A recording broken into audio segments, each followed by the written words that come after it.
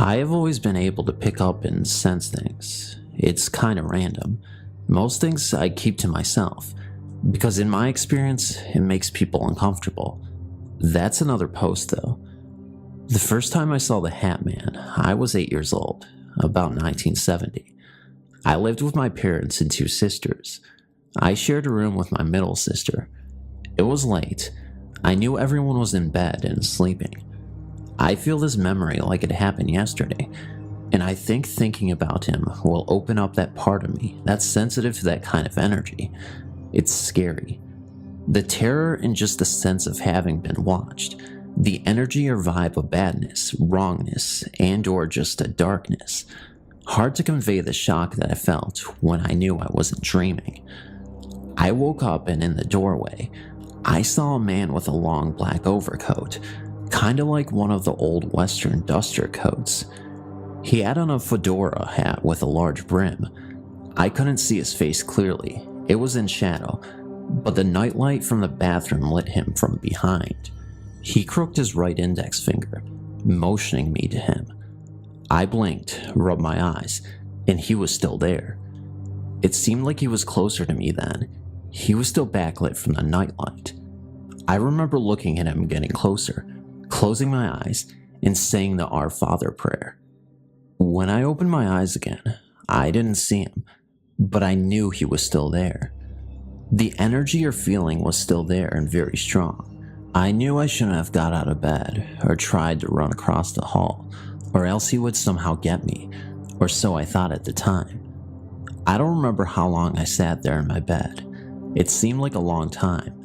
I finally got up the courage to run to my parents' room. Don't think my feet even touched the floor. I woke my parents. The police came. The house was searched. Neighbors all on alert. No signs of anything or anyone. I remember distinctly seeing my parents, their friends, grandparents, in little groups huddle up talking, looking at me. I don't think anyone believed me, and they thought I might be incapacitated in some way. It was close to 5 or 6 years before I would sleep alone in a room, much less by myself in a bed. Now all these years later, I've had a few incidents recently that brought it home again. Thanks for reading. After lurking around the site ever since the same age this happened, I finally decided to write out what happened to me 10 years ago. The following experience is my very first paranormal encounter, though not the only one. When I was in 3rd grade, I lived in the city of Spring, Texas, which is a suburb about 18 miles north of Houston. The subdivision this happened in was Oak Creek Village, Old Oaks. At one corner of the subdivision, near my house, there is a forest, and if you continue along the main path for about 10 minutes, you'll reach a clearing in which there is a small river with a large drainage tube with its mouth open perpendicular to the side of water. A neighborhood friend and his dad showed me how to get there, and I often rode my bike to the location to explore around. One holiday weekend, my mother invited a boy in my class named Steven to our home, as he was my only friend from school. I went to a school outside of our neighborhood because my mom taught there, and the nearby school wasn't very good. After playing baseball a bit, I told him about the forest, and he agreed to ride there on my scooter with me as I rode my bike. When we got to the clearing, we slid down the grass hill to get to the river, and Steven stepped on the rocks atop the water to enter the drainage tube as I watched from the grass nearby. About 20 seconds later, he walked out, looking quite bewildered, and said, "I just heard a gunshot in there." Being a brave child, and since I hadn't heard a gunshot, I wanted to investigate, so I walked on top of the rocks and peered into the drainage tube as Steven stood behind me, 7 or so feet away, not in vision of the inside of the tube. I had planned on walking inside the tube, but stopped because of what I saw. Inside the tube, about 50 feet away, was a glowing white figure, and though fuzzy-ish, was clearly in the shape of a human, as I could make out a head, shoulders, arms, legs, and torso, though there were no details. It was only an outline of mostly a man. Unable to comprehend what I was seeing, I could only stare at it in quizzical wonder. I started to look around the figure, but there was only darkness. It didn't appear as though anything, but the figure was inside the tunnel, and no noise whatsoever could be heard. I continued to stare at the figure, and saw that it appeared to be walking around within a small area, occasionally bending down and then standing back up. It seemed to be looking for something on the ground. As I continued to stare, I felt like it was gradually coming closer, at which point I realized, isn't that a ghost? Only having heard the word mentioned a few times before, and in scary stories, I started to worry about the danger of glowing figure behind me, so I stepped back, faced Steven, and told him what I was seeing. His eyes widened, and he told me we should get out of here, so we ran as fast as we could and raced on my bike and scooter back to my home. Though I remember having a small interest before, this experience is what truly got me into the paranormal and what led me to this very site 10 years ago. Though I've been back to the location several times after, as it is dangerous, I haven't ever stepped on the rocks leading into the tube since then. My own theory is that it was the ghost of a man who had died in the tunnel or nearby, and the gunshot was the sound of what had killed him. Though now an uninhabited and empty forest, I later found a mountain of bricks that I felt had been used to build a house in the clearing long ago. I never really believed in the paranormal. I consider myself a skeptic and wholeheartedly believe that it is rational to question experiences without substantial evidence to back it up with. I do not believe in a higher power and consider myself to be an atheist, but after these accounts I had, I now believe that the afterlife does exist. Firstly, I wanted to reassure you all that I am not crazy. I'm not on any medication that causes me to hallucinate. I consider myself to be a competent human being, and during this experience, I was completely awake and alert. I was inexplicably looking out my bathroom window from upstairs. I say inexplicably because I can't even begin to explain why I felt the sudden urge to look outside my window. It was almost as if I felt some intense energy force me to look outside my window, and I couldn't resist it. So I was brushing my teeth, and that's when I noticed it. A cloaked figure, the size of a normal-sized man, floating across my courtyard, wearing all black.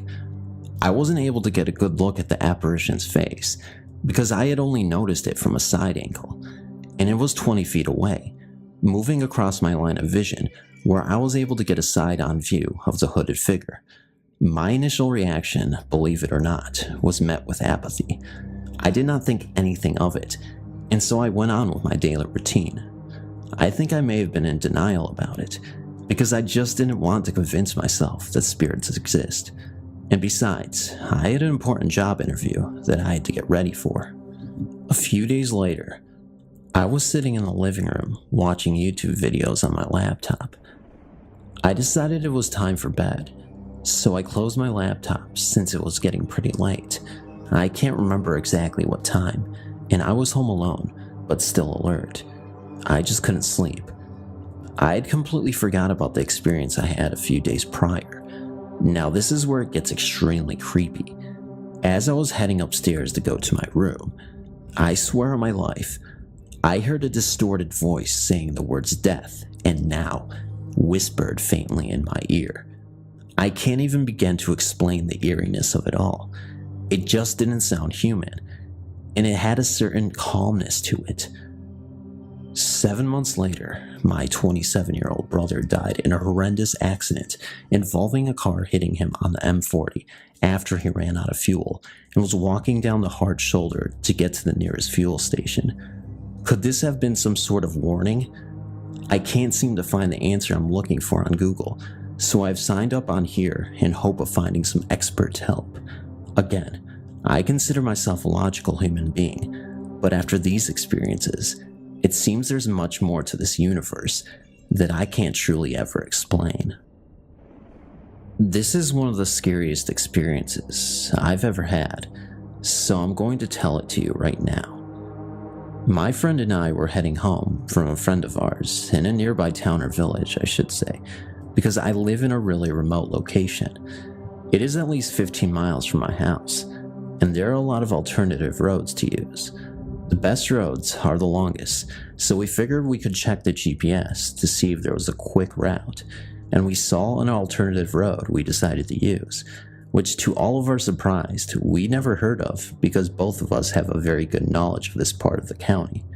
We started the drive, and the first part, we're on a road we knew well, but as we seen on the GPS earlier, the left turn into the unknown was coming ahead. We took the left turn onto a gravel road with no signs on it, and it was heading right into the forest, and we drove for a few miles.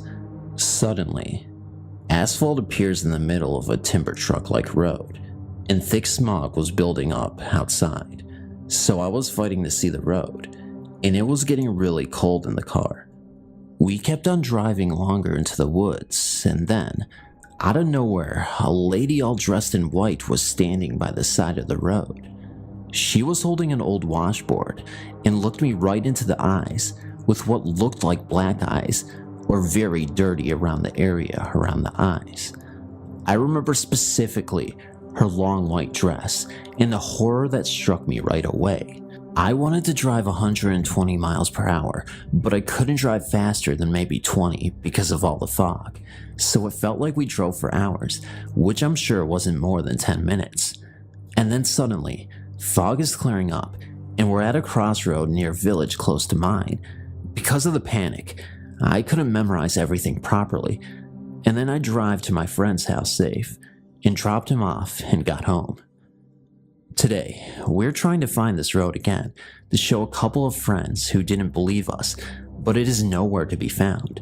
We even drove to the same village at the exact same location where we dialed in the GPS, but it did not show that lost road as an alternative. 5 years ago, when I was 17, still in high school, I went to pick up my friend Elizabeth one day from her job. I went on the bus. I had no car or license at the time. Elizabeth and I were really close. We are still really good friends, but I don't really see her as much as our high school days because she has a daughter now and she is always working. She used to work in this store located on Broadway in Chula Vista, California. I went there many times, but this time when I went to pick her up on the bus, it was super weird and I honestly don't know what that was. It was about 9 or 10 o'clock at night, and there was no one else in the store because she was closing. She told me if I wanted to look around the store while she did some things in the office. I told her it was okay, and I would wait, so I started looking around the store. The store is called Warehouse Shoe Store, and it's divided half shoes and half clothing, but I think the shoe section is bigger. I was in between. I was in the clothing section looking at some shoes facing the other side when suddenly, on the corner of my eye, I just see a small black silhouette running from the shoe to the clothes section. I turned around, but I didn't see anything, so I paid no mind because I thought maybe there was still someone in the store and their child was running around. I continued looking at shoes, and I hear the rack right behind me move, so I turned around and I see the clothes moving like someone had just opened it to go inside the clothes rack. I used to do that when I was a little girl, so I thought maybe this little boy or girl is trying to scare me. So I giggled and I peeked down, and I didn't see any feet or anything. I opened the clothes to see inside the rack, and there was nobody there, so I started walking around the area, and I didn't find anybody. When Elizabeth was done, she told me that we could go now, and so we left. She had a car. I told her what just had happened to me, but the strange thing was, she said she felt something touch her. In the late 1970s, I took some holidays and gave 2 days to help an organization do a flea market. We had to sort things that were given away and put a price tag on them. There were a lot of various things to sort out, mainly clothes. The place chosen to sort those things was a big house which was sitting by a main road not too far from my own house. This house had been abandoned a long time ago. The owners were away. It's been a bit more than 30 years I had been staying in this area, and I saw this house when it was completely a shack and run down. Broken windows, long weeds, dirty with tags on some walls. On 3 occasions, I saw renovations going on, but they would stop for an extended period. I heard from people of the neighborhood that the house was haunted and that it changed owners on 3 occasions. Each started renovations but stopped because they had financial problems. The current owner took almost 10 years to renovate the house. When it was ready, he tried to rent it but did not get a single client for 2 years. However, one day, as I was going to work early, I saw vehicles by the house and people uploading furniture in the house. I said to myself that the owners were lucky. The next day in the afternoon, while coming back, I saw the same people now removing their stuff from the house. I asked neighbors what had happened, and they said a young couple moved in, but on their first night, they experienced scary events. They apparently heard voices, doors slamming. They saw an old woman in a wheelchair cursing them, and their bed shook at night. A few weeks later, I saw another similar scene. In the afternoon, I saw people moving in, and the next morning, they were leaving. Then the house remained empty for 3 to 4 years. The organization, knowing that the house could not be rented, asked the owner to use it as a store, and they would take care of the yard and maintenance against a minimal rent. He accepted. I think the owner was resigned. Anyway, here comes my part.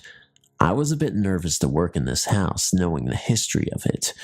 I went in the first day, and I could feel the atmosphere being thick. I was feeling watched. Maybe it was my mind. I worked a good 5 to 6 hours from around 5 p.m. to 11 p.m. At the beginning, there was a lot of people, but they would leave gradually. About a half an hour before I left, we were about 7 only.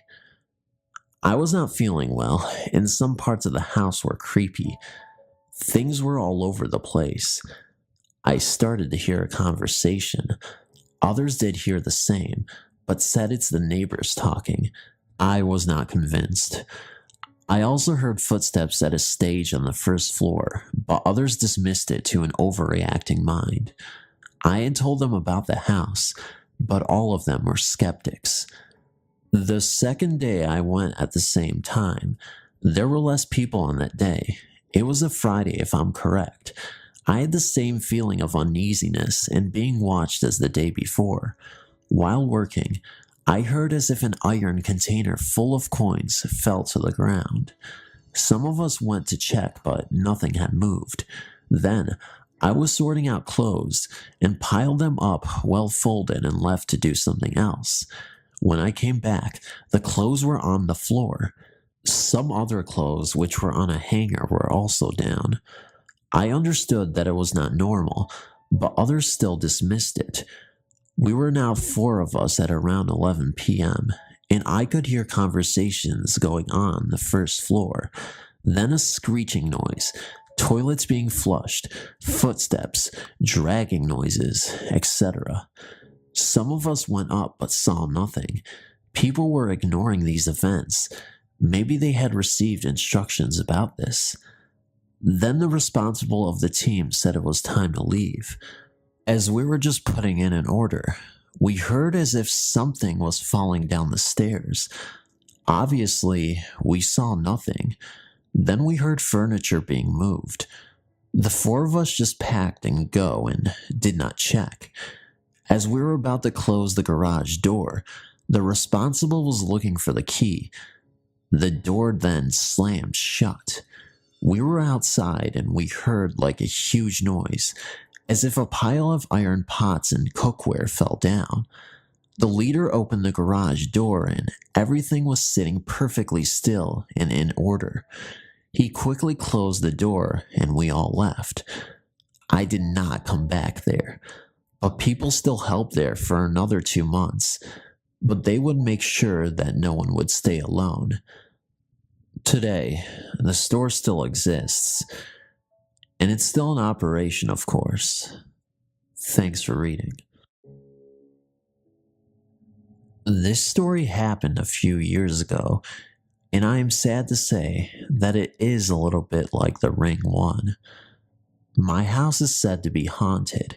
Well, at least that is what I say. And we moved here when I was 14. Since then, I always feel like I'm not alone. Some nights I can see lights go on and off in my bathroom, or I smell horrible things when I am awake in my house. But this encounter with a ghost was the last straw. It was a cold, rainy day, and I had to let my dogs in the house before they froze to death.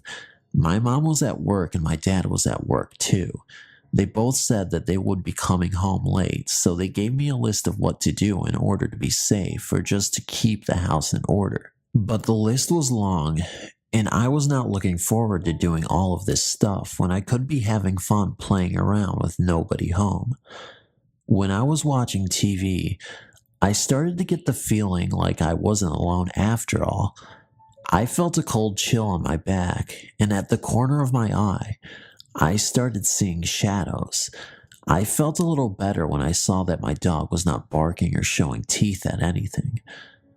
I went up to get some lemonade out of the fridge, when suddenly, as I walked forwards, it opened on demand. This is where it gets to be like the movie The Ring 1. So anyway, I walked around the counter in the middle to see if I could see anything in the fridge. Nothing was there, so I just walked over there and closed it. But then I felt stupid because my lemonade was in there. After I got the lemonade, I sat back down and watched more TV. As I started taking a sip, I could see in the reflection of the glass in my kitchen. I looked at the glass, trying to see the kitchen fully now, and what I saw next made me have nightmares for a long time. Looking at the glass, I suddenly saw this black creature run straight across the kitchen counter. I gasped, and right as I gasped, my dog jumped up and started barking like crazy and showing warning teeth. I jumped up with all feet and arms on the couch watching my dog.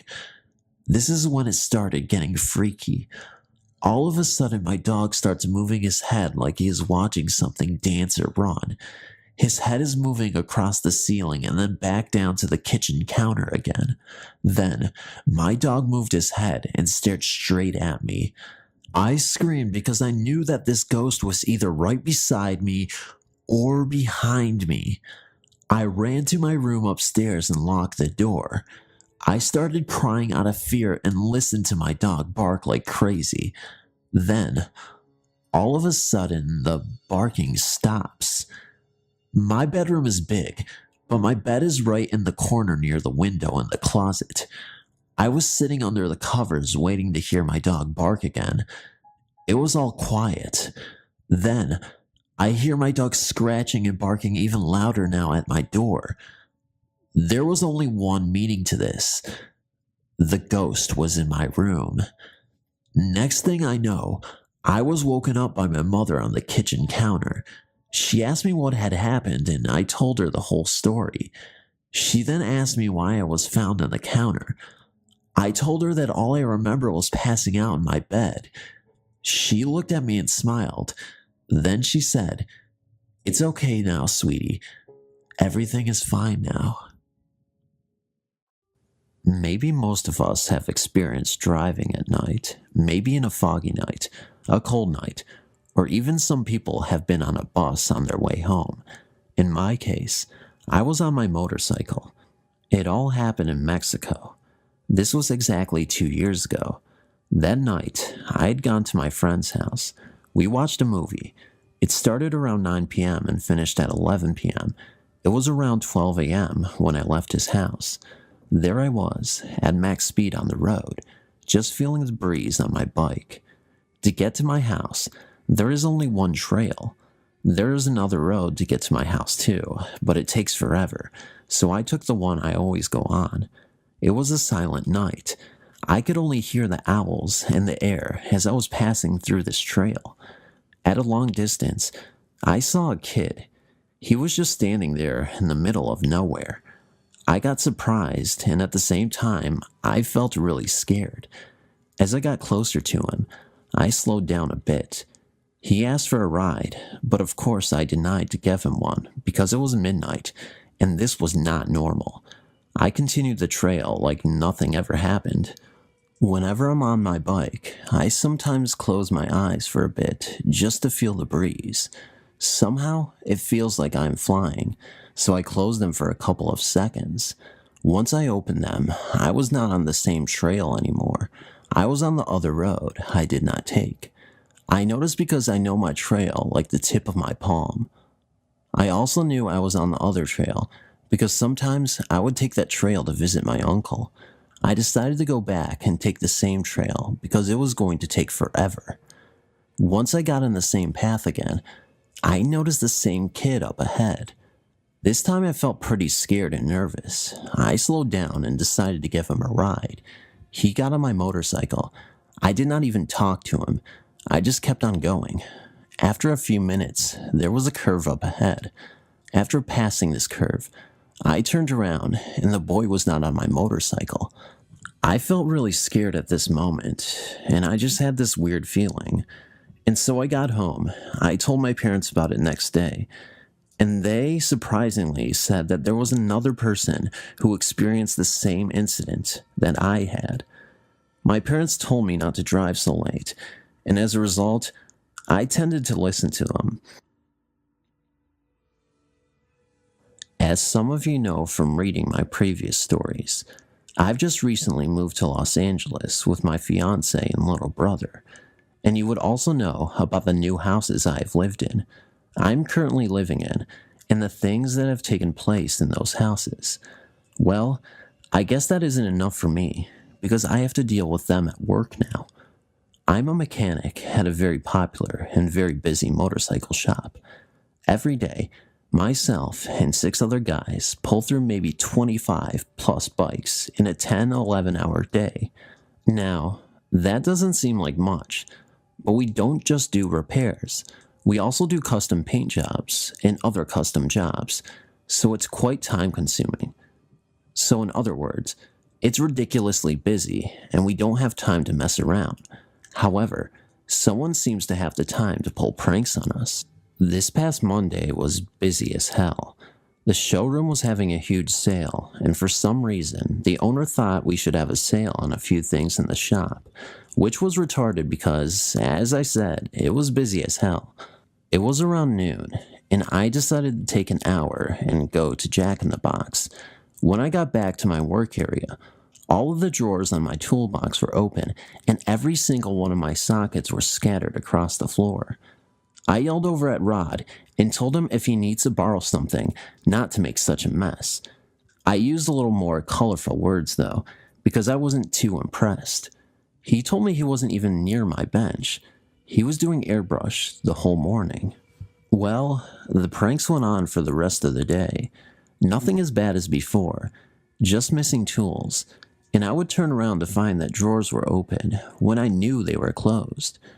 Finally, it was time to close up for the night. Since I am the manager of the maintenance department, I have to stay an hour after everyone has left to do invoices and whatnot. I was at my bench pricing out a few things a customer wanted when I heard some coughing. It was coming from the long hallway at the rear of the shop that leads to the dumpsters. A special code is needed to open that door and can only be opened from the inside. Plus, it makes a very annoying creak, followed by a loud slam when it is opened. So I was a little shaken to find no one there when I went to check it out.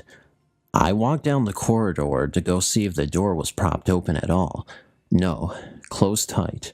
I just turned around to head back to my bench when I heard the coughing sound again, only this time it was coming from the shop. I jogged down the hall and into the shop to see who was there. No one. This is when I just stood there and went, great, now I have to deal with them at work too. I went over to my bench where I had left my invoices, which were very important and needed to be put into my computer right away. And they were missing. I gave up. I had enough. So I grabbed my coat and left. Didn't finish sweeping. Didn't power wash the floors. Nothing. I got home and told my fiance and brother about what happened. Chris thought this was hilarious because he usually gets all of the annoying ghosts pulling pranks on him, so he got his little cheap shots in, and that was it. The next day, I got to work, and when I turned on the shop lights, I could not believe my eyes. Everyone's tools were spilled all over the floor, and a hose that I had rolled up nice and neat before I left was pulled out. Finally, I had enough, so I started yelling at the spirit. After yelling at it, I began cleaning up the tools and putting them back where they belonged. As I was cleaning, I swear I heard a very mischievous chuckle coming from the corridor. "Yeah," I said, "hilarious. I'm having the time of my life over here. So funny." Basically sounding like a retard. If someone came down and saw me arguing with nobody, I'm sure that would have looked a little weird. The rest of the day wasn't that bad, until closing time came and I was alone again. I started to smell the faint smell of a cigarette. I followed the smell to, you guessed it, the corridor leading to the dumpsters, and, yep, you guessed it again, nothing. I turned back to my area to finish sweeping, and I noticed at the corner of my eye, the missing invoices from the previous day were neatly stacked on my workbench. I leaned on my broom and smiled. I guess I finally got through to the spirit, and he felt bad or something. Since that week, nothing out of the ordinary has happened, other than a power outage that happened when two other mechanics got into a yelling match. Was the spirit angry that they were arguing? I don't know. I'm just going to say it was a coincidence. Until next time, God bless. It was the middle of August, and the harsh wind blew hot and humid, kicking up a storm for the evening hours. Off to the north, the black clouds had started to brew and roll. It was about 6:30 p.m., and my date was late. He would not tell me where he planned to take me. It was a surprise. Now, being 30 minutes late, I begun to wonder what could possibly be going on, if I would be going anywhere. I walked out into the open front porch and could almost smell the rain coming. It began to grow darker. I decided if he arrived, we would just stay at my house until the storm passed. I then started to worry that he may be riding his motorcycle. Motorcycles and thunderstorms do not mix. He knew I despise motorcycles, but, well, hopefully, he would be in his truck. As the dreaded motorcycle came around the corner, the rain began to spit big fat drops. He got off the bike and indicated we needed to hurry up. I told him I was not going. It was raining. I was not getting on the bike, and I wouldn't even if it was not raining. After he became increasingly angry with me and refused to stay at my house until the storm passed, he got on the motorcycle and started off into the downpour.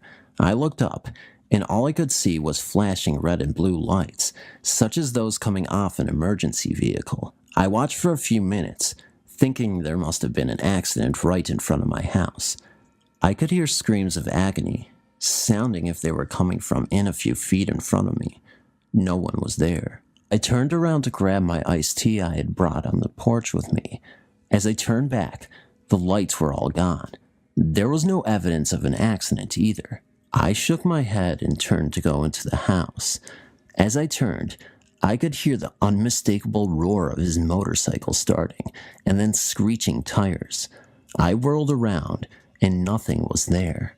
I turned back around after a few moments, and decided I would sit on the porch for a while. Surely the heat had gotten to me, causing me to see and hear things. After 20 minutes later, my mom called me at the screen door telling me I had a call. I asked who it was, as my mom was familiar with all of my friends. She stated she didn't recognize the voice. I went in and answered the phone. The voice on the other end of the line clarified my name and asked how I was related to Mark, my would-be date from earlier.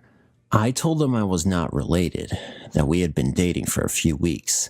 I was then informed that he had my name and phone number. Mark had been in an accident on his motorcycle.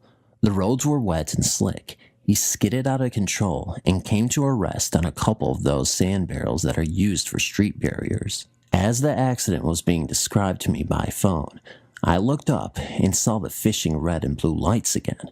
I heard the screech of tires. I closed my eyes tightly and said a silent prayer. As I opened my eyes, again the lights and the screeching sounds were gone. I was told to contact his parents and come to the hospital. They would not release his condition to me over the phone. I told my mom. She drove me to his parents' home, and I told them of the call. We all went to the hospital together. By the time we arrived at the hospital, Mark's left leg had been put into a cast all the way to his hip. His scrapes and cuts had been cleaned on his arms and face, and he was arguing that he did not need to have the cervical collar on. Mark ended up staying in the hospital overnight for observation, but he eventually recovered completely. We did not continue to date after that night because he stated I jinxed him. About 3 years later, he had another accident on a motorcycle, which ended up breaking his back and his pelvis, causing him to give up motorcycles for good. A couple of years ago, I ran across an old Ouija board dated 1919. I remember how fascinated I was with an experience when I was about 10 with one, so I thought that this board game would be fun to fool around with again. My son, when he was very young, told me about looking out his bedroom window and seeing 3 glowing figures coming from the field toward his window one night. He also stated that they even entered his room and stood at the foot of his bed. He covered his head with the blankets, thinking that they would go away, and when he uncovered his head, they would still be there. Then they vanished. I attributed this to a bad dream at the time. There is this old, beautiful house in my property, built in 1926. The builder also signed and dated his name in the rafters in the attic. Cool, I thought, that he took so much pride in his work, like an artist, to do such a thing. Anyway, we were in this old house, working the Ouija thing and so forth. My son asked me to see if what he saw was real or not. We got an answer and a lot more. The 2 people who were at the board knew nothing about this. In fact, they did not know the name of the road we live on or anything else much about the neck of the woods. I asked if there were any ghosts who wanted to speak, not at all taking any of this seriously. Yes, replied the board. Who are you? I asked. Anna Mills was the reply. As our guests worked a Ouija board, why are you here? I asked. And the Platchidid began to move quickly. I died here on the Munger Shaw Road. Our guests didn't even know the name of this road. How? I inquired. Truck, the board answered. How? I asked. Run over, Anna replied. When? 1936. At this point, I was having fun with this game. I did not take this at all seriously. After all, this thing is just a game. So if this is all true, where's your body so that I can bring you some flowers? I jokingly asked. Her answer sent chills down my spine. You are there, she answered. What do you mean? Scattered. Misspelled by an 8-year-old, she said. My ashes are scattered where your trailer house is, she added. She gave us a lot of information that night. She is with 2 uncles who are elusive, but protecting her. She was visiting them here when her death occurred. Things have happened after that as well than before. When I first put the trailer house where it is now abandoned, for I am now living in the old house. My ex-wife and I heard the distinctive voice of a child crying. That I can say without a doubt. My ex also told me that she saw a small girl one night fleeing out the door one late night. blew her off. And so did I one night when I woke up to use the bathroom, you know, through the corner of the eye, which I attributed this to being half asleep. We did the Ouija again with 2 other people. Again, the same conversation with this Anna Mills. I cannot find any records of her existence of her anywhere though. Then again, out here in the sticks, especially back in the 30s, records may have not been so critical. Heck, I know a guy that had 2 people buried in his front yard from back then. That's in the days when they did things like that. I did ask her who her uncles were, and she remained elusive on that info. Okay, I know this all sounds really weird, and I did not believe a thing about this until about a year ago. I went for a walk, as I have quite often. I walked across the field on a winter moonlit night. On my way back, I distinctly saw 2 people sneaking around the trailer. Thinking that someone was trying to break in, I approached one of them. I yelled out to them, what did they want, ready to confront the intruders.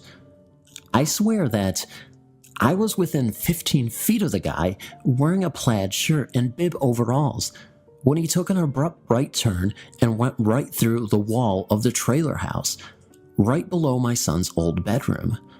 I could see each and every detail of his face and the texture of his clothes. He looked just like a real person that would appear under a full-lit moon. I stopped dead in my tracks, but somehow I was not frightened out of my wits as one would suspect. Rather, a comforting feeling came over me. By the way, when I first called out to them, the other ran into the woods. All of this I merely attributed to suggestive thinking I saw things that I imagined and so forth. Perhaps it was a restless walk, late night and so forth. About a month ago, I was visiting my sister and her family at their house miles away. Her daughter also had an old message board that her father found years ago in an attic of an old school that he once worked at. The planchet was missing. So for fun, I went to work in his wood shop and made a really nice wood one for them. With her and her boyfriend at the board, I asked, Anna, are you here? Hi, Rick, the board replied. This really freaked them out. Tell us the story that you told me the last time we spoke, I asked. Again, the same info that came up a year before. I did not reveal any of the prior things that Anna said to anyone there, but there it was, again the same. She said that I did see her once, and that she and her uncles did visit my son. I did not ask any of this once the planchet began to move. She went on and on and on. I asked her if she liked what I did with the old house.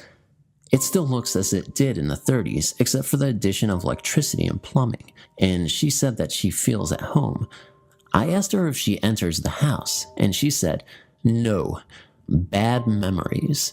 Again, misspelled by an 8-year-old girl. Lately, at night through the corner of an eye, my son as well as I have seen someone fleeting past the kitchen window.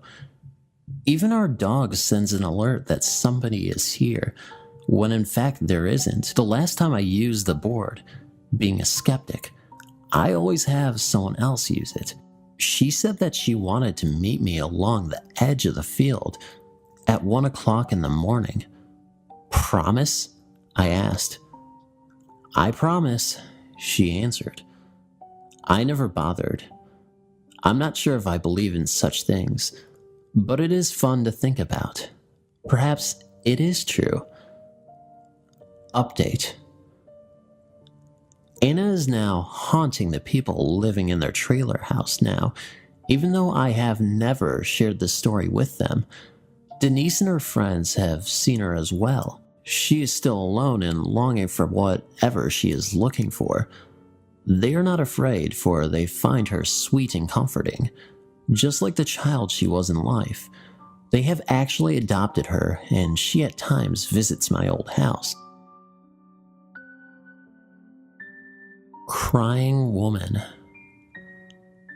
This happened about 11 years ago when I was around 7 years old. Since I was born, my family moved a lot of times from house to house.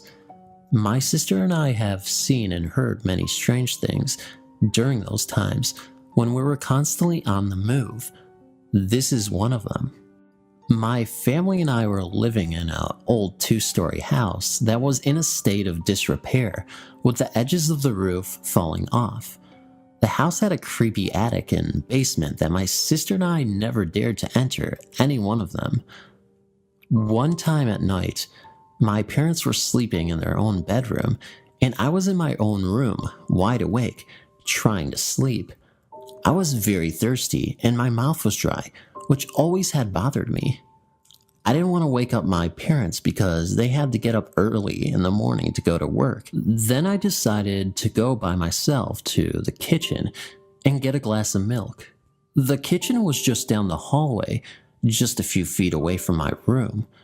When I got there, the first thing I did was turn the lights on. Then I tried to turn on a small TV we had in the kitchen, but it was unplugged, and the TV was too high for me to reach the cable to plug it in. Then I started to drink my milk. When I just finished my glass of milk, I heard the terrifying sound of a woman give a low moan, like as if it was crying. It sounded like it was coming from the hallway, a few feet away from the kitchen. My whole body got numb of fear, but I didn't care how scared I was, and ran to my parents' room and told them that I heard someone crying, but they told me it was probably my sister trying to scare me, even though what I heard was clearly a grown woman. Then they decided to let me sleep with them. A few weeks after that incident, I was alone in the entire house. It was at night, and when I went to the bathroom to take a shower, I heard it again.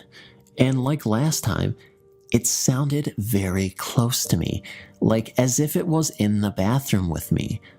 I jolted out of there and went to my room and covered myself in my blanket, terrified, and stood like that until my parents came home a few minutes later.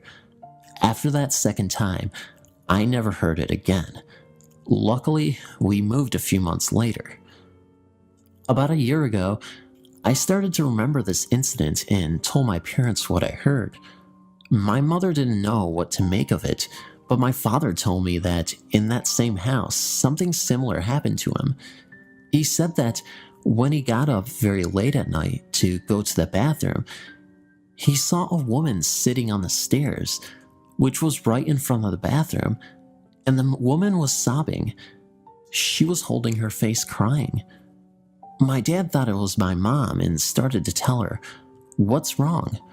But the woman gave no response. Then my father told her, "Fine, have it your way." Then, when he got out of the bathroom, the woman was gone. When he got to his room, he saw my mother sleeping. The next morning, he asked her why she was crying on the stairs. My mother was confused and told him she was sleeping the whole time. Until this day, sometimes I wonder who or what was the woman. If any of you have any ideas, feel free to comment.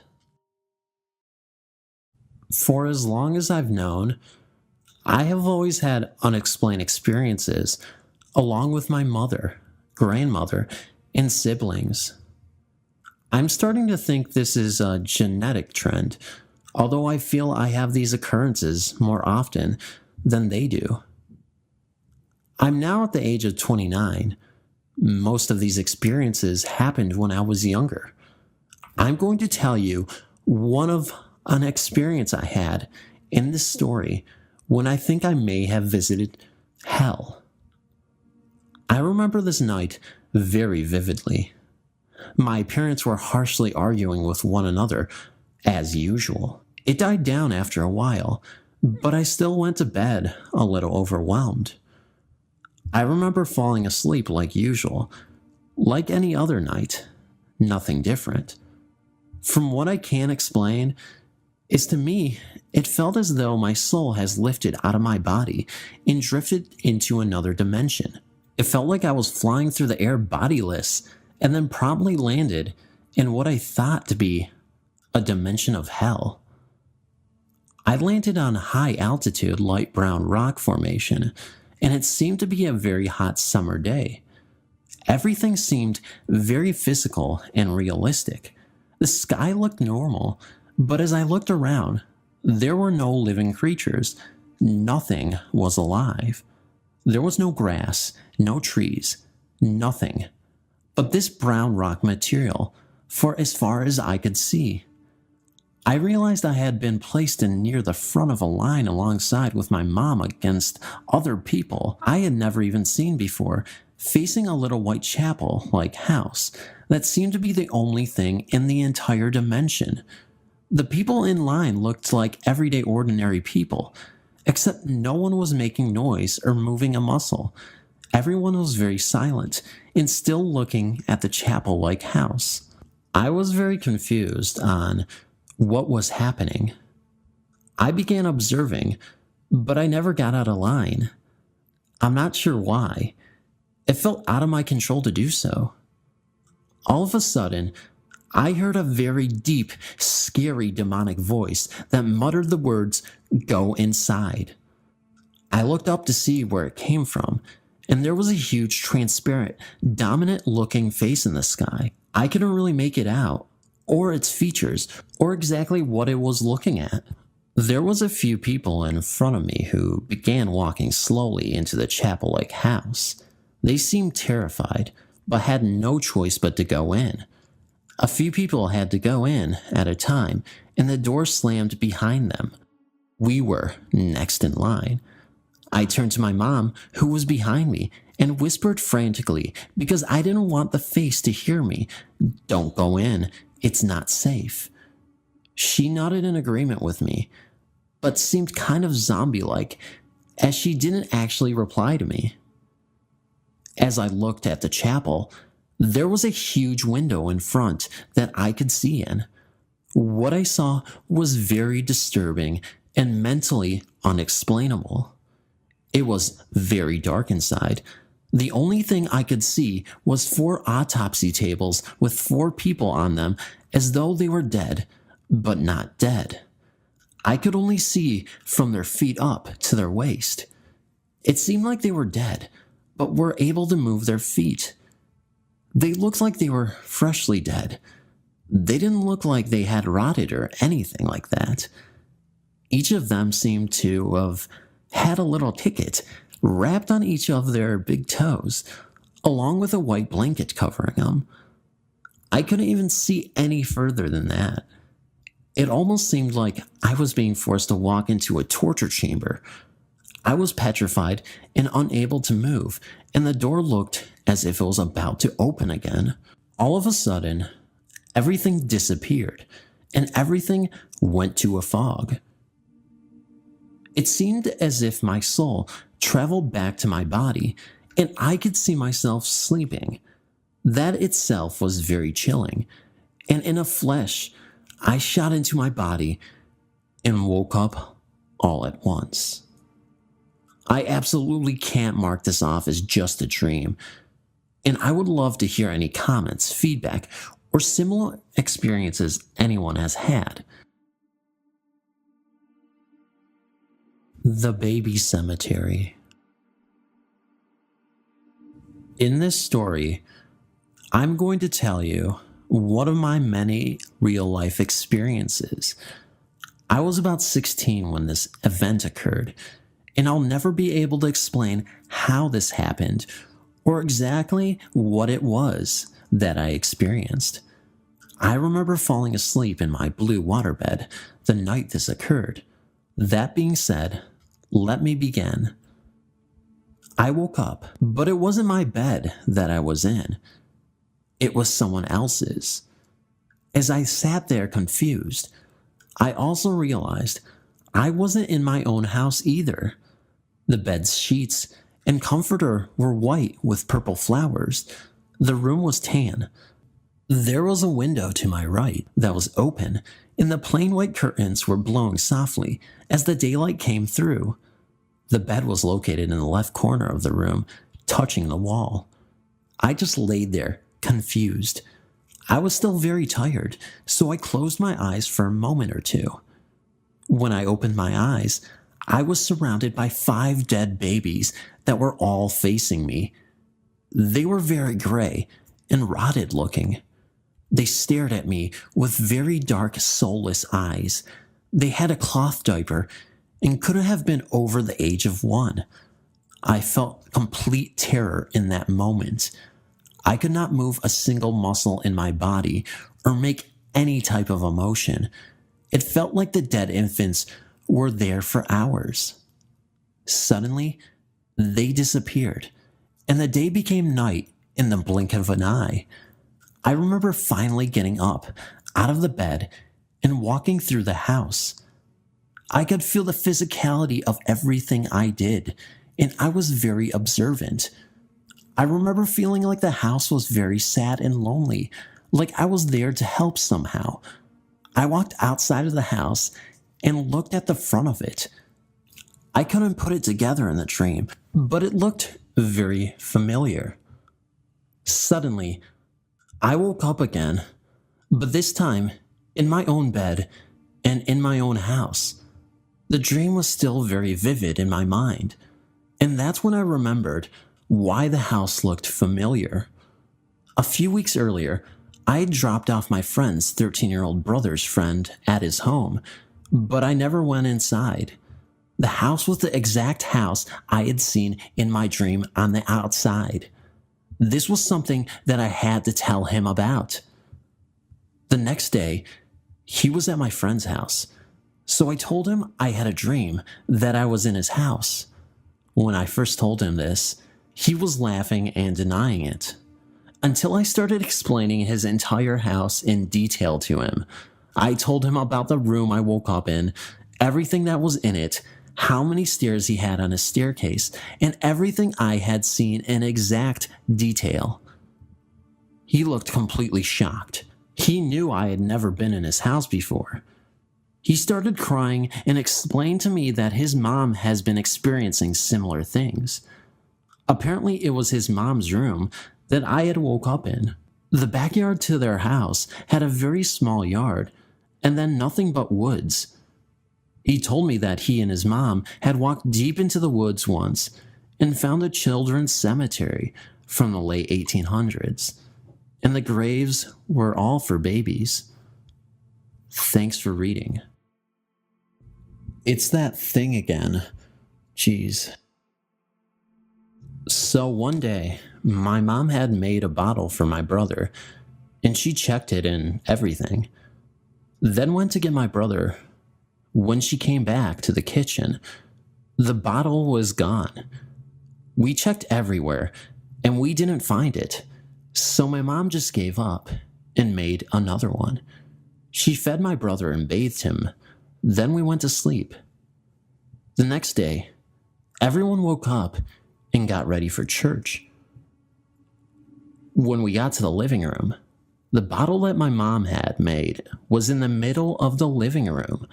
I, being my dumb self, went to grab it.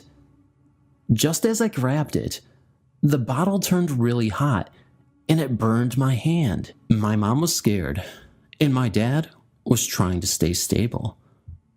When I screamed, I felt a pressure on my chest, and then my brother started babbling, then started crying really hard, and then my dog looked at me, then started barking extremely loud. Then I felt the pressure come off, and at the same time, my brother stopped crying, and my dog stopped barking. When that happened, I just fell to the ground and started crying. My mom was in shock, so my oldest sister ran to me and just held me there for like 10 minutes. Another one is that when my cousin was a baby, she would fall asleep in the living room, and when we would take her to her room, she would cry, looking up at the ceiling. My uncle told his coworker, and his coworker told him to take a picture wherever my cousin was looking. He did. And when he looked at the picture, it was a huge skeleton head. And it didn't stop there. They had so many things happen, but I'll tell those stories later. Thanks for reading. The Wood Street Years.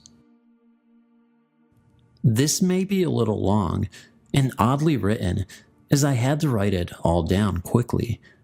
It's not exactly a single story, but more of a collection of experiences from my old house that I wanted to discuss with you all to see what ideas and theories you all had. My family moved into the house in 1987. It was a 1950s council-owned property that they were renting. The village was an old place that housed a lot of miners that would go to and from the local coal pits and also had mines under the most of the streets. It was an odd but lovely place, but there were always stories of hauntings throughout the village. It was as if the whole place was a hotbed of activity. Ever since the move to this new house, my family experienced odd things. My sister would complain of people sitting on the edge of her bed during the night. My father was followed by a hooded figure, even outside in the streets, and my mother had personal items vanish. Over the years, the activity became more and more intense.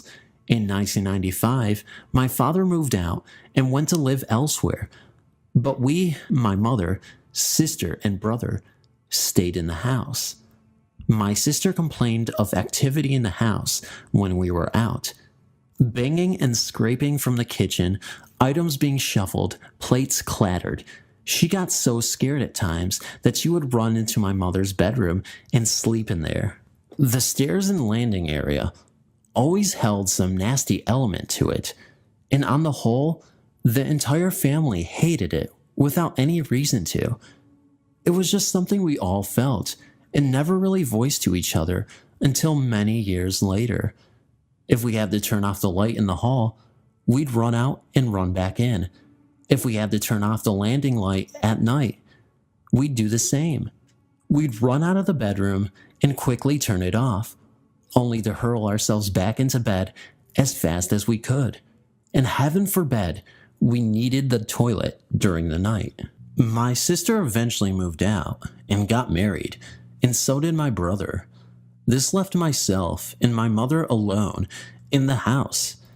My mother got a job after years of being unemployed, so I'd often be on my own from 5 a.m. to 12 p.m. It was then I began to really notice things.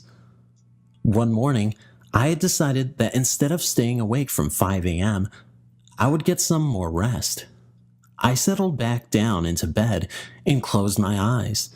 The next thing I knew, I heard a banging sound followed by hurried footsteps coming up the stairs. The thing was, I knew it was our stairs, as they had a unique and distinct squeak to them. The top step would creak, and the next two steps up would make a lighter squeak, then a thud. It was definitely them. I thought Mom had come back, due to forgetting something like keys or her purse even, but there was silence. We had a break in a couple of years previous, so I was naturally on edge. It was actually my first thought, so I grabbed my phone and called my mother, who was almost at work, so it couldn't have been her. She also had assured me that she had locked the door, as normal. I was on the phone when I heard the exact same footsteps again.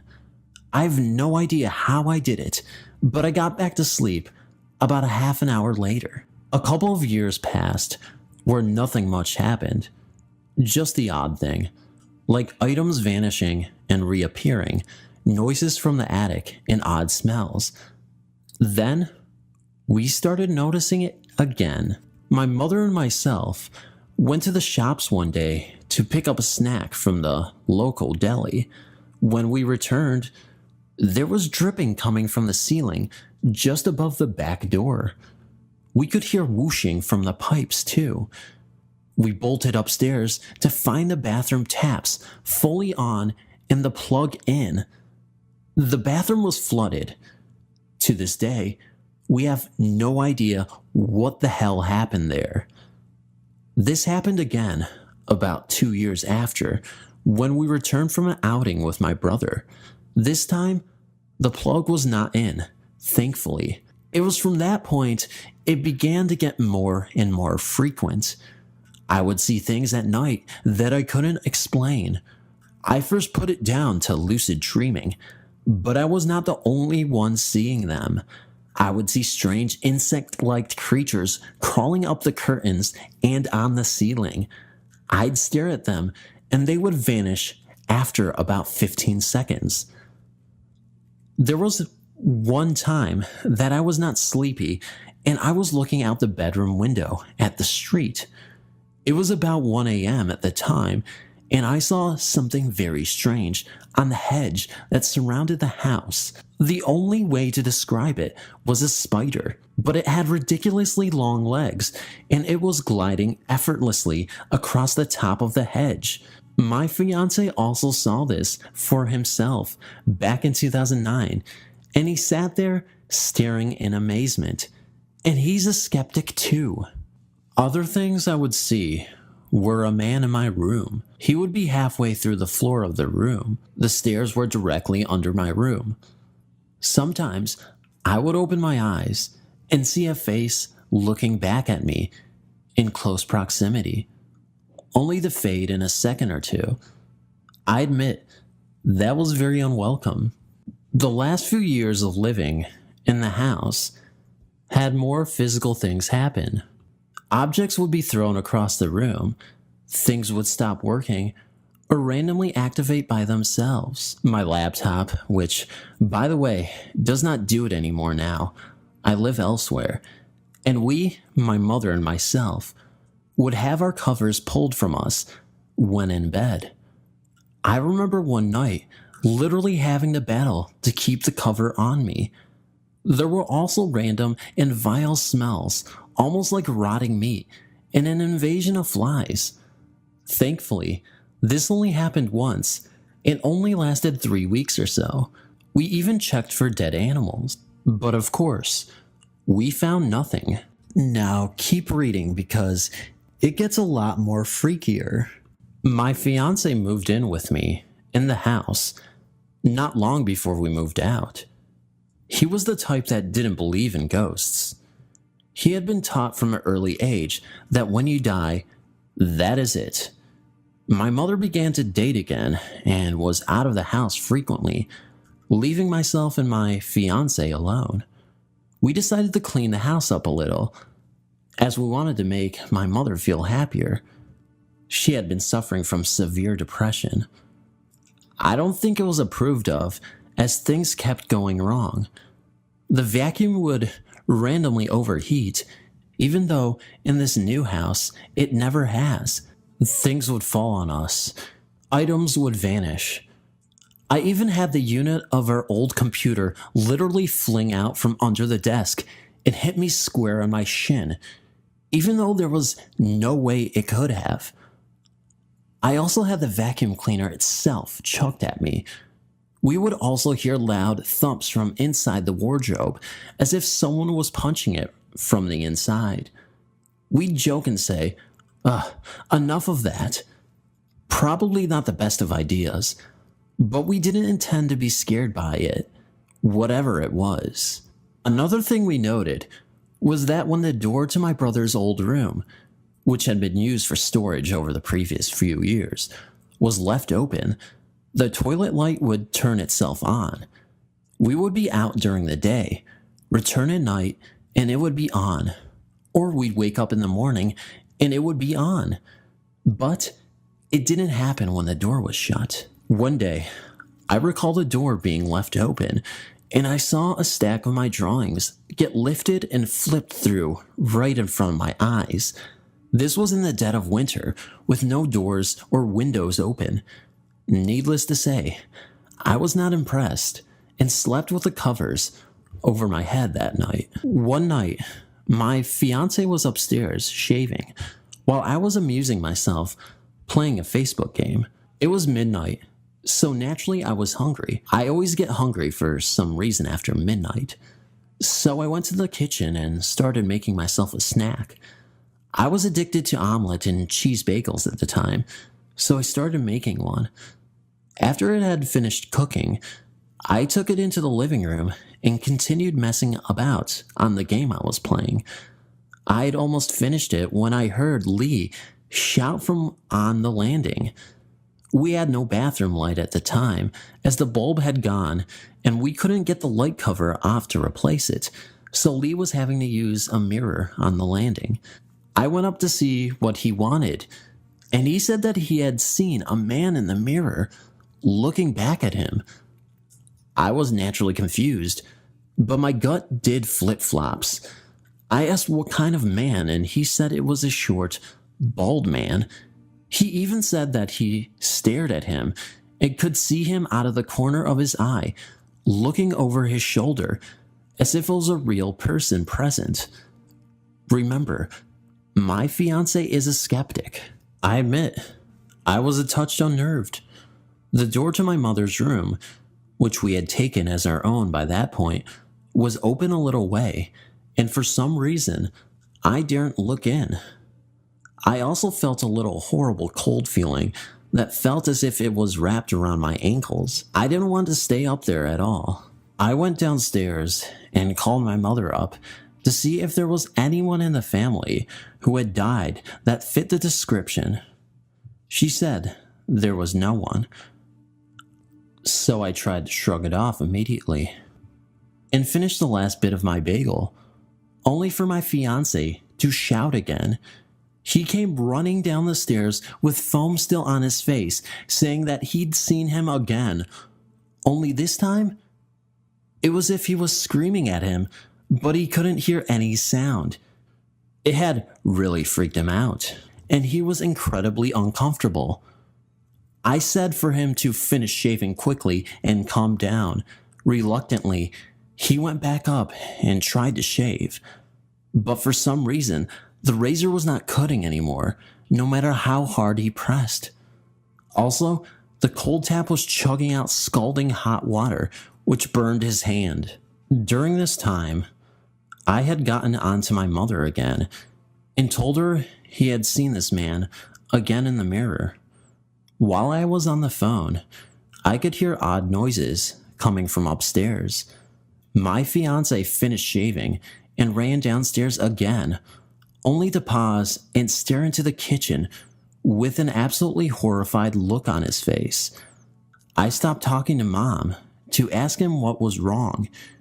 He said that he had seen the man again outside the kitchen window, walking past with an unearthly grin on his face, and his was very skinny and looked like he had no arm on one side. I told him to get into the living room, and while I was still talking to my mother, I could hear loud footsteps coming from above me, my mother's old room. My bones were also cold, and the atmosphere was horrific. She suggested I get in touch with my brother so I could stay the night at his. But while she was talking, I felt the atmosphere lift suddenly. It was instantly warmer again, and I felt oddly happy. I actually mentioned it to her, as it was so sudden and drastic. But then, it dropped again. The feeling of dread and the cold returned, and it felt as if something was circling us. I got off the phone with her and called my brother. In a state of panic, I explained what was happening and the fact that we couldn't just stay in the house. We ended up at his place, sleeping in his living room. And now my fiance is more open-minded about the paranormal. The house was never right from the start. I would love to know just what was going on there, but I guess I will never truly know. The day we moved out was interesting too. During the move, my mother had experienced a couple of little things while alone, i.e., a piece of paper scooting across the bedroom floor. But it was when the house was totally empty and the power had been turned off.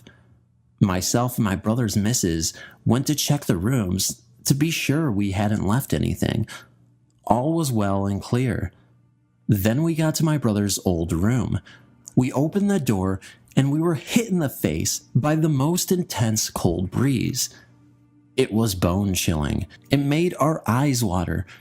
We turned to each other, nodded, and said that it was fine and we should go. We legged it down the stairs, said goodbye to the house, and left to live in this new house we are in now. Far away from the place I called home. Now we are in Texas. The year is 1999, and with my parents being divorced now, my mom was the only person bringing in the money. So, we ended up moving from a beautiful house in a suburban neighborhood and into an old house far in the country. This house was old looking, blue. When you walked inside the long, tall hallway, it went straight back to the kitchen. Going up the hallway were 2 rooms to the left, and the living room by the front door on the right, and further up was my mom's room. The first time I stepped foot in the house, I already had a bad feeling. I was 15 years old and was into the scary stuff. Still remembering all the things that happened from my previous homes, I had my guard up for any funny business. One night, after coming back from a high school football game, I found that I was home alone. My mom and the rest of the family were at my uncle's house that was literally up the dirt road. I was too afraid to walk over there because of how dark it was. My ride was already gone, and I was just there standing on my lightless porch. Yeah, my mom forgot to turn on the front porch light there before she left. So, standing there, I didn't really want to go inside. What to do? Well, at least she left the living room light on, I told myself. I unlocked the door and slowly walked in. The hallway was dark, not one single light on in the entire house. Only in the living room was the light and TV on. For a few seconds while shutting and locking the door, I stared into the dark hallway, hoping not to see anything. The kitchen was dark and had an eerie look to it, with the moonlight just barely shining into the window above the sink. I quickly ran into the living room. I sat on the couch and reached for the phone call to call my mom. But I then realized that the number list was hanging near the phone in the kitchen. There was no way in hell I was going into the kitchen.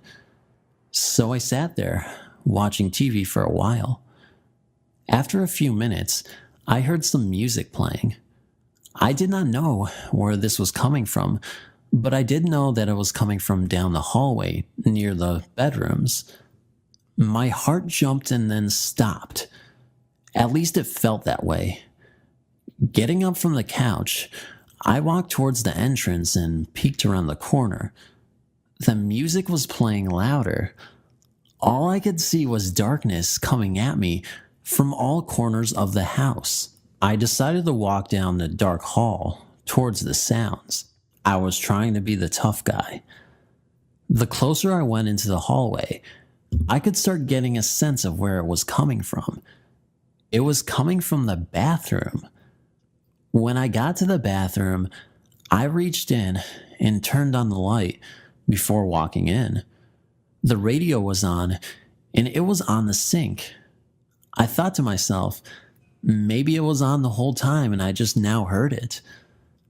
I began to turn it off when I looked down and saw the cord unplugged from the wall. And at that instant, I ran out of the bathroom and up the hallway towards the front door. As I passed my mom's room, her door opened slowly, but I was running too fast to really notice. It seemed like an eternity unlocking the locks. I felt like I was going to go into shock.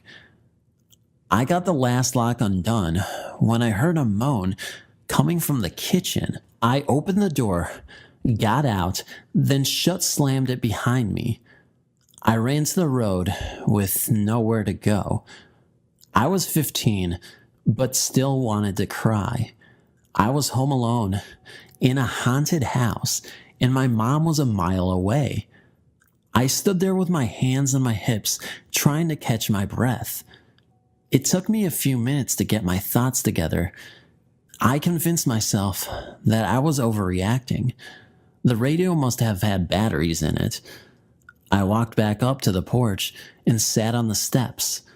I sat there waiting and waiting and waiting. I was laying down on my back after a few minutes.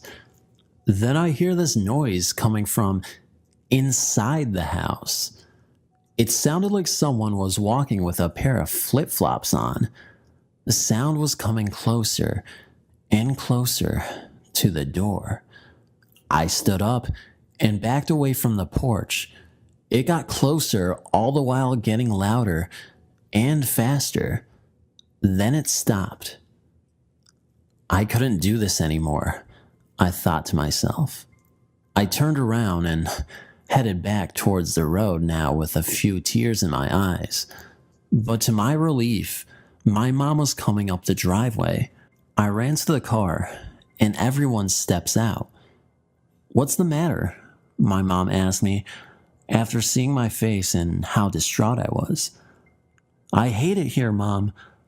That's all I could say before my older sister screams out and walks back to the car in shock with her hand covering up one side of her face to not look in the direction of the house.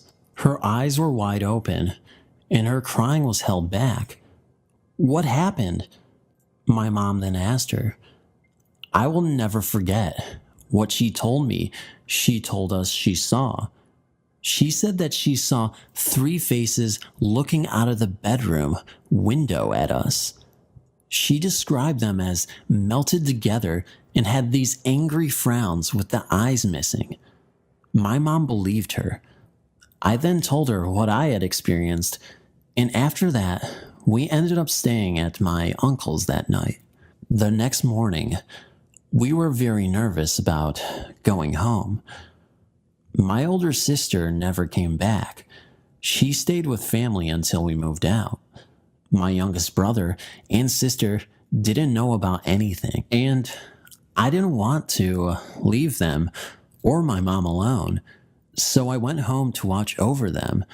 We ended up moving out a little after that. We had to move in with family until we could get another place. I believe that it was something that was trying to get me that night. Some evil, strong force that forced its way into this world and did everything it could to get closer to me. I believe it used the music to lure me in to where it was hiding in the kitchen. If I would have stayed in that house that night, I might have become possessed or something. My sister is still traumatized from that image of these faces that looked entwined together.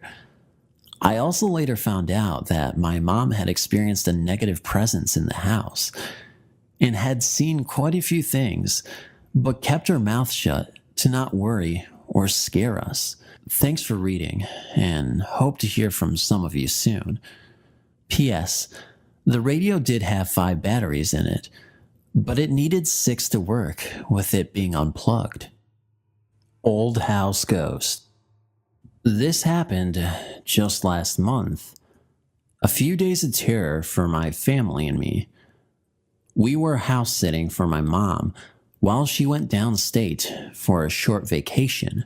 She told us that we could take her master bedroom because it was bigger and we could sleep with our 3 kids in there with us. We told her okay, but ended up not doing it because of the fact that it was her room and we didn't want the kids breaking anything. So we decided to take another room that was almost as big and already had a king-size bed and a baby bed for my youngest child. My mom's house is sorta old and was previously owned by my sister and her abusive husband. So this place has some bad vibes for so many years. My sister always said that she thought he put some bad curses or something in the house because of things she would see and how angry her husband would get out of the blue. Anyway, The room that we chose was always scary because my wife and I had experienced something strange in it during one Christmas about 5 years ago, but it already had everything and was very comfortable. That first night, we went to bed sort of late due to the kids being excited about staying the night at Grandma's. So around 11 o'clock, we tucked the kids in, shut the lights off. After they got to sleep, my wife and I sat on the floor near the bed and talked for a while. The room is near the kitchen, so when the light is on, we can see it under the door. Like that night, because of the lights in the room being off, we can easily see the light. After a while, my wife looks over at the door and asks, "Doesn't that look like someone is standing at the door?" I looked over and saw what she was talking about, so I replied, "Yes, but you know it's not." I was thinking maybe it was the uneven carpet that was making it look that way. So, after a while of talking, we ended up getting up and stretching before going to the restroom that was also in the room.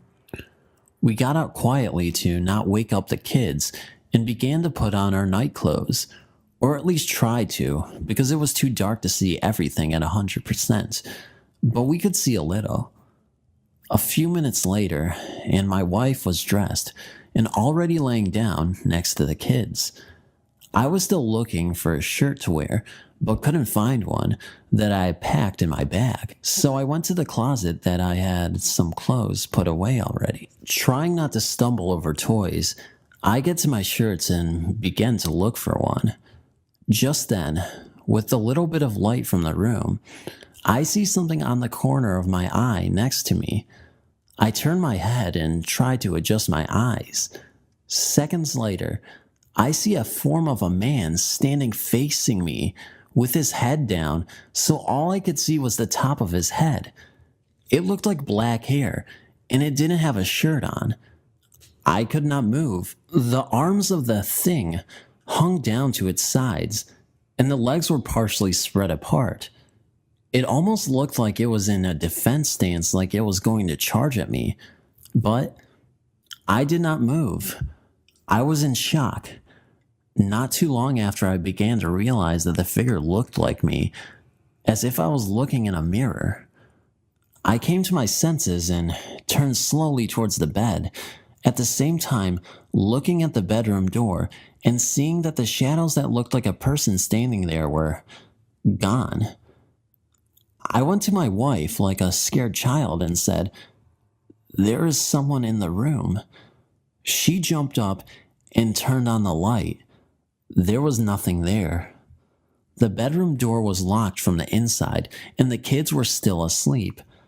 I was shaking up after I explained to her what I saw. I decided to stay up the rest of the night to watch over my family. The next morning, I was trying to understand what I saw and make a logical explanation of the events, but being me and believing in the supernatural, I was finding myself backed up into a corner about it. We could have packed our things and gone to another room, but for some stupid reason, we decided to stay. The next night, nothing happened. I was the last one to fall asleep, but only because I dozed off on the chair that was already in here. I slept like a baby. The third night, my wife and I were woken up by something that we heard in the kitchen.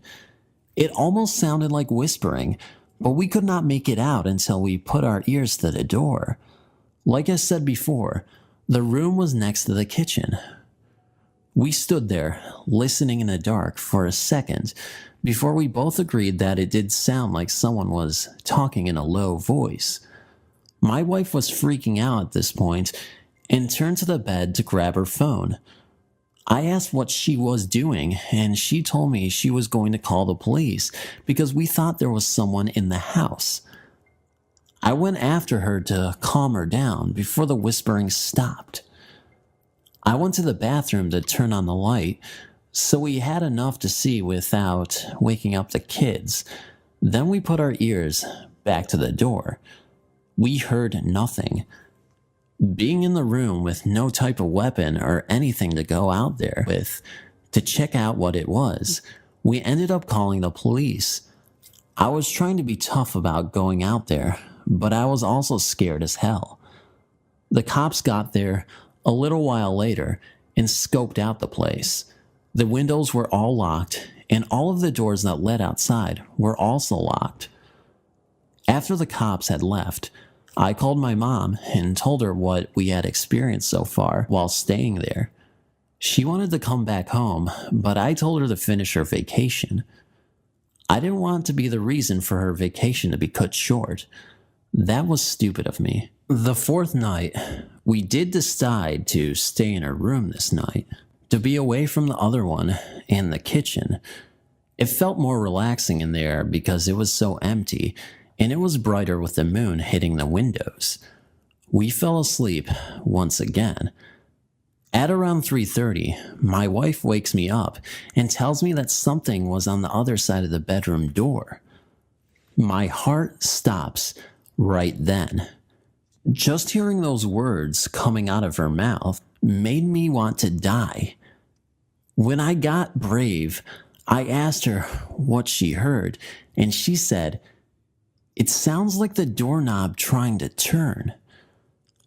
I woke up the kids this time, thinking someone actually broke in. For a few minutes, we sat quietly, waiting to hear what we thought would have been people walking around, if they did get in. The house is so old, so it has a lot of old boards that squeaked when you stepped on them. Nothing happened. We eventually fell back to sleep. I mean, it could have been her imagination playing tricks on her, right? Of course, that's what I definitely would like to think of it as, but I guess it wasn't at all. The next morning was great, because we knew that we could leave the next morning. We left the house all day and went out to eat. We got home late and decided to try to get the kids to bed by 10:30. We fell asleep with no hassle. It was around 1 in the morning when my oldest daughter shook me awake. She was sitting up in bed. When I looked over at her, I asked her what she was doing, and without being afraid or hesitant, and with the motion of her hand and finger, she pointed in a direction and says, "Do you see her?" I asked what she was talking about. She then says, "Look, she's standing right there." She was pointing by the TV that was at the corner of the room. The moon was the only thing giving us light in the room, so I really could not make out what she was looking at. I first thought she was asleep, and to this day, I just think she was talking in her sleep. But I looked at her and said, "What are you talking about? Get some sleep." I tried to lay her back down, hoping I didn't have to rock her back to sleep. But as I put my hand on her shoulder, she says, "Look, she's walking over here." All the while, pointing with her finger, bringing it closer and closer to the bed. I got the chills when she was doing that. I didn't want to look. Right then, my daughter screams at the top of her lungs in terror. The rest of the family jumps awake. We turn on the light, and my daughter is trying to move closer and closer to us, saying that she went under the bed, saying that over and over. We just got up and got our things together after that. I called my mom and told her that we were just going to leave because of the kids being afraid. I think she knew what was up because we had always had problems with the house. Like I said before, there was a lot of hate in the home from years past with my sister's abusive husband. So with all of the negative energy, I think it just built up to the point of chaos between our world and whatever the other world is that is bringing all of this. We haven't been back to visit since then. It's been a few weeks already, but I know we will try. Thanks for reading. Another creepy thing that just won't escape me. A ghost, perhaps? A few months ago, my wife and kids and I were staying the night at my mother's house, in a room that was added on later after building it. My mom was renting this house from this couple. This room was always kind of freaky. On one night, my wife said she saw this cylinder-shaped object floating in the room towards the door. I thought that was strange, but nothing compared to what she saw next.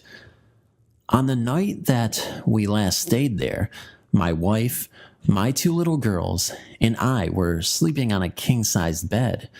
I was also asleep, so was my oldest daughter. My wife is sitting up in bed, rocking my other little one in her arms.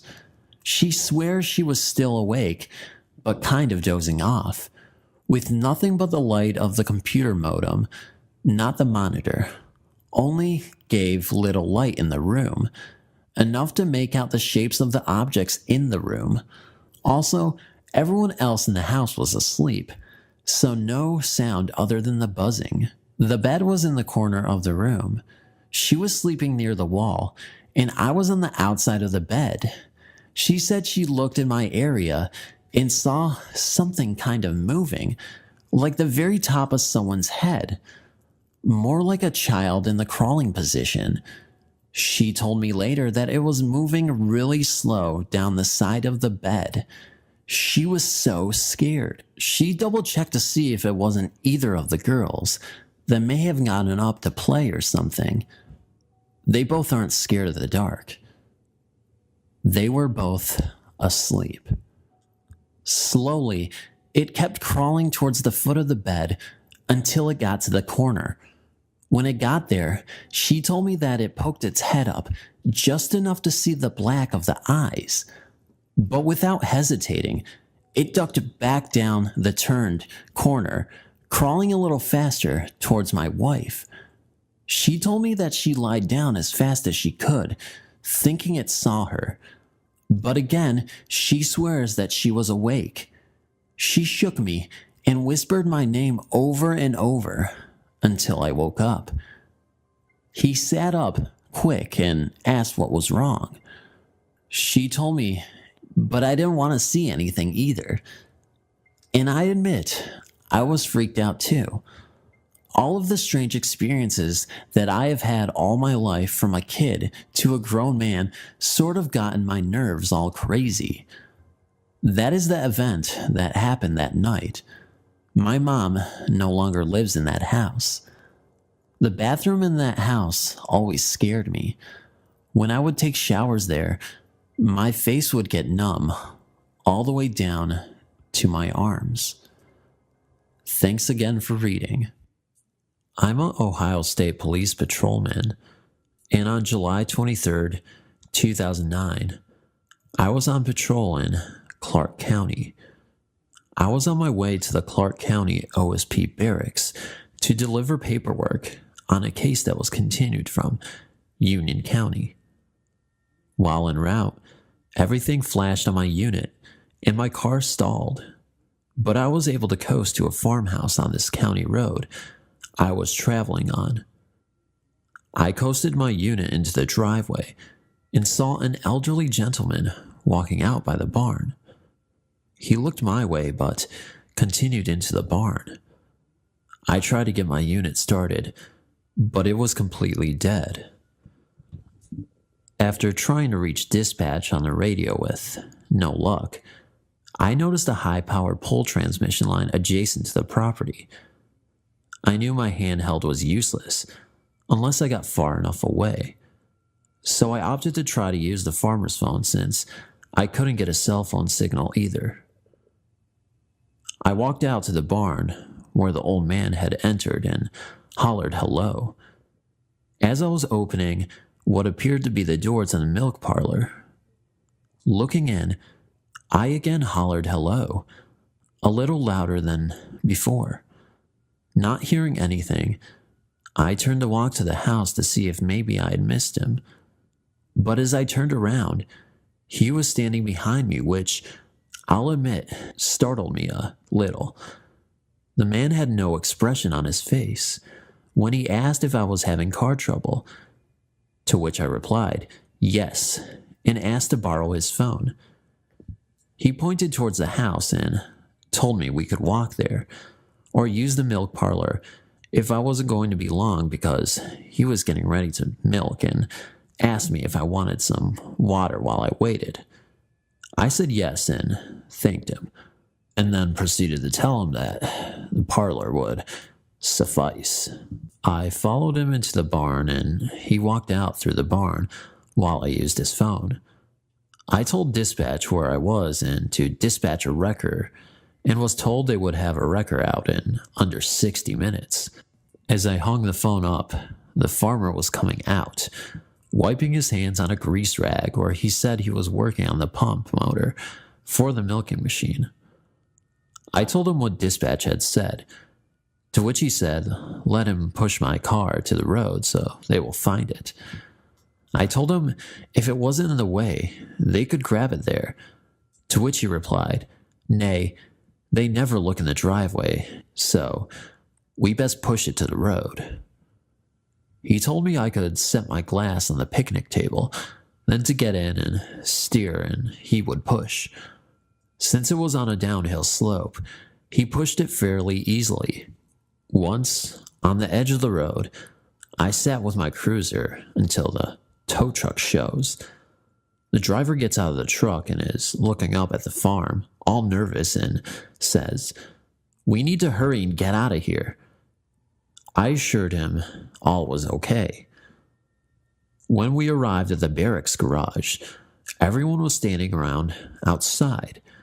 Everyone acted concerned about my well-being, asked how my adventure went at the farm.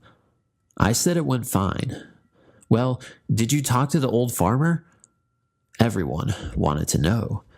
I said he didn't chat very much, and he helped me push my unit to the street. Everyone went and looked at the patrol car, now released from the wrecker. I said, what's the big deal? The wrecker driver looked at me and said, you don't know? I said, no. So he told me that in the early 70s, a farmer shot himself in the milk parlor of that old farm, and nobody has lived there since mid-80s due to it being haunted. I said, no way.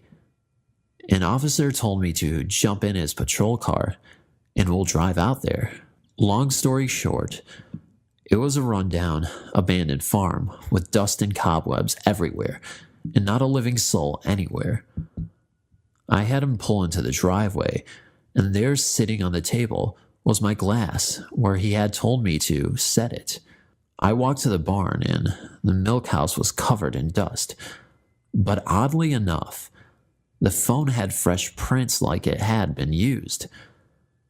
I picked the phone off of the cradle and no dial tone whatsoever, which really startled me, and I said, we can go now. But he, being a paranormal hunter on the side, was full of questions. When we arrived back at the barracks, my car was repaired. It turned out the positive cable came off of the starter, and where the old man pushed my car were greasy handprints. I have driven back there, and the house is gone. Apparently, someone torched it, but to this day, it still gives me the heebie-jeebies. My grandpa is 73 years old, and one thing I would know about him is that he would never tell a lie. My grandpa's grandpa owned a farm in South Dakota, where he is from, and just a little ways from his farm was a bar, and you had to walk about a mile on a dirt path to get there. Now, in my grandpa's time, teenagers, my grandpa was, at the time, 15, could go into a small town bar at any time, whenever they wanted, because they needed the business. So, at about 9 p.m., in the middle of the summertime, my grandpa and his brother, Warren, went out to the bar to shoot pool. They did not have a drop of alcohol, and once they were done, it was about 11:30 p.m. They were walking slowly. Warren was on crutches and talking to each other when Warren noticed something. They noticed a tall, black figure walking and stepping when they stepped, parallel to my grandpa's feet. My grandpa threw some rocks at it, but nothing happened.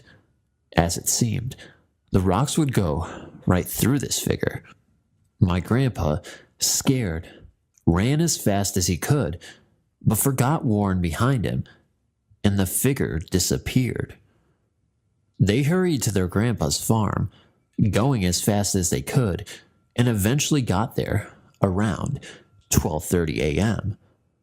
Now, this is where it gets really eerie. When my grandpa got into the house, he locked the door behind him, but as they were trying to imagine what was that thing, something was tugging on the door. Their grandpa, fast as wind, went to the door with a gun in his hand. But as he opened the door, nothing was there. Tomorrow morning, they found small footprints exactly where my grandpa saw this figure, which is abnormal for how tall this thing was. Oddly enough, there wasn't any footprints next or in front of the house. Their house was in the middle of nowhere. There was not anyone at the bar except the manager, who was short and was there when they left, and, of course, themselves. And that was the only thing in circumference to the farm. It was an extremely low chance that a human could have been there that fateful night.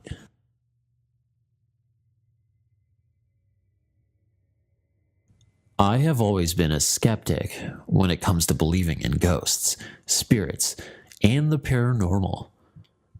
Raised in a family of doctors and scientists, such ideas were never encouraged at our home. I'm currently living in Mumbai, working for a large corporate firm, and my parents live in Bangalore. Of course, this is all located in India, which I live. A couple of months back, I took a 2-week leave to visit my grandmother, who has not been well and lives in a village in a mud house. She just refuses to come to Bangalore to stay with my parents. The urban air stifles her completely. It was June and hot, the typical Indian summer. That particular night, it was a full moon and exceptionally quiet. 7 p.m., and the entire village was already tucked into their homes, with not a soul in the streets. My childhood friend, who lives in the same village, had come over to see me. We were talking about how the grass is always greener on the other side. She's married with a baby and me, a single career woman who lives alone in the big city. Somehow we fell into talking about spirits and ghosts. She narrated a legend of the ghost of 2 lovers having been taken place about 70 years ago. India was in the middle of turmoil, fighting for independence from the British. My grandmother's village, however, was, and still is, largely unaffected by changes happening outside its borders. Although cell phones and computers can be found now, thank God for that. The village is predominantly inhabited by people of a certain community. Only the fringes housed believers of other faiths. It so happened that around the year of 1942, the rich headman's teenage daughter fell in love, madly and passionately, with a young farmer boy of another faith. The boy, too, reciprocated her feelings, but was too scared to take any step for the sake of the both of them. In India, interreligious marriage was, and frankly still is, taboo. Still, for the sake of their love, they decided to elope to the city and be together. Unlucky as it was, they were intercepted at the train station by the girl's brothers and brought back. The girl was locked up and forcibly married off to an old man, while the boy was beaten to death and his body left in the rice fields to rot. Having got the news of her lover's death, the girl hung herself in her bedroom and vowed to return every full moon with her beloved haunt the village. From that year onwards, every full moon night, the spirits of the young lovers are seen holding hands and roaming in the rice fields.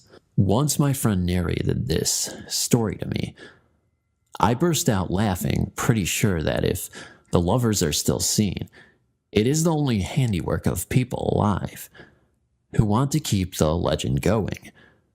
She seemed offended by my outburst and challenged me to visit the fields that night. It was coincidentally a full moon. Initially refusing, I agreed later. Sharp at midnight, we took off. We had no lights.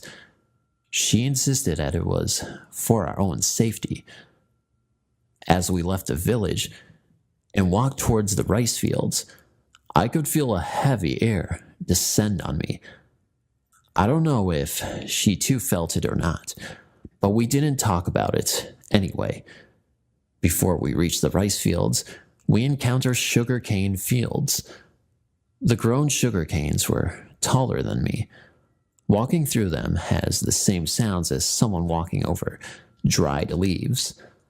I could see my friend walking beside me, but I felt there was someone behind us as well.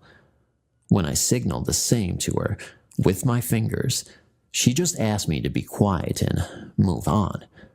Soon after, we were in the rice fields. It was 12:38 a.m. and we waited. Another 15 minutes and still nothing. Bored, I signaled to her that it's time to get back.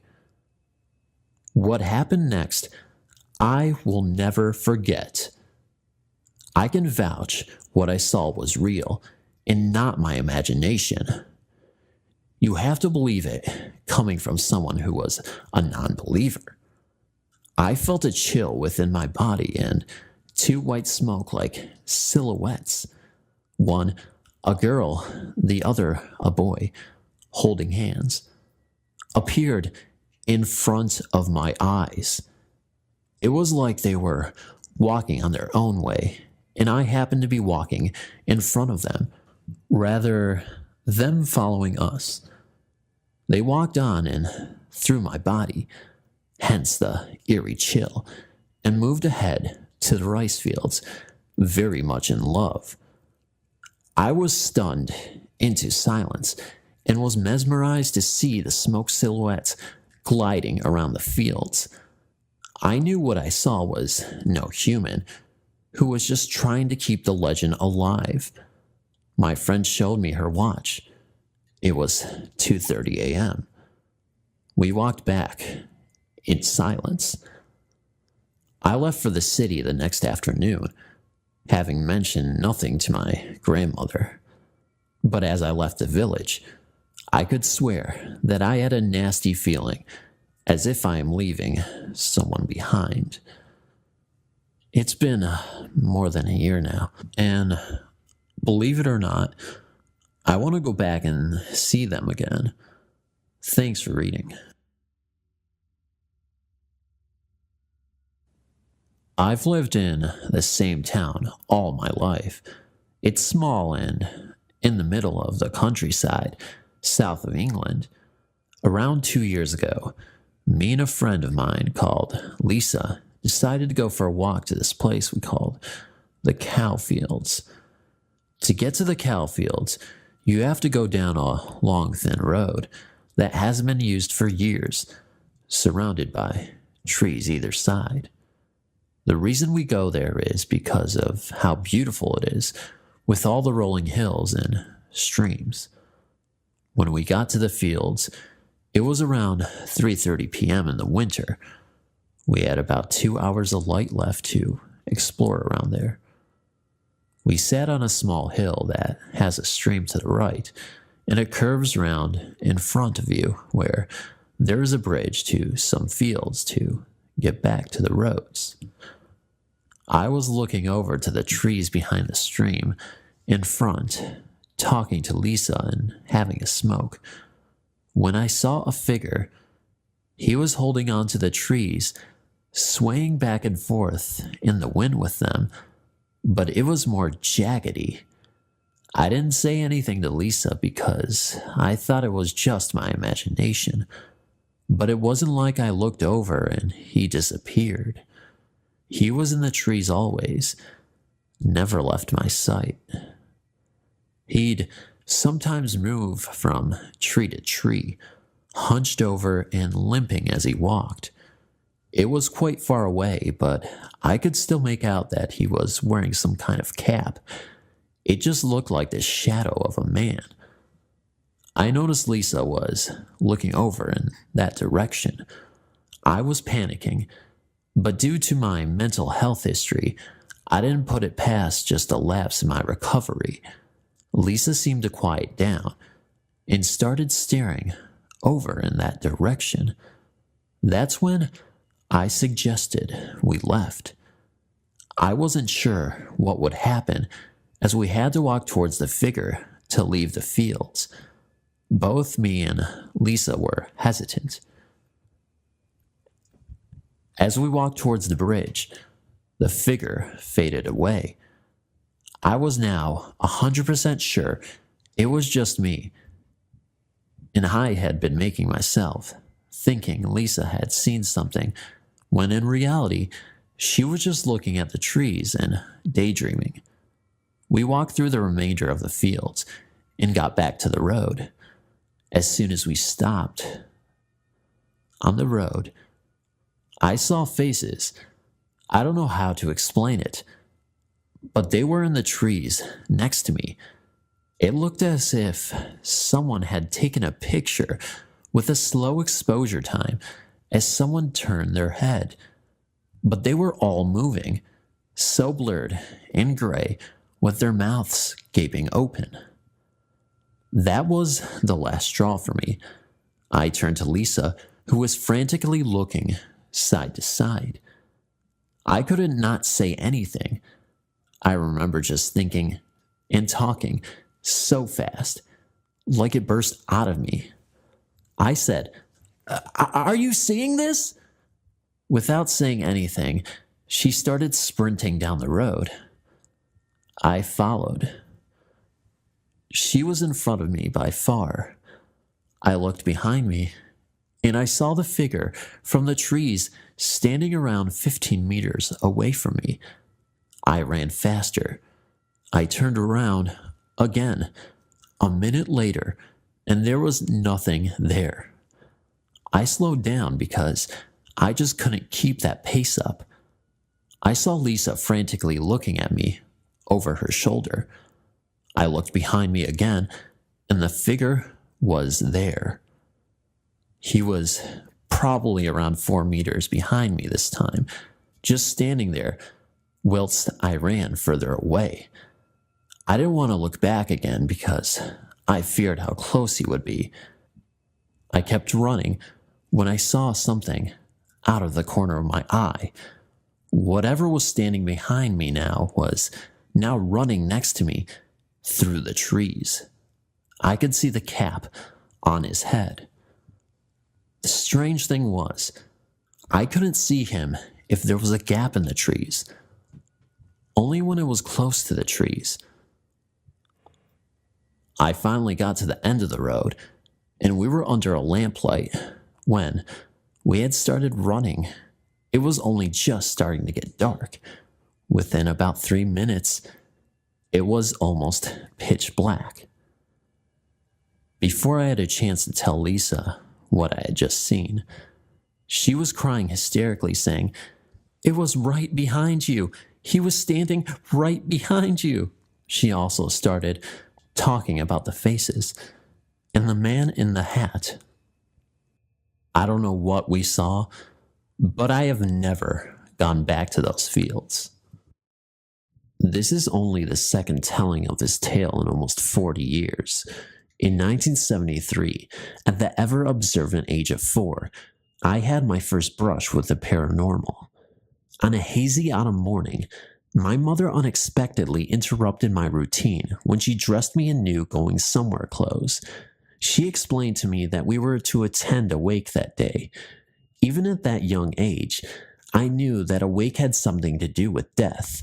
Furthermore, I could sense her discomfort, so I did not ask her any questions. She did add that it was not for a relative of ours, but of our friend, Geraldine. As our taxi pulled into the funeral home, Geraldine greeted us and accompanied in to meet the family. Unlike my mother, I knew no one there and felt a little intimidated, so I was relieved when Mom asked Geraldine to stay with me as she went into the viewing parlor to pay her respects. Geraldine sat with me in the lobby as family members conversed in small groups. I looked around, hoping to see any children that might be there. There were none, but I couldn't help noticing one person in particular. An older gent, probably in his late 50s, was listening in on a conversation extremely intently. He was a little gaunt and seemed to be very worried.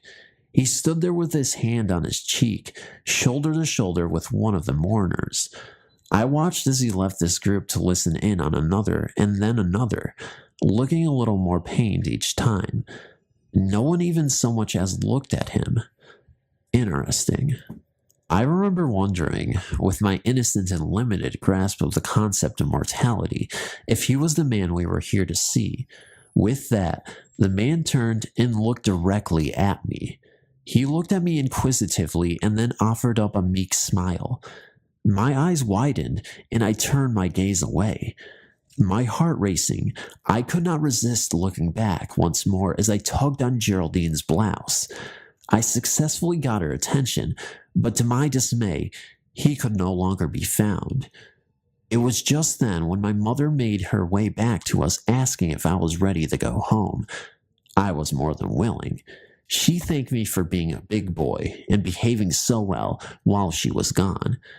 I have always known that the situation could be rationalized as one not of a paranormal nature, but the feeling I experienced were so intense that no rational explanation has ever seemed to satisfy. Why would no one acknowledge him? And it seemed that he only saw me after I wondered if he were dead. I scanned the room thoroughly for him as we left to no avail, whereas I easily noticed the strange man before. To this very day, I've never been able to shake the eerie suspicion that I witnessed a ghost at his own wake. What do you think? It started when my boyfriend's father bought the funeral home and wanted my boyfriend and me to move out of state to take care of it because his parents didn't want to move out of state. I quit my job and moved out of state with my boyfriend to help his parents take care of the funeral home. When my boyfriend and I first got to the funeral home, it was big, spacious, and a bit creepy. The outside was beautiful as well as the inside, but the place had many doors, all of which eventually led back to the main room. My boyfriend often sees dark figures mostly on this one side, near the side door that leads to the apartment on top of the funeral home. Of course, no one lives on top of the funeral home. Too scary. I've never seen anything the whole time I've been there, but one time I was going to use the fax and computer to look for a job. Being the weirdo that I am, I went to the funeral home alone. I went to the back door and the back door was unlocked, so I went inside, turned on the lights, and went to the office. I was faxing my resumes and surfing the web for jobs when all of a sudden the computer just shuts off. Figure it's time to leave. I didn't feel anything and wasn't scared until I got close to the back door. Somehow, my body was telling me to run. It got cold in the little hallway by the back door, and I felt goosebumps all over my body. I ran towards the door, not looking back, just opened the door and closed it and locked it from the outside. Ever since, I've never gone back to the funeral home alone. My boyfriend's uncle had a similar experience at the funeral home. He came to the funeral home to help my boyfriend cut the grass and rake the leaves. He got there before my boyfriend and thought my boyfriend was inside. So, he went to that same back door that I went to and found it unlocked. He thought my boyfriend was in there and walked into the same spot where I felt something. He said he called my boyfriend's name and it was dark inside and no lights. He got super scared when he realized no one was there. He ended up leaving, and ever since then, my boyfriend's uncle won't go into the funeral home by himself. If he has to go shovel snow, cut the grass, or rake the leaves, he would bring his own lawnmower or his own shovel. My boyfriend has had many experiences at that funeral home, and the scariest experience yet. When the funeral is done and everyone leaves, my boyfriend and I would make sure that the doors are all locked before we leave. There are days when we come in to get the mail, and the side door and that back door would be unlocked. We always thought that maybe someone broke in and even went inside to check, but would never find anyone. My boyfriend said one time he opened the funeral for a family to bring things to the funeral, and when he locked up all the doors were locked. He said he went to the side door and somehow it was unlocked. He said hello, and someone with a male voice answered him back saying hello to him too. He got really freaked out and wouldn't go back inside. When I got off work, he made me go with him to search the place, and like always, we would never find anyone. No matter how many times we locked the side and back door, next time we come back, it would be unlocked. Then a couple days after that door incident with my boyfriend, he said while we were sleeping in bed, he swears he saw a tall figure walked around our bed and came to his side and got on top of him. He said he tried to scream for me to wake up, but I couldn't hear him. When he finally broke free, he woke me up and he was drooling all over his pillow. He was so scared that we slept with the bedroom door closed, and we both prayed before bed and put crosses up around the house and inside our room. 3 weeks later, he drove out of state to see his parents, and his mom took him to see a shaman lady. She said that a female ghost from the funeral liked him a lot. It was the female ghost that answered him, disguising her voice as the male voice that answered by him, and she was the one that followed him home. The shaman lady told my boyfriend that she told the spirit to leave, and everything should be fine now. I was home alone in our apartment when my boyfriend went out of state. The night my boyfriend left, I had rolled over to his side, and I could have sworn something was on top of me because I looked at the alarm clock and I could swear I was up, but somehow still asleep too. I remember hearing myself pray and sing a Christian song in my head. I woke up singing the Christian song out loud, and only 2 minutes had passed. I wasn't scared or anything. I just prayed and then thought it was a dream and went back to bed. The next day, late at night, my boyfriend told me what the shaman lady said, which creeped me out. After that, we haven't had any experiences with the funeral home. We had alarms put in the funeral home because the doors kept unlocking by themselves, and we put a bolt on the side door, so even if it unlocks, no one can get in. I doubt anyone would want to come in. I was so glad when his parents decided to sell the funeral home. I can't see ghosts, but my boyfriend seems to attract them, and he can see them. I will have to write about our apartment that we live in now in my next story. Hopefully, I'll have it up before we move out in September. Although I've had many experiences with the supernatural, I'm going to start with the most recent and go from there. To give you some background, I work in a funeral home as an administrative assistant in Kirtland, New Mexico. I know, a funeral home, but I'm perfectly comfortable there. I've been alone in there on a number of occasions while the directors are off on a service, which is when I notice things more often than not. The main reason for this I think is because when the building is empty of others, it is usually quiet, except for the music that is a constant during the day. But when there are others there, there's a lot of talking, conversing going on, which tends to black out the sounds of anything spiritual going on. My office sits at the front of the building to the left of the front entryway, with the bathrooms on the other side of my office as well as the door to the prep room. The arrangement room door is catty-corner to my office door in the same hallway, with the chapel to the right of the entrance and 2 more offices in the break room behind that. The funeral home used to be a private residence, and then was a church before it finally became a funeral home. I'm not exactly sure how long the building has been there, but plan on doing some research on it when I have the time to do so without interruption. My first time alone in the building was probably about 3 weeks ago. During my first week there, Jess and Brian, I'm not using real names for obvious reasons, had to travel to another city for the services that day, so I was left to man the fort, so to speak, from 8 a.m. until they returned at around 3 p.m. that afternoon.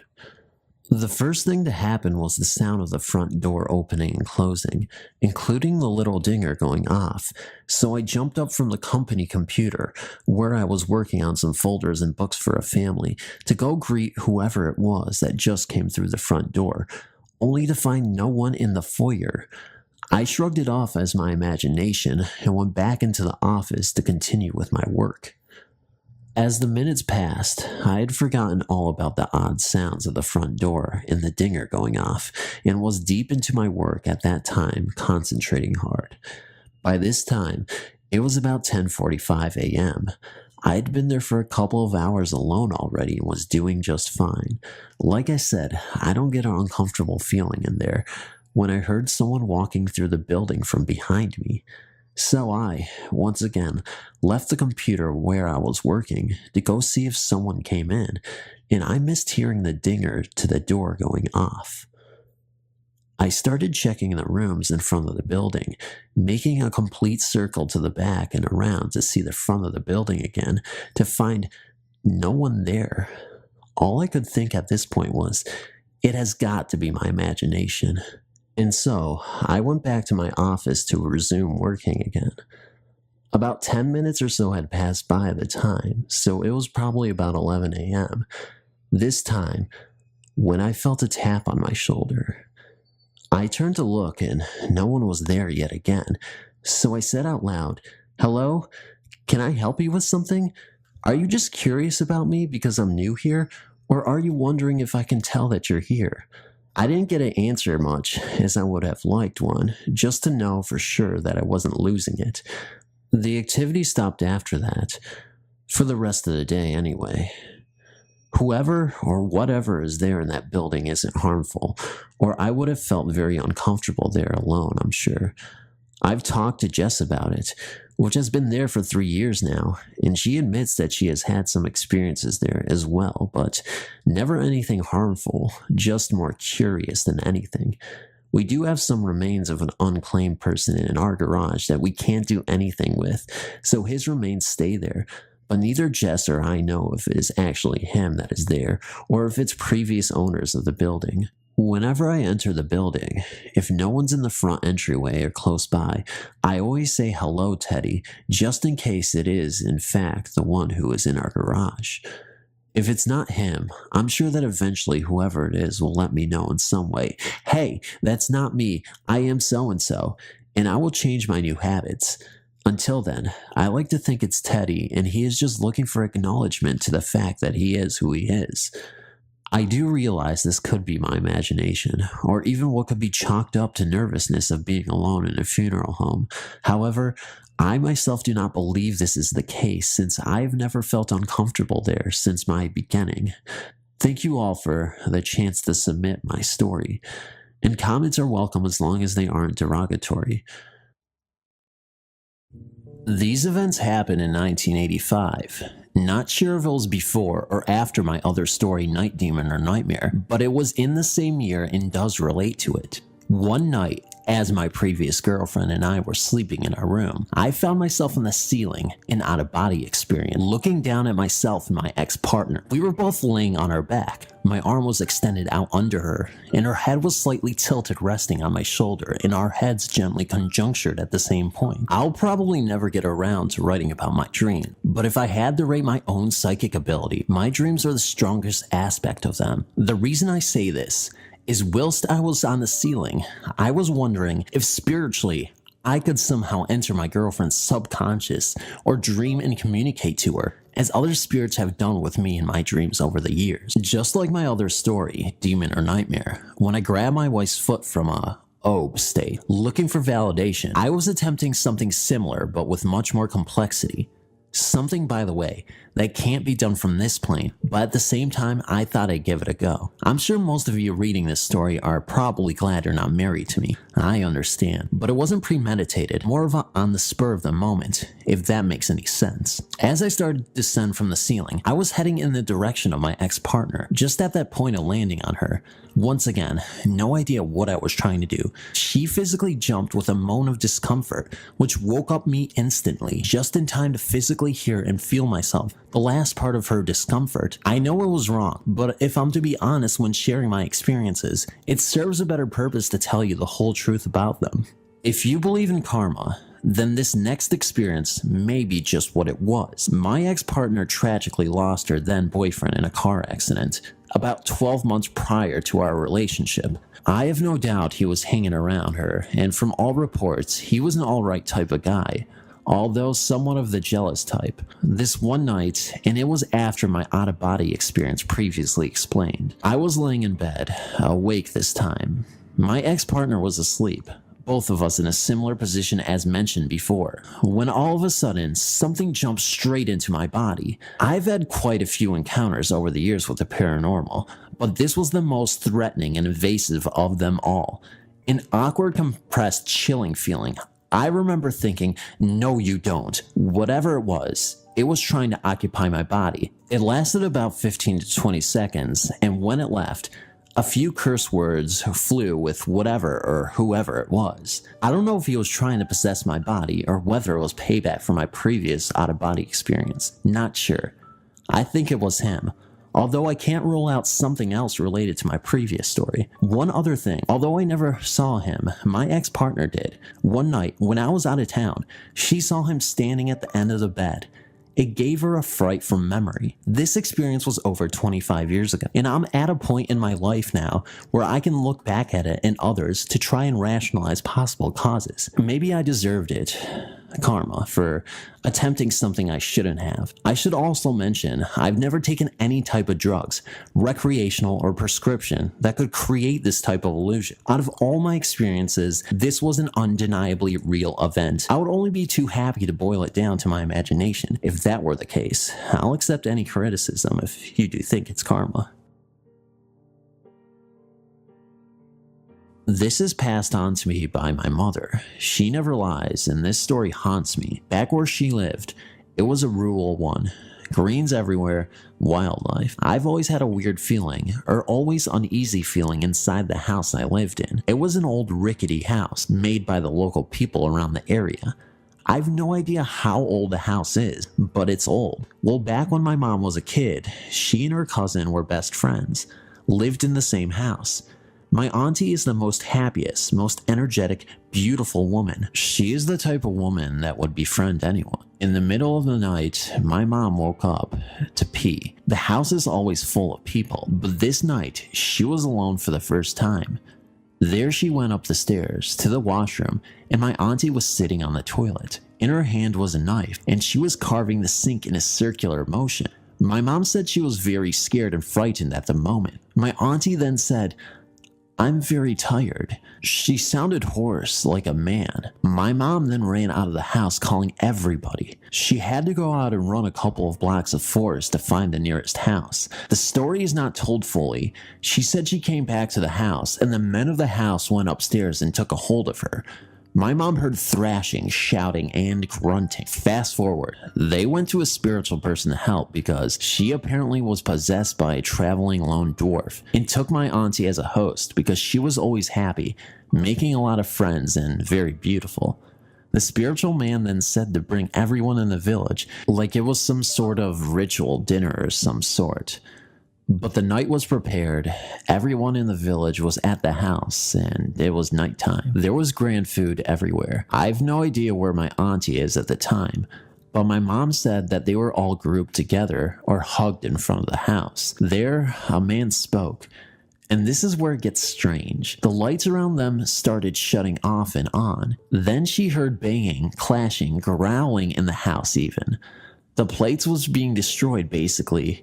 everything in the house as well. After that, my auntie was now fine. Again, my mom never lies about this stuff and would like to get an insight on what possessed auntie. I'm Odessa. I'm 22 from New Hampshire. This experience happened about a month ago, which I label the most scariest encounter of my life. And I don't exactly feel comfortable with sharing this experience with others, since there are those out there who are closed-minded to these types of things. This is why I'm using this site as a place to share my experience. I was always open to the belief of spirits, but the ideas of demons and possession always seemed a bit far-fetched to me. That seemed like the kind of thing you could only see in the movies. Well, after this one long night, I look at things from a whole new perspective. Under a year ago, I became friends with Robin and Dan. They're a nice couple, a bit shy and awkward at times, but whenever I need someone to talk to or a place to go, they're there for me. They had recently took in a new roommate whom they've known for years, Cody. Cody wasn't getting along with his family, so they took him in. When I had slept over, I slept in the same room as him. He sleeps on the floor on a giant mattress, and I sleep on the futon, which is almost next to it, but there's a table between us.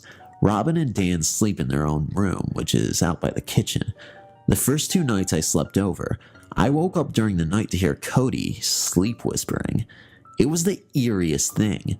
Most of it sounded gibberish and almost like a whole other language. I didn't think much of it other than it was just some strange sounding sleep talk. Although, I had never exactly experienced anyone sound like that before. The second time I experienced it, the next morning, I did mention it to him that he makes a lot of sounds in his sleep, and he just said, "Oh, really?" and brushed it off. The third night I spent there was the last night spent with him. This time, a friend of mine was over, Kat. Robin and Dan decided to go to bed early. Kat, Cody, and I stayed up for a little bit, and then all decided to crash on the giant mattress that he usually sleeps on. I sleep on my side, facing away from them. Kat was sleeping in the middle. Throughout the night, I kept hearing the strangest noises. It was occasionally throat-clearing sounds, slight grunts, and slight movement. It took me a second to realize it was Cody's sleep talk that was going on. Again. Before I had realized that, I thought that maybe both Kat and Cody were awake, messing around next to me, which would have been really awkward, by the way. Slightly unsure, I braved myself and rolled over to see Kat sleeping. I poked her and she woke up, and we started discussing the noises coming from Cody next to us. I started giggling in relief when I mentioned that I thought they were potentially messing around. I realized the more I talked and giggled, the louder the noises were getting from Cody. The sleep whispering started up again.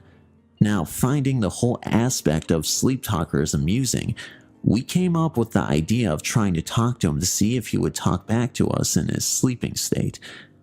Biggest mistake ever. This is where it all goes downhill. So, Kat and I were trying to come up with things to say or ask. At first, she started asking him random questions, silly things like, "Hey Cody, did you run out of hot dogs?" Each time, he twitched a little bit and whispered a little more gibberish sounds. He was reacting to her voice. It started to sound creepy, but still full of innocent laughs of finding it amusing. I said, "Wow, he sounds like a demon. Kat, you should ask him if he's a demon." The second I ended that sentence, the room went cold instantly. I can't even begin to explain the dark, heavy, cold feeling that filled the room. Cody sat straight up out of his bed. His eyes rolled back into his head, and he started gagging and then snarling.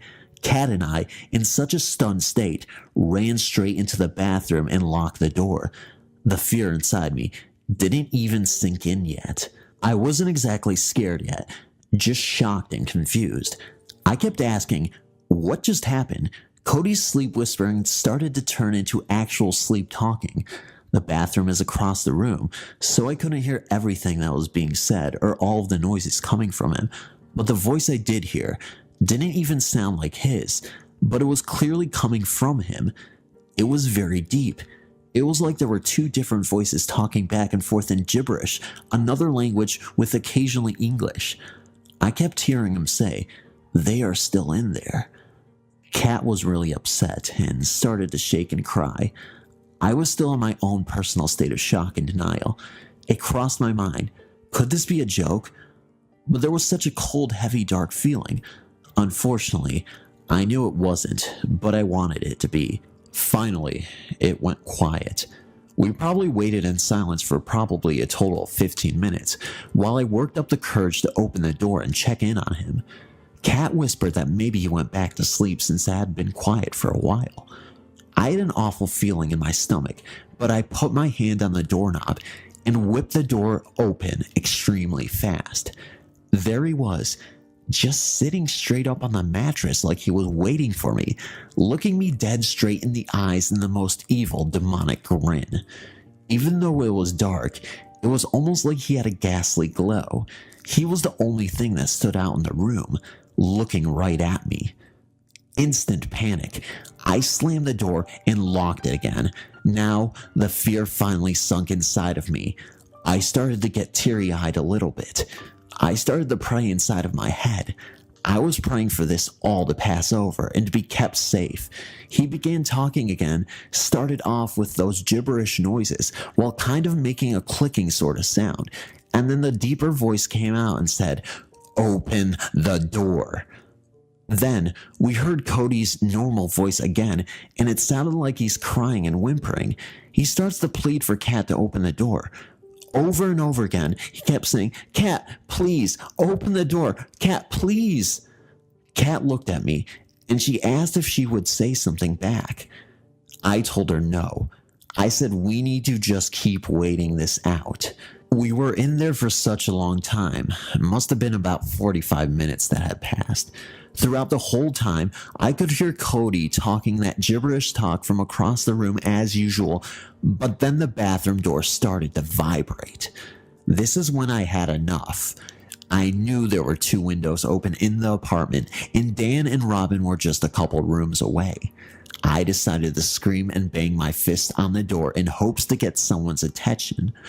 When I did that, instantly the dark cold feeling went away, and then I heard Cody say, "What the fuck?" Apparently, when I did that, it somehow snapped him out of his possession. I knew I was safe, but I was still hesitant to come out. We talked back and forth to him a little bit through the door. Then I finally opened the door and went and sat down to talk to him. He said his throat felt dry and that he didn't remember anything that happened. I described detail by detail everything that happened to him, which he then opened up about how he has a spirit named John attached to him. He said John has been with him for about 7 years now. He described a couple times where his ex-girlfriend, who he dated for about a year, would be afraid to sleep next to him because she'd hear him having conversations with this John in his sleep. He also explained how his mother is aware of the situation and that his grandfather used to have a spirit attached to him as well. But he assured us that John would never want him to harm anyone. I spoke up in disagreement. I told him what I felt was evil and that I felt like it wanted to either harm or scare us badly. He seemed to start to get annoyed with me, like it offended him that I was hinting that John is actually a demon, but talking it out made everything seem a lot better. I was able to throw out a couple laughs too. I was also just relieved that everything was over. Or so I thought. I started to apologize though. Well, it wasn't a direct apology, but I explained that neither of us meant to offend him or John in any sort of way, and that if we had known about this before, then we probably wouldn't have tried to joke around when he was sleeping. The second after I ended my little apology, the room went cold again. Keep in mind, it was a really warm night. Even though there are 2 tiny windows open, it was a quiet, warm night. I looked down at my legs in shock of the coldness with that awful feeling again, and the second I look up back, I see Cody's eyes roll back again as he falls back onto the bed. Kat and I ran for the door to leave the apartment. I didn't look back, but Kat said she looked back as he watched us leave with that huge demonic grin on his face again. Kat and I were wandering the streets of town, not knowing what to do. It must have been a little after 5 a.m. at the time, and we eventually made our way over to Dunkin' Donuts to get some coffee. We sat at the table and talked about what we should do. I suggested that since there's a church right up the hill, that we would try to talk to a priest.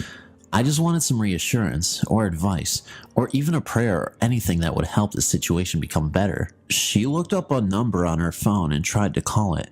Due to bad service, we couldn't understand what was being said on the other end of the phone, so we decided to walk up to the church. We sat on a bench for a little bit, and the priest, who lives right next to the church, came out and invited us inside of his home. We sat on his couch and explained everything we experienced. I felt so relieved though, as I explained everything to him, because my biggest fear was to explain something and get looked like I'm some kind of nutcase. He listened in belief and explained how a family friend of his had a similar problem, but didn't get into too much detail. I told him my fears that whatever is inside him might try to latch onto us or haunt us, and he assured us that it's Cody's own demon, and that it's his problem, not ours. He also explained that the situation becomes worse when the person doesn't recognize it as a problem. He said Cody probably views the demon as if it's his friend. I completely agreed with that statement because Cody seemed to get offended when I referred to it as a demon instead of a spirit. The priest also told us that it feeds on fears and that we should just try to keep our faith and strength, and we'll be okay. We left his house feeling a little bit better. Kat was a bit more hesitant, but I tried to work up her confidence to head back to the apartment. I told her we were going to carry on a normal conversation right as we walked through the door and as everything is fine, which is exactly what we did. I opened the door to the apartment and Cody was up and awake playing video games. We awkwardly sat down and we were just all quiet. We didn't really know what to say, and neither did he. I got on my laptop and Kat got on hers, and we were sending messages back and forth quietly. In her message, she told me not to tell Robin and Dan about the situation when they wake up, because if they hear about it, they'll probably kick Cody out and he will be homeless. I debated, but agreed not to anyway. She decided to get up and go outside for a smoke. Cody stopped playing his video game and went to his bag and got some clothes and went into the bathroom to take a shower. I was still using my laptop messaging people on Facebook. I could hear Cody making noises while in the shower. It was just slight coughing and that clearing of that throat noise again, and I started to get a weird feeling. It wasn't as bad and cold as before, but I had a gut feeling that I should just go step outside with Kat. So I did. We were outside for about 15 more minutes, and then headed back inside, and Cody was out and back to playing video games. Kat goes into the bathroom to use it, and she comes out, sits down, and messages me from her laptop again. She told me in the message that Cody's pocket knife is just randomly sitting in the sink. That instantly put a sickly, awful feeling in my stomach. She turns to Cody and asks if she can step outside and talk to him. He agrees, and they head outside. While they were still outside, Robin wakes up and comes out of her room. After the whole pocket knife thing, which I later learned he had no memory of, I completely changed my mind about being quiet about everything. I immediately told Robin about the whole thing, to which she then went and talked to Dan, and then they stepped outside with Kat and Cody. Both Robin and Dan were disturbed by it all, and agreed that they don't want Cody living with them anymore. They suggested for him to sleep at Cassie's house for now until everything gets sorted out. Cassie lives right up the road at an apartment of her own, and she is also an acquaintance of ours. Kat and I decided to spend another night at Robin's and Dan's. Around 11:30 p.m. at night, Cassie starts sending frantic texts about Cody's behavior. Apparently Cody was sitting on her couch, talking to her, and he fell back like he went to sleep, but when he sat back up, his eyes rolled back. But then he snapped out of it and carried on a normal conversation with her. She was really freaked out about it, and we had her come over to talk to us about everything. Out of fear of going back to her own apartment, she decided to sleep over with us. We were all up a good part of the night talking about what to do. We decided that it's best to try to contact Cody's family, or mother, since she's the one that's supposedly most aware of it all. The next morning, I went home and later heard they did take care of the situation and contacted Cody's mother. Now flash forward, after all of this, I had to cut off all ties and contact with Cody. Even though I did value the friendship and memories made with him in the past, I just decided it was best not to talk to him anymore because of everything bad that had happened. I still kept a friendship with everyone else, of course, but sadly, Kat found it hard to do so and continued to keep up a friendship with him up until he broke into her own apartment one night. Unsure what caused him to do so or if he was possessed, she called the police and is currently working on getting a restraining order on him. And this is where my story ends. I'm curious to hear if anyone else had a similar experience or has heard of a similar experience. Even opinions would be interesting to hear. Another thing I found odd was how no one heard my screams or banging when Kat and I locked ourselves in the bathroom. Like I had mentioned, 2 windows are open. They live in an apartment building surrounded by other apartments. Dan and Robin were just a couple rooms away, and supposedly they are light sleepers. How did no one hear me? I'll get the miscellaneous information out of the way first. My soon-to-be husband and I moved into our current residence approximately 1 year ago.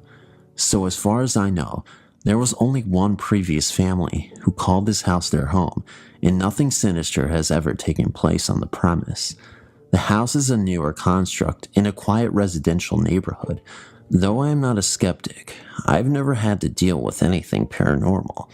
The past couple weeks have definitely been a new experience for me. 2 weeks ago, I thought I heard a voice while I was sleeping.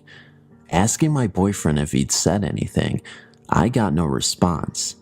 As he was obviously sound asleep, I decided I was dreaming and rolled over towards the closet, which is situated behind my bedroom door, which always remains closed.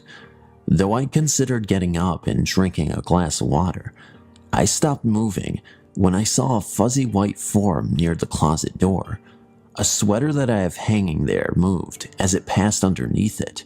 Within moments, the shape had disappeared. Confused, but not scared or concerned, I convinced myself I was dreaming and went back to sleep.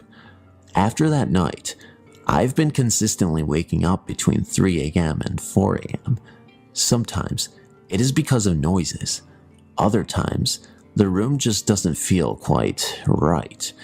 3 nights after seeing the fuzzy shape, I woke up to the sound of something falling or someone stumbling.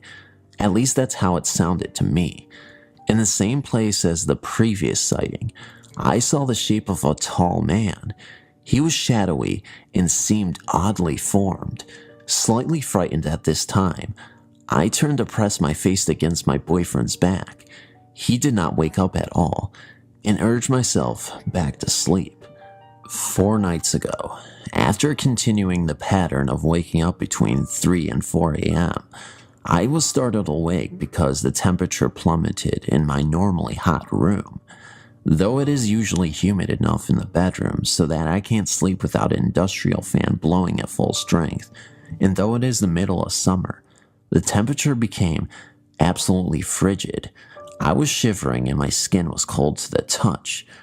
Upon opening my eyes, I saw what I assumed was the same man, better formed this time and wearing a grin that set my heart pounding like crazy. Amusing as it is to me now, I jumped up and tried to punch him. He vanished at once. For a long time after, I shivered and my heart raced. I was much more scared this time because even though I actively tried awakening him by poking and speaking to him, my boyfriend did not wake up. Because this is unusual for him, and because it was now the 3rd time he hadn't awakened to help relieve my fear, the emotion grew until I was ready to cry. I planned to stay awake until the sun rose, but exhaustion eventually wore out over fear and I slept. After that night, I finally talked to a few close friends about the nocturnal happenings. The first person I spoke was with my husband-to-be, who engaged in a long conversation with me about theories, possibilities, and things we could try to do. He was curious about the fact that I said he seemed to be in a deeper sleep than usual when this went on because normally he will wake up if I leave the bed or say something. I immediately felt better. The conversation loosened a knot of nerves I hadn't been aware of. The next day, After having that first talk, I was online at work, talking to a friend on my laptop computer. We were discussing what had been happening, and I told him I was going to start looking up who the man could be, what he wanted, etc. With as little information as I had, however, I wasn't feeling confident I would find anything on him. My friend suggested shadow people, because I implied that the first 2 times I saw him, he was shadowy and not fully formed. As I was about to reply that 3rd time, he was fully formed and not like a shadow at all. The temperature dropped and my computer keeled over. It was plugged into the wall. No low battery warning came up, and it did not overheat. I kept it propped on a store-bought stand that prevents overheating, and when I touched the bottom, thinking that was the cause, it was cool to the touch. Now I work alone in a small drive-through store that is perpetually 5 to 20 degrees warmer than the outside air. Unless I walk into the cooler, it just doesn't get cold in there. I felt like a drop of ice water slid down my spine, and I quickly turned my computer back on, stand up perfectly, no problems, and locked back on. What disturbed me the most was when I got back into conversation with my friend. The first thing he said was, "Sorry for disappearing on you. My computer completely flatlined." Thought it was a power outage at first, but nothing else was affected. It was kind of weird. Yes, and even more weird that the same thing happened to me, thousands of miles away, at the same time. With as unimpressive as these occurrences are, I've been willing to pass them off as dreams, imagination, coincidences. The only things I keep coming back to that convince me maybe I'm not just imagining things are the temperature drops in places that are consistently uncomfortably warm, the strangely malfunctioning computers, and the sheer burst of uninhibited terror I felt when he smiled at me. I know that doesn't seem like that should be the biggest thing here, but it is the point I keep coming back to. In my mind, and when I speak with any of my friends about it, I almost don't care why he's hanging around, but the intimidating leer of the grinning man haunts my thoughts now, even while I'm awake. This story happened to my mom. It was during the 1960s, when she was still sleeping with her brothers and sisters in one house. They have inherited a big house from my grandfather. He was a doctor, so having a couple of her cousins sleeping over is not a problem. Their house was built near a river with a wooden bridge over it.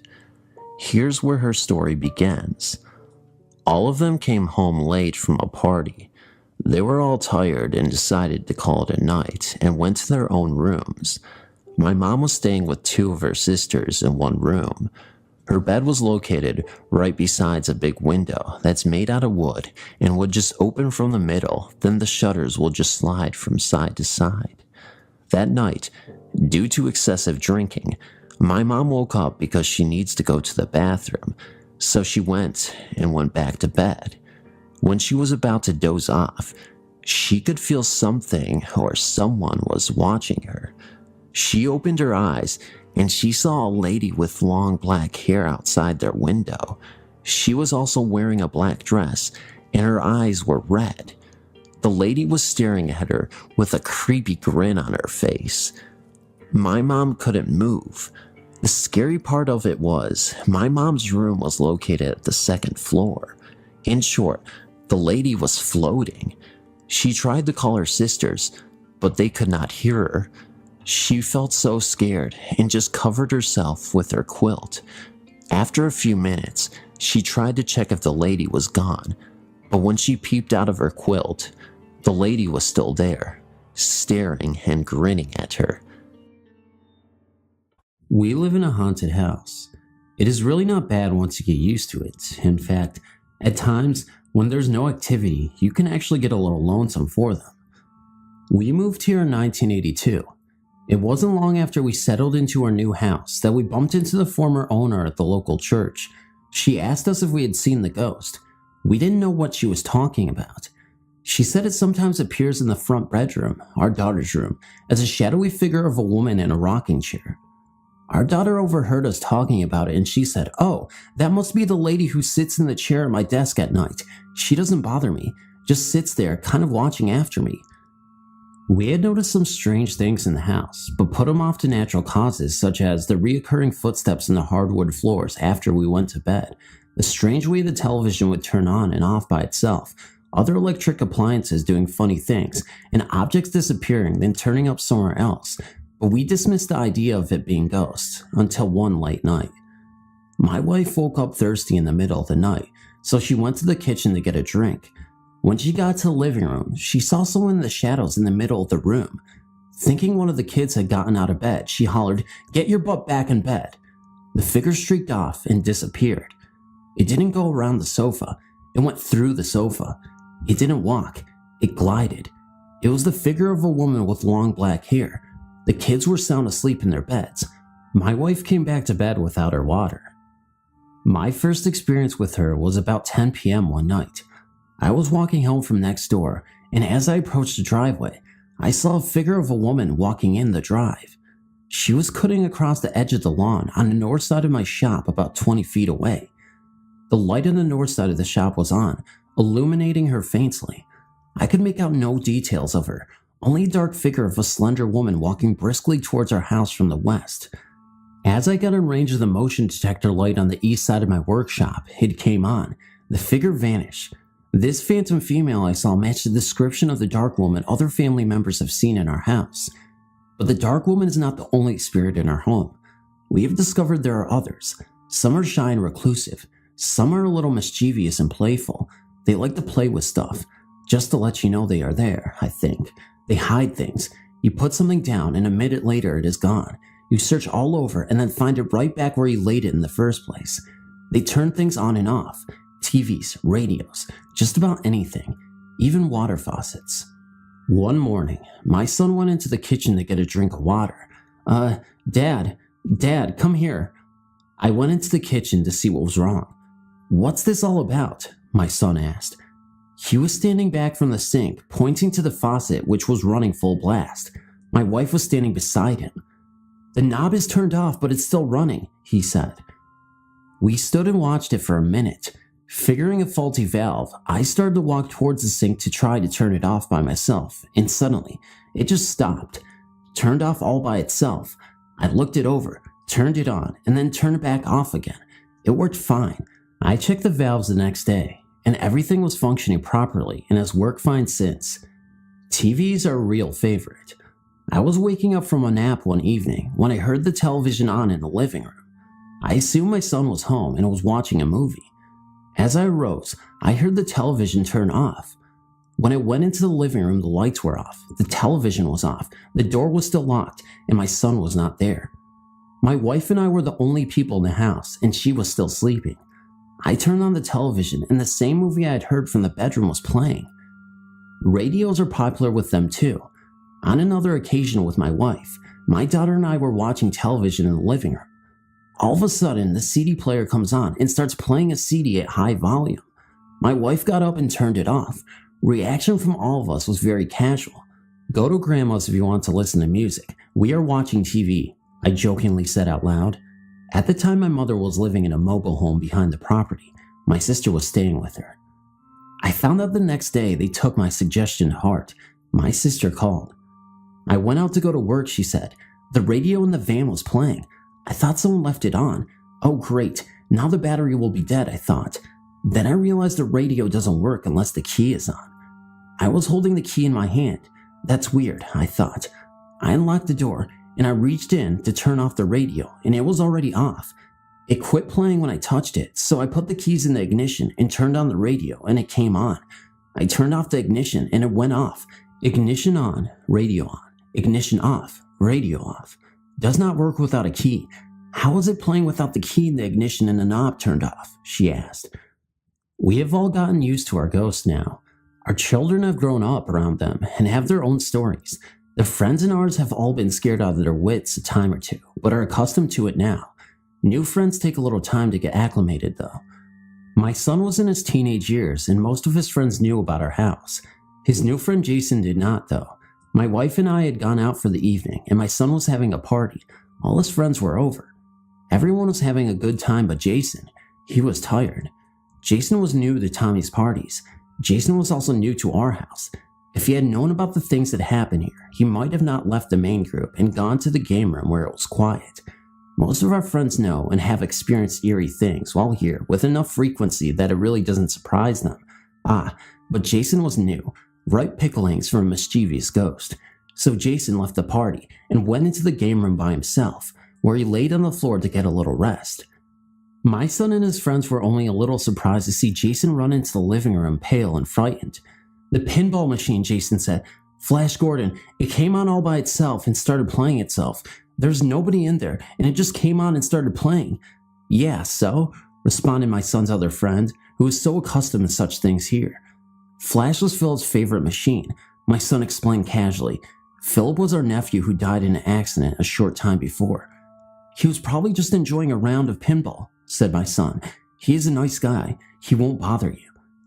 Everyone went on about having fun, except for Jason. He stuck close to the group for the rest of the night, but he never came back to our house. There have been times when these spirits have saved the day for us. We once awoke to find a fire had started on our patio by a candle left burning when we went to bed. About 15 square feet of one wall covered in rattan was charred from the flames, but somehow, mysteriously, it had gone out by itself. The dry rattan, though very flammable, had just stopped burning. This was not the only time.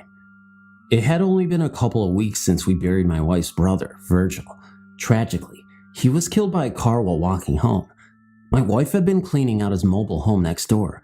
A terrible task, but she faced it with courage and fortitude. Sometimes I think she is operating on automatic pilot. She came home and told me, I saw him, Virgil. He was just standing there in the doorway of his trailer while I was sorting out his things. He said nothing. Then he disappeared.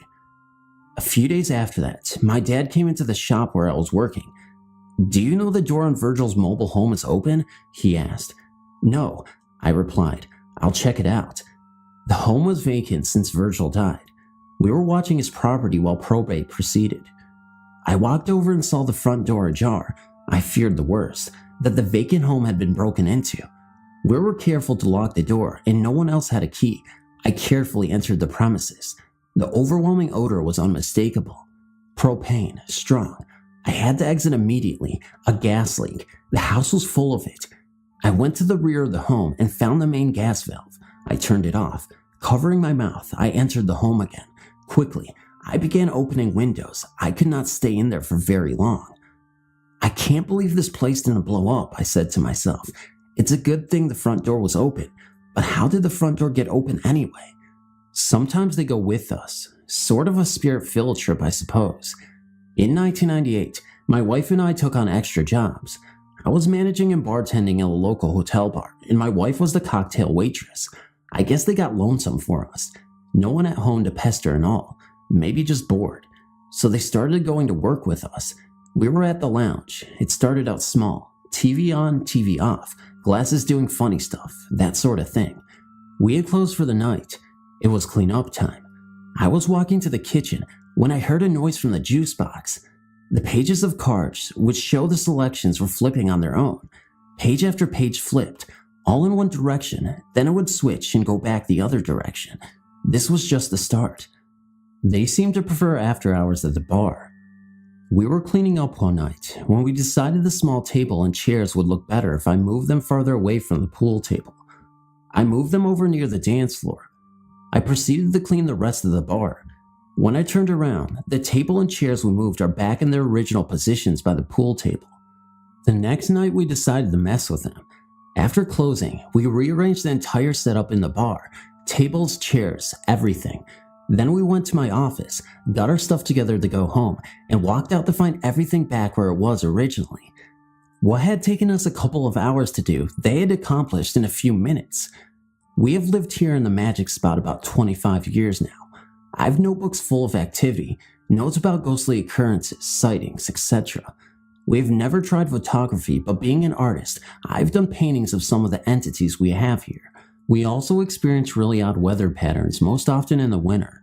Radios and televisions, actually just about any electronic device, is likely to act up when used here, and we have learned more about the history of this area. A local Native American medicine man once told me this place gives him the willies. Teenagers refer to this place and the surrounding area as the magic spot and have many stories about it.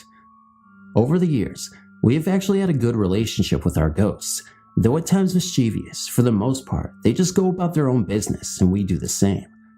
We do at times bump into each other, however. Sometimes it is much surprise to them as it is to us. Sometimes it is nice to have them around. Other times it can be quite frightening. I was actually surprised one late night and it and I streaked off in opposite directions. I don't know which of us was more surprised. They have become as much a part of our home as our family members. It wouldn't be the same without them.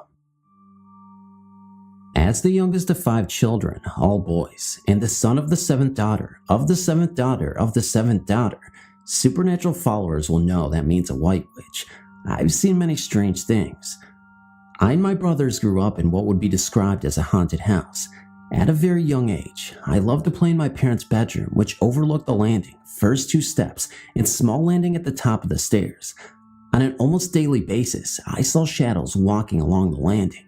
They were not ordinary shadows. These were floating. They were not cast on the wall, but were in midair, but I could see through them. As I got older, they seemed to happen less frequently. I still see these shadows occasionally, out of the corner of my eye. In the early 80s, my brothers discovered the Ouija board method of entertainment, which heralded some very interesting results. On one such session on the Ouija board, the spirit known to us as Paraga put us in touch with a chap called Ray with a message for my father. I can't remember the surname that we were given, but we passed the message on to my father, who accused us of conspiring with my mother to try to persuade him that Ouija board works.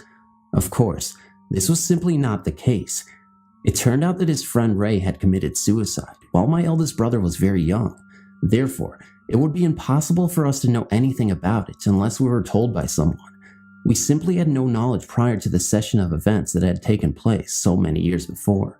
On another occasion when I was 11 or 12, we had a very strange encounter. My mother and father were out for the evening, and my brothers were left to look after me. The session took place in the dining room, which had one exit into the kitchen. From the kitchen, you could exit to the hall towards the front door, or a door latch with one bolt lock to the back garden and side entrance to the property. There was a window looking into the garden that the strange phenomena took place in. It was a strange session that seemed to pick up an angry persona. All of a sudden, there was a bluish glowing light out the back of the house, and the window started to shake violently.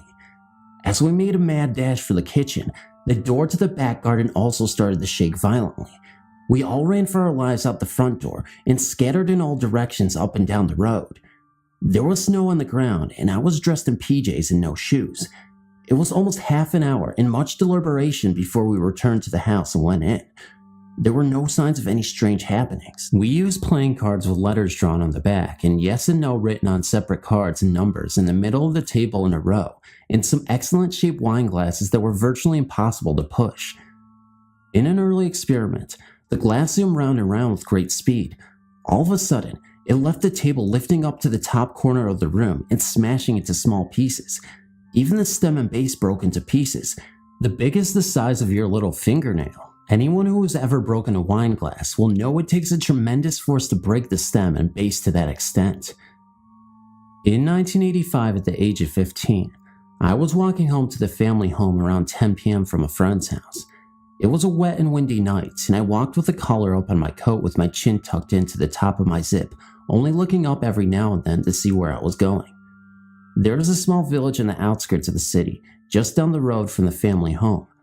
I was walking towards the village, where I would have to turn right to go in the right direction to get home. Approximately 1,000 yards before the road I was walking along came to an end, there's a 10-story block of flats, and next to that, a retirement home. As you get nearer to the end of the road, approximately 500 yards from the end, there was a row of tenant bungalow flats going along the road I was approaching and intending to turn right towards home. To the left was a large grass area between them and the main road. I passed the end bungalow flat, heading to the T-junction with the grass area to my left and approximately 100 yards of space all around me to the nearest object, some small bushes.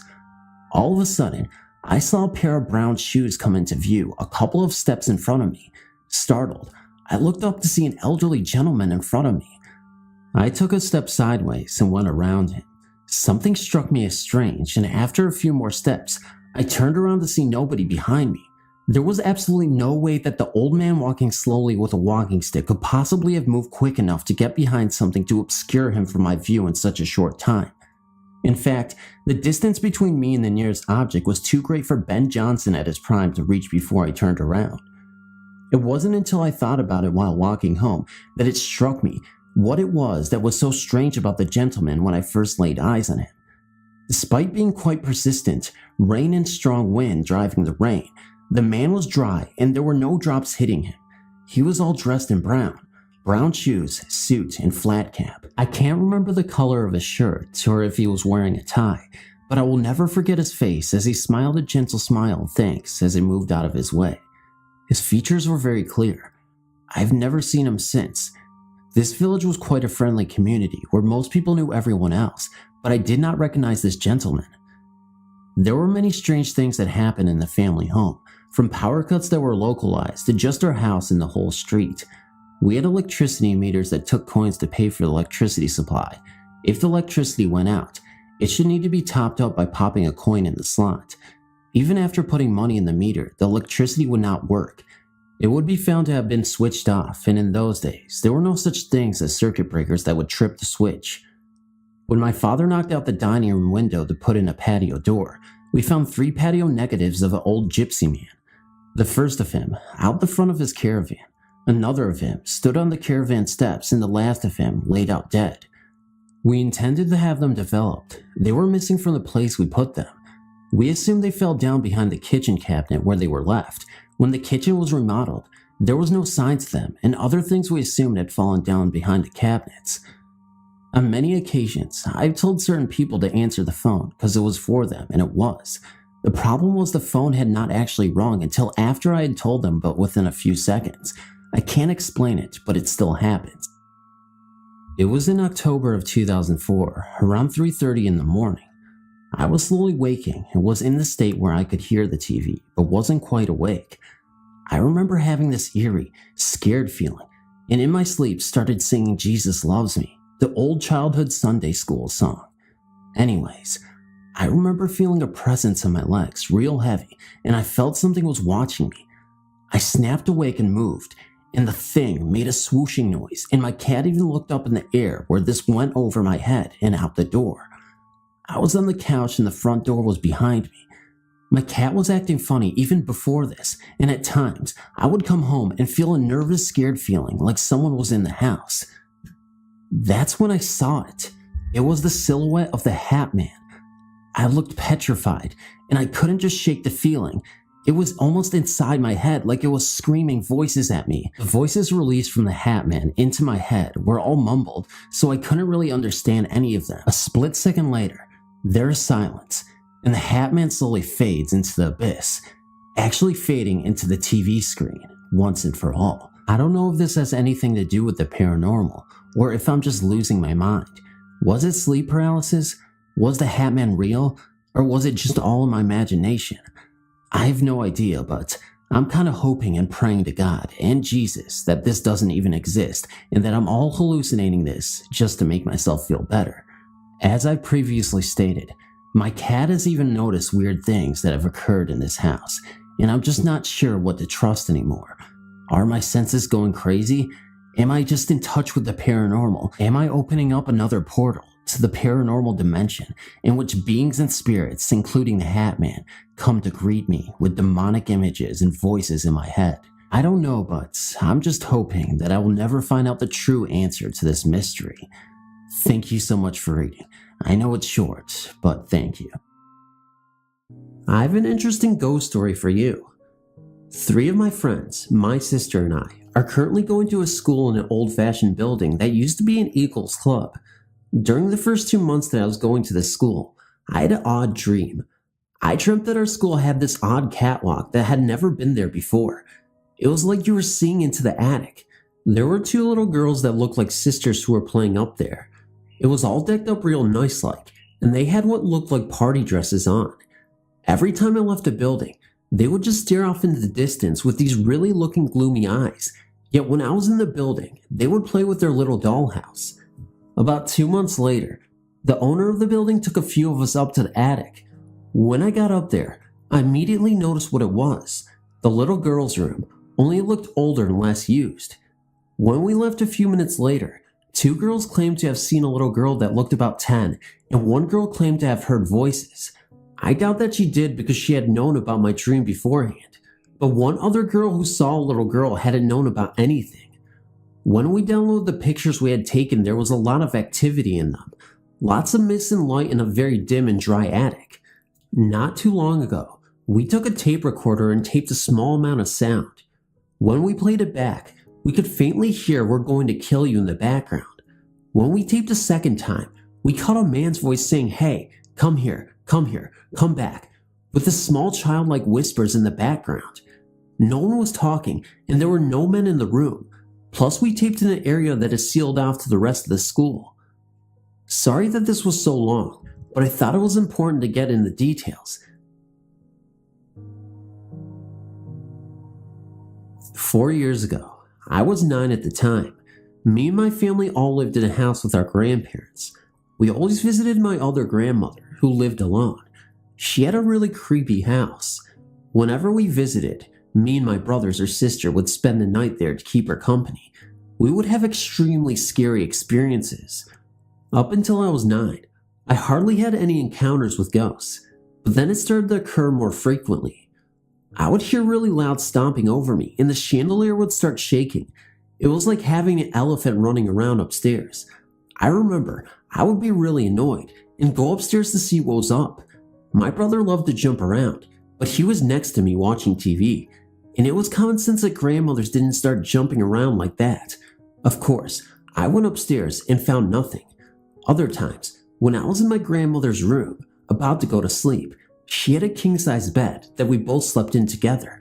But the traditional dolls she kept in her room would start opening their eyes by themselves, or start floating, or even, I swear, dancing.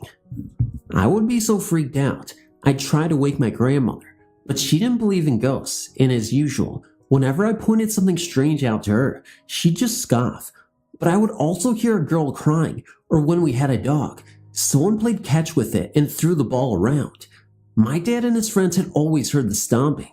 He said they'd also seen one of my grandmother's treasured antique dolls in the toy box, or girls' clothes or jewelry being taken out of my suitcase as if someone had tried them on. But about 3 months before I turned 10, my grandmother said that she wanted to move, not because she was scared of the ghost, but because the house was ugly and too small. Everyone in my family agreed, but me and my 2 younger brothers and older sister all were glad that we never had to visit the horrifyingly scary house. The best part was, our grandmother decided that she would find a house for all of us to live in. Me, my parents, my sister, my brothers, my other grandmother and grandfather, and now, my second grandmother, who didn't have to live alone and take care of such an old, huff house. After all, cleaning was difficult, and she wanted company. So now we would be all one big happy family. But that's not the end. As I was saying, 3 months before I turned 10, we started packing up everything in the house because we had already found and bought a brand new house that had been completed only a year before, with a swimming pool and enough room in the yard to get a dog and our own treehouse. Me and my siblings were so cheerful, we didn't mind doing most of the moving. We even ignored the ghost girl, forgetting to be scared. But when my mother said we had to go to the attic next to do work, boy did my blood freeze. The attic was where the ghost girl always disappeared to.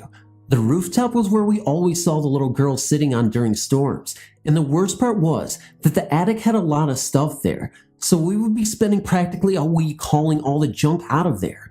We were really scared, but my mom just snapped at us because she knew we were scared of the ghost, and she had lectured herself hoarse about there being no ghost, even though we told her about all those weird things going on. But to cheer us up, she did say that in the attic, my aunt had all these cute dresses from the 70s stashed up there, not to mention some darts and a dartboard for my brothers, even a mini basketball hoop. I was excited because I was going to be a hippie that Halloween, so we decided to go for it. When we were up there the first couple of times, nothing happened. We even started making daily trips up there during our break just to explore. But soon, really scary things would happen, and they were so scary because that ghost girl got mad and would throw fists and chairs, and one time, even a dart. Or, when I found a little box of cute Barbie dolls and clothes, the ghost girl would snatch it away from me, and I hear her screaming in my ear literally, "Don't touch that, it's mine." I would run away from the attic because I was scared. Things got steadily worse. Things would go missing. The ghost girl would appear at least once a day and scare the peepins out of everybody. She would start stealing things from me too and claim them as hers. She also took those traditional dolls of my grandmother's. Finally, we moved, and at last, we all got into the car and started to drive away. When I looked in, I saw a cold, white face stare out the attic window. I had heard voices the night before telling me not to leave or give the stuff back, but I will never forget the face in the attic window. Mad, pale, and ghostly.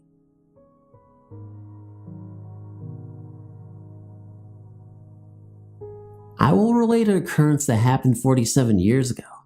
I grew up with my grandparents until my folks could afford to buy a home. My dad found an old Victorian on the east side of Manchester, New Hampshire. It was built in the 1880s and even included the maid's apartment in the attic, complete with the speaking tubes connected to the kitchen. My folks fixed it up, remodeling the kitchen and downstairs extensively. In the summers, our family used to move out to a cabin by the lake every year. As soon as school finished, we'd pack up the gear in 2 cars and head out to the lake in New Hampshire. The house would be locked up, curtain blinds and shades drawn, no food left in the fridge. At the camp, my dad and I fished every day. His work was only 30 minutes away, and it was a short commute.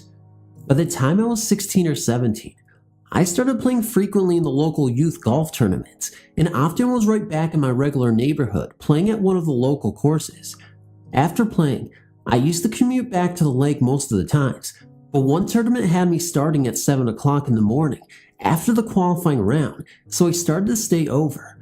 The key to the house was hanging up in the garage, and I opened the house up around 3 o'clock in the afternoon. I went to my bedroom upstairs and took a nap. The house was cool, the windows having been sealed, blinds and shades drawn. It felt nice after being in 90-degree heat. About an hour and a half later, I woke up quickly. I don't know what it was that got me alert, but as I listened closely, I could hear a noise coming from directly above me. The sound I heard was like someone shuffling through a box of tools. My first thought was some damn squirrels trapped in the attic. Getting out of bed, I calmly walked to the doorway that led to the attic stairs. Suddenly, the shuffling noises turned into footsteps, clear, steady, and they were heading towards the stairway leading to the door. I could hear heel and toe, 6 steps to the landing and a turn. 2 steps more, and I was gone before whoever reached the bottom. I took a leap to the landing, and the next 13 steps in one jump, turned at the bottom of the stairs, and hit the back door and slammed it shut. Drove to my buddy's house, and when his mom asked if I wanted to stay over, I said thank you very much. Talk about a reprieve. In the fall, I was off to college, and I can say that I never spent another day or night alone in that house. Years later, my dad passed away. The house was put on the market, and it took almost a year to sell. The 2 women who bought it had it back on the market in 6 months. I don't know what the source of the steps was. I can't go back and figure this out. But I never had a bad feeling in this house. But I never had a good feeling either.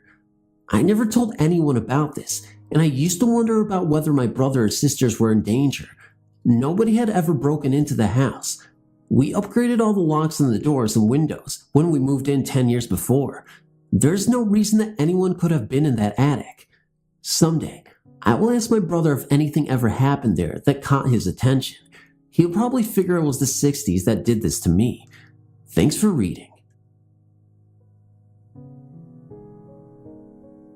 I have 2 ghost stories for you, both pertaining to a condo that I used to live in as a child. City, Whitehall, Ohio. When I was 3, my mother, sister, and I moved from Juarez, Mexico, up to Whitehall, Ohio. The town is only about a 15-minute drive from the state's capital, Columbus, but that's irrelevant to the story. We moved into a condo. Our side was rather small and had 2 stories, and a basement. When I was 5 years old, my mother had remarried. Nonetheless, she was also expecting. Since we only had 2 bedrooms, both on the second floor. My mom had my sister and I move up into the attic. The first month was fine, until we brought up our beds and a rocking chair. My sister and I had to share a bunk bed, and as always, she had to have had the top, so I took the bottom. One night, I woke up hearing someone crying. I thought it was my sister, but I could hear her snoring. I looked around the room and saw the rocking chair. It was rocking back and forth and crying? No. I narrowed my eyes and noticed a pale girl who looked a bit like a mix of my doll Bubbles and Shirley Temple. I called out, "What's wrong?" and the crying stopped. I laid back down, but then I felt something grab my feet. "Water!" It yelled out to me. I didn't understand, and I hid under my covers trying to shake off the grip, but it would not let go. Then it started to scream water louder and started telling me how dry it felt. I told it that the bathroom was downstairs. The cold grasp had let go. I heard steps and cries, then the door opened. When I woke up, the chair was on the other side of the room, and there was a glass of water on the steps. It would keep going on for about 2 years. My sister said that she talked to a girl that had lived in our closet. The chair normally sat in front of it. She told me that the girl was always thirsty. When I was 7, still in the same room and house, a new apparition had appeared. She was tall and resembled slightly the features of the little ghost from 2 years earlier, but she was dark and her dress was somewhat 20s or 30s styled. I can't quite describe it, but she told me that I could never open the window to the room. Since the house was so small, heat was trapped up in my room, and my mom would keep the window open for us. We had a mother robin living in our window who was very beautiful. She had laid 3 eggs, all of which had hatched successfully. But 2 days after the baby birds had hatched, I heard the window slam shut while playing a game of Twister with my sister. The mother bird had snapped her neck in the window. I remember what the woman had told me, and I started to cry. My mom would help me feed the baby birds, and I told her about the ghost. She told me it was fine, and I was just being silly. But again, 2 days later, only 2 birds were in the nest. I was upset and thought it had fell down the 2 stories onto the driveway. The 2 other birds had grown up and had left the window, but the next summer, my sister smelled something in our toy chest. It smelled like rotting eggs. We found a Cabbage Patch doll at the bottom of the toy chest. Its chest had been cut, and the smell was coming from within it. I gave it to my mom, and then went outside to play. About 10 minutes later, I heard a scream. My mom ran out with a dead baby robin that had come out from the doll. I never opened the window up again. Thanks for reading. This story deals with one of the instances in my life where I was the most confounded and fascinated, as well as generally scared out of my wits. The setting is South Portland, Maine, in the summer of 2005. I was enjoying the summer following my sophomore year at college at my uncle's bungalow-style home. My uncle generously offered me a place to stay in a semi-finished attic for a very low price per month. Naturally, I didn't want to pass up the opportunity to spend a summer 5 minutes from the beach, so I took him up on his offer and moved my things in 4 days after school ended. Things were going great. I found a job in town and began to enjoy the fruition of my hard work the semester before. Summertime is a wonderful time in any coastal Maine town, and even more interestingly, so are the wealth of lore and tales surrounding the old ports where I resided for those 3 months. I've had a curiosity in paranormality and the occult for most of my life, and come from a family that is seemingly quite susceptible to such things. My first reaction to my uncle's house was along the lines of, I wonder who died there, as it appeared to be at least 60 or 70 years old. The interior was equally as old looking, but I don't know whether to attribute it to my uncle's eccentricity or to the previous owner's idea of a neo-Victorian decor. The whole house gives me sort of a never alone feeling, which really got to me some nights. My room, however, was void of color or taste, completely white walls, a large desk with a lamp, a pull-out futon, and a blue and white speckled carpet, the itchy sort. Anyhow, you have an idea for the basic setting and my way of living for the summer. Now on to the unusual. The story here begins in just the last place I described, the attic room.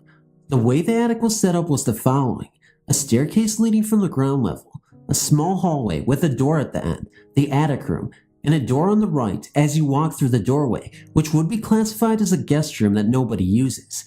Both the guest room and attic room are not connected, but the doorways are adjacent to each other. Anywho, one night, my girlfriend was up visiting for a couple of nights, and we were upstairs laying on the pulled-out futon.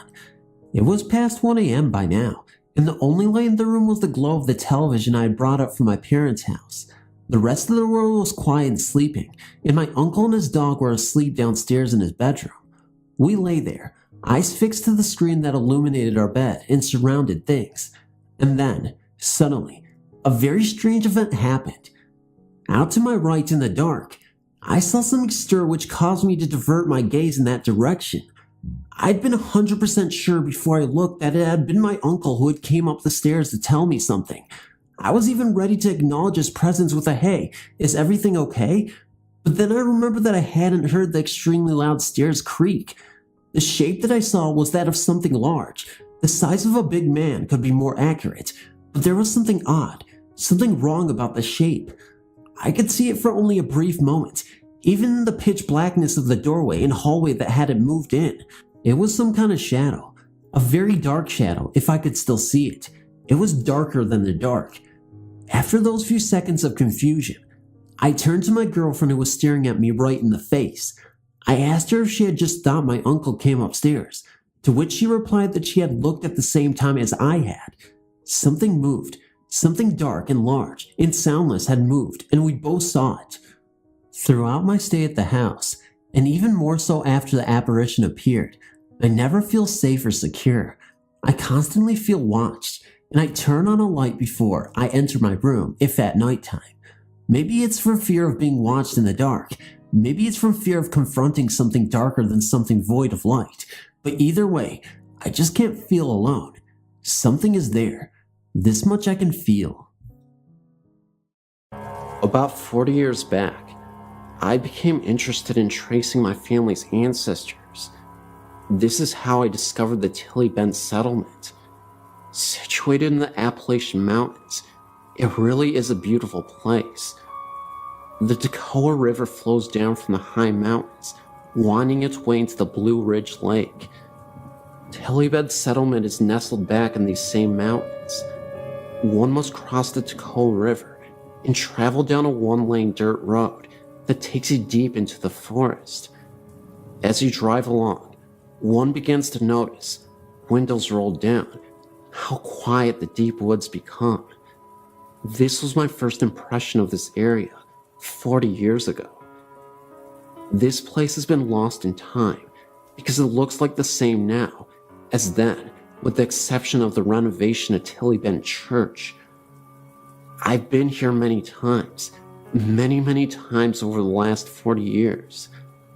I suppose you could say I'm drawn to the mystery of this place. I will only share a small portion of my research. However, you need to understand this. Tilly Bend Church sits right in the middle of this haunting. This church is not part of the haunting. This church is the house of God, and services are held here on a regular basis and demands the respect as being the house of God. In 1756, the Creek Indians lived in this area and got along quite well with this white folk that came to this area from North Carolina. There are census records showing that the white man intermarried with the Creek women. The Cherokee did not get along with the Creeks and forced them out of the area. The intermarried Creeks did not leave, and neither did their customs.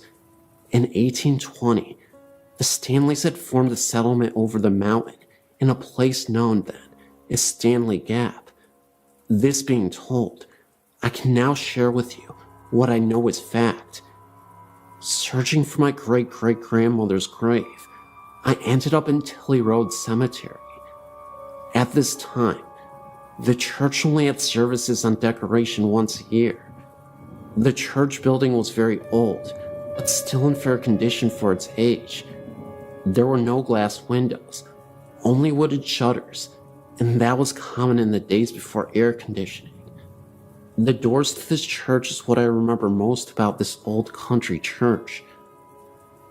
There was in both of the old doors what appeared to be like someone had shot the doors with a rifle of some sort. My first impression was that someone had done this out of pure meanness. I then proceeded to walk around the side of the church and walked up and peered through one of the cracks between the shutters. Of course, with the shutters closed and there being no windows, the inside was dark. I could, however, make out the old homemade church pews and the pulpit. I also noticed a high ceiling with the rafters showing. Yes, I thought this church is old, and the welcome sign out in front of the church stated the church was established in 1858. After I looked the old church over, I then headed up the hill to the cemetery. I noticed there were a lot of field stones marking the graves, which is not unusual for very old graveyards. Right in the center is a very old and large oak tree, the only tree that is in the graveyard. I started looking around at the grave markers for my great-great-grandmother's grave. Well, to my surprise, her grave was also in the center of the graveyard, and her grave was the only one under the oak tree. The name on her marker is Elizabeth, so I'm looking around at this graveyard, thinking it looked as if no one wanted to be buried anywhere near her grave. I then wrote the information for her marker down, and that is when I noticed the head of her grave was facing west, which is very odd, because all the people here bury the dead facing to the east, because the Lord will return in the eastern sky. I finished getting the information, and I caught a glimpse of someone out of the corner of my eye. I did not hear a car come down the dirt road, and there were no houses close by. I turned very quick to see who it was, and there was no one. I laughed at myself thinking, yeah, I'm jumping at my own shadow. You see, I don't believe in ghosts, but I did believe in mean people. As I started back down the hill, I noticed another grave. It was called Mary. The birthday was the same as Elizabeth. They both died on October 26th. Elizabeth died 1905. Mary died 1906.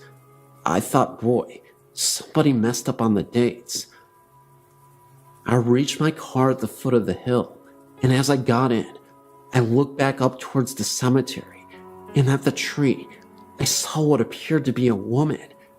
Her dress was long and black. She had on a hat that I can only describe as a granny bonnet. I thought, you have got to be kidding.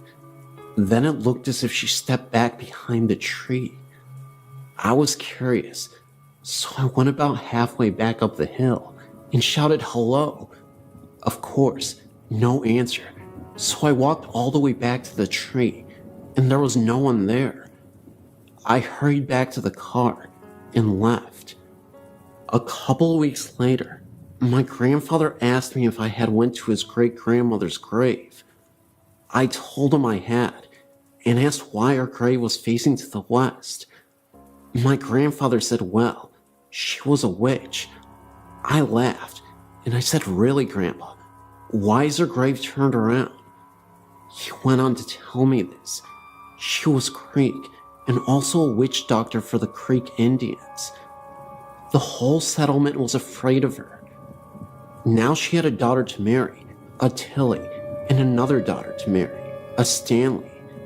There had been a family feud between the Tillys and the Stanleys, so the two sisters became enemies because of their husband. The feud escalated, and on Sunday morning, the Stanleys went to Tilly Church and started shooting through the doors of the church, killing the preacher, he was a Tilly, and several others in the church, including the one sister who married a Tilly. Now, the Tillys didn't let this go, and one night, they went to Stanley Gap and killed some of the men while they were asleep. Now the sister that married a Stanley, her husband was killed that night. A few months later, she died having a baby. Elizabeth Bradley vowed revenge on both the Tillys and the Stanleys for the death of her two daughters. After that, every baby born to the Tillys and Stanleys died at birth. I said, come to think of it, there was a lot of little baby graves, rows of them. My grandpa said, well, after a year of this, the Tillys went to Elizabeth Bradley's house and got her.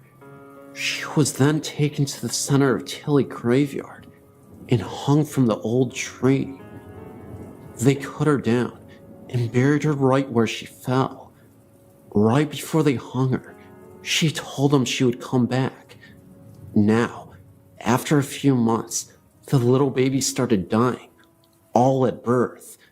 People in the Tilly settlement started claiming the witch had come back and had taken up residence in a very old and mean woman, Elizabeth Bradley's sister-in-law Mary. So on the anniversary of Elizabeth Bradley's hanging, the men went and got Mary Tilly Bradley. They hung her from the same tree. They would not bury her facing west because she was, after all, not at fault because the witch came back through her and she was a Tilly. I said, Grandpa, that didn't really happen. He said, you saw the graves, and I'm telling you it did happen, and the older folks here will tell you that it's true. He said, and I'll tell you something else that's true. I saw one of them witches one time when I was a small boy.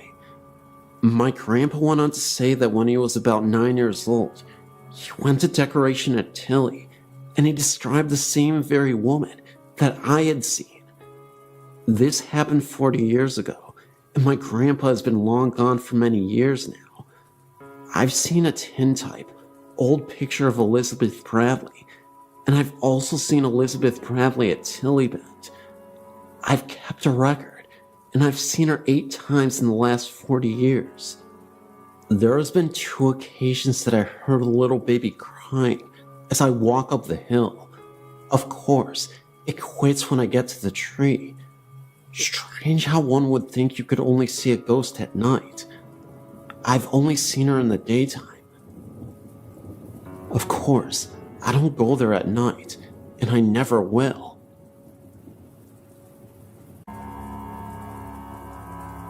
I've always believed in paranormal things. I've had many encounters with ghosts, and it's never really bothered me. My daughter was born in 2006. Around the time she was 1.5, we moved into a nice older house. The first night in our new house, we were camping out downstairs because our beds hadn't been unloaded from the truck yet. Around 2 a.m., I was woke up because you could hear the sounds of someone walking around in a room above the kitchen. I just blew it off as an older building and such. I walked upstairs when I continued to find her closet doors open and things scattered around her room like someone had been in the boxes. Again, I just blew it off as my kid brother playing a trick before he left.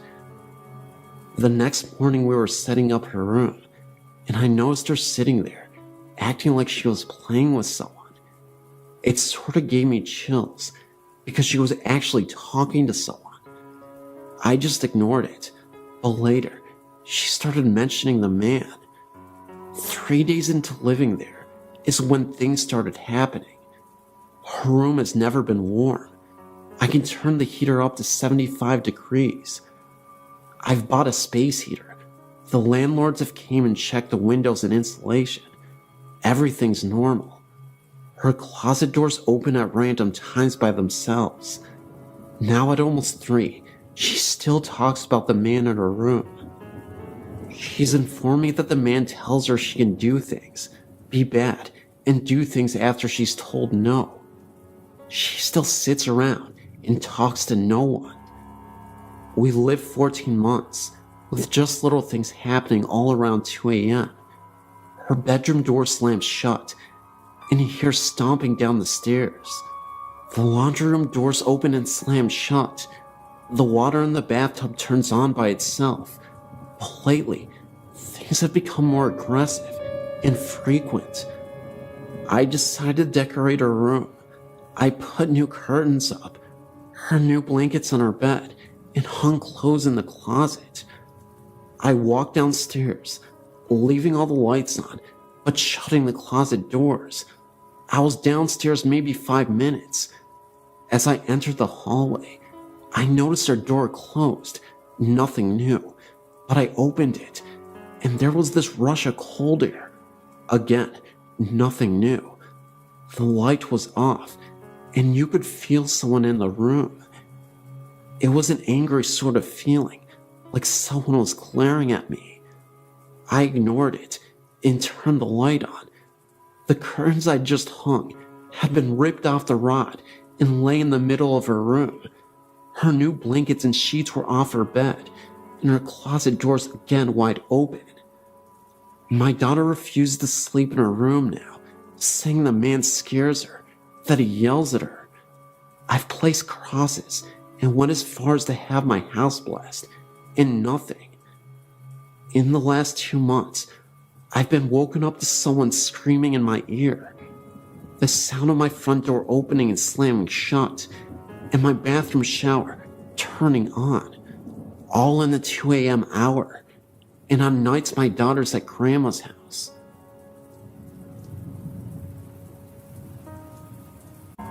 There are some stories that my family and friends have passed on, and I think you might find them quite interesting.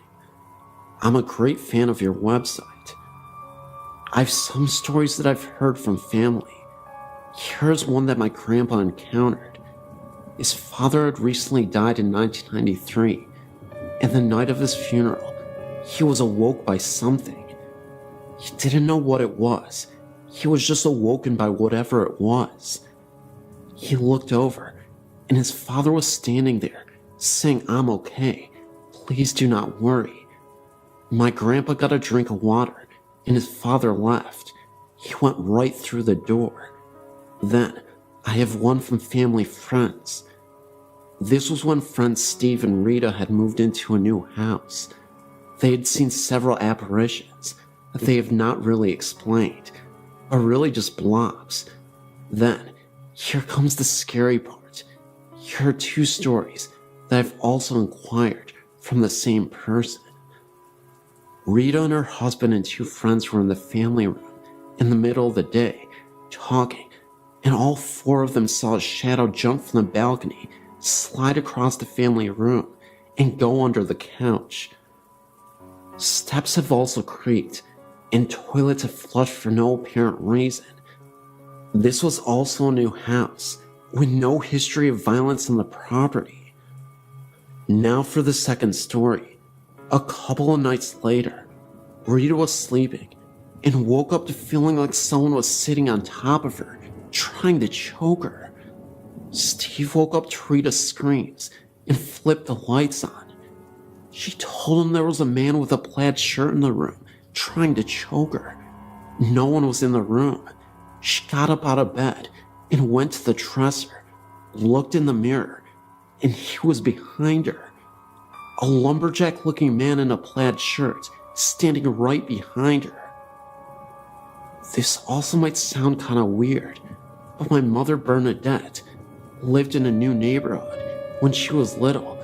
Outside of the development was a field with a very small house, almost a shed. Whenever my mom took a walk with her grandma, a little girl would come running out of the house and shed and talk with them. She was always dressed old-fashioned with a dress on. She resembled a little girl like Shirley Temple.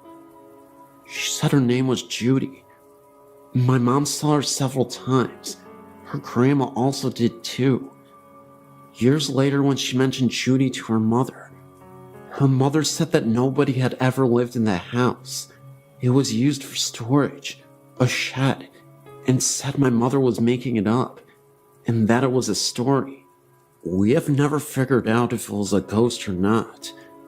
My great-grandmother remembered her too. As a side note, I've passed this particular field many times, and have seen the shed, but have not had any strange things happen to me when passing the area.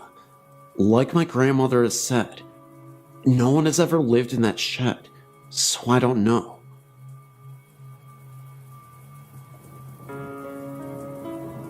My name is Rodney, and I would like to share a story with you that happened to me and a friend of mine. First, I'll give you some background. It's the early 70s in Enon, Ohio.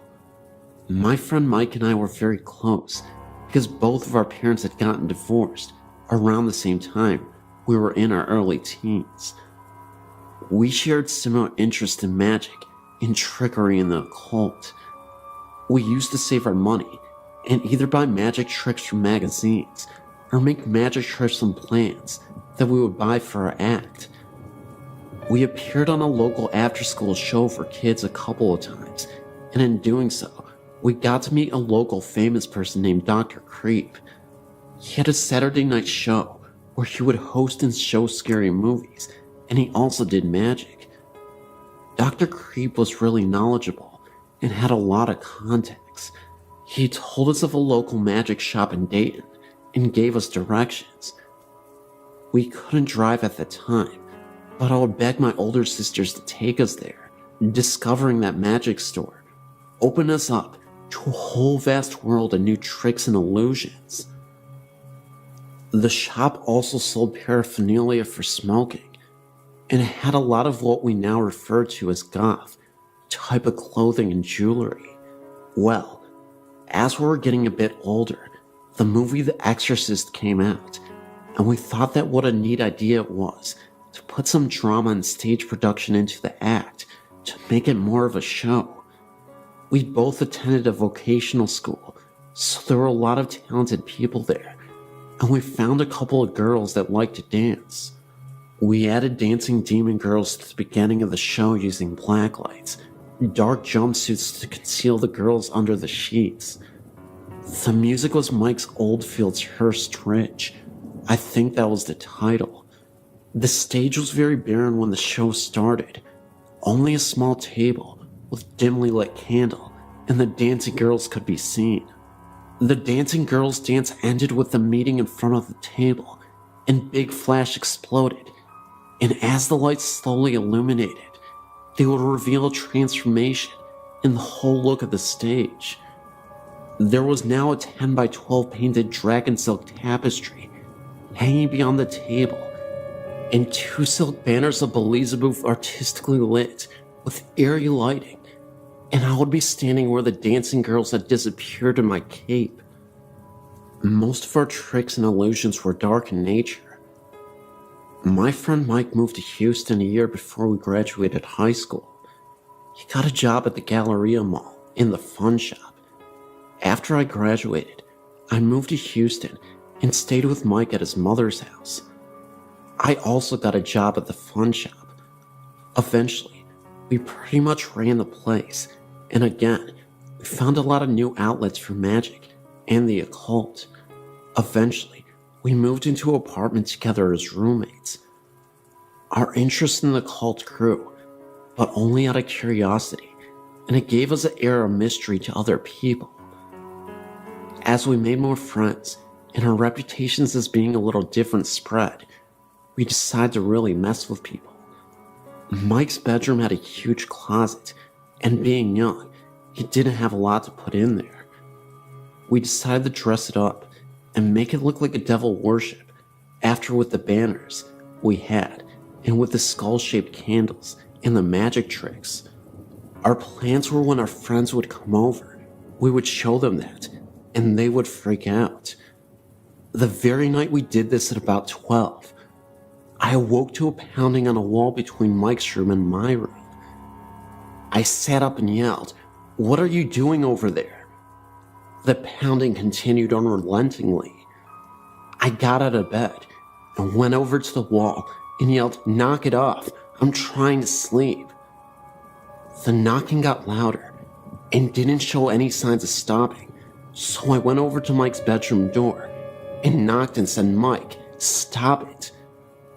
The pounding continued, so I opened the door to see Mike sitting up in his bed, looking at the closet. My eyes went across the room towards the closet, and as my vision passed his dresser, I saw the door slowly closing. I asked Mike what he was doing banging on my wall. He said it wasn't coming from the wall between our rooms. It was coming from the closet. I continued looking onto the closet. As I saw the door, it was breathing and jostling, as if someone was trying to get out. Then it stopped suddenly. We were scared witless. We gathered up enough courage to both walk over, and we pulled open the door with ease. The closet was freezing. We looked around and saw no one or anything. The apartment we lived in was brand new. No one lived next door. Our neighbor downstairs was gone for the weekend. We asked the people behind us the next day why they were banging on the walls, and they said that they hadn't, and that they didn't hear anything the night before. We immediately started ripping all the decorations down. I'm still very much fascinated with the paranormal, but I will not invite it in. I have another story I will share with you later, but as for now, I hope you enjoyed what I gave you.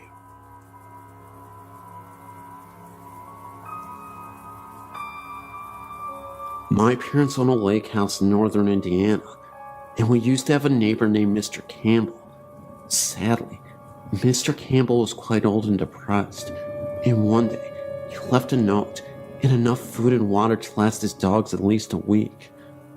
He said his body could be found in the lake. I couldn't remember if it was ever found though. This story has many parts, all leading to the same conclusion. Mr. Campbell's ghost haunts this property, but he seems to be quite calm and docile. The first instance, well, a rich man, Richard, bought his property, tore the home down, and built a $2.5 million house. Richard was extremely nice and was always coming over for dinner. One day, he told us that he thought his house was haunted. He had an entertainment system installed that requires him to climb a ladder to fully turn it on or off. For that reason, he always left it on and left the ladder in the garage. One day he had guests over and was going to put on the Indy 500, but the system was powered down. He said he watched TV the night before and no one had been in the house. At first he just assumed it was a power outage or something. He got the ladder and turned on the system. However, all of the settings were messed up. The volume was turned down very low, and the radio was on and set to a 50s station. The TV was off because of the radio. When he turned on the TV, it was tuned static rather than the Discovery Channel Richard had been watching the night before. He said he played it off as an accident to his guests, that it kind of spooked him. Later, after this happened, again Richard assumed Mr. Campbell wanted to listen to music, but didn't want to disturb anyone, because no one had heard the music. Richard also had a roommate named James. The thought is that they were lovers, but no one really asked. Richard would travel to Chicago a lot, and James would be home alone. One night, my sister and I were watching TV in our room and saw lights shining outside and heard men talking. We looked out our window and saw about 3 police cars and about 6 policemen walking all over the house, looking at windows and knocking on the door. We went outside with our dad to see what was going on, and the police asked if we had heard or seen anything suspicious. We said no. Why? They told us someone had called 911 from the house, but only breathed into the phone for a couple minutes and then hung up. We told the police that Richard was gone, and usually when he was gone, James would visit his mother down the street. My dad called James' cell, and he was at his mom's for a dinner and a movie. He said he was planning on leaving soon anyways, and came to talk to the police. James let him in, and they searched the whole house, but no one was there. However, in the kitchen, a burner was left on high. James said he made pasta to bring to his mom's, and must have forgotten to turn off the burner. After the police left, James said he sometimes got a strange feeling in the house, like he wasn't alone when he knew he was, but that he never got scared. It was more like being watched over than stalked. My sister and her friend were sitting on our screened-in porch one Friday night after we got to the lake house late. They saw a man walk from the pier to Richard's house, and my sister called out, "Hi, Richard," or James, whoever it is. But the figure didn't stop or reply. He just walked up to the house and disappeared. The girl said a light never came on, and he never heard a door open. The next day, Richard was doing yard work, and my sister mentioned the night before and jokingly accused him of ignoring her. He told her he had not been home last night, and that he had just gotten back from Chicago early that morning. He also said that James was in North Carolina for the week for his sister's wedding. My sister and her friends were confused because they had both seen the man, and they were worried they had seen a robber. Richard asked if the outdoor lights turned on, and they said no. Why? He said he has motion detector lights, so if there was a person by the house, the floodlight should have come on, and his alarm didn't register entry last night. The next incident, Richard had to move to Chicago. It had gotten to be too much for him to constantly be driving back and forth, so he bought a flat in Chicago and put the house up for sale. James left too. The new owners are really quite annoying and full of themselves, so no one ever told him about the possible haunting or the house's past. One day Janet came over and asked us if the house had a story. I asked why. She said she had been in the shower when she saw an old man staring at her. She screamed and he just disappeared. We told her about Mr. Campbell and everything, and she sort of freaked out. They tried to sell the house, but couldn't. She still says the old man watches her every now and then. The housekeeper says she has never seen the old man while she was showering, but that she thought she saw him one day while she was cleaning. He was in the entertainment room, listening to music. She also said that the 5 dogs will stare at all the same spot for several minutes on end, tails wagging, as if they were being talked to. We still talk to Richard, and he has told us many stories about the house, rearranged pantries, the entertainment system being changed multiple times, and other various things. We think Mr. Campbell haunts the home because he can't move on. My mom says my experience must have been Mr. Campbell trying to get away from Janet for a while. That incident was before the shower, but Janet was already in the home with her husband. We still hear the beeping every once in a while, and we all just say, "Hi, Mr. Campbell, you can visit as long as you like." The dog stopped staring and following him after about the 10th time. They'll look up just after the beeping and just before we hear him leave. I'm a bit of a baby, so I still get creeped out when I'm alone at night, even though I know he has never done any harm. My parents are the last people I think would believe it, but with so many incidents, we think he is there living out his days watching others. Maybe he regretted saying goodbye prematurely, and because of this is what keeps him from going to the other side.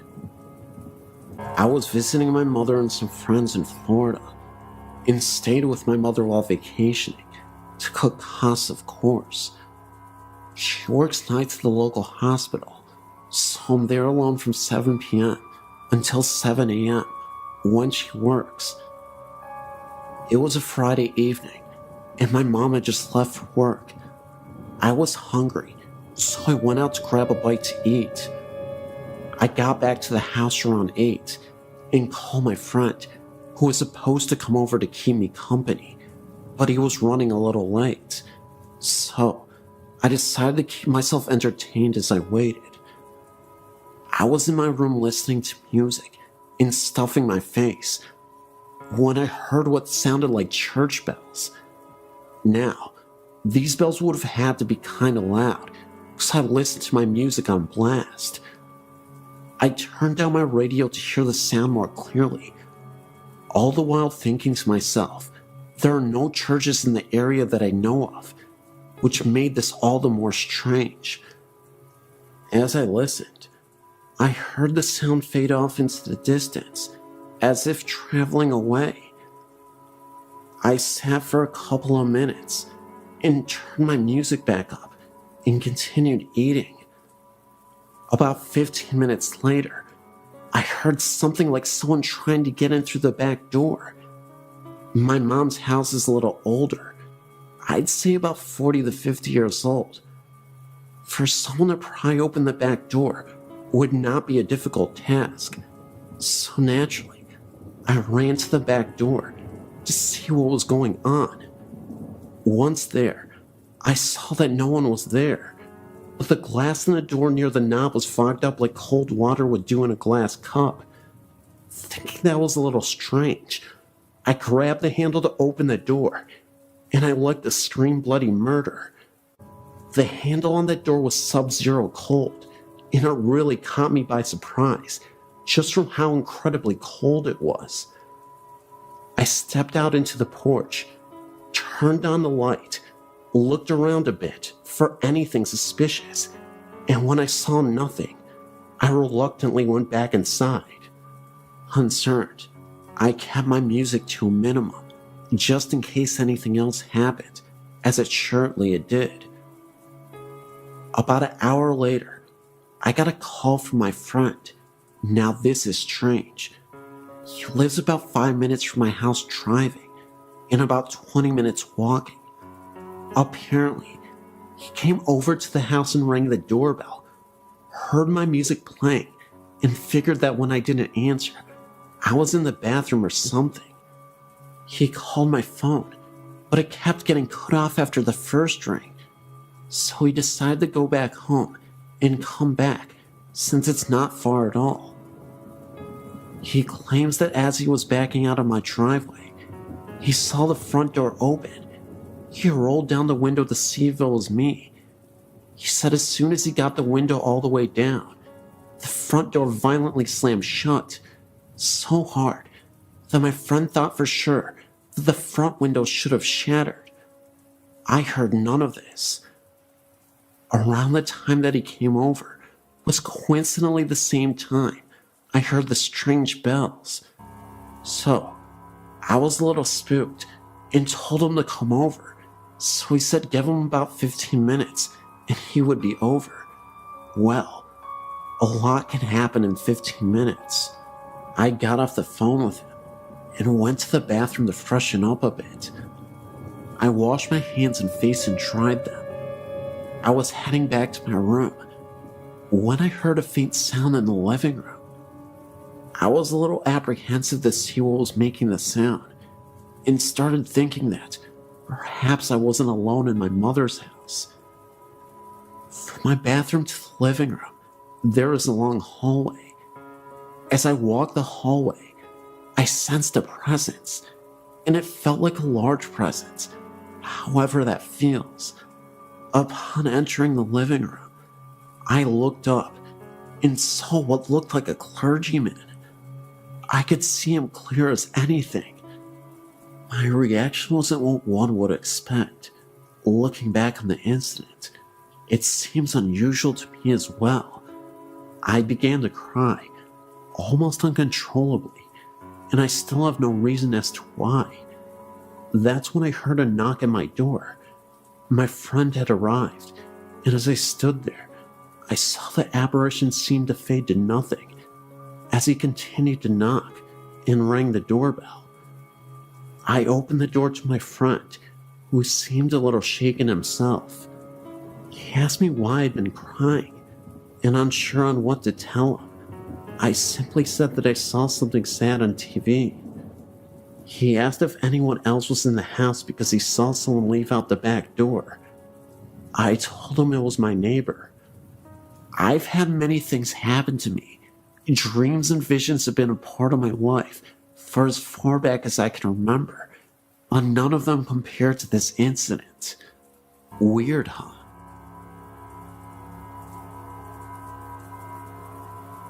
I was only about 3 years old when I first started seeing things in my old house. It started with the noises in the attic. I would hear a rocking chair rocking in the attic directly above my bed. However, that portion of the attic had nothing in it at all. The floor wouldn't even have supported the weight. My old house was a 1950s home. The basement still had an old coal room. However, the coal chute was sealed shut to prevent breaking in. The coal room was directly below my bedroom and was the only part of the house no one ever went into. I can only ever recall even seeing the door open once. It was an empty, depressing kind of room. In addition to the noises above, I would sometimes hear footsteps in that old room below me, or footsteps on the basement stairs. The first time I ever saw anything was, as I said, when I was around 3 years old. I woke up from my sleep in the middle of the night to see a young girl standing by my bed. She had brown hair and green eyes and wore a 19th century style green nightgown. She looked to be about 8 years old. She frightened me at first, but I didn't get malicious feelings from her, and gradually I accepted her. She appeared to me often throughout my childhood, and even now I see her occasionally. The other ghost I saw was much scarier. I wasn't the first one to see him. My younger brother was. He was a tall man who held a knife in one hand and wore black. My brother began seeing him when he was about 5 years old. The man would appear in his closet, began to walk towards him, and then my brother in his fear would scream, and the man would disappear when my parents came running. I've never told anyone about my experiences with ghosts, for I was afraid I would be called crazy. But my brother told us all about what he saw. He saw the man a total of 4 times, once in each of our bedrooms, and twice in mine. I saw the man twice, but I didn't begin seeing him until I was much older, around 9 years old. I always got a fairly bad feeling from the man, and Victoria, the name I gave the little girl, would always disappear before he appeared. I got the sense that she was scared of him for some reason. In addition to this, when my great-grandma passed away, I inherited her jewelry box. The first night I had it, I'd left it sitting open on my bedroom floor. When I went to bed, I was around 6 years old. I was lying awake in bed when suddenly the movie in my VCR fell out of the VCR and onto the floor. A few minutes later, my TV turned on. There was no one else in the room at the time. As I got up to turn it off, it turned itself off. A few nights later, I'd once again been playing with the jewelry in the jewelry box. I awoke to find my basketball bouncing itself repeatedly against my dresser, sideways. There was no one else in my room at the time, and it kept it up for over a minute. After that, I became frightened and stowed the box away in the back of my closet. To this day, I will not open it, even though I'm now 16. The scariest thing of all happened when I was 11. I awoke in the middle of the night, unable to move the lower half of my legs. Terrified, I sat up to see a strange black shadow sitting on my feet. It was blurry. That may have been partly because my glasses were sitting on my bedside table. At first I thought it was my black cat, but quickly realized that it was much too big. It was transparent. It was about half the size of a small child. But the thing itself isn't what scared me. It's the feeling that I got from it. I felt terrified, like I've never felt before in my life, as if the strange shadow was pure evil. I struggled to move my legs, and then ran into my parents' room and woke them up. It's the only time I've ever told them of my paranormal happenings. My dad came into my room and turned my light on, but of course, the thing was gone. He insisted I was dreaming and tried to get me to go back to sleep, but I slept on their floor for a week straight after that. I've since moved into a new house. My grandma died here, and we moved in afterwards. Because she left it and everything else of hers to us, I don't have as many experiences here. But there is one that really stands out in my mind. I awoke in the middle of the night, and I could feel someone laying against my back, their knees curled under mine, and their arm around me. I freaked out and literally jumped onto my floorboard and flicked my light on, but nothing was there. My mom was woke up from the commotion, and I told her about it. She told me it was my grandma who was keeping me safe as I slept. And then a few days later, we drove to the cemetery where my grandma is buried. We took my grandma's dog with us. Once we got to my grandma's grave, the dog went crazy. She began to bark and whine and paw at the windows frantically. We thought it must have been a squirrel or something, but there were no animals in sight, not even a bird. My mom thinks that the dog saw something we couldn't, and I have to say I agree. I've had many experiences, and these are just ones I was reminded of by reading other stories on your website. I wrote a lot. I tried to narrow it down a bit. I've tried seances and things with my very good friend who has similar experiences to mine, and we've been successful at this. It really shocks me sometimes, because we'll both get an image in our head or see something, and we can finish each other's sentences. That's how precisely we see things. I definitely believe in the paranormal, and I hope to show other people the truth.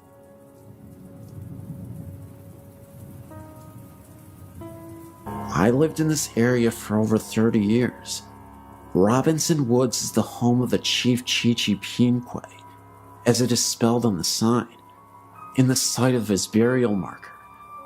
He was the last chief of the Potawatomi Indians, and he was related to the Robinson family. He died in 1953. There have been numerous ghost hunting expeditions conducted here, with reports of drums and shadowy forms of an Indian in pictures in the woods surrounding the memorial marker. These woods are connected to Catherine Woods, west of East River Road, south of the Kennedy Expressway. There's a trail that leads from behind the Chief's memorial marker, going to a small branch of the Des Plaines River. It is along this river that John Wayne Gacy buried several of his victims. Additionally, there have been numerous bodies found here over the years. In the late 1950s, 2 brothers went missing and were killed, and their bodies were discovered here. The area of these woods, more towards the Catherine Woods side, just south of the expressway, is where the American Airlines flight went down, killing all on board. On the east side of the East River Road, there used to be a horseback riding stable called Happy Days Stables, which was the site of many illicit doings. John Wayne Gacy was known to be friends with one of the stable hands that worked there in the 50s and 60s, and he was a frequent visitor there. This stable hand is the one who was responsible for killing the 2 brothers in the late 1950s, and it's local legend that Gacy participated in the murders. Of course, both Gacy and the other man died without ever revealing the truth of this. These woods have been the site of more phenomenon than can be counted. Generations of kids have gone there to dare each other to face their fears. I've personally experienced the drums in the woods, the face of an Indian behind the marker, felt overwhelming fear, anger and sadness, and evil along the river behind the trail, and horrifying fear around the airplane crash site. That's my story, and many others, and the rumors surrounding this area.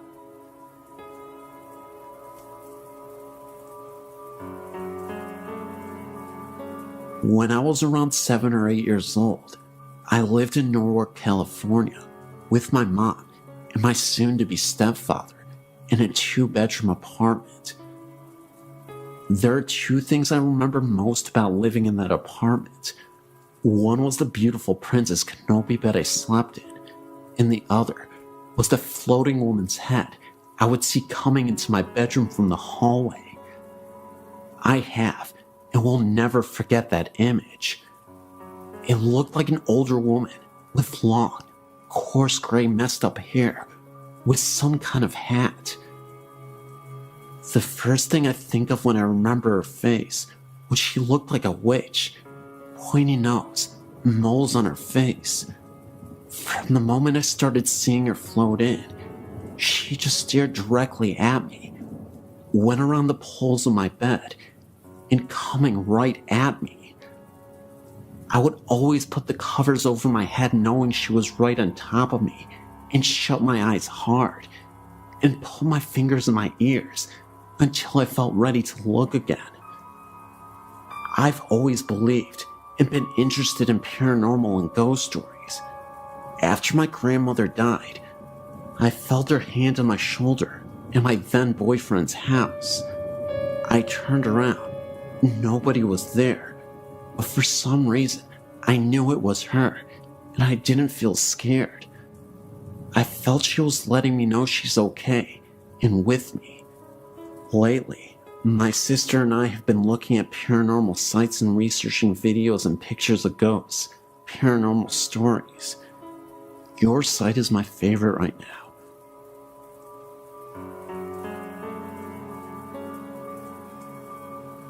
A few years back, I was at the White Horse Bar in Maloa and was doing a gig.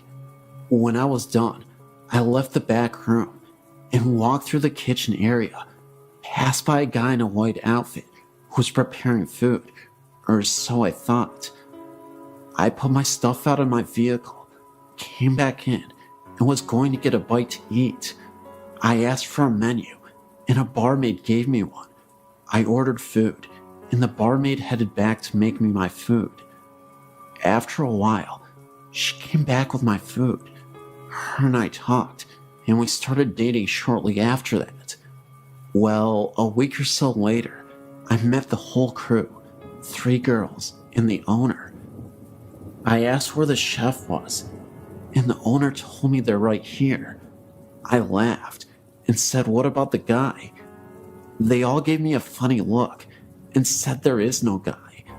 I had explained the guy I'd seen a week back that appeared to be a cook dressed in white clothing that's similar to a chef and was facing the kitchen stove that I walked by. They all gave me a weird look, and from there, the owner talked about seeing shadows going across the back room area late at night, and no one was there. He told me the owner prior said a ghostly head was said to appear down from above the bar one time in the past. There was a time that I had to change the light bulb, and it had to be replaced. The old one was loose and burned out.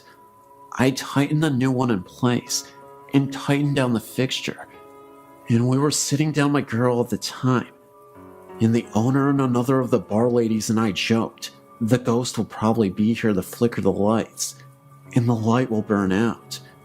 The crazy thing is, a couple seconds after that, the light flickered and went out.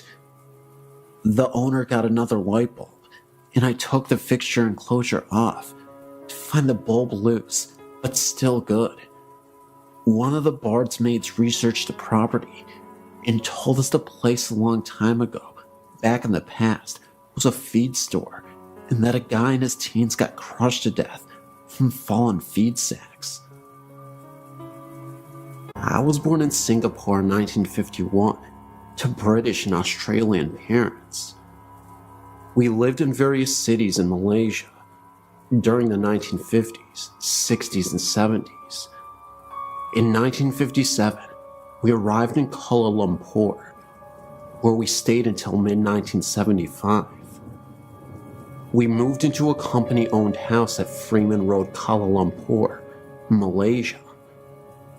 The history of the house is as follows. It and the house next door, number 17, were built just before World War II by the late Dato Gunlay Take, a then well-known architect, who became an early Malaysian High Commissioner to either Australia or Canada. He built them for his daughters. During World War II, the two houses, along with a large semi-detached house immediately behind, on what was then known as Gulfview Road, were taken over by the Japanese Army's secret police, known as the Kenta Pai, equivalent of the Nazi Gestapo. The two houses behind were used as Kampai Thai offices, and the three in jail in Freeman became senior military officers' brothels. The women in the brothels were both Asian and European, the latter being drawn from a pool of captured civilians and military nurses. Comfort women was the term used by the Japanese. Male military POWs were used as gardeners and cooks, etc. These staff, if they fell from favor, were executed, and some were obviously buried in the ground surrounding the houses, as some years later, we did find scattered human remains when excavating the gardens for our new orchid beds. On the advice of our doctor, who identified them as human in origin, we quietly reburied the remains. He said that if word got out as to what we had found, we would never get any Malay or Chinese domestic staff to work for us. After the war, the houses were returned to their owners who, knowing what the Japanese had used them for, promptly put them up for sale. They were all bought by large companies at bargain prices, who used them to house senior expatriate staff. Gunlay Take was no different, and in 1947, sold his two houses to the company my father worked for. The two company houses were 3-bedroom houses of 2 stories, double brick construction. There was also a long, narrow room, forming a roof over the carport at the front door. This room was to play a significant role in what we were to experience over the following 10 years. In our house, this room was turned into a large walk-in linen press and storage area. To enter it, one would take one step down. When we moved into the house in early 1957, the first thing my mother noticed was that this room was extremely cold, as if it was air-conditioned. In tropical Malaysia, a non-air-conditioned room this cold is not even practical. Our dogs would never go into this room, and when passing the entrance to that room, always hurried past with tails between their legs. Nobody would really stay in that room for very long. It had a very uncomfortable atmosphere. However, sometimes after running around and playing and getting very hot, I would go and sit on the step at the entrance to the room to cool off. I was 5 years old and knew nothing about ghosts at this time. The main bedroom, on the extreme right-hand side of the upstairs part of the house, as one faced out towards the main road, had its own full bathroom, and the other two, also upstairs, shared a bathroom via separate doors, leading from the bedrooms to the bathroom. These latter two were adjoining each other. One was on the extreme left-hand side of the house, and the other at the back, with windows looking out over the back lawn. This eventually became my room. All the doors were heavy solid, with solid brass latches. Windows were hinged teak framed and had a bamboo awning type blind that rolled down over the window to give shade from the sun. Downstairs was a separate formal dining room, lounge room, kitchen, toilet, and downstairs storage room, as well as a storage area under the staircase. The lounge room opened up onto a rear veranda area. Remember, the temperature was over 85 degrees Fahrenheit plus all year round. As per usual, European expatriate practices of the times in India, Malaysia, Indonesia, Hong Kong expats had domestic servants to look after the household chores. All expat houses built prior to the early 1960s had separate servants' quarters on the property. This house had a 3-roomed building with shared kitchen and bathroom, and it had a car garage building sited at the rear of the property, about 20 meters from the main house. About 3 months after we moved in, funny things started to happen. The first incident was the appearance of a white cat. Interestingly enough, it always followed the last person who went into my parents' bedroom at night, the bedroom at the right-hand side of the house. This cat made no sound, but appeared from nowhere and scuttled into the room as the door was opened. This bedroom was air-conditioned. A thorough search of the room failed to find the cat, but next night, there it was, entering again. At the time, we had no cats. This cat was seen every night until my parents moved to the middle bedroom, which was nearer to the room that my younger sister and I shared. Their old bedroom was then turned into a guest room. Over the years, visiting guests who stayed overnight with us also saw this cat. One evening, about dusk, my mother, looking through the lounge window, witnessed a woman with long red hair, wearing a sort of white nightgown, standing near the front gate. She thought that this was unusual and walked out the front door to go talk to the woman. As she walked across the lawn, the woman walked away and went behind the hedge, which formed our front fence. When my mother got to the gate, she looked in the direction that the woman had walked and saw nothing. 3 nights later, my father saw the same woman walk into the entrance of the servants' quarters. He followed her, but found no sign of her when he entered the building. She was never actually seen in our house, only on the front and back lawn and in the servants' quarters, but she was regularly seen in the house next door, number 13, and also in one of the houses behind. The occupants of both these latter houses often saw her sitting on the edge of the bed brushing her hair, but there was never a reflection in the mirror. When spoken to, she would turn her head, smile, and slowly fade from view. We also saw an emaciated man in a military uniform. He was seen in our house, both upstairs and downstairs, as well as outside. One evening, my mother saw what appeared to be a body lying under a shroud in the front garden. About 8 years later, I also saw this figure, for lack of a better word, on the back lawn at first light one morning, and again at about 3 a.m. on another morning. From time to time, we would also see an old Chinese woman in the lounge room. She was wearing a white starched linen top with black pajama pants, cut in a traditional Chinese style. This used to be the standard Chinese domestic staff uniform in the immediate pre- and post-World War II era. We referred to them as black and whites. By the 1960s, the next generation of Chinese female domestic staff had abandoned this tradition for more colorful pajama suit type clothing. One would look up from reading a paper or a book and see this old woman standing in front of you smiling. She would then fade quickly from view. She was only seen in the lounge, in broad daylight, but never when there were a lot of people around. One evening when in my mid-teens, I arrived home from visiting a friend.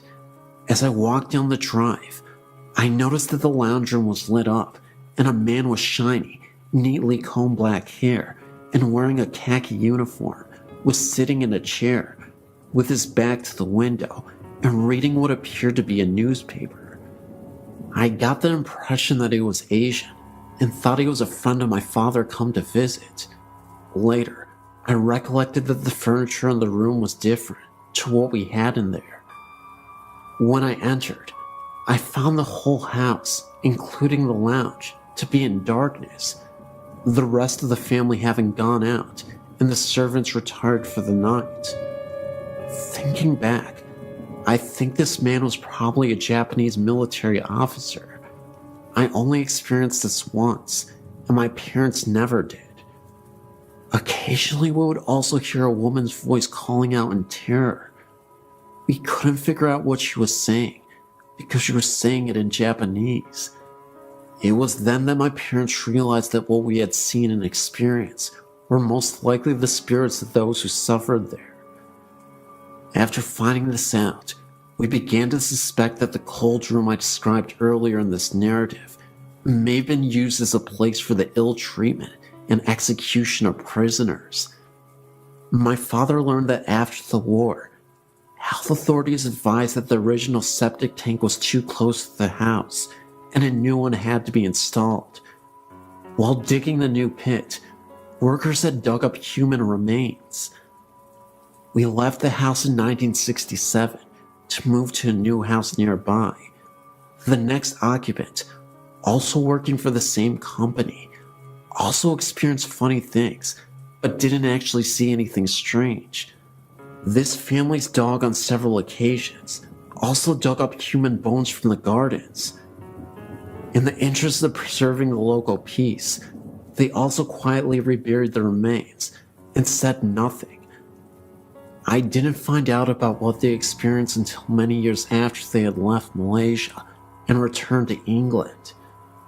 The company sold the houses in the mid-1970s after my family had left Malaysia. The houses at 15 and 17 were torn down, and a large mansion was built across the boundaries of both properties. However, this was demolished after a few years, and since then, the 2 blocks have remained vacant. In 2008, they are still vacant. This is a prime land in an inner suburban area, but the land is still vacant. The house at number 13 is still standing, but is abandoned and half the roof is collapsed. We wonder just what was found when the site was excavated for the new building. Also, the reason why the new mansion was also demolished and the blocks left vacant.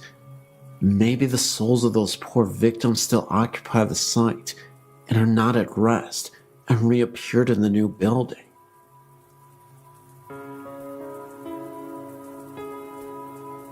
I was shocked to see that in Lovejoy, Georgia, there were apparitions. I too had an experience, but didn't think much about it, especially after everybody looked at us. My mother-in-law also saw it, as if we were crazy. We used to live in a new apartment complex. One day, I was sitting on the counter eating lunch, and my mother-in-law was in the living room. As she came towards me to get to the kitchen, we both saw a man going towards the room at the end of the hall. Our first instinct was that one had broken into the apartment. We did get a chill, but at the same time, we didn't seem it was a big deal. We just figured it was the fact that we had gotten scared. I grabbed the phone and we walked towards the hallway. When we looked, we saw nobody. We thought they had gone into the bathroom or the laundry room. When we saw nobody, we looked in the closet of the room, but again, didn't see anybody. After we came to our senses, we realized that nobody could have entered because we would have heard the door and the alarm would have went off anyway. 2 guys that slept in that room told us afterwards that they would have trouble sleeping for a long time. On occasion, they would hear the water running, but they thought it was the other one. After sharing these experiences, we have come to the conclusion that this was in fact paranormal. We called the leasing office and asked them if anything had happened in that apartment, or if they knew of anything of this nature in that area. They obviously thought we were crazy and replied that they didn't know anything. Now that I've found this, I feel relieved that now, thanks to this, my family believes us. I'm of course referring to your site. Thank you for letting me share my story.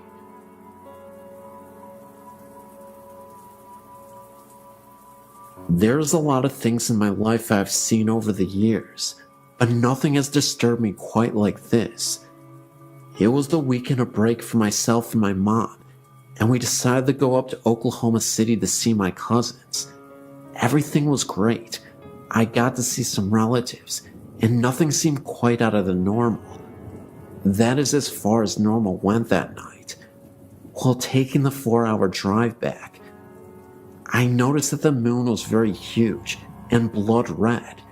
Of course, I didn't know about the eclipse that day, so it was cool to watch as we drove to Ferris, which is a tiny town between Lane and Antlers. I remember that my mother pulled into the Veterans Bridge in Aloka when a couple miles down the road, I happened to look up, and an elderly couple was standing on the side of the road, staring across as if watching something. It reminded me of the Grant Wood painting of the farmer. I remember looking at a clock a moment before and saw it was midnight. The moon was still out and still red. What makes it even worse for myself is that my mother also caught a glimpse of them. I turned around shocked, and I felt like if I turned around, they would be flying behind us screaming. I've passed by several times since then, and every time I get a shiver up my spine, remembering what happened that night. I still get teased a bit about it, even to this day, even though my mom was pretty spooked out herself. My dog and I have been traveling the mountains of upstate New York and Pennsylvania for 17 years. So when he left me last February 2007, I brought him to his favorite spot. There was still snow on the ground, and tracking through the woods at this time was very difficult. I tried to break ground with the pick that I carried, but the ground would not permit me. I found a nice spot and laid him under some brush beneath some trees. I told Dylan I would be back. 3 weeks passed before I was able to get back to him. When I was driving up the dirt road, all I could think about was how I was going to find him. Being where I'd laid him down, I thought I'd find him in pieces. Was getting sick to my stomach. He was my boy, and this had to be done. When I reached him, it was just like I had laid him down. Thought this was weird. He wasn't even stiff. It was like he was waiting for me to come back. It was nice being with him, even though he had passed. The rest of the afternoon off and on, I dug his grave, going very deep so the wild animals couldn't dig him up. I took off my coat and wrapped it around him and laid him in the grave. Dusk was setting in, and all of a sudden, I heard children moving all around me, laughing and giggling. I knew this wasn't natural for children to be where we were, for the closest house was at least 10 miles away. I still dismissed this in my mind, as the circle we were using around me kept getting smaller. I would stop every now and then and listen, but I would hear no breaking branches, which should have been happening. Thank God I already had a cross I made, for night was now upon me. When I was tracking up the mountain towards my car, these spirits were in a horseshoe behind me. Every now and then, I would turn around to keep them behind me, but this still didn't stop the giggling. Never heard this type of laughter before. When I made the clearing where my car was, the noise finally stopped. I popped the trunk open to put the pick and the shovel in. Then I leaned over the hood of my car. There stood 5 solid white entities at the edge of the woods. They were not children. For the past 11 months, I've been visiting his graves to make sure his resting place is kept up and comfortable. Once, I saw a dark figure that drifted across the opening. Another time, this figure was floating 7 yards from me. I even heard bullfrogs croaking. I'm an educated man. I'm not crazy. Can't talk to anyone about this without people thinking I'm weird or mentally disturbed. Either way, this was a tale that I thought you'd enjoy. It's 100% real. I swear my life on it. I know I may only have my word, but it's the best I can do. I've worked at St. Francis Hospital in Peoria, Illinois for over 20 years. I've seen some of the nun ghosts on the 7th floor, where the laboratory was when I worked there. The morgue was also on that floor. I was working third shift one night. At times, we took the back elevator, the service elevator, to the floors to draw labs when needed. As I was walking down the hall to the elevator, I saw a nun getting onto the elevator. I yelled out to her, "Please hold the elevator, sister." The door started closing. Thinking she did not hear me, I hit the down button as it closed. The door opened, but there was no one on the elevator. There was nowhere else she could have gone, for it was a dead-end hallway. To take the stairs, she would have had to walk past me. This was a strange night, and it took place many years ago. Another moment, it was fairly late, and I was again on my way to the elevator. This time, I made it inside alone, and as the elevator was closing, I saw a man in a white lab coat standing all the way at the end of the hallway. At the time, the hallway was pretty dark, but there was just enough light that you could see down it. I knew for a fact that there was absolutely no one else on the floor at the time. The image of the man in the lab coat, and also the nun, will always be engraved in my mind. This hospital has always had a reputation for having had ghostly visitations from previous employees who used to work there. Some of my coworkers have experienced this as well. When I was describing what I had seen to a current coworker, she was a bit startled from the revelation. That's because one night, she had taken the elevator to the morgue, and when she got down to it, she could have sworn that she saw a figure or dark shadow in a praying position, kneeled over. She said the figure was an outline of a person. No distinct features, almost cloud-like, but could definitely tell it was made to be some sort of person. My theory is that the nun appeared once again to help with the newly deceased transition to the other side. I'd also like to think that the man in the lab coat was a former employee of this hospital. Either way, there's quite a bit of haunted history here, and I'm not sure how to deal with it at times. Since I'm fairly used to creepy happenings, it no longer frightens me like it used to, but there's always a bit of excitement in telling these tales to those who haven't heard them before. I believe there is a portal to the other side that humans have access to, and eventually we'll transport ourselves to this world. As for now, we're just getting a glimpse of the afterlife.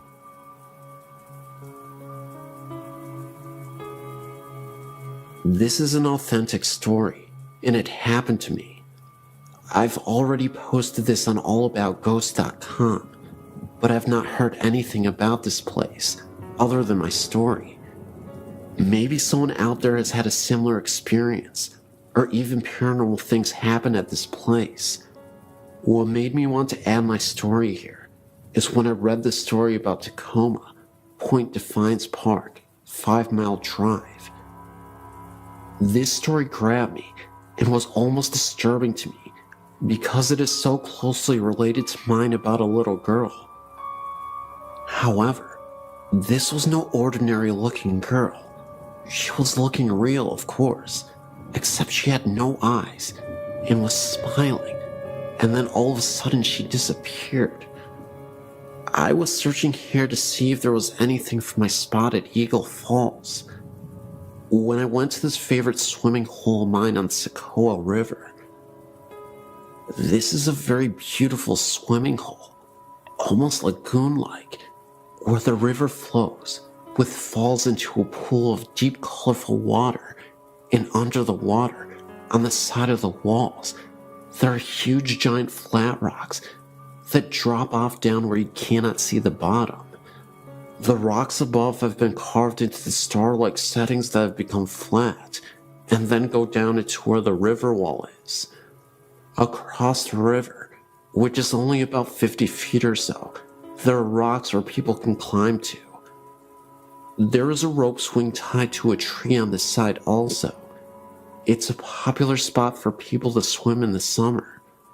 I really like this place for swimming and floating on my raft with flippers, so I can move faster to swim up the currents of the falls better and ride the river down. This brings me to my story.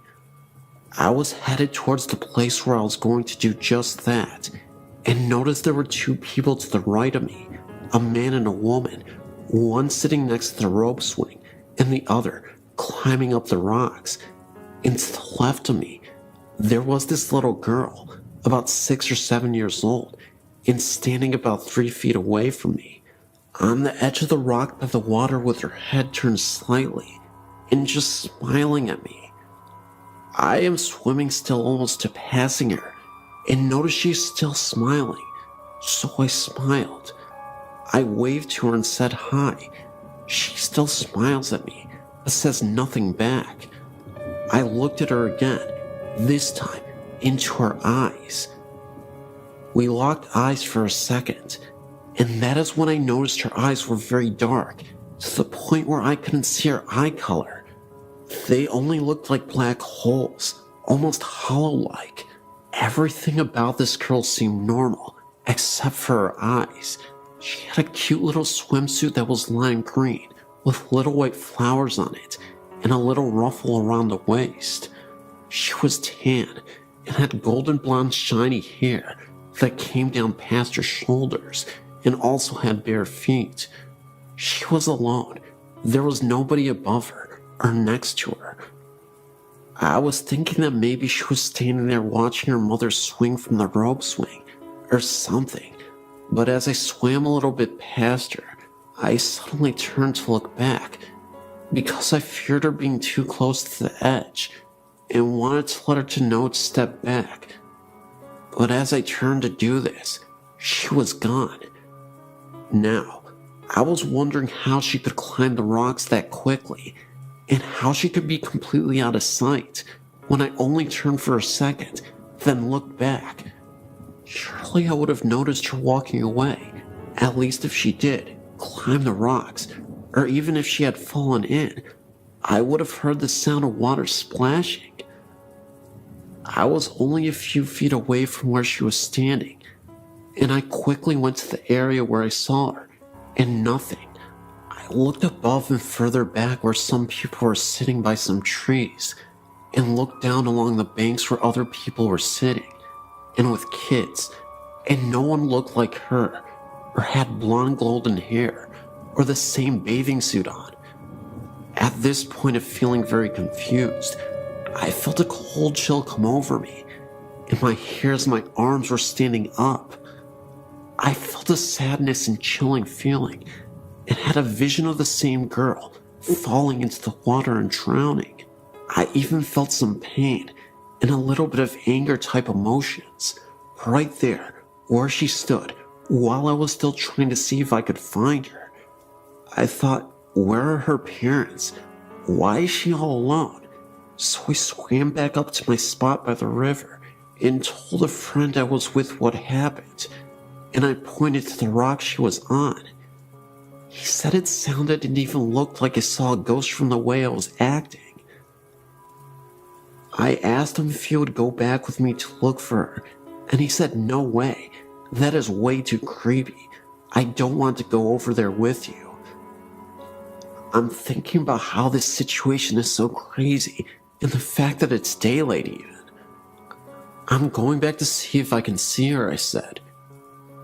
Determined to find her, I swam back to the spot where it happened and looked all over the area where people were sitting, and still, no little girl in a green bathing suit.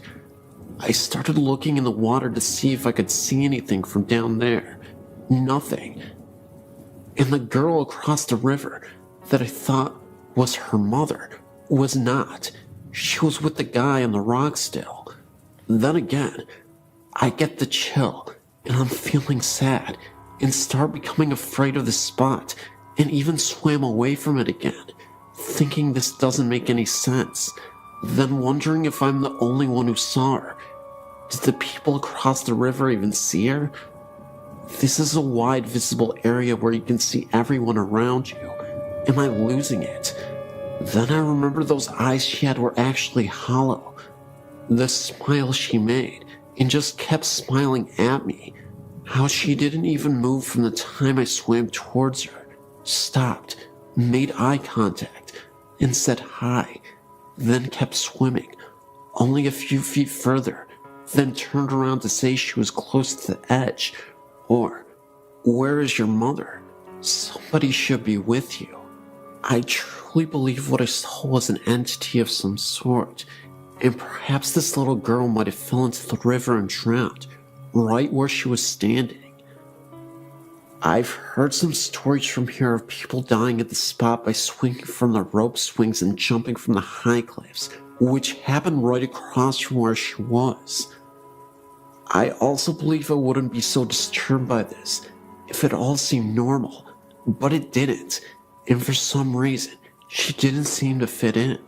I wrote to ease my mind, and maybe to just get it out somehow. If anything at all, I will probably never know why she picked me to see her, but I will never forget what she looked like, or how she stared at me and smiled for so long. Maybe she was looking out for some people swimming in the river. Who knows? Well, this is the end of my story.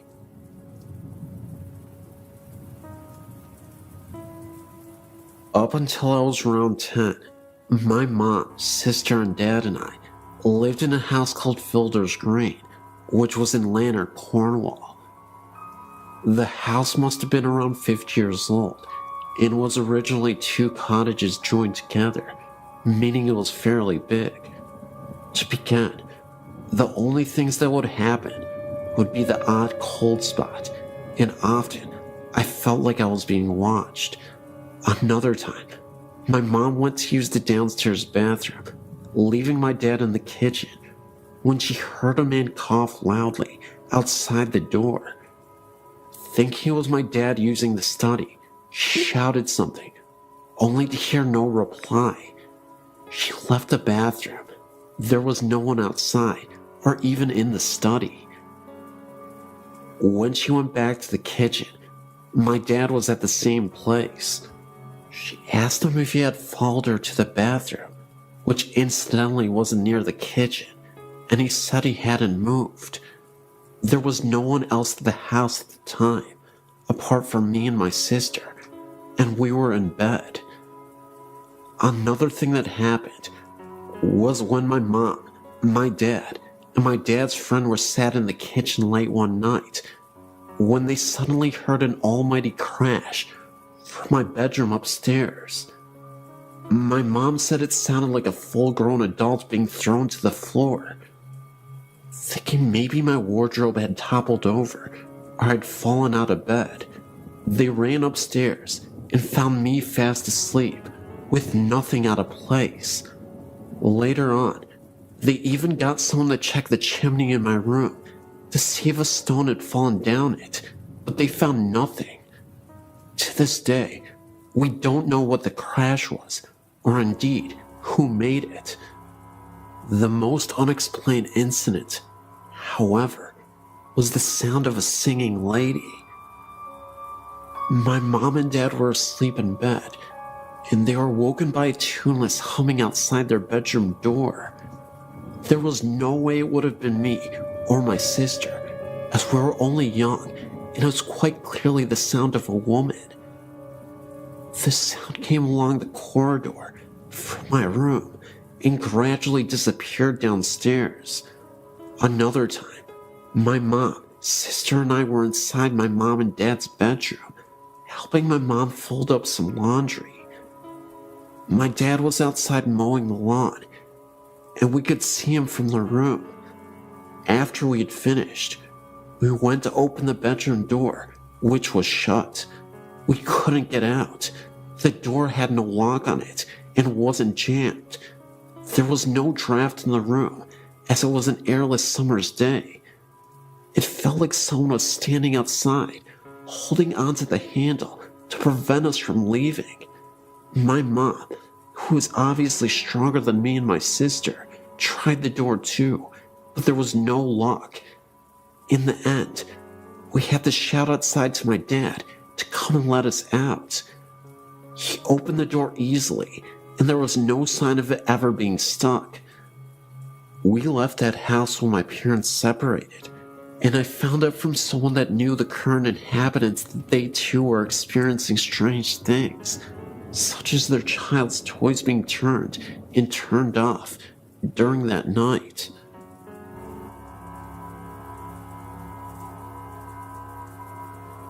My friends and I went to Cypress Valley Cemetery in Villanova, Arkansas.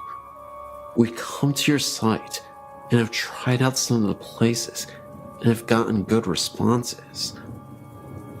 We parked our car out front and went into the gates around 3 in the morning. There were 4 of us. There were 2 guys, and then my best friends and I, who are girls.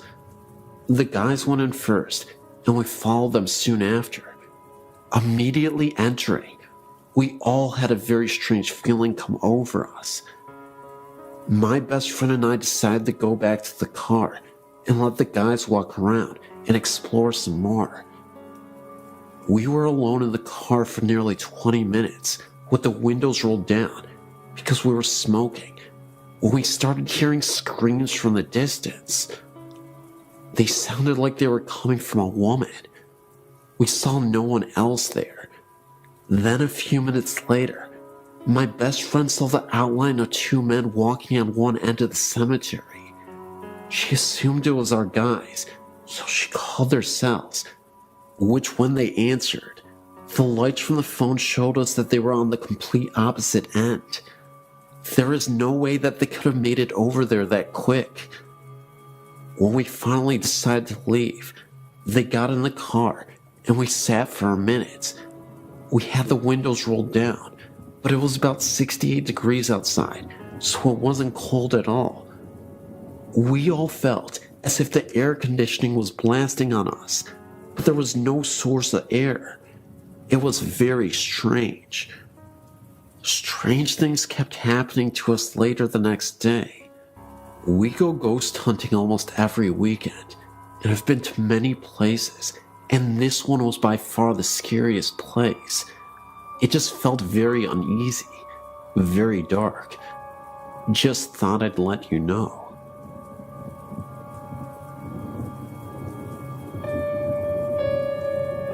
Here's one of my stories of paranormal activity. From being very young, my brother and I had always experienced things we knew were not normal, but of course, our grandparents, whom we had lived with since we can remember, brushed it off as childish imagination. As we were growing up, we saw less and less unusual happenings. It all began when I was 15 years old. My brother at the time was 17, and our grandfather passed away. My entire family reported seeing him the night after he passed away. Now, my family has its skeptics and its believers, and every one of them reported seeing him laughing and looking much younger and healthier than they'd ever remembered. He smiled at them all and said goodbye. Now, my brother and I had not seen this apparition, so we brushed it off as their subconscious projecting an image they all wanted to see. Of course we were believers, but we thought if anyone would have seen him, it would have been us. for we had been there for him when nobody else had ever been. Well, our thoughts came to reality one night, around 5 months after his passing, and this supposed collective haunting. My brother and I were up in his room playing on the PC. My grandmother was out, and my little sister in bed. Now my grandfather, or Daddy, as was his nickname, always enjoyed his music and always had it on extremely loud. We were laughing at something on the internet when John Lennon, Imagine, began playing very loudly downstairs. Well, at first, we thought it was a cruel joke by our neighbors. This particular song had been his first choice for his cremation, and so I, being the braver of us, stormed downstairs to find it was indeed coming from the office room that was my grandfather's. I walked into his old room to find it was freezing, and there were no windows or doors open, and the CD player was not on, and the music was still going. Then, there was a knock on the back door. Usually our neighbors used our back door, and the music stopped. My brother was now downstairs with me, and we thought it must have been our neighbors there to complain, and the noise, so he unblocked and opened the door. Opposite the door was an outside toilet, and as my brother opened the door, he froze. His face paled, and I could tell there was something wrong. I looked outside to see nothing, but incredibly shaken by the music, I slammed and locked the door, turned every light on in the house, bar my sister's, as she was seemingly sound asleep, and sat downstairs, waiting for my grandmother. To this day, my brother will not tell me what he saw outside, but I doubt it was the friendly spirit of my grandfather coming to say goodbye. The reason I believe this is because the morning after, my little sister said, "Do you believe in ghosts?" I didn't react and merely asked why. She then replied that the night before Daddy had been in her room when she was crying about his passing, telling her to shush, that everything was okay and he was happy. Also, my neighbors, who were really quick to complain, never mentioned any loud music coming from our house. So I really want to know why only us heard this music, and more importantly, who had been outside when my brother had opened the door. There is a 2-story house right in the center of town that I lived in 1958 or 1959. It is known as the Old Van Delzum House. Both my cousin and I experienced odd things in that house. There were many times that we would hear footsteps, such as a man wearing boots walking from the upstairs front bedroom towards the back bedroom to the left of the stairs. My cousin also said that she saw an old apparition in the backyard. I went to see the psychic Carol Pete this week and showed her a picture of the house. She said she felt it was a soldier from the Civil War era. Also, she said that many horrible things happened on the property. No one ever died in the house, so it is connected with the land it sits on. We stayed there only about 2 or 3 months and moved to another location in the same town. I also found out that I am a psychic medium, have had many unexplained things happen through the years. This soldier is not threatening. He does not know he is dead. Wish the house was mine so I could try to help him. All this has been burned in my memory for nearly 50 years. Hi, my name is David. I'm a French student, and I wanted to share some eerie things that happened to me and to some of my friends with you readers. My grandfather died last year. He was a total atheist and believed that supernatural was just some bullcrap, and that people who got interested in it were pitiful fools. What's more, he was a convinced internationalist communist, and often led some speeches against God and the church. I was the contrary of my grandfather, a conservative Christian loving God in fatherland, so the situation often led to arguments between my grandfather and me, as we're obviously on a different wavelength, but it didn't matter. He was my grandfather. I was his grandson. He loved me, and I loved him as well, and we would often laugh together. Well, as a Christian believer, I believe and still believe in hell, and I feared that my grandfather would go there after his death because of his resolute anti-God feelings. So I said a lot of rosaries so that God would put him on the right way. One day, as I went back from the university, I got a phone call from my mother. She told me that my grandfather had been sent to the hospital in order to cure a little pain in a knee. But when the doctors started to inspect his general state of health, they found out that my grandfather had a generalized cancer, and that is why he felt so tired. I got so upset hearing that I rushed to the church and put a candle to the Holy Virgin so that she would get the forgiveness to my godless, communist grandfather. I went to visit my grandfather in the hospital, where he was sadly ending his life, and I could notice no changes in his mind and moral, and his Calvary in the hospital bed lasted for months. Here is the moment when my story becomes interesting. In my prayers, I would always ask the Holy Virgin to save him and let me know by a sign that she had taken him to the right place, near the God and far from hell. It was an ordinary night. I was reading in my bed with my bed light and listening to the outside noises as usual, and I closed my eyes to sleep afterwards. Oh God, I can never forget what I lived this night. It was about 5 a.m. because it happened just a moment before I woke up. I had a very powerful dream, and it looked so real that it is still sculpted in my memory. I dreamt about a giant curtain of red velvet with a portrait of my grandfather hanging on it. I looked at this picture, and my eyes looked leftwards and saw that the curtains were open like on a theater. Behind these velvet curtains, I could see the sky filled with orange clouds, lit like on a wonderful sunset, or dawn, I don't know. And suddenly, I saw a boy kneeling in the darkness in front of the scene, and I recognized myself. I can't figure out why, but I know that the boy in this dream kneeling was me in person.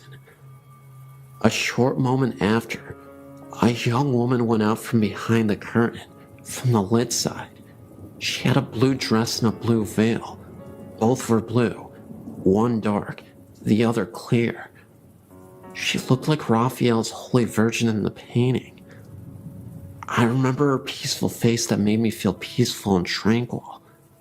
The lady sat in front of the kneeling boy, me, and started talking to him.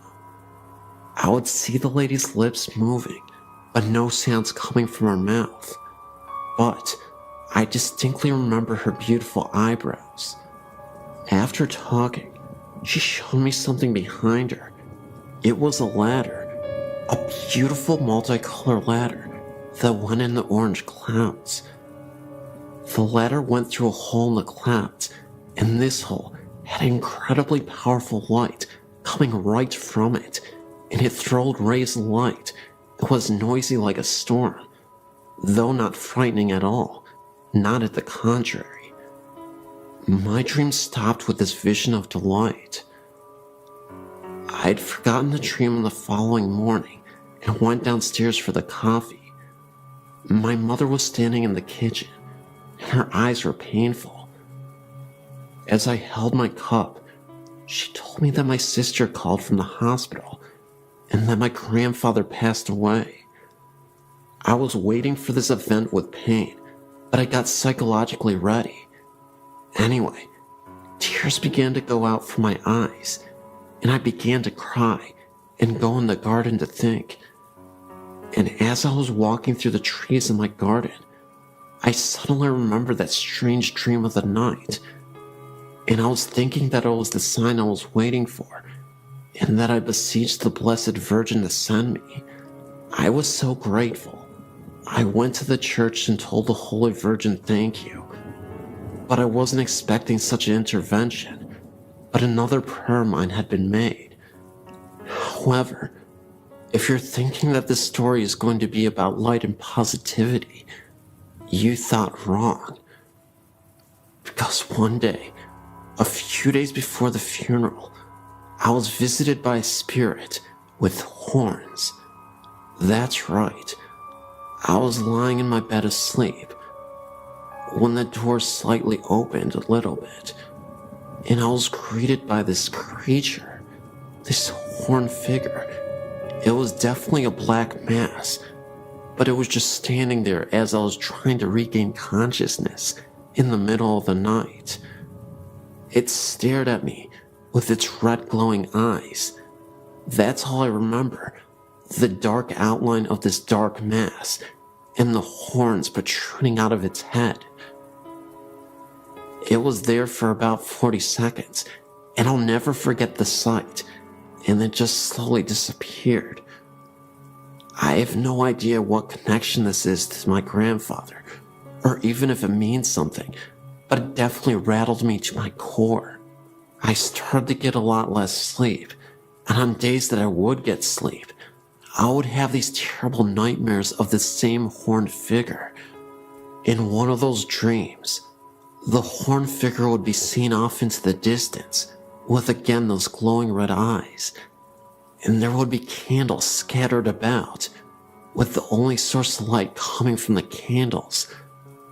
They were all lined up row by row and in a line that eventually led to this horned figure.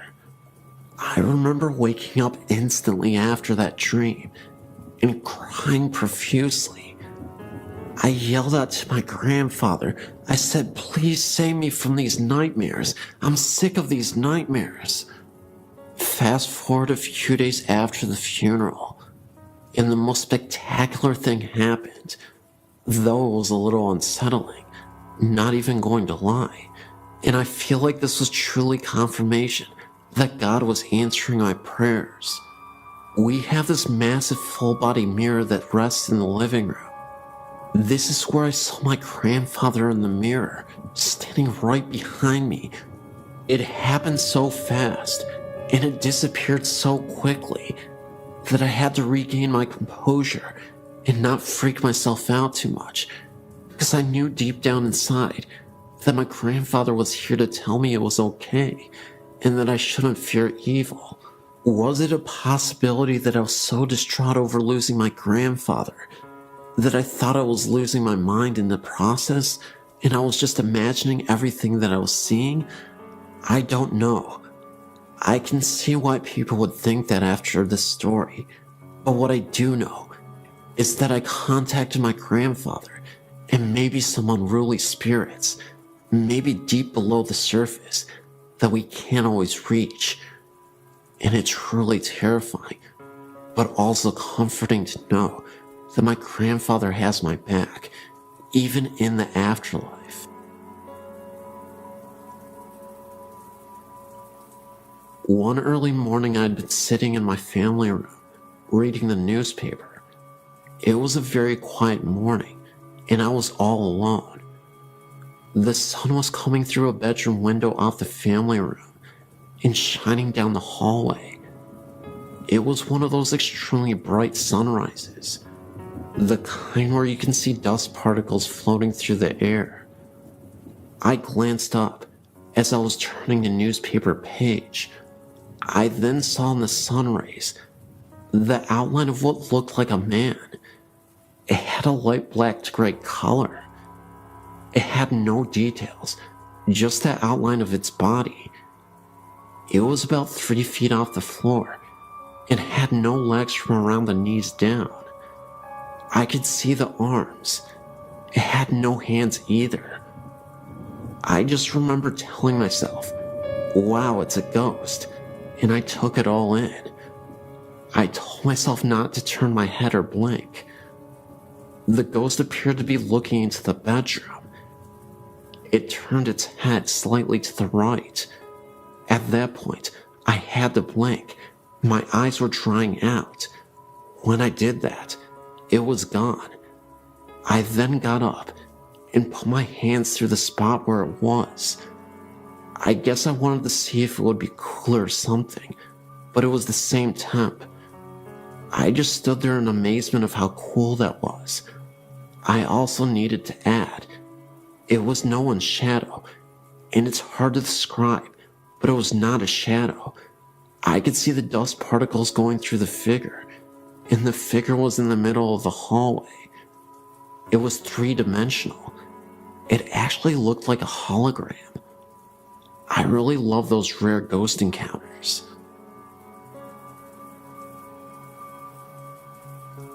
My parents bought a house in Newburgh, North Carolina in 1970.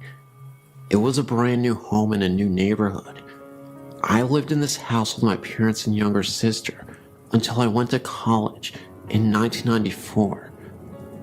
The house was a 3-bedroom, 2 full bath ranch with a carport. Before I was born, my father enclosed the carport and turned it into a large den. The original steps, carport door frame, and window frame remained and led up into our kitchen. It was an interesting layout because you could look through the open window frame from the kitchen and see into the sunken den, or vice versa. The bedrooms were on a long hallway at the back of the house.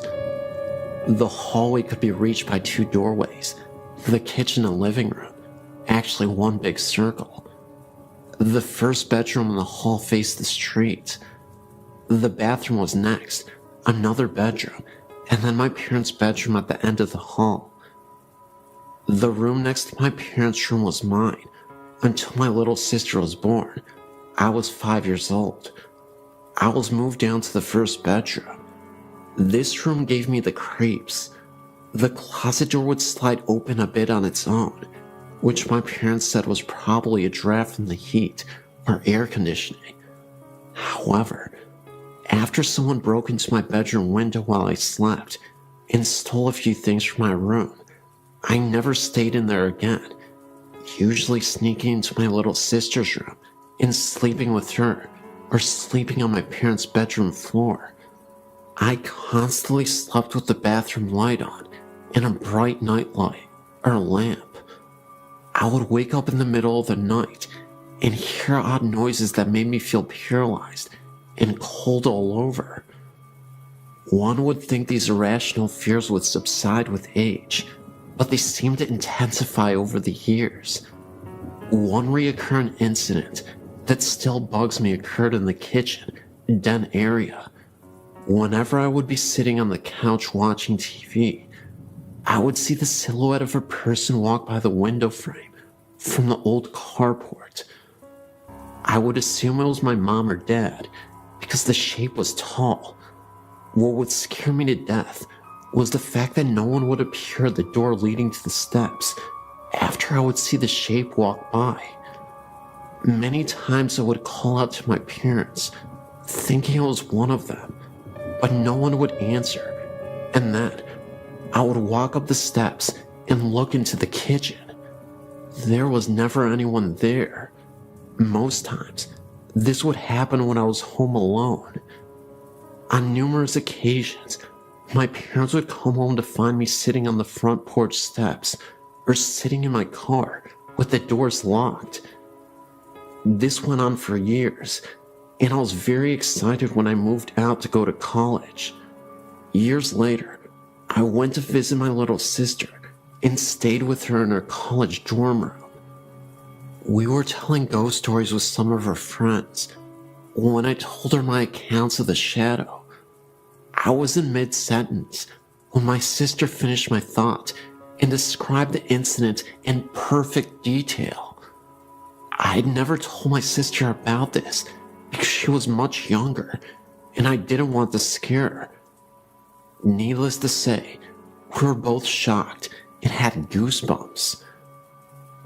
We compared stories, and it seems we had very similar experiences in that house. My parents eventually built a new house about 10 miles away and sold that house. I wonder to this day if the new owners have ever experienced any of the oddities that my sister and I did.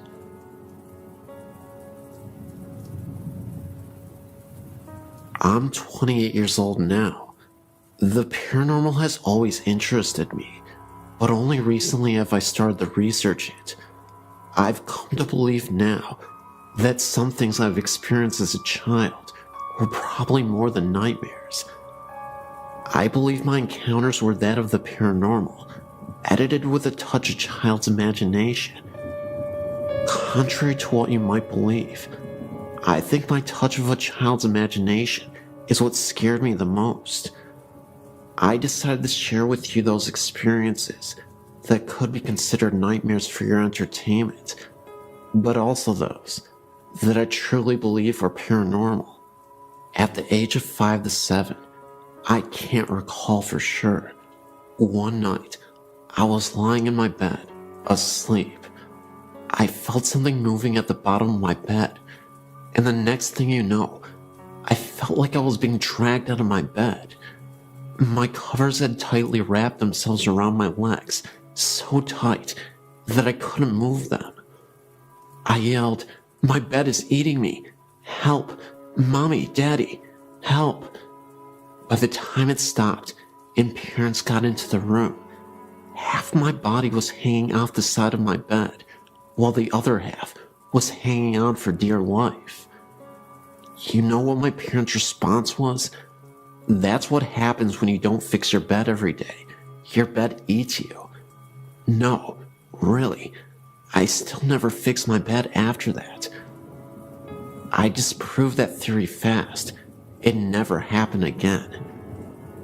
I look back now and realize that whatever it was in that house had a weird and somewhat morbid sense of humor. Check it out. Several other times, I would wake up from a rather deep sleep, turn over, and open my eyes, as if something told me, "Wake up, Steph." Sure enough, I would open my eyes, and one of two things would be sleeping next to me. A, Bo Duke. He was like a hero to me at the time. Or B, an orange mummified witch with a cone-shaped hat and empty eye sockets. Now, you would think waking up next to Bo Duke saying "Hi, Steph" would be cool as all heck, but no. I would freak out, jump so high I would fall off my bed, and thump, and run to my mom's room screaming, "Bo Duke is in my bed, help." It was way more dramatic when I saw the witch. Now, here's what really makes me think it was actually a spirit playing games with me. As I got older, about 10 years old I would say, the occurrences were not so graphical. I would still hear a voice say, "Wake up, Steph." I would open my eyes and see a pitch black silhouette of a man standing in the far corner of my room, about 6 feet tall. I would blink my eyes a few times. He was still there. I would pull the cover over my head and then peep out. He was still there. Of course, I then freaked out and ran to Mommy's room screaming, "The boogeyman is here to get me. Help, Mommy, the boogeyman is here." This would happen several times a month, for a good year or so it seemed. The last occurrence was years later, when what believed to be the same silhouette mentioned above ran across my room. First, I saw a blur run down the hall to my left and stop at the middle of the wall near the footboard of my bed. It took a moment for it to take shape, but it was definitely the silhouette of a human. I started to dart, and the moment I moved, it darted towards the other wall and vanished. I freaked out and flew to my dad and told him that there was someone in my room. Years later, when I was old enough to understand, my dad told me of the ghost of an old lady that dwelled in the house. She was a nice, but sometimes grumpy old gal. However, that doesn't explain the man that was in my room.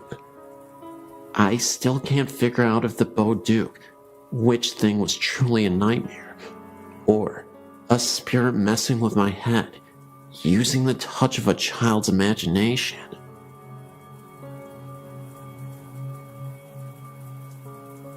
I've been to Gibbs Bridge twice, and we have seen something every time. The first time the signs kept changing. There would be a lot of writing on the signs, or not every time we came around. I looked back and thought that someone was messing around with us, and I saw a figure standing alongside of the road, ran by the guardrail, and disappeared. Then, I kept seeing something black out of the corner of my eye. My cousin was with me, and she started to scream, and me and her both heard moaning over her screaming. Then, it was me and my sister and her friend. The signs again kept changing, but only a few, not at all like last time. We took pictures and got orbs.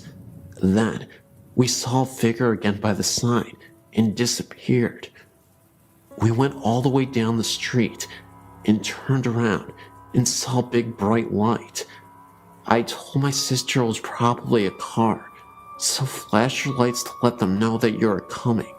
She did that, and the light was gone. It kind of looked like a motorcycle light with handlebars. I know the whole story about it.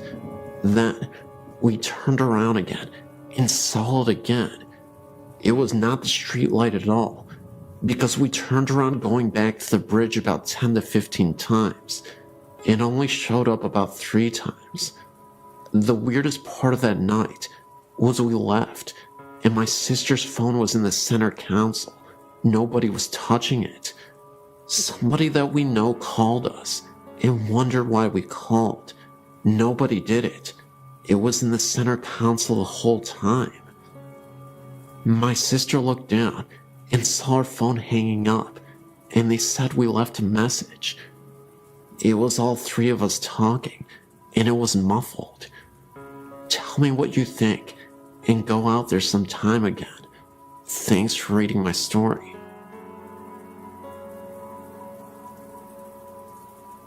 Back in the early 90s, a wealthy family who lived in Corona owned 2 homes. One large home they owned was on the south side of Corona, overlooking the 15 freeway. The other home, used later as an office, was the old in-town district on Corona's famous Grand Avenue. As the story goes, before the husband and wife met and got married, the husband lived in the large house on Grand Avenue. The house once been a funeral parlor, and almost nightly, the husband would hear talking and other noise coming from the room next to him. He would check the room, only to find it silent and nothing out of place. After he met his wife, they purchased the large house on the south side and turned the Grand Avenue mansion into an office. One of the children of the family went to my school, and he claimed that their family had experienced all kinds of strange phenomena in the old mansion. One instance, a soda can was completely knocked off of a nightstand right next to a bed that he was sleeping on, and constantly they would hear footsteps upstairs. And the mother once said she was in the bathroom and the door suddenly flew open. All of the windows were closed, eliminating any chance of a drift. Another night, the family drove past a mansion, as they often would, to make sure it was secure. Remember, nobody lived there at this time. It was only used as an office. As they drove past the house, they noticed every single light in the house was turned on. They went in, turned out the lights, and left. They checked with everyone who had a key to the house, and everyone assured them they had not turned on the lights. It is claimed that the atmospheric pressure in the backyard is different from the rest of the area. These stories were all interesting to me, but I still had some skepticism until one year, the family was going to go on vacation to visit relatives in Texas, and they asked my mother and me if we would watch the mansion for them while they were gone. Keep in mind, neither my mother nor I knew anything about the house, including the strange phenomena. So Monday morning, we got to the house and settled in. My mother, a school teacher at the time, was grading some homework assignments, and I, only about 5 at the time, was fast asleep on the couch. My mother got thirsty, so she stacked the homework assignments in a pile, went to the kitchen for some water, came back, only to find the papers strewn all over the table and on the floor. I was still fast asleep, and there were no open windows. Later on that day, she was in the kitchen again, and she heard me crying in the other room. She ran in to see what was wrong, but again, I was fast asleep. I did not appear to be restless, as if crying in my sleep. Later on that week, we both occasionally would hear footsteps walking around upstairs. It is a very old house, as you can see from the attached photo, so naturally, the floors are very creaky. These were definitely solid footsteps. We constantly went upstairs after hearing the steps, only to find the place empty. After the family returned from their vacation, my mother had mentioned to them the phenomena we experienced. They laughed and explained to us that it happens all of the time. They described the entity as a friendly ghost who likes to play pranks on people, hence the bathroom door flying open. The family eventually moved to Texas and sold the mansion to somebody else. I never returned to ask the new owners if they have experienced anything. Perhaps somebody around this area might want to. My name is Prenta. I lived in Hamtramck, a suburb of Detroit, Michigan, in a 2-story flat on Grayling Street. The apartment itself has a long and bloodied history of violence and death. Not only did I experience multiple ghostly apparitions, such as a man in a long beard that resembled Abraham Lincoln, but demonic possession, as well as poltergeist activity. The demonic possession was incredibly startling. It wasn't something that occurred inexplicably. I had a boyfriend who was connected to negative energies, and an evil spirit named Harold latched onto him. My boyfriend had never been once an aggressive or temperamental person. However, after staying together in that apartment for a lengthy period of time, our relationship began to sour. He would often talk in his sleep, which was something he had never done in the 7 years previous, and we had lived together for a long time. One night, he was sleeping right next to me. For some reason, I remember I had a difficult time trying to rest, so I was tossing and turning in bed. My boyfriend was dead asleep. Not a second later, he starts whispering. He keeps repeating, "Harold's here. Harold wants to play." Although it scared me half to death, what he said after that truly shook me to my core. He uttered some unnerving words, something about how he was going to take care of my suffering soul. At that point, I couldn't take it anymore, and I woke my boyfriend up. He was in a pure state of delirium. I told him he was talking in his sleep, and when I told him what he said, he looked at me as if he were terrified. That's because he said he had a dream about a man named Harold. My boyfriend told me that in his dream, he was in the mafia, and Harold was his mob boss. He wore a pure white suit and looked like a traditional mobster from the 1920s. Well, a couple days later, I was cleaning my apartment when I discovered a secret room that I never noticed before. It was basically a walk-in closet. The room was empty, except for a small cabinet with a drawer. I opened the drawer, and in it was an old newspaper from the 1930s. I kid you not. In this newspaper was an obituary about a man named Harold. The obituary didn't say he was part of the mafia, but he was a World War I veteran. I believe that Harold used to live in this apartment. My boyfriend told me that Harold appeared once while he was in the shower, and I was away at work. I often worked the night shift at a hospital, so I'm often away at night. He heard a crash coming from the kitchen that startled him. When he went to investigate, the dishes that were on the countertop somehow fell to the floor. He then returned to the bathroom to brush his teeth, when he saw the face of a young man staring back at him in the mirror for a second, right behind him. It was so quick, but long enough to notice. He then had an idea to photograph the bathroom, a picture directly facing the mirror, and then the bathroom itself while standing from the doorframe. What he saw was incredible. It was an orb, clear as day, appearing right in the mirror. Either way, I was convinced that later on, my boyfriend was possessed by Harold. He became a shell of his former, laid-back and friendly self. He transformed into a vicious, aggressive, and easily agitated person.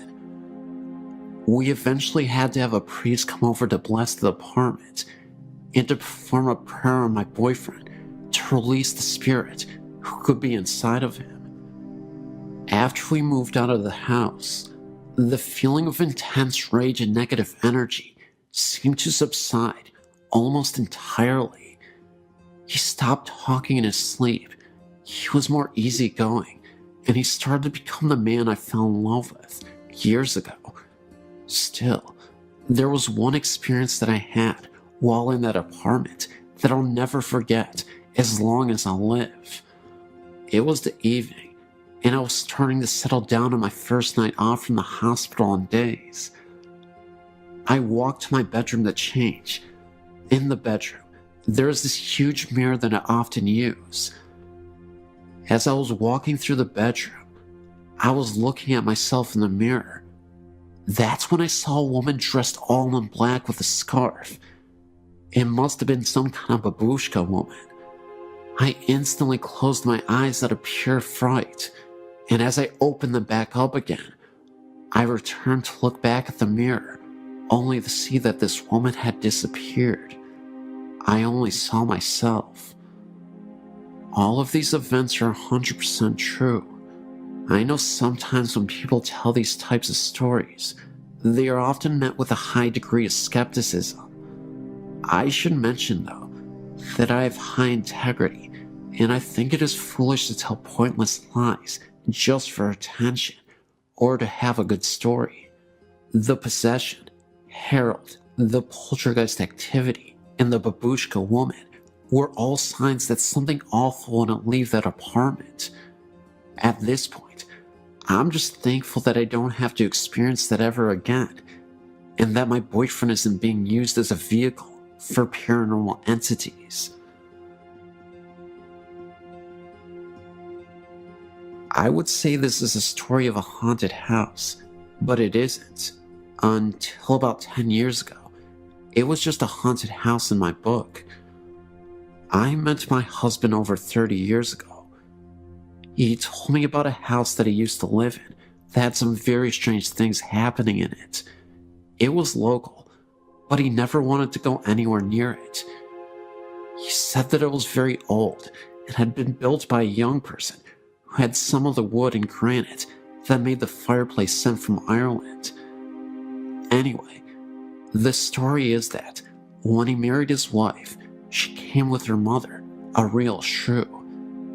She harped at him and distressed his wife to the point where he went mad and killed them both, then ran screaming that the demons of the house had made him do it. My husband's family moved into the house in the early 60s. During the years they lived there, they heard doors closing and footsteps on the stairs, as well as the smell of coffee and frying bacon in the middle of the night. His mother was quite a gardener, but could never get flowers to grow in the yard. He said the whole family was quite uncomfortable in the home and eventually moved. We had been together for a few years when we heard that the property had been sold for a mini storage lot. We were talking about it with my sister and some friends when my husband told the story. The friends asked to see the house.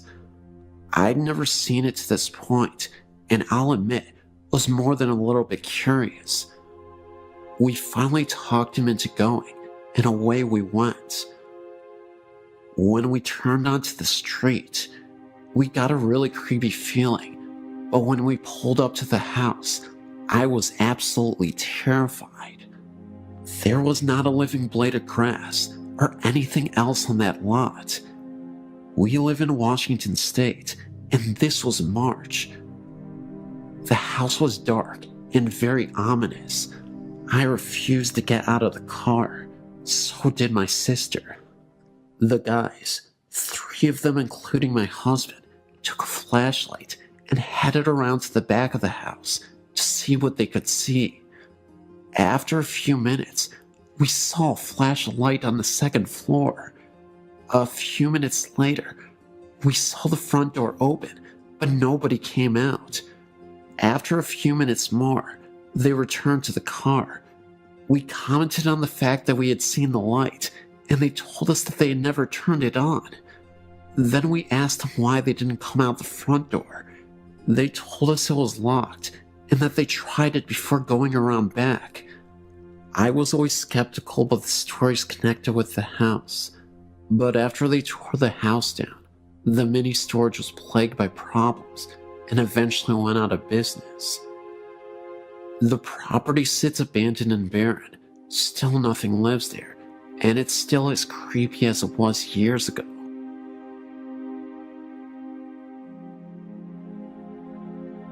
I've got a story to add to your website. I've gone back and forth about someone having come check it out. Just not sure I'm ready for it. But here goes my story. My husband and I moved into a new house built in a minor Civil War battlefield. We know there was another house in the vicinity. There was also a tree that was referred to as the hanging tree, not far from our backyard, on which about Union soldiers were hung. Soon after moving in, we noticed odd shadows and white lights that seemed to move across rooms with no apparent source. We tried to account for them by cars passing on the road, but never could pinpoint anything. One evening, we were watching TV when a shape ran past a door to what eventually would be our deck. The door was a good 4 feet off the ground, but the person running past ran level with the door itself. My husband and I ran for the door, flung it open, and my husband jumped down and ran in the same direction. At that time, we were the only house on that end of the street, and, being a very small town, it's very quiet at night, and sounds carry for quite a distance. We didn't hear anyone running, nor did we see anyone. We were spooked, but figured it was a kid, and our eyes played tricks on us. Not long after that, my husband jumped off the couch and ran for the door again because he said someone was standing there looking in. Again, level with the door and no deck. There was no one we could see when we went outside. Some months later, I was up around midnight cleaning the kitchen. My husband had gone to bed and shut the bedroom door. The bedroom was at the top of the steps and the door in plain sight. I was watching TV across the great room when I saw out of the corner of my eye a man leaning around the corner of the hallway wall and smiling at me. As I turned my head, I was ready to yell at my husband for sneaking up on me when I realized the man's hair was long and blondish, and my husband's is dark brown. In short, I also realized the man was wearing a white t-shirt with full sleeves, nothing my husband owned.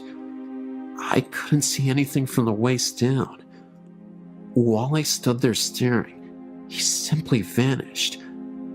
I immediately ran to the hall and noticed that the bedroom door was still shut, and if anyone had gone out the front door, I would have heard it.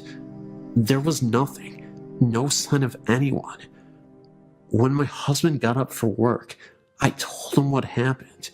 He said it was my imagination. I didn't think so, but we left it at that. However, I started turning on the lights when he left the house for work, since he left at 3 a.m. A few weeks later, though, my husband was in the front room at the computer.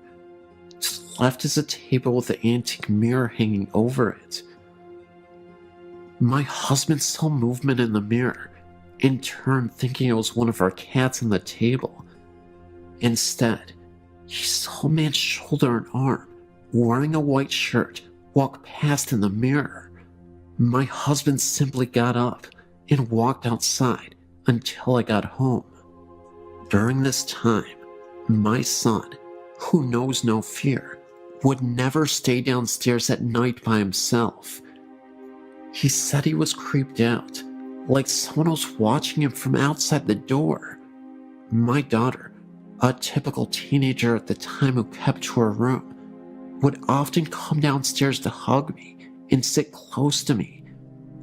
When I'd ask her if something was wrong, she told me that sometimes she felt someone was sitting on her bed, and that she saw things move out of the corner of her eye. The strange thing is that my husband and I never told the kids what we saw until they were 18 and 19. There was a time when activity seemed to stop after my husband, getting the idea from my friends, stood in the center of the house and asked whoever was there to not show themselves to him. He was left alone after that. However, recently, we've been experiencing marital problems, and my husband moved into another bedroom. I'm now hearing footsteps in my room, and I'm constantly woken up by what feels like someone sitting on my bed. I'll roll over, but there won't be anyone there. One night was unusually bad, and I had to get up earlier than normal the next day for a class.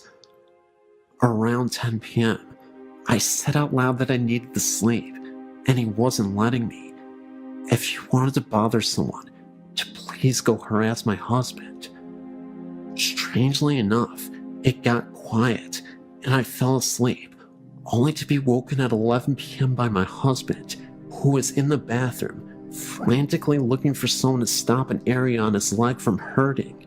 He has psoriasis, but this particular time, he said it felt like someone was poking him with needles.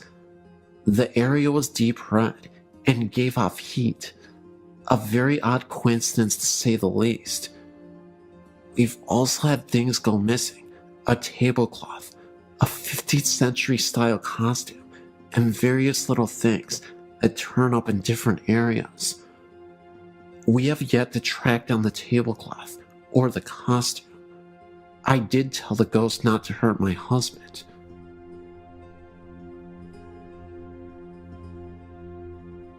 My uncle and aunt now live in a house near the bank in Auburntown. When I was a little girl, my best friend Steven and his family lived there. They bought the house and were told that the previous owner, an elderly lady, still haunted the house. They put little faith in the story and never let it bother them. I remember playing in Steven's room and smelling an old lady smell, like medicine and lilac perfume. We never felt threatened by a presence at all. The smell would usually fade away just as quickly as we smelled it. However, one night, after the family had gone to bed, Stephen's mother was awakened by the sound of toys making noise in Stephen's room. Stephen had one problem. He was highly susceptible to nosebleeds. The slightest bump would set off a massive flow of blood. Stephen's mother thought it was strange that he was awake and playing with so many noisy toys at once in the middle of the night. Also, the rocking chair in his room where she would often read him bedtime stories was rocking so hard that it was banging against the wall. She ran down the hall to his room, and when she opened the door, the toys went silent.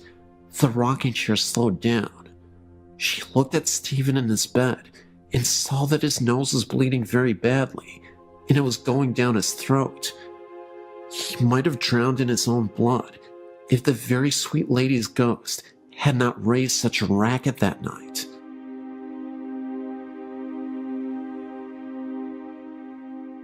My grandmother Emily was a hard-working wife and mother, and during the Great Depression, she held her family together even when her husband, Grandma William, died suddenly. He left her widowed with several children to raise. She was a down-to-earth person and a practicing Catholic, so was not given to superstitions, but nevertheless had some encounters with the otherworldly. One time, for example, she was on her way to visit one of her brothers, an elevator repairman. On the way there, getting off the train, she had a sudden premonition of his death. She got a hold of herself and rushed to where she was supposed to meet him. It didn't take long for her to arrive at his workplace, an elevator station, where he had to do a repair job. She saw a noisy crowd assembled there, and she inquired what was happening. She was told that a repairman had been killed in an accident.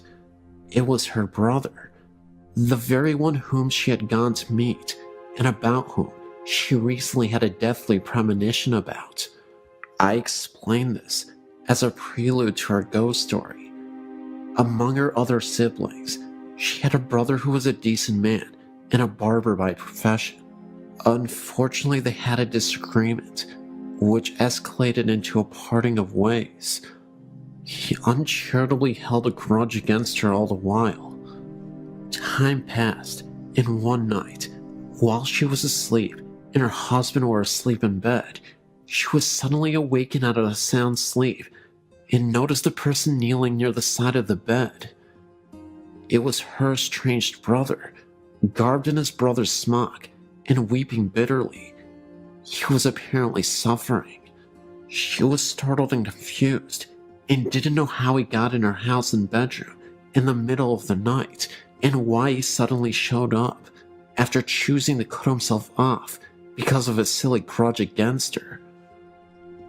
She began to speak to him and ask him what was wrong, but he interrupted his sobs to say, "I'm sorry, please forgive me." And with that, he completely vanished. She was amazed and woke up her husband, relaying to him what had just occurred. As they lay there discussing it, the telephone rang. Her husband answered, and it was for her. When she got on the phone, she was informed that sadly, there had been a death in the family that very night. It was her estranged brother, the barber. They understood this ethereal visit from beyond the grave to be the soul of the departed brother, and that he was given the grace to appear from his purgatory to his sister in order to make up for his uncharitable bearing of a grudge. A requiem mass was offered for him, and they prayed for his soul. He never appeared again.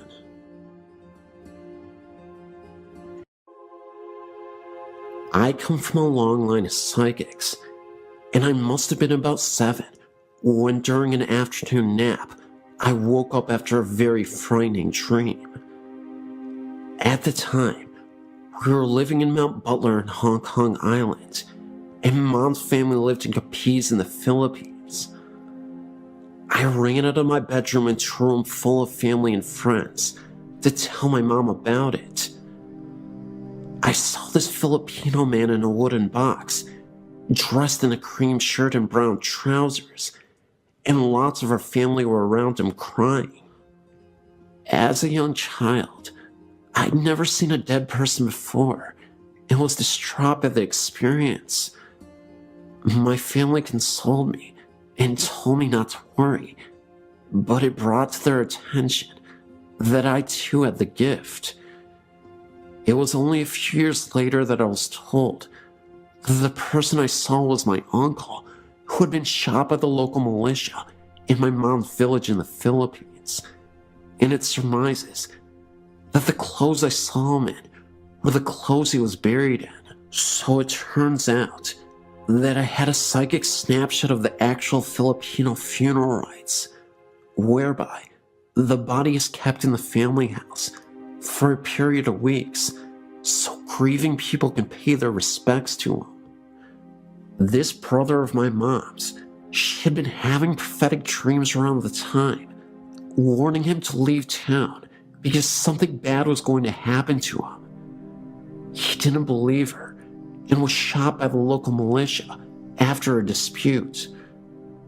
It is Filipino superstition that during this period that the body was stored in the family house, the spirit visits the family on the 3rd, 5th, and 7th day after their death.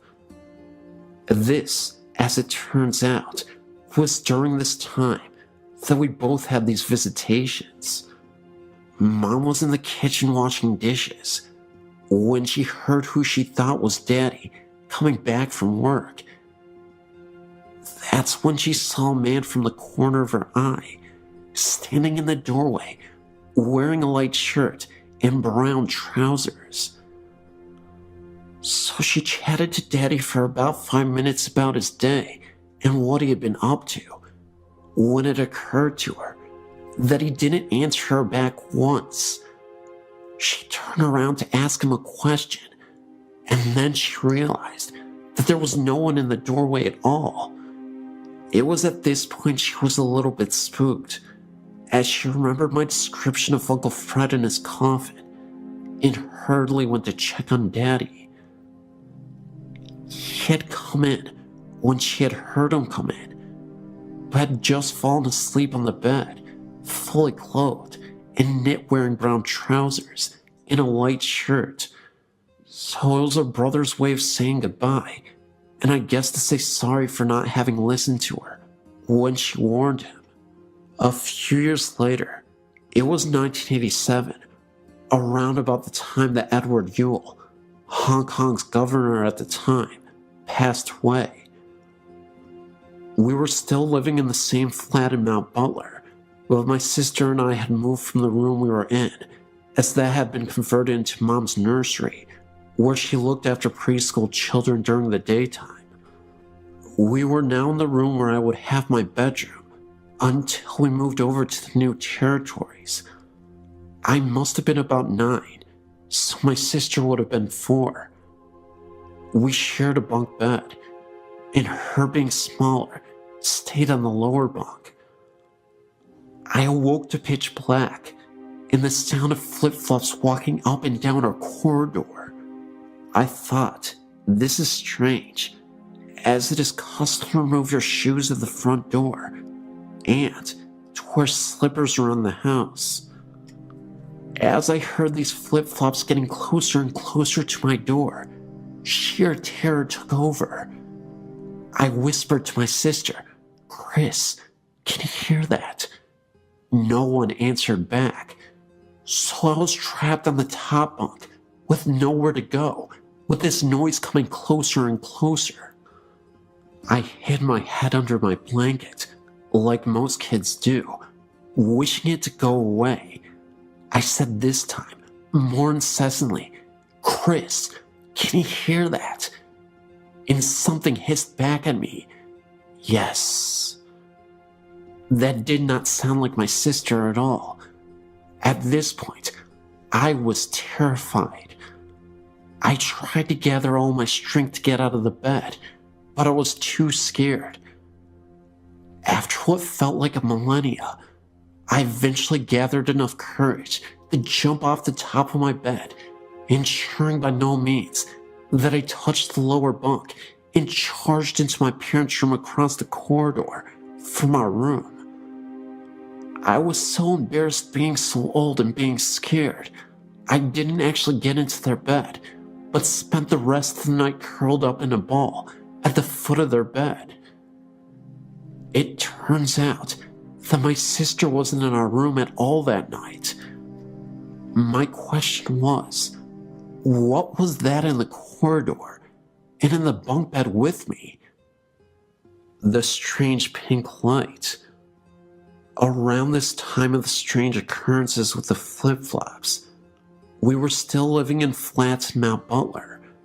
My daddy, a complete atheist, had an experience of his own. Daddy does not believe in the supernatural, and if God actually spoke to him, he still wouldn't believe it. He was lying in bed one night when he woke up for no reason to this pink sphere to appear on the wall opposite their bed. It seemed to come out of the wall and sit there and go back into the wall again. He was puzzled by this and went to investigate. He checked out where the possible light source could be coming from. The curtains. No, we were on 3rd floor, so it couldn't have been vehicle lights. He went into the bathroom. All lights were off and couldn't have come from there either. He got back into bed and tried to wake Mom up to show her. She was having none of it and kept her head under the sheets. Well, the sphere appeared again and came out of the wall, suspended somehow, then sunk back in and disappeared. He never did figure out what that was or where it came from. Running ghost. When he was working in the Royal Hong Kong Police, he had another experience. At this point, he was the superintendent and managed a section of the traffic police.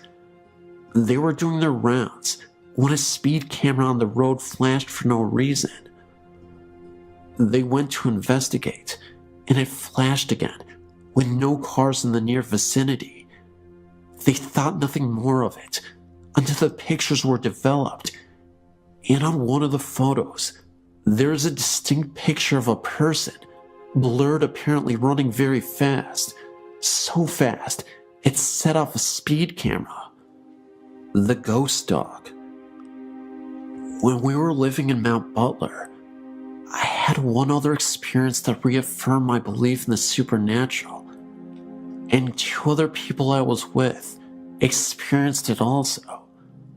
I must have been about 14 when my sister and my best friend at the time decided to go for a walk in the countryside.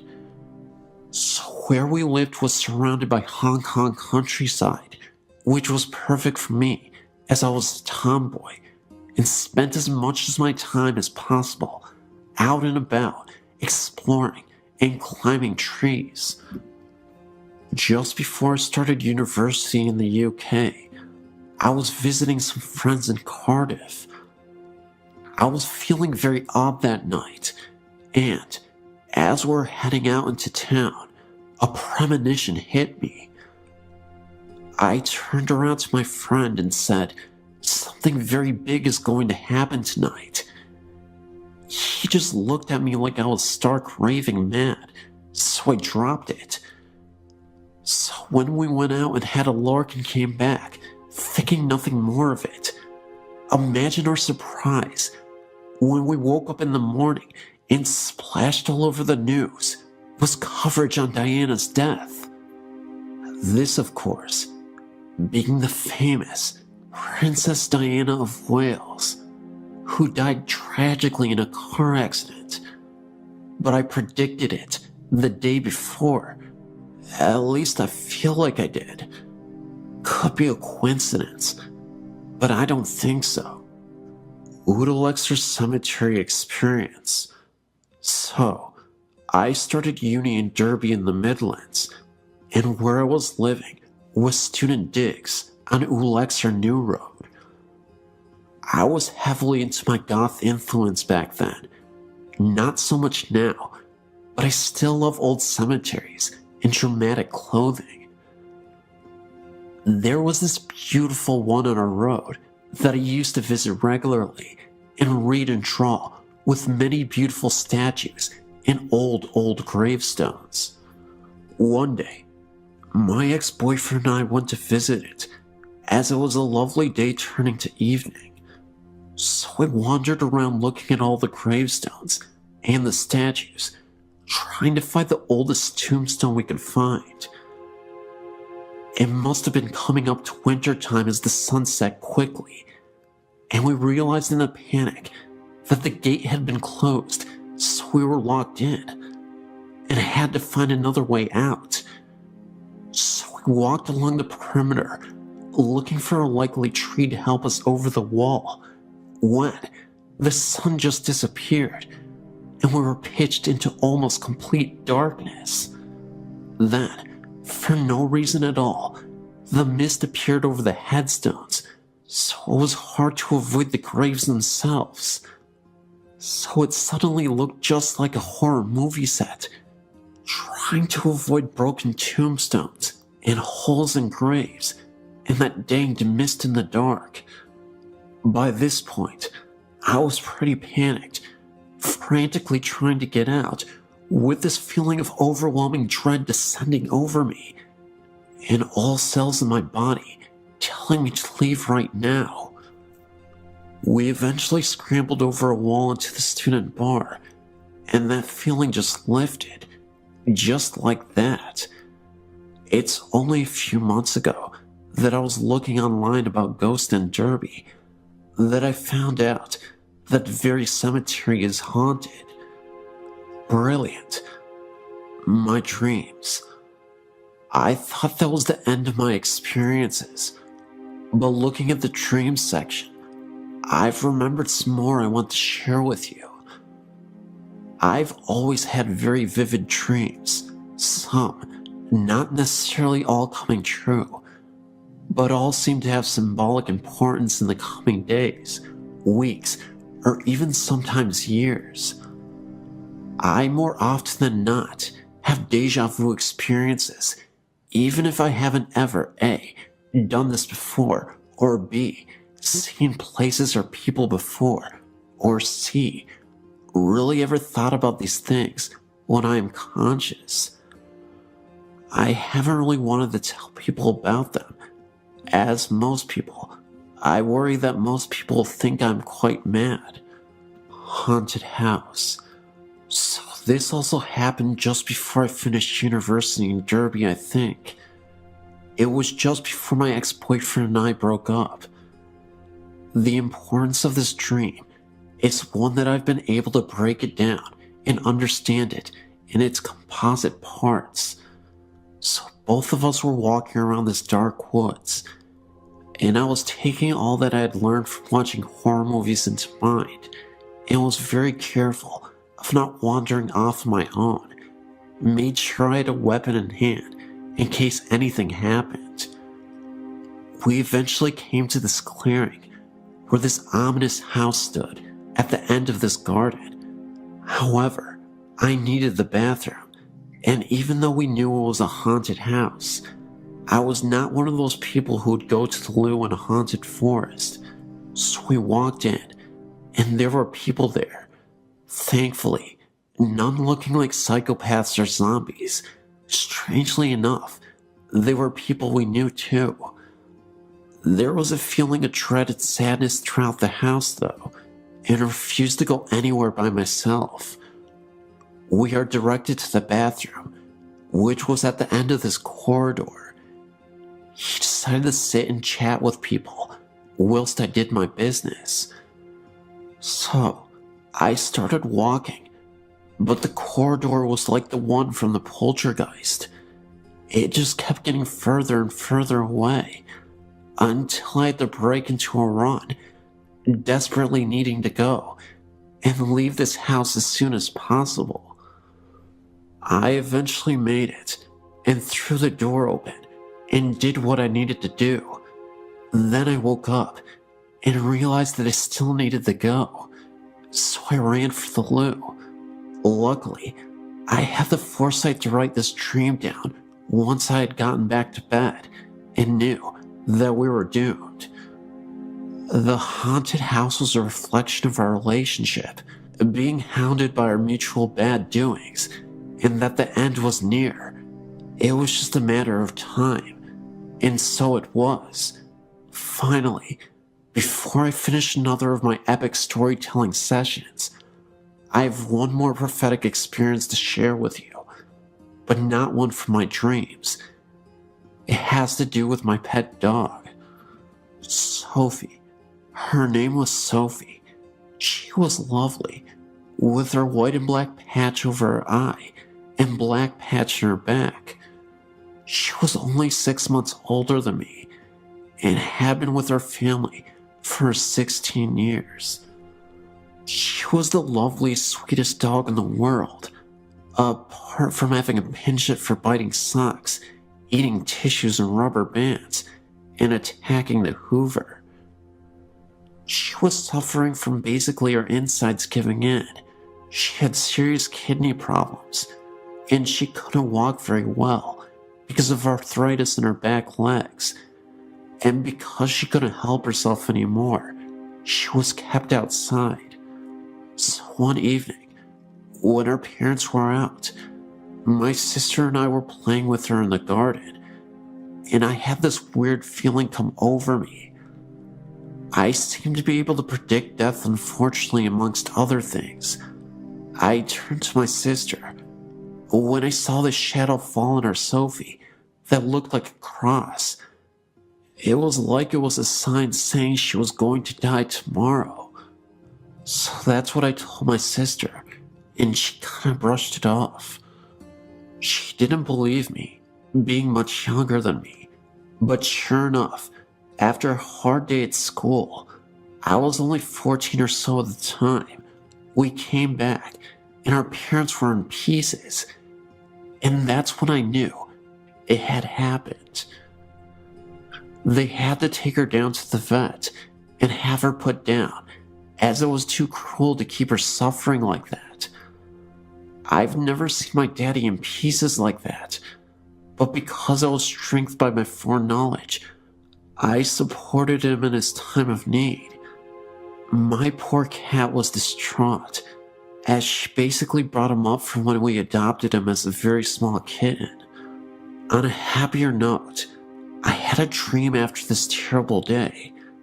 I was watching my crazy dog run from the front of the house, in and up the stairs, with much zest and energy, like she would have had as a younger dog, running up to our level of the house, looking like she was having the time of her life, back and forth, giving little yips of happiness, grinning in her quintessentially silly Sophie way. As because of her health problems and her incontinence, she was not allowed in except for very cold weather. I think this was her way of saying that she was free and happy at last, and I knew she was in peace. She still does come and visit us occasionally when we walk by the front of the house, and you can, still after all these years, smell her, and we know she's still looking out for us. I keep meaning to write a dream diary. I'll do that this year, as these dreams seem to be too important to miss.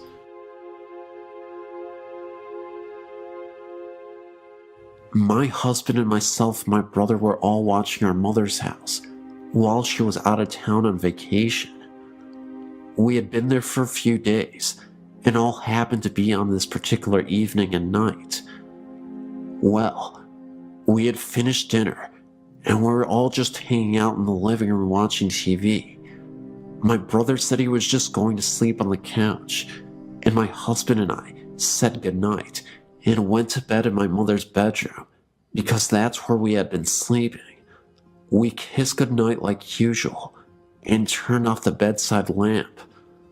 I myself just can't close my eyes and go right off to sleep. So I was just laying there, looking off into the darkness and trying to wind down. Suddenly, I noticed a very dark black mass right by the bedroom door. I blinked my eyes a few times, trying to make them adjust to the dark better, but realized they already had, because I could make out the mass that was so much darker than the dark. I began to feel afraid when I saw it moving.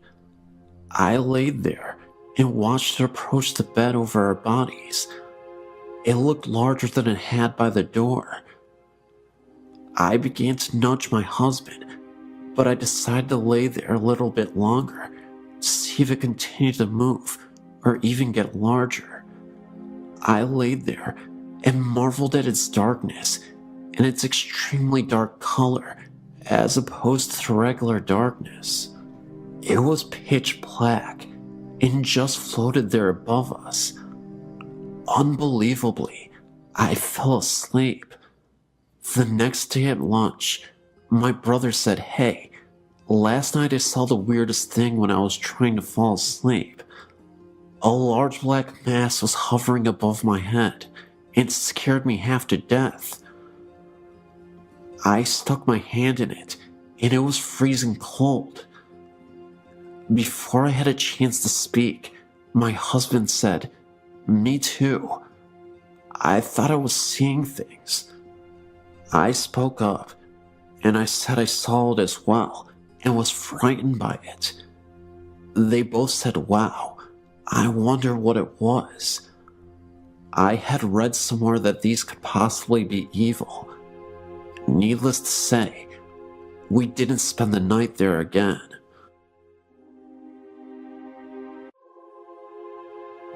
I'm a nurse and run our family's assisted living, and recently we had some strange things happen in our care home.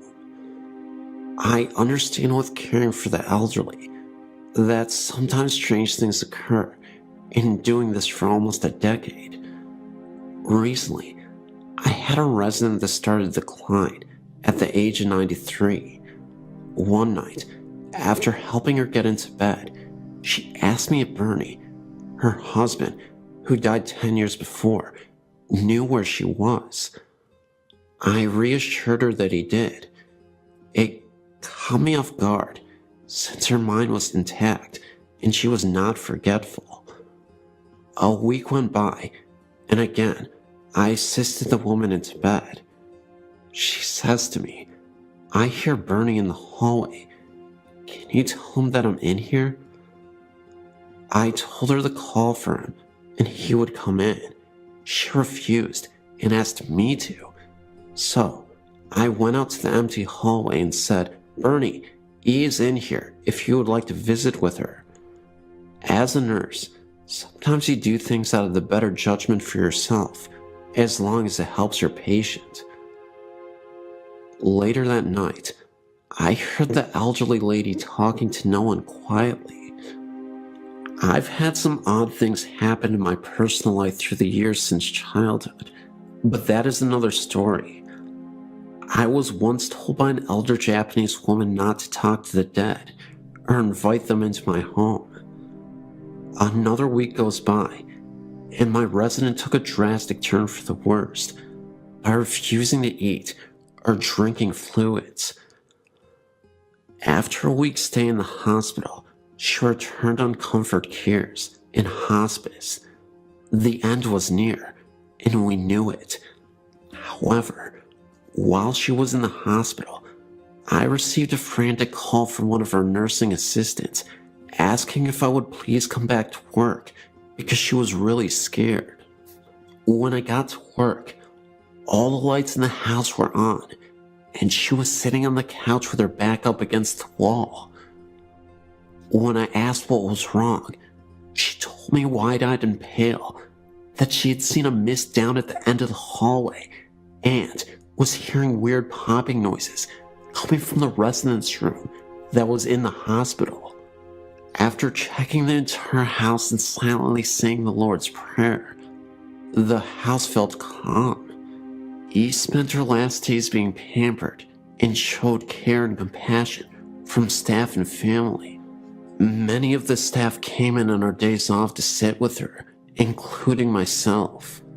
The last couple days of her life, she was sedated for pain and hallucinations. When no one was in her room and she didn't know we were checking in on her, she was reaching up towards the ceiling and mumbling. The day before she died, we had XM music playing on our TV. A couple of the nursing assistants were performing for their evening cares when the TV changed to CNN for 30 seconds and turned back to the music by itself. The TV remote was on top of the TV. Since our favorite lady passed away, things have stopped for the most part.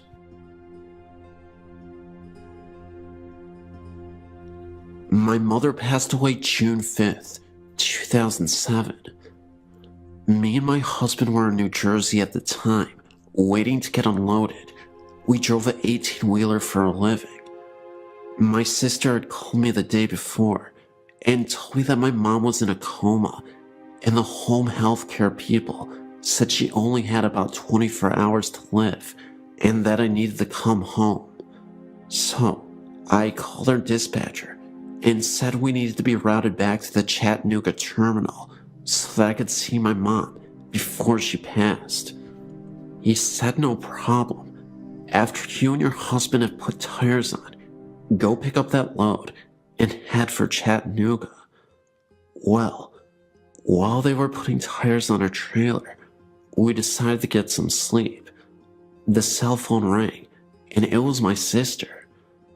She told me that Mom had come out of it and was sitting up and laughing and talking to everybody, and that she was okay.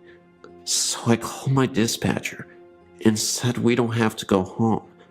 We can do one more load out here. So it was late that night when they finally got the tires on the trailer, and we decided to just stay there in the parking lot till morning so we could get some much needed sleep. We get up that morning and pull out. As we're heading down the highway, my cell rings, and it's my sister. She's crying. She tells me that Mom passed away that morning early. So to make it a little shorter, our dispatcher gets us home 36 hours later. Now at this time, we are at my mother's house, and she has already been picked up by the funeral home before we got there. Later that day, my husband's cell phone rings while we are nowhere near it to answer it. So when we do pick it up to see if our dispatcher is called, it shows we have one voicemail and no number. So my husband listens to the voicemail, and it's my mother, the day after she died. The message said, "Connie, this is your mother. Call me." We decided to check if it was a delayed message, but it wasn't. I even took it to the cell phone company, and they said it was June 6th at 1:25 in the afternoon. My mom died June 5th, 2007, at the times between 1 a.m. to 3 a.m. It has really bothered me that we missed the call, even though she was already dead. She might have been trying to say goodbye to us. A few nights ago, a friend and I took a drive up Angeles Crest Highway. It was a clear night and it wasn't too cold. As we entered the parking lot, we noticed there were no other cars there. As I made a U-turn in the lot to face the small building, there, we saw a man walking. What got my attention was the fact that my headlights shined bright on the building, yet we only saw the person from the waist down. The rest of his body was a shadow. The man was walking around as if he were looking for something. It appeared he had a flashlight in his hand, the way he was moving, but there was no light coming from it. The closer we got to him, the smaller the image got. When I shined my brights on him, it looked like he went down a small hallway. Even then, we could not see his upper body. We went back the next day to see if we could find anything. One thing we did notice was the hall we saw the figure walk through was now a wall. Not a wall that was just put up, but one that looked like it was part of the structure since it was built. Three separate spirits are said to walk the halls of the soon-to-be abandoned Middle Tennessee Medical Hospital in Murfreesboro, Tennessee, as a new, more modern hospital is being built right across the city. In the older section of the third floor, one room is said to be haunted by the ghost of a mental patient who jumped out of a window in the 1960s in the psychiatric ward. 30 years later, in that section, administrative offices were constructed, and employees reported hearing running down the hall of someone with bare feet, and a light outside the room where the man was said to have jumped turns on and off periodically on some nights. The switch that turns that light on can be found only inside the room, which was not even in use at the time. When the lights were checked by maintenance, they seemed fine. Later, some orderlies enjoying lunch on that same floor reported seeing an IV stem being rolled up the same hallway. They left their food there and didn't return. In what was the pediatric area, the ghost of a red-haired girl in her early teens in a white hospital gown has been spotted at one point by a nurse who also had long dark red hair when the room was used for pharmaceutical storage. She claimed to see the spectral image of the girl staring at her through the glass observation window of the room. The nurse was also a redhead. Finally, the third spirit has been chronicled by the hospital's own sad history and has been spotted in a newer section. A young nurse who had just started was leaving for the night to go out with friends. As she hurried down the stairwell, she dropped her purse over the guardrail, a lunge too far, and fell down the center of the stairwell, landing on her head. She died 3 days later due to massive brain trauma. Ironically, one of the hospital's employees who had the task of cleaning up the bloodstains was the son of the woman who had seen the red-haired girl's ghost, as her family worked in the hospital. It is sad that sometimes you can see the girl repeat her fatal fall.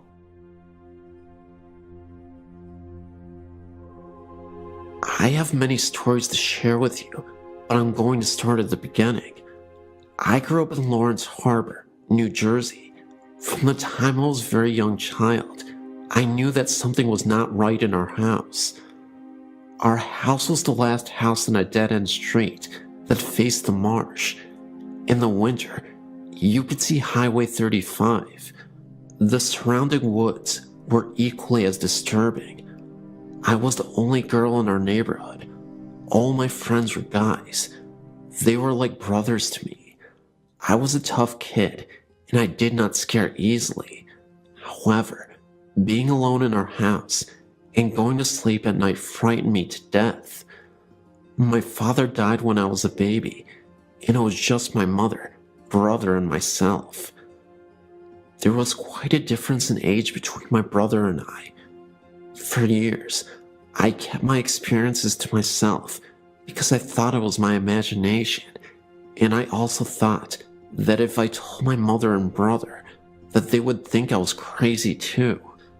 It took me a long time to realize that I wasn't crazy.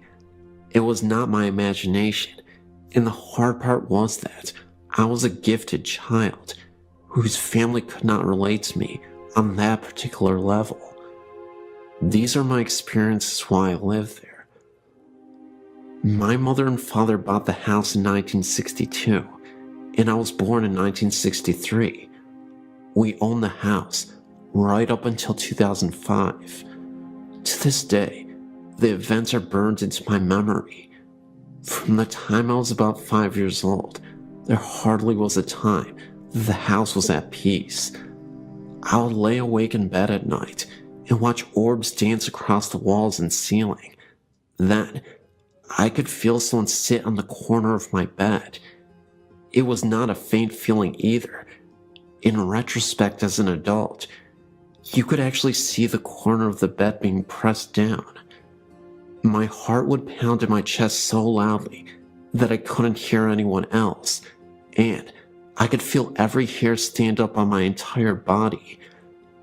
I would pull the covers and pillows over me in such a way that only my eyes and nose would stick out, even in the summer with no air conditioning.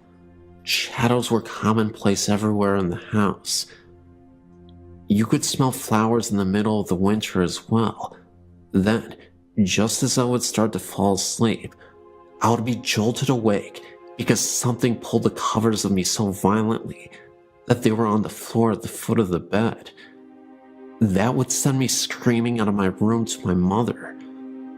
There wasn't a time that you didn't feel as though you were being watched, or that you didn't feel that something was following you from room to room.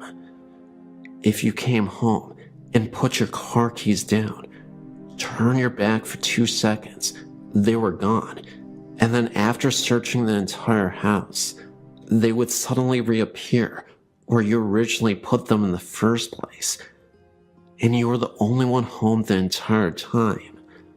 When I was in high school, I would come home and shower because I played sports. I always locked the bathroom door. Every time I would pull the curtain back when I was finished, the door would be wide open. Once again, no one was home, and our interior doors had no keys. Until now, I've been very vague with you about my experiences, but now I will tell you in detail my most frightening experience. I was engaged to Mitch. We were just both out of high school. My mom was out, and so was my brother. Mitch and I decided to go to my house, watch TV, and eat some pizza. From the time we entered the house, I could feel that something was really wrong, really out of sync. The air seemed electrically charged. It was as though us being there had interrupted some unseen gathering. I ignored it, even though I was goose flesh from head to toe. Even with all the lights on, my mother's house always seemed dark. Mitch was sitting in the room watching television, and I went into the kitchen to heat some frozen pizza. We were having a conversation as I did so. My back was to the living room as we were talking, and I was placing the pizza on the baking sheet. I heard what I thought was Mitch leave the living room and walk into the kitchen. I became aware that he was standing directly behind me as I was still talking. I turned around to ask him something, but to my shock, it was not Mitch standing there. I felt all the blood drain from my face. My knees went to jello, and I gasped and screamed at the same time. Standing face to face with me was a huge black solid apparition. I could make out a head and shoulders, but the rest became more see-through as it went towards the knees and feet area. It felt like slow motion. I think that when I turned around and screamed, I scared it as much as it scared me. As I stood there screaming, the black figure literally whooshed through the kitchen wall. Mitch ran into the kitchen. I was shaking and white as a ghost. It took me a while to collect myself. I shut the oven off, and we left and went to the local pizza place, where I told them what happened. We didn't spend much time at my mother's house after that. This is just one story out of countless stories that I would be glad to share with you. I'm now 46 years old. My entire life has been one foot in this world and the other in the spirit world. Years ago, I'd contacted Sylvia Brown, who told me that my mother's house had many spirits in it, but two stood out. There's the ghost of a baby and its mother. She also said that I was a medium and a psychic, and she was right. This is what I now do. I'm no longer afraid. It gives me pleasure to be able to connect with grieving spirits, with their departed loved ones. I consider this wonderful gift that I will not trade for anything. Thank you for listening.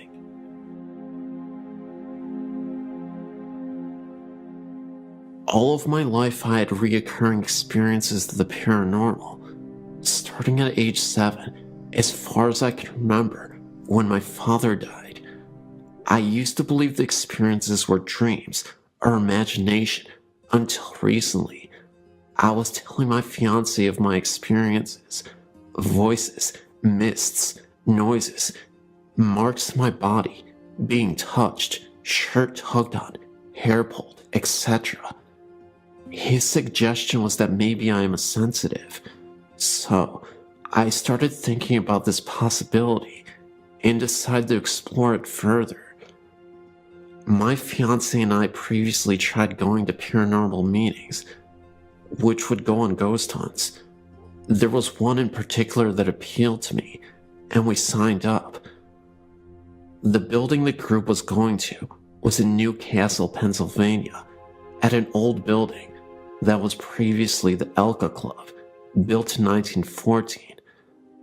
This information was given to us by the leader of the hunt. When we arrived, we went into a room to get the speech about which rooms to be careful of. They would be marked by the yellow tape. Nothing else was told to us about the history of this building. But as I stood there, a name entered my mind, and it kept repeating itself. Sarah, Sarah, Sarah, over and over again. Well, as the group entered the basement, we divided into small groups of 2 or 3. My fiancé and I were in a small room, in the back, and I felt nothing, so we decided to head out into the main part of the basement. And just as we stepped out of the room, a man that was on tour with us, who has been there before, said, "Sarah, if you are here with us, give us a sign." I was flabbergasted. I looked at my fiancé and explained the utter shock on my face, and we continued in to other parts of the area. I had entered a room just off the entrance of the basement and instantly was bombarded with intense sadness, so much so that I got tears in my eyes. I informed the group leader, and they took pictures around me, but by this time, I already knew that what they were searching for in the building wasn't correct. I knew that what I was feeling was the past, and the child Sarah intended on proving just that to me. She, in what I would call it, attached herself to me. She started flashing images in my mind about what the building was before the Elks had been built there. It was her home. It was a beautiful Victorian with a large porch, parlors, a library, you name it, she showed me. She told me that she was sad because of the remodeling that was about to happen in the building. She got her point across by telling me certain rooms did not belong. I also picked up a persistent man in a room on the first floor. I was flashed an image of a podium and people sitting and listening intently to this man. In the ballroom, I was given images of people dancing, only black shadows of such. And at last, the third floor, I approached the end of the main hall and was shoved by something not seen. I took a moment and continued on into a grand circular room with benches attached to the circular walls, and had the feeling of being watched. And I kept saying, "This feels like judge and jury." It was like you were being persecuted, watched, and the spirits were getting angry. So I wanted to step out of the room for a moment, and I took a step forward towards the door and received a sharp blow to my middle back on the left-hand side. I went out of the room and was telling the group about the incident and decided to give it another try. And as I entered, I again got another blow to the right side of my back. At that point, I wanted out of there for good, so the group agreed to leave the third floor. And as I entered the hallway again, I got pushed in the same spot as the first time, which happened to be in front of a very large window. The interesting part was, I said before, I knew nothing of the place, but when we were leaving, I told the owner all the stuff Sarah had told me. I told her of the man in the room that in my mind, I'd seen the podium. I told of getting pushed and hit in the back. Well, she surprised me. Not only, but many in the group as well. Come to find out that this is where Sarah's home was. The rooms I was seeing were the rooms in her home. The man at the podium would have been the black preacher that occupied that room after the Elk Club closed down. That night, I came home exhausted. I fell asleep and dreamt of Sarah. In the dream, she told me her last name, so I searched for her on the internet. I then found something more shocking. Not only did I find her, the year she was born, but I also found the names of her parents. Well, I'd spoken with someone that has been to the club and knows things about it, but they never knew her parents' names, which happened to be the same names I came across. And as far as the room on the third floor, the owner informed me that this room was the judging room for the Elk members and where they would hold their remembrances to the dead brothers. The interesting thing was, the women were not allowed in this room, and there was also an EVP that picked up stating, "You are being judged." So needless to say, I'm no longer doubting my ability, and am more open to my experiences, which have been many since that night. Growing up in rural Michigan, I had several what the heck was that experiences. Most were minor, a moving shadow or an uneasy feeling, but one stands out. I was 8 to 10 years old in the mid-80s, and my family had just returned from a vacation. When we got out of the car, my dad headed to the mailbox, my mom to her garden, and I lugged my suitcase inside the house. All of the windows were shut, and I pulled the garage door closed behind me. Walking through the house, I passed the bay window, from which I could see my dad still on the road, and my mom picking some vegetables. The house was silent, except for my footsteps on the carpet. I walked into my room and put my suitcase down in the corner. I heard a male voice laughing behind me, maybe in the doorway 8 feet away. It was a hearty laugh, loud and clear. I spun around, and there wasn't anyone in the doorway. I ran back to the garage, through the door, and outside. My father was just grabbing his suitcase from the car, and my mother was pulling weeds.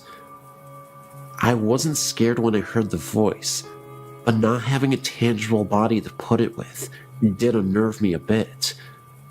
Following the event, I was able to forget and had no issues in the rest of the house. It was only after I got older and interested in the paranormal did I realize that I must have had a run-in with something. About 2 years ago, I bought a 126-year-old, 8,000 square foot mansion in Missouri, just outside of Kansas City where I grew up.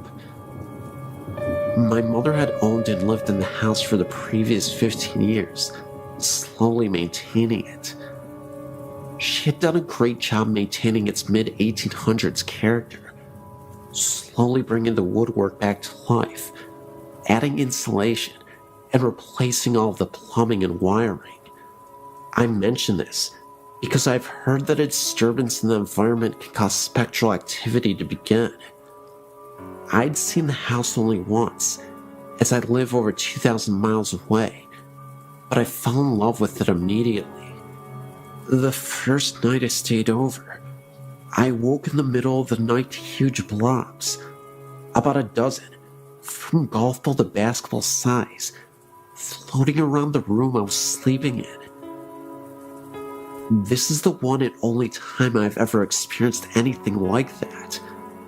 I closed my eyes, said a prayer, and fell back to sleep in time. I said nothing to my mother the next day until she asked me, "Well, did you see the blobs?" One of the workers stayed down there the other night and said he wouldn't stay in the house after dark because of the blobs floating around him. She had not seen them, and still hasn't. However, the previous owner told my mother a few years later that he loved what she had done to the front room, but he could never stay in there while the house was his because of the blobs. During the summer of 2007, I went back to see my family.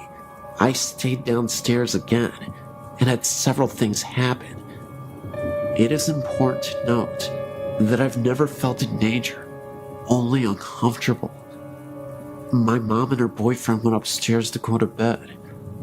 I stayed downstairs in the first floor master suite. For the next 45 minutes, the heavy footsteps above my head were attributed to the two of them settling in for the night. Finally, I decided I would go up and find out what was going on. The entire upstairs was dark and still. They were both lying in bed. I returned to my bedroom to hear the continued walking above me. So, I went out on the living room to sleep on the couch. The walking continued above me, although there is only one attic above that living room. I could also hear a distant, quiet talk between a man and a woman, but I couldn't make out what they were saying, and it seemed to always be somewhere else from where I was. The next morning, I decided maybe I would have a chat with myself out loud, and if anyone else heard it, then maybe it would be for the better. I sat on the end of the bed. It was now daylight, so I felt comfortable to be in the bedroom again, and said that I was the new owner and the son of the woman they probably knew very well by now. I really liked the house and hoped to continue my mother's good work, but for now, I lived elsewhere. I also mentioned something that I don't suggest, but in this situation, I felt comfortable in doing so. I told them that they seemed to have been there a long time, and so long as they agreed to stay out of the bathroom while I was in there, we could get along just fine together. The following night was as quiet as it could be. I think their interest in me was satisfied. This past summer, 2008, was my third visit back. Absolutely nothing happened. I was ready, and nothing. Hey, that's fine with me. But one side note, my mother sat down to look at an album she had kept for all these years she had been doing the refurbishing. She was showing me the huge change in the house, from walls being ripped out and then rebuilt, and so on. In well over half of the pictures, there were huge light anomalies. There were smears, blobs, and strange twists of the image. I mentioned this to my mother, who looked right at me and said, "You know, I haven't taken a decent picture since I've lived in this house. I've owned one crappy camera after another. All the pictures look like this. I have to throw most of them away because they are no good. I just smiled. Right, Mom. Every digital and disposable camera she has ever had in the past 15 years has had the same problem.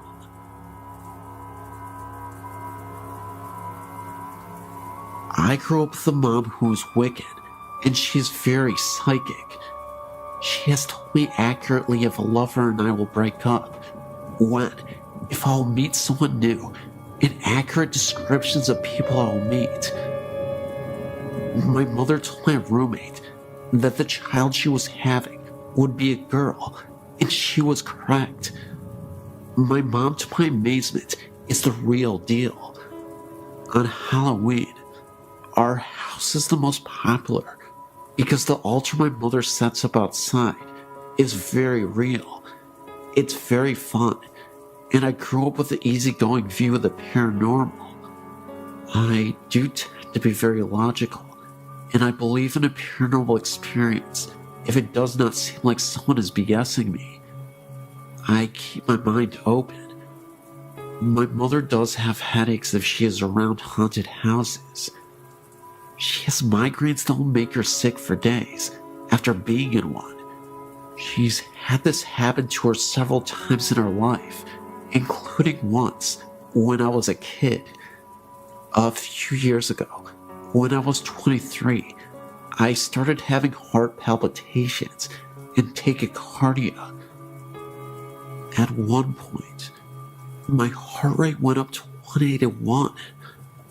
I spent night after night in the emergency room, and I was recommended to a cardiologist. I went through that for several months before finally someone realized it was a sedative that I took that helped me sleep. The doctors took me off the sleep medication, and I soon found out that I'd become dependent on sleep aids. At the same time, I had to get on a Greyhound bus for a 2-day trip to move back with my parents because of the health problems.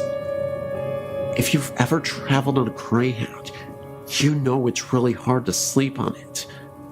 I was sleep deprived.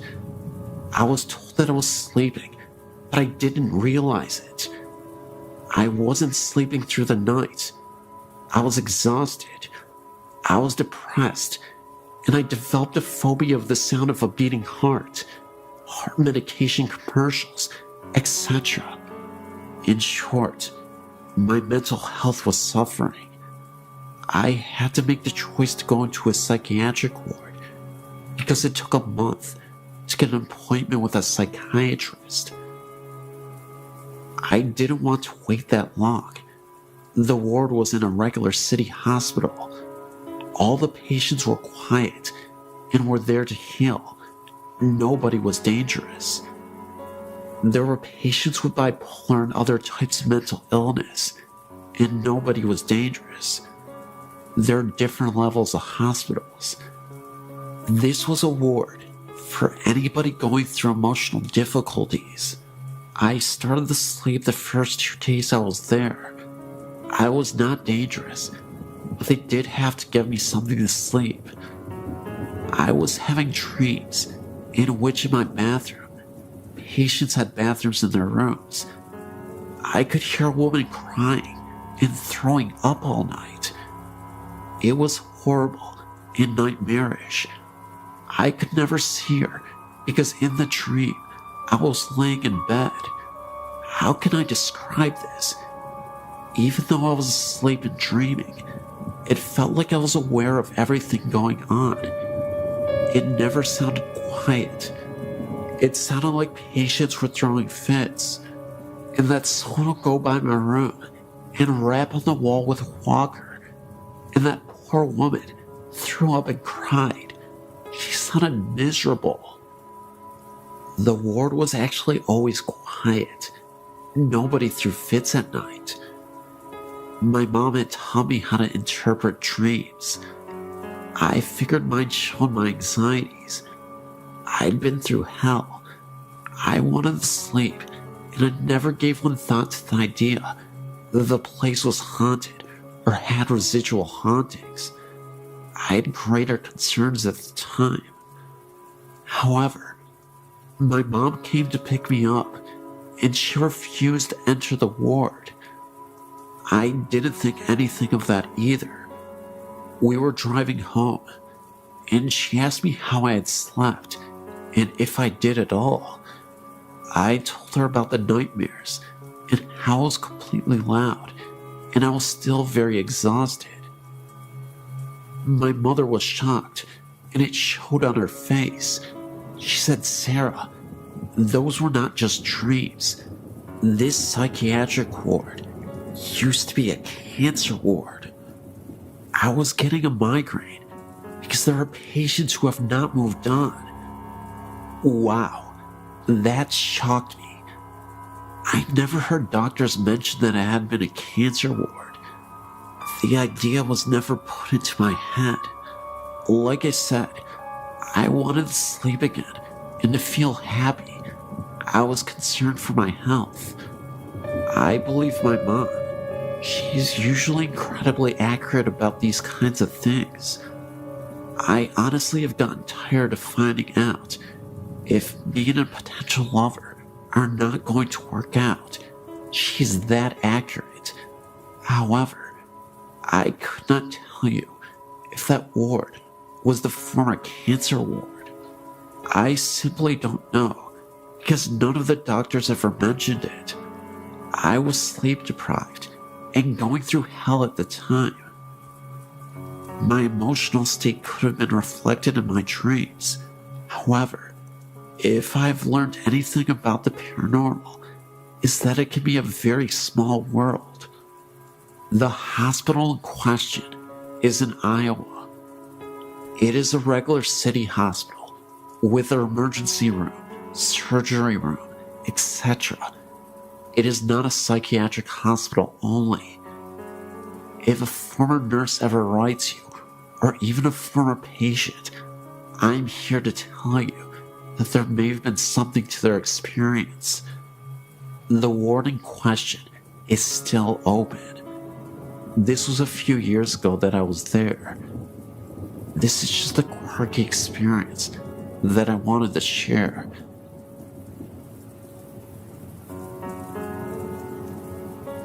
My story has been going on for a couple of years now. When I was 9, we moved into our house. It's a nice little place, backed by a large ditch. Behind the ditch is a large forest that I used to play in. The house itself is unremarkable. It's 3 bedrooms. The master bedroom is the first room you come to when you open the front door, straight in. To the right, there's a door to the garage, and to the left is the room we use as our living room. To the right of that is the dining room, with the entry into the kitchen. From the left of the living room is the hallway, with the bedrooms and the bathroom. From the time when I first moved in, I've never liked the bedroom at the end of the hall. It has a window that looks out into the front yard. The room I shared with my sister has a window that looks out into the backyard. I'm not sure what it is about the room, but it's a creepy feeling. I was around 11 when my older sister moved out. By that time, it had been a while since I'd gotten any creepy feelings in the second bedroom. I was pleased with the idea of having my own room. I moved my bed in there, got everything set up, and prepared for the grown-up life that I wanted. The first couple days were okay. I had strange nightmares about something coming in from the ditch, something I couldn't explain. Finally, after about a month after I'd been sleeping in the room, I woke up suddenly from one of those dreams. I laid there for a while, not really sure of what woke me up. Then, I realized that the music box my grandma had given me a year ago, it was on. The music box was shaped like a carousel horse. and had a switch on the bottom of it that turned the music on. I sat up and took it down from the shelf above my head and turned the switch off. I figured that maybe my cat went up on the shelf and brushed against it. I laid back down to go to sleep. It was lying there that I first saw him. I don't know what made me look up into the doorway of my bedroom. At the time, I slept with the door open, but I did, and standing there was a man, clear as day. For a moment, I was sure that someone must have broken into the house. The light coming off the nightlight near the door, I saw that his mouth was moving quickly, and no sound was coming out. It was almost like he was screaming at me. He took a step forward and vanished.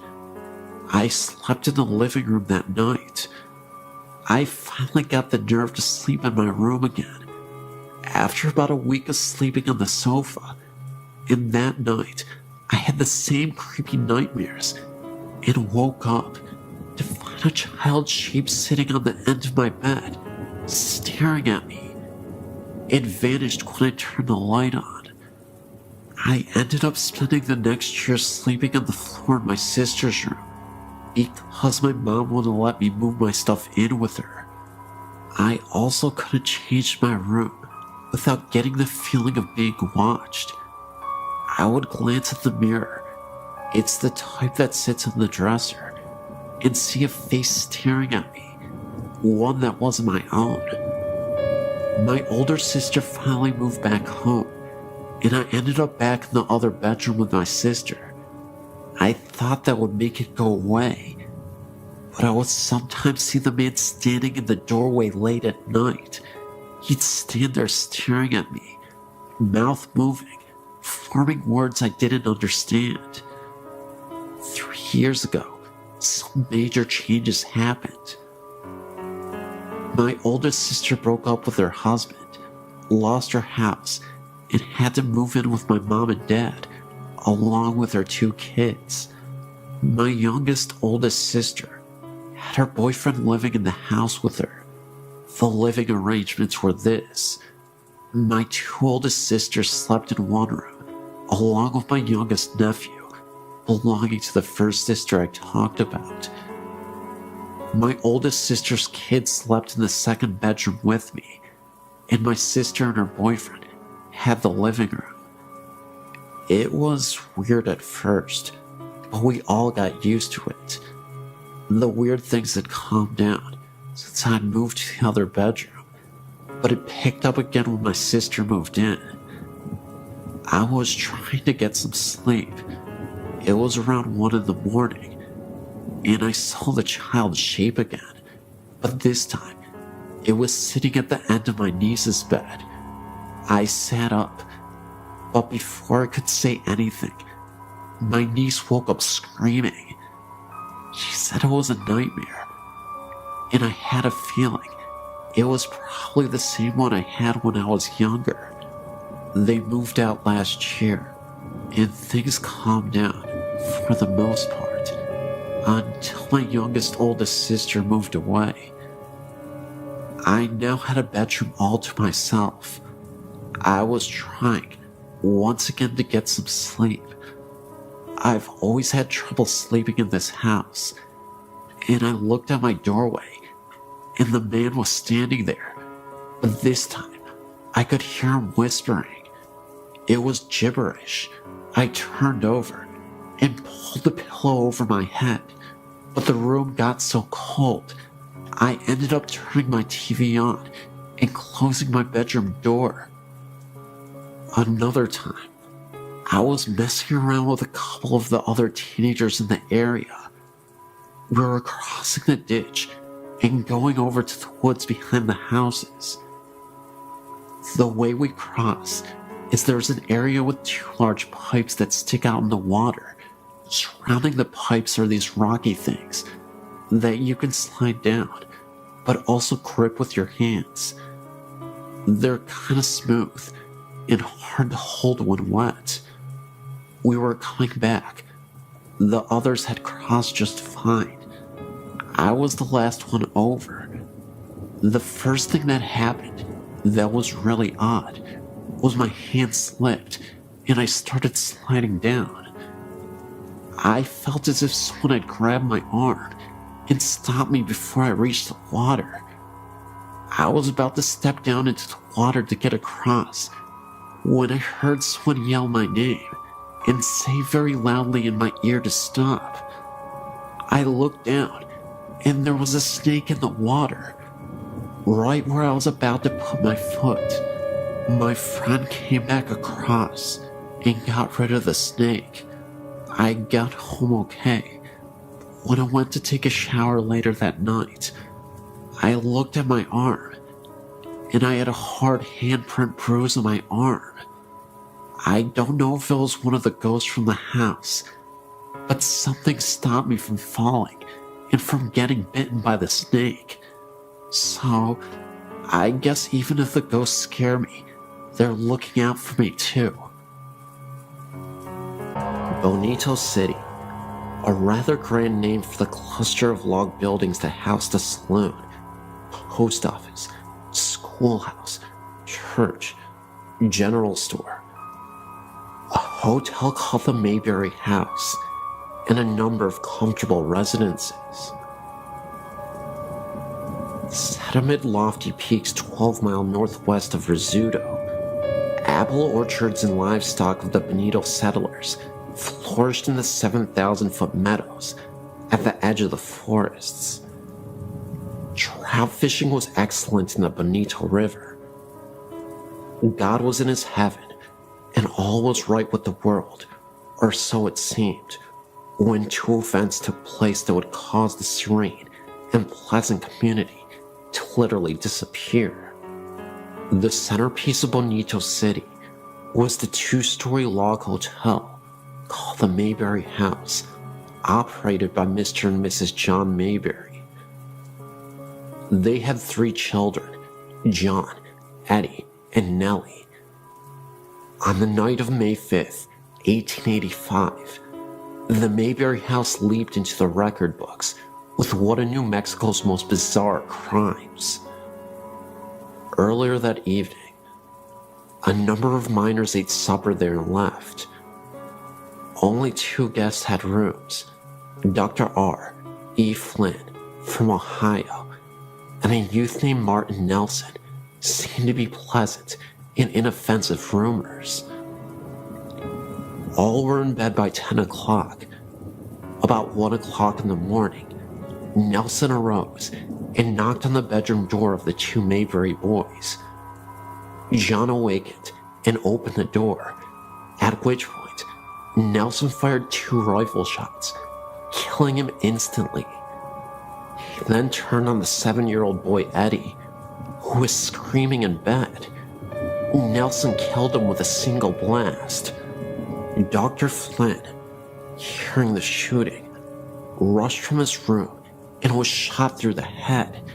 John Mayberry, after hearing the screams, was making his way up the dark stairs from the first floor when a shot through the heart dropped him on the landing. Blood was everywhere. Mayberry's daughter, Nellie, appeared and was shot through the side and left for dead. She later recovered. Miss Mayberry ran upstairs where Nelson shot her in the chest, but failed to kill her. She stumbled downstairs with blood streaming all the way to her feet, leaving bloody footprints visible on the stairs, even years later. She fled to the nearest cabin for help, but Nelson followed, executed her, and threw her body into an irrigation ditch. Nelson, the saloon keeper, no relation to Martin Nelson, appeared on the scene, grappled with the youth, who was no match for the murderer. Mark Nelson shot him to death and left his body bleeding in the sandy street. The next victim was a storekeeper, Herman Beck, who came out to learn the cause of the gunshots. Nelson killed him with 1 bullet. Bonito's terrified citizens locked themselves in their homes until morning, while Nelson roamed at large, finally climbing up a nearby mountain. Next morning, as Charlie Berry, Rudolph Schultz, and Don Campbell were standing in the street discussing the murders, they sighted Nelson returning down the mountain. He saw the man, brought up his rifle to fire, but was an instant too late. Berry failed him with a bullet through the heart. Nelson's last shot went harmlessly into the air as he fell. Total fatalities were 8 killed, including the murderer, and 1 wounded. It was years before the people of Bonito City recovered from the shock, and for 15 years, nobody set foot in the log hotel. Folks said it was haunted, told stories of shrieks and groans in the dead of night, of seeing lights flicker from room to room, or hearing muffled shots. Those who peeped through the dusty windows could see the bloody footprints left by Miss Mayberry's feet. The murderer was buried at Bonito, with his head pointed down. Folklore say that this custom was to prevent the buried persons from walking as a ghost. The victims were also buried in Bonito, side by side of each other, and a reasonable distance away from the murderer Martin Nelson. Gradually, Bonito City died. The final blow came when the railroad arrived in the desert below and took a businesslike approach to acquiring water rights in the Bonito Valley, and later on, buying out the land in which the remaining residents of Bonito City lived. In 1930, Bonito Dam was built by the Southern Pacific Railroad. The remains of the victims were moved to Angus Cemetery. A large stone marks their resting place, and as for Bonito City, it is presently resting under 75 feet of water that is now known as Bonito Lake. Since then, Bonito City has become an old memory and a murder mystery of the past. Some people have claimed that during a well-moonlit night, they can see the top of the church steeple shining below the serene resting water of the night. Is it really the church steeple being seen 75 feet below the water's surface? Or is it a haunting image, reminding us of the presence of the city below? You decide.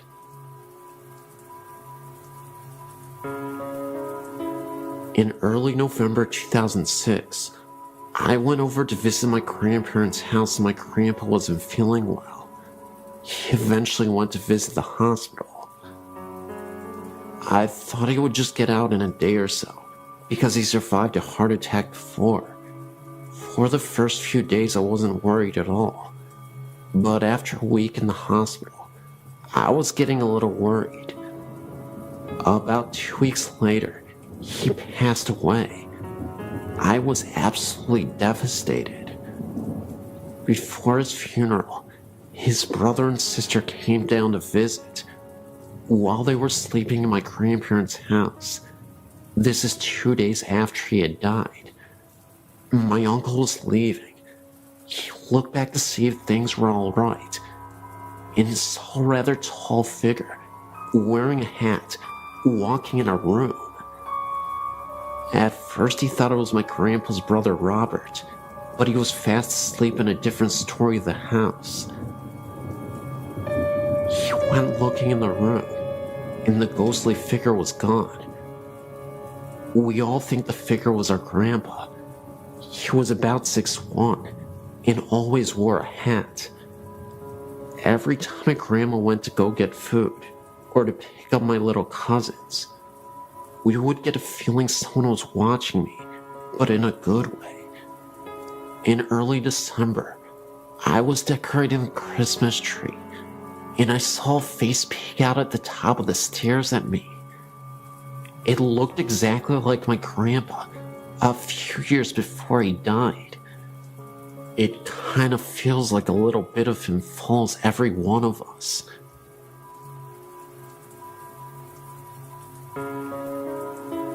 All of these accounts have happened in Lake Havasu, Arizona, each in a different house. My mother and I were driving around town, looking for a house to rent, when we found a large house on Bayou Drive. This house was an old bluish color, with vines creeping up the outer walls and into the fireplace, with a large overhang on the front porch. As soon as we started walking up the driveway, a very strong feeling of dread started to creep through my body. I really liked the house, so I ignored the feeling and continued into the backyard. As I entered the backyard, I remembered a dream many months before. The exact backyard was in my dream, and the images of death and demons filled my mind. My mother had the same feeling, so we left without another word, deciding that a door had opened and a demon was dwelling inside the house. We moved into a different house where everything felt normal at first. We lived there for 7 years. I soon felt eyes watching me in the shower, which then led gusts of freezing angry wind rushing past my face and arms. Later I learned my mother was going through the same events, only she experienced only one of the gusts of wind. When we started talking about moving out of the house, things got worse. My mom once felt a figure sit down on the bed beside her and saw the indentation of the person on the bed. There were no dogs in the room, and the entire house was asleep. I saw blinds move and nothing in the room, and a shadowy figure walk across the kitchen. I was cleaning out a house, just about to move into it, when I repeatedly saw a figure of a little girl out of the corner of my eye. I could sometimes hear her talking softly to no one in particular. Later investigation proved that a little girl had drowned in the pool years before.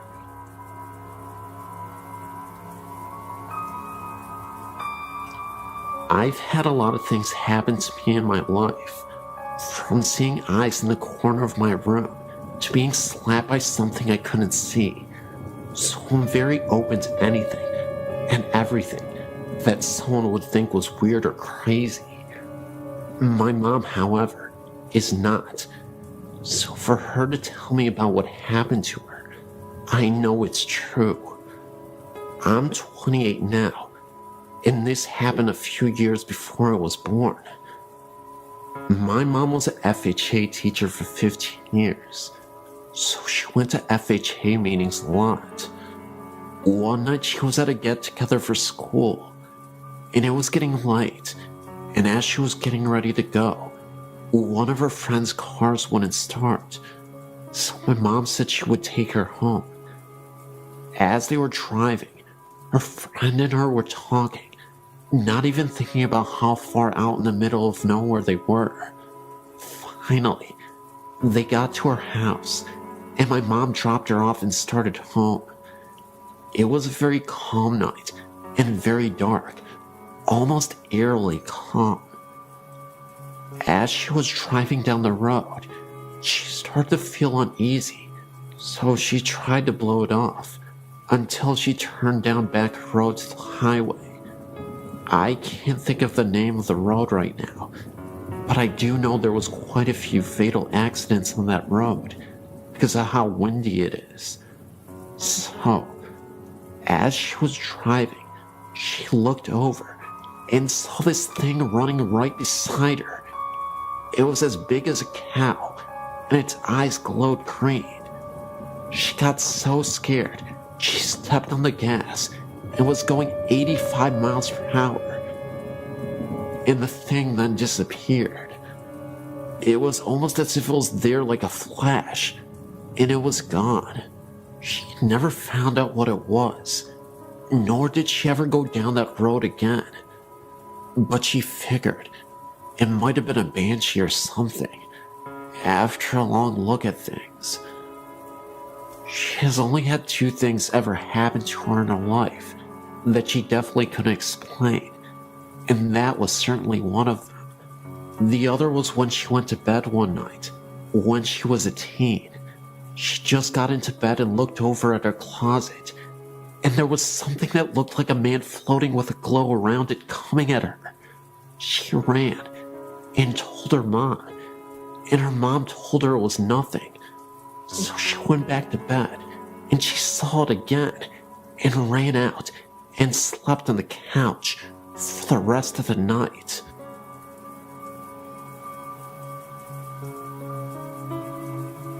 I'm a clairvoyant, and I'm used to not being alone. The last house I lived in had a number of distinctive entities, and will only share a couple of my experiences with you now. There was a young girl, probably around 4 or 5, who was very prevalent around the time my son was 3. One night, I had a contact dream. Usually my dreams are surreal and nonsense, but when I contact someone, they're usually set in whatever house I'm in, and are more out-of-body experiences.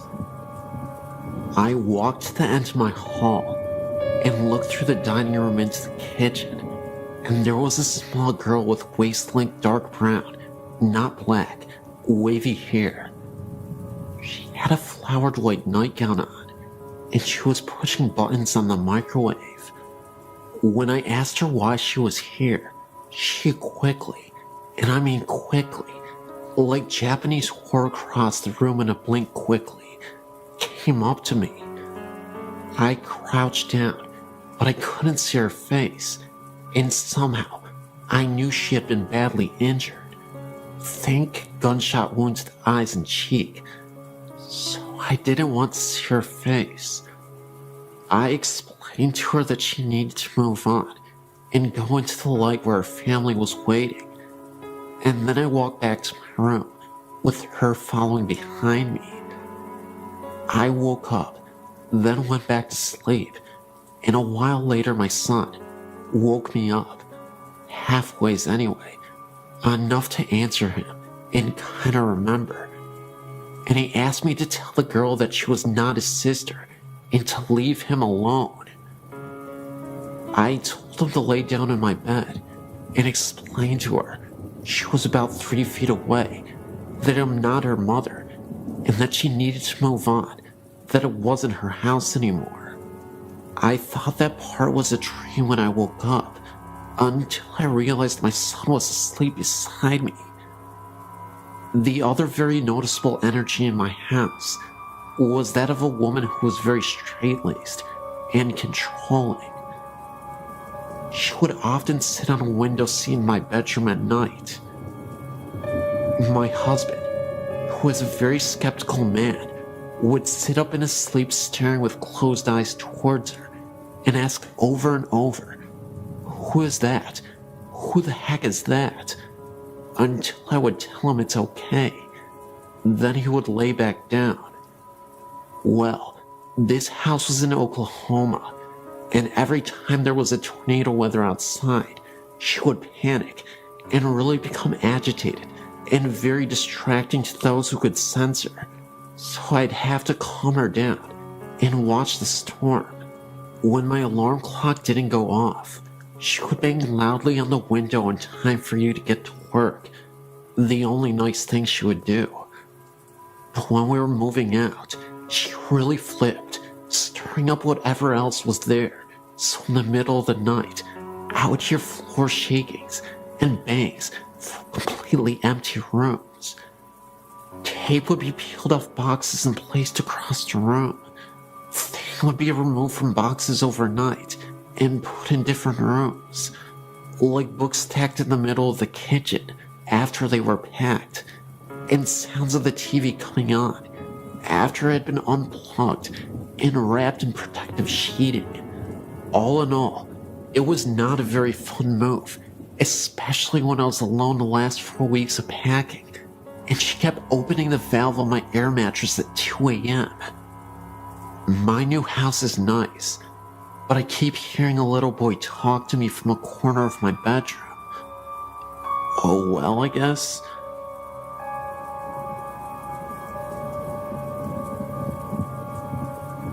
I'm 25 now, and have had strange experiences which, though I'm very analytical and skeptical, can't seem to find out how, or why, or what these things were.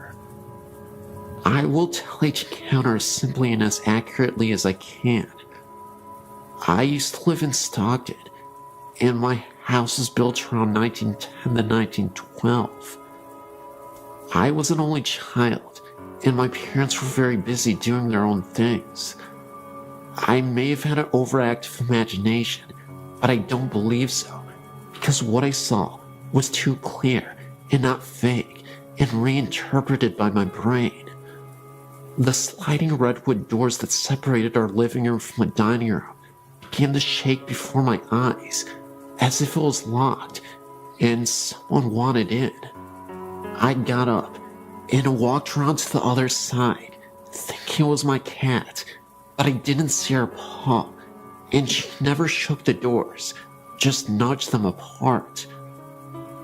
I walked around to the other side of the doors to the kitchen. All the lights were off, and I saw no one. I felt very scared suddenly, and went to bed, closing my door. Another time I was laying in bed, and my mother was on her hands and knees sniffing the floor. A bathroom connected our rooms, and I assumed she had begun sniffing in the bathroom. I asked her what she was doing, and she replied, "Your father and I smelled rotten blood." I can't remember what happened first, but I saw a clear apparition in my living room as I tied my shoes. A man dressed in black with a top hat and coattails, had a cane with a black long beard, walked briskly through the living room, and disappeared. I had a dream that I pulled it back out of the carpets in my parents' bedroom and saw blood stains. I don't know if she was moving them. She denies it still to this day, but I know I wasn't moving them because I was determined to find the truth. The board told this story. A married couple named Mark and Melissa Twain lived in the house with a woman's sister. One day, in jealous outrage, she killed them both in the room with a shotgun. I thought it was very fishy the wife had my name, and the husband's name was Mark Twain. Like I said, my cousin says she didn't make the Ouija tell the story. I was under the house one day, bored and playing around, when I found a small handful of large brass bullet casings. Not as large as a shotgun casing bullet, I don't think. Other things have happened. I heard a knock on my door late at night. One huge knock, but I was too scared to open it. I told my father in the morning, and he got very angry and shouted at me that I was too stupid. I don't know why that angered him. I surmised the knock was from my dog changing lying positions on the porch. Once a baby bottle just sitting on the counter just seemed to be thrown in the floor. My father said it was because I stomped it to the kitchen. Perhaps. But the powerful way it fell, I doubted it. I was never able to tear my parents' carpet or find any information on the house that could point me in any direction. Though I did get all the paperwork on who owned the house, and no name Twain ever owned the house. My aunt, who claims to be a psychic, came over to the house and said that several ghosts live here. That was something I didn't hear myself. Another family member told me that. The house, which was always a bit odd, had a stained glass window on the front, not very large. It was of a cross. Later in life, I was in high school, living with a friend. I was trying to go to sleep and heard someone say my name very clearly right next to my ear. I got up and asked my friend what he wanted. It was in my grandmother's room, which they shared. I didn't call you, he said. The voice didn't sound like his voice. It had a lisp, as was very girlish sounding. We went to the house in the Delta, abandoned and run down, as well as vandalized. I walked ahead of everyone, always ready to take on whatever. As I walked past a bush, these birds just exploded from it. Before, I heard no bird song, and they surprised. The house was elevated with a basement that had openings for water to flow through. Everything was pretty much ruined. A door opened nowhere, as the staircase had been brought down. It felt like a cemetery, not in a morbid sense, just so quiet and hollow. We went to the basement, where trash was everywhere. On the door, which had been removed then, placed back up, was a crude black painting of a devil or satyr. Being mischievous, I took a wooden bed frame topper. It was painted brown with a carved flower on each side, and it was painted red as well. After I took it home, that's when I heard the voice. My room was cold, and I saw something in the garage, and I had a really weird nightmare. The kitchen was being renovated, so we had to wash and get dishes in the garage. I went out to get a cup and felt very nervous in there. As I was walking to leave, I heard a loud boom in the wall to my right. I looked, not too long, but long enough, and this will be a very hard to explain situation and sound crazy, but this energy waved and glistened in the shape of something human, turned its head and looked at me. I ran out, scared for my life. I'd never been so scared. I took the bed knob back, and nothing happened like that again. The site has long since been destroyed. I'm not sure what any of this means, but I do know one thing for sure. I experienced it.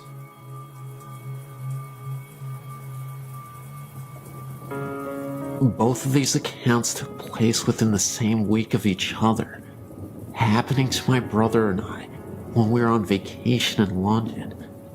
The Hyde Park Ghost. I was on vacation with my family in London for Thanksgiving, 2001. About 10 in the morning on Thanksgiving Day, we decided to go for a walk around London, starting with Hyde Park, which was about 3 blocks from the hotel. The park was beautiful against the autumn sky, and both my brother and I found it strange how time seemed to skip, as the park just lay kitty corner from a highly modernized tourist strip. As we waited on the corner for our parents to catch up, I turned to see a great black carriage standing behind us, pulled by a glamorous-looking brown and white Clydesdale. I tugged on my older brother's jacket and pointed, and we watched it for a while, thinking it was the coolest thing we'd ever seen. Others in the park didn't take much notice of them at all, walking by in a hurry to get wherever they were going, or that's what we figured. My brother, having his camera with him, took a picture of the carriage and the driver, a slightly portly man with a contented smile and a formal air. He looked at us as my brother snapped a picture, and I felt an unexplainable tingling. Shrugging it off as the autumn weather, I continued to watch the driver. Our parents called our names, and we turned back to look at them, agreeing that we should all go for a ride in the carriage.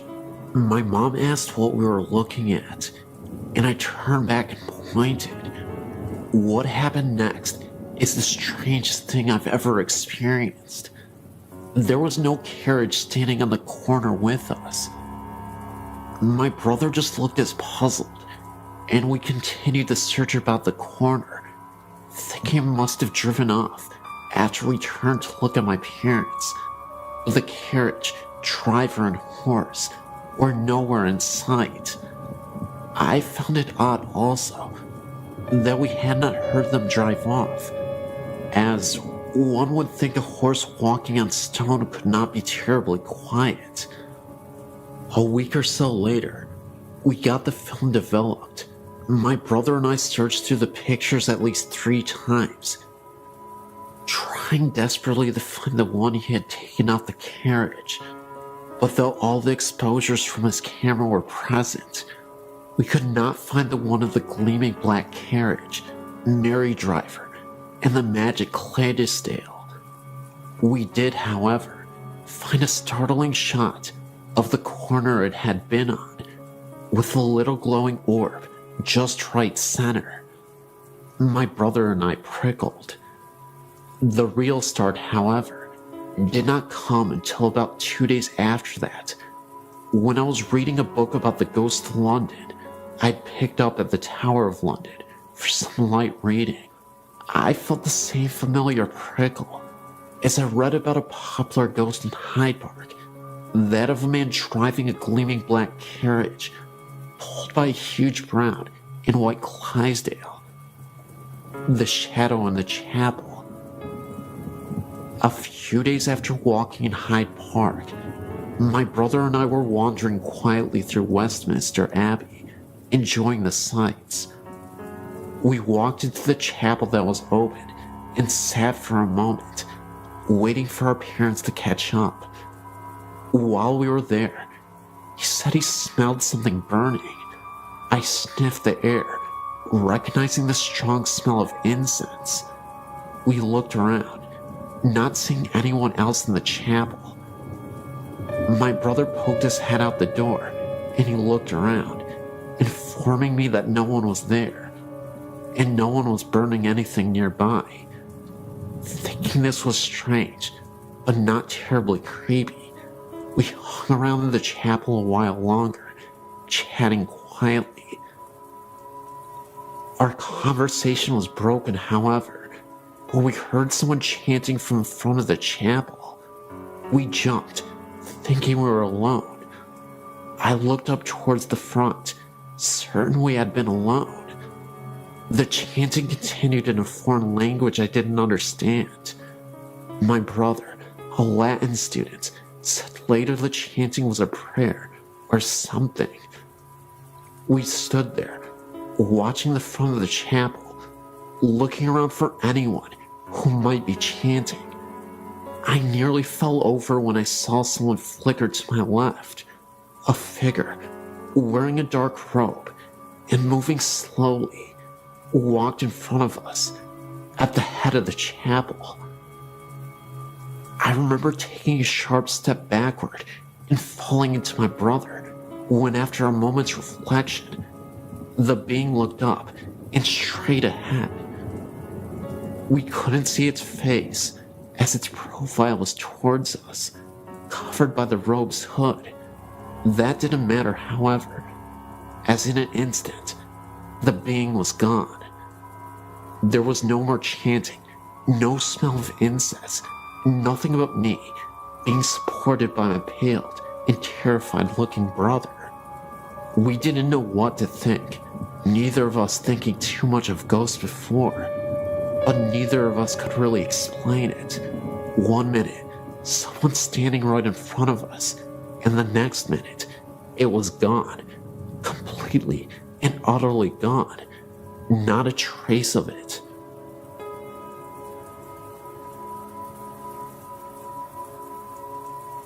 First story. I was 11 when this happened. I was spending the night at my best friend's house. It was a pretty Victorian house. It still had the original barn. It was in the back. But anyway, one night we were staying up well past our bedtime, down in the living room, watching TV and talking.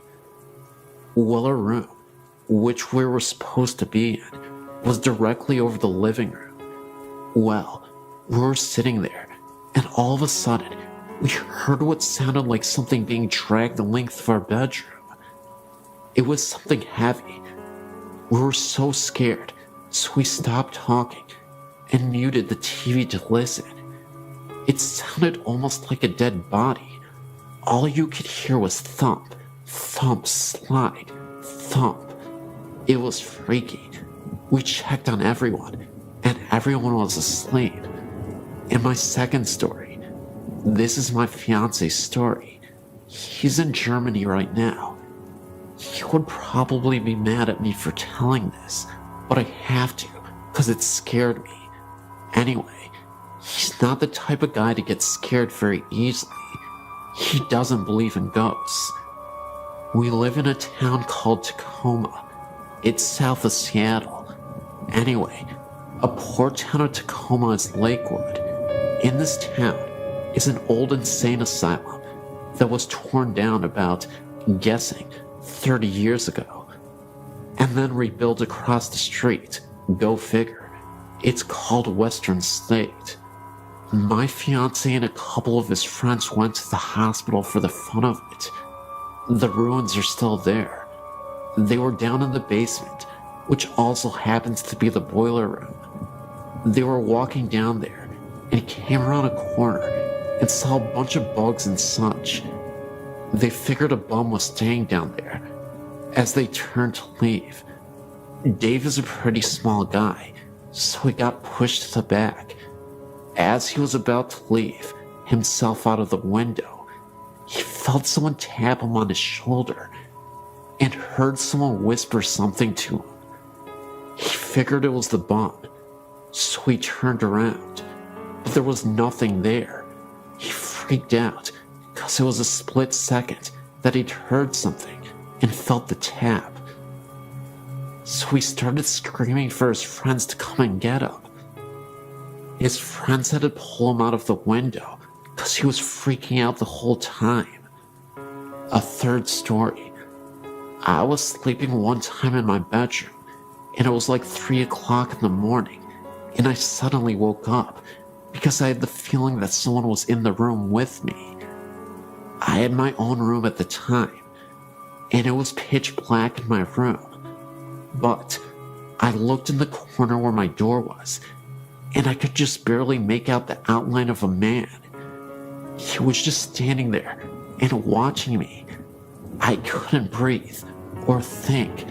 I just stayed there for about 2 minutes, trying to figure out what to do. I finally got the balls to reach over and yank on the lamp. When I did, nothing was there. Fourth story.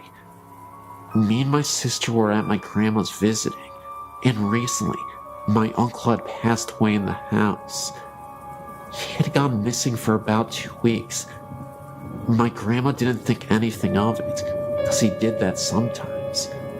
She went in his room looking for something, and there he was, lying on his bed, half decomposed. She said it took forever to get the smell out. On my grandma's TV was a plastic vase with a flake flower in it. The TV was off, and my grandma was at work, so me and my 2 sisters was sitting around and talking. I believe we were talking about my uncle, when all of a sudden, the vase went flying off the TV. When I say flew, I mean flew. It flew like 5 feet. We all stopped and decided to go to bed. Fifth story. I was spending the night at my best friend's house. I was like 15 or something. My godmother had just told us to go to bed. We were just getting ready for bed when I hear my godmother yelling at me to get my butt in bed. I came out of my best friend's room and said we were. She then proceeded to tell me that she had seen me in the reflection in the window, walk by from the stairs to the kitchen, but the room we were in was right next to where she was. Freaky. The sixth and final story. I was babysitting my nephew one night. I was sitting on, listening to music and relaxing, when I heard my sister laugh. Thinking that was weird, because I hadn't heard them come home. I got up to check. There was no one there. I know my sister's laugh. About 30 minutes later, I heard my sister cough. Again, I got up to check. Nothing. I don't know much about this house. I've only been here about 8 months. It's my brother-in-law's house. This house is kind of weird though. When all sounds have died down, you can hear clicking and sometimes even what kind of sounds like walking sounds. I sleep with my door open, so I'd hear if my sister had opened her door. But they're like soft walking sounds. Odd. Anyway, I have tons more stories. I'm a very strong believer in ghosts. So if you want to hear more stories, just email me and let me know. I was reading your site around Halloween and noticed Green Man and instantly knew what the reference was. I had heard this story dozens of times by my dad who visited Raymond. Then, I realized the legend was not correct. The legend states that late at night, you could witness a ghost wandering around the tunnels and bridges around town. There have been numerous reports over the years of a man with a green face walking after hours. He is known as the Green Man. This is because when people have seen this figure, the apparition has a terrifying green face as he floats by the local tunnels and bridges of the area. The real version is extremely depressing, but the real version in the least. The horrible accident occurred in Evans City. Raymond, unsure of the last name, and his older brother were flying a kite near some electrical wires next to a tree. The kite got stuck, and Raymond followed his brother up the tree to retrieve it. When Raymond's brother grabbed the kite, both brothers got electrocuted. Raymond's brother was killed, and Raymond was severely burned. He was extremely disfigured, and it was extremely hard for him to walk because of the accident. The residents of Evans City collected nearly $30,000 for the boy for his care. His older sister and her boyfriend ran off with the money, leaving Raymond without the money he needed to get well. From then on, the townspeople took him under their wing and took care of him the best they could, but without the funds to do it. My dad's grandmother, who lived in Suiki, told my dad and his brothers and sisters the story of the Green Man when they went to visit her. Raymond, now an adult, walks down the road to and from the tunnel every night. The sun would hurt his eyes, since it only had a thin sheath of skin to cover them, so he did not go out in the daylight. He could barely walk, but did so every night regardless. People from all over came to bring him money, gum, and cigarettes, even while he was on his nightly walks to the tunnel and back home. The Green Man came from the color his skin looked when the headlights would hit him. He had been charred so badly, he was gray, so the headlights actually made him look a greenish-gray color. Unfortunately, my dad couldn't confirm this because he is colorblind. Raymond had a hole for a mouth, no nose except for a hole, and holes for ears. My great-grandpa and my Uncle Carl, then a teen, got out and handed Raymond a pack of Lucky Strikes and a pack of gum. Raymond talked to them for a bit, though you could barely understand what Raymond was saying. Behind my great-grandma's car were many more cars, waiting to see Raymond, as there were more every night. At this point, Raymond was a bit of a celebrity. Raymond was watched by the town and the police, and he never had any trouble with the visitors. My family left, and the next car pulled up to visit. My dad recalls hearing of Raymond's passing some years later. Must have been about 1985. The interesting aspect of the story is that years after Raymond's demise, I've had friends who have passed by the tunnels and have noticed gray mists, orbs, and other strange phenomena, where that they witnessed phenomena near the very same tunnels that Raymond used to frequent. One of my friends is a non-believer and a true skeptic of the paranormal, and he had experience where he saw the Green Man years after his death. Just like the story, he shined his headlights as he was driving through the tunnel and nearly wrecked his car. He thought that he had saw a man wandering around who appeared to have a green face. He appeared so quickly that my friend had little time to react. His car came to a complete halt, but there was nobody in sight. Whether Raymond haunts the road and tunnel, I don't know. However, I'd like to believe that the legend is now true after the experiences that my friends have had. A little ironic, but fascinating, nevertheless. These experiences all occurred at my grandmother's house, which is called Gwynmick Manor. Although the house isn't very big, it's around 200 years old. All my dad's family have lived there, and my grandmother now lives there alone. There have been many different events, things such as footsteps, dogs barking at something unseen, and the shower being turned on and off, or just a few minor things. One time, my uncle fell asleep in the kitchen at night, and the door he was sleeping next to was flung open, waking him up, even though there was no draft, and it was an airless night. The same uncle also had experiences as a young child.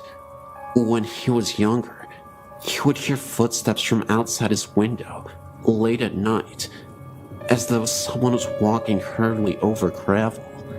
At the same time, he would see two big black dogs sitting by his bed. Another time, my grandma was walking upstairs with some laundry when she dropped something and bent down to pick it up. As she was retrieving it, she saw a pair of shoes on the steps in front of her, as real as a human's. She looked up and saw a long skirt and the start of a shirt, and then the figure disappeared. My grandma swears to this day that the story is true, and says although she didn't feel threatened, she certainly wonders who this woman is. There was no one else in the house at the time, and the stairs are curved, so if someone had walked down them, you would have seen. Most recently, my sister and I were in the corridor opposite the dining room, which is locked when it's not in use. There is a key on the outside of the door. We were standing there talking when the key started to move, as if someone was trying to get out from inside. We thought maybe someone was in there at first, but then we remembered that the key had been moving from our side of the door. Most recently, we were sitting on the lawn whilst my dad and uncle played badminton on the court behind us. The garden is raised almost on a hilltop, with steps leading up to it, so the grass we were sitting on was in line with the upstairs bedroom window, if that makes sense. We were facing the window, talking, and looking in at my grandmother's two dogs, who could have been sitting on her bed. My grandma had gone out shopping and had left her dog shut in her bedroom. First, we saw one of the dogs start barking urgently at something in the far corner, which was out of sight from us. This continued, and the dog then jumped onto the bed again and started barking directly at us. We thought this was strange, but what happened next couldn't be explained. A white mist, almost in the form of a hand, passed over the dog's head, as though it were stroking her. She then stopped barking. We both looked at each other in horror, knowing that we both had seen the same thing. There was no sunlight that could have reflected through the windows, and I honestly can't think of another explanation for the hand we had seen. I still feel scared when I go into the house.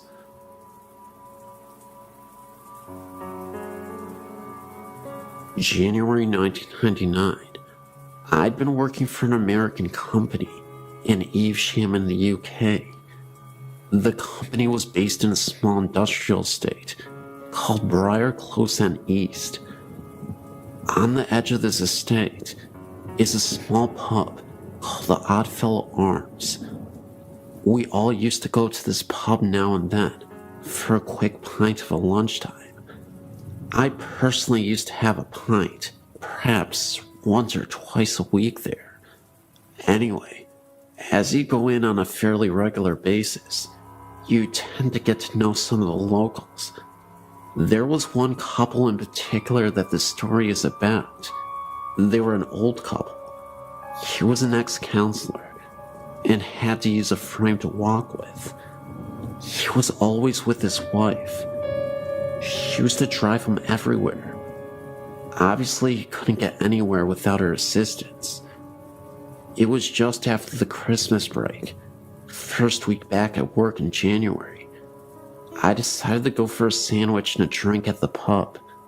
Funny thing was, I noticed that this chap was on his own, sat in the corner. He tipped his glass to me as usual, to acknowledge me. I thought no more about it. Later that day, I spoke to my warehouse manager. He frequented the pub on a more frequent basis and knew all the regulars by name. So, I mentioned to him how odd it was that the old guy was on his own. Astonished, he replied, "That's impossible. The old guy had died over Christmas." I have never forgotten this, and some people, including my wife, have told me I must be mistaken, but I know what I saw, and I know when I saw him. For all those people who know the Oddfellows Arms Evesham, perhaps some of you may remember this chap and his wife that frequented the pub, or maybe someone else had seen him too. I'm recently going to a neighboring school by this house, and have visited it frequently. I never get a safe feeling while in there, and recently, we found a mutilated animal, not like it was feasted on, but just torn apart, and left in front of the house, maybe for some sort of omen, or a warning. The body was ripped to shreds, and its skin on the hands were ripped off, just showing its appendages. Later, we found the skull of the animal adjacent to it, and we noticed the jaw was removed, but the skull itself was in a very clean fashion. No blood, or guts, or any kind of fluids, not even dirt marks. The skull almost looked like it had been washed. That not being the strangest thing, I have a friend of mine who is a female, who is as well as extremely interested in the paranormal, and she has recently gone to the house, and the first encounter dealt with her and her best friend going into the house and just walking around. The problem was that they did not even get to enter into the house. Right before stepping on the yard, the house is surrounded by large bushes. They heard a sound coming from one. Other times that I've been with her, we swore we heard footsteps beside us in the bushes, as if being watched. Her best friend saw a shadow and became very frightened and began to flee. My friend was not as scared and refused, and her being the determined person that she is, continued to go forth. The sound was continuing this whole time. Her friend left sprinting, and so just to be a good friend, she decided to go catch up. She was not running so fast, and in her light jog, she turned around and noticed a woman with bright blonde hair this being the only thing sticking out, chasing after them, and even got off the yard and continued in the pursuit. When seeing this, my friend began to run even faster and eventually ran to the church where they parked their car. She called me while this was happening, I guess to help us believe, and also she knew I was very interested, and I could hear the fear in her voice. When she returned, she told us the story, and one of the girls who was a local asked about what she had saw, and when she said the thing chasing them had long blonde hair, the local freaked and admitted that the woman who was murdered did in fact have long blonde hair. This scared and excited all of us because my friend who was chased had no idea how the woman looked or anything of that sort. Not being enough for us, we decided to go back with another group of kids who swear they know much about demons. We weren't allowed to go on because the demon group refused to get on because they swore they could just feel the evil. Well, they went back, and we ended up going another day with other friends. We just heard small sounds and footsteps. Other friends' stories deal with the chair in the living room that has two missing legs would be dragged across the living room. But one day, my friend, being the brave girl that she is, went into the house by herself one night, and she was walking around and really did not notice anything. She made a comment expressing how upset she was that nothing was happening, and a few minutes later, she heard a high-pitched shriek, and right then she was pushed, what she guessed to be about 4 feet, and pinned to the wall. She stumbled out of the house, and when she got home, her best friend noticed the scratches on her forehead. She still has them right now. This incident is very recent. That same night, her friend later called me saying that she had fallen asleep and was not responding, and that she was breathing normally, but her body was extremely cold. We haven't gone back yet, but we noticed that activity is much higher when fewer numbers are around. I look forward to giving you updates. Also, I'm from McAllen, Texas, and there's a building in that area that is rumored to be haunted. There's this building, and it is extremely haunted on the 3rd floor. I'll go ahead and check that out as well, and I'll give you an update as soon as possible.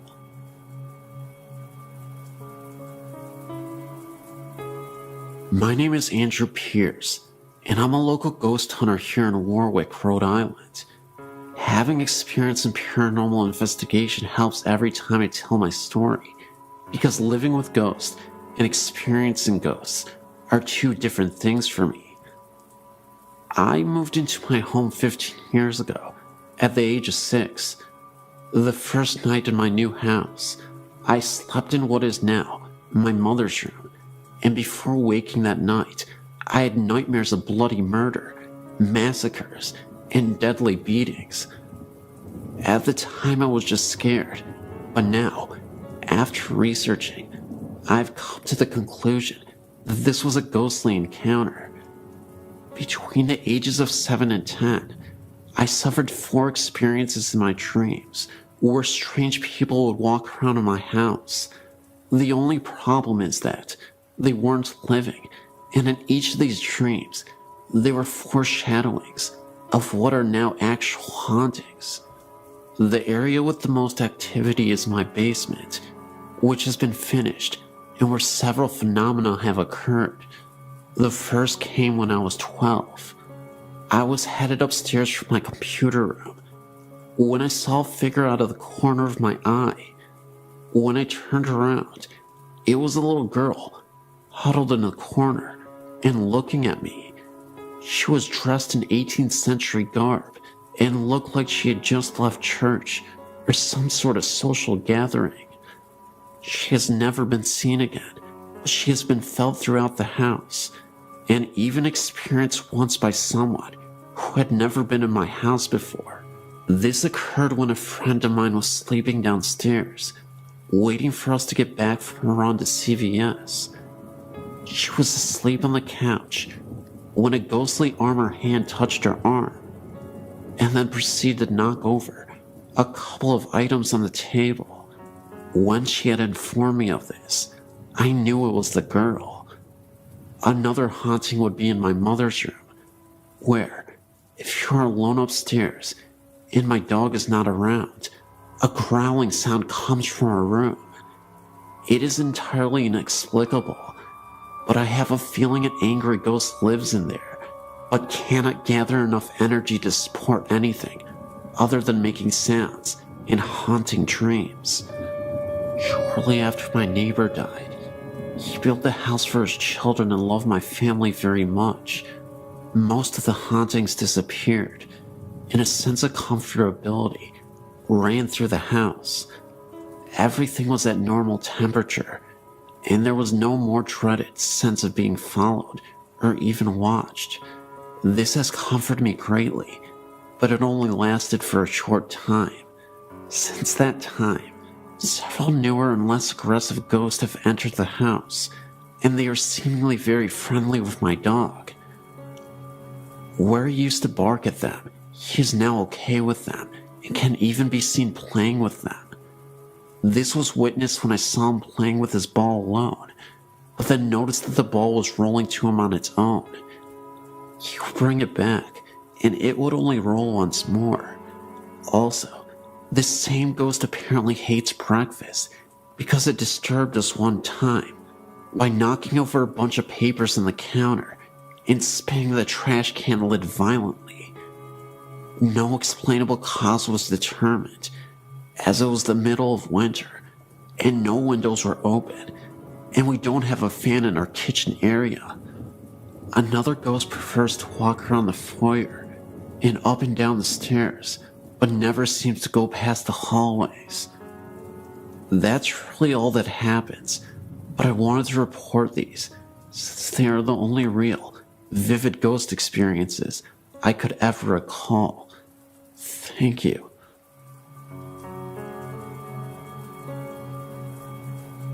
We bought a house in Yucca Valley in 1988, built during World War II, from what we were told, 2 bomb shelters. House added on to the years to come. Interesting old place, but nothing special other than the fact we thought we could turn it into our dream house. 2-story, white picket fence, etc. A couple weeks after moving in, my husband and I were in the kitchen, talking, when I thought I saw something. A fog, an image of a lady going through the dining room, not saying a word, thinking my husband would think I was nuts. He said to me, "Did you see that?" My husband and I choose to sleep in the downstairs bedroom, and the girls upstairs at that point. We were in a king-size waterbed, framed firmly on the floor, so it's not logically possible for something to be placed underneath it. After we began renovating the upstairs, we moved our bed up there, and the girls had the downstairs to sleep. Full-size beds, sitting on regular bed frames. There was nothing on the floor when we moved our bed out. A few weeks later, one of my daughters informed us that something was under her bed. My husband investigated and found a black and white photo, as well as some silk scarves. We called the former owner to ask if he knew who or what it might be. He came to look, said the photo was of his dead wife, and the scarves had belonged to her. A few months later, my husband found a painted portrait of a young man in his workshop. Again, called the former owner. He said it was of his dead son. A year or so later, one of my daughters saw the same image, the fog, image of a lady. He or she never caused us any harm, except for the fact that money we hid in one place or another had disappeared. After living there a while, we met the neighbors. They informed us former owner's wife had died from cancer in the bedroom photo, and scarves were found. His son, portrait found, had offed himself at the Yucca Valley Inn. Ashes had been spread on the property, according to them, the neighbors, but these facts were not disclosed to us at the time that we bought the house. After living there some 19 to 20 years, we decided to move, not because of spirits, just now that the kids have grown up and moved out on their own and wanted to downsize.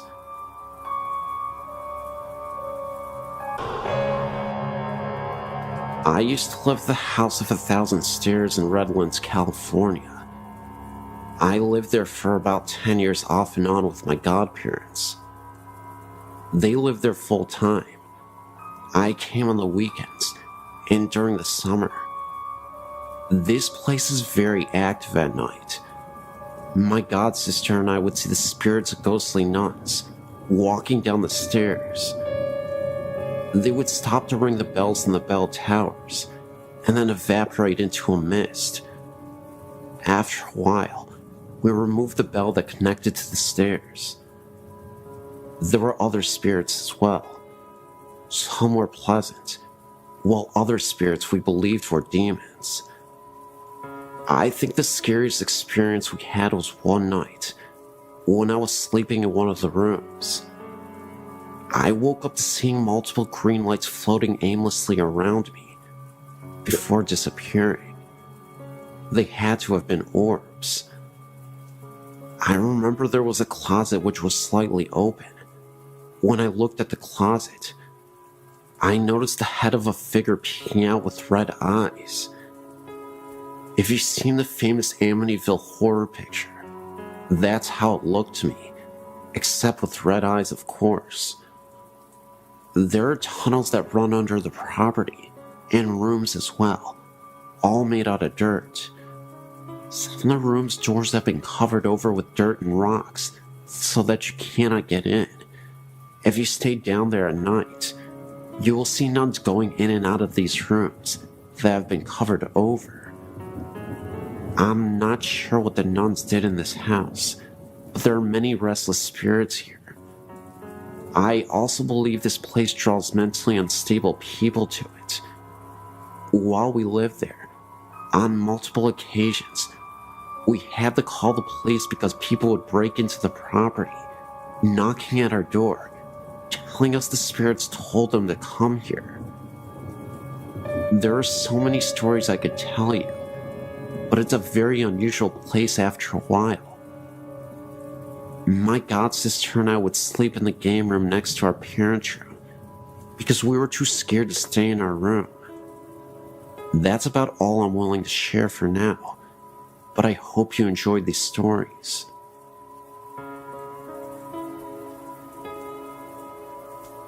I know that most high schools claim to be haunted, but my old alma mater has everything from restless Indian spirits, students that died on campus, as well as the spirits of some priest that passed away at the campus. Its name is Bishop Olney High School. It's located immediately next to the San Fernando Mission Cemetery, and is directly across the street from Eden Memorial Park, a cemetery for Jewish believers. To make this easier, I will list the different stories I've heard and my own limited encounters. 1. Our school's built on what used to be an old orange grove. It was also used as a burial ground for Native Americans who built the mission. Several different faculty members have heard the sounds of an old woman crying right inside our alumni hall, and one claiming to have seen her pacing back and forth. I myself went there late with 3 friends one night in an attempt to see if we could prove anything for ourselves. We heard the same crying noises and saw a brief glimpse of a black silhouette through the all-glass walls of the building. Other faculty members have claimed to see an Indian chief in full ceremonial garb near the school's chapel and the hallways behind it. 3. Members of the water polo, swimming team, and marching band have heard a young boy crying from the old archive archives, located underneath the buildings on the west side of campus. The water polo and swimming teams used to use the old showers that were built for the priests when the school was a seminary, and the band used to store its equipment in spare rooms down there. One story of an eyewitness who saw the spirit is one of the creepiest our school has. A few of the girls on the swim team went down to the showers after practice and found all the shower heads on and a little boy standing in the middle of the room. The boy didn't respond to any attempts at conversation. The girls left to get a coach to try and get the boy to talk. When they got back, all of the shower heads were off, and the boy was nowhere to be found. This part of the school is directly next to the graveyard. Only a chain-link fence separates the two properties. Our pool is technically rented space from the graveyard. In the new school archives, located on the second floor of the building over the old archives, there have been reported sightings of a priest in his uniform, reading or filing books. This same hallway, nicknamed the Forbidden Hallway by students, because it has all the permanent records in school's computer's mainframes and is off limits to any student without permission, was once the dorm rooms for the young priests in training when the site still served at the cemetery. A lot of men of God passed on at this location. 5. The hallway behind the school's chapel has had several sightings. The Indian chief, the little boy, and shadowy silhouette have all been seen here. The boys' bathroom is a hotspot for strange happenings late at night.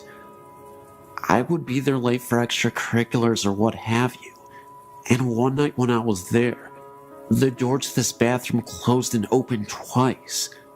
No one else was there to do this, trying to test the spirit. I said, "Is someone here?" And the stall door I was in flung open. It didn't feel like a bad spirit, but it was definitely wanting to make itself known. There are plenty of other stories at the school from all different sources. Those are just the ones I've heard the most, in my own little 2 encounters. I really hope this haunting hotspot gets a slot on this website, because I don't think spirits are going anywhere. Yes, great website.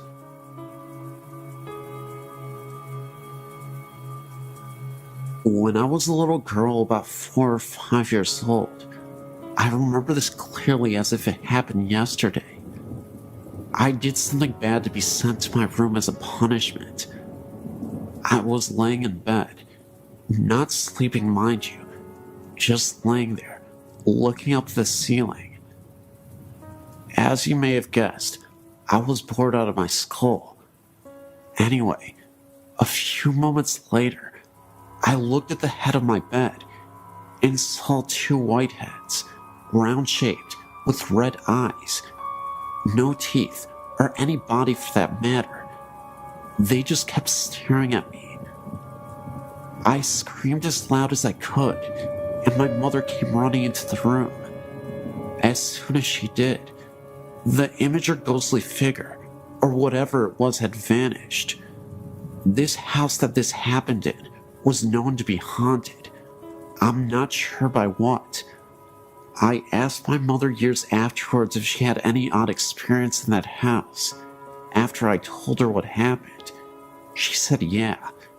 When she was down in the basement doing laundry, she heard someone call her name. No one was in the house at the time. I'm not sure where I was, or my brother were at the time, but I know we didn't call her. We call her Mommy, not by her first name, as this thing did. She answered it. Now, as I recall, if something unknown calls out your name and you answer it, isn't that an invite? This house is located in Vermont on West Road in Burlington. I forget the number of the house. My mother said I was a gifted child. Gifted, meaning able to sense things. as well as sometimes able to predict the future, which I've had in the past. It's not something that happens to me all of the time. Just once in a blue moon, I'd get visions in my dreams that come as warning signs. For example, my brother was going on spring break during the days of his high school years, driving his Jeep over to coastal beaches in Florida. I recall having a dream of him doing this, and his Jeep caught fire while he was driving down the road. Odd how this dream came about. I told my brother not to go. He thought I was crazy, of course, and he didn't believe in that sort of thing, nor does my husband. Anyway, my brother called me up one day and said that his Jeep caught fire. He had a flat tire and parked on the side of the road. He wasn't going to spring break. He was just heading over to a friend's house when this happened. Come to find out, some punk started the fire to his Jeep.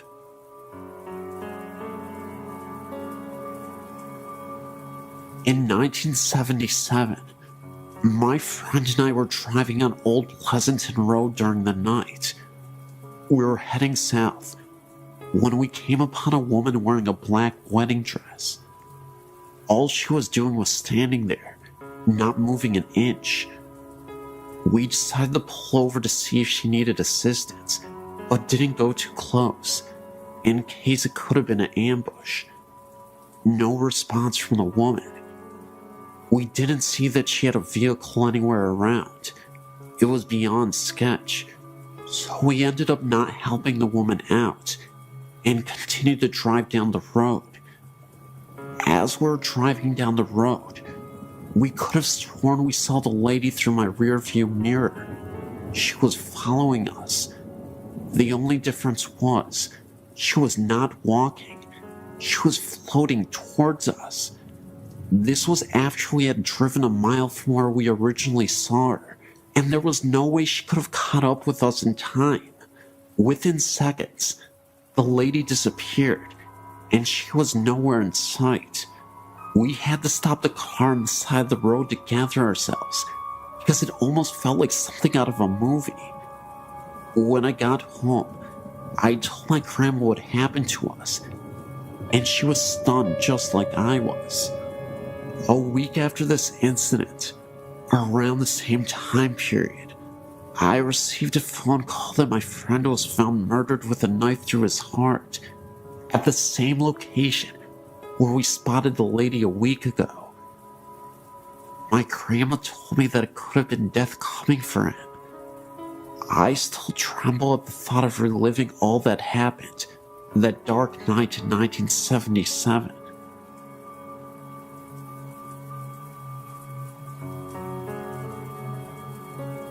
Great Aunt Amy. She lived in a small 2-room shack in the middle of a very remote wooded area in northern Michigan, next to her brother and his wife.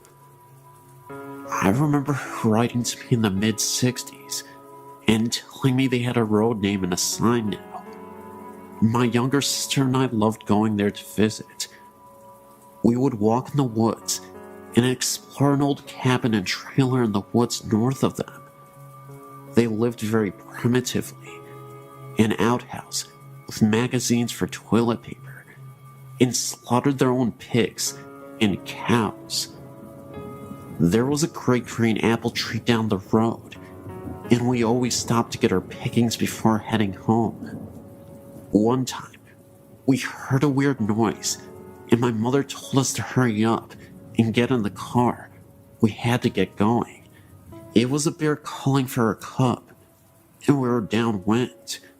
Mom feared we may have been between the mother bear and her cub. Whenever we went to visit, we went to see the uncle and his wife first, then Great Aunt Amy.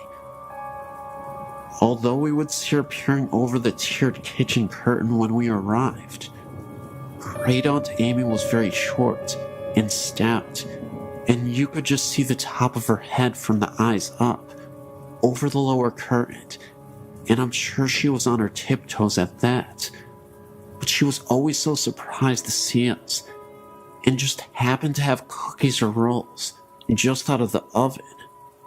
The day of her funeral, the late 1970s, my sister Kathy and I got out of the back seat of the car on opposite sides.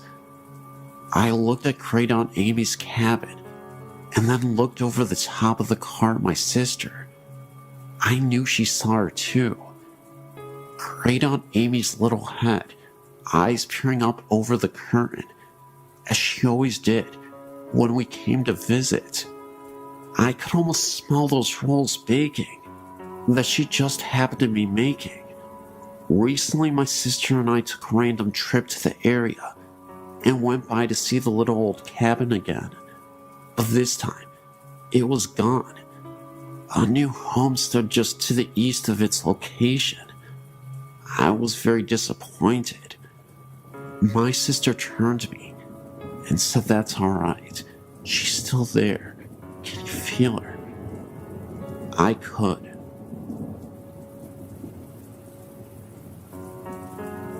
My father remarried 3 years ago, and when we moved into his wife's house, I began experiencing paranormal things. I've experienced things ever since I was a child. My mom and siblings were always sensitive to the paranormal. My siblings were pretty used to it, but I'd never seen anything significant until we moved into our new home. It started slowly. I couldn't sleep well at night and had been hearing bangs. I dismissed it all at first as being in new surroundings, but it continued. My sister moved in, and we began sharing stories about things we had heard in the house. They were matching up pretty well. One night I was laying in bed, and I heard hand slams against my window and slide down it. I freaked out because my window had a screen on it.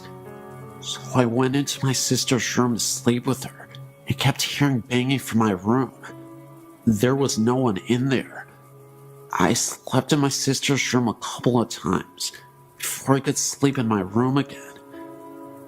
I began seeing black masses for brief moments after a while, and my sister had one in her room that was about 8 feet tall and human-shaped.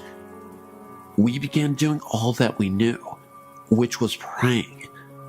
After a few years of this, I got a little used to it, but couldn't wander the halls at night without being terrified. One night, I was playing on the computer and heard a very loud bang like a door slamming, so I went to my room. I shut my door and leaned against it and heard running up and down the hallway.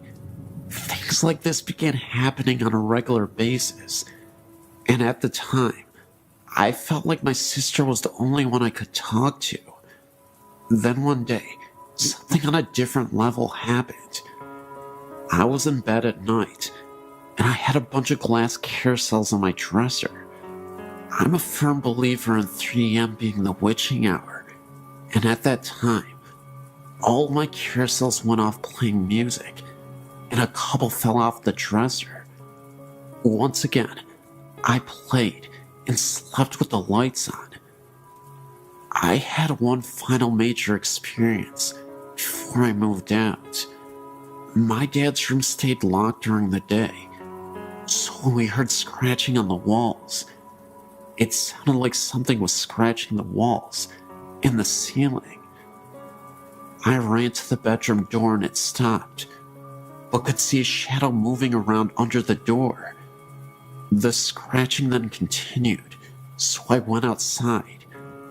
I moved and don't experience things like that anymore, but sometimes hear noises in my apartment. I just ignore it because I know my family and I are skeptical to these kinds of things. Just keep my faith and know that I know it's human in my apartment. In my dad's house, I'm not so sure.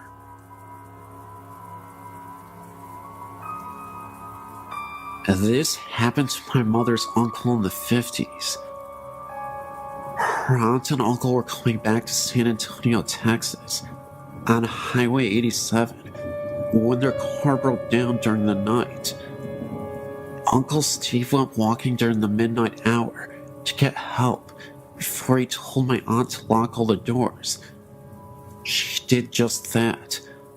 About 3 a.m., 3 men in a car stopped to help her. They told her that they would help her, but she told them that her husband had gone to get help, and he might be coming back. So, the men told her that they will leave, and they were going to leave her some food in a brown paper bag, which they left on the hood of her car. Hours after, she thought about the food in the bag, but she was too scared to get out of the car. Soon, a highway trooper arrived. She told him that her car broke, and her husband had gone and never returned. The trooper asked her if she had seen a few gentlemen in a '57 Chevy. She told him about the 3 men that stopped, and before he left, he asked her about the bag on the hood of the car. She told him that the men left her some food in case she would get hungry. The officer grabbed the bag and peeked in it, and out of the bag, her husband's head came out. She has not been the same ever since then. I live in a small town in Kansas. I've lived in several houses in this town, and in just about each house have had strange experiences. The first I can recall was in a small farmhouse in the country. My sister and I shared a room and had bunk beds. The head of the bed was the opposite of how most people would set a room up. The head of the bed was by the window, and the foot of the bed was flush to the wall. I was in the bottom bunk, and my sister in the top bunk. I recall waking up one night and looking out the window to the shed that was across from me. In the top window, the second floor, I noticed a black human figure, no discernible facial features. It had a pale yellow light glowing around it, just purely out of fear and not wanting to experience this alone. I asked my sister, who was supposedly asleep on the top bunk, if she was seeing what I was seeing, not expecting to hear her to really answer me, and she said yes. We still joke about our psychic connection. When I was in high school and living in a small town as I do, my friends and I would drive around the countryside, mostly because we heard that there was some scary haunted place outside of town, and we always liked to investigate. But one night, I was sitting in the front seat of my friend's car and noticed that there was a small boy running in the road ahead of us. It was rather late at night, at least sometime after midnight, a very strange hour for young boys to be running out in the country. I noticed that he had on a red and green striped shirt and brown pants. What was really creepy, though, was the way he just kept looking back at us, almost begging to be hit. I could only see this boy at the middle point of the curve in the road. Just as we were rounding the last corner, he would disappear. It would only last several seconds. I questioned whether or not I was losing my mind, or if I really saw it, because no one else did. Another story I have was when I bought the house I live in now, still the same town. I'd fallen asleep on the floor in my living room. My dog was sleeping next to me. I'm not even sure what exactly woke me up, but when I looked towards my bedroom, I could see a small girl in a white nightgown. She had blonde hair, and next to her was a white cat. I could see through them. They had a mist around them. And again, just as it registered what I was seeing, they vanished. A few months later, I was in my room, standing on the edge of my bed, which is right next to the bedroom door. I was reaching for the light fixture to change the light bulb, with my arms extended. I noticed a man, dark short hair, and in his 30s. He had dark-rimmed glasses, and he walked past me through the living room, into my room. As soon as he got past my arm, so he would be standing right in front of me, he disappeared. I've also noticed small dark figures, a possible dog, like roaming around me when I was walking in my house at night. I always try to jump over them, thinking that it was my dog, but she was in another room when this happened. In 1978, my parents purchased a relatively new house in Niceville, Florida. The land the house had been built on had previously been a swamp that was drained to make way for the housing subdivision. Nothing bad had ever happened in the house, yet, after living in the house for a short time, we all began to notice odd things. It started the night I broke up with my fiance. My parents had got out for the evening, and I was in my bedroom crying. Suddenly, I realized I was not alone. I looked up, and I saw a woman dressed in the turn-of-the-century clothing. She had a look of extreme empathy on her face. I did a double take. Never take your eyes off of them, I've learned. And my visitor was gone. My brother brought her engagement ring into my room so that I could take it to work the next day and have it sized. When I woke up from my nap, I got the ring off the dresser and noticed that it wasn't quite right. I got on my loupe and discovered that the ring had been squashed. I took the ring to my parents and showed it to them. Dad examined the ring. As a scientist, he was a little more observant than I was. He pointed out that the ring appeared to have been squashed from the right, beside the head that held the diamond, as if it had been sitting on the rear shank of the ring, and an incredible force put on it that literally broke the head from the shank, without leaving a single scratch or gouge mark. That kind of spooked me, since I had been sleeping with the ring on the nightstand next to my head, and it had been fine prior to being placed by my bed. However, events would soon unfold that made us all realize that the house was indeed haunted by the lady, but she was a friendly ghost, provided you were nice to her family. After having moved to the house, my mom was in a terrible car accident, which almost killed her. She was in the hospital for over 6 weeks, and even after she got out, she was in and out of the hospital repeatedly. By this time, I was married and out of the house, but my middle sister's kids would stay over while my sister worked nights. My niece slept in my old room, which seemed to soon become the epicenter for activity, perhaps because of the pre-adolescent age. It started with her being awakened by the feeling that someone was sitting on the bed. She turned on the light and saw depression in the bed, as if someone were sitting there. As she watched, the depression slowly lifted out, as if the person sitting there had stood up. She was too frightened to sleep in the room after that, so her brother slept there for her. He was awakened every night by the sound of a dresser drawer being pulled out and rattled. At first he thought it was Granny, but then he turned the light on and there was no one there. The final straw for my sister's kids came when they were sleeping over one night.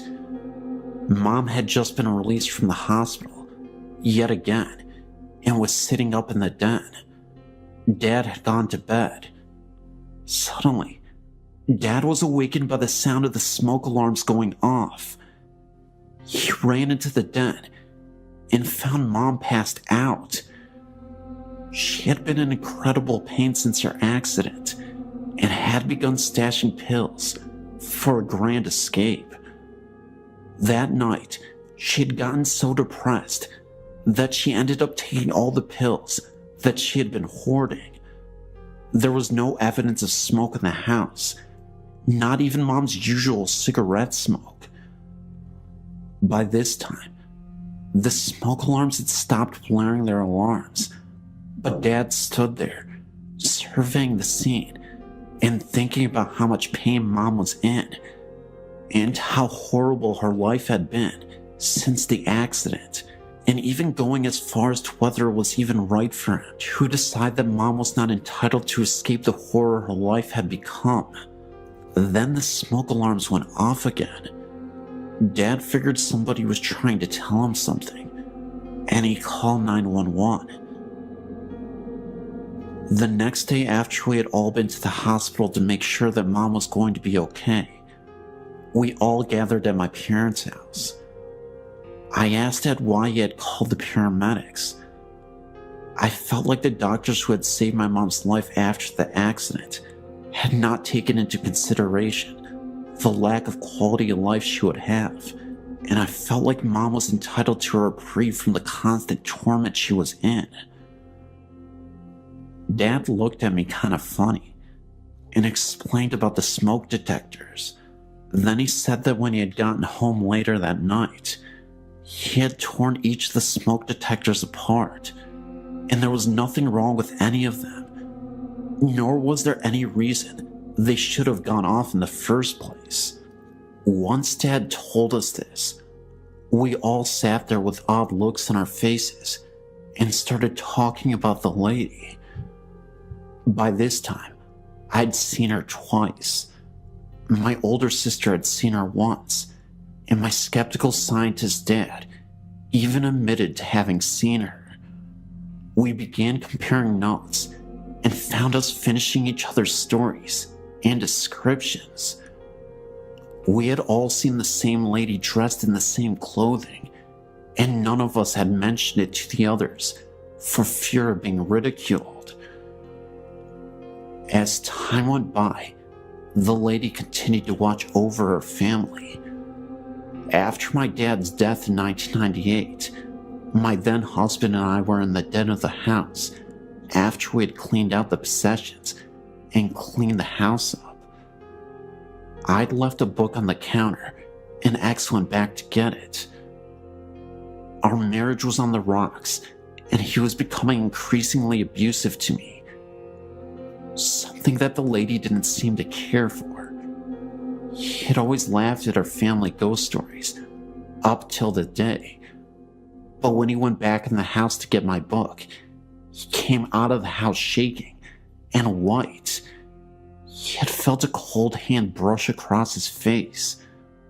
Then, when he didn't leave fast enough, he felt the same cold hand pushing him in the back, propelling him to the door. The lady was trying to tell him that she did not appreciate the way she was treating one of her kids, nor was he welcome in her home. After that, the lady began dropping by my house. I always knew she was around because the stove timer would go off for no reason and the dresser drawers would rattle. After I left the abusive hubby and moved to the Midwest, the lady would come by and visit me there from time to time, always setting off the timer on the stove, rattling drawers, playing tricks with the blinds, anything she could do to let me know she was keeping an eye out for me. I realized that this is unusual for ghosts to leave their primary residence and to actually follow people from home to home, but I talked to some friends who all felt like the lady was probably a female ancestor who had died in childbirth, so she felt responsible for looking out for her family. After going through the family archives, we found a photo of my great-grandmother. She had died of appendicitis when she was pregnant. The baby also died. The woman in the photo looked like the lady. My sister is now living in the house. When she first moved in, she put some pots in the cabinet, then went to the bathroom for a minute. When she came back out, the pots were sitting on the floor. Earrings and rings that had been lost for years, some in different houses that we lived in, suddenly appeared on the cabinets or in my sister's jewelry box. Unseen hands frequently pull back the curtains to look outside, and my sister's dog loves to romp and play with the unseen visitor.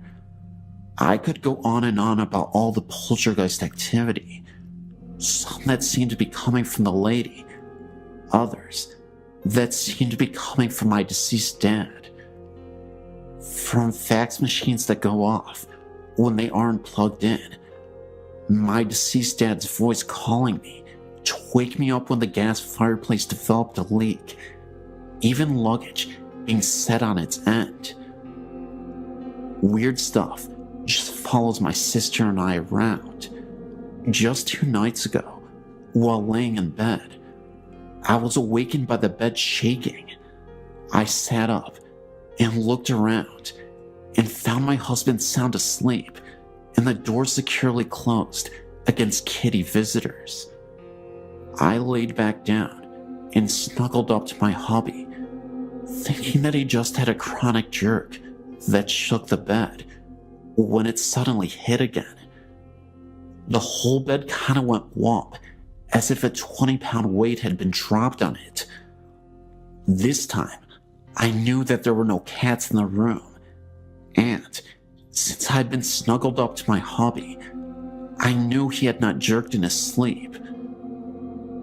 It's nice having your own guardian spirit to watch over you, but it can really interfere with your sleeping. I know that some people think that we're all nuts, or engaging in what shrinks call magical thinking, but every time I start to question my own sanity, I get another visit. It should be interesting when we move to my dad's hometown this spring. I imagine the visits will become a regular thing.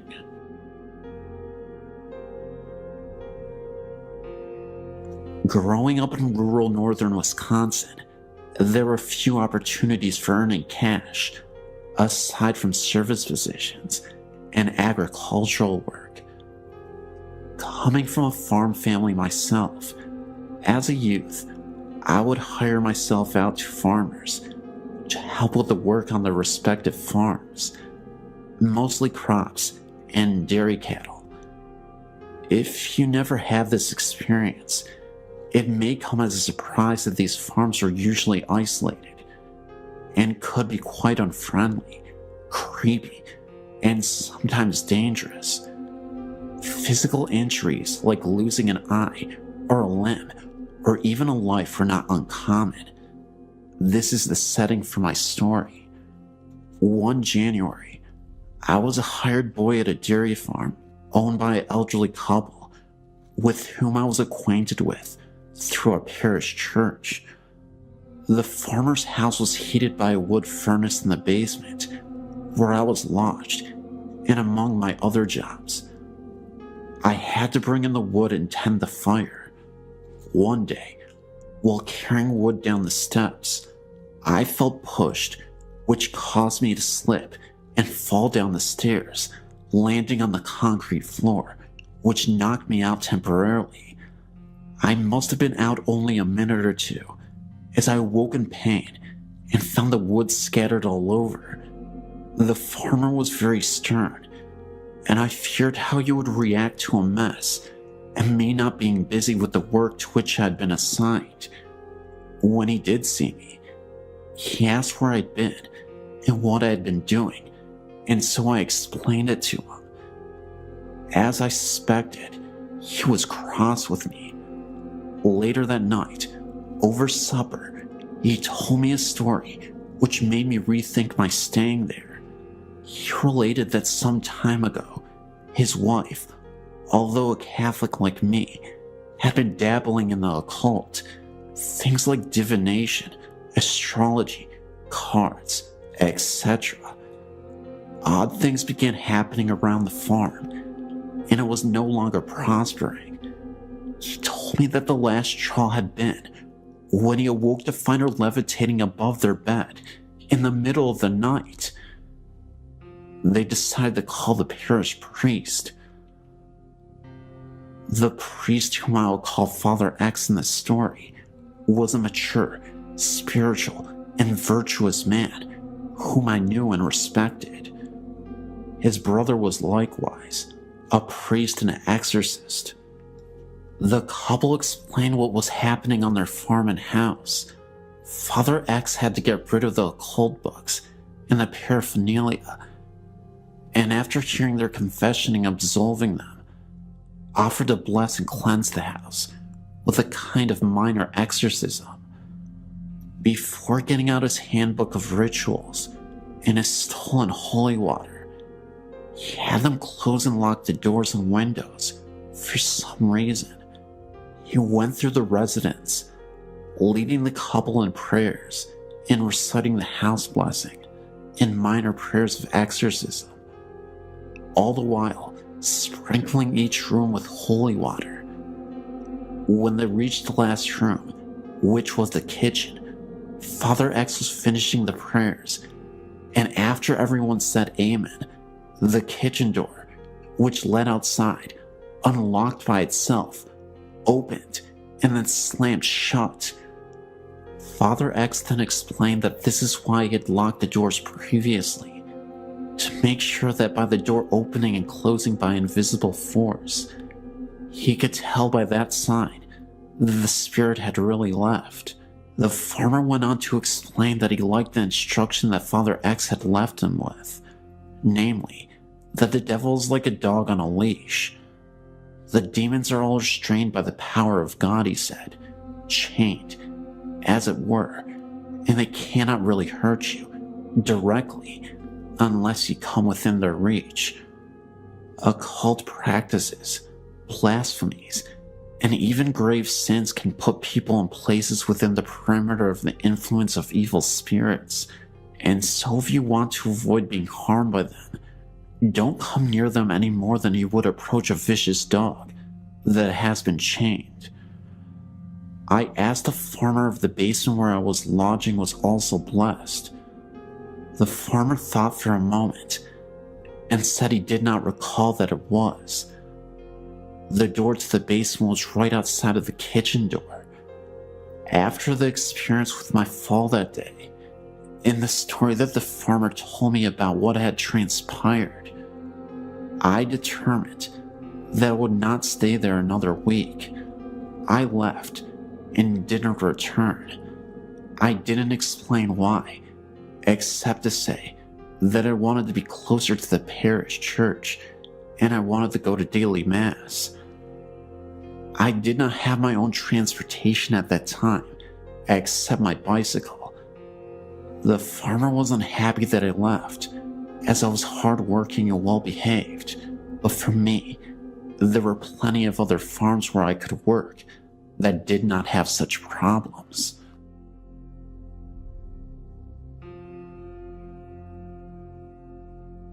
Throughout my life, I'd seen and experienced a few things that I can only describe as supernatural. Everything I'm about to tell you about actually happened, and I'll describe each experience as I remember them. The first thing I can remember happened whenever I was only a young boy, growing up outside a village in Northern Ireland called Besbrook. It was during the winter because we had a heavy snowfall the previous night, and I was outside playing with my two brothers. After a while, I went inside to warm up because my hands were frozen. My mother told me to take off my boots so that I wouldn't tramp snow all over the house. I sat down at the table with a bowl of soup in front of me, and it was then that I noticed something out of the corner of my eye in the hall leading from the kitchen to the living room. I turned to see what it was, and what I saw absolutely terrified me. I saw the figure of a woman walking down the hall towards the kitchen. I just got up and ran out the door without putting on my boots and jacket into the snow, and refused to come back inside, even though my mother insisted that there was no woman in the house. Over the next number of years, nothing happened except what sounded like somebody walking around the house, even when the rest of the household was in bed or away. Everyone heard the noises, but chose to ignore them. Then one Saturday morning while I was still in bed, I was shook and awake and told to get up and come down to breakfast. Whenever I opened my eyes, there was no one in the room, so I assumed that they had already gone downstairs. While I was getting dressed, a voice was calling from downstairs for me to hurry up. When I did get down to the kitchen, there was no one around. Everyone else was still in bed. A few days after, my youngest brother claims to have saw a young boy standing in my parents' bedroom who just stood there looking at him. Shortly after this, someone unknown attacked my brother in his bed, leaving him with a black eye. The next few years were quiet, except for the noises. Nothing else that I know of has happened in that house, except for the noises. But I did tell you that I lived outside a village. The best way to get to the village is through a wooded area, and this place is a very strange place. I could distinctly remembering a moment when I had to walk through these woods to get to the village, and all of a sudden, in the middle of the night, I saw a circle of people in white robes just standing in a circle and holding hands. I was so scared about what was happening that I ran the other direction and no longer wanted to run through those woods ever again. I actually had a friend of mine who was walking through the woods, and he swears to this day that he saw a woman just flying from the distance from one side to the other. Looked like a witch, but she was floating, had really dark black hair, and it just looked like she faded out. These are the only things I've seen in my life, and with that last story, my friend has seen, but I've heard other stories by people I know. The shop at the bottom of the road is said to be haunted by the ghosts of the 7 British people killed there in the 80s, whenever the original patrol station was blown up. I mentioned earlier, I'm from Northern Ireland. There is a high viaduct in the area, which is used as a railway line. 18 people died constructing it, 1 for each arch, and numerous others have offed themselves off of it. The stories are that at times, you can see these people, and they all look sad. There's also the blood on one wall in a friend's house, and no matter how many times it is painted over, the blood still comes through. All this is true, and has happened within a square mile of where I live.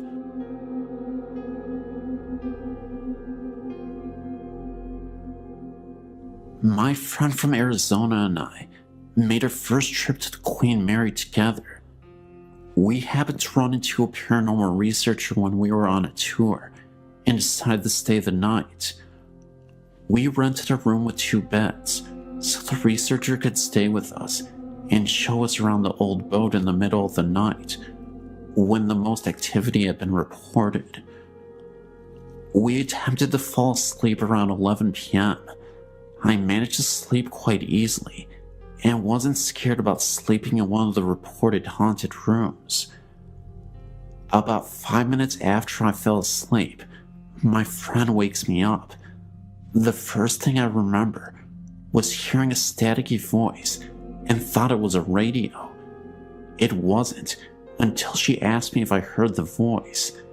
That was when I realized there was no radio anywhere in my room. My instant reaction was to turn on the light and look around the room. I reached up and tried turning on the light, and nothing happened. We were really freaking out now. The light had just been on. My friend finally turned her light on, and we laid there in bed for a few more minutes, and I decided to try the light again, and this time it turned on no problem. We tried to fall asleep again because we wanted to wander around the ship at 3 a.m. to avoid security guards. As soon as we turned off the lights and laid down, I saw my blanket pushed down and felt something on my arm. My friend also reported feeling things brush against her arm. As tired as we were, we just decided to ignore it all and go to sleep.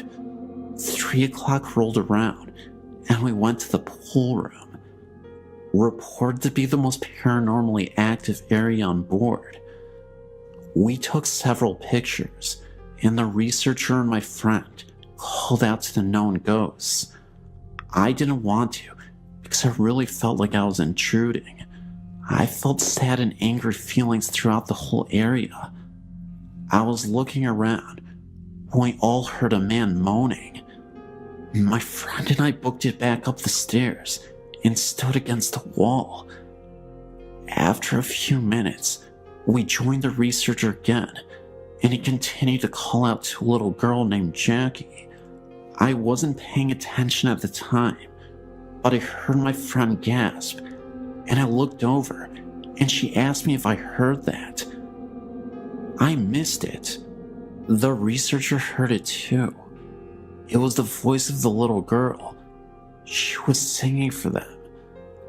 I will never forget my experiences at the Queen Mary, and actually plan on going back soon. I came aboard not believing, and left a member of a paranormal research group. My girlfriend Liz and I haven't been together for very long, but we share a passion for ghosts and hauntings. On our second date, we went to a couple sites in our county that are supposed to be haunted. The scariest one has to be the Jericho-covered bridge, located in either Falston or Jarrettsville, depending on who you ask. As Liz and I drove up to the bridge, a heavy fog rolled in, almost like the ones you see in the old movies, set in places like London. This was weird, because Liz and I have been driving around the county for the last 2 hours, and we had only encountered fog in this one place. Maryland was a neutral state during the Civil War, but racism ran deep here. The Jericho-covered bridge is a grim reminder of that. It is a well-known local legend that runaway slaves were hung from the rafters of the bridge, and sometimes left there for days. As we drove over the bridge, we both felt a chill and a sense of terror in the air, like the bridge had been, in fact, the scene of unspeakable horror. Neither one of us really wanted to leave the safety of the vehicle to take the pictures we were so willing to take just a few minutes prior. Eventually, though, we did take the pictures, and when we got them developed, we found only 2 pictures had turned out. In the first one, you can see some kind of disturbance in the air towards the rafters, and in the second one, we can definitely see an orb in the area where just a minute before, the unidentified disturbance had manifested itself. A couple of months ago, I was living in a house with similar history as the Hanging Bridge. It was a super old Victorian-style home, very big, wide and spacious, multiple rooms. A few things happened that I thought was very spooky. The first incident happened when I was sleeping with my girlfriend in bed. In one of the rooms upstairs, we had an old music box that was in the dining room. It came with the house. I was awoken by the sounds of the music box playing by itself, and could see that the door was slightly opened. Needing answers, I hopped out of bed to investigate. not understanding how the music box could play by itself. Needless to say, I made a gigantic mistake. As I opened the door and faced the stairs, I saw a dark shadow move directly up the stairs and then disappear. I froze for a second, almost chickened out, but decided to go downstairs anyway. To my surprise, there was nothing there, and all was silent. The music box had stopped playing. Another time, I was standing in the kitchen with one of my friends, and we were the only two people in the house at this time. We decided to use a spirit box and play with the Ouija board to conduct a session. I was fairly convinced that there was a spirit that needed guidance and was lost.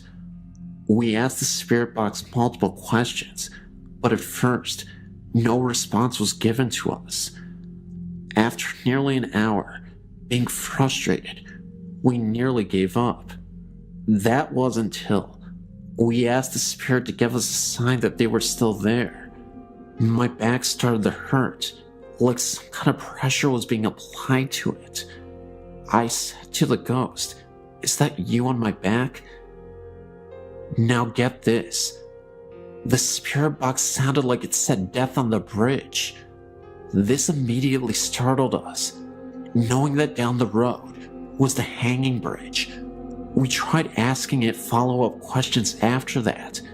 The spirit didn't say anything, and just like that, the pressure on my back disappeared.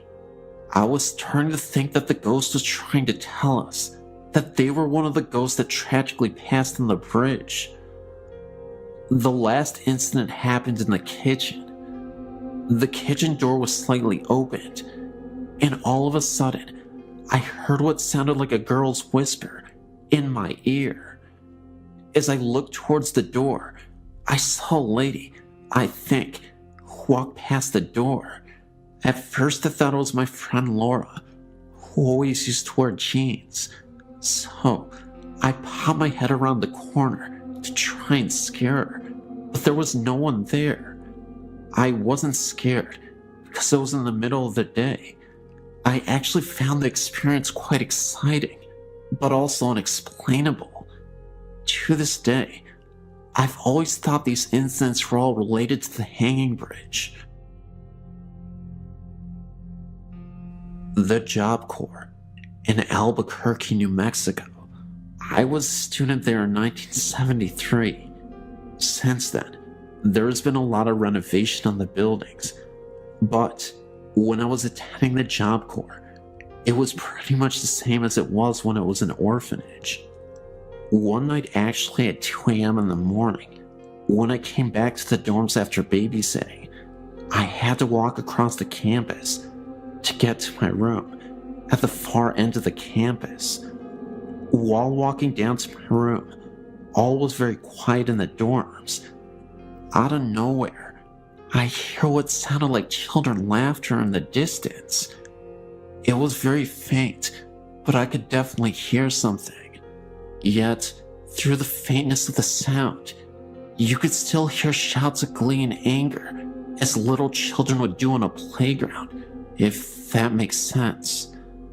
This happened behind the little chapel that was there, but the sounds came right there from behind the old chapel, and while I looked and squinted, I didn't see anybody there.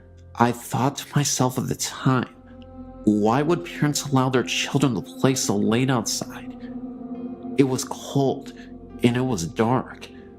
Meanwhile, my hair was standing on end, and I tested the wind to see if the noise was carried from another place. Noises can carry long distances. There was no wind at all. At the time, I didn't know that the Job Corps used to be an orphanage until the next morning, when I was talking to my friend about hearing those children. This service worker told me that she used to work there as a service worker for the orphanage. She told me the voices I heard were probably the little children that died of broken hearts while she had worked there. Her face went pale, as she told me that the children she thought were treated cruelly.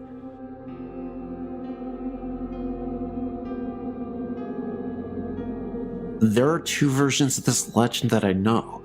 It's called the Devil's Footprint.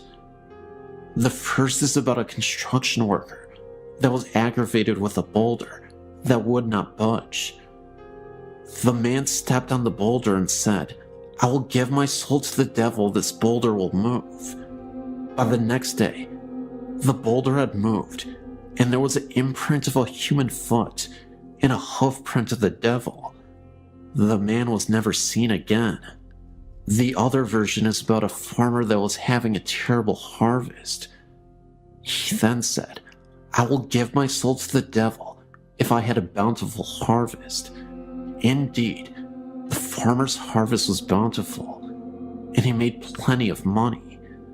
The farmer was quite pleased with himself until the day the devil came to collect.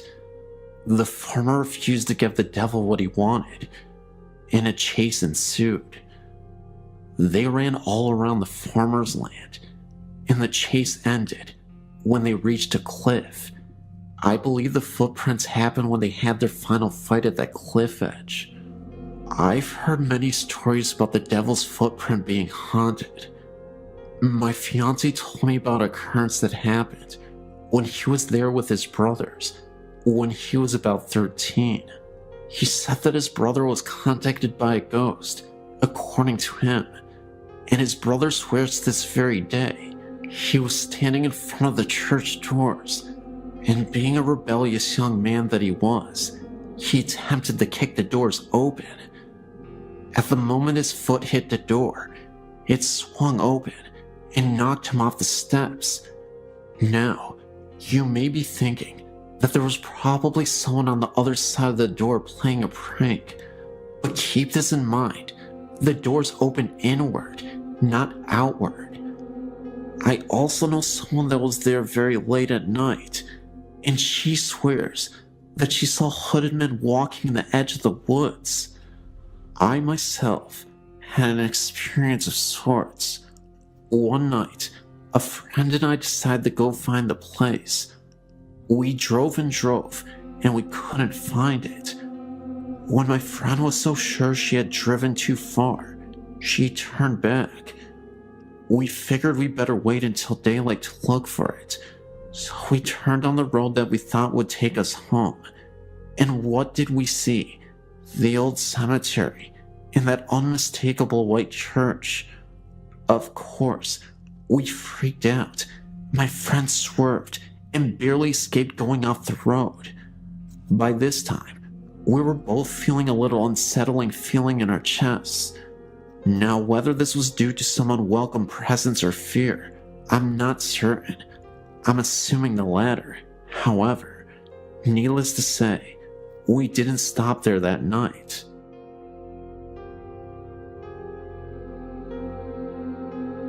My name is Bobby, and I was checking out your website, and I decided I should send in my own story.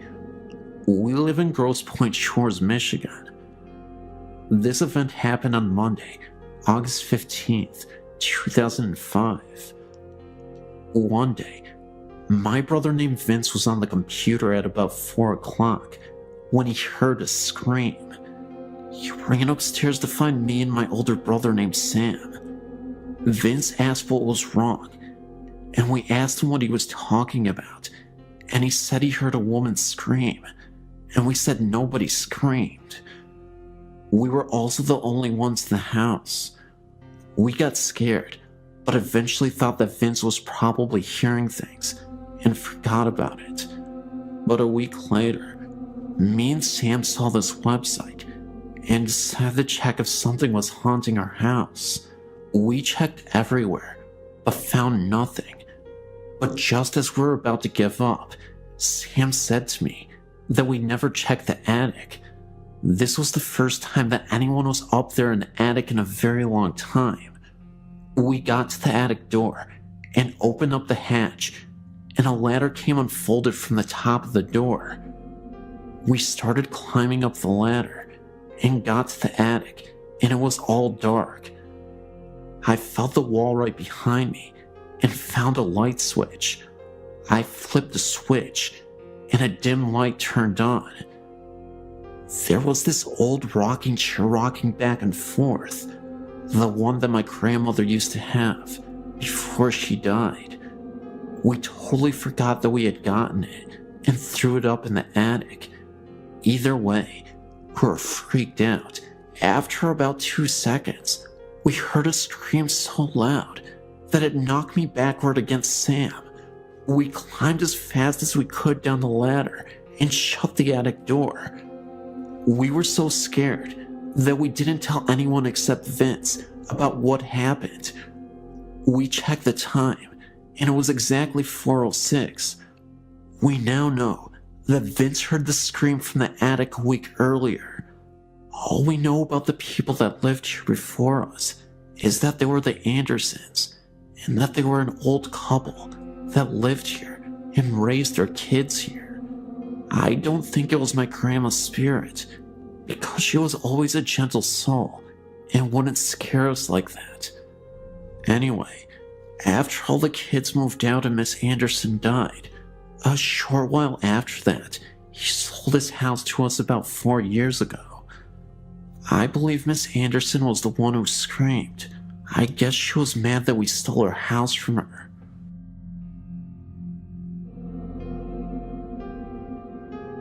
When I was a freshman in high school, my parents moved us from the city in central New York to a big, empty house in the country. Little did we know that the house is haunted.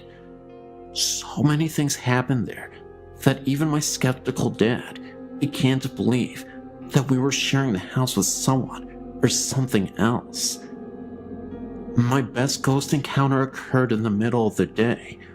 I walked into the bathroom and saw, from the corner of my eye, someone that I thought was my youngest sister. I said, "Hey, Lori," but she didn't answer me. Annoyed, I turned to find out what her problem was, only to realize that it wasn't her at the sink. An old woman with gray hair up in a bun, a pink flower dress, and a white apron was drying her hands. She turned to look at me, and then she disappeared. We weren't often frightened of the ghosts, and missed them when things seemed to be quiet for too long. We would lament that they didn't like us anymore. One day, I was in the house, and I went into the shower. All of a sudden, there was a huge noise. I thought a plane hit the house, or at least there was a terrible car accident outside. I jumped out, grabbed my rope, and went to investigate. I found nothing out of order at all, so I got back into the shower. Not 2 minutes later, I heard that huge noise again. I jumped out, shaking this time, and checked everywhere, but again, there was nothing to find. I decided to skip my shower. I had a ghostly nightmare about this house before even moving in. My family moved into the house, and from day one, things were creepy. People before had moved out in a hurry, and their family broke apart almost instantly in 4 months. They all spread to 4 different places. When we moved in, we all got terribly sick within the first month. My mom had a life-threatening experience. My sister ran away. All the pets in the house died mysteriously, with no known cause of death. My parents divorced. All of this happened in only 4 months. I walked into the house after school one day, and I heard my name being called. I knew no one was home because none of the cars were in the driveway. The voice calling my name sounded exactly like my mother, and I looked all around for her, even though I knew that she was presently in the hospital. Within the next few days, and a few more creepy paranormal events, all 4 of us left in just as much of a hurry as the one before us, leaving most of our personal belongings. We all split, each of us in a different car, to different places away from each other and away from the house. I will never go back to see it, nor would I wish the haunting of the house on anyone else.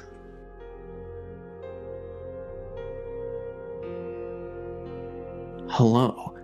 I lived at this house from 97 to 99. It was in Atlanta.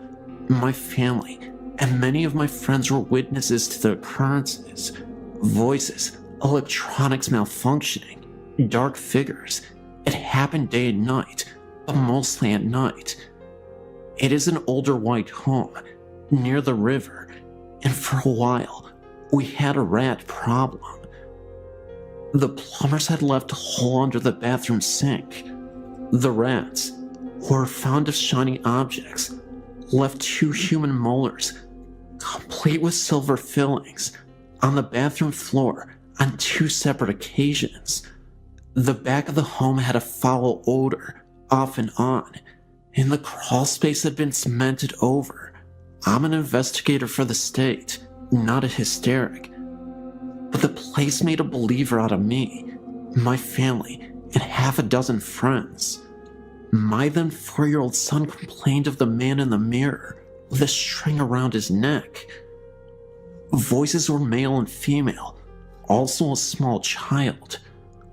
I've often felt the crawl space needed to be examined, just never could figure out a way to ask the officials to do such. I truly think that there is a body or bodies under that house. Myself and a girlfriend watched as a man-shaped shadow moved across the dining room wall into the kitchen where the light turned on. Well, we're checking out, if you can get the new owner's permission.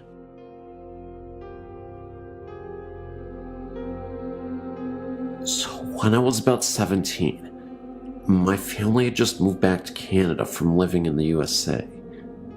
It was a bit sudden, and being a family of 6, it was a little bit of a scramble to find a place to house all of us before the snow hit. So, my mom and dad decided to live in an old house that my grandpa had on his property, just for the duration of the approaching winter ahead. The house was my great uncle's, and my grandpa skidded from my brother's property to his place. Now my grandpa has 2 quarter sections, and this house is tucked way back away from the main house, so the powers ran from the main house, and with it being so far away, there is no running water. This house is old, so to add to the running water, there also isn't heat, only a wood stove. Just to give you an idea of where we were living in. Me, being a 17-year-old, I often stayed in town, and didn't stay there very often. I specifically remember the first time it happened. I was in my bed. I was the only one who would stay downstairs. With the wood stove, everyone wanted to sleep upstairs since it was warmer. So I was just starting to fall asleep, and I started to feel the room get really heavy. I remember the feeling of not being alone. The doorway didn't have a door on it. It only had a beaded curtain, and I could feel it standing there. I then remember having the feeling of total fear rush over me and froze into my core with it. Then, it moved closer, and I felt the bed move and someone crawl right beside me. Not in a way that was super noticeable, but in a sneaky, slow, sloth-moving type of way. I specifically remember wanting to vomit with fear. Then, I felt it, the feeling of an unshaven face rub against mine. I scrambled out of bed, holding my blanket, and ran up the stairs to my parents' room. I was so out of my mind with fear that I couldn't even scream. I slept on the floor with my dad's side of the bed. The next morning, Mom was wondering why her 17-year-old daughter was curled up at the foot of her bed, and I told her what happened. Later that morning, we walked over to my grandpa's house to have breakfast and go chat. My mom brought up my wild story. My grandpa and grandma silently listened as my mom was laughing at the last bit of the story. My grandparents got really serious and turned to each other. Apparently, this has been an issue in the old house, and they didn't want to tell us, hoping we didn't acknowledge it, then it wouldn't bother us. I can honestly say it didn't feel angry or upset. It just wanted to cuddle. I didn't stay there much after that. I moved in with a cousin in town. Ghost stories are the most popular types of stories to talk about in the curious world that we live in. Some of us are skeptics, while others truly believe that the supernatural world is real. I truly believe that entities are real, and this is a true story involving my cousin. He didn't see a ghost, but he felt our presence, and is now fully convinced that we are visited by spirits, even though this event happened years ago, and at the time, he was truly skeptical. My cousin is a doctor, and he lives in the USA. A few years ago, he went out of the United States to Vietnam on business. He ended up visiting Hanoi, Vietnam, which is Vietnam's capital city, and stayed in a hotel with his wife at the time. Immediately after entering the hotel, they were both surprised to see a woman sprinting out of her hotel room and screaming bloody murder. It was such a shock to us at the time, it immediately gave them bad vibes about the property. Nobody knew what happened to her, and for a while, she refused to speak to any of the staff about why she felt so horrified or what happened. She looked sickly and pale, as if she had just seen something grisly. She was breathing heavily and hyperventilating. My cousin, out of curiosity, came up to the front desk and asked what happened. The staff said they weren't sure exactly what had happened, but my cousin mentioned that he was a doctor, and if they needed assistance, he would be happy to help. After a few minutes had passed, she collected herself. My cousin approached her and had a little chat. She swears that she wasn't just having a wild episode of hallucinations, and insisted what she witnessed was real. It was early morning, and the sun was barely starting to shine through the windows. The room was still dim, and the light was off. The woman had just woken up from her sleep. Again, still dark, but light enough to see the room. The hotel room she was staying in was massive, and she was in the kitchen making tea. From the kitchen, you can see into the living room. That's when she saw a man standing right next to the bed. It was the ghost of former president Nuco Dim Dim. He was president of South Vietnam in the early 1960s, who passed away in a very terrible way. She also said that the night before, she saw a former Vietnam soldier staring at her from the window during the evening. My cousin, being a practical person, kinda dismissed it and advised her to just go home, take some medicine, and relax the rest of the night. Even after she had just calmed down a little, it was obvious she was still visibly shaken by this whole ordeal. My cousin and wife didn't take the room, but there was another couple that checked into the same room. When my cousin woke, he went down to the hotel lobby and noticed just outside the main entrance was an ambulance and a stretcher pulling two bodies into it. He asked the front desk attendant what happened. They said that the couple that checked in mysteriously passed away in their sleep, and nobody knew the cause. They suspected it was a heart attack. At this point, my cousin was starting to act a little apprehensive about staying the rest of the week there, but he continued to sleep at this hotel. His mind never let him believe that it was related to the last incident with the previous lady or tied to the paranormal. Until a couple nights later, all was silent. My cousin was a few doors down from the cursed room at the hotel. This is where it gets freaky.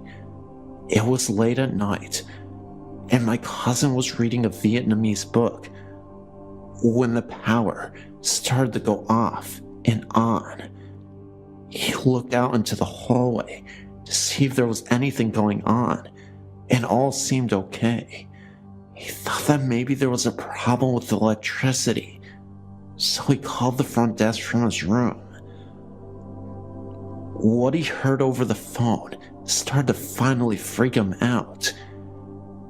He said that when he picked up the phone, all he could hear was heavy breathing, and someone hung up. Concerned, my cousin rushed to the desk. A woman was standing right there. He asked her why she didn't say anything over the phone after he had called. The woman said that he didn't make a call. My cousin insisted that he did, that he heard heavy breathing, and that someone else was on the other line, but the woman refused to accept his story. He also said that the lights flickered, and the woman began to grow pale. She urged him to bless his room, because there is something evil and it's disturbing the room. My cousin refused, saying that it was just a coincidence. Finally, a few minutes later, his wife screams. My cousin rushes to the room and asks her what happened.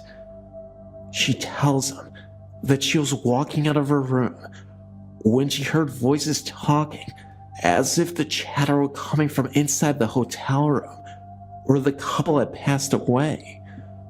The doctor then demanded the staff open the room, but to their surprise, nobody was there. The staff even claimed that when they went into the room, the bathroom door was open and a dark shadow moved out of the bathroom and then disappeared. My cousin still dismissed everything. He said that things were just chaotic because of the first lady that stayed in the room, and everyone was on edge because of the death of the couple in the same room. He admitted it still creeped him out, but chalked it up to merely a very scary coincidence. However, if it were a coincidence, then how can anyone explain what happened in that room? It seemed to be the only room having issues, aside from the one my cousin was staying in, where he heard the voice over the phone. Either way, this was a pretty insane experience, and I don't know how I would have reacted if I was the one who was there instead of my cousin.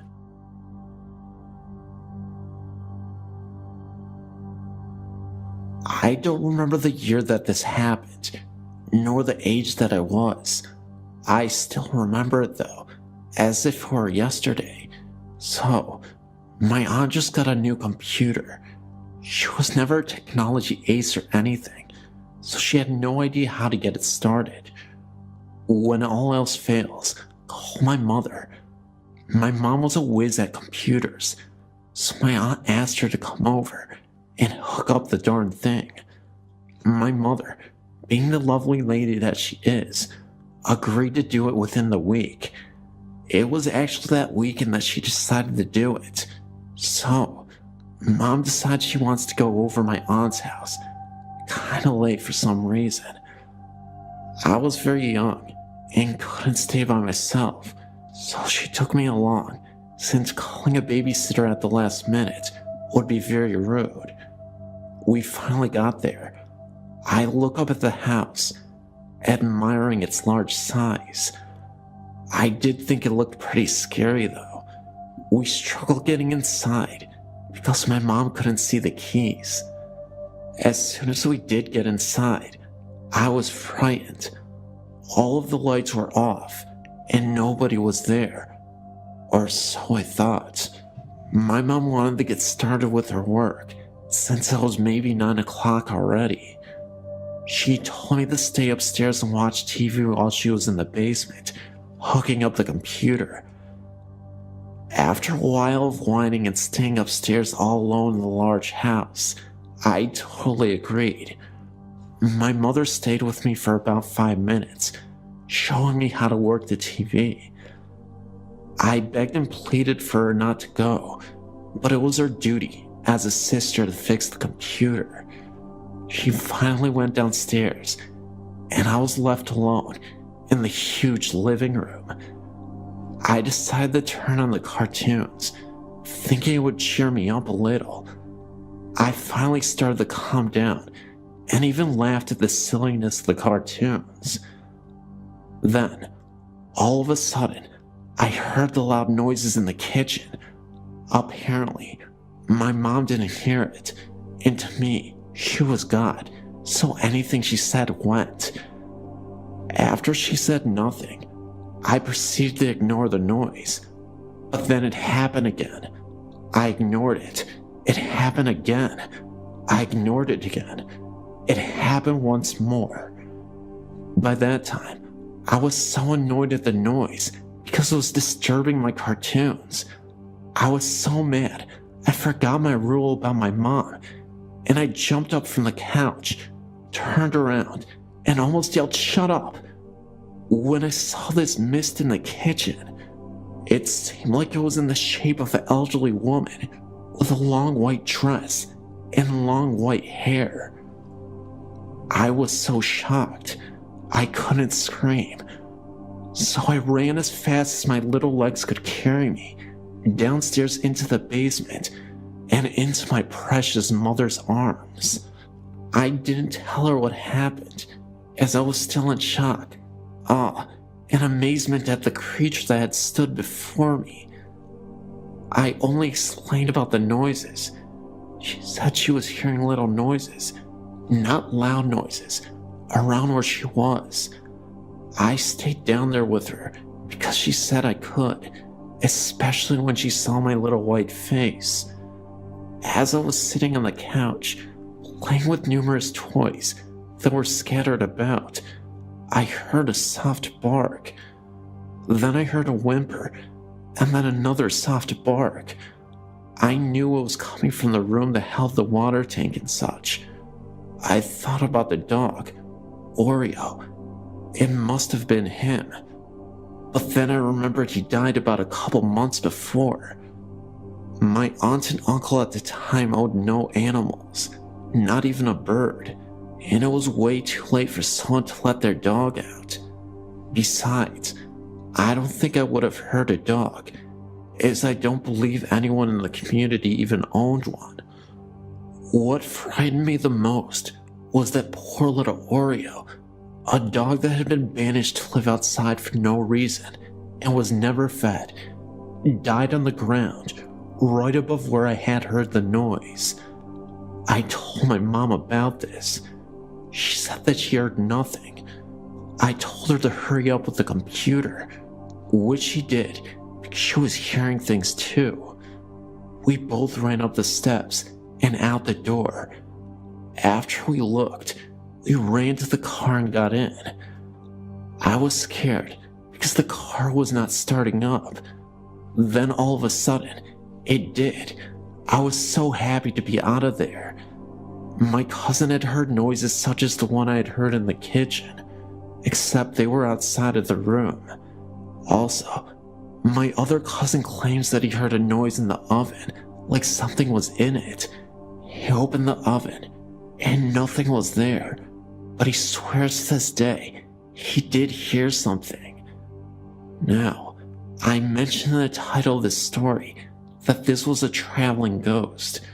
I say this because most, if not all, of that family's houses have had some sort of scariness to them. My cousin's current residence is just as haunted. Doors will open and close by themselves. One time, we were watching a movie. It was over, and I wanted to turn the lights on. When I turned them on, I heard a strange buzzing sound in the laundry room. It sounded like when the dryer is done drying clothes, only it was a steady, non-pausing sound. I walked over to the doors and started to put my ear up to make sure the sound was coming from that room.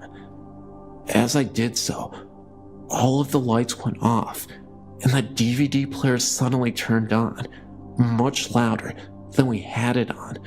But the thing was, the DVD player had been turned off the whole time. When everything came on, I jumped 5 feet into the air onto my poor cousin, where I proceeded to scratch her neck, holding on for dear life. I don't remember ever watching a movie down there ever again. Later, we asked his mom if she was doing laundry. She asked why, and we told her about the sound. She said she didn't even think about doing a load of laundry. To this day, I'm still scared to stay over my cousin's house.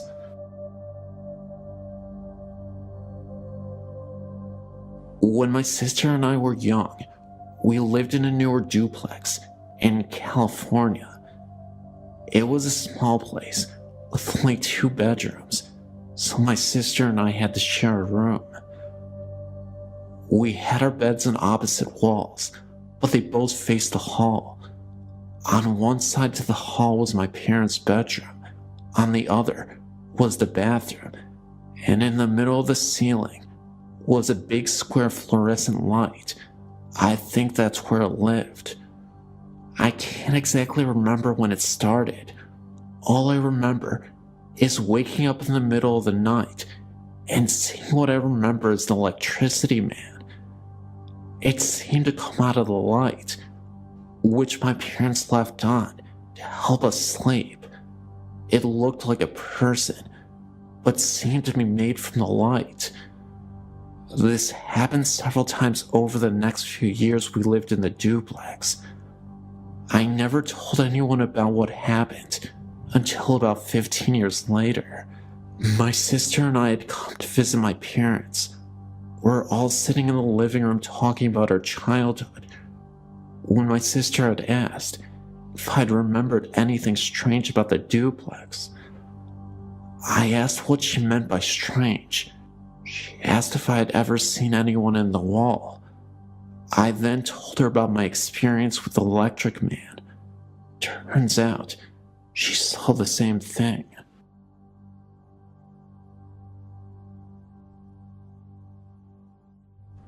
This is an old story, pushed out of my mind for years and years. It was 1964-65. I was 4 or 5 years old. Our family, because of my mother's recurrent mental illness, bounced around from apartment to apartment, from shelter to shelter, with or without one or both of our parents in tow. There were 4 of us, and I do not recall if any of my siblings were with me when this happened. It might have been at a foster parent's house. I just don't know. I remember sitting on the side of a small cot in the waning light of a Chicago winter. There was an odd, really dark shadow on the wall to the left of me. It was the size of a small man, and I stared in disbelief, because it had a hat on and was in profile. The outline of the lips, the nose, the forehead was perfect. I was a pro at discerning what was real and what was not real even at that age, because of my mother's problem. And I tell you, I knew that what I was seeing was real, that I was not asleep, and that no shadow could have occurred that so accidentally duplicated the perfection of the human figure that I saw before my eyes. We stared at each other for a very long time, the figure never moving.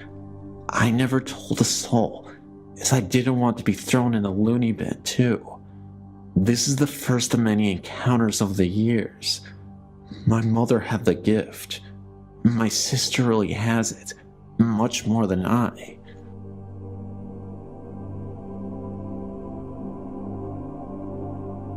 About 18 years ago, I was in the Jacksonville cemetery with my husband and 3-year-old son.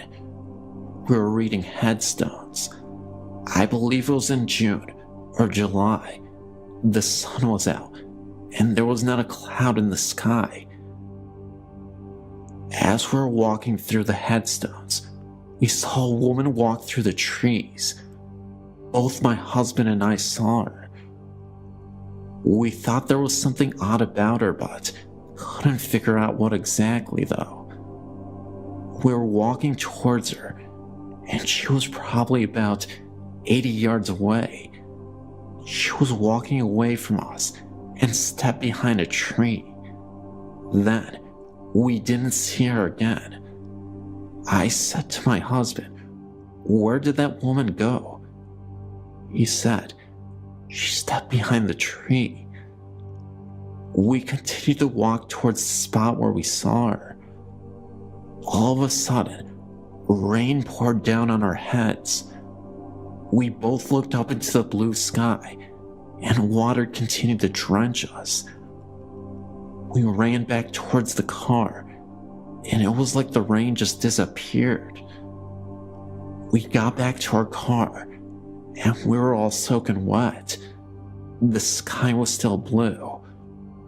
We left right away.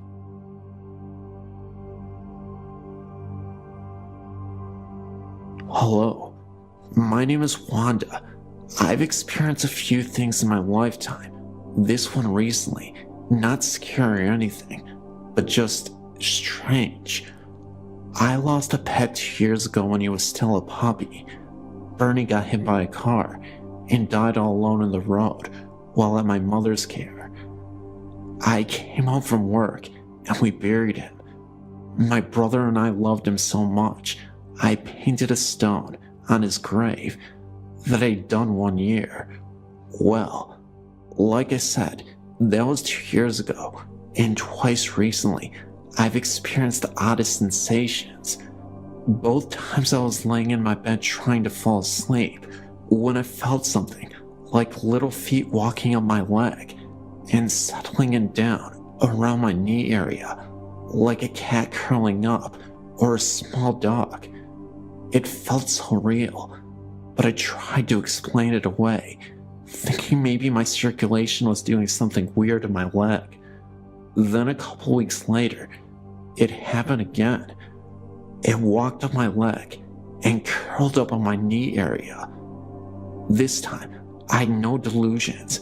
I was sure it was Bernie, who came back to lay down and be with me.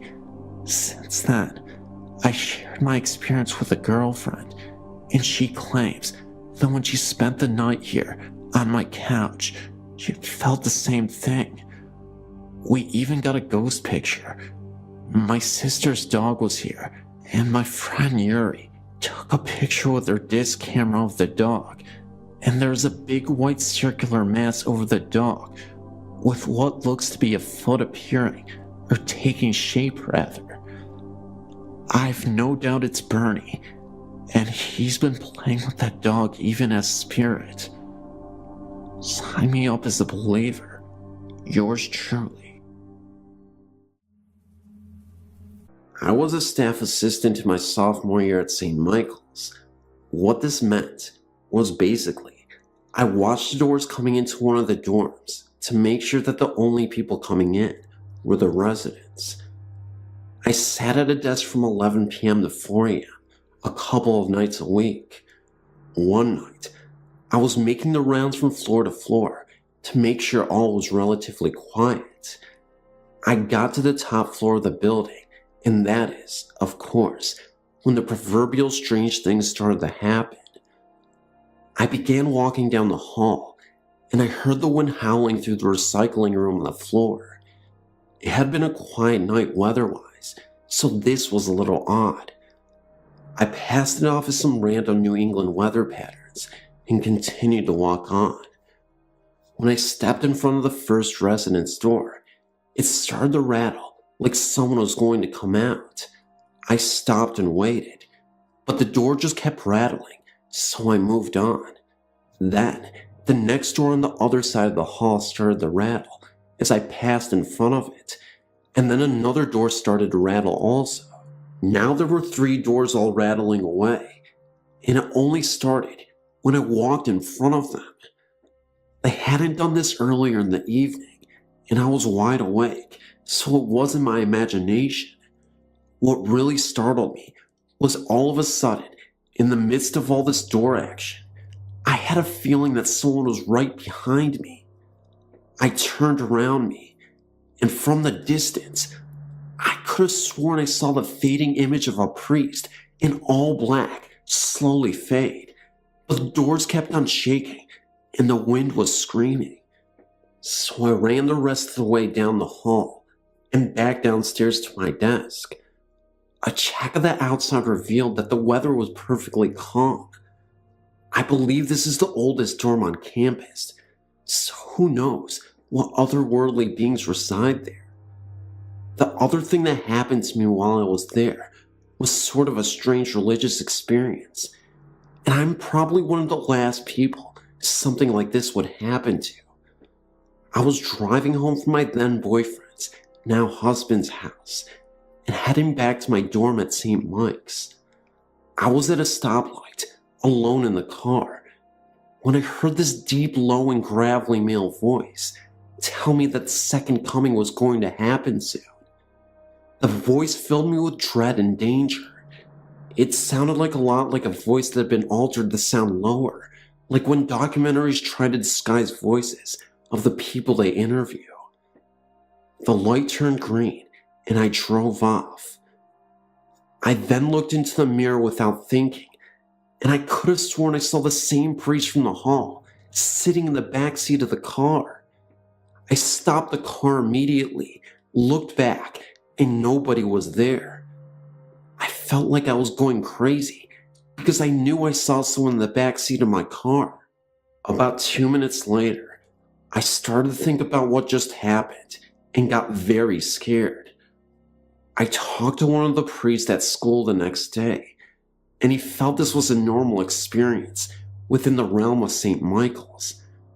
Partially because it was getting near Christmas time, and partially because he felt the campus was a center for both good and evil, the good being the chapel on campus, and the bad being the portal that was never shot in the boys' dormitory.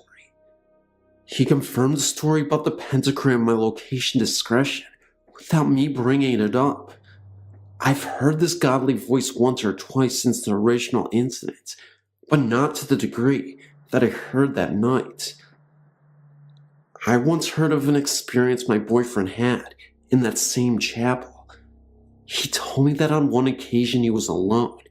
He walked into the chapel, and under the huge statue, he saw 2 figures in cloaks praying silently under the statue. He's a complete skeptic when it comes to hauntings, and he insisted that there was nobody there at the time.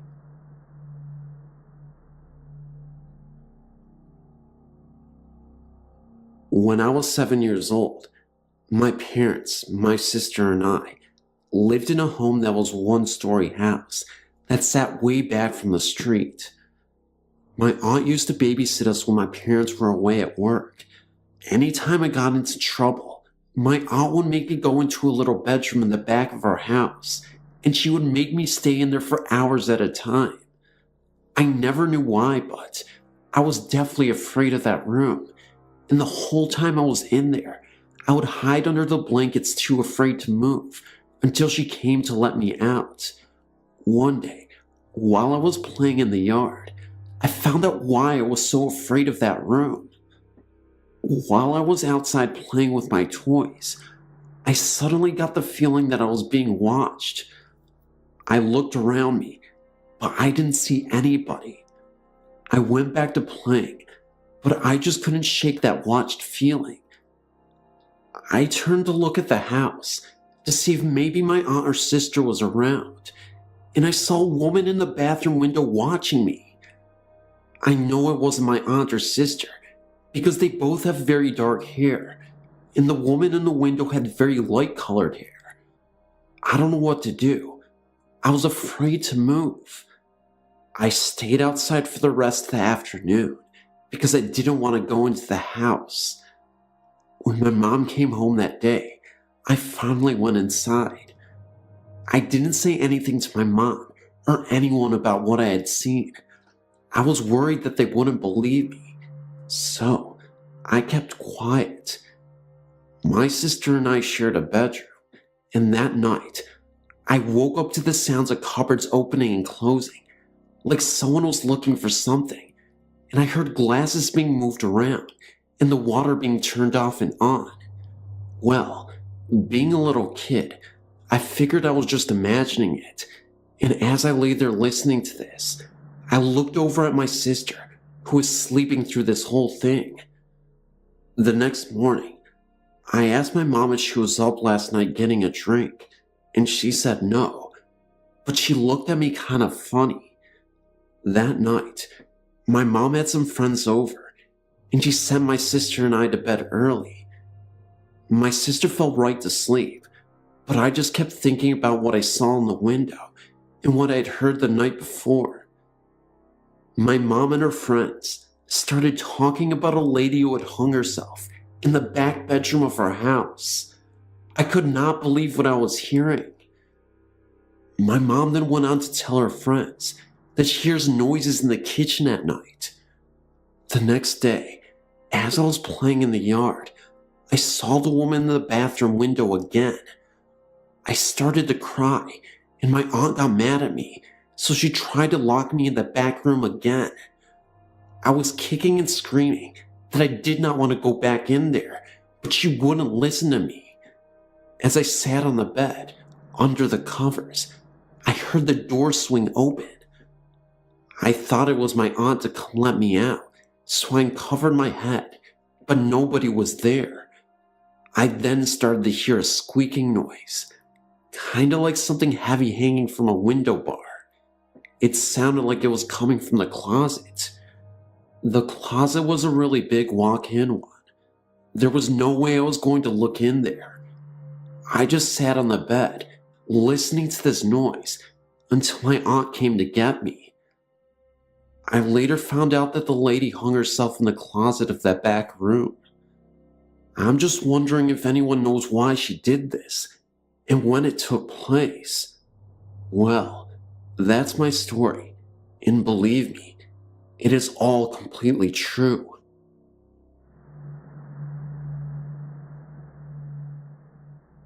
I'm an identical twin, and often because of this, most people ask us if we share experiences.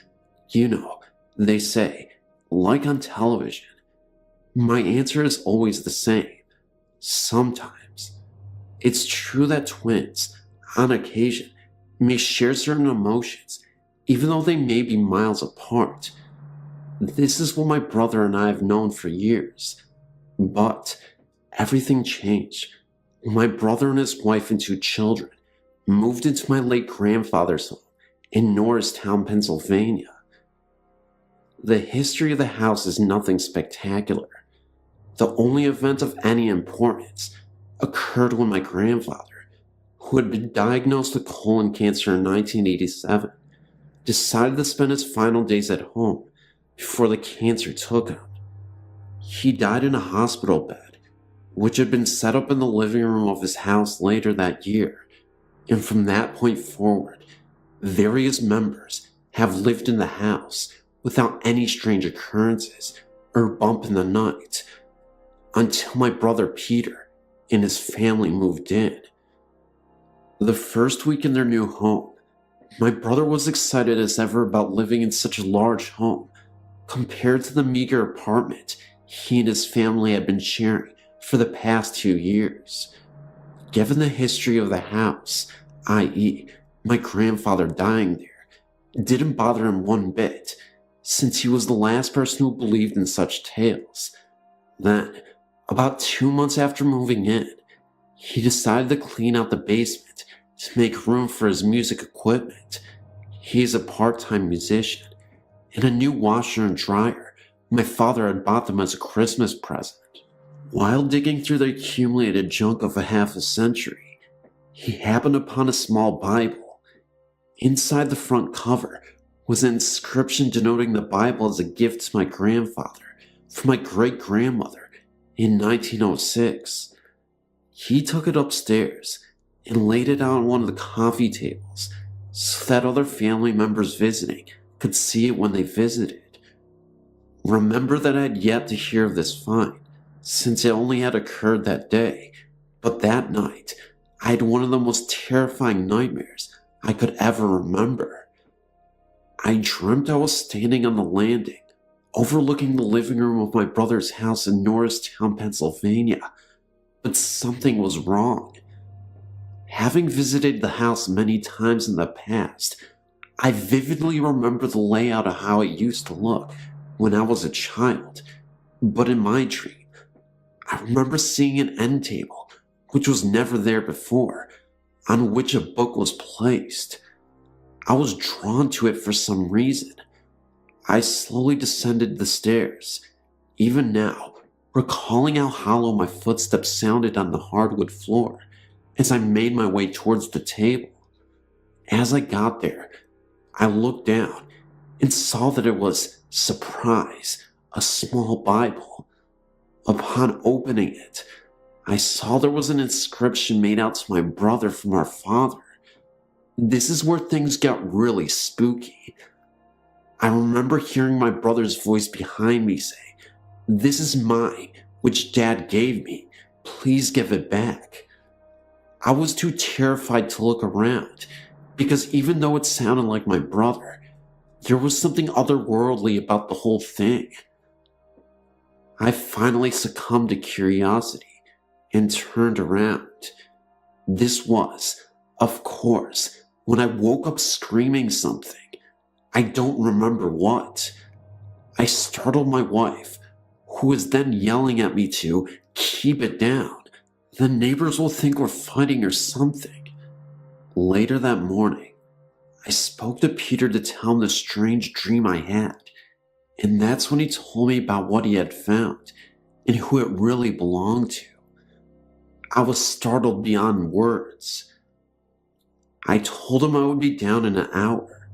I live in Parksea, Pennsylvania, approximately an hour north of Norristown, to see the book. Too late, he said. Why?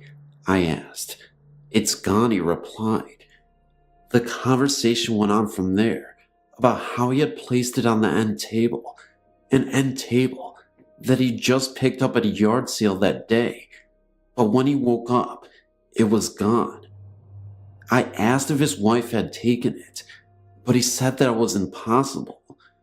They had flown back to Texas 2 days earlier to visit her folks and took the kids with her for the short vacation. After going around and around about what could have happened to it, as well as the strange dream I had and what the voice had said to me, in the end, we just didn't know what to say. I guess it was one of those things that will never really be explained. 2 weeks later, his wife and 2 children arrived back home and were in the process of unpacking when she went down to the basement to see how the cleanup had gone. That's when she asked him about the small Bible. What Bible? He asked his wife.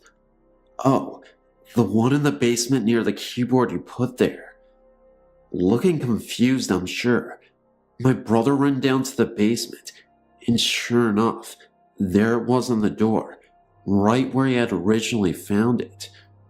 Picking it up, he read the inside cover again, only this time, there was no inscription at all. Did he imagine the writing to begin with? Did my weird dream that night have anything to do with it disappearing again? I don't know. Neither does Peter, but there's definitely activity in that basement, because what I saw next in the basement a few days later almost explains some things Although it was incredibly scary, I had another bizarre dream. I ended up going back to the basement to retrieve the Bible, only this time, there was a red humanoid-looking creature sitting on a chair reading a book. He had horns protruding from his head, and he looked like an ape crossed with Bigfoot. His face very human-looking at the same time. Frozen in shock, I approached him. He pointed to the book, and there was an image of a car on fire. I woke up in a cold sweat and screamed. A few days later, I got a call from a guy who sounded like my grandfather. I kid you not, it sounded identical to him. All this man said to me on the phone was, "Check on your father, something's wrong with him." I later found out that my dad had been in a car wreck. The car caught on fire. He managed to escape alive. The most shocking thing, my twin brother had the exact same dream on the same night, same exact creature. I guess they say twins are inseparable.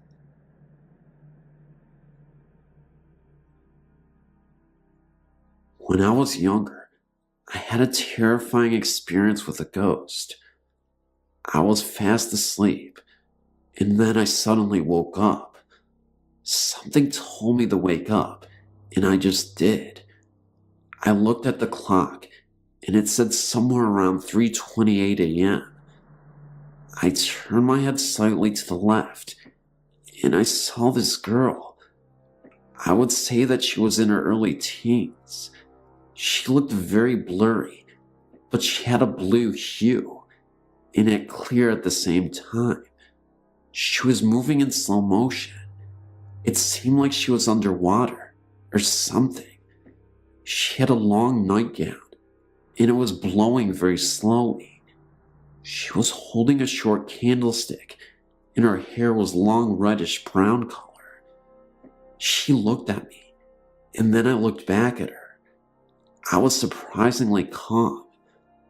I got up to tell my mom what I had seen. The next morning, I woke up and I asked my mom if she saw the lady, and she said, "What lady?" Could this have all been a dream? I'm not entirely sure. I've been deeply confused about this ever since.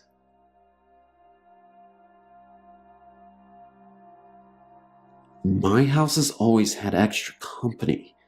It's been 13 years since we moved in here, and for a while, there were some really odd things happening. I was 10 years old when we moved in, and fell in love with the huge, empty attic upstairs.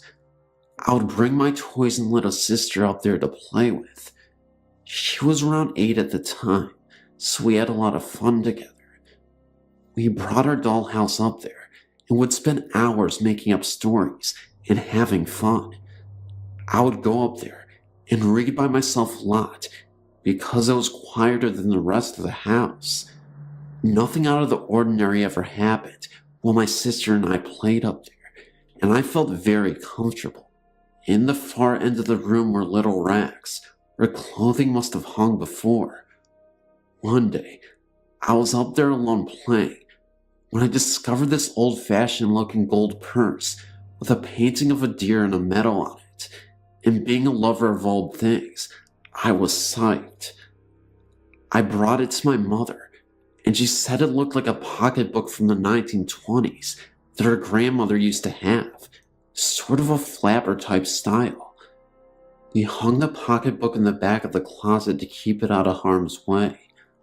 About a year later, my father and a friend of his transformed my attic playroom into a bedroom for both me and my sister.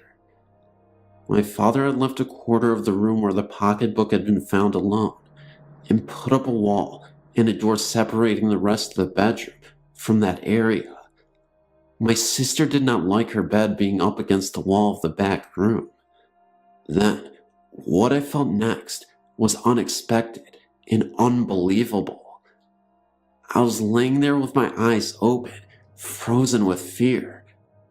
I felt as if someone was watching me, but I was afraid to move. I'd never felt like this before. I was never afraid of the dark as a child. My sister said, "Can I please come over and sleep with you?" Now, I usually said no to this and stopped being a baby, but I wanted her to come over, pretending to be reluctant. I said, "All right, but don't hug me," even though I really wanted to be. She ran over and squeezed me, and I squeezed back, and she said, "I'm scared," and I said, "Me too." And then boom, boom, boom. 4 loud knocks right on the wall, which our heads were practically up against. I could actually feel the vibrations from the wall. Then my sister, crying, said, "What was that?" I made it up. I said, "Me." I said, "Don't worry." I was trying to tell myself that it was me when it happened again. Boom, boom, boom. We both jumped up and ran downstairs at this point into my parents' bedroom, and my father went up to see if there was anyone hiding up there. No one was. However, my sister refused to go back up there and slept with my parents. I, however, went back up there scared, but mad that my favorite place was trying to kick me out. I felt almost betrayed and hurt, so I stayed up there for the whole night, refusing to leave, but hoping it would not try to scare me. It didn't. My sister would make attempts to sleep up there later, but would always run downstairs at some point.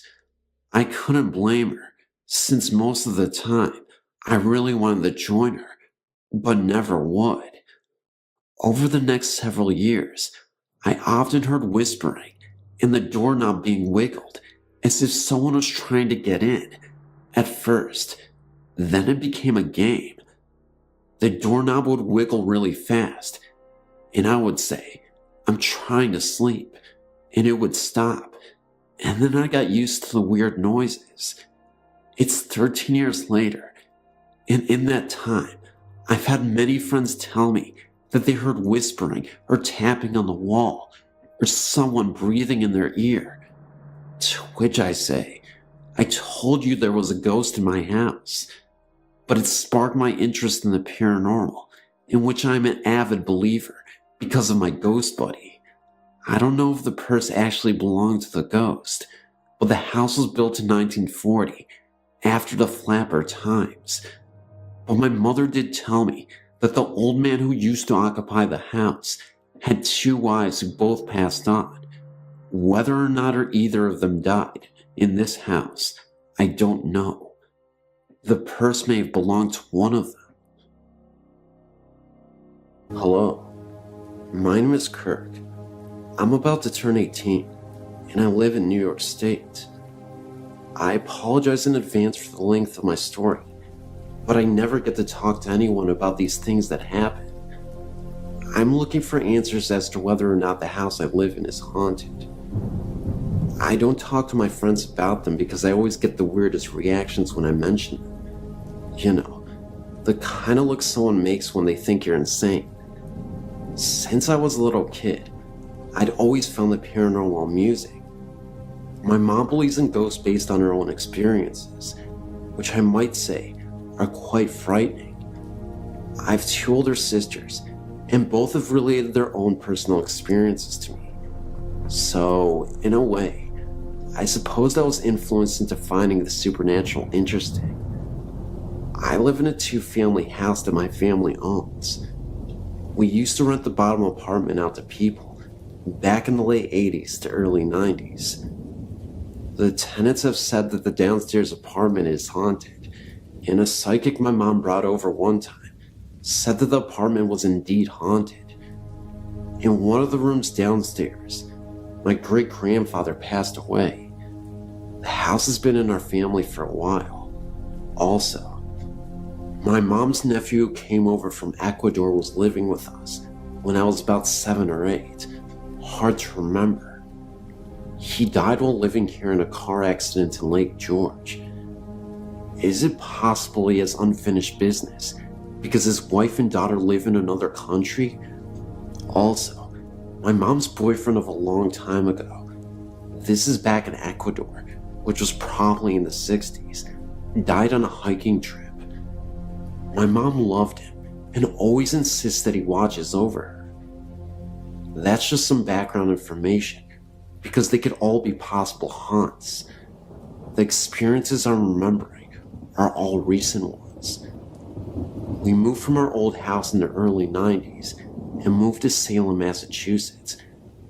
After 3 years, we moved back to our house in New York, and after that time, it's the only experiences I remember.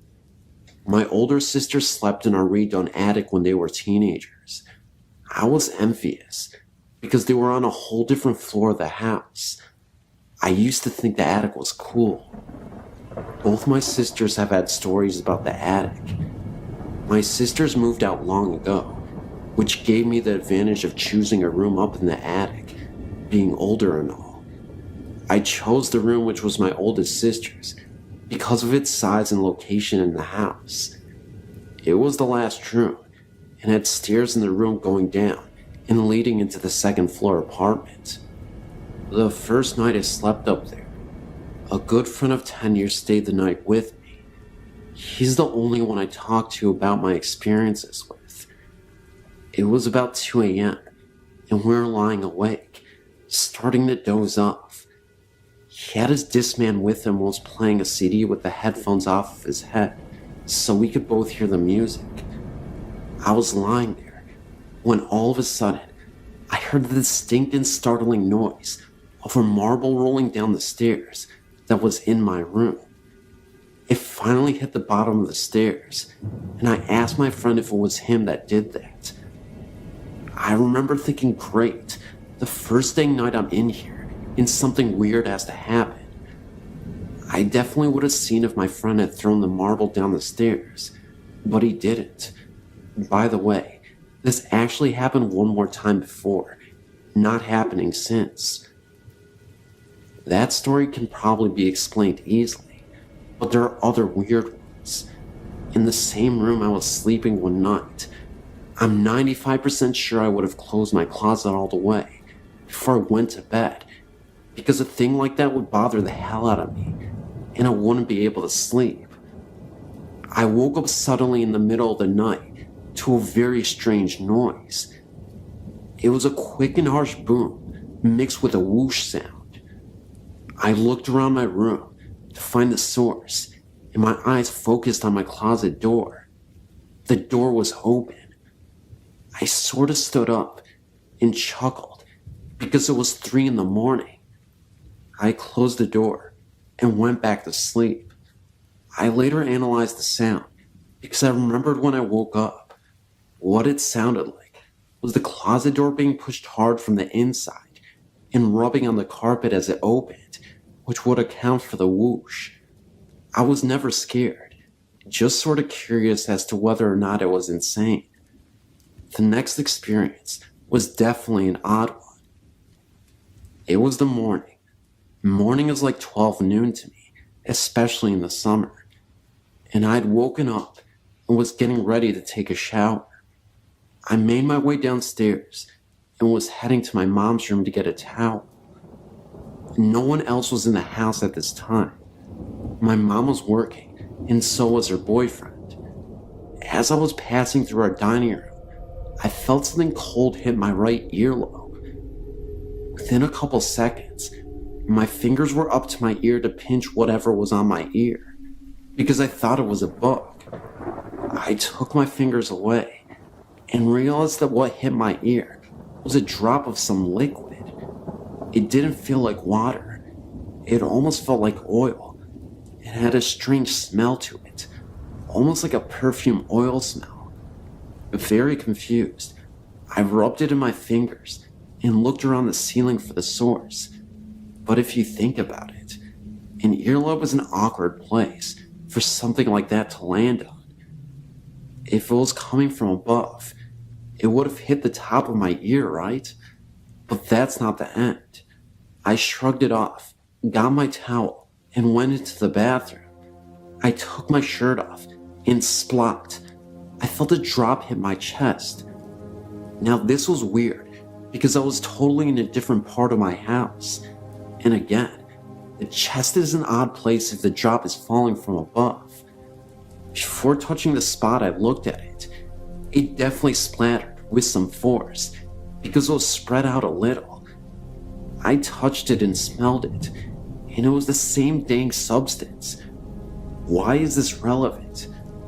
One night, I awoke to hear a very disturbing noise coming from the bathroom. Nobody was up at the time, and I heard a very distinct gurgling noise.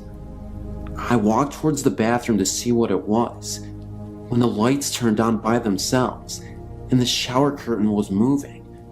Remember, nobody was up, the lights were off, and they somehow managed to turn themselves on. Curiosity got the better of me, and I decided to inch closer to the shower curtain. I had to know if something was behind it. I moved the curtain, and to my relief, there was nobody there. But then the lights turn off once again. I start to get really freaked out and rush to turn on the light. I look across the hallway, and I see what looks like an elderly man in a wheelchair with an oxygen mask on his face. He looked about as real as any living person would. Now, it wasn't like I saw this figure for a long time. I wasn't on meds, and I'm a sober person.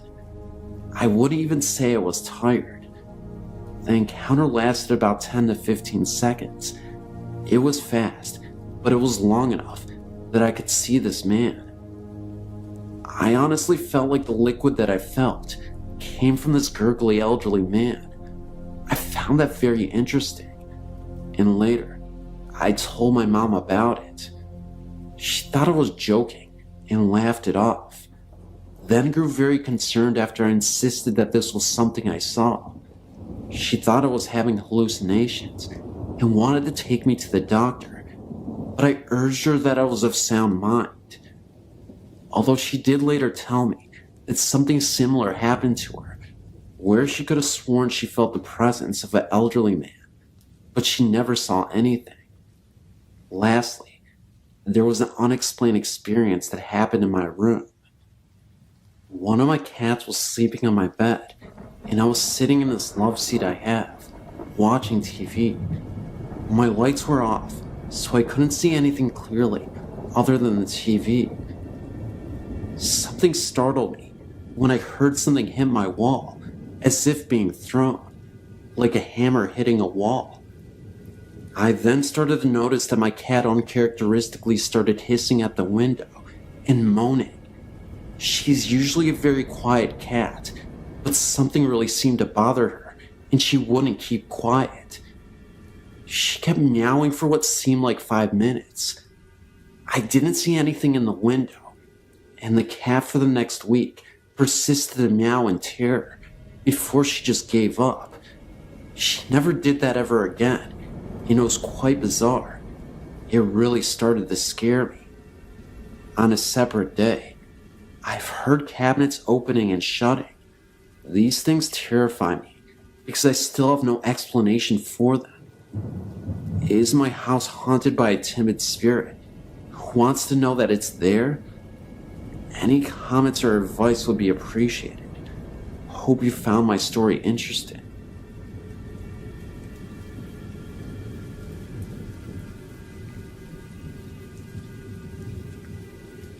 During the summer of 1976, my mom, older brother, and I decided to accompany my aunt and her family to West Virginia and North Carolina to work in the tobacco fields.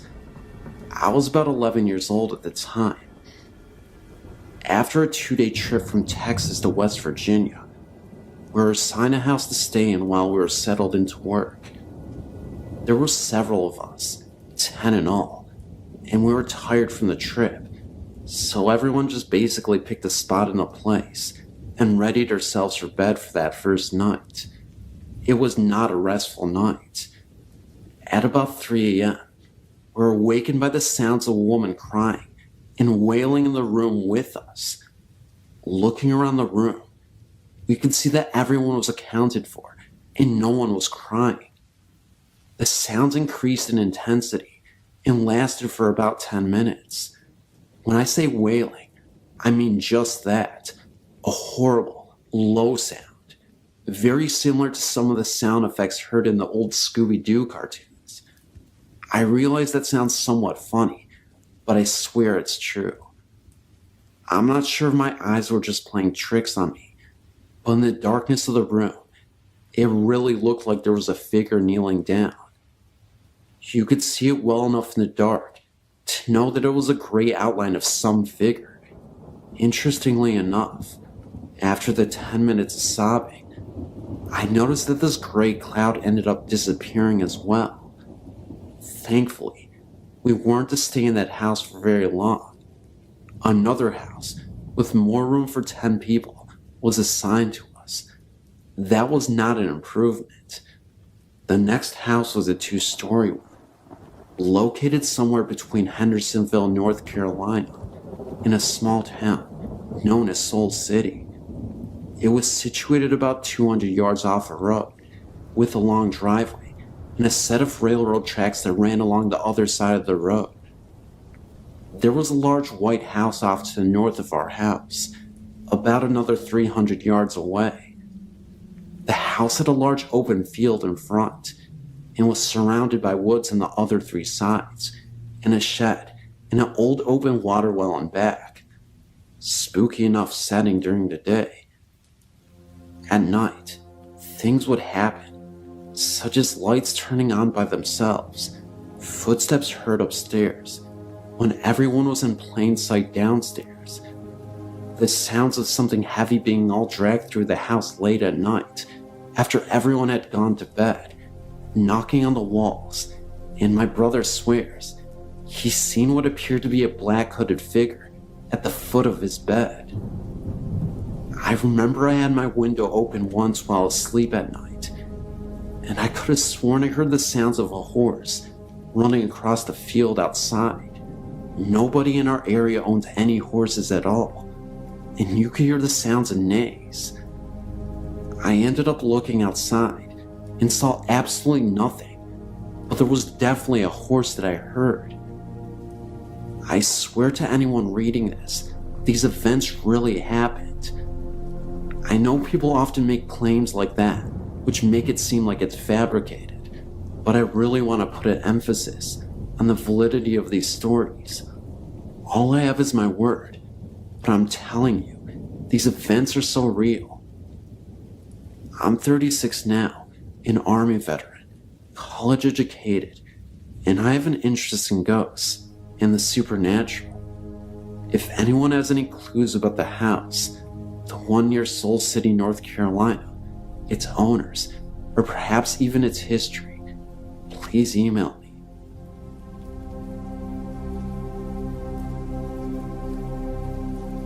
When I was in 8th grade, my mother, younger brother, and I moved into a rental home on Grace Drive in Wilson, North Carolina. I'd always been interested in ghosts, but never had any experience. This house would change that fact. As soon as we moved into the home, I had a very uneasy feeling, only in my room. I always felt like someone was watching me from my closet. Also, feeling uneasy, I could not sleep with my door closed and forbid my mother to close her door while we were sleeping. I also started sleeping with my pillow on top of my head in order to feel safe and secure in this room. On several occasions, I felt someone pushing the pillow down hard on my head as I was trying to go to sleep. It was not sleep paralysis because I had just laid down. At first I thought it was my brother playing with me, to the point where I yelled out his name for him to stop because the pushing hurt. However, when the pushing stopped, no one was in the room and I was all alone. One evening around dusk, my mother and I were sitting on the front steps that were located between the bedroom and the home in the living room where my brother was alone watching TV.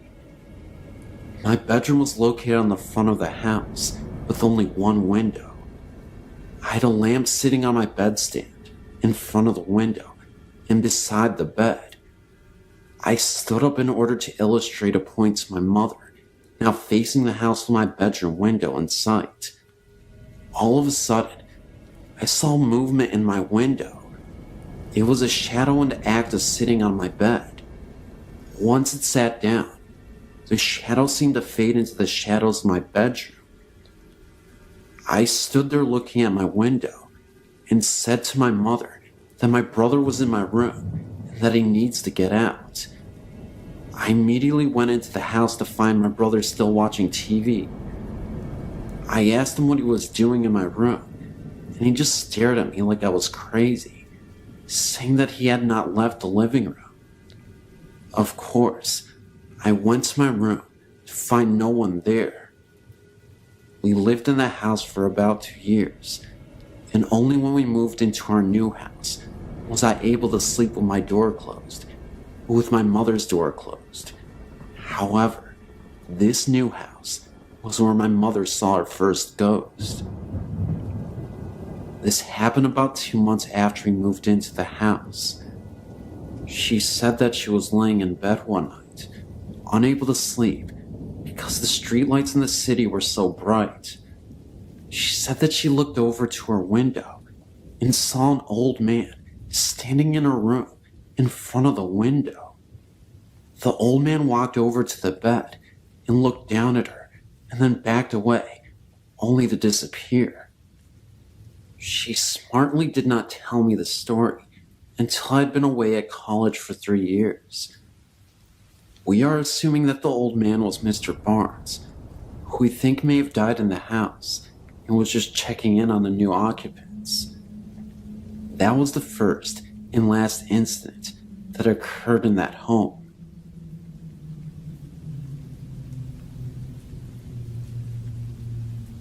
I'm 16 years old and live in a small town in Texas. It's about 28 miles south of San Antonio. When I was in 3rd grade, my family decided to move down here from Corpus. We began living with my grandfather and soon decided to buy property of our own. My mom and dad bought the property located right next to my grandfather's, which just happened to be the entrance to a coal mine that was very active about the 1900s. We built our house right next to the entrance to the coal mine. Our back door opened right on top of the entrance. By the time the house was built, I was about 13 and finally had my own room. One night, I was struggling to sleep and heard footsteps.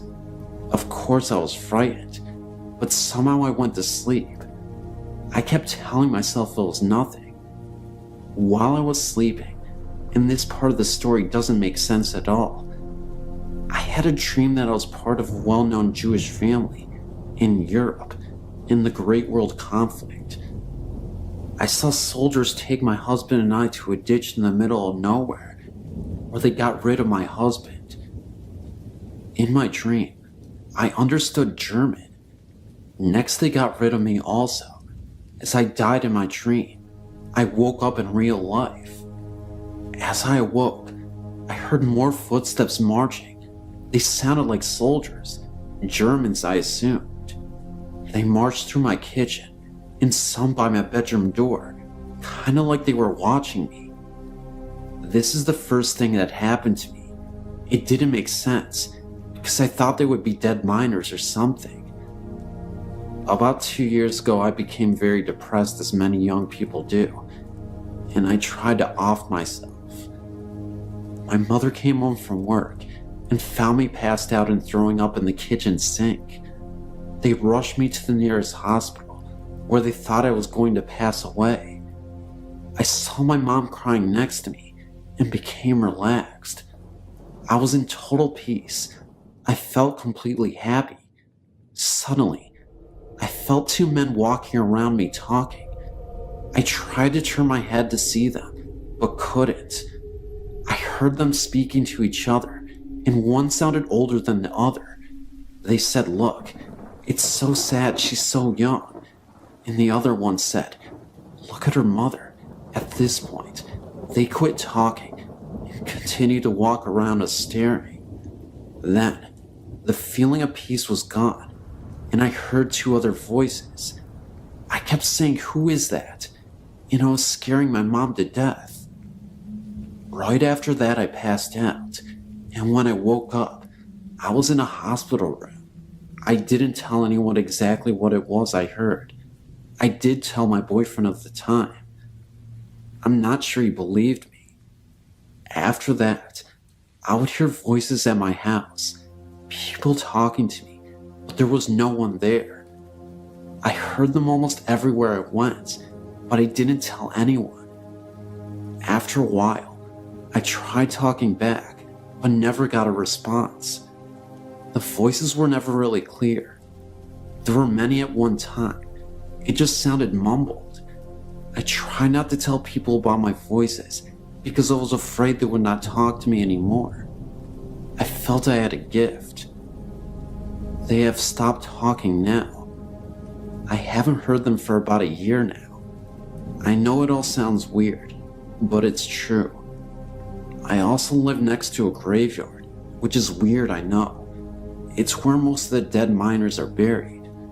I think they try to talk to me sometimes. There is also one last account I had more recently. I was trying to go to sleep one night in the house all by myself. I looked out into the living room and saw a solid black figure running around. He looked as if he were hiding. He ran behind furniture and walls and really just scared the heck out of me. It was the only time I saw him though. It was the last of all my encounters. Hi there. I believe that I had a true experience with a haunting. I used to live in apartment 205 in Kingswood Apartment in Fresno, California. A lot of weird stuff used to happen there while my family and I lived there. I am a homog. My religion is not Christianity, although I do not doubt that there is a God. I do believe in Jesus Christ, but I was simply not raised that way. My family on both my father and my mother's sides are shaman. Many do not believe our customs and ways to be valid, but you'd be surprised by how much sense it makes to us. I grew up around shaman all my life, listening to chants and stuff. It's awesome. Well, enough talk. Here's my story. When I was a little girl growing up in California and being in a homog family, I grew up with spirits and ghosts and hauntings all around me. I accept it, for it is real to me, although I've never experienced an actual haunting myself. Being around my family of shaman focused me to acknowledge the supernatural. But when I was 9, I did have an experiment on my own. Our apartment has always been rumored to be haunted. As a child, I never really paid too much attention to it. Weird things happen at night. Things go bump in the night. Dishes rattle, and doors slam. I woke up every night from a nightmare I couldn't remember and crawled into bed with my parents. My sisters complain about seeing dark shadows moving across your walls. In our culture, hauntings happen because it is caused by some or something that is associated with the family or someone in the family. In our case, it was my mother. I remember one time, my mother was cleaning the tub, and I was standing out in the hallway watching her. All of a sudden, the door slammed, and the lights went out. I heard the lock on the door click in place, and my mother screamed. I stood frozen in my spot, unable to comprehend what I just saw. I banged against the door, and then it opened. The lights were back on, and my mom was still in the tub. Naturally, she accused me of doing it. To this day, I still don't know what had happened. There was a time that something happened to me, not long afterwards, that scared me so bad I forgot about it until a couple of years ago. I remember it being around noon, and I was off on summer vacation. I just finished the 3rd grade. I was laying on my mother's bed reading a book given me by a former teacher. I started to have this funny feeling all over my body, more like an awareness that something was watching me or something was near me. All of a sudden, the bed started to shake. I felt something, hands maybe, holding me down on the bed, and I was unable to move or even say anything, not even a scream. The bed literally shook for a few seconds. It was over in a matter of minutes, but it scared me terribly. I jumped off the bed and ran into the living room. To this day, I've never told my family or hardly anyone. Those that I've told thought I was joking. Was I? Yet the memory is so vivid, and I remember that feeling of helplessness and fright. It was weird. I sort of forced myself to forget about it until a couple years later, when my class was asked to write about an actual haunting that we know about. I don't know, but things are weird. My shaman grandfathers, both maternal and paternal, came to our house to bless our room. They performed their ritual in our room, on my mother's bed. I remember something about someone dying or committing suicide in our closet, but it was so long ago, I can't remember much about it. My mom has been having dreams about a little girl carrying a knife, chasing her through a rice field in Thailand. My grandfathers did this chant thing, and all this stuff, too much to explain, to capture this thing.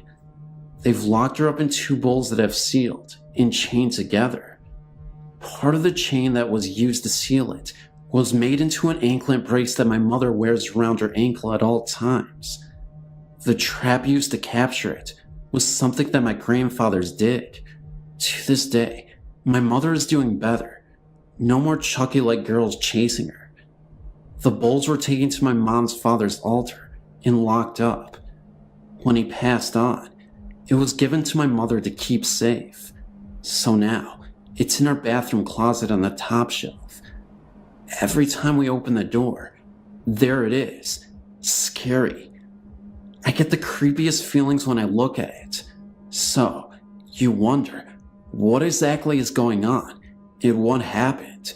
I couldn't tell you, but something did happen, and I've never been able to forget it. Could it be some evil spirit or poltergeist? Who knows? Maybe one day, I'll find out eventually.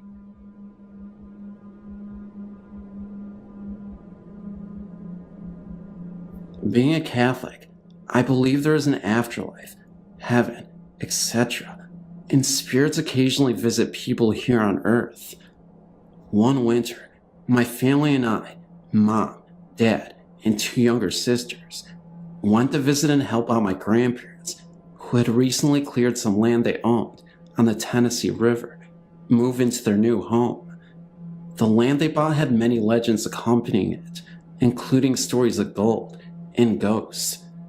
My sisters and I were very interested in exploring the 25 acres of wooded land that had an old Civil War home place on it.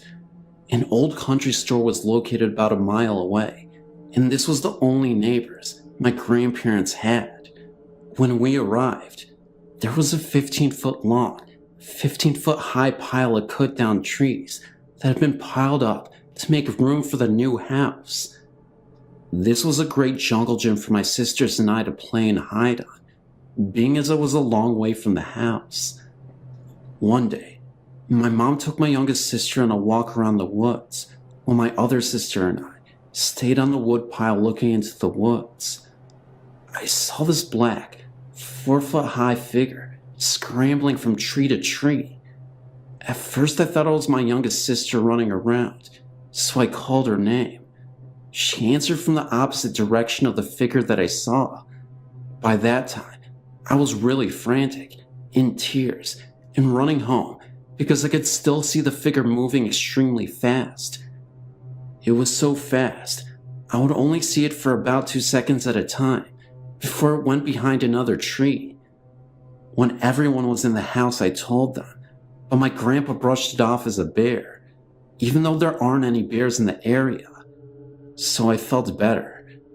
About a week later, after my family and I left, more people were beginning to have experiences, I guess you could say. My grandpa had taken his dog out one night when he had heard a woman's voice faintly yell, "Help me." The dog began to bark, so my grandpa got in his truck and began to circle his property, looking in the ditches for an injured woman. He found no one and went home. About 3 months later, a lady was changing a sign outside the country store around closing time. Extremely scared and shook up, she quit her job because she had seen a quick, black, shadowy figure coming from my grandparents' woods. We still don't know what is living in my grandparents' woods, but other people have seen it, so I know it's not a figure of my imagination. Thanks for reading.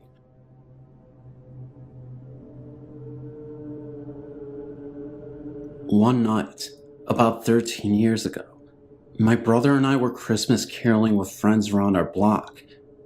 We were about 10 or 11 at the time. After ending the night, my brother and I said goodbye to the last of our friends who had turned in for the night. We were riding doubles on a bike that night, my brother pedaling. We approached the edge of the driveway when he suddenly stopped. We both looked across the street. I said, "Do you see what I see?" He replied, "Yeah." Happening very quickly across the street was a dark shadowy figure, void of prominent features, approximately 7 feet tall. When it began to approach us, we threw the bikes down, and we were able to slide under the electric garage door, still in process of closing. We were able to summon our friend's dad to investigate, but nothing. That night, we rode our fannies home, about 8 houses down. Amazingly, we never mentioned it to our parents, who were waiting in the driveway to take us to the town's candy cane lane. We have since told them about everything, and to this day, when I visit home and happen to walk that corner of the block at night, I am constantly looking over my shoulder and feel as though I'm being watched.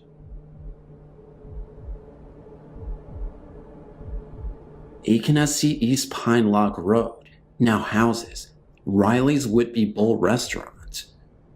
This house was in my wife's family from the late 1960s until it was sold to the present owners, operators of the named restaurant.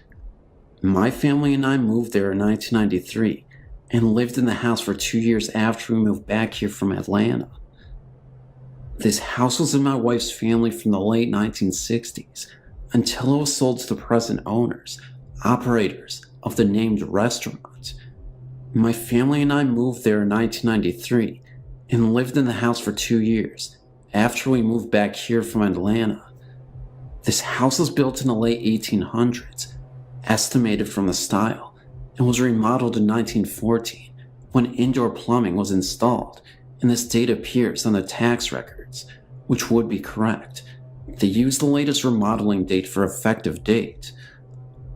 Archaeologists from SC State Highway Department visited the site in the winter of 1994 when the road in front was being surveyed for widening. I took them under the house, and they showed me where the curve marks in the big supporting beams evidenced that the original part of the house was either built before the war between the states or wood from that era, which was recycled into the house. In any event, the home is an old, large, rambling affair of an old southern home that, like I said, is now a restaurant.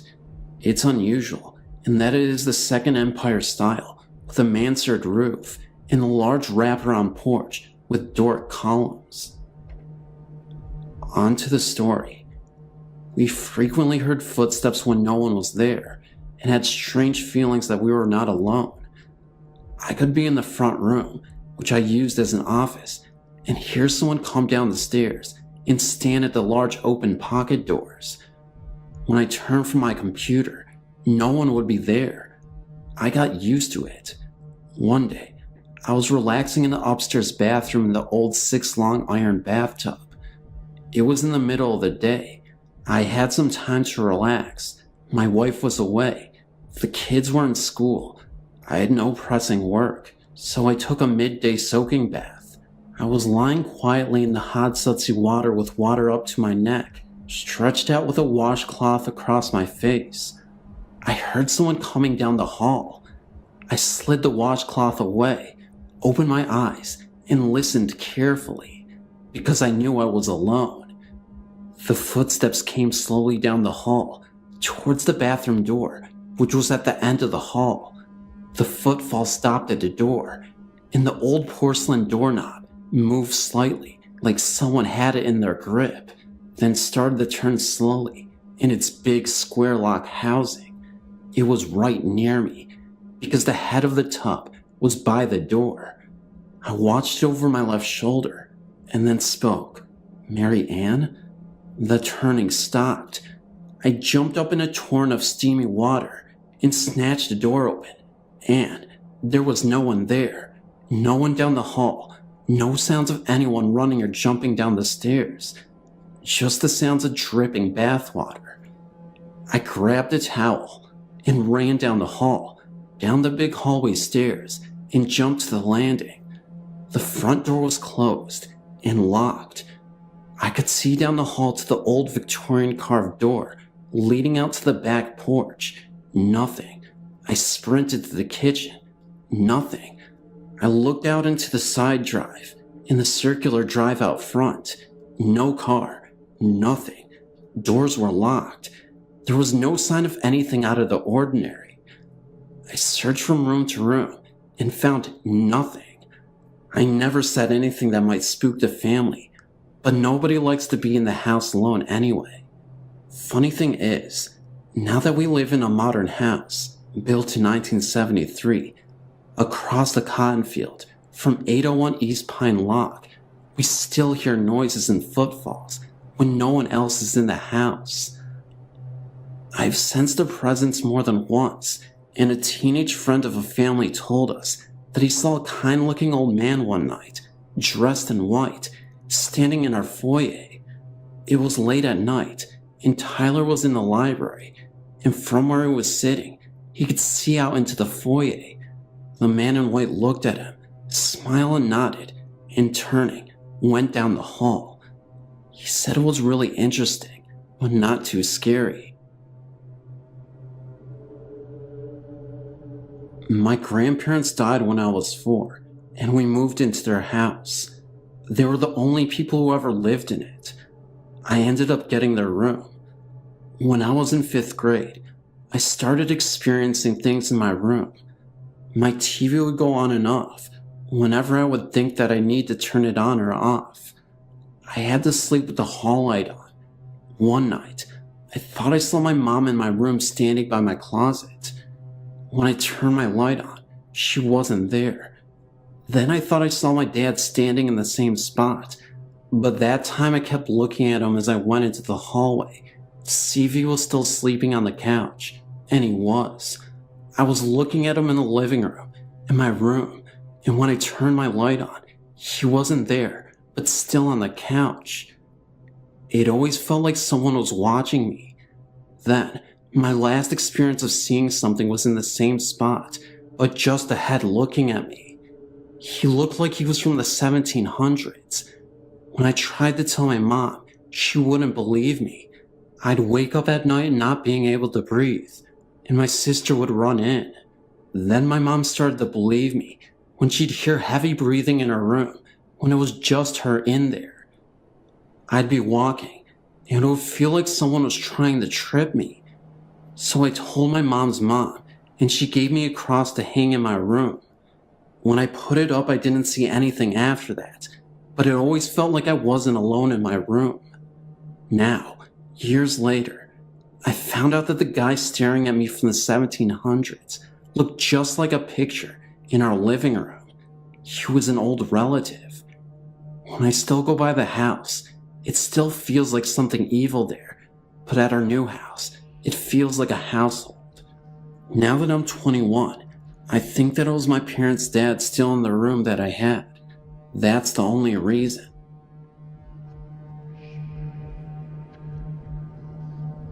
A long time ago, About 20 years or so, there was a car crash in front of my driveway. At the time, I did not live there. At that matter, nobody did. In the car, there were 6 young boys, ranging from 6 to 20. They crashed because there were a couple of drunk drivers who hit them head on. All the young men died in the car. About 10 years later, me and my family moved in a double wide on the lot in front of where the men died. About 1 year later, there was an awful car crash at the exact same spot of where the young men died. The woman was not killed, but she was seriously injured. After a couple of years, I went down to get the mail when I heard a strange noise, like a young boy crying. I was the only one at home at the time. I looked around and seen nobody. The crying became fainter and fainter until I could hear no more. The next day, I went back down to check the mail, and I heard talking. 2 men, about 18 years of age. I looked around and saw nobody once again. I listened to the conversation, and I couldn't make out anything they were saying, but I could hear the voices as clear as day. Soon after, the voices began to fade away. I talked to my grandmother, who lives just up the road. She told me that the accident happened about 20 years ago, and everyone in the car were killed. I asked her what time it was that they wrecked. She said it was about 5 to 10 p.m. Around 7 p.m. is when the young woman wrecked her car. A few years after the woman wrecked her car, another woman broke down on the bridge, several feet away from where the young man crashed. Another time, a couple were driving with a full tank of gas when all of a sudden, their gas tank just went empty, right where everything was happening. There were several more breakdowns and accidents that happened over the years where the young man crashed, and more of my family members have heard strange talking and crying below our driveway. After time, we have moved, and still, there have been breakdowns and accidents at that same location. We think that the bridge and the area around it is haunted by the ghost of the 6 young men.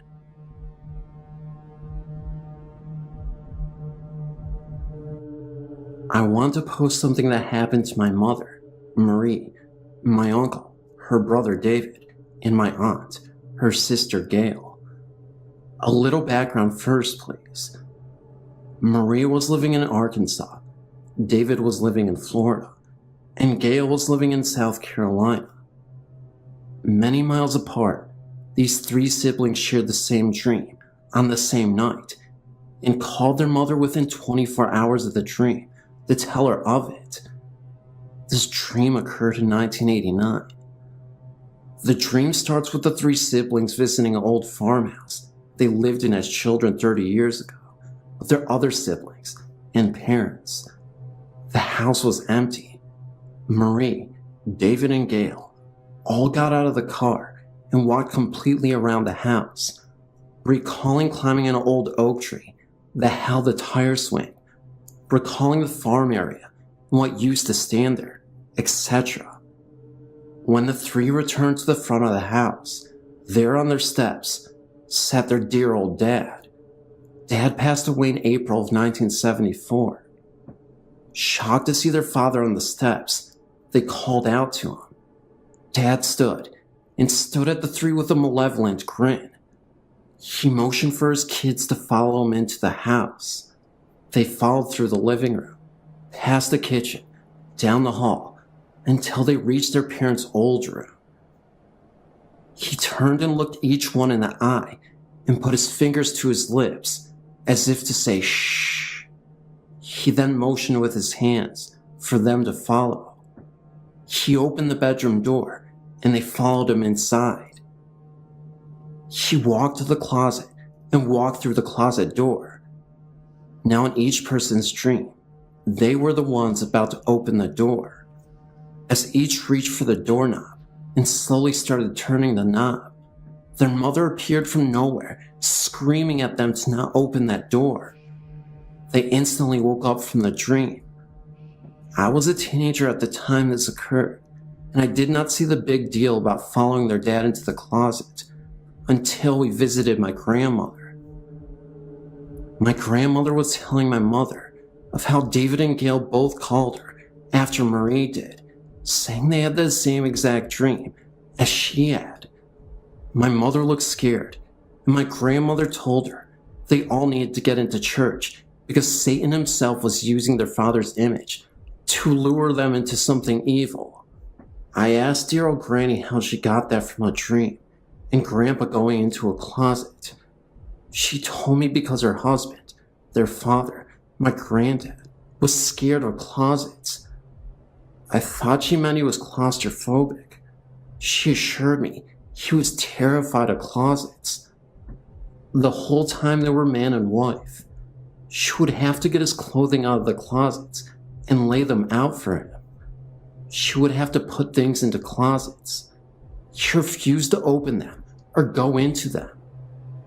My grandmother believes that Satan used Granddad's image to lure the three siblings down a path of evil. I know this isn't much, but I love to hear the story.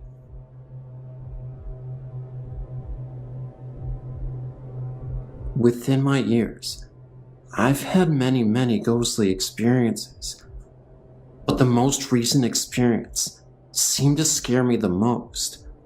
Almost every night sitting in the downstairs of my home, I feel a strong presence, each time at a different location within the dining room and the living room. First, you may want to know how my dining room and living room are set in my house. When you first walk into my home, you enter a little narrow hallway, where you then have to go through another door to get into my living room.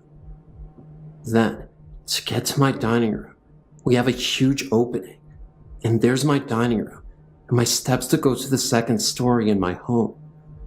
The other night, I was sitting on my couch closest to the two living room windows, but something just kept telling me to look over at the window in the dining room. Sure enough, I saw a black mist that looked as if a face was watching me, but then it disappeared. I passed it off if it were nothing, and that I was seeing things, because it was around 11:30 p.m., and I was quite tired. For some odd reason, my shades were semi-open for 5 blades, and then the rest were closed, so no one can see. I then moved my brother to the other couch, and we sat together. And I just could not keep my eyes off the window in the hallway entrance. Within an hour, I was getting finally comfortable. My brother was sleeping. My mother and stepfather were sleeping, and my older brother was home upstairs, with his car parked outside. I gazed at the window, and the black mist was back, but this time, it was more clear and bigger. It seemed more like a body and a face, but turned to gaze out of my window.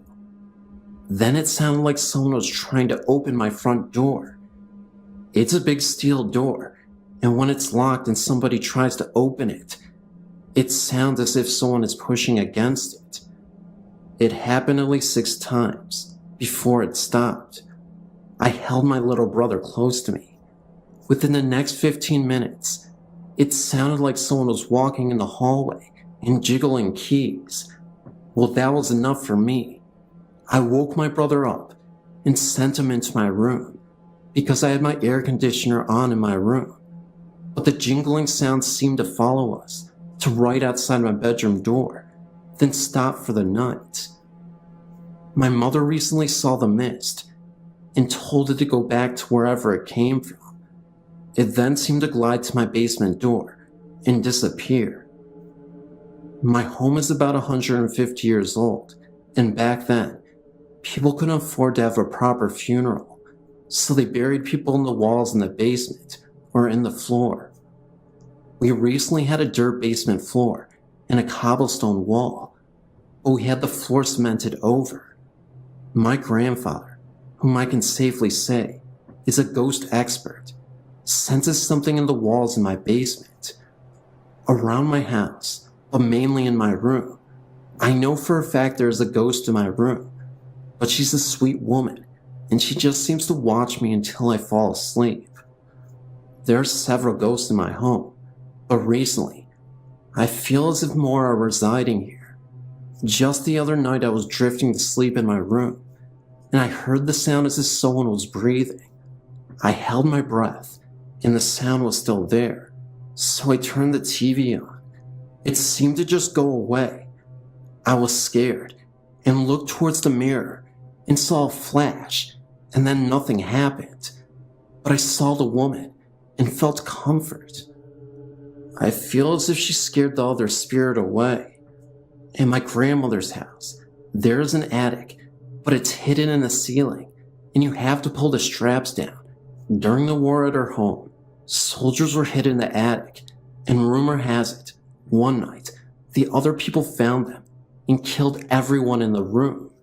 But the one young nurse was beaten and then murdered.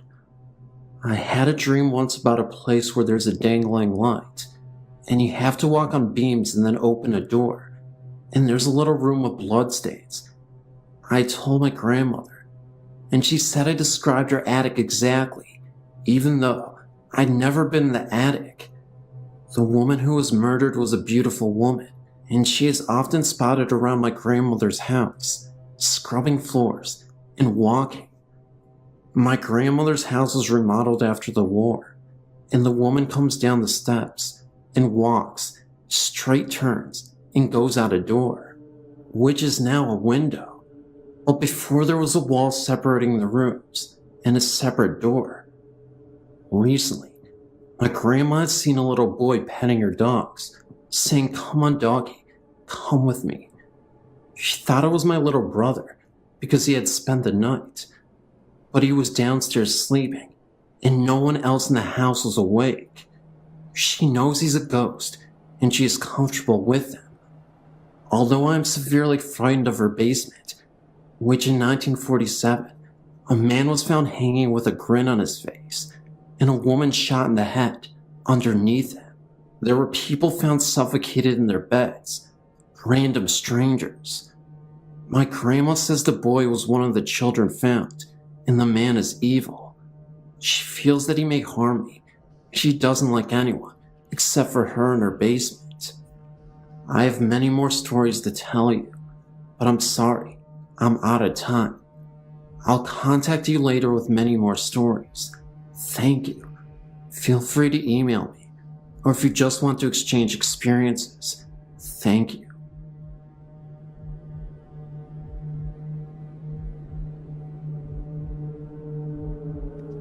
Although this is a true tale, it's not one of your spine tinglers, just something odd that cannot be explained. It was told to me several years ago by a colleague and happened to her mum Jean and some friends. Although Jean lived in Romford, Essex, she regularly went to a Keep Fit class in a small school hall in Upminster. The class had finished and her friends had piled into her car and drove around the corner, parking near the chip shop, and they all ordered fish and chips. Like you do when you've just had a good workout. They were all sitting in the car quietly eating, when one person noticed something odd and nudged the person next to them. Eventually, they were all mesmerized, mouths agape, chips forgotten as their attention was focused on the activities in the churchyard over the road. Quite clearly, they could see a silent nighttime funeral procession of a coffin being carried on the shoulders by 6 pallbearers, all decked out in long black-tailed coats. They silently watched the procession walk from one side of the church and disappear around the other side. St. Mary's Lane for anyone who lives nearby. Of course, they all asked the other, "Did you see what I saw?" Knowing full well they did. The next day, Jean decided to visit the church as she just had to know what happened. Maybe someone was buried late last night. However, she got to the church and found the vicar. She worded the question carefully so as not to look like a complete idiot, and was obviously stunned when the vicar told her that no funeral took place last night. She said that from the look on his face it was fairly obvious that he knew why she was asking. But being a vicar, he simply smiled and walked away. Spooky. I've been past the churchyard as my grandparents used to live just down the road, and it is quite a creepy-looking place. All the stones are really old and crumbly and covered in moss. None of the names or dates are readable. It's one of those graveyards where you can look at it for a little while, and then you kind of shudder and have to look away. I used to think it was my childish imagination, but even these days the place still gives me the creeps, even in the middle of summer.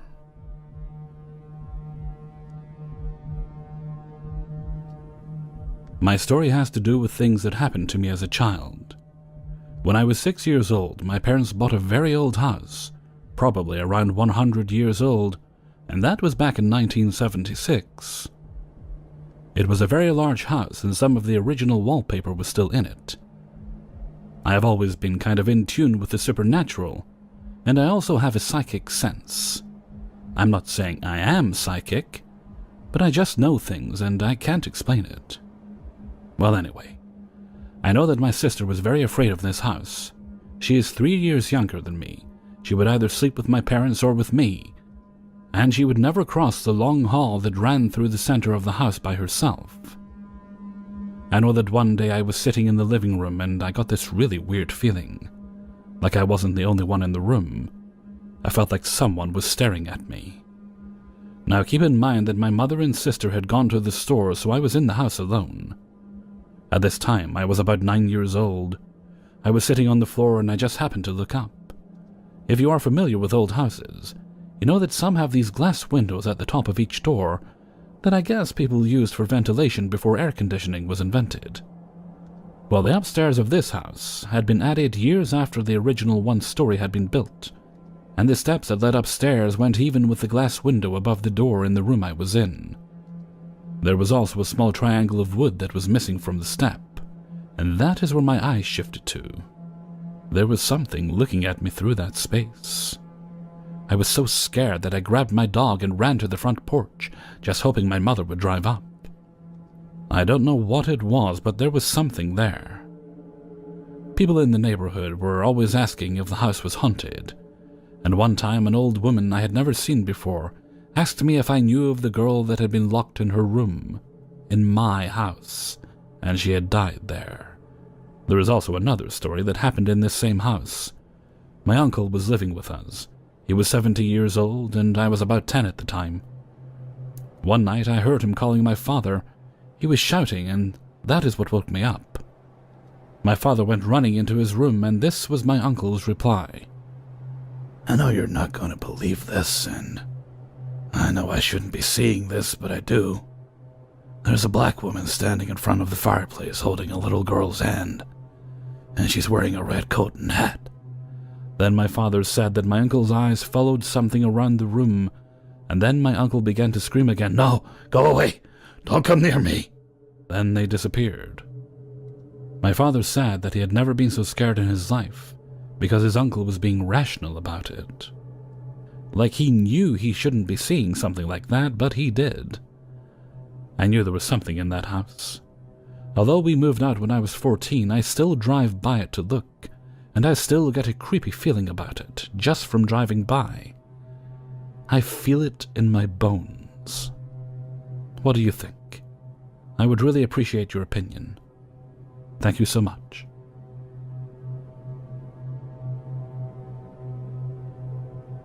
In the summer of 1999, I bought a house in a small town in Washington state.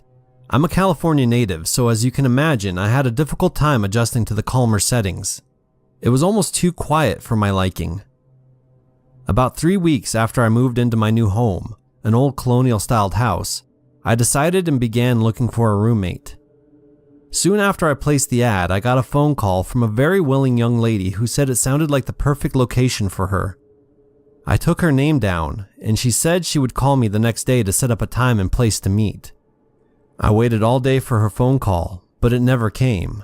I figured she must have found some other place to stay, but I kept the spot vacant in case she called back. A few weeks later, she did call again, and as before, she told me she would call back the next day to set up a time and place to meet. I faithfully awaited her return call, but same as the first time, it never came. I began to get suspicious as to whether it was a prank caller or a real person of interest. I thought it was odd how she'd given me a name without a number. My attempts to find her in the phone book failed, so without any other place to turn, I gave up on the search. About 3 months later, I was up in the attic storing some Christmas decorations I wouldn't be needing for some time when my eyes fell upon an old stack of newspapers in the corner. I was somehow intrigued by a particular paper lying on the top of the stack. As I thumbed through it, I was quite shocked to read an article printed about a young woman who died in her house, the house I was currently living in, at the age of 22.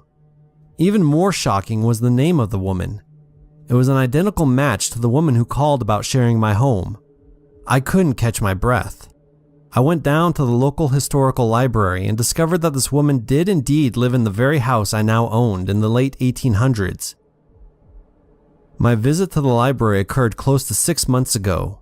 Since then, late at night, I've heard crying downstairs in my living room. My aunt and uncle used to live in an old log cabin. We think it was by an Indian burial ground, but it was definitely haunted, and the spirit there was not good at all. One night, my aunt and uncle woke up to find they couldn't move. They were being held down by something, but that's not my story. My 3 cousins all shared the same room. It was the only room on the second level. I hated going up there by myself. I never had to before, but this time I did. I was about 6 or 7. My sisters and I had been playing board games with our cousins up in their room.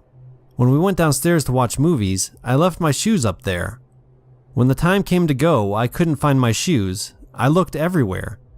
Then my sister reminded me I left them in my cousin's bedroom. I went upstairs and planned to run into the room, get my shoes, then run out and down the stairs as fast as I could. I ran into the room and picked up the shoes, but as I was turning around, I felt something behind me. I was so afraid to turn around, but at the same time, I wanted to run down the stairs, right out of the house and into the car. So I slowly turned around. There I saw a small little Indian girl, maybe about my age. She was surrounded by a blue and white light. I just stood there until she vanished. I ran out to the car where my parents were waiting, and until now I have never told anyone my story except for my aunt, who also sees things. Later I found out that my aunt and uncle would pray to the Indians to watch over them, to protect them from whatever was in that house. Maybe the little Indian girl was just watching over my cousins.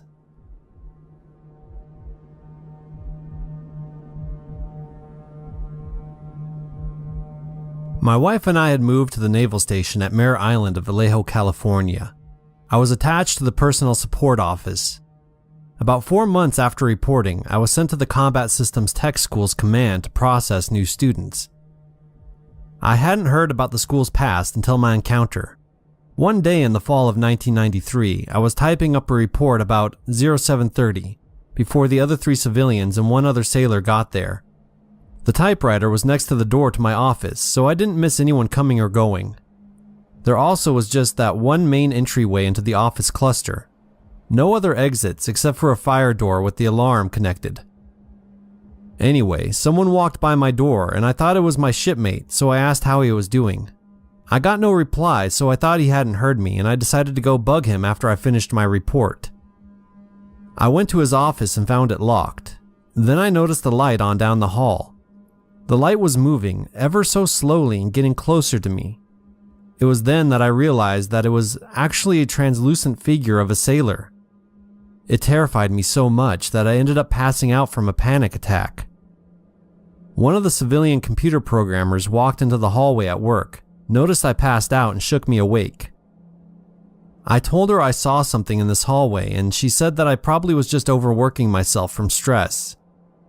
I also told her that I thought Brian had walked by. She looked at me and said that nobody had moved from their computers since she got there at about 15 minutes to 0700. She did tell me something fascinating though. She said that at times she could have sworn she heard a whistling and a crying sound coming from the hallway. It sounded a lot like a little girl. It was then that I learned that the school was a fleet hospital for the San Francisco Bay Area built back approximately 100 years ago. The night watch detail would find locked doors open and hear footsteps at night. There were stories told about people hearing sounds of a little ghost girl playing ball near the main staircase. I never had the chance to witness her, and the base is now closed, but it was very interesting. As for the sailor, I have absolutely no clue as to what the story behind this guy was. To spare myself the anxiety, I just revert to thinking it was only my imagination, although it felt as real as anything I could ever see. One other experience was shared by my wife, myself, and my mother-in-law at Hickam Air Force Base in Hawaii in 1995. My wife had been flown to Tripler Army Hospital due to complications with her first child. My mother-in-law arrived a day before I got there from my ship. Anyway, we were put up in the guest house at Hickam for a couple of nights before being moved temporarily to an officer's quarter in the corner of the base. It was a well-furnished room and had a pleasant air about it. That was until the night arrived. My wife was awoken that first night where she heard multiple whispers. She then went to get herself a cup of milk in the kitchen of the house when she saw the presence of two figures crouched down as if they were praying. They both wore brown robes like they were monks. This whole ordeal must have lasted 30 seconds and they faded away quickly. In the morning, we both got up and discussed what we had felt that night. That's when she told me about what she witnessed. The crazy thing was, while she was experiencing that, I told her that I could have sworn I saw the face of an elderly man just staring back at me in the mirror when I used the bathroom. He had scars on his face and was balding. I'll never forget the sight of it. It was an extremely uncomfortable feeling. This is a story that will always live with me for the rest of my life. My mother and father used to always take lengthy trips over the weekends to visit my grandparents in Ohio when we had lived in Michigan. We would drive about 4 hours, and we usually would get there by the evenings. My grandparents lived in a huge Victorian estate on top of a hill, surrounded by woods all around. The house had 6 bedrooms and was extremely spacious, so whenever we slept over, I got a room to myself on the second floor. At the time, my dad suffered from terrible sleepwalking episodes, and they only seemed to trigger at this house. I can remember one night, I was sleeping in the room and had my window open. That was when I was awoken by soft sounds coming from outside of the window. It sounded like hymns and chanting, as if it was a lullaby. At first, I checked to see if the television from downstairs was accidentally left on, but it wasn't. I was starting to get really freaked out when I went back in my room, because I noticed my dad was walking towards the trail path into the woods. The house lights were shining bright enough so that I could see the woods well enough from the window. In a panic, I ran downstairs and outside as fast as I could and grabbed a flashlight, then chased after my dad into the woods. He had managed to walk so far into the path of the woods that we got to be a mile away, and the further I went into the woods, the darker it got. We just kept getting further and further away from the house, and it was really starting to get cold and scary. I started to call out for my dad, shining the flashlight straight ahead in the now pitch black woods, when I had lost him. For a split moment, I felt someone whisper my name in my ear, and the rustling sounds of leaves behind me, as if someone was walking right behind me. For some reason, I thought maybe my dad was behind me instead, so I turned and pointed my flashlight, and there was nothing there. I kept going and continued to look for my dad. That was when I once again heard a voice, but this time in a low and guttural voice. I could have sworn I heard the voice say, "Let's play."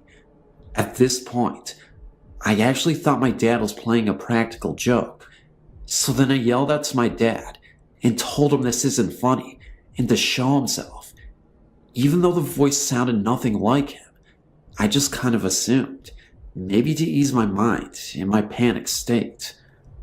Literally a split second later, I see a cloudy mist and what looked like an orb hovering from the distance of the woods and slowing going in my direction from afar. It then disappeared. I heard my dad's far off distant scream, and I started running faster into the woods to try to locate him. When I finally found him, he had fallen into this well that none of the family had any idea had existed. I quickly helped my dad out of the well, and he had asked me what happened. I brought him back into the house and told him that he was sleepwalking and managed to wander into the woods. The creepiest part of this whole experience was this. He said that while he was sleepwalking, he had dreamt that a woman in pioneer clothing urged him to find her missing son in the woods. She told him to run to the well and he will find him. When my dad told me this, I told him about hearing some soft singing before I rushed into the woods to get him, and that I heard voices and whispering into the woods. A couple days later, fascinated by the well that existed in the woods, we went to go see it in daylight. To my utter shock, we had made a gruesome discovery. We found what looked like human bones at the bottom of the well. We immediately called the police. They examined these bones, and we were able to confirm weeks later that they weren't animal remains, but human remains. We had the bones examined by a professional, and they believe that the bones belonged to a young boy who may have perished hundreds of years ago. My guess is in the early 1800s. I would like to state wholeheartedly that these events are in fact true, from my father's sleepwalking to the dream he had and the bones uncovered. It may sound a bit far-fetched, but I guess you'll have to take my word for it. This event happened in the 1970s, and I'm 70 years old now. This all happened when I was 17.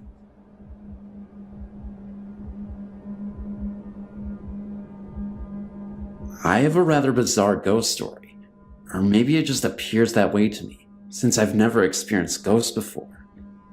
It was many years ago, when I was 14 years old, and spending a few weeks at our lake home. One night my friend and I decided to spend the night in the den, rather than our bedroom. The den has a lonely view of the lake, and has a wall of windows. It is a very large room.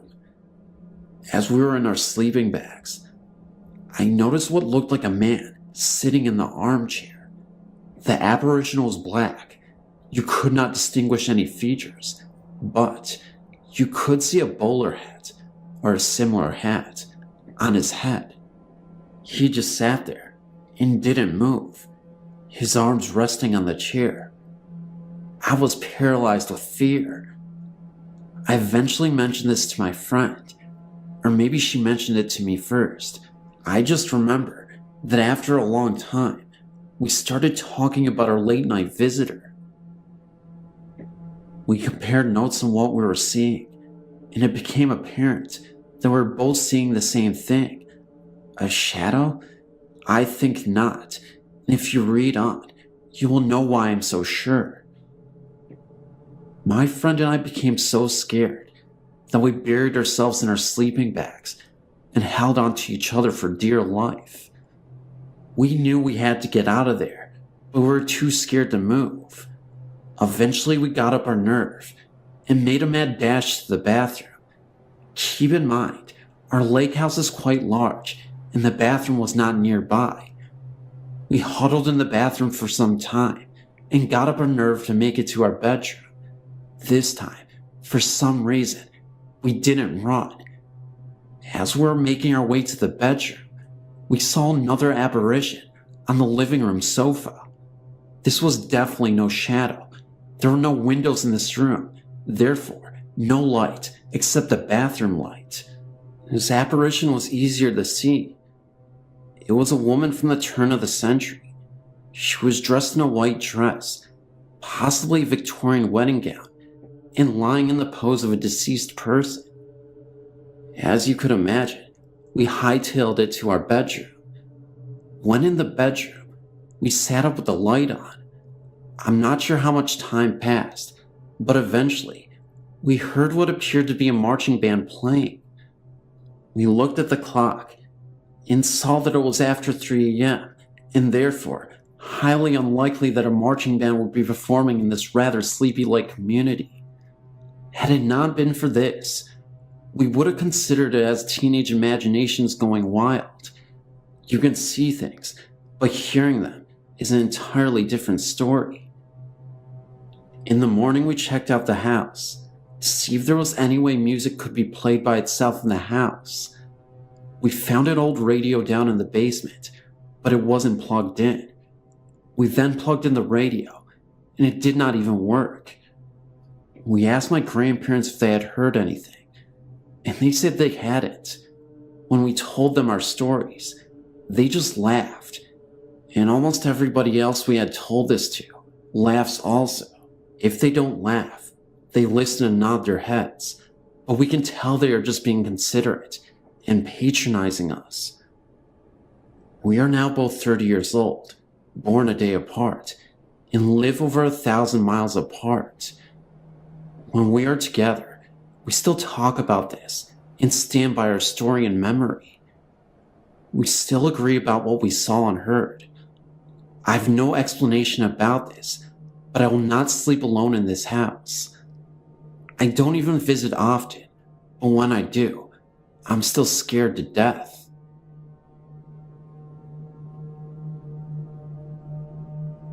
Seabrook, Toddville Road. The former Toddville mansion, which has recently been torn down. The property turned into apartments or condos. Reports of a strange creature roaming the grounds, noises, feelings of being watched, shadowy figures. Actually, this mansion was the List mansion. The story of this place was well known to the people of Seabrook who lived there at the time. I lived near the List mansion for many years. Several acres of land were bought by a Houston business owner in the late 70s to early 80s, right on Galveston Bay, near the intersection of Toddsville Road and East Meyer Road. Bill List was his name, and for the most part at first, no one knew who he was, only that there was a major construction project going up near the bay. Bill List owned a trailer manufacturing business, and with the success of his business came great wealth. The mansion was a massive undertaking. Built up on several feet of soil, the 3-story brick structure dwarfed the modest home surrounding the property. The brick foundry, where Bill was buying the bricks for his mansion, was unable to keep up production of bricks for the mansion and bricks for other products, so Bill just bought the brick foundry so all the bricks made could go into his construction for project. Month by month, the mansion began to take shape. The stark brick structure was 3 stories tall, 4 if you count the massive garage on the ground level. All the windows on every floor featured wrought iron bars. It was divided into 2 separate sections, with a large glassed-in garden and pool. Catwalks on the second floor crossed from the front of the house to the back part. The rooms were arranged into 2 separate apartments, with kitchens, bathrooms, and living areas. The entire property was surrounded by a brick wall from Toddville Road. The List mansion, as it was called, resembled a prison, which was not far from true. When construction was completed, me and some friends were in the Kroger parking lot in Seabrook when 2 guys a little older than us invited us to a big party to celebrate the opening of the List mansion. We talked to them for a few minutes, and then they left. We did not go to the party. For years after that, you rarely saw anyone coming or going from the mansion, even though several families could live there at the same time and never see each other. The guys we saw at Kroger that day never showed up anywhere in town.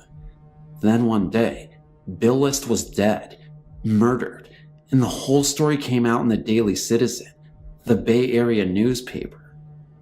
The List mansion was built like a prison, not to keep people out, but to keep people in.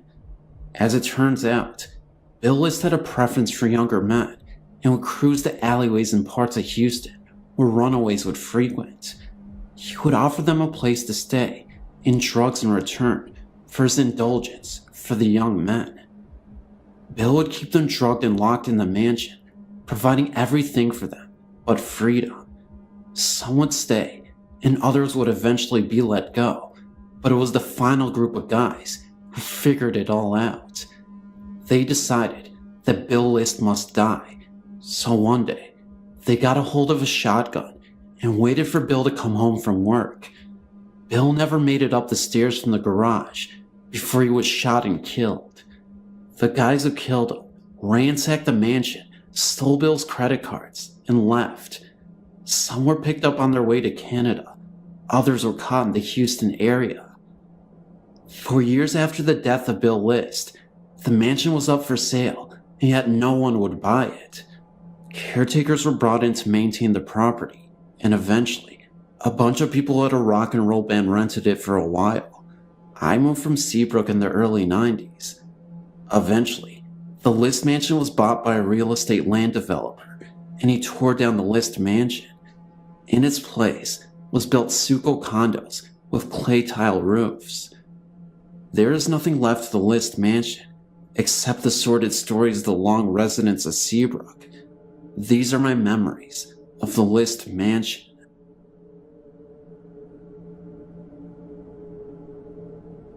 I grew up in a small town, and for about a year, we lived in a haunted house when I was just 2 years old.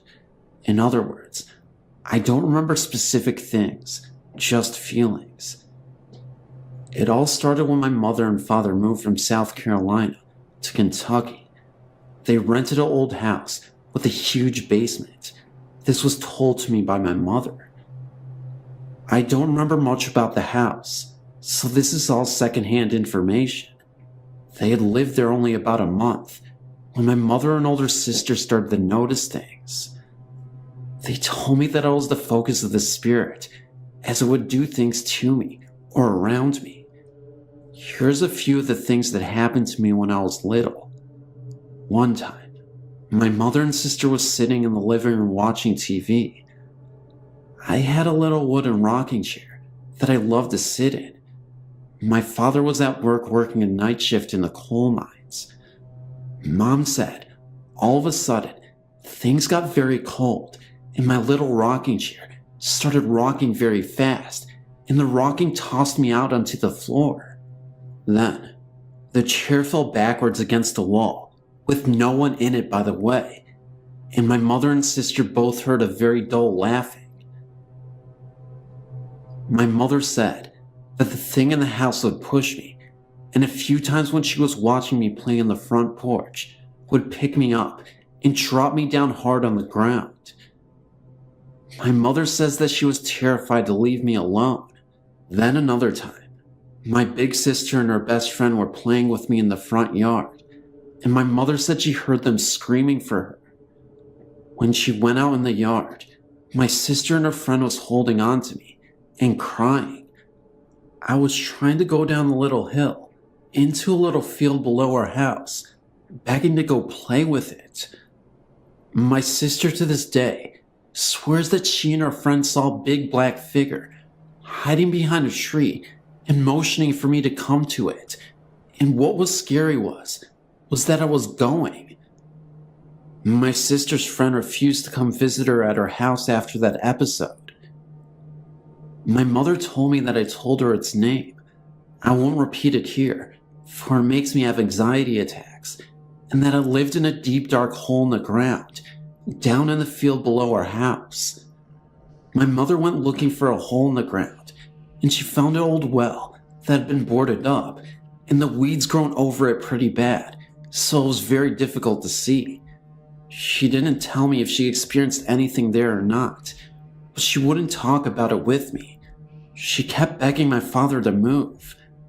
My mother said it would laugh at her, and she was constantly scared. Finally, one night when my dad was home, something happened that made my dad rethink and take my mother seriously. My parents were in bed, and it was pretty late.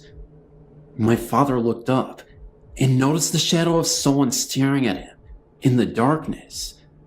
My dad at first thought it was my sister, so he raised up and asked her what was wrong. The thing laughed, and my mother screamed that it wasn't my sister because the shadow was too big to be my sister. When she screamed, my dad jumped up to turn on the lights, and it laughed again, and disappeared. From then on, my dad took what my mother said seriously. After a while, my dad was able to buy a piece of land, and we moved, and according to my mother, not a minute too soon. To this day, my mother refuses to talk about it. I didn't find out about this until years later, when I was watching TV about 15 years old or so. I saw a commercial for cat food with the same name of the thing that had haunted us for years before. I had no idea about this because my mother didn't tell me about it until afterwards. As soon as I heard the commercial and some of the cat food, I had an anxiety attack. When I told my mother what happened, she turned very pale and told me some of the story. Some history of the house after we moved out. There was a man and his daughter who moved into the house. He was a single father, so he had his mother move into the house with him to help him take care of his daughter while he worked. Within 2 years of them living there, the man went crazy and one night killed himself with a gun. The daughter and her grandmother moved out at the night of his suicide and moved away to another state. No one ever lived in the house again. It stood empty for years, and the house started falling apart. The owner had since died a long time ago, and everyone just sort of ignored the old house. My mother never told anyone of our experiences. Finally, about 6 or 7 years ago, they tore down the house in the basement and they built a community fire department on the property. That building isn't exactly where the house was. It stands about 30 or so feet from where the original house stood. Anyway, that is my story. I've had other experiences as an adult, but I will save those for another day. Thanks for listening. I live in a 2-story townhome. It was the middle of July, and it was very hot in Kansas City. I was sleeping on the couch downstairs, as the upstairs is hot in the summer months. I was sleeping, and I remember a low, heavy, dark voice saying I must help Laura, my cousin, understand. I woke up startled by the deepness of the voice. You could even say a little bit scared. My dog, which hardly ever barks, was looking into the kitchen and growling, and then slowly he started to bark. He was watching something, and when I looked in the direction he was looking, of course I couldn't see anything. The light from the outside street lamp was beaming through the window, so it was somewhat light. He started to back away and follow the presence into the den, and then to the wall that was straight across from me. He was watching something, but of course, I still couldn't see anything. But from the way I woke up, in a startled state, I was somewhat scared to move. Like an idiot, I just stayed still and watched my dog follow this presence that only he could sense. He then started to go to the door, located on the wall across from me, and which opens to my garage, growling at the door. He would back up and then move closer, and then he started to smell under the door. Still, I was too afraid to move.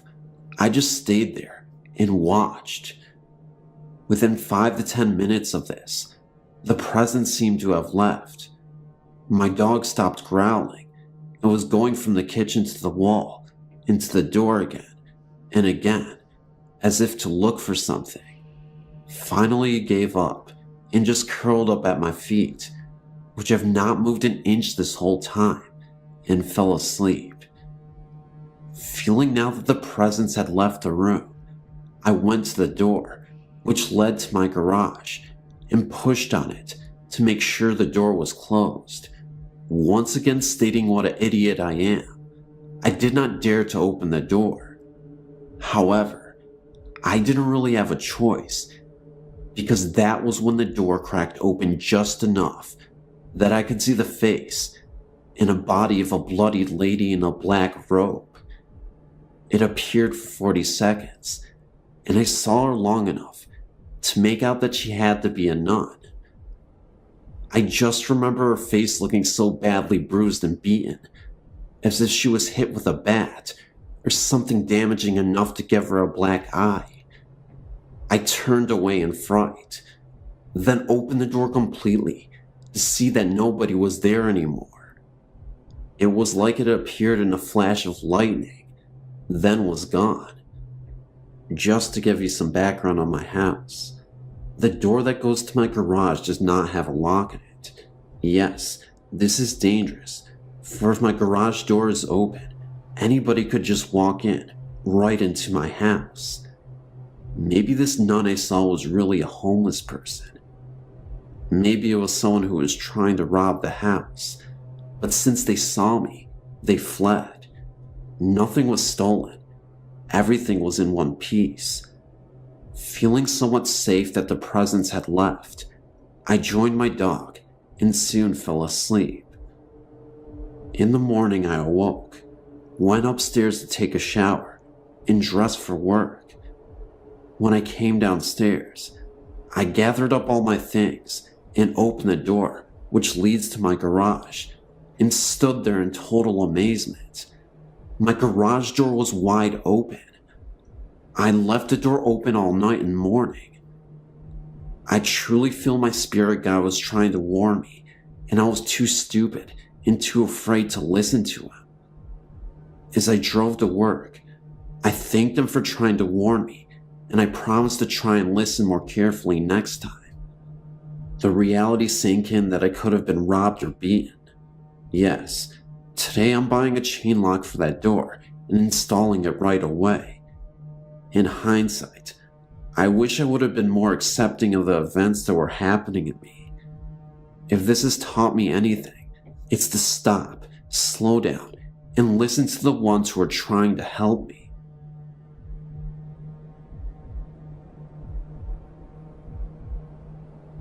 As a youngster, I was playing with my toys in the lounge, and suddenly, I had this great feeling of fright around me.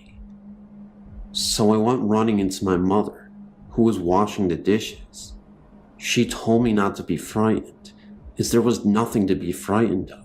So she assured me and took me back into the lounge to carry on playing. But as she walked back to carry on washing, she saw a figure standing still in the hallway. It looked as though it appeared to be a monk in a brown habit, with his face covered by his hood. All you could see was his feet, which had sandals on. My mother walked towards it, and it disappeared into my mother's bedroom. But my mother always said how I must have sensed the presence of this ghost. Another time in the same house, it was nighttime, and I couldn't sleep, so I was just looking into space when 3 squares appeared on the wall. I thought that it must have been some kind of light shining in from the window, knowing full well that no light normally shines through, as we had blinds and curtains up at the window. I kept on staring at the squares on the wall. They didn't move or anything, but I felt really frightened like in the other story. I must have fell asleep, thinking about the lights on the wall. In the morning, when I awoke, the first thing I did was get out of my bed and go straight to the wall, hoping in the back of my mind that there wouldn't be any kind of marks on the wall where the square was. But I was wrong. Where the squares were, there were deep-lined marks, like holes that were pressed into the wall, around where the shapes were. They looked almost like claw marks and definitely weren't there before. There is no logical explanation for this story, not that I can explain anyway. It was not possible for any light to come through the curtains, and there were no other kind of lights or anything on in the room or in the house. I've tried to come up with some sort of explanation, and I don't have one, and that happened about 23 years ago.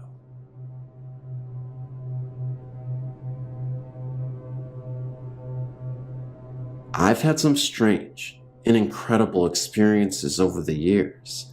Just posted one in the last batch.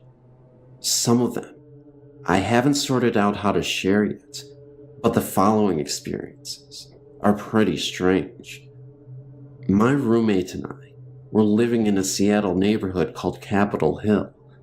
Our apartment building, the Ben Lamont, was built in 1910, and my apartment overlooked a little park area with a long retaining wall in the back. One night, I must have fallen into a deep sleep as soon as I went to bed. When I woke up the next day, I immediately told my roommate about a disturbing dream that a menacing, sinister black figure had climbed out of a hole in the ground, right against the retaining wall. He seemed full of rage and anger, and was coming closer and closer to our window and meant real harm. It was a very real, fearful thing. After hearing my dream, my roommate said she tried to wake me up soon after I went to sleep, but I was out cold. She said she heard something like a gunshot outside in the park and walked through a darkened apartment to the living room's bay window to see if she could see anything. She said she saw a man who was built like a tank, but fitting the physical description of the man in my room to a T. He appeared to be staring up at her. For whatever reason, I don't understand why she did this, considering she thought she heard a gunshot, but she shined a flashlight on him. When she did, she could no longer see him. Although she saw everything else, the trees, the ground, bushes, everything where she was standing was illuminated, but he had vanished. When she covered the light, there he was again. I guess she did this a few times until he really vanished. Very, very strange. Another time I was staying in an artist's loft in San Francisco that was in a really creepy area on Market Street and 6th. I was in bed, just starting to get that semi-lucid feeling, when I woke with a frightened gasp. The only way to describe it is a flash vision. I thought for sure my throat had been slashed with a deep, long knife from left to right, and all this blood was pouring. I remember sitting up gasping, knowing it was fatal.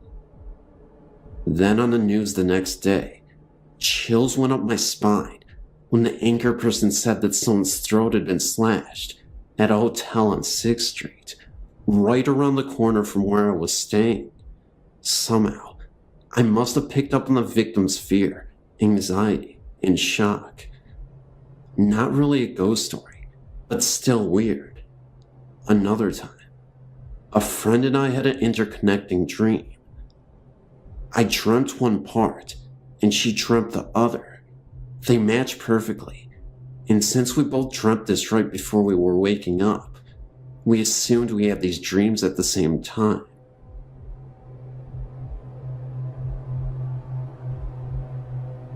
I think I was about 7 when I first started seeing things in my house and around my neighborhood. The first time I saw something was when my sister and I were sharing a room. I knew that I always felt something in the room, but I never saw anything, so I really paid no mind. Then one day, while I was sitting in my room, I looked up and saw an image by my door. I don't know exactly what it was, but I know that I was scared. Over the next couple of days, I would hear things in my room, like people walking, the doorknob would jiggle, and things would just tip over. When I talked to my mom about these things, she told me not to be scared of them, just tell them to go away.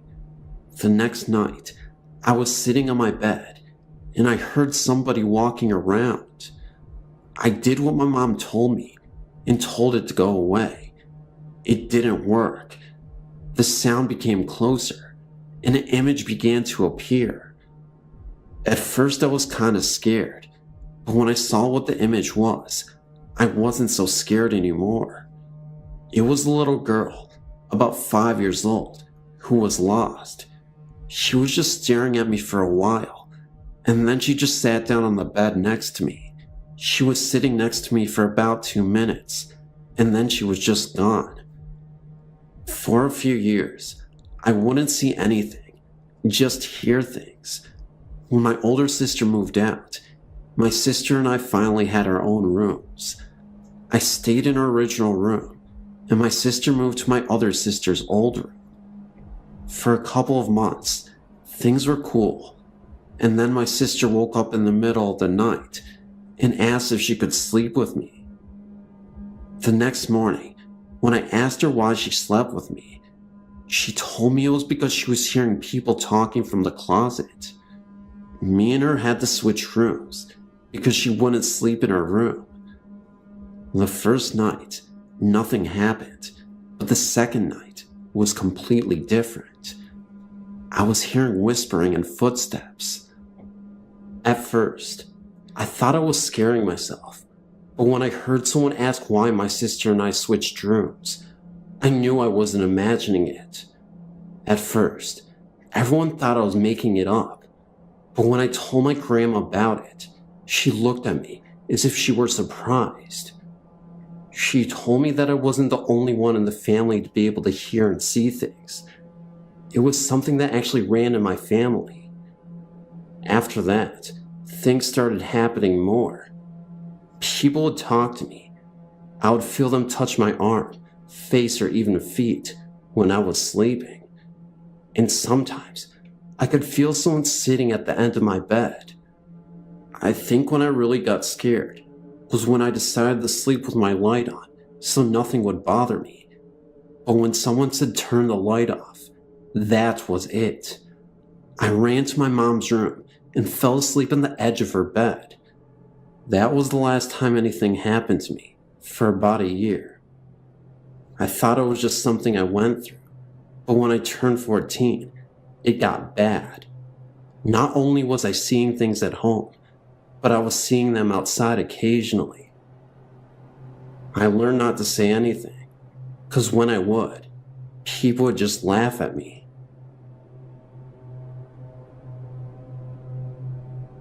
My family and I became aware of a particular area of a supposed haunting in the Jamestown, North Carolina area.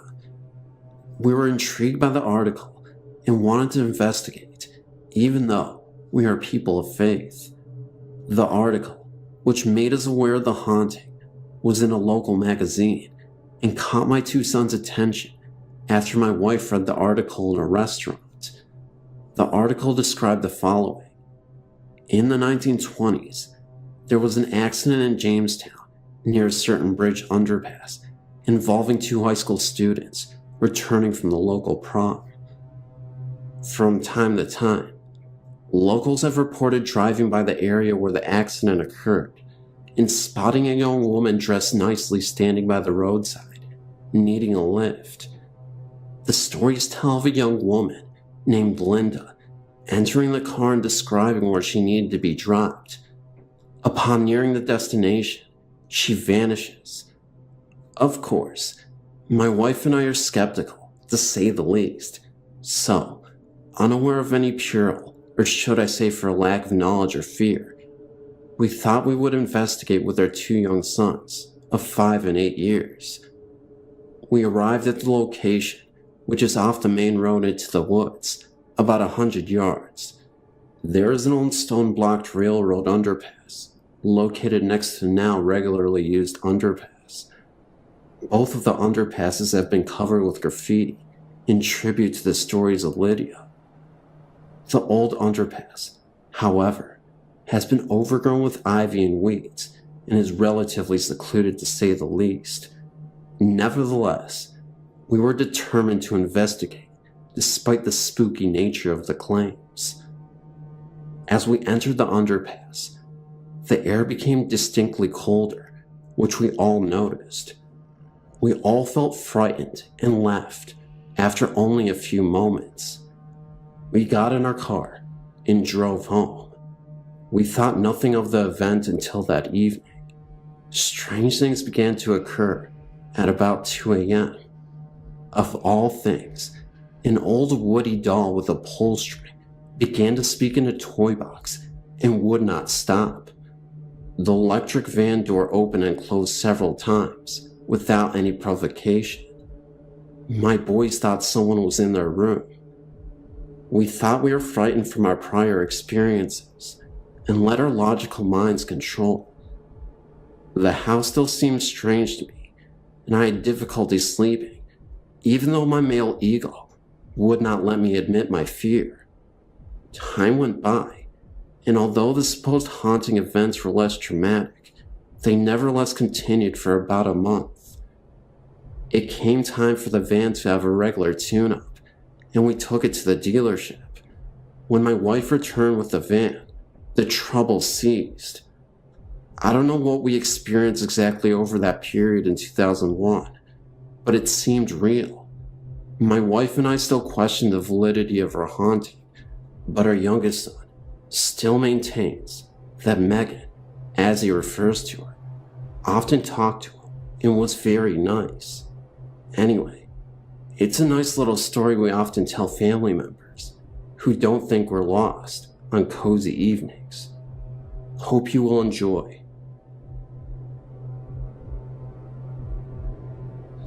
I used to work at this daycare center that only stayed in business for 2 years. The building that we worked in had many owners and many businesses, but never stayed in business for longer than 2 years. Usually, bankruptcy would follow. Anyway, I had worked there for about a year and had always been scared of the back of the building. There was a long dark corridor that always gave me the chills, and I always felt like I was being watched.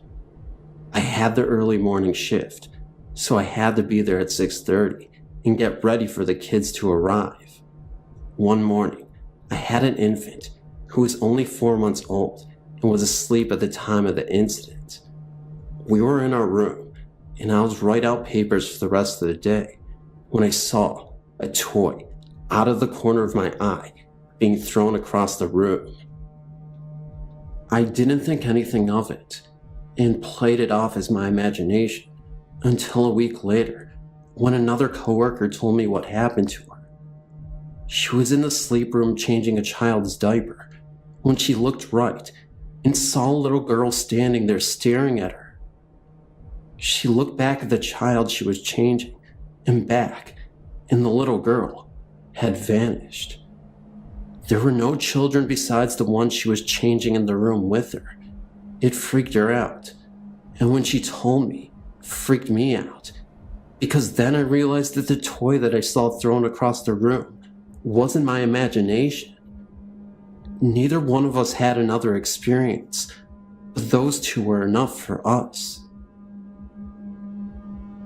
The first time I had a supernatural experience, I was asleep in my room at my parents' house. Now, I knew this house was haunted because in the middle of the night, I would hear something banging on my walls or my doors, and our dog, who slept inside, would bark on and off during one night, and the next night be completely quiet. But on this particular night, I saw an angel. I later found out that there is an old refrigerator under our house. Ask me why, and I couldn't tell you.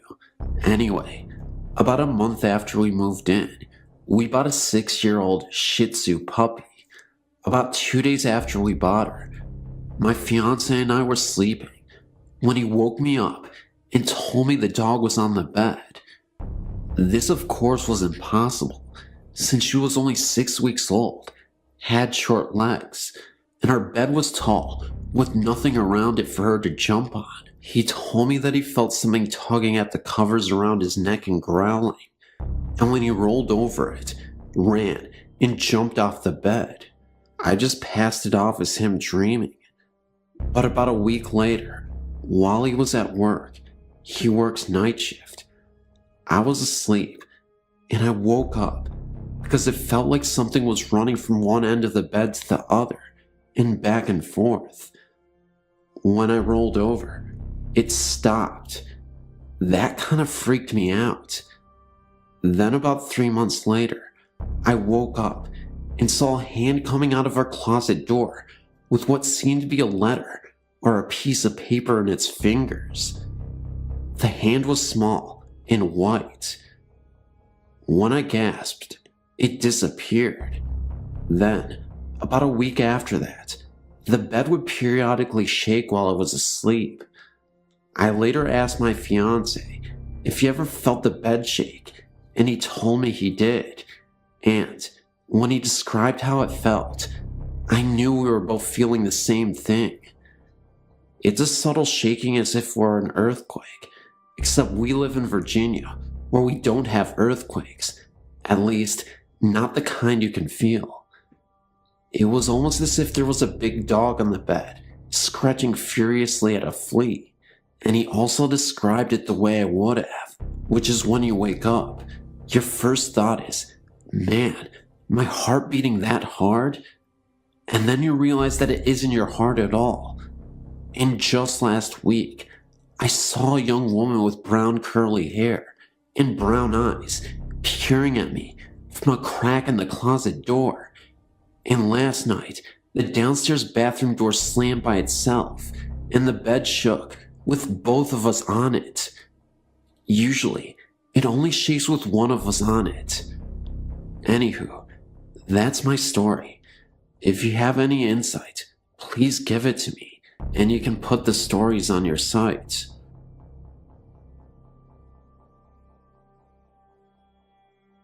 I've had the special gift of seeing those who passed on to the afterlife, often seeing those who have long departed Earth. It happens periodically, but when it happens, I have some pretty vivid and memorable experiences. This has been happening since I was 8 years old. One of the scariest ghost encounters I had was when I was 23. I was a teacher at that time, and when I first started teaching, it had gotten very late, and I was in school grading papers. I remember it started to violently storm for a few minutes before it stopped after some time. At this point, it was so quiet. I was the only one in the school at the time. I had left the classroom door open when I heard a loud banging on the school lockers right outside the door. It startled me so much, I flinched so hard. I wanted to make sure it wasn't a break-in, so I went outside in the hall to investigate. That's when I was floored. Standing all the way down the hall near the lockers was a man in blue overalls with a long beard. He was holding an umbrella in his hands and looked so deranged. He honestly looked like a homeless squatter to me. I told him not to move at all and that I'd be calling the cops, that I was armed with weapons, so if he tried anything, I'd attack, which wasn't true at all. I was bluffing, but I needed to scare him anyway. The next thing I know, the man starts charging at me full speed. I run back into the classroom I was just in, slam the door, and hide under the desk. I remember hearing the most intense scream for a second, coming from the hallway. The lights go out, and it's pitch black for a moment's time. I started to hear a couple footsteps.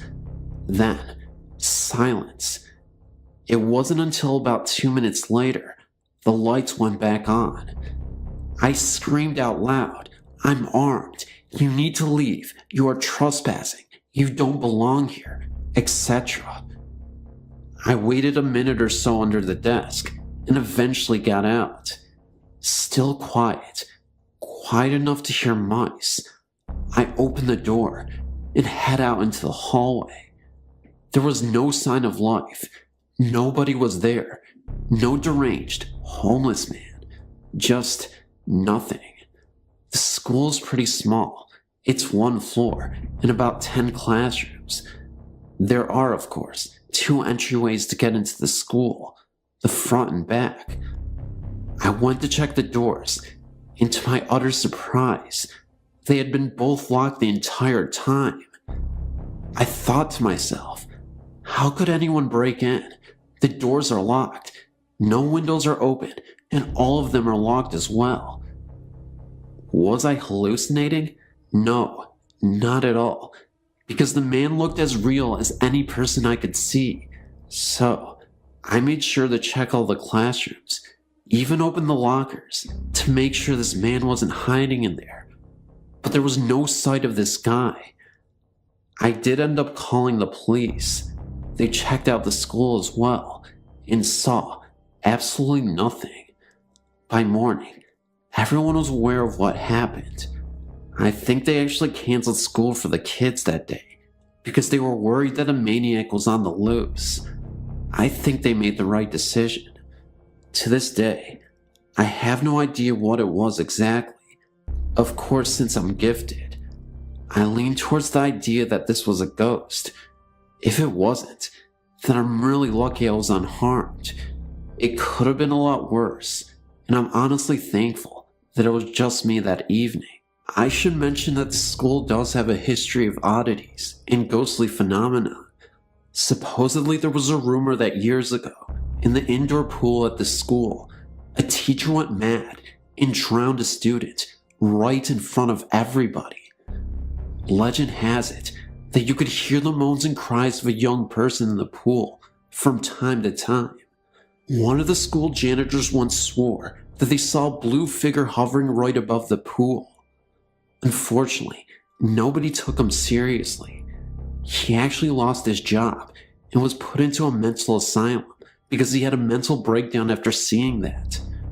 Anywho, that's my story and the surrounding rumors of this haunted school. I hope this was thoroughly entertaining. I don't work there anymore. I moved to a different state and work as a teacher currently. After what happened to me, I honestly couldn't stay. Thanks for reading.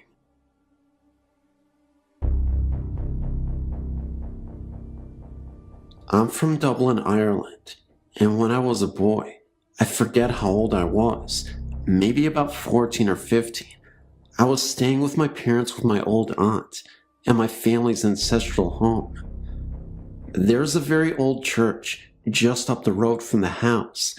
It's so close that you can take a shortcut across just one field, and you're there.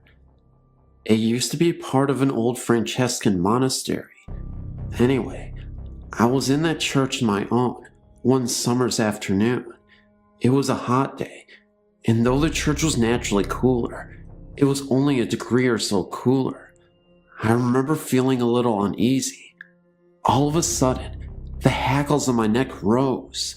I thought my little sister had followed me in, but then the temperature literally nosedived from somewhere in the high 90s to the mid 40s in a matter of seconds. I sensed that someone, or something, was watching me from the choir balcony, above and behind me. Something told me that it sure as hell wasn't human. I don't know how, but I knew.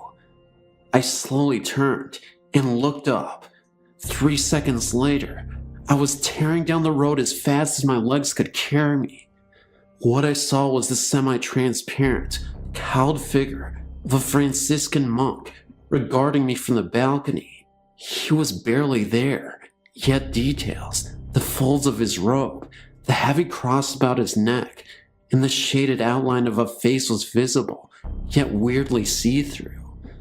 I'm now 20, and still refuse to enter that church alone. I've since asked a parish priest about it. He explained that he had seen an apparition a couple of times when he was alone in the church, but refused to comment or speculate further.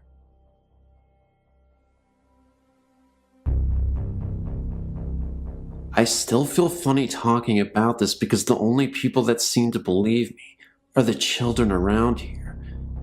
You described some of the things that have happened in your number 2 list of types of ghosts, so maybe I'm not crazy. We moved to this 120-year-old farmhouse about 4 years ago. When we first moved here, my youngest son was 3. He would ride his tricycle back and forth from the living room to the kitchen, which at the end was the basement door. He would ride his tricycle back and forth from the living room to the kitchen, which at the end was the basement door. I was doing the dishes when he turned to me and asked me to stop laughing at him. I told him I didn't see anything, so he proceeded to go to the living room and back again. When he reached the basement door, he turned to me and said, "Can you hear them, Mommy? They're laughing at me." I left it alone, but I never forgot it. As time went on, little things would happen that really got my attention, like the smell of perspiration when nobody was around. It would only last a minute or two, and it would only be in one spot of the room. I would go to other parts of the room, but could smell nothing until I went back to the original spot, and it would still be there. I would also smell it as if it were just passing by, in front of me, and then be gone. This continued for the next year, and then one day, I laid down with my son for a nap. It was about 1 in the afternoon. I would wait until he fell asleep, and then I would get up. But before I could move, our bed started shaking for no reason. It only lasted a couple minutes. After that, things happened a lot. My 8-year-old started to get smacked in the leg when he was asleep. He would always come downstairs afraid after it would happen. I started getting nudged on my leg at night, like someone was trying to wake me up. I am a very light sleeper, so I'd wake up immediately and look all around my bed in my room, but nobody was there. One night, when I was sleeping, I felt something lay across my legs. I tried to move, but it was so heavy, so I started to kick real hard and crazy, and it went away. Again, nothing was there. My son was 5 when he asked me if I could see the man's work boots standing in my dining room.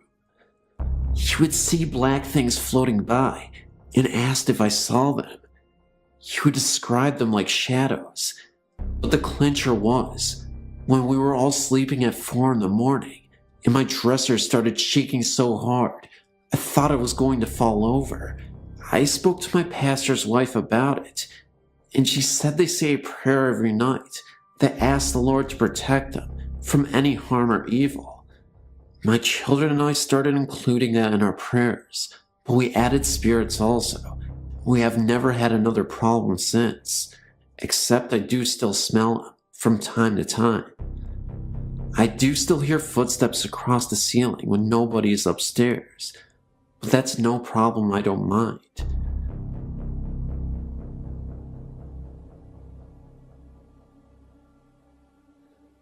My mother, brother, sister, and I moved into an old house in Cambridge, New York in 1995. They had the intentions of refinishing parts of the house to make it more modern. To give you an idea of the house, it was built in 1884, had 4 floors, which consisted of a basement, first floor, second floor, and a full attic. Above the attic there was a window's peak, and access was through the attic by a flight of stairs. Strange things started happening that everyone just brushed off the first week. Every night at 7 p.m. on the dot, the house would fill with the smell of cigar smoke. Nobody in the house smoked cigars. We could hear voices of adults upstairs and people running around. When we went up, no one was there. We heard knocking on the walls all hours of the day. People were heard whispering. It would get so intensely cold in the kitchen, and appliances would randomly turn on and off. My sister was coming down the stairs when she looked to be pushed from behind, and luckily my mother was at the bottom and saw the whole thing. My mother was never bothered at all.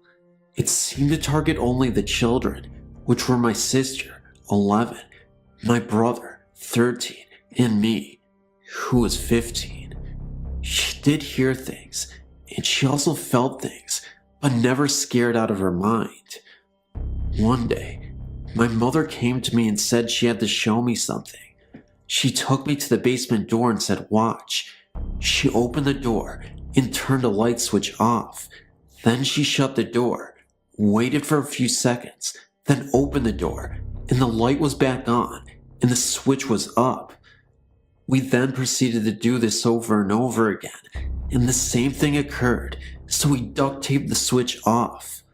We left that night to visit family friends, and when we returned, every light in the house was on, even the basement, where it looked like someone tore the duct tape from the wall. We left the light on. From then on, everyone in the house had seen shadows and felt presences. My brother was the one who saw and felt the most. One day, he was home alone and said he saw 3 men in the backyard digging by the garden. He watched them for a few moments when one of them looked up at him and all 3 of them disappeared. He said the men looked as real as he did. He woke up one morning with 3 scratch marks down the front of his chest, and he said he didn't feel it, nor did he wake up during the night. My closet doors in my bedroom one night rattled uncontrollably while I was trying to sleep. This creeped me out so bad, I refused to sleep or even go into the room. The room became a used office, and me and my sisters opted to share a room. My sister said she felt something watch her whenever she was in the bathroom, and on one occasion, she said the shower curtain whipped open. I do believe her, because she ran out of the shower screaming and straight onto the front porch. We found out that the house was part of the Underground Railroad. When research was done on the house, it was found that it was also an underground bar during Prohibition. Many people lived in that house and also passed away in the house. A woman by the name of Ann Douglas hung herself in what was my bedroom. And we also know that there was also a shooting outside of the house, around where my brother saw the 3 men. There were so many incidences, but too long to tell all of them. We lived in the house for 5 months before selling it and moving out. We have heard that people have lived there or stayed a short time before moving out. The house is currently vacant. I wonder why.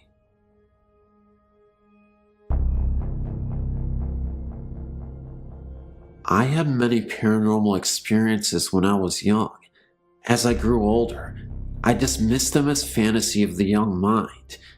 As I grew older, they became less, but 2, as an adult, stand out in my mind. One happened when I was in Germany, and the other didn't happen to me. The first time was when I was in Mittenfing, Germany. I was about 23 years old.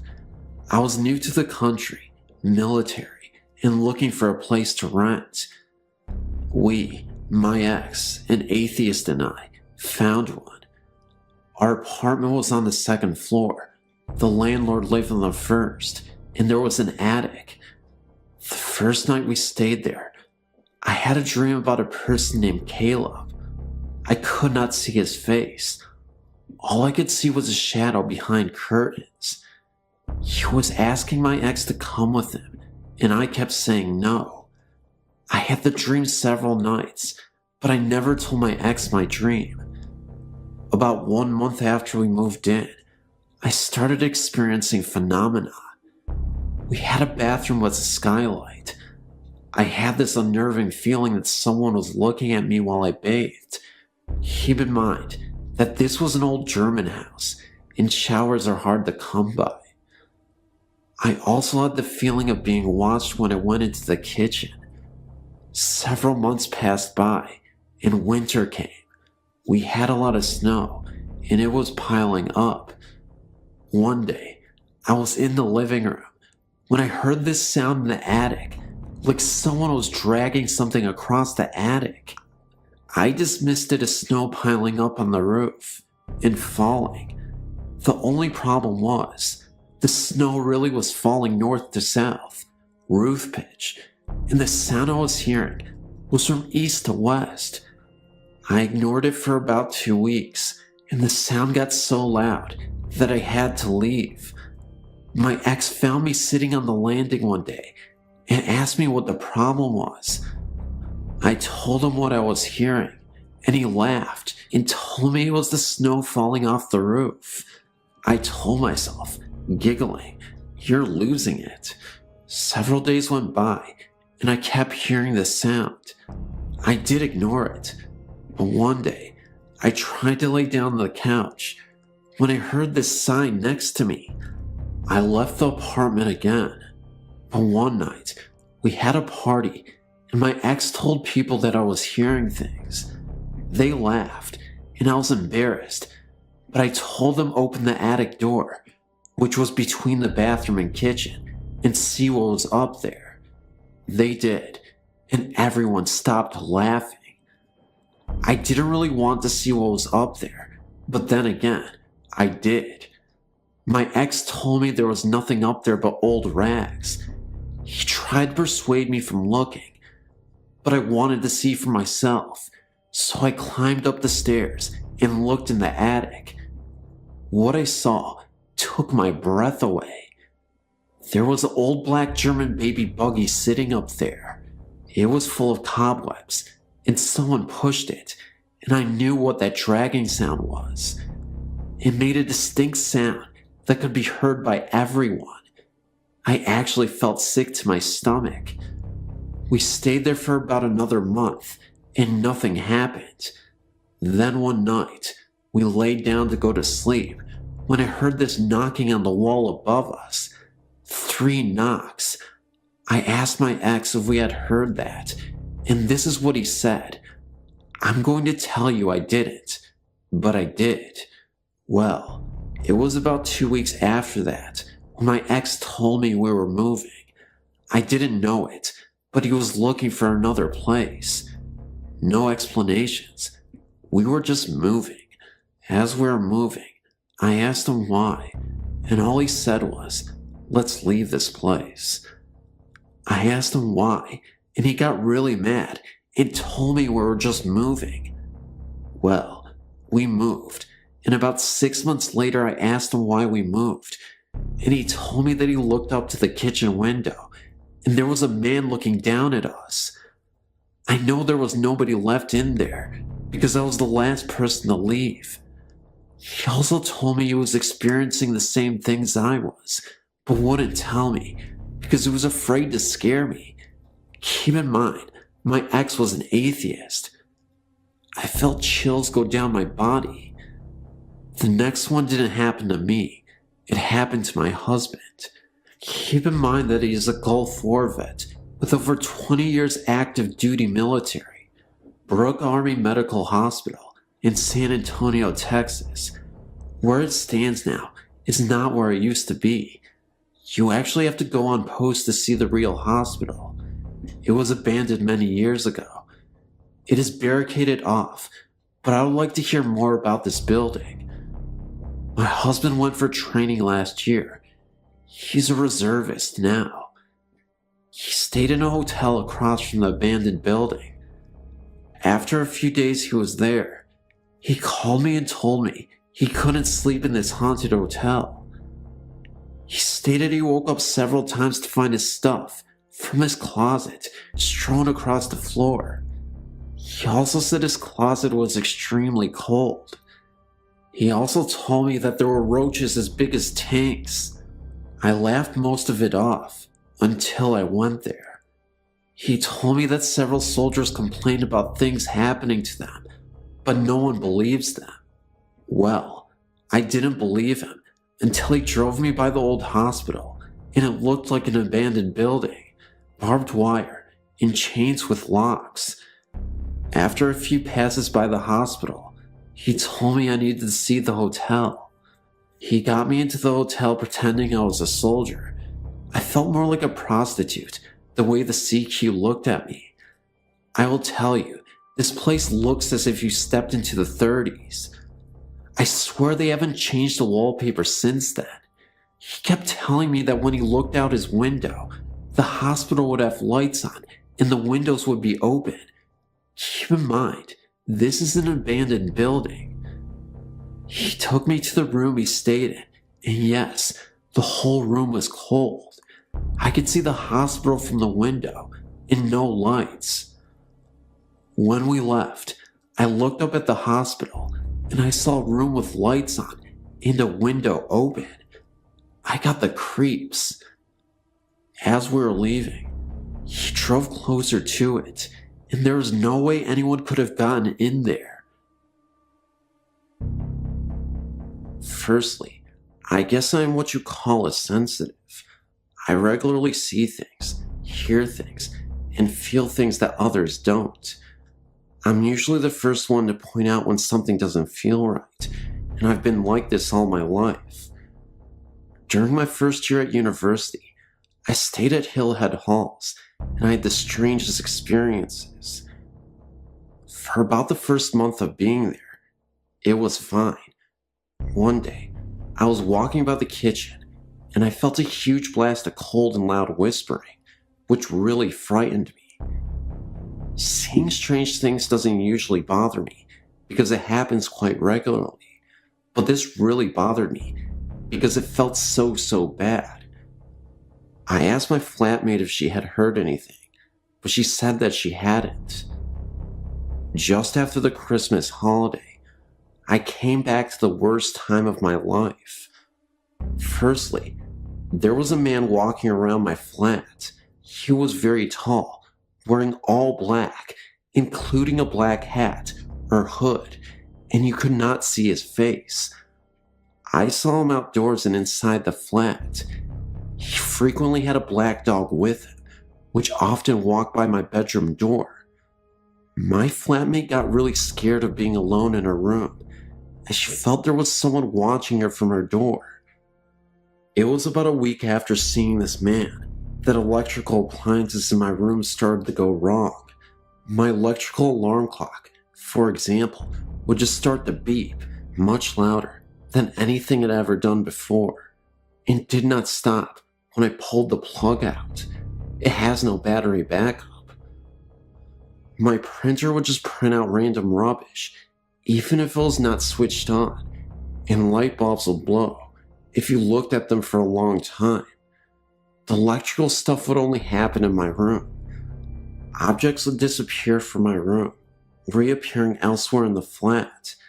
An example of this is that we lost a bread knife out in the kitchen, bearing in mind that I don't eat bread much, especially not in my bedroom. We found it on top of my wardrobe at the back, about 3 or 4 months after it got lost. At night was the worst. Me and my flatmate would drag our mattress through to my room and sleep there because we're too frightened to sleep in separate rooms. I would have the most horrendous nightmares, which I never got before and have never got since. At night there would be constant bangings, tappings, and scrapings, which sounded like they were coming from the space between the walls. I think about the worst thing that I experienced while living there was getting up one morning and walking to the window at the end of the landing and looking out at the trees that are above the river dawn. On the larger branches, there were hanged people, as in dead, with a rope around their neck, swinging in the wind. They weren't dressed in modern clothing. I wanted to run away and stop seeing it, but maybe I was too frightened because my feet wouldn't move and I found it really difficult to breathe. After this, my flatmate found staying in her room, which overlooked the river dawn, unbearable, and moved into the room next to mine. As soon as that room was locked, everything was fine, until it came to the end of the year, and she moved out. She moved out about a fortnight earlier than me, but I was spending most of my time in the flat above mine. After her moving out, I came downstairs from upstairs to find her door open and light shining through onto the landing carpet. Very bravely, I went to shut the door and switch the lights off, but just as I got there, the door slammed in my face and locked, and I heard the light switch off. I phoned my flatmate to make sure she was home, which she was. I then phoned the people from upstairs and asked them to come down, and when they got to my flat, the room wasn't locked again, but was totally empty and freezing cold. It was the summer, but you could see her breath was white. The next day when I got out of the shower, I found that the bathroom door was wide open, despite the fact that I'd locked the door and there's no way that the lock could open itself. Also, the bathroom door was very creaky, and I hadn't heard a creak. I went to my room and got dressed as quickly as possible, but I couldn't find the key to my room so I could lock up and leave. I'd left the key in the lock on the outside of the door, but it was gone. I found it in the bathroom sink. Finally, one night, I gave my key to one of the people living upstairs to go and get me a sweater for my flat, as I was too frightened to go down. This person, who was a complete skeptic, came back upstairs completely pale, sweating cold sweats, shaking, and totally out of breath. I don't know what happened, because this person won't talk about it, and has made us all promise never to bring it up in conversation. These all sound like really weird events, but I don't smoke, drink, or do any kind of drugs, and I didn't then, but I swear they are all true. I don't want to experience anything like that again as long as I live. Thanks for letting me share this with you.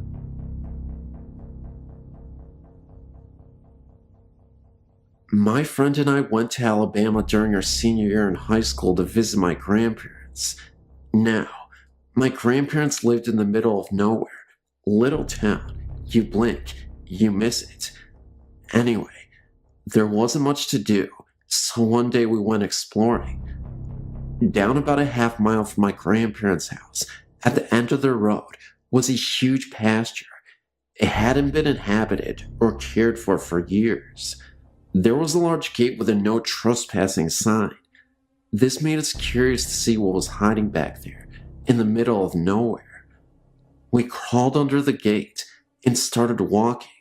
There was a gravel path and nothing else but trees, grass, and insects. We kept going for about a mile until we were in a fully wooded area. This is where the strangeness happened. First off, we stumbled across an old graveyard with only about 3 graves in it. Looked like a family. The tombstones were dated back to the early 1800s. I took photos that I can send at a later date if you'd like. Across from the graves was a waterfall. We decided to sit and take in the sight. While sitting there, we heard horse hooves galloping closely. We turned and saw nothing.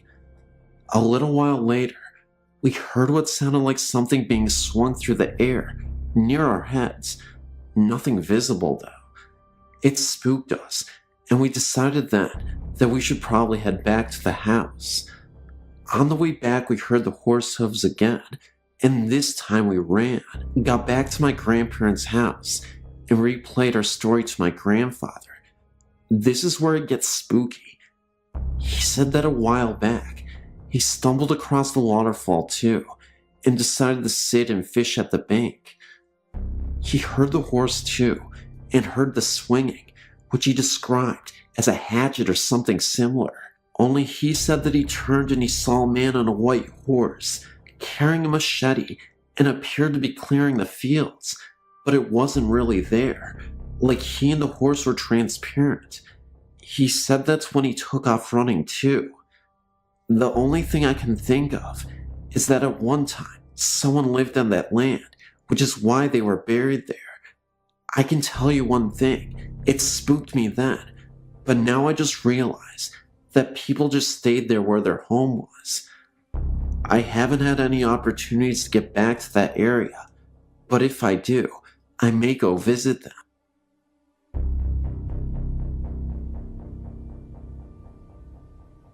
I moved to Indiana in 1986. I befriended a woman who sold real estate and said she knew of this huge house that was for rent in a small town called Lamb, Indiana. It sits directly across the river from Carrollton, Kentucky, and is halfway between Vevey and Madison, Indiana. The house was absolutely fabulous, made of stone and built circa 1800. It is told that the Native Americans taught a white man how to build the house. It became part of the Underground Railroad during the Civil War. There was a tunnel built from the Ohio River up to the basement wall, where they had knocked a hole in the wall for slaves to enter. My story starts in the fall of 1987 when my mother, my dog, and I were on the first floor in the living room watching television. My little dog ran upstairs and was running around in circles. I could hear little toenails on the wooden planks. I felt a cold chill, like a burst of cold air, and became puzzled by it. There were no doors or windows open in the house. It was cold out, and we had built a fire in the wood stove. I went up to check on my little dog to see what she was doing, and there it was. My room had a door that led out to nothing. I assumed there was a balcony at one time, but at this time, there was no evidence of one, so the door stayed shut and locked. When I had gone upstairs, I noticed the air was more frigid, and it seemed windy. I went to my room and the door was standing open, and it looked as though a small child had breathed on the window of the door and wrote Amy's room on the window. I think the most interesting experience in this house also happened to be the most terrifying. One night, I'd been sleeping in bed with the door open when I was awakened by what I thought was my dad. I remember the door squeaked open slowly, and I heard a whisper. I couldn't hear it too clearly. All I knew was that it was some sort of talking. That's when I started to open my eyes slowly and saw what appeared to be a nun with an axe on her head, kneeling down and praying in front of my bed. I screamed. My parents rushed into the room, and I told them I saw something. My dad did his best to reassure me that everything was okay, and after I explained what had happened to me, I feel like he was just as creeped out as I was, even though he tried not to show it. Well, that even frightened my dad, to the point at which he told me he couldn't sleep the rest of the night. I ended up falling asleep, and my dad stayed up. He told me he went to the bathroom and turned on the light, when all of a sudden, it went out. Needing to use the bathroom, he grabbed one of the flashlights we had. When he shined the flashlights towards the mirror to wash his hands, he looked at the mirror for a second, only to notice an old man's face right behind him. He only saw this for a few seconds, but he couldn't forget the man's face. He had 3 large gashes on the side of his face, like he had been mauled by a tiger. Claw marks. He was a balding man, with gray hair only on the side of his face, and he looked about 70s. Of course, when the bathroom light came on, there was nothing there anymore. The basement had some creepy occurrences as well. You would hear a very young voice, often singing softly, not super loud, in fact, very faint, but a voice was there. When you'd get downstairs and into the basement, you wouldn't hear it anymore, but it was always something you heard whenever you were in other parts of the house. About a year or so later, we had some family staying with us for the weekend, and my cousin set up a large tape recorder in the basement to see if there were any noises. My little nieces and 3 friends bedded down in the living room by the wood stove to stay warm, and we all went to bed. The next morning, one of the little girls thanked my dad for stocking the fire that night because it was getting kind of chilly. My dad hadn't been downstairs all night. My cousin went down to the basement to get the tape recorder, reel to reel by the way, brought it back upstairs, and played it back to us. You could vividly hear a little girl say "Mommy." My family lived in that house for almost 15 years.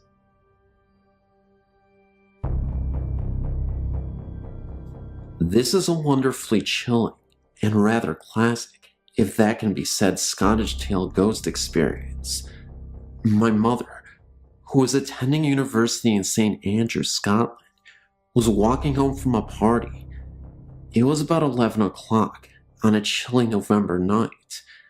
It should be noted beforehand that St. Andrews was, centuries ago, the religious capital of Scotland, and the ruins of the great cathedral still stand in the middle of the town. Anyhow, she decided to take a shortcut to the dorms. Instead of taking the road, she began to make her way through the soccer pitches.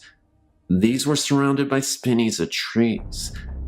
As she crossed the fields, she noticed what appeared to be 3 policemen at the road at the end of the pitch, where she was heading.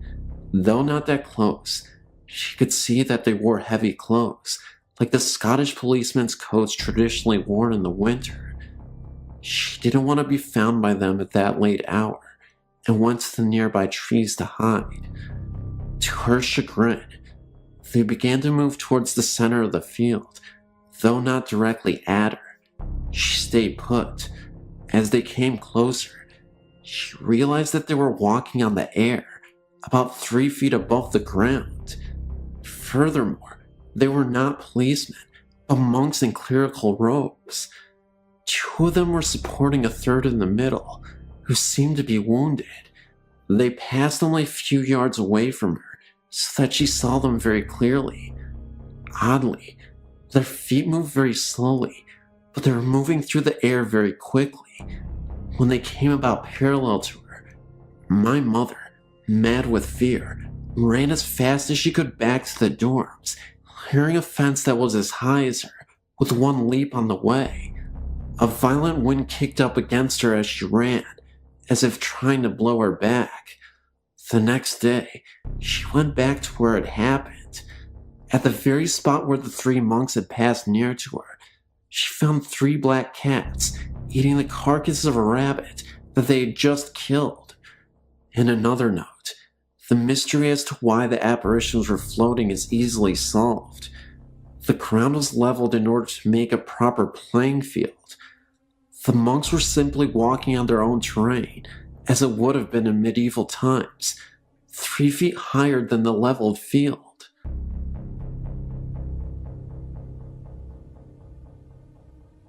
My family has had many paranormal experiences. When my mother was a child, they purchased a house near Martins Ferry, Ohio, that had some strange occurrences there. My uncle was in his room asleep, and woke up in the middle of the night to find an old woman in a rocking chair sitting in the corner of his room. He said she told him to get out of her house. My uncle was so frightened, he literally dragged his mattress into my mother's room and refused to ever sleep in his room again. My mother-in-law also saw the woman and can vouch that she was real.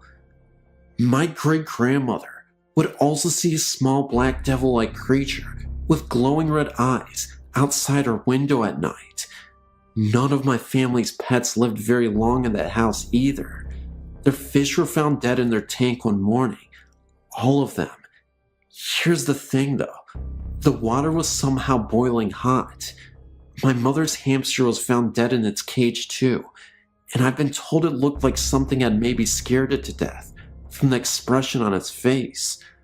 Also, every night, my grandmother would dream that the house was on fire and they couldn't get out. After living in the house for 6 months, they moved out.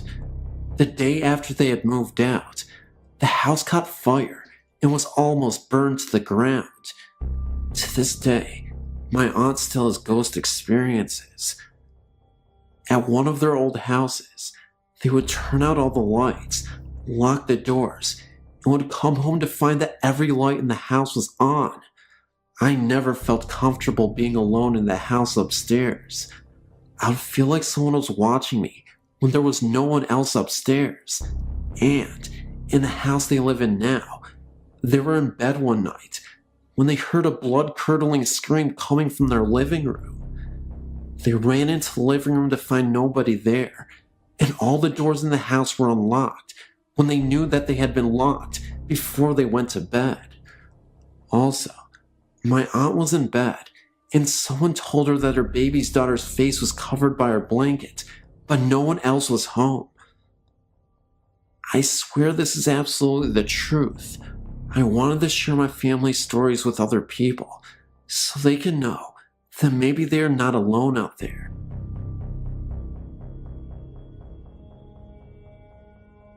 Hello, my name is Naomi, and I've had several paranormal stories to share. Ever since I was young, I've always been terrified of the paranormal, and I have had terrifying, vivid dreams. As a child, I would frequently awake to see a dark, shadowy figure standing by the doorframe of my bedroom. I would feel a presence behind me when I would walk upstairs at night. At a slightly older age, I dismissed the possibility of ghosts because I figured it was impossible, but later I had a change of heart when I went to this haunted yard. I'd heard many stories about a small yard where strange things had occurred. One night, I thought it might be interesting to go take a look at it and see what all the fuss was about. The yard is almost impossible to find, totally surrounded by trees. If you are able to find it, go there in winter. The snow is always perfect, not a single flaw. If it's a windy night, there will be no wind within the yard. The freaky part about it is that there is an old building which used to be an insane asylum, now abandoned. It's boarded up, but one night we opened it up, and we heard a faint barking of dogs from within, but there were no dogs anywhere nearby. Next to it, there is a small trailer. No one lives in the trailer, but a light and the TV are always on. There is an old swing on the yard. If you watch it for long enough, it will begin to swing slightly. The strangest part is that there are 2 old Native American tombstones. Every time you go back, they've been redug and moved to another location on the yard. I'm not sure if any of this is ghost related, but it certainly is freaky. An incident happened to me this evening as well. I was walking with some of my friends along the railroad tracks in my town. On the street next to the tracks, 100 years ago, there was a man who went insane, killed his family, and was hanged in the courtyard. Anyway, tonight, as we were walking, we all of a sudden simultaneously stopped and looked at each other terrified. We all felt a strange presence brushing against our backs. Later, we were sharing stories about screams people frequently hear coming back from the park. We decided to sit out on the deck of my friend's house, who lives right by the park. We were just sitting around, talking, when we hear the scream of a little girl, as if she was being murdered, coming from across the park. We randomly ran inside. Once inside, we began to share ghost stories. One of my friends believes his house is haunted. He always feels things in his room when he is sleeping. With one particular experience, back in winter, he would wake up in the morning with claw marks in his shirts and slight scratches on his back. This happened about 6 times. Another time, he woke up and all of his blankets were totally flipped upside down, but looked as though they had been untouched. He talked to his grandmother about it because she is able to communicate with the dead, and she visited their house and told the spirits to leave. Since then, there have been no strange occurrences.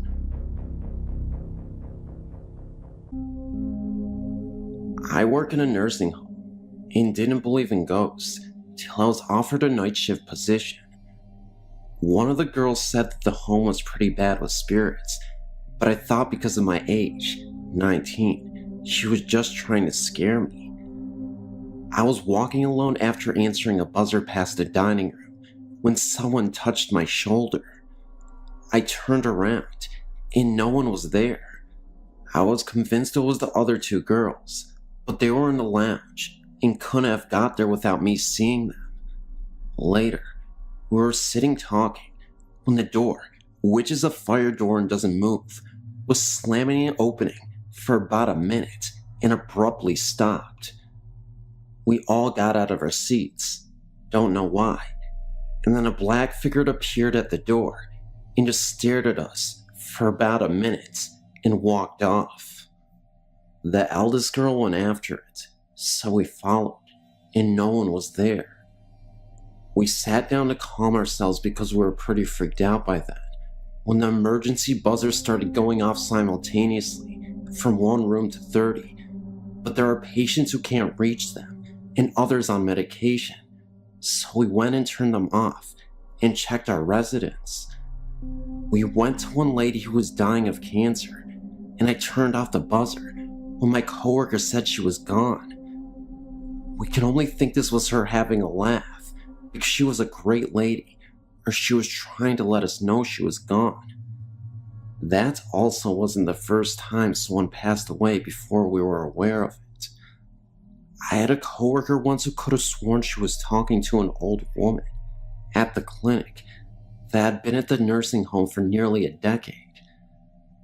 This coworker had gone on vacation, and this was her first day back. There was a figure laying in bed, in a room alone.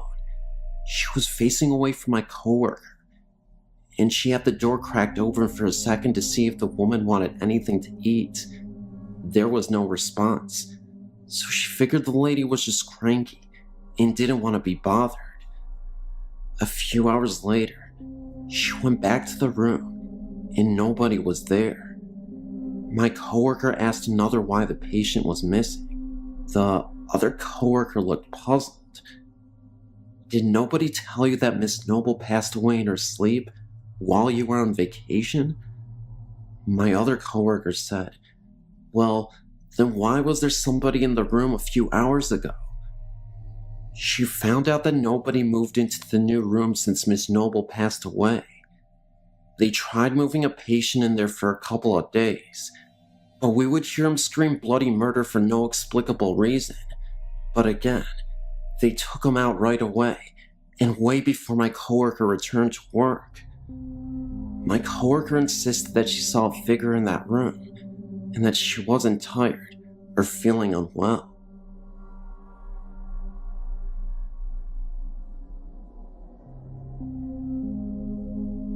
This might end up kind of being long, since I'm going to try to cover a lot of what I experienced in my life. I will start with the first thing that I remember. I was about 4 or 5 years old. I was sitting in my bedroom getting some coloring books. It was summer, and the window was open. I heard this noise, and at first, I couldn't tell where it was coming from. I looked towards the window, and the sound faded. It sounded sort of like a lawnmower. Well, I went back to what I was doing, and the noise just got louder. I realized the noise wasn't coming from my window, but from the other side of my room, where the closet was. I looked over and saw this black orb hovering over the molding of the closet. It was moving in this swaying motion, and the noise I was hearing came from the black orb. I screamed and curled up into a ball. I continued to scream until my mom reached my bedroom. She looked terrified and kept asking me what was wrong. Well, my little brain could only assume it was a black bee, which she didn't find amusing. She said she thought someone was trying to kill me because of how I was screaming. From that point on, I read everything I could get my hands on about ghosts. Nothing happened for many years after the first incident. My father was in the military, and we moved from Atlanta to Minot, North Dakota, my sophomore year of high school. I'm not going to get into everything that happened down there, since it was a daily occurrence down there, no matter where in town I was. In brief, let's just say the blacker than black negative things. Everywhere. Luckily, the people that I normally hang out with saw them too, so I didn't feel like I was going crazy. They ranged in height from being 1 foot to over 7 feet. There was one we nicknamed Split Toes. Keep in mind, there were more than one of them. I lived in Minot for just under 1 year, and I'll never step foot there again. On top of the shadows, there were many other things that happened, ranging from smells to noises to the absolute feel of being chased, the fear. My sister even saw them, though it traumatized her so badly she shut down and now says she didn't. Now I know this sounds crazy, but I know there are other people out there that have experienced these things. I know that what happened down there was not an overactive imagination. We all from time to time will wake up with cuts we couldn't explain, or have them appear out of nowhere, sometimes singular, sometimes looking like a tiny clawed hand had hit us, and rarely bite marks. We were told by a friend's mother to wear sage and little leather bags for protection. I still wear one, even though I'm back in Alaska. After Minot, things slowed down a lot. I had a few more experiences with the shadows. After a while, I had enough, though. I yelled at them and told them if they agreed to leave me alone, I would pretend they didn't exist, and it has been pretty much quiet ever since. The last time I had an experience like that was out in Cooper Landing, Alaska, just a few years ago. I left Minot almost 8 years ago. My friend invited me and a few other people to her parents' cabin for the night. We drove out there from Anchorage at around 8 p.m. in the winter. I don't know if you're familiar with Alaska seasons and such, but in the winter, it's hardly ever light out. Maybe a couple hours a day during the time period we went out there. So anyways, we drive out to Cooper Landing in the dark on really icy roads. We finally get out there. And at first sight, this place made me nervous. I was determined to have a good time, so I forgot my initial feeling on the cabin. The night went well. The cabin was set up in a very open layout. There was a wall that went halfway across in the middle of the cabin, with the living room on one side and 3 sets of bunk beds on the other. Come to find out, it used to be her grandmother's cabin before she died. Well, we all decided to go to sleep. My friend and her boyfriend pulled out the futon in the living room and went to sleep. Me and my boyfriend were lying on the bunk bed, where we could look into the side of the cabin where the living room was. We were just talking, and then all of a sudden, we started to hear this noise. It started by the living room, but outside, and worked its way around the cabin. But the noise would continue to come from everywhere it had already been. It was sort of like wailing. It reminded me of what a banshee might sound like. I was really freaking out and asking my boyfriend what the hell that was. He said it was a ghost crying. I looked out to where the living room was, and this thing started to appear, starting at the top and kind of whirlwinding down. My boyfriend saw it and leapt to the bunk bed directly across and was freaking out. I started demanding he go and turn the light on. It wouldn't stop until he did. Finally he did, and the thing disappeared. My friend woke up and told us things like that always happen out there, and we just needed to get used to it. I was really upset she didn't tell me. Neither me or my boyfriend could sleep till it got light outside.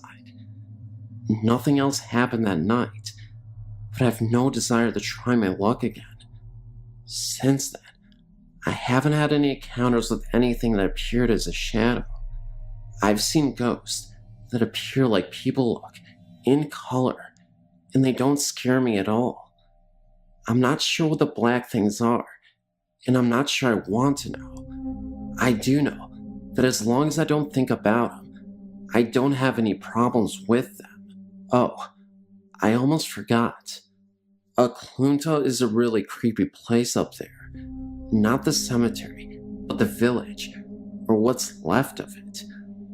I only got to spend about 15 minutes out there, but that was more than enough to feel it out. Very bad vibes out there. And as we were leaving, I saw something back in the trees. As soon as I looked at it, it darted behind a tree. It was dark out, so I didn't know what it was, but it didn't look like a person. And when we were driving back to Anchorage, on the outbound side of the highway there was an accident, and this huge bull moose was on the side of the road dead. but none of the vehicles looked like they had hit it. A moose hitting your car would crumple it like a soda can. Well, that's all I have for this morning. Maybe sometime I'll go more in depth about my experience in Mano, but not yet. I don't like talking about it when it's dark outside.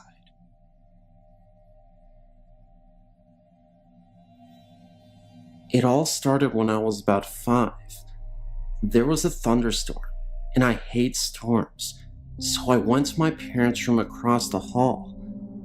After the storm was over, I decided to go back to my room. When I got to the doorway, I saw 2 figures sitting in 2 of my chairs. I had a little table and tea set in the middle of my room, and they were just sitting there. One of them was facing me, and it looked like a pitch black shadow. The other had its back to me. I wasn't sure if it was real, so I blinked my eyes very tight multiple times. The one whose back was facing me slowly turned around to look at me.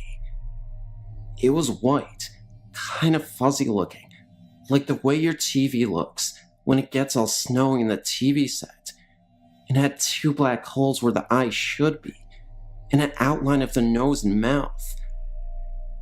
I think the best way to call it is a static man. I got scared and ran and told my father what I saw.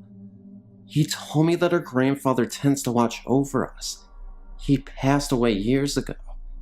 He even said he saw this dark shadow hovering over his bed one night, although it was pretty dark, so we could barely make out anything.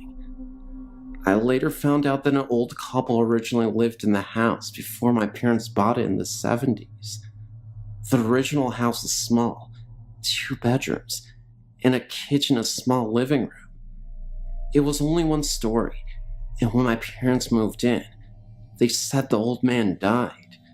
They heard voices a few times, but didn't think anything of it. Then, when me and my brothers were born, they built a basement and 2nd story where the bedrooms are.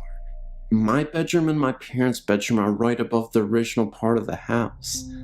My room used to be the attic until we built the upstairs. I think the ghosts were my grandfather and the old man, but I keep seeing the same ghosts when I go places. I'm never scared though.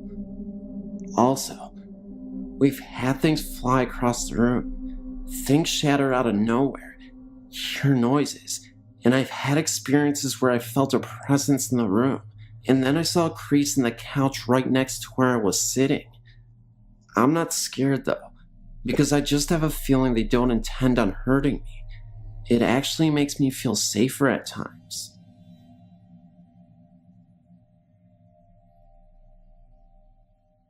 Hi, I've enjoyed your website and wish to share one of my experiences. This is all true, and if you have any comments about ghosts or questions, please feel free to email me, as I'd like to know what it might have been. When I was 12 or so, I had a strange experience. I was playing with my friend in the woods near the Quibbin Aqueduct. This is in Wayland, Massachusetts. We had to take our neighbor's police dog on our adventure, looking for the Indian artifacts. On a hill that was gravelly, I found what I believed to be an arrowhead. After showing it to my friend, I stuffed it into my pants pocket and moved to a new spot with the dog. He began to whine towards some bushes about 20 feet away. I looked in the direction the dog was looking and saw nothing. Figuring it was a rabbit or squirrel, I let the dog off his leash. He began barking and ran into the bushes. My friend joined me, and we called the dog back. He came right away, being well trained. He sat looking from us to the woods and panting. We put his leash back on, and both my friend and I had the feeling of being watched.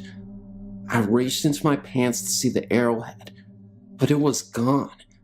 I checked the other pockets. Nothing. Then we decided to go home. Both of us creeped out. On our way back, The dog stopped at a tree and looked up, and at least 30 feet up, we saw a piece of bloody fur stuck to the tree. We ran back to the neighbors and returned the dog, not wanting to get laughed at. We didn't tell him about the fur.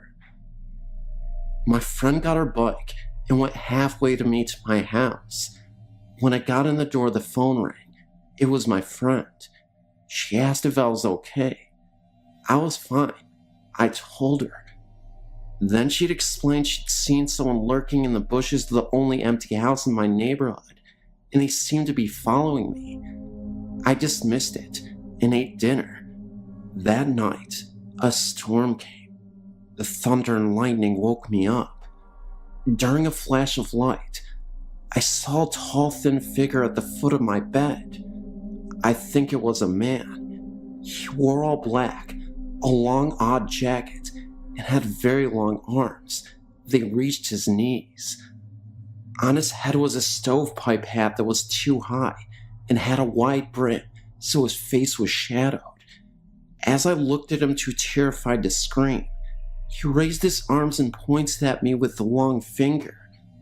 Another flash of light, and he was gone. In the morning at school before homeroom, I asked my friend to describe the person she had seen the day before in the bushes. She said he was thin and had a weird hat like Lincoln wore. Of course, I was freaked out. I don't know how much later, maybe a month or more, I was doing homework on my bed and heard scuffling in my closet. Thinking it was the cat, I opened the door to scoot him out. The cat was not there, but the clothes were swaying side by side. I closed the door and left my room. The next and last time I saw the ghost was at summer camp. I had been put into a room alone, having had a panic attack over an incident in which I had a dream come true. I dreamt a kid got run over by a van, and a storm came and a cabin was hit by lightning, and kids burnt up. That day, we were teamed up and competing for ribbons. One event was the van pull. A team of kids were pulling a van. A kid fell under, and the van went over him. He was unhurt, but the license plate made a dirty mark on his back. I got scared, and then it began raining very hard. Everyone headed to their cabins. It began to lightning, and I lost my mind. I'd confided my dream to my friend that morning, and as she tried to tell the counselor, I was crying and trying to warn the people about the fire I believed to be about to happen. The counselor locked me in a room, alone.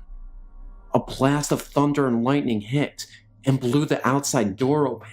Rain poured in, and in the storm stood my ghost looking in at me. I screamed and slammed the door shut. Luckily, fire never happened. I never saw the ghost again.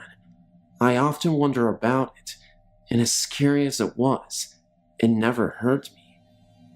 Please note, I know the story sounds far-fetched, but it isn't. This really happened.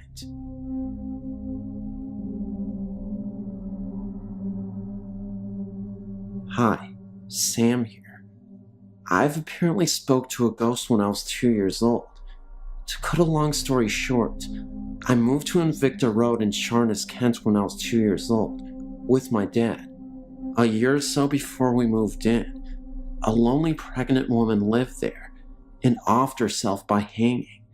Because of the pregnancy in the back room, no one lived there till my dad and I. I slept in the back bedroom. My dad told me that he would often hear me talking to someone at nights in my room. My dad asked me who I was talking to. I said it was the gray lady who sits at the end of my bed. My dad then met my stepmom, and she moved in with us. At nights, sometimes my stepmom and I would sit alone, and she'd hear walking around upstairs and things being moved about. It was so bad, one night, that she went over to her parents' house to get them. They brought their dog over. The dog started growling and barking for no reason. my dad moved me out of the back bedroom to another bedroom when I started to get upset and not sleepiness. Dreams and anxiety are my main feelings I get. I can't walk through a graveyard without getting anxiety, and I also smell a really musty smell that no one else seems to notice. It's so intoxicating that it makes me feel like I'm suffocating, and it makes me feel sick. Sometimes it makes me wonder whether I still have this woman following me. I was recently staying at a youth hostel in Cornwall, England. The manager warned me jovially when I arrived that there were 3 ghosts in the hostel, all linked to different areas in the building. He added with a mischievous grin that one of them had a particular dislike for the new computer that had been installed and seemed to keep switching it off.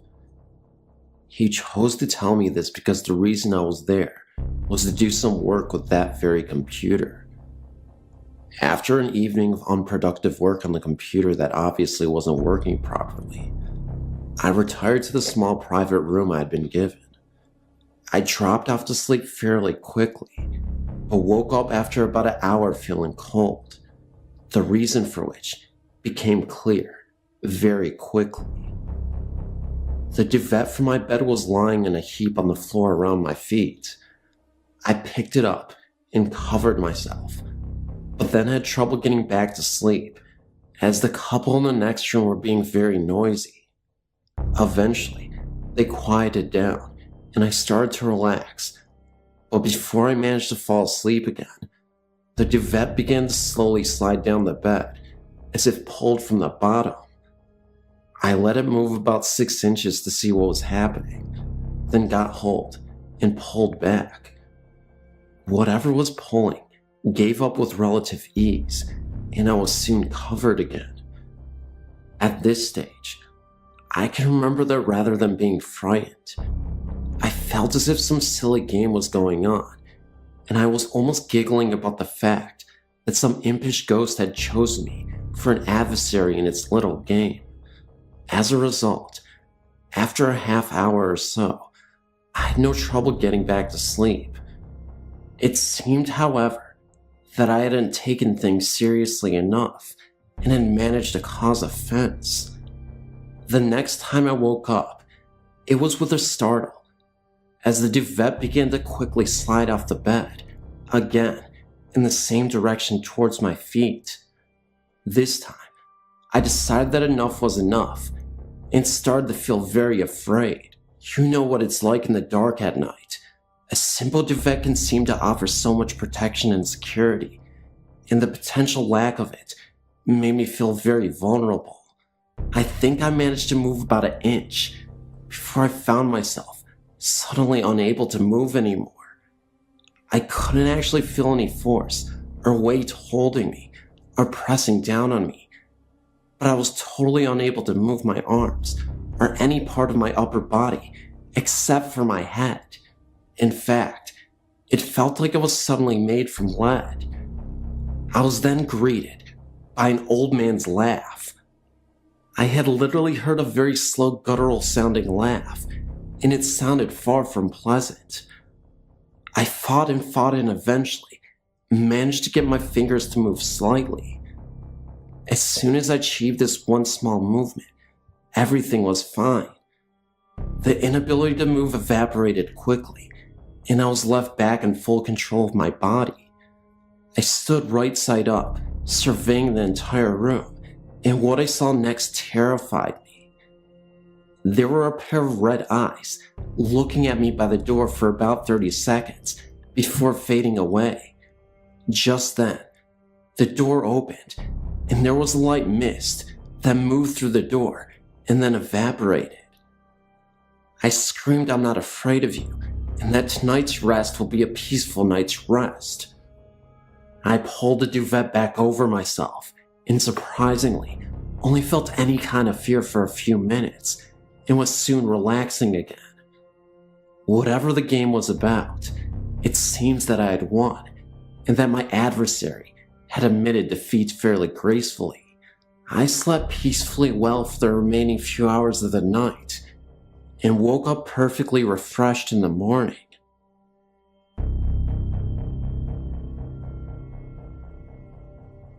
Since I was a little girl, my sisters and I have had frightening experiences with spirits. When I was 6, my family and I moved to a fairly new house, only 8 years old at the time, in West Texas. As far back as I can remember, we had strange things going on in that house. First off, at night, if you were to go through the hallway to get to my parents' room, you would always hear what sounded like a TV. You could hear voices and sometimes music. Most of the time, my parents' TV was off. If you left the room and stood in the hallway again, the sounds would be gone. Secondly, when I would try to go to sleep at night, I would always have that classic someone's watching me feeling. I always blamed it on me being a young child. The house was a very scary place to be at night. Wherever you went, someone was watching you. Friends who have spent the night rarely stayed twice. The areas of the house that scared everyone the worst were the hallway to my parents' room and my older sister's closet. The closet always had a feeling of hate radiating from it. I tried to spend a night in there with my scared sister, and it didn't last.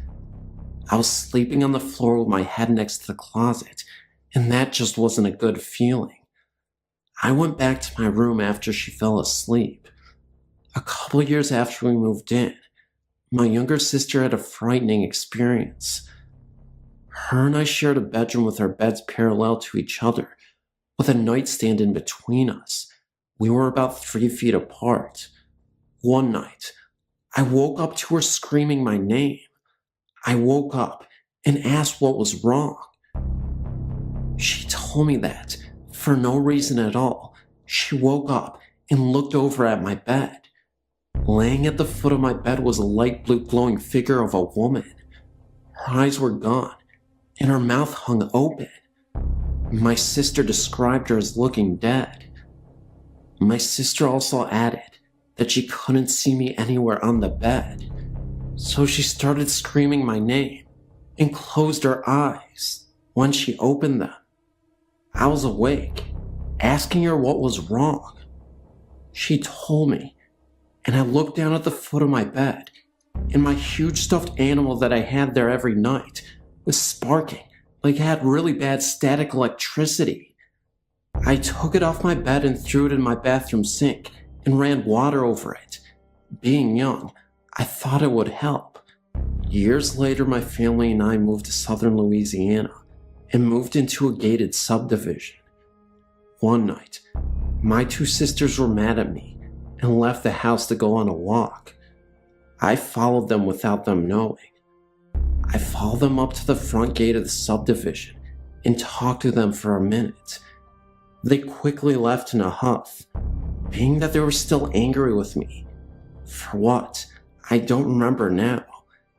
I stayed by the gate for a couple of minutes afterwards, and then decided to run to the end of the main street and hide behind some bushes that faced the gate.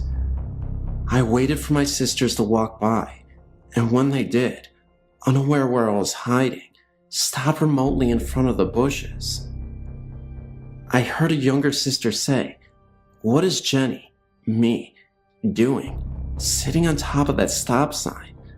The stop sign is located next to the gate. After that, they walked on. I was a bit confused and was about to chase after them, but then, through the leaves, I saw a shadow of someone running past the bushes I was behind. I could also hear the sound of footsteps. I stood up quickly to see who was there.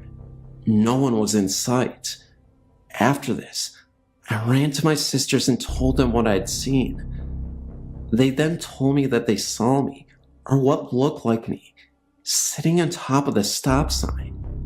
They said I had a very angry, disfiguring grin.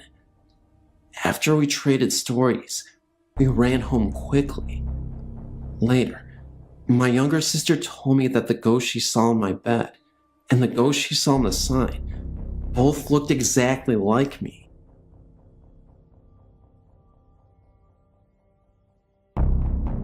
It all began around the 1st of June this very year.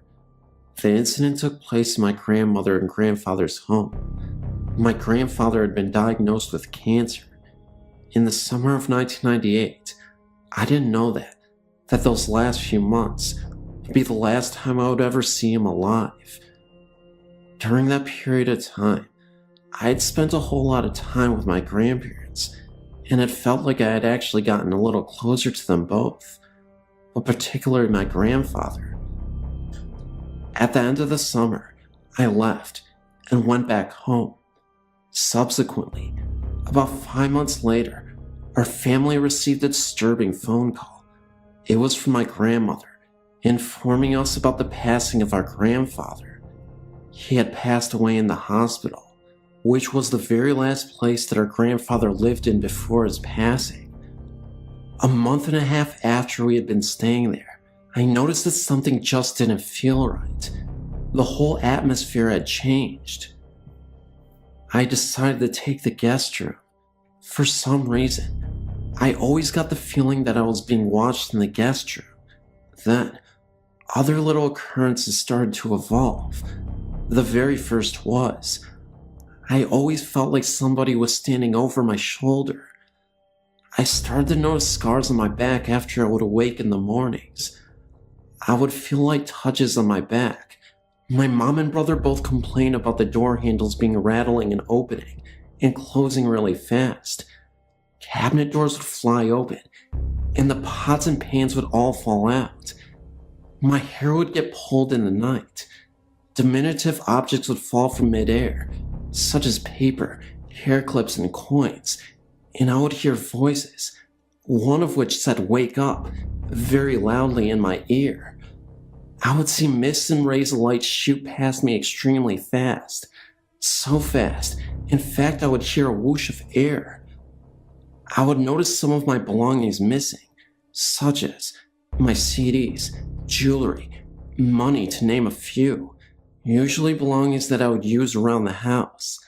I would feel my bed move, as if someone were to bump into it during the night, flickering lights, and last, but certainly not least, since animals can sometimes see things humans cannot see, my cat would turn her head really fast and just stare at something, which I would not be able to see for a significant amount of time.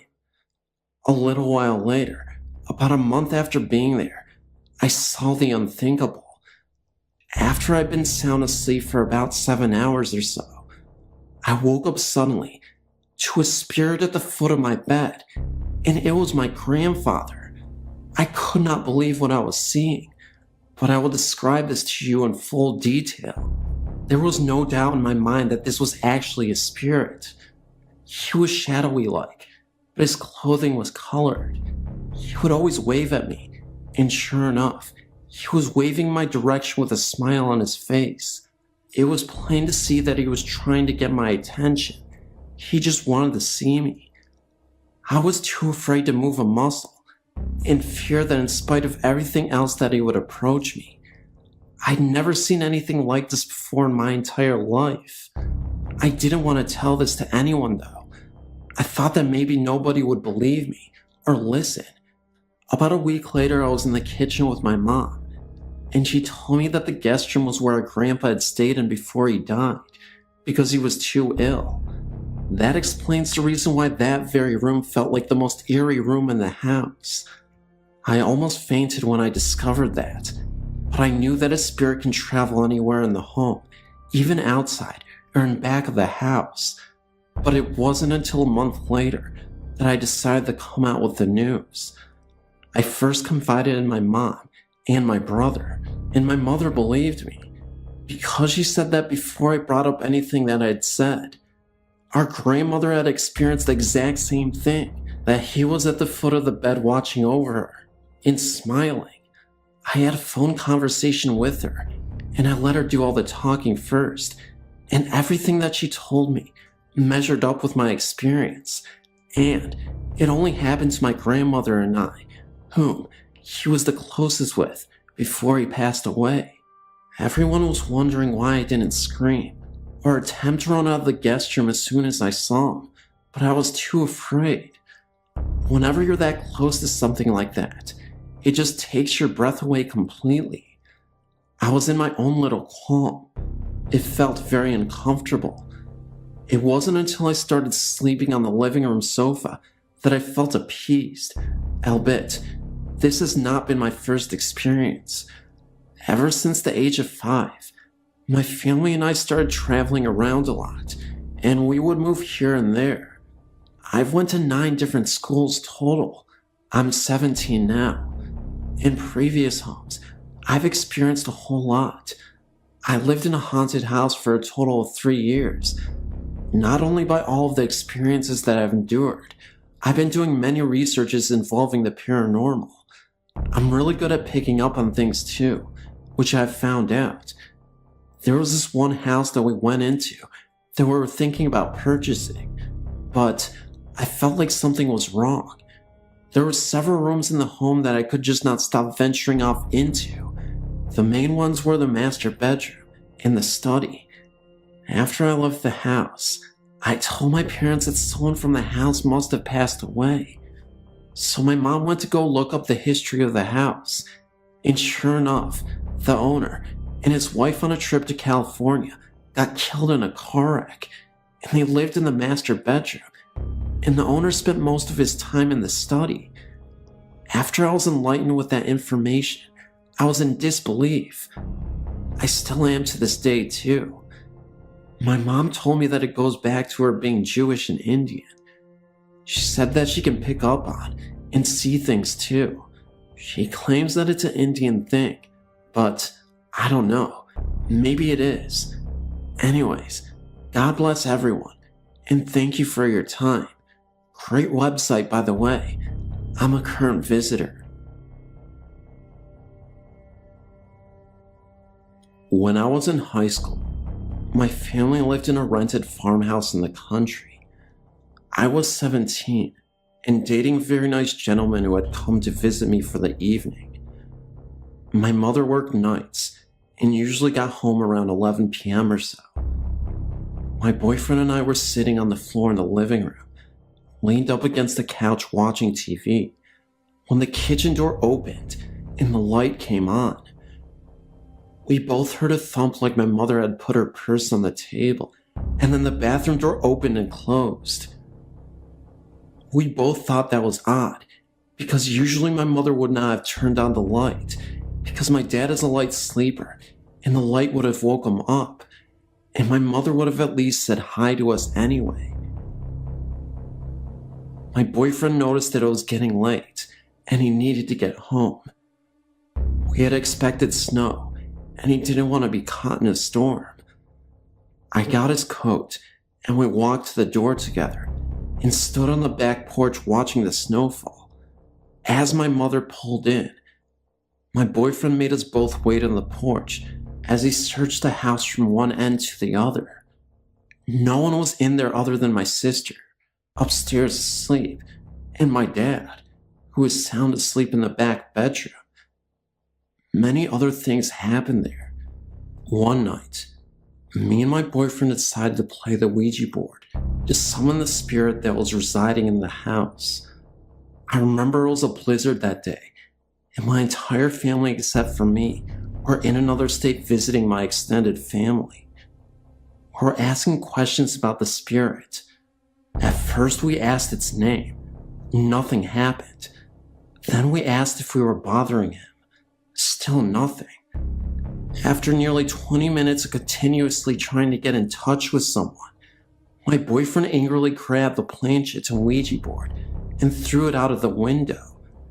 He said he had enough of this make-believe and that he was really starting to get tested. I told him he shouldn't have done that he could really upset whatever was living in the house. My boyfriend mockingly says, "Sure, why doesn't this stupid spirit just possess me if it even exists? Make some real noise." My boyfriend gets frustrated and ends up sleeping on the couch because he was tired of playing games. Later that night, around 3 a.m., I was awakened in the middle of the night to hear my telephone landline ringing. The only problem was, there was no landline telephone here. We all had our cell phones, and they were on silent. Seconds later, I hear loud pounding on the door to my bedroom, and it's slightly opened. I yell out to my boyfriend, but there was no answer. I hear the phone ringing again, but I couldn't locate the sound. Then, everything fell silent. Not a second later, I hear a gargling noise coming from the living room, mixed with prayer. It was coming from my boyfriend's mouth. He was violently whispering in his sleep. What really got me, though, is I went to see my boyfriend on the couch. There was this very dark cloud floating above him for a few seconds. It disappeared, and then I heard my boyfriend choking, so I ran towards him. He was literally pale in the face, almost as if he stopped breathing. That's when I realized he did seem to stop breathing. I frantically shaked him, yelling at him to wake up. I started getting scared, and I cried. This time, my phone went off, and someone was on the other line. All I heard was what sounded like a low voice saying call, and the phone call disconnected. This was on my cell phone. I then called the paramedics. They arrive. Paramedics were in my house, checking my boyfriend's pulse. That's when he wakes up, delirious, but confused. He asked me what's going on.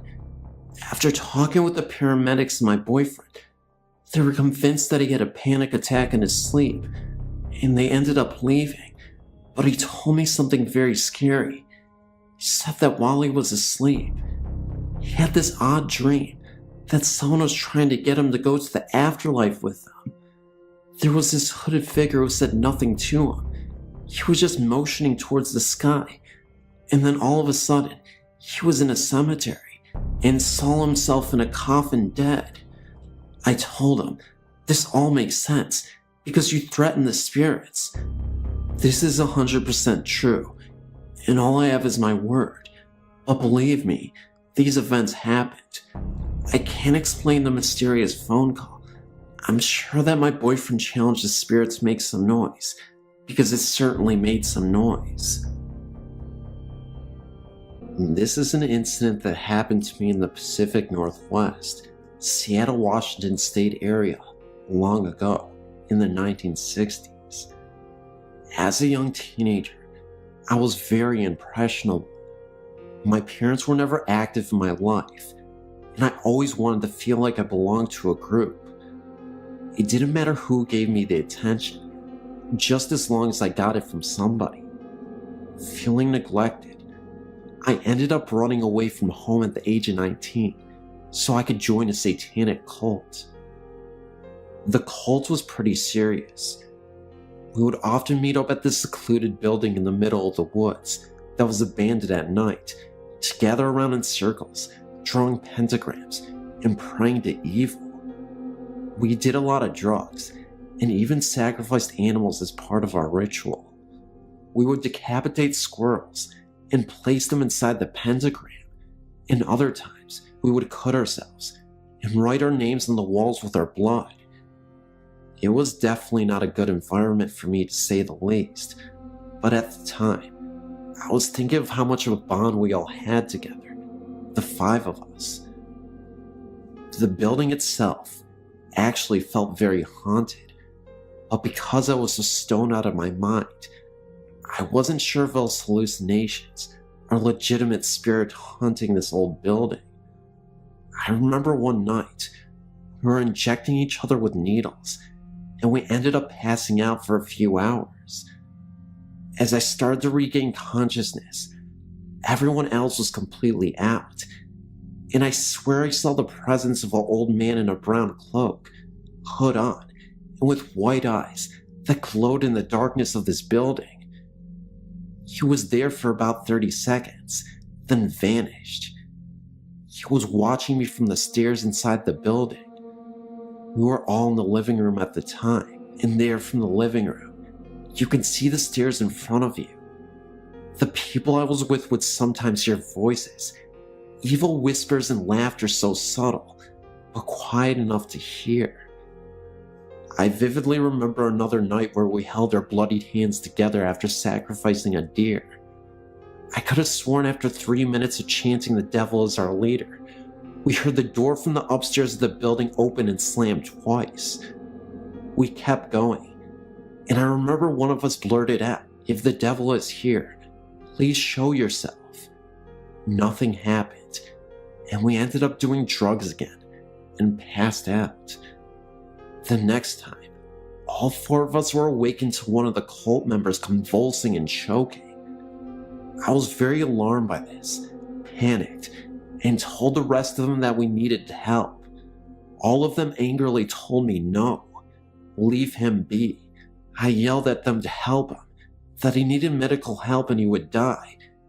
And 2 of the cult members proceeded to tackle me and pin me down to the ground to prevent me from doing so.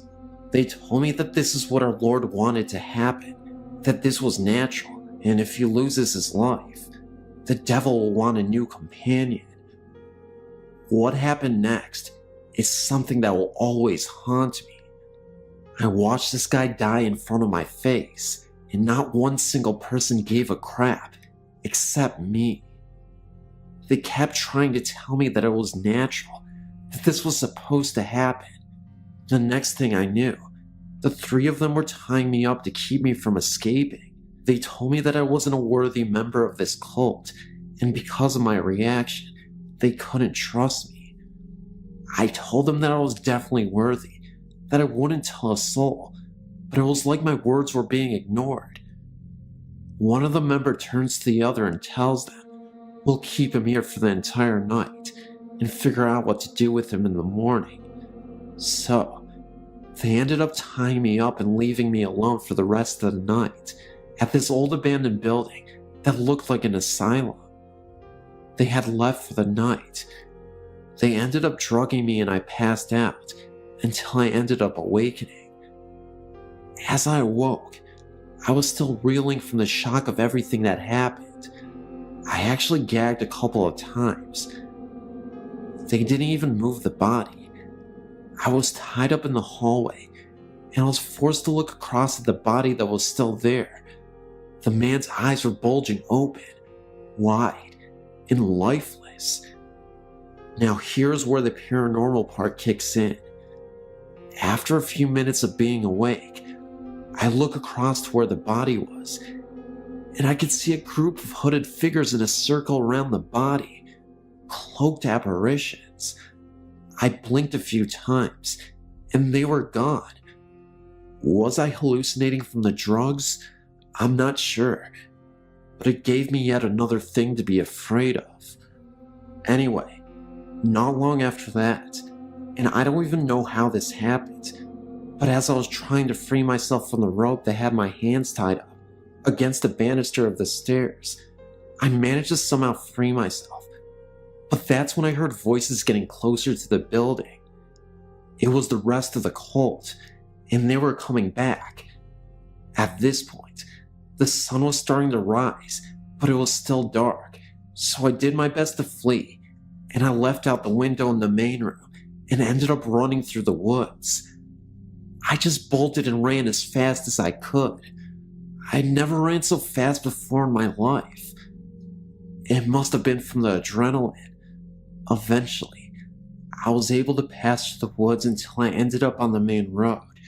When I saw an auto dealership, I ran into the dealership, told the workers to call the cops, that I was abducted, and that there was a group of terrible people who let a man die at the abandoned building a few miles into the woods. They called the cops, and they eventually ran out to the building. The body was still there, and the group was arrested. They ended up going to jail for 15 years. The building itself was torn down not too long after, and I've never actually been back to the spot. I don't know why I would anyway. I ended up having PTSD for years after this incident, terrible trust issues, but after years of therapy, I ended up rehabilitating myself.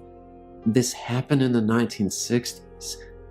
I guess the reason why I wanted to write this story was to warn you that you should never be desperate enough to join a group of people who do terrible things.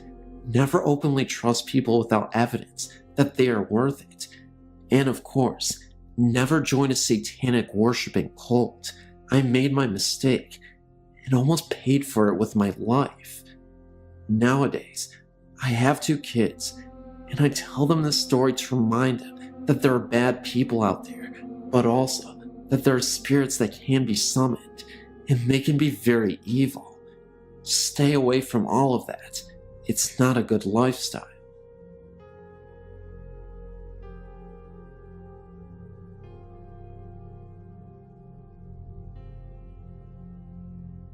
What I'm about to tell you happened during the summer of 2015. The incident was at a Mayan jungle, 2 hours away from Cancun, Mexico. My friend John was moving for work and decided to drive 1,000 miles from his home in Mexico City to Cancun.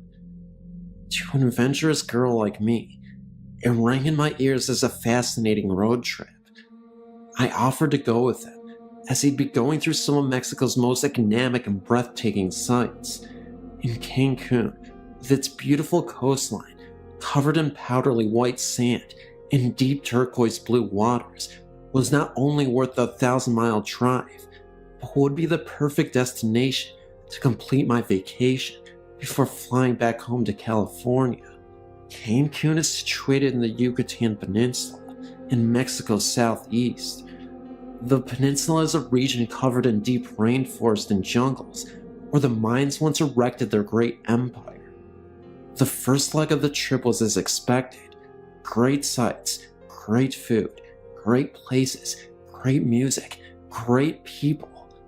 However, the rain and terrain soon started changing as we started going deeper into the jungle. Roads were less illuminated, towns and villages scarier. We had enjoyed the road so much.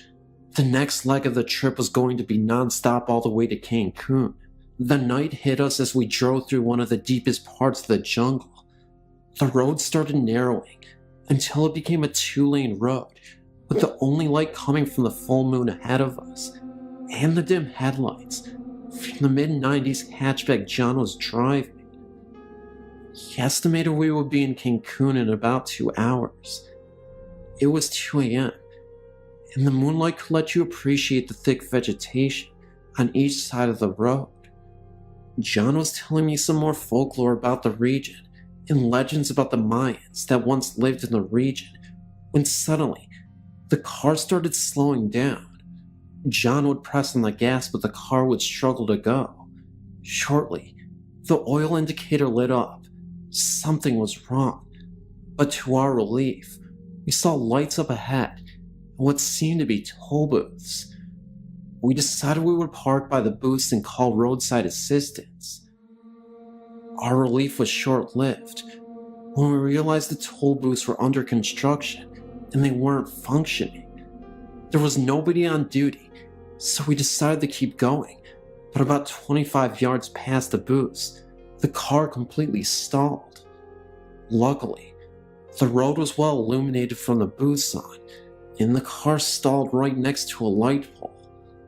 John gets out of the car to see what was going on. It was leaking a lot of oil.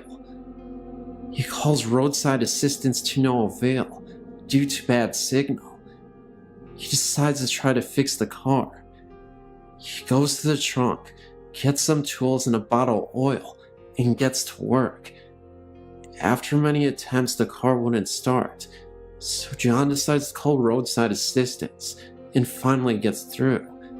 Unfortunately, they tell him it would take 3 hours to reach us. I told John we are less than 2 hours from Cancun. Isn't there anything they can do?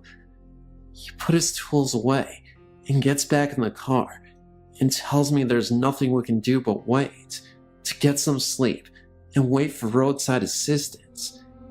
He then reclines his seat and goes to sleep. I get out of the car instead and start looking at the road, the vegetation, admire nature. A few minutes went by. Something caught the corner of my eye. I look back at the booths, and I can see the silhouette of a man peeking from one of them. I call John, but he doesn't respond. I look at him, and he is fast asleep. I look back at the booths, and the man leaped from one booth to the other. I yell at John that there is a man at the booths. He wakes up and tells me not to talk nonsense. At this point, the man leaped from the last booth and stood in the middle of the road, dressed in a khaki long-sleeve shirt and khaki pants. Pretty normal, but there was something weird about it. His stance was abnormal, arms wide open, but lowered with hands open, and that, when I felt a cold shiver down my spine, when I noticed his arms and fingers were too long for his body. I insist on John, and he decides to get out of the car and sees the man standing back there. He looks at me, then at the man again, and yells at him, "Hey." The man shook his shoulders, put his arms forward like a sleepwalker would, and started walking towards us slowly. John and I looked at each other in disbelief and asked me what's up with this dude. We turned back to the man, and he was now about 10 yards away. I could really see him now.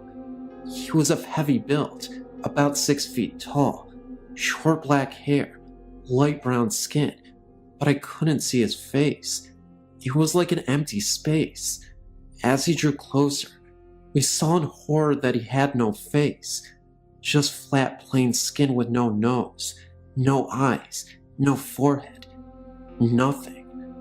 At about 5 yards, he stopped with his arms still forward like a zombie. He had long arms and bony hands with long fingers. The area was well illuminated that we could see him clearly, that there was no mask, and we were no doubt in front of something paranormal or otherworldly. The faceless man tilted his head side to side, and that's when panic set in. I rushed into the car and told John to get in and let's go. He was in shock and took all my screaming to get him back. He rushes close to the hood of the car, and I can see the faceless man walking towards us again. John was getting back in the car when I noticed the oil lamp on the car's hood and yelled at him to put it on. He pops the hood of the car and puts it on. The faceless man had taken 2 long steps and was now 5 feet from when John was rushing back in the car. He turned the engine to no avail. I could see the torso of the faceless man through the driver's side rear window. I was totally panicking. Then the car finally started, and we took off as fast as the car could. We look ahead at the road, and we hear what sounded like a hit on the rear bumper. I screamed at John that he is probably hanging off the bumper. John, short of breath, tells me he doesn't think so, as he would feel the weight in the car, and that I might have to get back to the back seat to check. I was about to, when I looked back and see the faceless man standing back there in the middle of the road, fading with the distance as we speed away. In a couple very long hours of shock and silence, we reached Cancun's city limits. We stopped at the gas station to collect ourselves. He had no face. John would repeat this over and over for a while. When we were calm and rested enough to keep going, John turns the car engine and the car does not turn on. We look at each other with horror, but then remembered we were safe away from the scene, and we smiled, slightly in relief. I want to express that we did not see Slender Man. That's an internet creepypasta. The body of the man was like a normal heavy-built guy, just long arms with bony hands. He even had hair. This experience changed my view about risks and scary parts of being an adventurer, but I will continue to have adventures in the deserts, forests, and jungles of the world. I just hope I don't ever run into the faceless man again.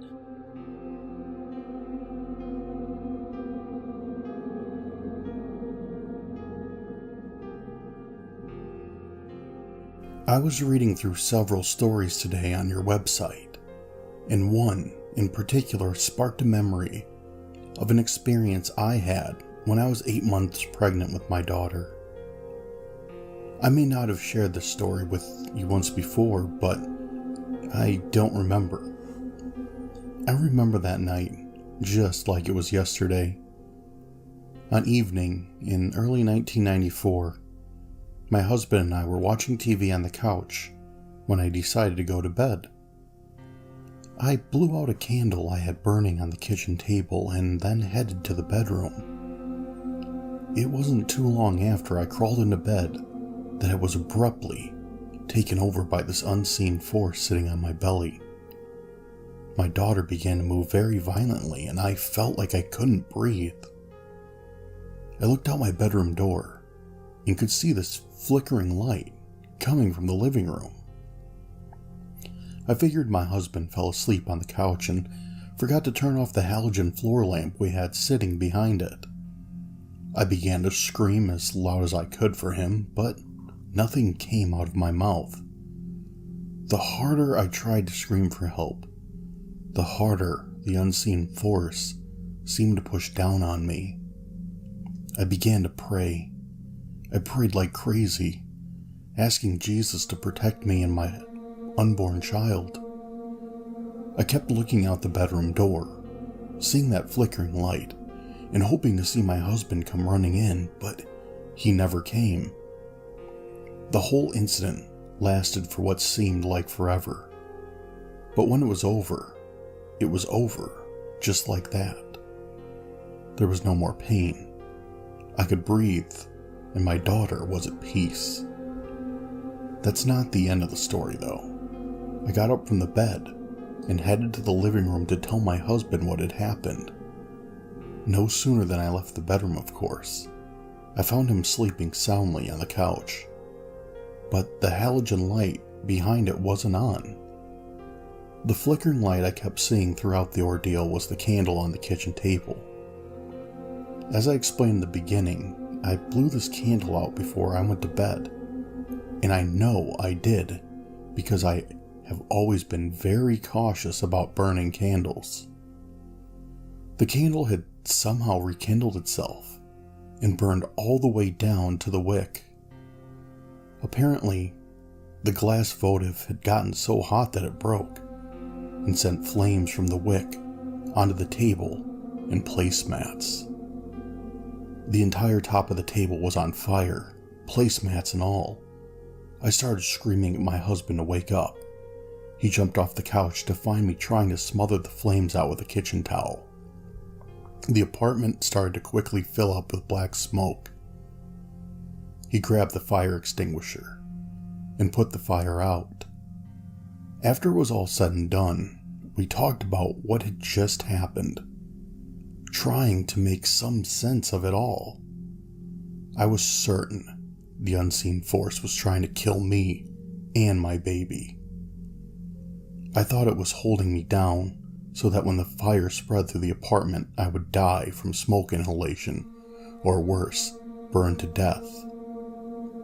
My husband thought that whatever it was trying to warn me, that it was trying to wake me up so that I would discover the fire. But I swear, I was not asleep. At some point, I thought maybe it was all just a bad dream. But then it dawned on me. If it was just a dream, how was I able to see the flickering lights coming from the living room, which turned to be flames? What I do know is, had I not gotten up when I did, it wouldn't have been long before the whole apartment would have been filled with smoke and fire, and we all would have perished. Guardian angel or evil spirit? I guess I will never know.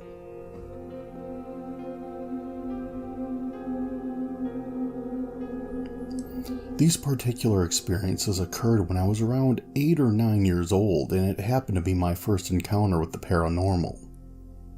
I grew up in a very religious household, and my parents were strict disciplinarians. Unfortunately, I was subjected to a lot of physical abuse at the hand of my stepmother. My biological mother died when I was only 3 months old, and my father remarried a little while after. She was an absolute witch to me. And to this day, I don't know why my dad even found her to be remotely compatible. She would call me a filthy animal because I wasn't praying enough at times. The first experience I had with the paranormal was also toward the end of my dad's relationship with this woman. I can remember a moment I was crying because my dad had been working construction all night and didn't come home until late night. I'll never forget how she spat in my face, told me that real ladies don't cry about daddy working late nights. I told her specifically that I really wanted daddy, and she told me if I didn't calm down, she was going to throw me into the pantry closet and lock the door, which was this huge empty space that could fit 2 adult-sized humans in. Naturally, as an 8-year-old kid, I revolted. She kept her word and threw me in there for an hour. This is where something creepily paranormal happened. After about 20 minutes in, I could hear a faint whispering of a female lady in my ear. I couldn't make it out, but I'll never forget what it sounded like. It was very soothing, and I felt very comforted. I then felt a breath on the back of my neck, and 2 cold hands touched my shoulder. The pantry closet got a lot cooler all of a sudden, and in my mind, all I was thinking about was the sound I heard from this voice. I ended up curling up on the floor of the pantry and started drifting off to sleep. As my eyes began to feel heavy, I squinted with limited visibility. I turned my head to the opposite side of the dark pantry when I saw a pair of glowing green eyes in the mouth of someone. The crazy thing was, whatever this thing was, it had razor-sharp teeth, as if they were fangs. I could only see their eyes, and it almost looked like it was slowly opening its mouth, as if it were going to devour me whole. I closed my eyes completely for a few seconds, opened them up again, and it was gone. I'm not sure what the second presence was, but it didn't seem very friendly at all. As for the female voice and the touching, I truly believe that it was my biological mother comforting me through tough times. Well, anyway, I remember I ended up staying in the closet for longer than I was supposed to, and when my dad came home, he had a talk with my stepmother. Thankfully, my dad saw through her lies, and he broke up with her not too long after this incident happened. From that day on, the pantry closet had a reputation for creepy, ghostly activity. The door would randomly open slowly and shut at times. If there were items on the shelves, such as cans, they would sometimes fall on the ground. My dad told me one of the scariest things happened to him after he got home from work. It was another late night working. My sister, my brother, and my grandmother were all asleep at the time. My grandma had moved in shortly after my dad broke up with my stepmother to help take care of us. Right across from the pantry closet was the kitchen.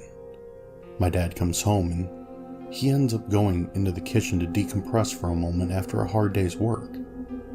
Right then, the pantry closet opened slowly, and that's when he saw something.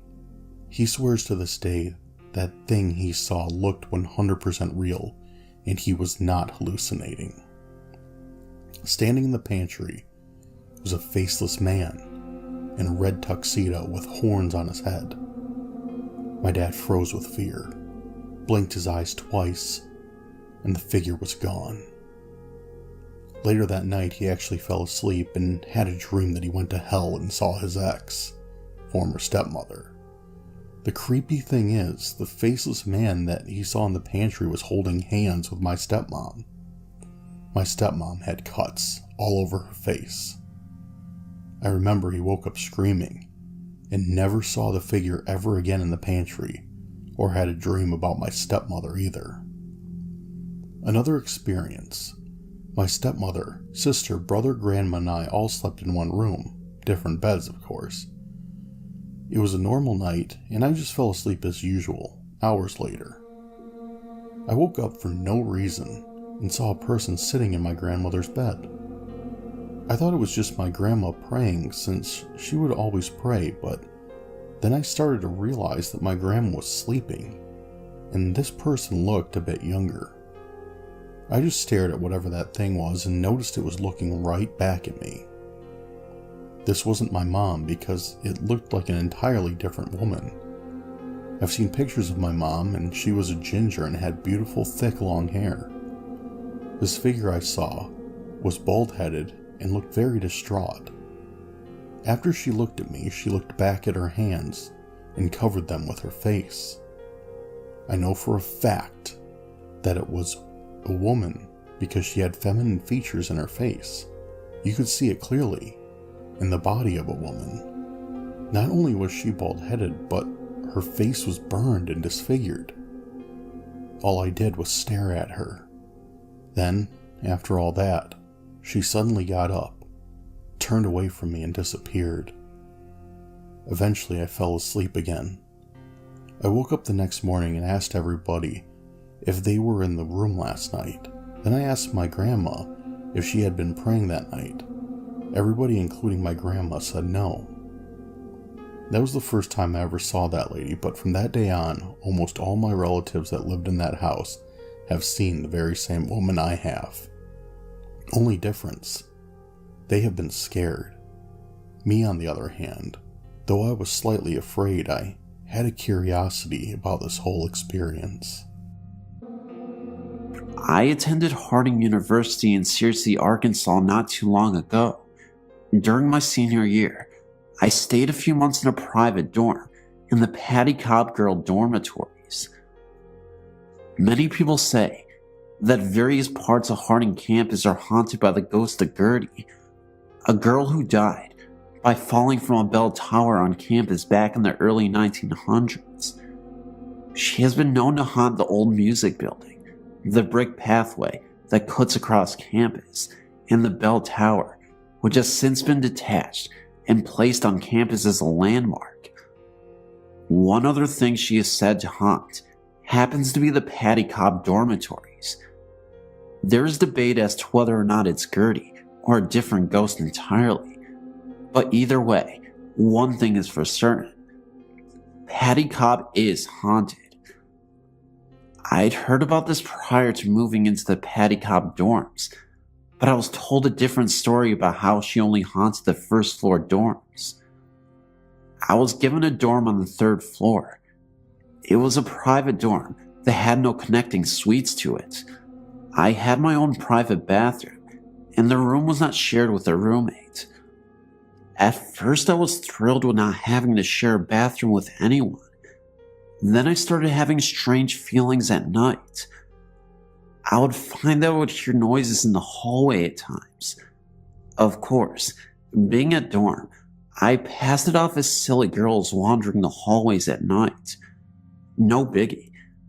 But then I started having strange feelings in my room.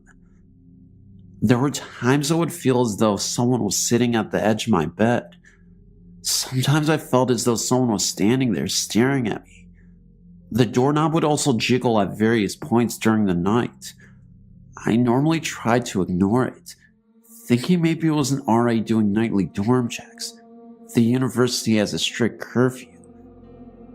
But there would be times that it would happen at 3 in the morning, when any sane person would already be out of the hallways and in bed. The few times I opened the door upon hearing it jiggling, there would be nobody in the hallway. The most memorable experience I've ever had was in the middle of the night. I was soundly sleeping when all of a sudden I was awoken by a knock on my door. It scared me so much because it was a very authoritative and loud knock, as if someone was trying to break into my room. I looked inside the keyhole and I see this old man standing in a security outfit outside of the door. The man looked oddly out of place. The outfit looked Victorian. I wasn't dressed, so I told him just a minute. After about 3 minutes, I opened the door and the security person was gone. I looked down the hallway at the other end and see a dark shadow floating down the hallway. I never saw that man again. Eventually, I moved out of that room and moved in with a girl a few doors down. While I still could hear the occasional freaky noises in the hallway at morning hours, the feeling of something being in the room and the doorknob jiggling ceased in my new room. I found out later from an older friend of mine, however, that she had lived in the exact same dorm room that I had scary issues in. A few years earlier, she and a friend of hers were sitting around talking. She was sitting at her front desk and felt someone strangle her. She felt a pressure on her neck and even started choking. She turned around to see her friend staring at her with wide eyes. "What happened?" she asked. "I just saw a pair of see-through hands behind you," her friend replied. To this day, she swears up and down that Gertie choked her in her dorm room, the exact dorm room that I had so many freaky encounters in. And people wonder why I get so paranoid being alone in the house at night. Earlier this night, I was rehashing past visits to a cemetery in my hometown in Nukatuk, Connecticut, called Guntown, when I remembered a visit to Iowa when I was 17. So, back in 2000, I went to visit a friend and spent only a few days there. My friend, having been to 13 Stairs, I just recently found out its real name, Pleasant Ridge, many times told me about it, and we decided to make a trip of it. There were 4 of us in total, 3 teens and an adult. My friend told me the stories about bodies being buried in the steps, about the graves being mostly young children, about possible Satanist activities, and the like, before we arrived, so I was prepared. We left a little after 11:30 p.m., arrived there shortly after midnight without any problems finding it. I think there was a gate, but it was open. We parked a few feet from the steps with the car facing them. The moon was out, but it was still fairly dark, so we brought flashlights. We went to check it out only to look around some and take some photographs. It was around winter, so it was cold and windy. We were the only ones there, no other cars in sight at least. We made our way up the stairs and into the cemetery. It was eerie. I kept getting those deep chills up and down my spine that kind of make your body jerk, and a definite feeling of being watched. I know my friends complained of the same, and wanted to leave minutes after arriving. One claimed to have heard their name being called and being touched, like someone was tugging on their clothing, and seeing shadows move around the tombstones. I didn't experience any of that myself, but I was weirded out all the same. We walked around a bit, not too far from the stairs themselves, and took some photos of the graves. After about 30 minutes, and it being well after midnight, the others were ready to leave. This is where the freaky thing happened. To our knowledge, we were the only ones there. There weren't any other cars visible, nor people. After having a somewhat disappointing time, in my opinion, we made our way down the steps and towards the car. We had the flashlight on by then and lighting our way, when my friend saw something black on the ground. He rushed back to the car and turned the headlights on, and right at the bottom of the steps in the parking lot was a huge pentacle traced out in what looked like black paint. Look, I'm not crazy, and I know it wasn't there before we climbed the steps. The car was parked so the headlights would light up the bottom of the steps so we could see them. There was nothing on the ground beforehand. By then, my friends were screaming and crying and pulling me into the car. I snapped a photo or two, and then we sped off. I do recall the car stalling once before we left. I waited until I got back home to develop the film, only to find that there was nothing at all on the roll. It was a roll of 24, all of which were of the cemetery, and the roll was completely blank. That irked me. The pinnacle thing was crazy. We weren't drunk or high or anything stupid like that, and I know the four of us couldn't have imagined it, and it definitely was not there when we first arrived. I'm not saying ghosts did it either. For all I know, there could have been some kids there already and decided to mess with us. I heard it gets vandalized a lot. It's just what we experienced that night, and my friends who are from that area were horrified for a few days about what happened and mentioned some rubbish about going to hell. It's a little hard to believe, and I wouldn't have either if I wasn't there, but I thought it was interesting and felt like sharing. I'd love to go back one day. I'm not sure if this is a haunting or anything. More of a strange happening at a haunted place. Anyway, thanks for listening. I wonder if anyone else ever experienced that. I thought it was strange. I have a sister Janet who's dealt with paranormal experiences over her life. She sent this site to me via email. I in return thought that I would share my feelings and some of my encounters with you. Some of the stories I read from your site were very convincing, while others sounded a bit like a hoax. Although my experiences would sound like the latter to many people, I swear that I believe that all I've seen to be true, although inexplainable. As many of your stories, my experiences also started in childhood. Mine, I believe, may be a result of troubled years, reflecting child abuse and fears of daily trials. Perhaps my apparitions were given a portal because of the fears. I remember as far back as my early adolescence, living in a house that sent a chill in me and fear to go to the upstairs alone. Now, my very human predator used to always stalk me in the long narrow hallway around the wall from the stairway, which accounts for some of the fear. However, this person was not always present in my home. The feeling was always there. I remember a night I slept in an antique frame bed handed down through the family. I would lay very still, and that bed would shake like it had a vibrator attached. I heard sounds and footsteps. Once when I was a teenager, I was alone in the house. I wanted to wear a jacket that was stored in the third floor attic closet. I went up to the enclosed stairway to the top, thinking of nothing but retrieving my jacket. When I stepped onto the floor, an old wind-up antique Victoria record player started playing a very creepy song called Fernando's Hideaway. I've hated that song since I was a baby, and my brothers would play it to frighten me and make me cry. I ran out of my house frightened by the song and about 10 blocks to my best friend's house. When I got there, her mother, known as the Gypsy Lady, was having a seance in her kitchen. The table these people were standing around rose off the floor just about an inch. I bolted from there too. To this point, most of my experiences were sound and physical experiences. I had not seen any apparitions.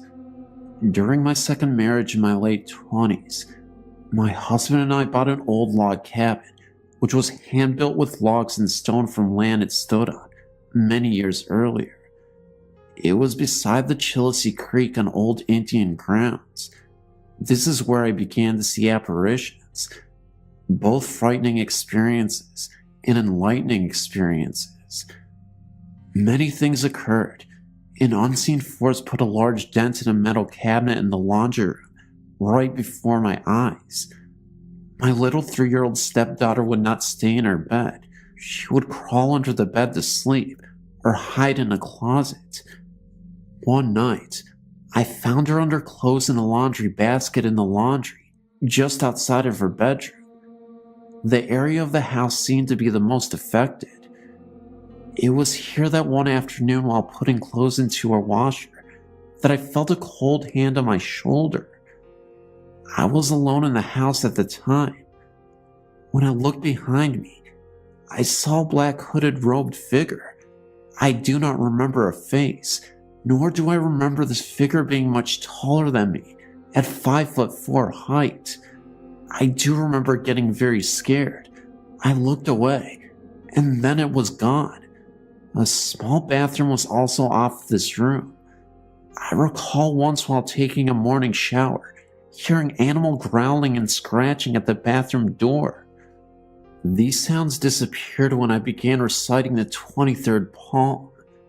One night while I was sick with the flu and spending the night on the sofa, I remember awakening to an apparition copycat that looked exactly like my husband in his pajamas in the bedroom doorway, but he was transparent. This also disappeared after a brief encounter. Our life together in this house was rocky, and I thought perhaps I was losing my mind. I didn't do drugs and only drank socially. Everything that was happening was very real. One final memory I believe I have, which was as a result of my depression which I was falling into. I'd come to a point that I did not want to leave the house. I also knew in my heart that my husband was having an affair. One night after contemplating ending my life, I sought God through deep prayer and called the 700 Club to ask for the prayer line to pray for me. The same night while I lay in bed alone in my dark room, a light started to shine in the corner across from my bed. It grew brighter, and it was in the form of a bright light ball that floated across the room and hovered at my bedside.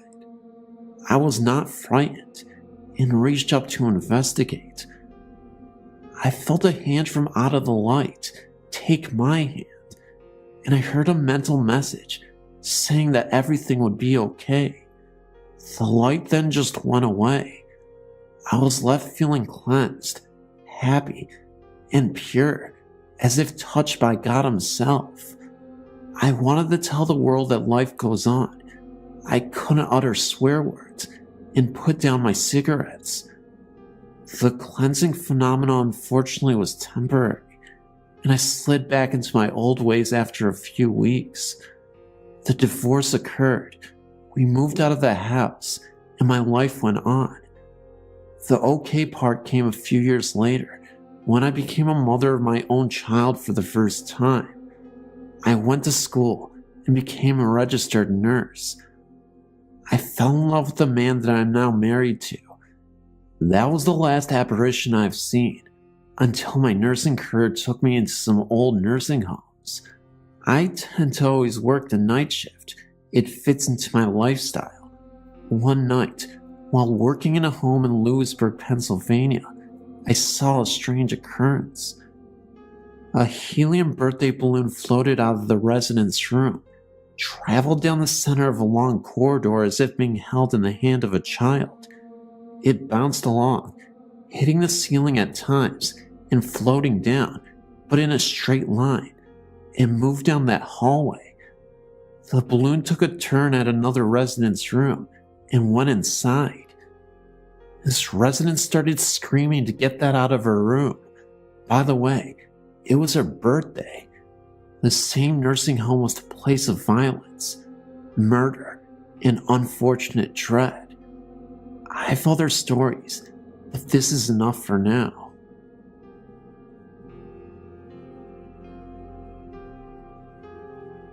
The Willard P. Hall Mansion on Hall Street in St. Joseph, Missouri, is haunted.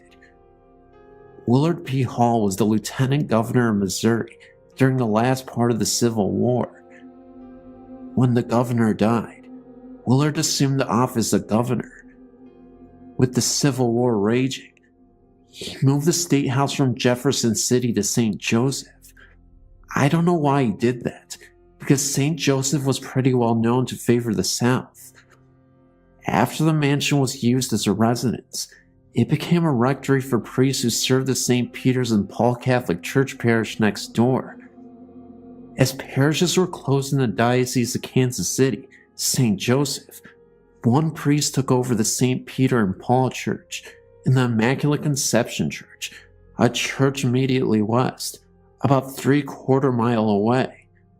The pastor leased out the first floor of the house at that time to United Cerebral Palsy and allowed me to live upstairs to oversee the property so it would not be vandalized. Most of the walls throughout the house were solid brick and stone construction, yet sounds of large rats could be heard scrambling within those walls. The light switches in the old servants' quarters upstairs, where I lived, were not up and down switches, but to be rotated in a circular manner. Those switches were observed rotating, on their own, turning the lights on and off. Dark shadows frequently covered doorways, eliminating all light outside those particular rooms. Once, when that happened, a loud scream, like that of a wild cat, lion, or tiger, could be heard, and it was ear-shattering. The room on the southwest corner upstairs that was my bedroom became so cold that ice actually formed thick in the corners of the room, and the walls were frosty. Sounds of music, like a very soft harp, was heard on occasion by a number of people. One parish council meeting stopped suddenly when one of the councilwomen, who was wearing a shoulderless summer dress, felt an icy hand placed upon her shoulder, and no one was behind her. And finally, many times, when it was very late at night or very early morning, one could hear footsteps throughout the house, followed by a conversation that always turned into an argument, and then was followed by the soft crying of a woman. The basement of the mansion appears to have been used by either slaves or prisoners, and there's a rumor that there's a cave entrance hidden somewhere in the basement that leads down to the Missouri River, a distance of about 1.5 miles. I never found it. When I called the pastor once in the middle of the night and asked him to come over and experience some of the things going on, the icy room, a darkened doorway, and the sound of a screaming large cat, he told me no way. Do you think I'm nuts? I'll come over first thing in the morning. He never showed up, and I moved. The place is still standing, but I haven't been back.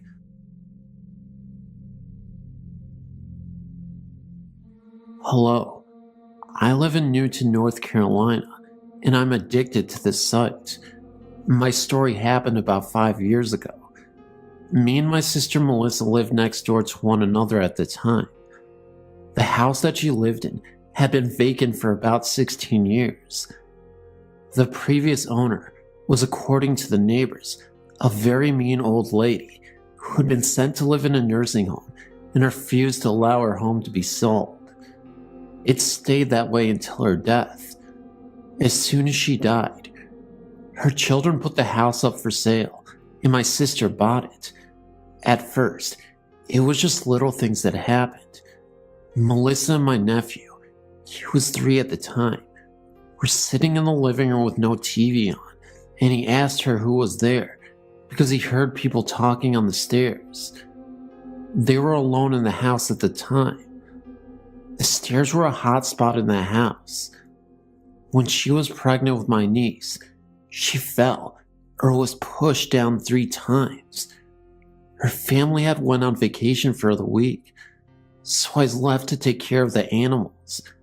Well, 3 days into their vacation, I went over to feed and water, and I heard a horrible commotion upstairs. It sounded like the house was falling apart, so I freaked out and left and didn't return. When they got home from vacation, I told them what happened, and my brother-in-law went to check, and in their bedroom, which was once the previous owner's, and my sister's entire closet, was dumped out in the middle of the bedroom floor. Everything. My sister even remembers a very vivid encounter she once had when she was all alone. She walked upstairs and then walked back downstairs. There was an old rocking chair that she previously purchased and put into the living room after it was discovered that it was an antique. For whatever reason, she couldn't take her eyes off of it, ended up buying it, and it's a really old rocking chair. As she made her way towards the living room, from the distance, she could see a figure that was sitting in the rocking chair. The rocking chair was slowly moving back and forth, continuously without stop. The outline was light enough to make out, and it looked like a shadow, a gray mist, but it was definitely a figure that she could spot. She turned on the light, and it was like it was gone in an instant. Her eyes were not playing tricks on her. She literally saw something, and the rocking chair was still slowly moving back and forth. It eventually stopped, and that's when she heard a loud crash coming from upstairs. It completely startled her. She begrudgingly went upstairs to investigate, and as she went into the bathroom, she noticed that the mirror completely broke by itself. No logical explanation, just the mirror broken. Even though she was terrified, she ended up going to sleep anyway after she cleaned up the mess in the bathroom. But she couldn't even get to sleep. Mainly because her cat Smokey kept staring at the bathroom in the dark. Nothing but moans and groans. It was something completely uncharacteristic for him to do, as he never actually acted out in any way, shape, or form. But this night was particularly creepy for her, and the cat as well. Once, my sister was sleeping in one of the bedrooms, and woke up to an old woman walking across her bedroom floor to the window. She described her, and my mother went to the library to pull old obituaries, and showed the picture to my sister. She immediately broke down in tears, because she was looking at the woman she had seen in her room. She immediately started packing and sold the home. The new owners now have similar things going on. Their daughter was pushed down the stairs, and their son has seen a man in one of the bedrooms on numerous occasions. And then he came home one day to find their cat dead at the foot of the stairs.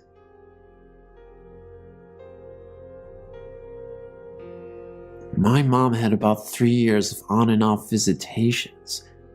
She would wake up around 11 at night with a start to see different shapes of grayish white fog, which every time she would think it was smoke and her house was on fire. Sometimes the fog was in a blue arc by her dresser. Sometimes the whole room was filled up with this misty fog. Other times it was 3 big ovals by her TV. And even sometimes she had a big oval on all 3 sides of her bed. The one that really scared her was when she woke up to see the fog by the foot of her bed. Then it flew over her with such a force and went through a wall above her headboard. Mom even walked through the misty fog one night because, again, she thought her house was on fire, and she jumped up to get her robe. I asked her if it was cold when she went through it, and she said that it wasn't, and it didn't smell either. She did see one apparition of a boy of about 18 years old. He was standing next to her bed with his head down.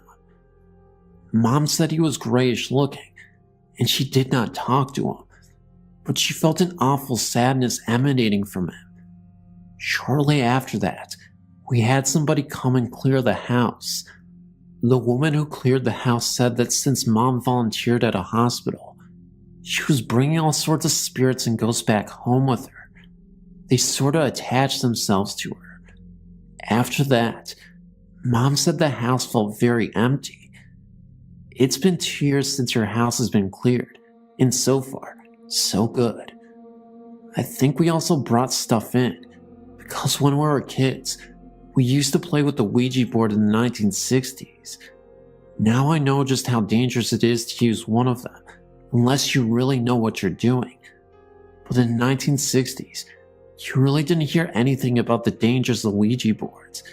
It was just plain fun.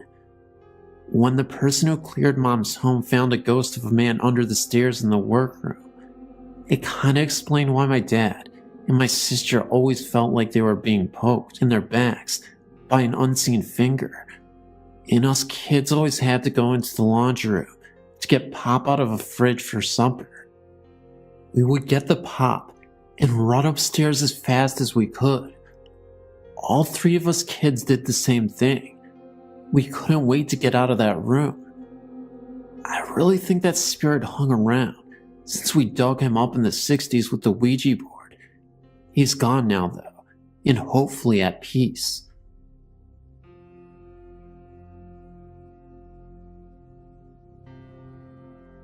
A few years back, I was in a car outside Worcestershire State Hospital in Worcestershire, Massachusetts.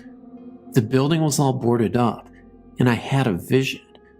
This was the first time this happened to me, and it scared the wits out of me.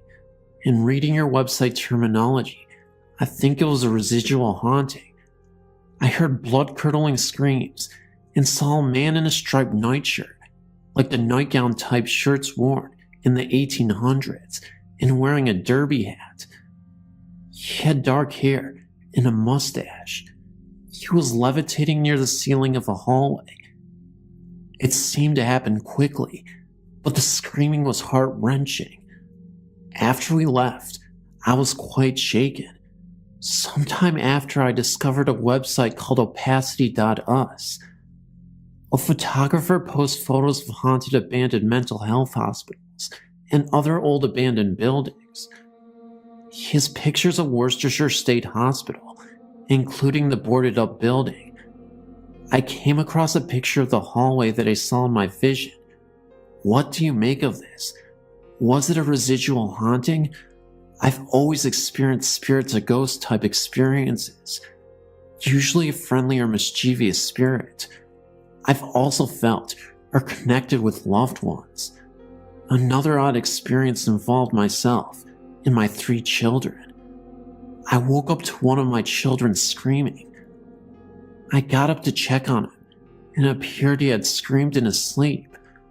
I went back to bed, and when I did, I saw this creature that looked like one of the gremlins from the movie of the same name. It ran through the living room where my bed was, and through the front door. A few years later, I mentioned this to a friend. My children said that they remember that night and also experienced this. While we talked about the experience, my younger son drew a picture of the exact same thing we all saw. I was floored, as I had no idea that they had all seen this. I originally chalked it up to being half asleep, and perhaps I had imagined it. I just wanted to share this with you. In 1957, my family moved to an old farmhouse in Mount Laurel, New Jersey. I was 7 years old at the time, and as I went upstairs to my new bedroom with an armload of things, a terrible wave of fear swept over me when I reached the top of the stairs. From then on, I disliked that small area at the top of the stairs where it met the hallway. Unhappily, there was no way to avoid it. I had to walk through it to get into my bedroom. Other than that, nothing else happened that I know of until 1966. From my bed, I could see it out into the hallway to that small area on top of the stairs that had always frightened me. One night, towards the end of August, I woke up very, very slowly, only to realize that there was a terrible stench in the bedroom. It was like a mix of rotten garlic, human waste, and rotting flesh. Then I noticed the room was icy cold. Remember, it was August, usually the hottest time of the year in New Jersey. I was lying on my side, facing the doorway, and when I opened my eyes, I saw that the bedroom door was wide open, and a figure stood in the doorway, very close to the spot that had always spooked me. Since no lights were on, all I could make out was the silhouette of a tall, dark figure that seemed to be wearing some kind of long robe with a hood. What truly petrified me was seeing this creature's eyes. They glowed red and stared straight at me. But before I could scream, somehow the knowledge came to me from somewhere, my guardian angel, that if I acknowledged this creature's existence, I would be haunted for the rest of my life. so I pretended to be asleep, which was not easy. And after a while, I felt the cold room become warm again, the dreadful smell disappear, and the figure fade away. We moved out in 1967, and the house was torn down in 1972. I, for one, was not the least bit sorry to see it go.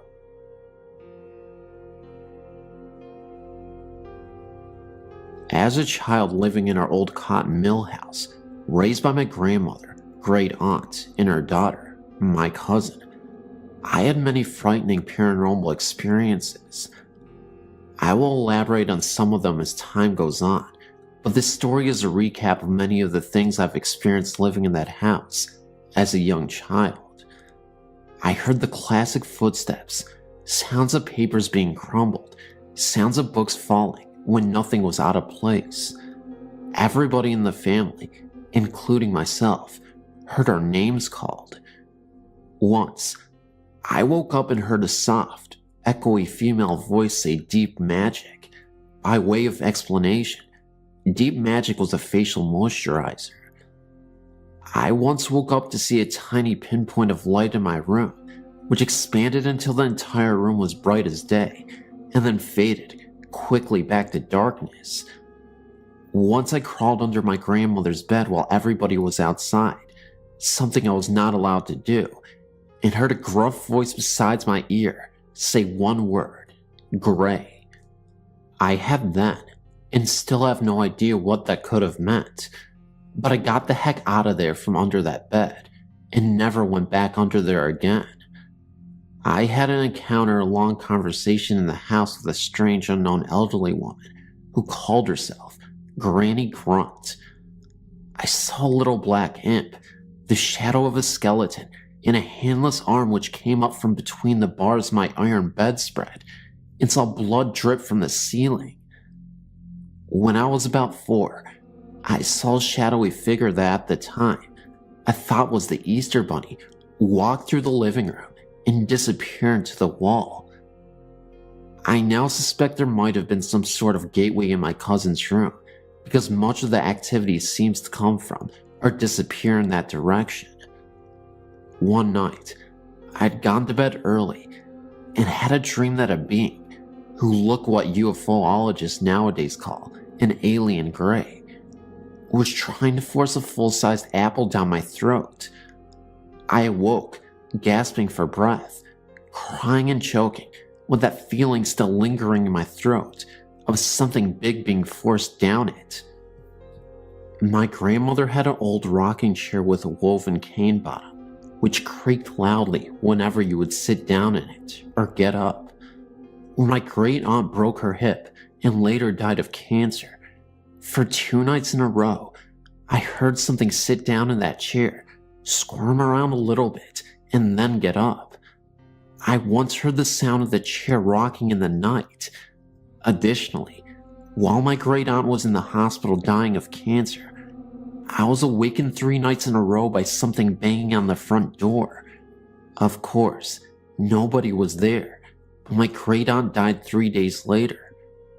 Later on, when I was in my 20s, still living in that house, I awoke to see a short woman with her hair in a bun and a white apron over an old-fashioned dress standing by my bed, who quickly vanished. I had many experiences of being in that half-awake and unable to move state, while hearing voices talking and people moving around in the house. Once, while I was in that state, I felt and heard something leap quickly into the bed beside me and lie there, growling menacingly. It vanished, of course, when I was able to fully wake up. I finally got married when I was 28 and moved away.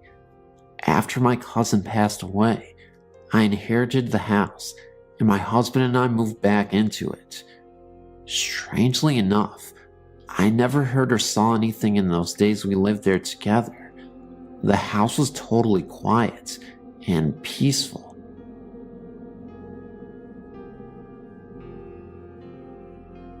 My wife and I lived in Ringgold, Georgia, and have lived there for 25 years in the log home that we built ourselves with a lot of help from friends and family. This was about 1983. About 3 or 4 years after we moved into our log home, some strange things began to happen. We would be watching TV when all of a sudden, the TV would go off, and when we found the problem, it was unplugged from the back of the TV.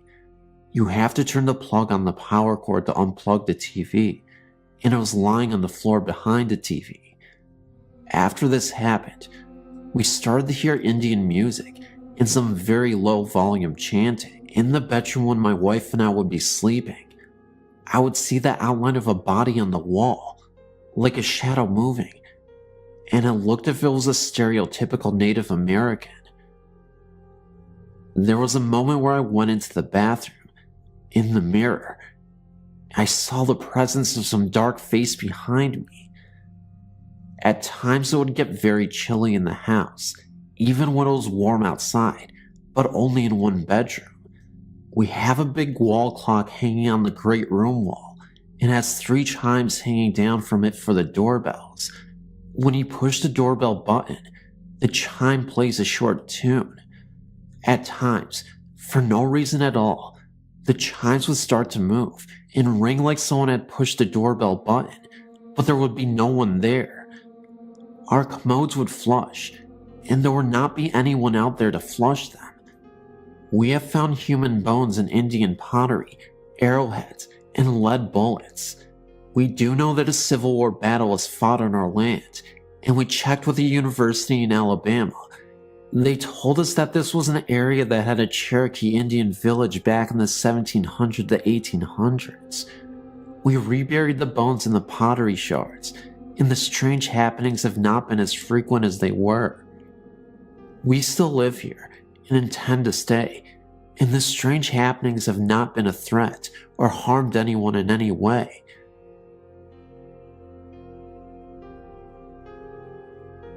This is an account of events experienced by a close friend of mine. I've changed the names to protect the identities of the people involved. These events took place in Manchester, England. I met Charlotte some 2.5 years ago when we both signed up for a course of ice skating lessons. We got on well from the start and stayed in touch afterwards. Charlotte's father had started to suffer from dementia, and her mother was taking care of him at home.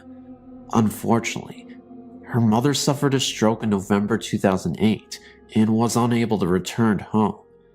Therefore, it fell on Charlotte to look after her father. Sadly, Charlotte's father died in his sleep in February 2010. This was a big shock as, although 89 years of age, he was very sprightly and in good health. As you can imagine, Charlotte was devastated. One of Charlotte's sisters came up from down south to stay with her in the days afterwards, and while they were arranging the funeral, they both slept in their father's bed. A couple of days after he died, Charlotte had a very vivid dream. In it, she saw her father as a young man in rolled up shirt sleeves and a tank top. He was running down a hill, and hot on his heels was a dog, like they were having a race. She said her father looked very happy and full of life.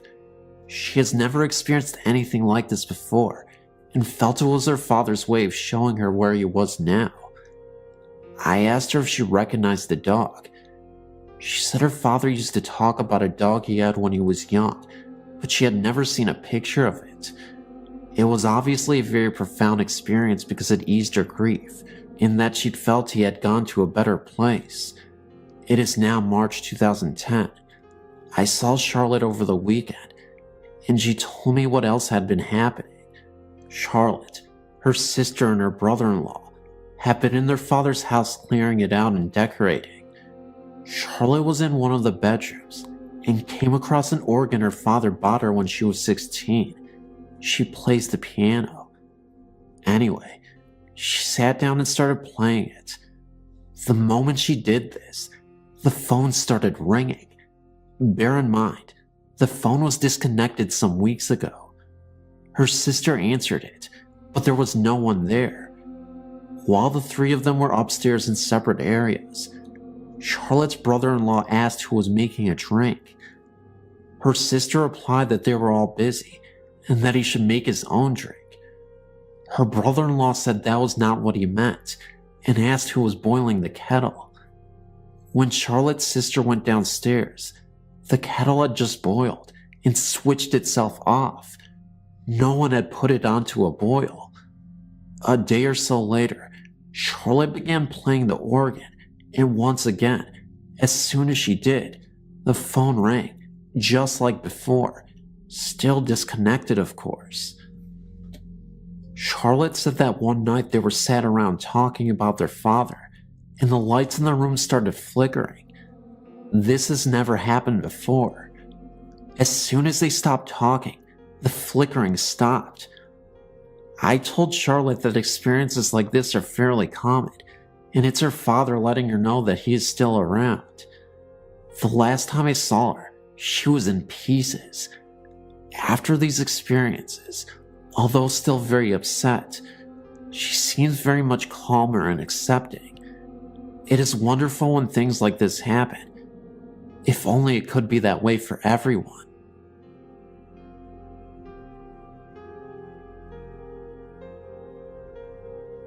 Hello. I wrote to you a while ago about the house I grew up in, but I had something happen to me back in 2005 that I could never explain. My husband and I were going through the immigration process back in 2005, and while our case was being reviewed by the INS, my husband had to stay in Mexico. This was a very stressful time, and we were facing a lot of uncertainties. So we packed up and moved to his family's house down in Samoa, Mishashoan. At the time, my oldest son was only 2 years old, and my mom had driven down with us to help with the INS appointments and to help us get settled into our new home. Well, so when we finally arrived to my husband's family home, we got unpacked and settled in to await our verdict. We would hear from the INS 6 months later. The house is basically two homes together. The building is L-shaped. It has the original house, and then you have to go outside into the courtyard to access the second house. This area had a bathroom and a store, and a supply room for the store, and above this was our apartment. This area had not anyone stay in it for maybe 10 years. This area was like a duplex attached by a door through the living rooms. So we took the left side and closed up the right side. Now, the side we took had an unusual feature. It had a huge bedroom that was divided by a wall and had an open doorway, so it was 2 bedrooms in one. We slept in one bedroom, and my mom slept on the other side. Now, this is a huge home, especially by Mexico standards, but we only shared it with 2 other people. My brother and sister-in-law, because the other family members moved about 10 years before. Nothing about this home seemed scary or creepy, but I did learn that between the 2 houses, 2 of my husband's toddler sisters were buried. I didn't know this until months later, so a few days after we arrived, we were cleaning and unpacking. My husband was down in the store covering for his brother, and my mom and I were upstairs cleaning the bedroom. She got tired and decided to go out on the balcony and sit. She took my son with her so I could continue cleaning. Well, I decided to sit down on the bed, and I was faced towards the window looking out. Well, I could see the door leading to the living room out of the corner of my eye. It was halfway open. While I was sitting there, the door opened up, and someone walked into the little bedroom. I heard the door move across the carpet, and I saw out of the corner of my eye someone in a white shirt. I figured it was my mom and thought nothing of it, but then wondered where my son was, and I started to worry why she had left him on the balcony alone. So I called out, and no one answered. I got up and walked across the room and into the little bedroom. I was certain someone would be there, because I had seen someone go in there. Well, I was completely surprised when I walked in there and no one was in the room. This really startled me. So I walked out into the balcony and there was my mom and son. I asked if she had went into the room and Mom just looked at me and said no. And no one but us and my husband were there that day. Another time, I was walking up our stairs to our apartment and I had a vision flash in front of my face that completely terrified me. I still don't know what it was or why it happened, but it was at night and I looked to my right at the wall and there was this horrible face like a gargoyle just for a second, and then it was gone. The only place I felt really uncomfortable at was the downstairs storage area. I would run past the place. It had a weird feeling to it. Nothing ever happened around there other than that feeling. The other times involved my son. During this time, he developed an imaginary friend. He would call it the baby, or baby sometimes. He would be in the hallway of the kitchen playing and say, "Oh, come see the babies."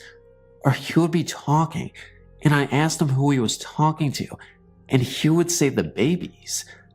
I didn't think anything of it until my husband told me about his sisters. Then I felt some kind of uncomfortable with it. One day, we were sitting in the living room and he comes in crying and tells me that the babies are hiding under the bed. Well, I didn't want to look under the bed, but I did anyways. And of course, there wasn't anything there, but it still made the hair on the back of my neck rise up. The only other thing was one day, my husband and I were sitting on the couch and my son was playing on the rug. And we were just talking, and my son looks over into the corner and says, "Look at that man with the cowboy hat on." Well, we didn't see anything, so we just said, "Oh, is there?"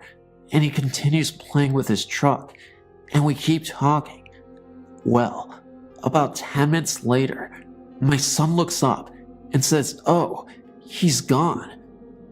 I don't know. We had left 6 months later, and were able to come back to the US, and have just experienced all these stories that have occurred. It was weird, to say the least. Later, I was talking to my sister-in-law, a different one, who had grown up there, and I told her about her experiences, and she got really defensive and didn't want to talk about it anymore. So who knows? Thanks for letting me share.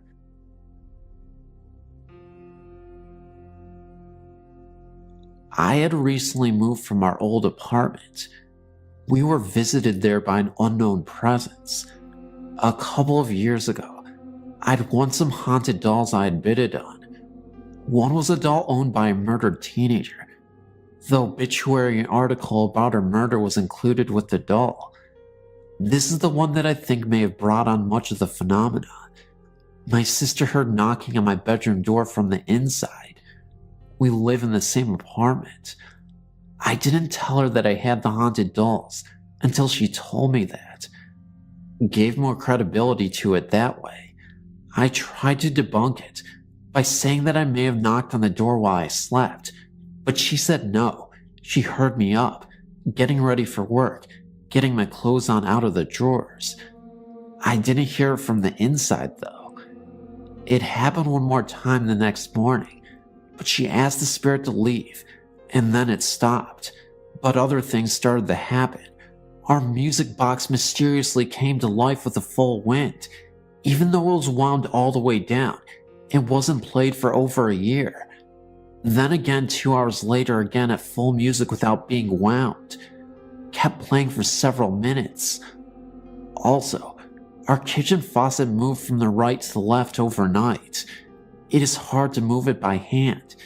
If that weren't enough, we had to unplug out of the power strip, and neither her or I unplugged it. It isn't easy to unplug.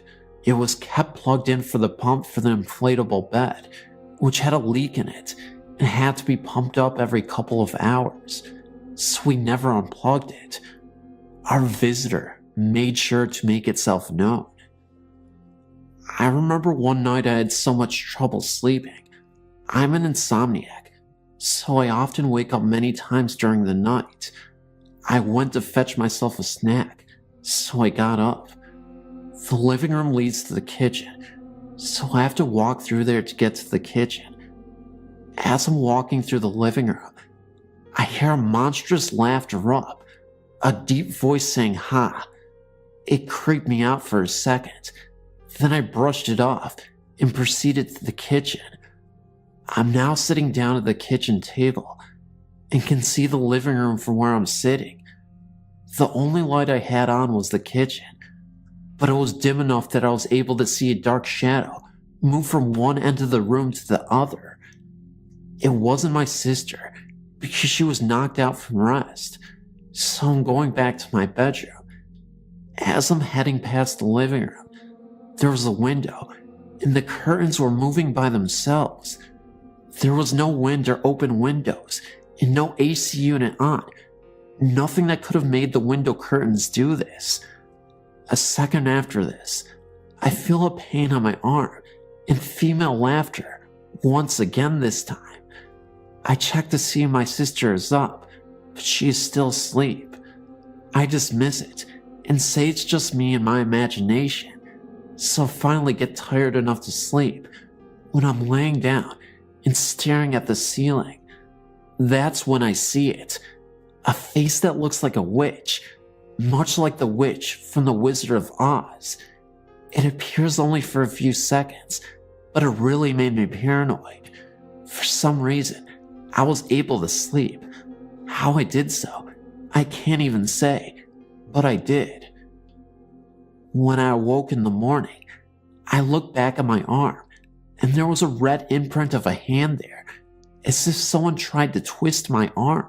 I know it sounds crazy, but I wasn't too afraid, even after all that.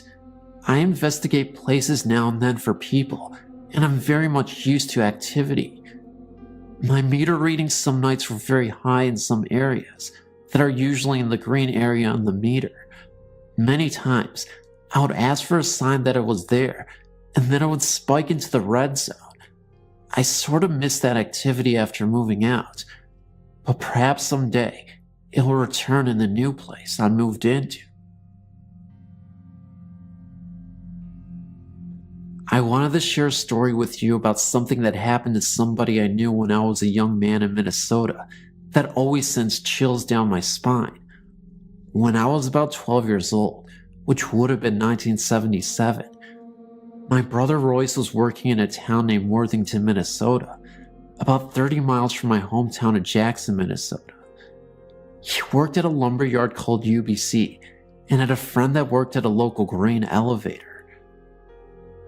The silos for grain elevators in that part of the country rise hundreds of feet into the air and have the capacity to store tons and tons of grain, whether that be corn or soybeans, whatever the silo is being used for at that time.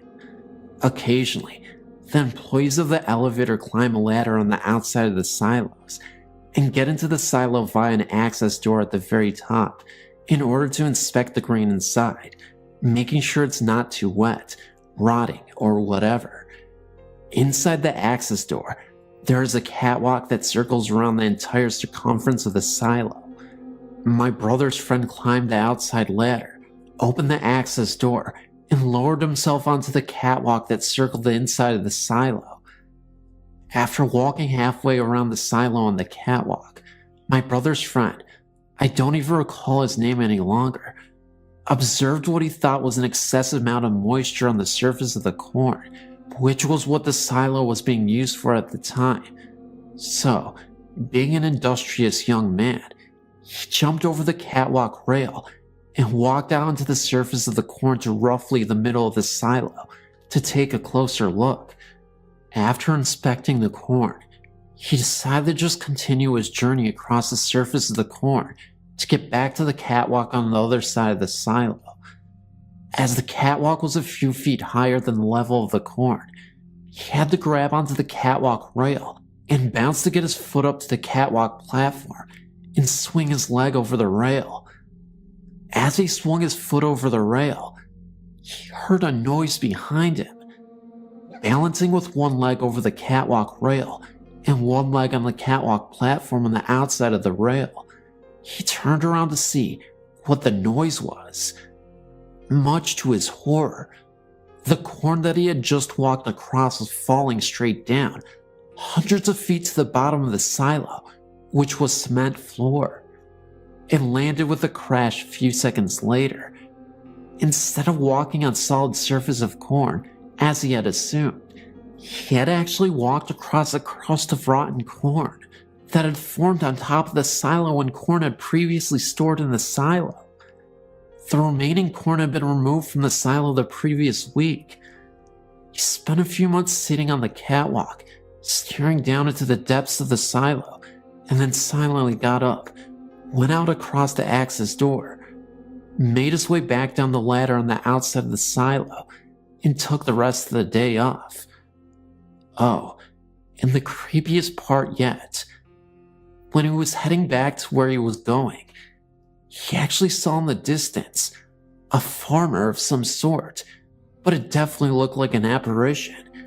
As he was getting closer and closer to the man who was standing there, almost as if he was lifelessly stoned out of his mind, he disappeared. His face looked so rugged, disfigured, and it looked like he was emanating pure evil. He later awoke in the evening in his own bed to a man choking him out in his sleep. He woke up immediately, and the man was gone. The man, the same guy who we saw, the farmer in the fields. He was described as having the most bulgy red eyes he had ever seen in his life, in the face of evil. Something was going on there, and he couldn't quite place his finger on it, but it was definitely demonic of some sort. That farmer was very protective of the cornfields it seemed that he may have raised himself, although I'm not sure why he even appeared in the first place, in the field, or as a possible sleep paralysis or ghostly encounter at night. Nevertheless, it gave me nightmares for a long time.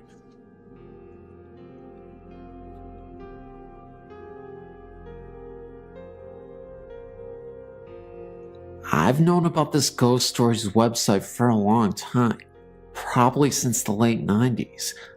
I don't visit the site too often, probably 3 or 4 times a year, but when I visit it, I enjoy it. Anyway, I wanted to share a couple of stories that kind of dawned on me while reading the site today. While I was reading your site, I remembered some of the experience I had at Paris Island, specifically in the rifle range area. Well, when I searched on the internet for Paris Island haunting, I came across this story. This same event in regards to fire which happened to a friend of mine. He was so spooked that he woke me up early for fire watch duty because he couldn't take it.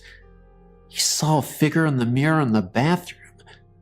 The difference between his story and the story from the link is that he saw the figure in the mirror, but to him, it looked as if he was in the bathroom. The bathrooms were in the large area we call the squad bay. The drill instructor's office was typically there. My friend had me go in the bathroom, but I didn't see anything. I took over his shift and worked mine. I recall hearing sounds like someone was moving in the bathroom. I checked a few times, but I didn't see anything. If I'm being honest, I was hoping that I would, which is why I didn't mind taking a double shift. My second story is an interesting one, because it was an experience we all witnessed. Again, this was in the same barracks where we stayed for the rifle range. We had all entered the barracks after lunch, and we were all standing in front of our foot lockers as our drill instructor, Sergeant Minix, was yelling at us over something. He was standing right at the door that we always used to enter and exit the barracks. We're on the second floor of the 3-floor unit. Well, while he was yelling, there were 3 distinct knocks on the door. It was the 3 knocks that all recruits had to do in order to approach the drill instructor at his office, or when a recruit has to enter another squad bay. By knocks, they were not traditional knocks on the door, but more like hand slaps against the door. As soon as the 3rd knock was heard, he flung the door open. Now, if someone was standing there, they would have had a door to the face. There was no one there, and there was absolutely no possibility that someone could have jumped out of the way or hid. They would have had to run up or down the stairs, or jump over the railing and taken a very high and nasty fall, and would have been obvious just hearing footsteps. Looked up and down the stairs and said, "Must have been a ghost." It was the time of day where all platoons would have returned to their barracks, so it wasn't some recruit falling behind or a drill instructor late. That just doesn't happen. Paris Island is very orderly in everything. Of all the ghost stories I've heard, I've never read or heard one where a room full of people experienced the same thing.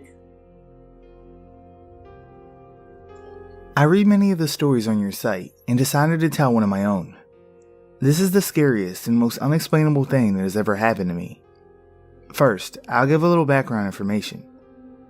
I grew up on a farm in rural South Georgia and spent a great deal of my free time fishing, hunting, and exploring, and always doing this by myself, since there weren't a lot of other kids around and I only had a younger sister.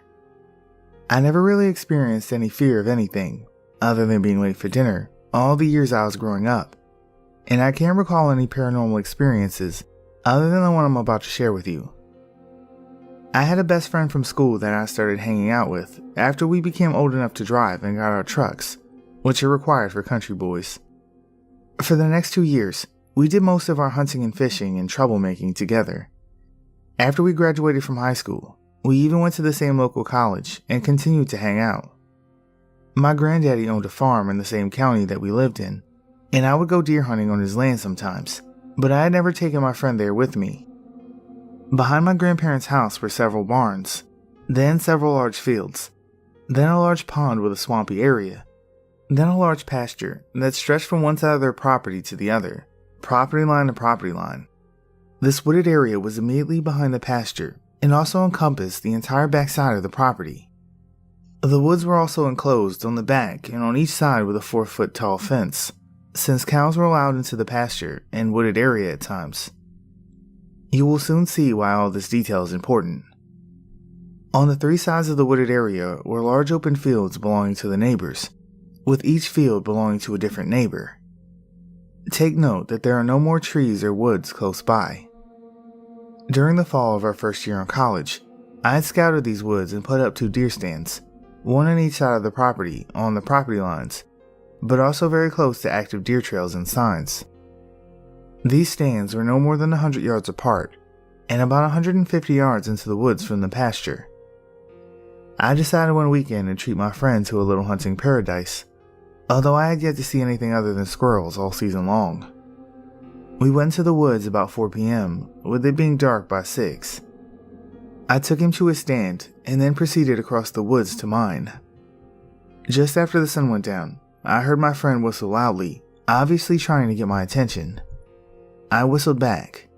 He whistled again as though he didn't hear me. Again, I whistled back, even louder this time. There was no response. About 5 minutes passed, and then I heard him whistle again. But he was closer to me than he should have been, but still through the woods somewhere.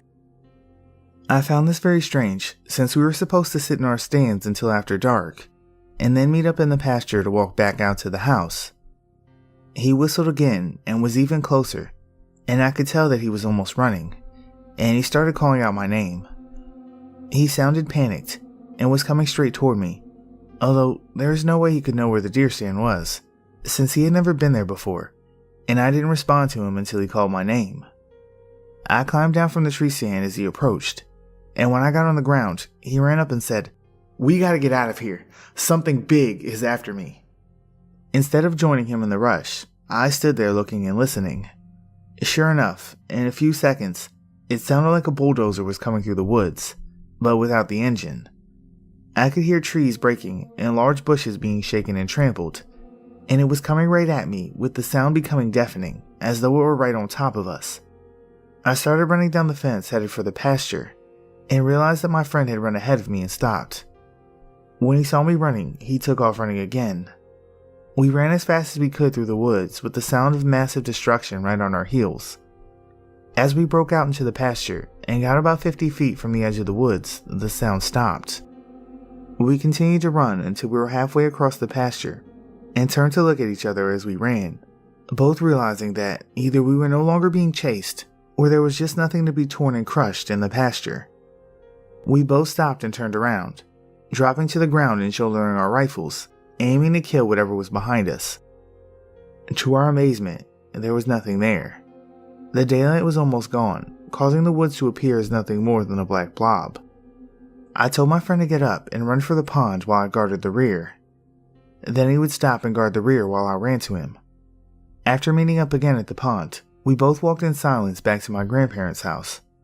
We got into our separate trucks and drove to our parents' houses, not mentioning the event until many years later.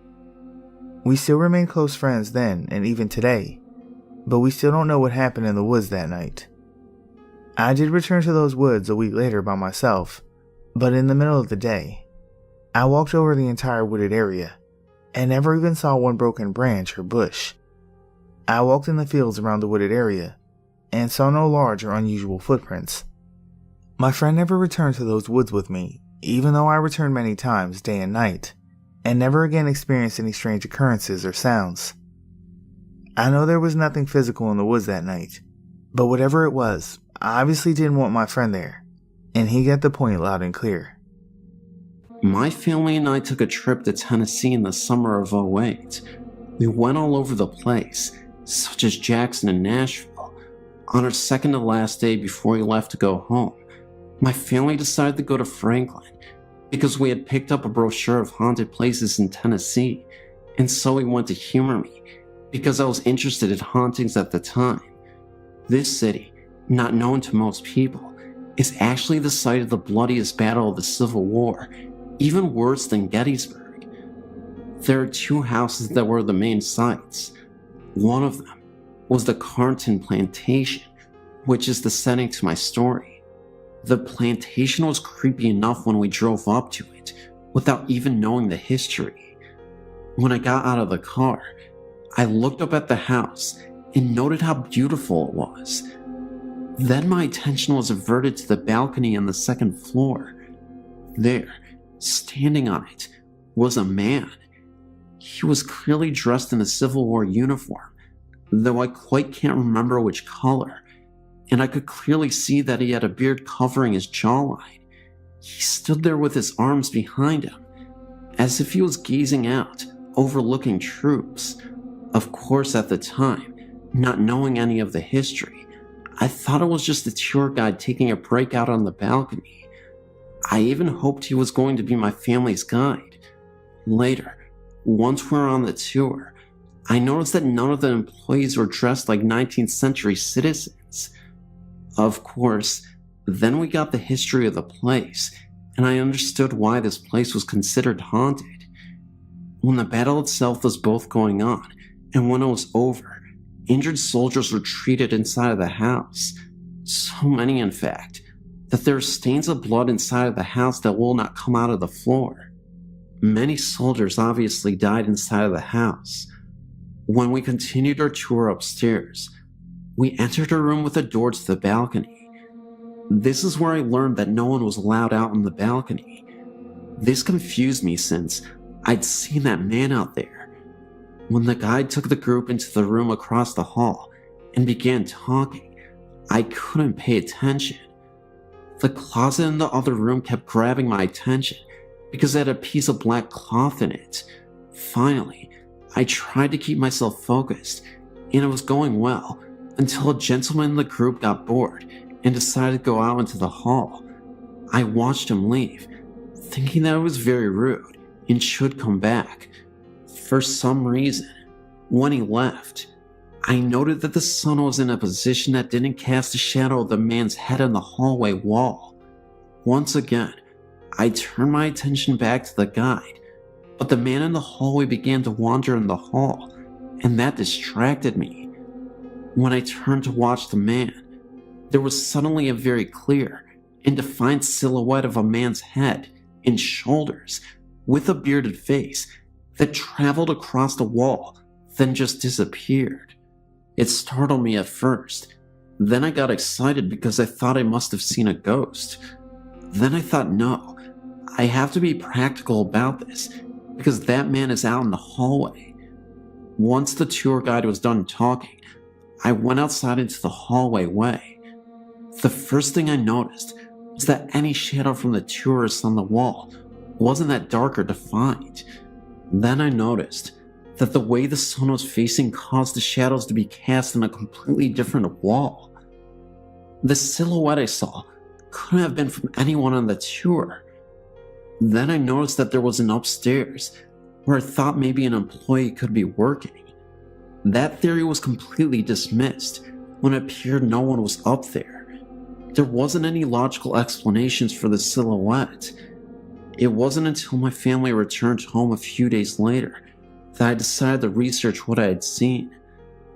After discovering that there was a frequent spirit there that was called the General, I made the connection. The details from past eyewitness accounts were identical to mine. He stands out on the porch, has a Civil War uniform on, and has a beard on his face. I was, and still am convinced, that I saw the General on that day.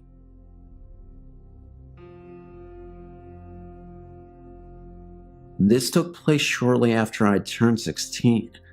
My dad was working up in Oregon and Washington, but was based out of Rainier. I went up to live with him, I guess just to do something different. I was used to being around the city type of atmosphere, and it wasn't too long before I grew bored. Not that the Oregon country girls in that area didn't stir my blood. It's just that they mainly wanted to waste their time getting high or drunk, tipping cows, or shooting the passing ships going down the Columbia River, which I don't mind. I just miss the city lights or something. Anywho, I'd been out partying with a friend and drove off the side of a mountain, another story which would take a while to go through, and I thought my dad was probably going to kill me anyway, without benefit of blindfold and a last smoke, so I decided to hitchhike back to Oklahoma. Needless to say, I lacked understanding of just how far I was from Oklahoma. My newfound compadre decided to go along, because he had gotten in recent trouble with his folks and wanted out of town too, so we took off. Somewhere between Portland and the Dells, on I-84, which was only a 2-lane at that spot. We were really tired and looking for a place to sleep. By this time, I'd found out that this hitchhiking thing wasn't for me, and it really should be called a lot of hiking and not enough hitching, or something similar. And what seemed weird was that out in the middle of nowhere, the fences were really well kept, and I didn't want to get caught up climbing one. No houses, no anything. It was simply just nice fences. Anyway, we found a rather peevish looking fence about 3/4 of a mile before a bend in the road. The moon was out and actually lit up the area pretty well. There was about 3/4 of a mile behind us from the last turn in the road, and like I said, about the same in front of us before the next one. We were in a valley or whatever they're called that the road went through, and it was really a beautiful sight. Just as we were fixing to jump the fence, a car came around the bend from in front. Of course it was too far off to see us when it rounded the bend, but we didn't want it to see us climbing the fence when it came abreast of us, like the owners of the land are out cruising in the middle of the night.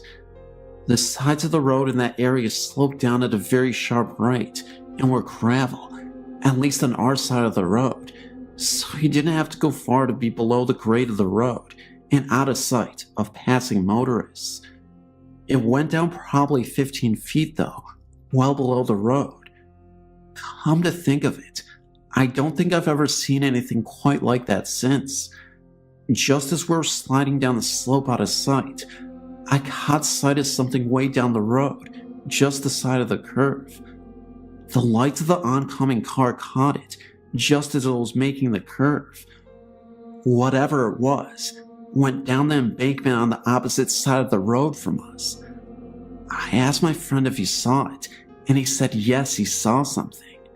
After the car passed, we peeked over the top of the road, and right when we started to climb back onto the roadway, because we decided we didn't want to sleep in that area anyway, we saw what appeared to be two guys pushing a motorbike climb up where we saw it go off before. This was still about 3/4 of a mile at least off, down the hill near the curve. We slid back down the slope, out of sight. I really don't know why. Then we kind of just looked at each other. A motorbike? We both looked at the incline behind us. If you pushed a motorbike off the side of the road down this embankment, you'd have a heck of a time stopping it before it went all the way down, and the river was on their side, and even a harder time getting back up. I couldn't imagine trying to get it back up to the road, assuming it didn't go into the river. We both peeked over the top, breathing really quiet and shallow, watching for another couple of minutes, when all of a sudden, it stood up. It wasn't two guys pushing a motorbike. It was something that had been on all fours and stood up, and it was huge. At least twice as tall as us, and by the way, we weren't midgets. I almost crapped myself. I started looking around, and the fence, by this time, was looking mighty small. Thinking really fast in that fight or flight mode, and the flight was definitely the way I was leaning towards, I realized that, thank God it had been his turn to carry the backpack, which would slow him down, and had the only food we had in it, and on top of that, I thought I could outrun him. Maybe it wouldn't want both of us. I looked at him, saw the panic in his eyes, and knew he was thinking along the same lines. I knew I couldn't run. I also knew that I had to sense us when it got directly across from us. I pulled out my little pocket knife.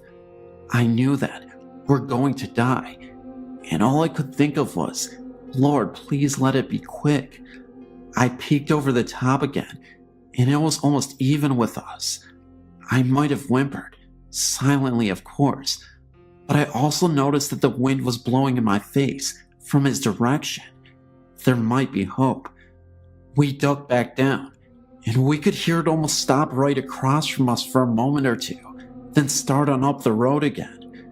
It was almost to the curve up the hill from us from the direction we had originally came from, when another car came around the bend downhill. I thought about jumping out in front of it and yelling for help, but if it didn't stop, then whatever that was would know that we were there. We waited, and it disappeared below the other side of the road, like before when the other car came. This time, it didn't come back up. I don't know how long we waited, but we finally climbed back up and continued down the hill and around the curve.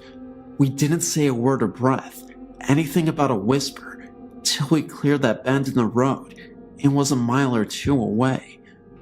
When we called the Dallas, we called our parents to come and get us. We'd had enough of the open road in Oregon. I don't know what that was, but I still think about it sometimes. I've had a few other things happen to me in my life, but that really scared me.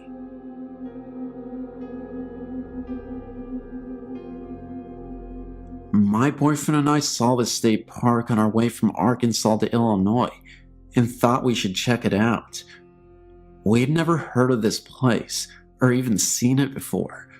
We parked in the parking area and got out of the car to explore the woods. Naturally, I had to use the restroom, so I went to the bathroom, and once I got to the toilet, I had a terrible feeling of being watched, and I truly felt like someone was in the bathroom with me, but obviously, I was the only one. The feeling of this presence was so unbearing and evil that I ran out of the bathroom, the second I finished with my pants down. Once I got out of the bathroom, my boyfriend and I started down the path. Within 30 seconds of walking, and still within 30 feet of the bathroom, my boyfriend and I heard a loud footstep, crunching the leaves. In fact, it was multiple footsteps. My boyfriend thought it was a bear or something because of the heftiness of the steps, so he was searching and searching for a bear or anything, but he couldn't find a thing. I didn't mention the bathroom to him, but after not too long, I insisted we continue. I know there is something terribly evil in that bathroom. For a while, nothing else odd occurred, and we continued on the path which goes down to level ground with a large lake on one side. But soon after we got to this level ground area, the sun started settling, and that's when things got uneasy again. We both started to hear something large walking in the leaves again. Sean, my boyfriend, really wanted to see what it was, and at this point, I felt like we were really in danger, and that something else, unnatural, was there. So we barely started to move farther into the woods when Sean told me he saw a shadow or something farther in. Then, I was done. I told him we had to go, and I cannot be here any longer. So, I ran like hell back to the car, and Sean was close behind me. Once we got to the car, I was at the passenger door, ready for him to unlock it. And of course, he tells me that he hears that thing we've been hearing in the sparsely wooded area, directly in front of the parking lot, which is to the very right near the parking lot, and that he has to see what it is. So, I had him throw me the keys, and I got in the car. He got in within a minute, and I asked him if he saw anything, and he said he just saw that a dark shadow moved behind a tree, but nothing else. Needless to say, we booked it off that mountain, and it really seemed like a car was trying to chase us down the mountain. But we may have just been super spooked from the woods experience we just had. But I will note, we were driving at about 65 miles an hour, and the speed limit was way less. I forget now what it was specifically, but I want to say between 30 and 40 max. Plus, it was a mountain road, and very windy, and frankly, difficult to traverse at 65. Also, during the time I was taking pictures, the whole time we were in the woods, nature shots, that was actually the entire reason we were there in the first place, and the pictures were neat. The day ones didn't have orbs, but the night ones all did, and I thought maybe it was from the lake reflection or something. But I took a picture out of the car window, at the moon, right after we got in the car, and in that photo, there's the moon and like 30 orbs. It's amazing to me. I mean, I've never taken any orb photo ever before, and I took another photo of the moon out my window about 30 minutes after we left the mountain, and only the moon. I did some research to find anything on the area.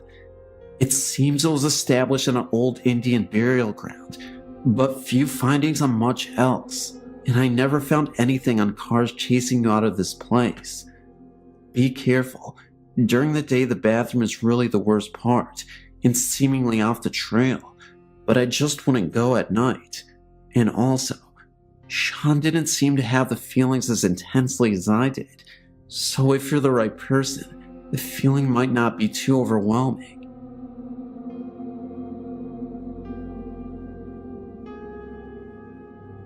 I was thinking about my dog last night, as he was put away a few years ago, and the immediate remembrance of a very weird experience me and my dog had in my home, in Tallahassee.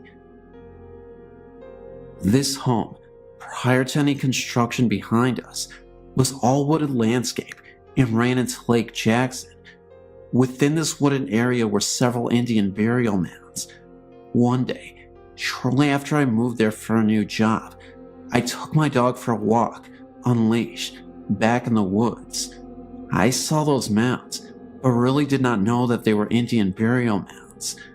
My dog and I both walked over these mounds just being adventurers. When I returned from our walk, my neighbor asked me jokingly if I let my dog run loose back there, and my response was yes. He then stated that I would see a black bird perched somewhere soon in a tree close by, and that this bird would be watching me. I laughingly asked why, and he said that if we walked over those mounds, we would have possibly wakened the spirits, and that the bird was their watchful eye on me. Well, of course I thought this man was crazy, but he was actually a very nice and intelligent man, as I learned later. So only about 2 days later, I returned home from work, and I recall thinking about the black bird bed he told me. So I peeked around the left side of the home to look into the wooded area, and lo and behold, there was a blackbird perched on a tree, staring at me. He would not take his eyes off either. Needless to say, that was creepy. So that very night, I was in my office, and my dog was usually laying in the living room by the fireplace. As I was doing my work in the office, my office chair was budged about 2 to 3 inches forward with a force that felt like someone actually pushed the chair. I instinctively reached by, looking over my right side, expecting to see my dog. No dog, nothing. So I quickly went into the living room, only to see my dog laying down facing the hallway entrance, which is where my office resided, as well as 2 other bedrooms. And he had his head between his paws, staring and growling at something in the hallway. Talk about getting freaked out. So I grabbed my dog by his collar and tried to lead him down into the hallway, and he resisted every attempt. He was scared, obviously, and he definitely saw or sensed something. I did not see anything at all. As I walked into each room through that hallway, I did not see or sense anything. Then I walked into the bathroom and the master bedroom to find that my candle, which was lit, went out. So that night, I kept all lights on. The following day I came home and looked again for that weird bird. He was not there. So I took my dog outside to do his thing, but then noticed he was limping. Then he fell to his side with pain in the backyard. As I made the observation, I noticed that in his groin area, he had a large tumor-like bulge coming from this area. I immediately took him to the veterinarian, and I recall she had no explanation for it, but prescribed medication to reduce the swelling. Within 2 weeks or so, the swelling went away. Looking back at that, I really feel that the spirit, or whatever it was, made that happen, as my dog was still young and very healthy. After that week of weird occurrences, I never had anything further happen. I never told my neighbor what had happened, as I did not want to look silly or have rumors flying around. But for sure, I can tell you that I know in my own gut that what that neighbor told me came to life. Dogs can definitely sense or see these spirits, as we cannot apparently. Between the bird, the bump on my chair, my dog growling and acting scared, and the bulge in his groin area, all made sense that something was in that house. Never walked in those woods again. I no longer reside there either.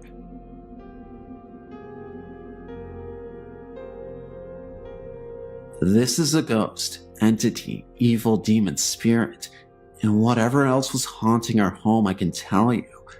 I will never forget what happened as long as I breathe air. We moved into this big house when I was 15. It had been empty for about 10 years. It had old, creaky wood floors and a ton of doors. Everywhere you turned in the house, there was a door.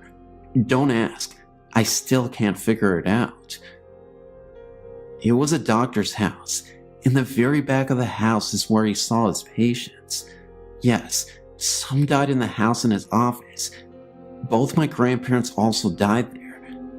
The very first thought we had activity, about 3 a.m. in the morning, there was someone banging on our front door. My grandfather would get up, and no one would be there. This happened all the time. We'd drop our car keys in the glass bowl right when we walked in, and they would be in a different part of the house. Things were always showing up all over the house. It likes to play tricks all the time. So many things happened, I can hardly recall them, all but this one I will never forget in my life. I would love to forget it, but it just won't go away. I was 20 years old and just had a baby. I had my daughter in a bassinet beside my bed. I fell asleep watching Michael Jordan play basketball in the Olympics. My bed had a tall headboard that sat up against my bedroom window. I also had floor-to-ceiling curtains, very heavy curtains. The windows were shut. The curtains were shut too. I was sleeping on my back as I fell asleep to the TV. The TV was still on, and the baby was fast asleep. All of a sudden, I felt a strong man's hand covering my whole face. He was trying to suffocate me. I was in panic mode. His grip on my face and nose was so tight that I couldn't breathe or scream. I was looking up at the ceiling thinking I'm gonna die, right there, right now. It seemed like an eternity, and I was losing my breath. Then, the phone beside my bed rang. It stopped. I jumped so far out of the bed across the room and looked back thinking I was fighting off an intruder, and no one was there. I looked out the window. Nothing.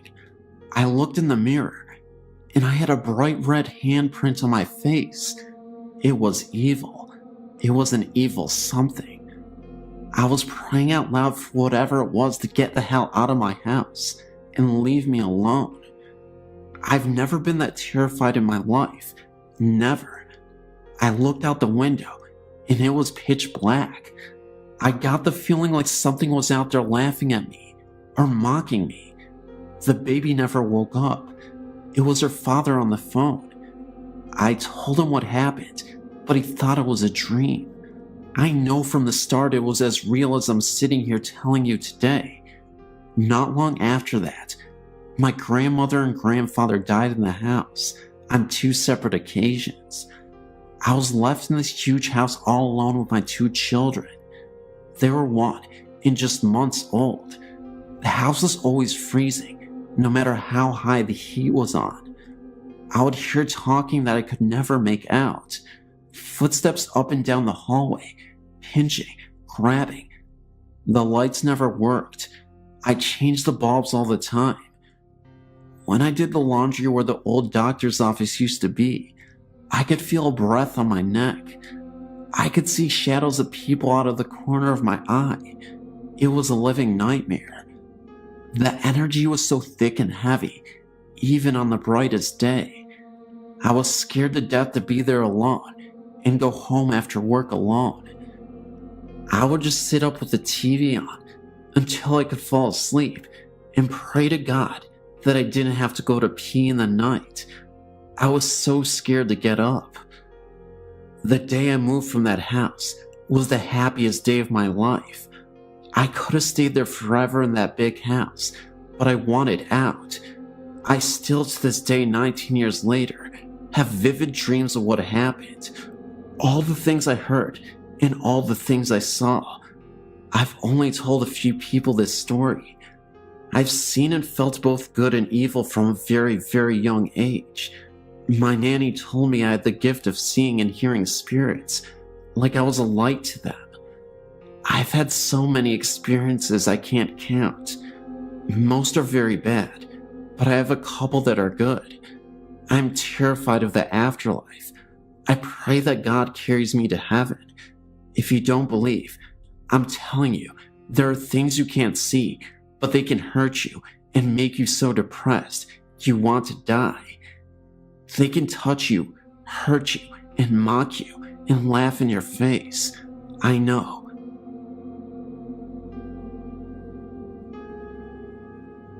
Here's my story. It will be interesting to see what everyone else thinks of all this. I was at a friend's house listening to music tonight, Saturday, April 12th. He's a drinker, so he was feeling pretty good. He was at the computer with his back to me. I was on the couch directly in front of the TV, which was off. The only light on was right above the computer desk. To my right was the entryway, which was dark, pitch black actually, but I could see the reflection of the room in the TV. He was playing "Oh Death" from "Brother Where Art Thou." Song itself gave me the creeps, when suddenly I looked into the TV and saw a solid black figure of a tall man start to step out of the darkness of the entryway and into the living room. I didn't see anything like clothing or facial features, just tall and solid black. My friend at the same time swiveled his desk chair and pointed towards the entryway where he saw the figure.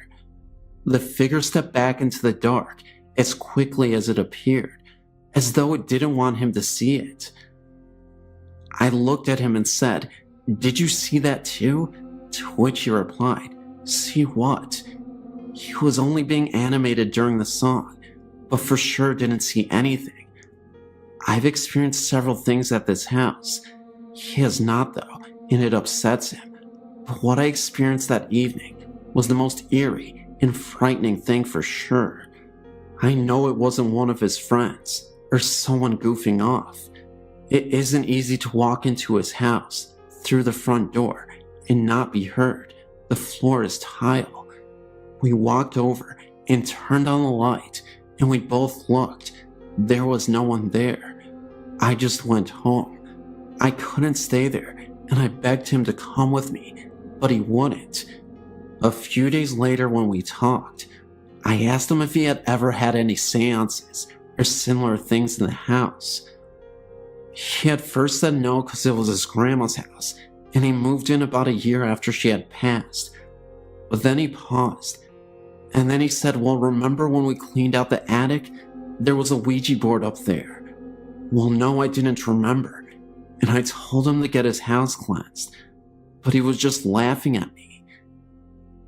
I've never been back to his house since that night.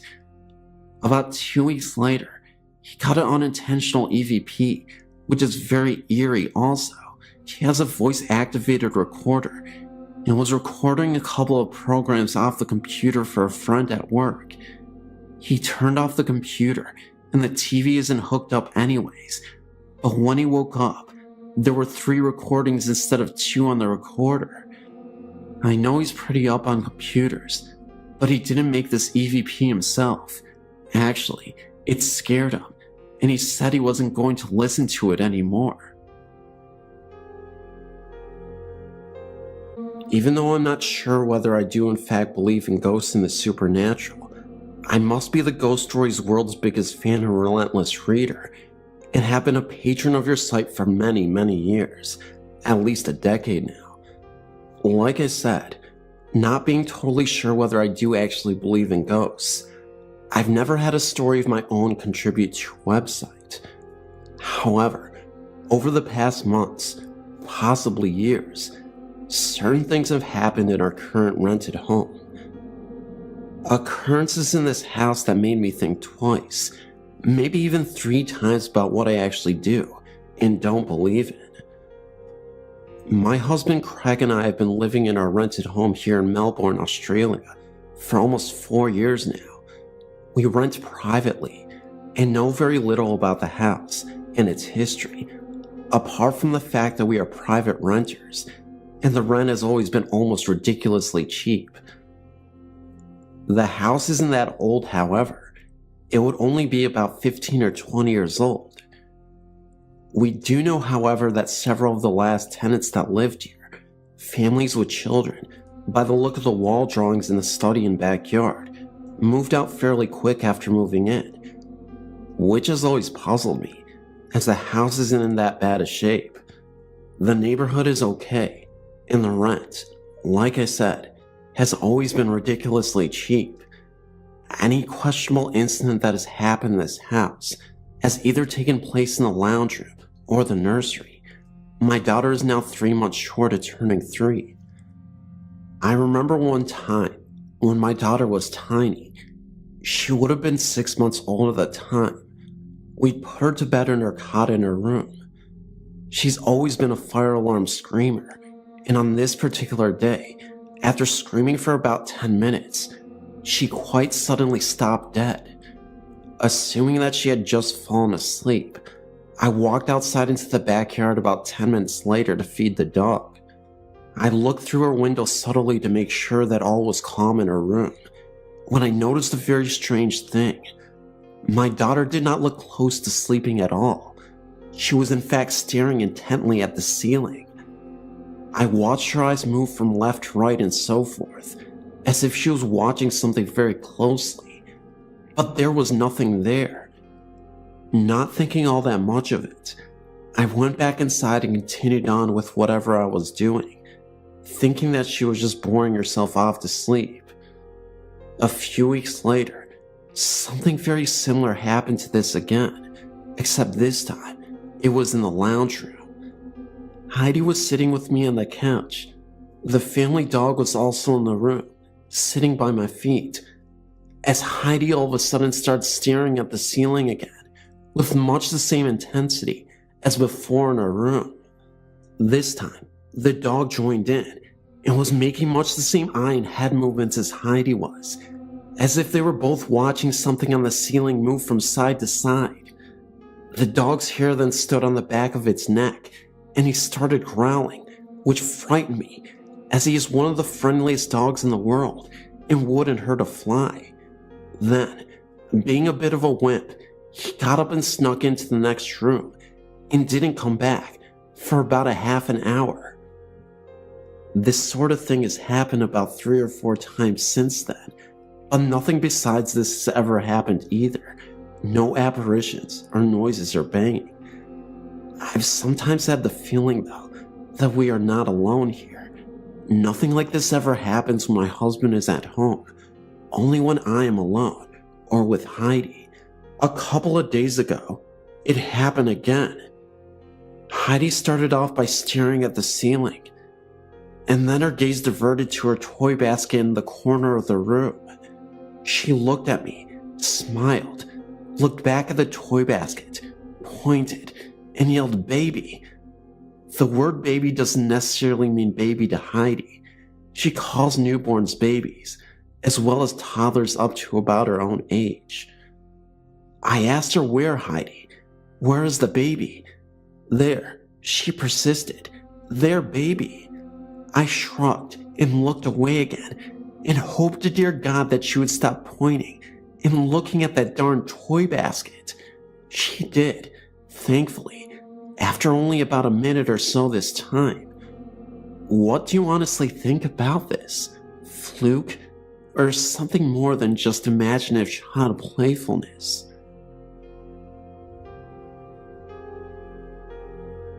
This website has mentioned dark, powerful energies such as imps, and I noticed the creator of this website has seen what could be called imps. Imps are described as devil spirits, who are demons, and small in stature. I've had many experiences throughout my life like the one the web creator had growing up. I don't like talking about them so much, and do my best to keep it dormant, but I did read their story, and I've had experience with a small black figure that sounds like one of the imps described in that story. Me, my daughter, and my wife all used to sleep in the same bed till our little girl was 1.5 years old.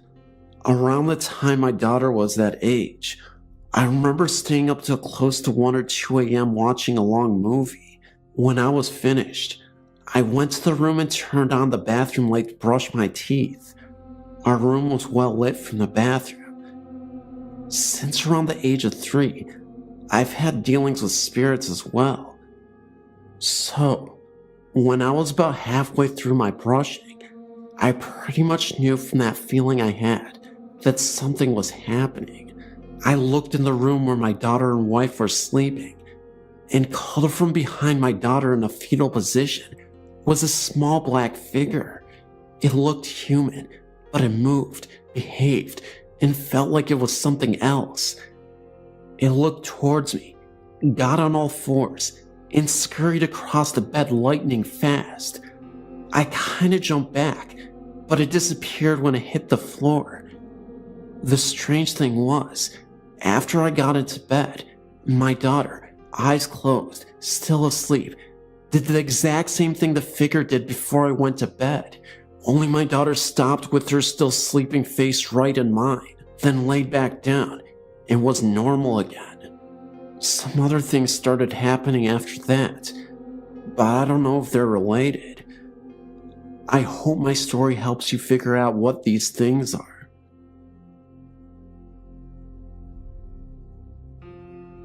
My story begins about 3 years ago.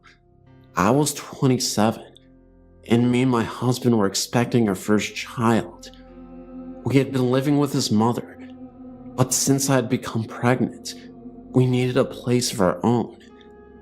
My parents owned 2 houses, one in which they lived in, and the other right behind theirs. My oldest brother and wife and children used to live there, but he bought the house right next door to my parents. Always wanted to stay close to our family. We're very close. Now that the house behind my parents was unoccupied, my mother asked me to move in. My husband and I gladly accepted. We would have more room and a place of our own.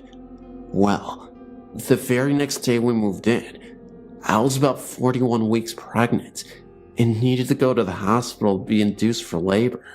We had a healthy baby boy. After our stay in the hospital, we returned to our new home. About 4 to 6 weeks after we moved in, I started hearing a noise in the middle of the night, coming from the closet in our bedroom. My husband worked a graveyard shift most nights at the time, so I was alone at night with our son a lot. The noise was that of the closet door opening. I had put a long rectangular mirror on the closet door, those that are about 1 foot wide and 4 feet long.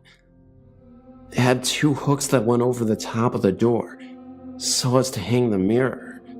So every time you opened it, it would screech very loudly, since the metal hooks rubbed against the door frame. Well, like I said, about 4 to 6 weeks after we moved in, I heard this very loud screech at about 2:30 to 3 a.m. I woke up and realized it was the closet door opening. It opened about 4 inches. We had 2 chinchillas that slept on the floor at the end of the bed, and I just rationalized it to one of them opening the door with their paw. But I know that would have to take some effort, since the metal hooks over the top of the door made it hard to open, and would make the door get stuck. I didn't really get scared. I just looked, then went back to sleep.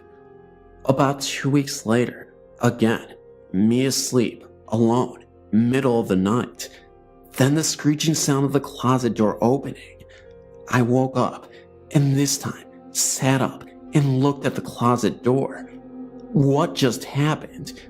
I checked on my baby in his bassinet next to my bed, and he was fast asleep. I looked at the chinchillas. They were awakened too, and looking at the closet door, but had not moved. So again, I felt no fright and went back to sleep. Again, a few weeks later, my husband had a day off, so he was home that night. And again, about 2 or 3 a.m., the screeching noise of this closet door being pushed open from the inside. My husband wakes up and just stares at the door. Now he saw firsthand what I had told him about. The last time this happened was some weeks after that. Again, I was alone at night. I heard the screeching sound of the door opening, only it sounded like it opened a little bit wider than just 4 inches this time. I sat up and looked at the door. The chihuahuas were staring at the closet door as well. This time, they stood up. Then the closet door started opening a little bit further still. That set the chihuahuas off. One was barking at the closet door like there was no tomorrow, and the other ran under the bed crying and howling. Their reaction is what scared me the most. My heart was racing. I put my head under the covers. The closet door didn't open further, but it took me forever to get back to sleep. After that night, I was scared of the closet. I told my husband, and he put a lock on the door. I closed it and locked it every night. I didn't open it again. Only one thing happened after that. About a year later, the closet door became increasingly harder to close. It would get stuck, and I would really have to push to close it completely. One Sunday night, about 7:30 p.m. this time, I again was home alone.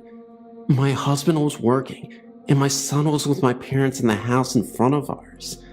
I was watching some TV, and I didn't like to leave the closet door open anymore.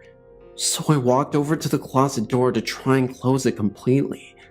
I was really pushing, and I started banging on the door with my fist to try and close it. It was almost closed. Then, while I was banging with my fist, right on the other side of the door there was a loud bang, as if someone hit it with their fist. It was right on the spot I was hitting it. I could feel the vibration against me. I stepped away from the closet door. I tried to stay calm. I'll try to sit down and watch some TV, I told myself. I sat down, but could not keep my eyes off the closet door. After about 30 seconds, I decided I couldn't stay in the house any longer. I left my parents' house in front of mine and left the TV on. Why did that scare me so much? I was fine when the closet door would open in the middle of the night. Was it because I was so sleep deprived from having an infant son that it was so easy for me to go back to sleep? The fact that I heard the banging on either side of the closet unnerved me so much. Thinking back, I remembered when I was 14 and my brother first moved in the very same house with my then 4-month pregnant sister-in-law and her 4-month-old daughter from a previous marriage. I remember shortly after they moved in, her telling me she thought the house was haunted. I asked why, and she told me that at night, she would see the closet doorknob rattle and turn. Oh, it's just her imagination, I told her. Even at 14, I would rationalize everything. I guess it wasn't her imagination after all. I later asked my niece, now 21, if she ever saw anything. She told me she did, which I later write about. This is something completely different to my experience, and I think it had something to do with her and not the house. She also used to tell me that the closet door used to open in front of my brother until he confronted it. Then it stopped. Thank you for taking the time to read my story.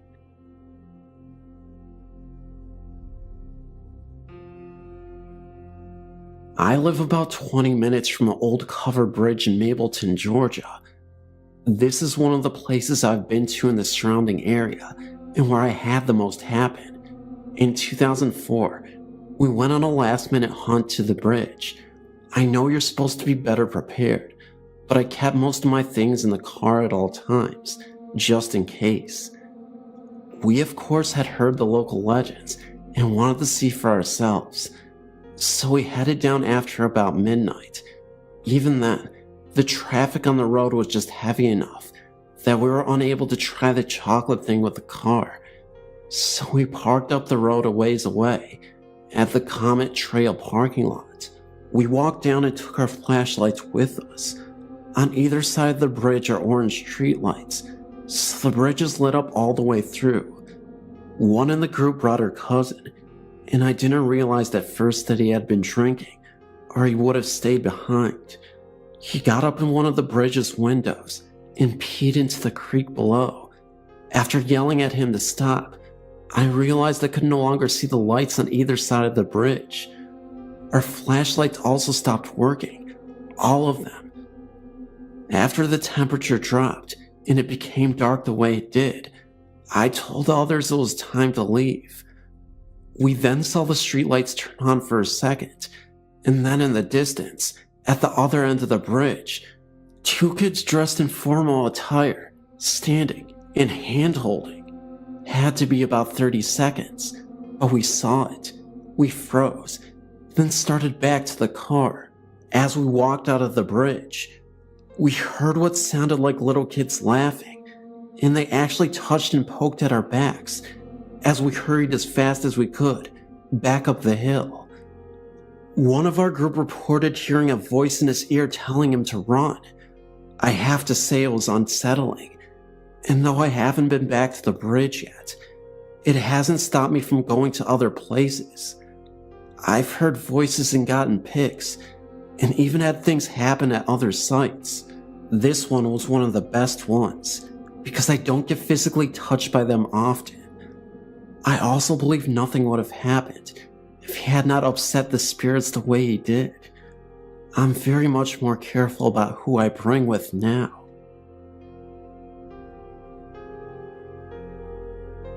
Only one town over from our home stands one of the largest and most ornate railway stations in our state. The owners worked over 20 years bringing it back from neglect in a time gone by, as their second love is antiques. They have decorated it with period pieces throughout, now opened it as an outstanding restaurant. My husband and I often bring friends there to enjoy not only the wonderful food, but for the pleasure of watching them jump as the Amtrak fly by, only feet from the window. There is a very small organ that has been placed on a wall, not far from where we often sit. Several meals ago, our waitress entertained us by telling some people have commented there is a ghost attached to this instrument. One said she saw a very small, frail old lady standing by it, saying this isn't right, indicating dismay as to how our organ came to be sitting in an eatery. The waitress went on to say they never like to work alone when closing up, as there's so many unexplained noises. We enjoyed a meal there today, and as always, our conversation turned into the many thousands of people now gone that pass through these massive arched doors. Out of nowhere, I smelled a very strong odor of ivory soap. Mind you, we are eating fish, no one is passing by, and the other tables haven't changed their patrons. I say nothing, but a moment later, my husband smells it and says how weird it is. Such an uncommon smell today. It lasted for about 3 minutes. There was no explaining the smell. As we finish, we wander through the hall looking at various rail-related antiques and move on to the outside. There's an Amtrak train on the track, but it is going slow. Strange, as they usually are speeding enough for an onlooker to feel their wind as they pass, heading for Boston. It comes to a complete stop at the station. A man in uniform gets out and looks at the front and then under. Turning to us, he says he thought he saw someone laying on the track. He walks about, making a full inspection. Then he gets in and then starts going. We see the riders in their seats, but as we watch, he stops again, just down the track, and repeats the inspection again. Strange day. This place should be investigated.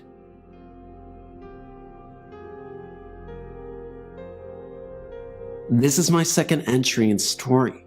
This takes place in Rusk, Texas in the 70s. This story comes from an acquaintance of mine, who is really more of a good friend of mine, of my good friends.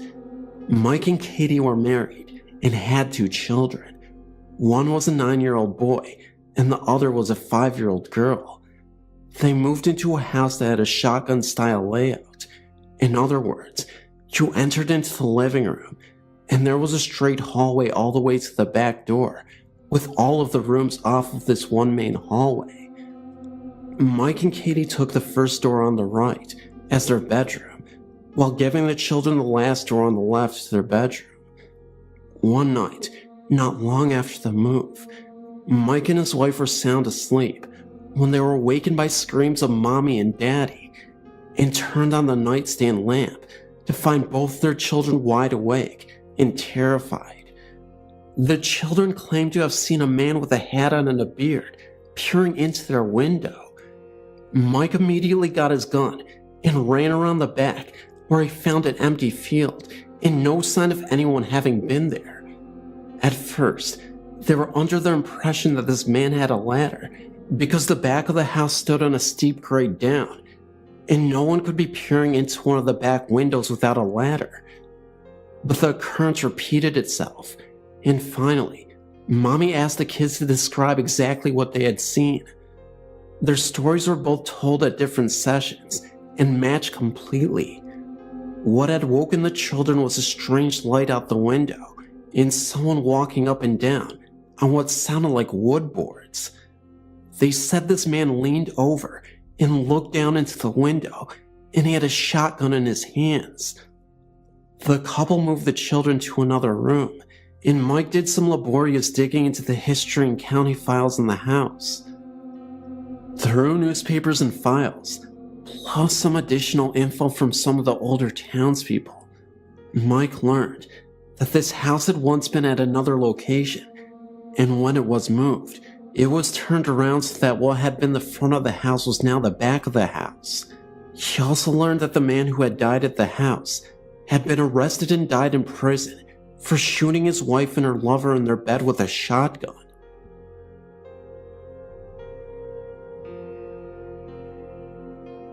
I've sent in one other story about my mother's house in Illinois, but I have two more stories to share. I was raised by my grandparents. Their house has its share of odd occurrences, knocking sounds from within the walls, an apparition of my great-grandmother, and eerie feelings down the long hallway to the bedrooms. One night, I was around 9 in 1989. I was lying in bed, trying to fall asleep. My bed was facing the doorway, and I could see into my grandparents' bedroom across the hall. The hall is only about 4 feet wide. The only light visible came from a small night light in the outlet at the center of the hall. As I was tossing and turning, trying to fall asleep, I looked out into the hallway and saw a young woman with curly hair, her body glowing faintly. She carried a candle in her cupped hands.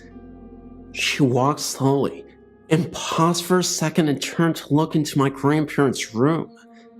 Being the nervous child I was, I quickly pulled the covers over my head and ignored it, eventually falling asleep.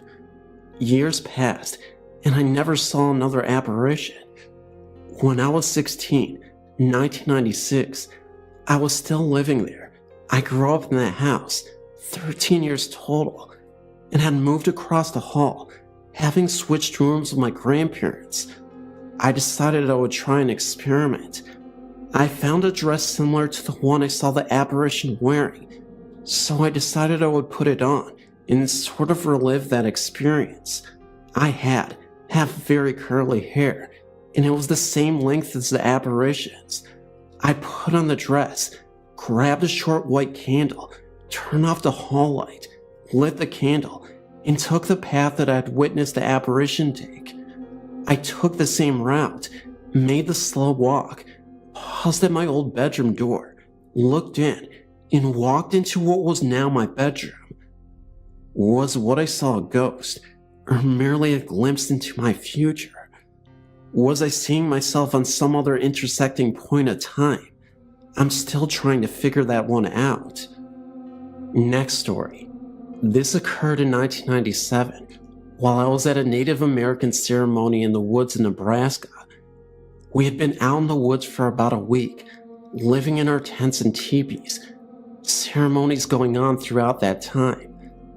I'd heard the stories of spirits who lived in the trees, and being as curious as I am about the supernatural, I was nervous and excited to see what might be out there.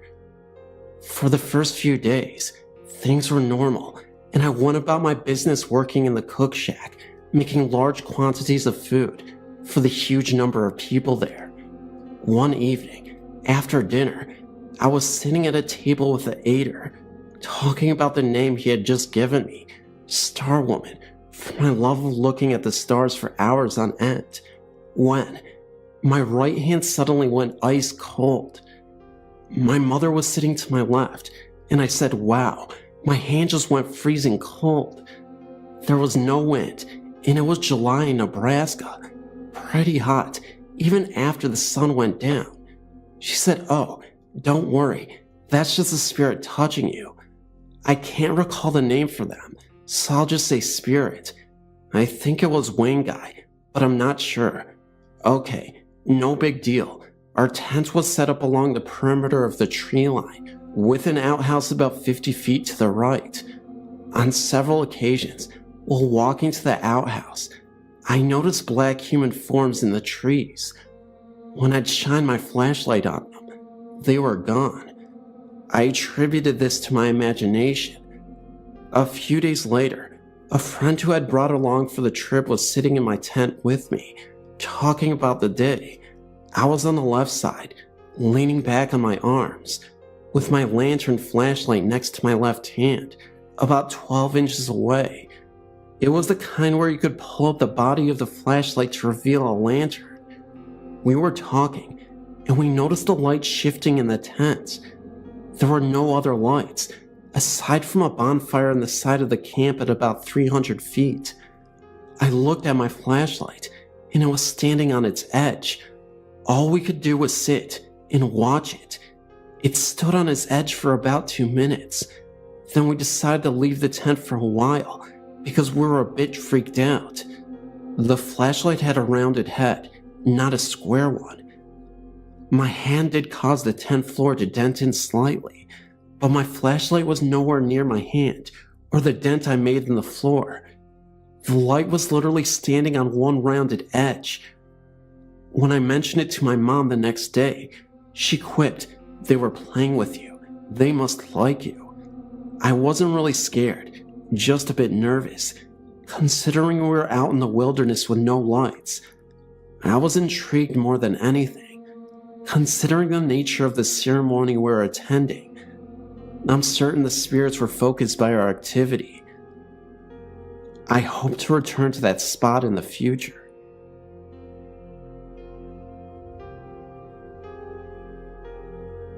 This occurred in Miami, Florida in 1980 when I was 15. I still don't know if this was a paranormal experience, but it was unsettling nevertheless. I was babysitting for the next door neighbors one evening. Their daughter was down for bed, and I was in the family room watching TV. They had a small anchor biter type dog, and it went to the double sliding glass doors that led out into the rear patio and pool area, like it wanted to go to the bathroom. All of the homes in this area had a screened-in patio pool enclosure, and when you open the sliding glass door to step out into the patio, immediately to your left was a screen door that led into the backyard. Unlike most of the homes in my neighborhood though, the backyard was surrounded by a chain-link fence. So I go and open the sliding glass door, which was completely covered by trays for privacy, to let the dog out. The dog steps out, and I immediately hear the crunching of grass in the yard to my left, as though someone is walking in the backyard. Startled, I look to my left, and there is what appears to be a man, adult size, reaching out as if to open the screen door. I immediately slammed the glass sliding door shut, scared out of my wits. I stood frozen in fear in the living room. Silence. After a few minutes, I cautiously peered through the curtain onto the patio. No one there, just a dog sniffing around. I let the dog in, and he did not appear agitated at the least. I never thought much about it after that, until years later. If there was someone there, why didn't the dog bark? If it was supernatural, animals are known to get agitated, yet nothing. My imagination? Definitely not. Nothing like that ever occurred again in subsequent babysitting for that neighbor. When I was young, my grandmother owned a very old rustic country summer home in a small village about 3 hours away from a large city where I grew up. There was nothing particularly threatening about the outside of the house. To a casual onlooker, it just looked like an old quaint house, much like the majority of the houses in the village. During summer break from school, My parents would send me there, since my grandmother always took her vacations there, far away from the busy life in the big city where we all lived. Though I miss my parents a lot, and didn't get along well with my grandmother, I still, for the most part, enjoyed the large garden with its old apple trees, a berry orchard, and a large vegetable garden. The inside of the house had a very different feel to it. First of all, it was definitely very old and somewhat musty because it went unused for a large portion of the year. In one of the bedrooms where the wallpapers was peeling, you could see several layers of different color wallpaper, which makes me think that the house was owned by many people before my grandmother, though she had for many, many years. Though it had a sink, it did not have a toilet or a shower. Instead, there was an outhouse outside and an outside shower for summer use. There was one room in the house, which was added sometime after the original house was built. It was a slightly newer, open space with many windows, painted in a pleasant pastel color. It was located at the very back of the house. For some reason, my grandmother insisted that this particular room is where I would stay. If you were to simply look at it, you would find absolutely nothing threatening about this room. However, for some reason, I was terrified of staying there. My parents always remarked that unlike the other children, I was scared of nothing. I always slept with the lights off, never had any incidents where I was scared to be alone, and never had any childlike fears such as a monster in the closet, etc. So, my parents found it highly unusual that being 8 or 9 years old, I was absolutely terrified of this room. I would beg my grandmother to let me sleep in the bedroom in the main part of the house, but she always told me that I was being silly and there was absolutely nothing wrong with the room. Yet at night, with the lights off, I couldn't help but hear unusual creaking sounds, knockings, and what sounded like footsteps after my grandmother had gone to bed. Having never been scared of anything, I would pull the blanket almost all the way over myself, except for my eyes, out of which I could see faint black shadows moving along the corners of the room. I tried so hard to convince myself that I was just imagining things, but the extreme uneasy feeling never let up. I felt like something in the room could physically hurt me if it chose to. I told my parents and kept asking my grandmother about the room, but my questions were sidestepped, and I was always told that I'm just imagining things. And maybe it's because the room is sort of isolated from the rest of the house, and that makes me nervous. And of course, I got the usual explanation of it's just the house settling, etc. Since the house had no hot water, they couldn't blame the water heater. Things would go on like this every summer I was there. On a few occasions when I was allowed to sleep in the bedroom in the main part of the house, I felt much more at ease and was able to fall asleep much easier. In the other room, the uneasy feeling would keep me awake for hours, which was highly unusual for me since I never had trouble sleeping anywhere else. Yet, though significantly weaker, the effects of that negative energy permeated the entire house. To wash up before bed, we would heat water in the kitchen and put it in a basin. On numerous occasions, when I was washing my face or giving myself a sponge bath, since the only shower was outside, I had very strong feelings of being watched, to the point where I would do what I needed to do as fast as possible and would turn to look behind me, expecting someone to be there. One particular occasion I remember very clearly. It was broad daylight, and my grandmother went to the local market to buy food, while leaving me at the house by myself. I was about to go outside to the garden when I heard a loud female voice clearly calling my name from the living room. Utterly confused since I was supposed to be the only one in the house, I went to investigate. My grandmother was still out, and I confirmed that I was alone. Then I heard the same voice again, calling out to me urgently from another room. I was really freaked out and almost ran out of the house, but made myself go and see if anyone was there. I saw no one. When my grandmother got back from the market, I told her what happened, and she told me many people imagine someone calling their name when they are home by themselves. Even then, I thought it was an odd explanation, since I never had an occurrence like that before. And actually, I haven't had an occurrence like that in the nearly 20 years since then. Sadly, since I was still a child, I never found out the history of the house before my grandmother finally sold it after she was too old to maintain it. I don't envy whoever owns it now, though.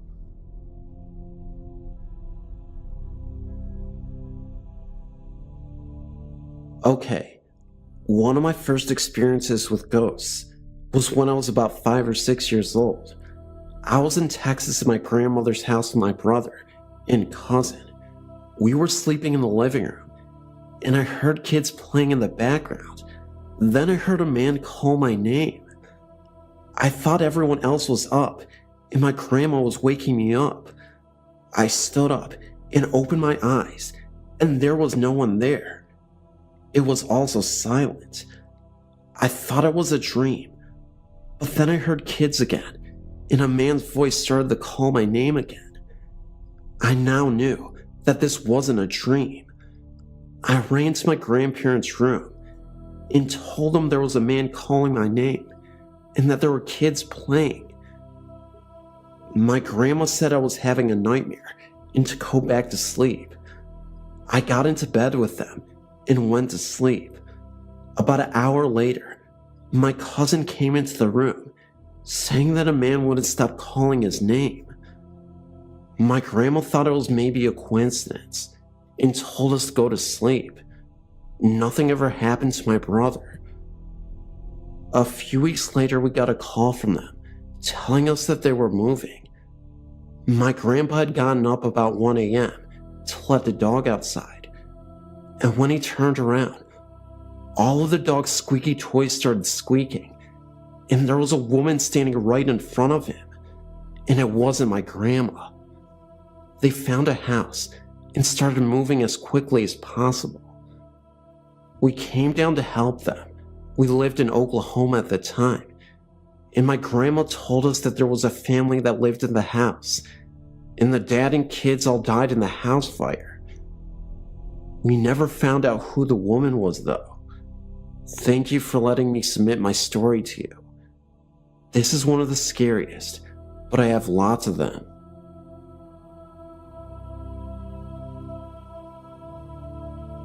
For as long as I can remember, I've been able to feel and see spirits that no one else could. It took me many years to discover what this ability was, and that I wasn't alone. I don't remember my very first ghostly experience very well, but my mother does. She told me the story many times. I was 3 years old, and we were visiting my grandmother at her home in East Boston. I walked into the back bedroom, my grandmother's room, and then back into the dining room and asked my grandmother about the man in our room. She asked me to describe him, so I did. She turned to my mother and quietly said, "She has a gift." She handed me a photo of her and my deceased grandfather and asked me if that was the man.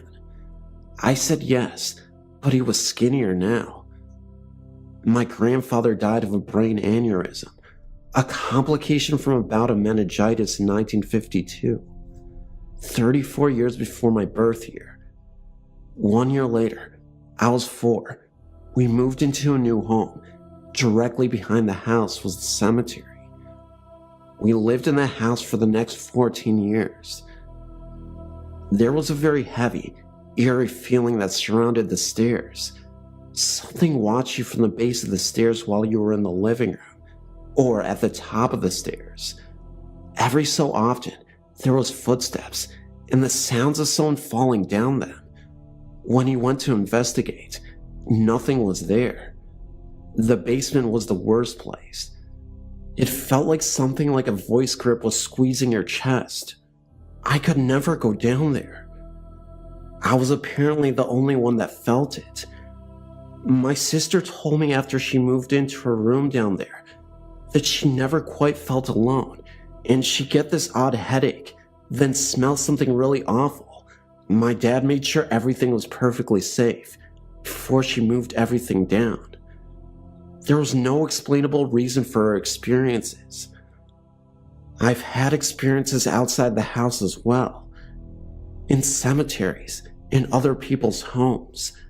Recently, I began to investigate haunted places in New England with my friends. Since moving into my current residence in 2005, though, I haven't had any experiences at my home.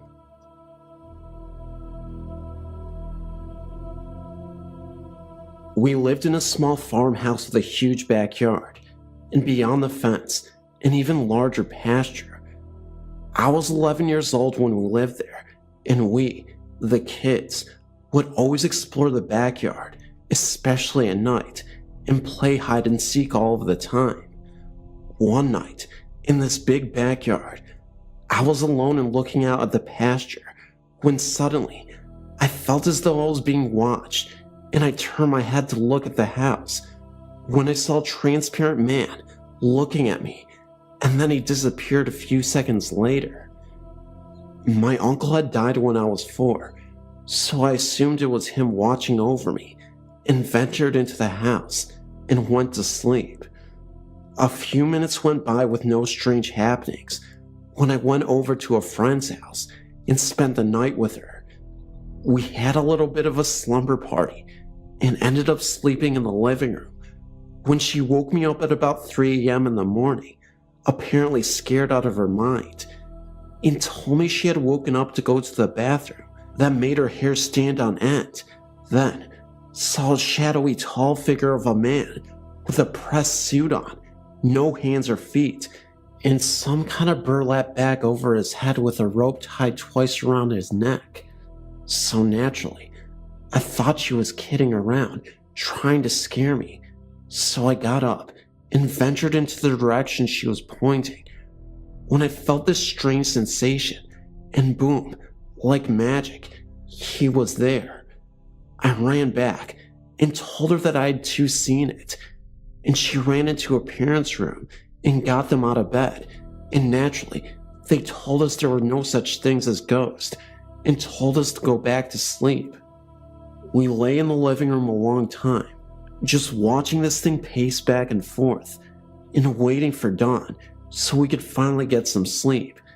And about 5 in the morning, the visitor disappeared, and we soon fell asleep. Never in a million years, if someone would have told me this would be the beginning of a 19-year-old haunting, would I have believed them. But that is exactly what happened. Not just to me, but to my friend also.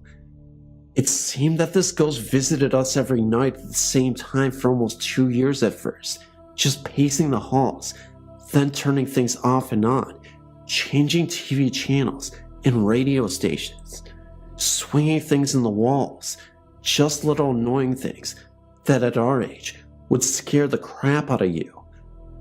One of the scariest nights I can remember was one night at my house.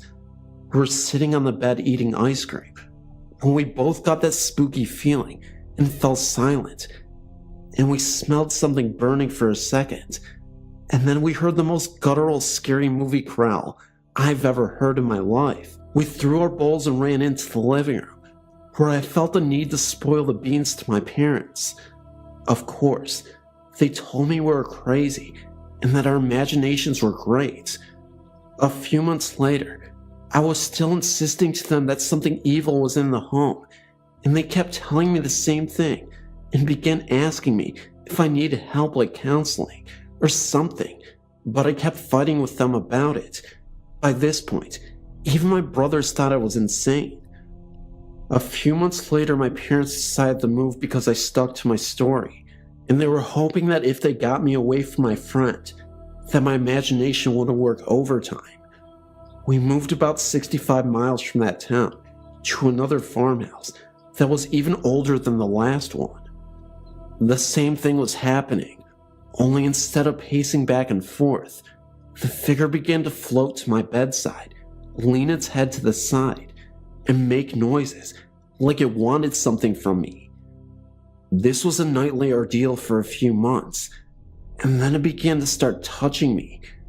I could never see its hands, but I could feel the icy cold prickle sensation that came with it, working its way up my bed, to my legs, up my body, and even surrounding my head.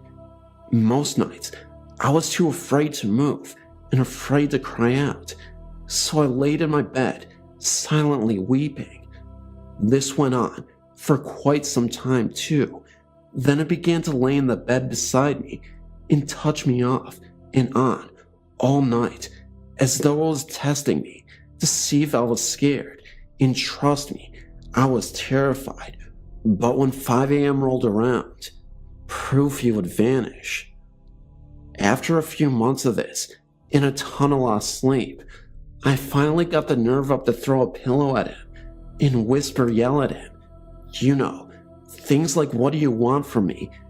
And he began to put his head to the side, even more, and grunt, as if he was replying, "What?" Remember, the figure always had a pressed-on pinstripe suit and some kind of burlap bag over his head, with a rope that showed to be strung around his neck at least 2 times. So, I never saw a face or even heard him speak, anything other than the grunts it was doing that night. But shortly after my temper tantrum, it left.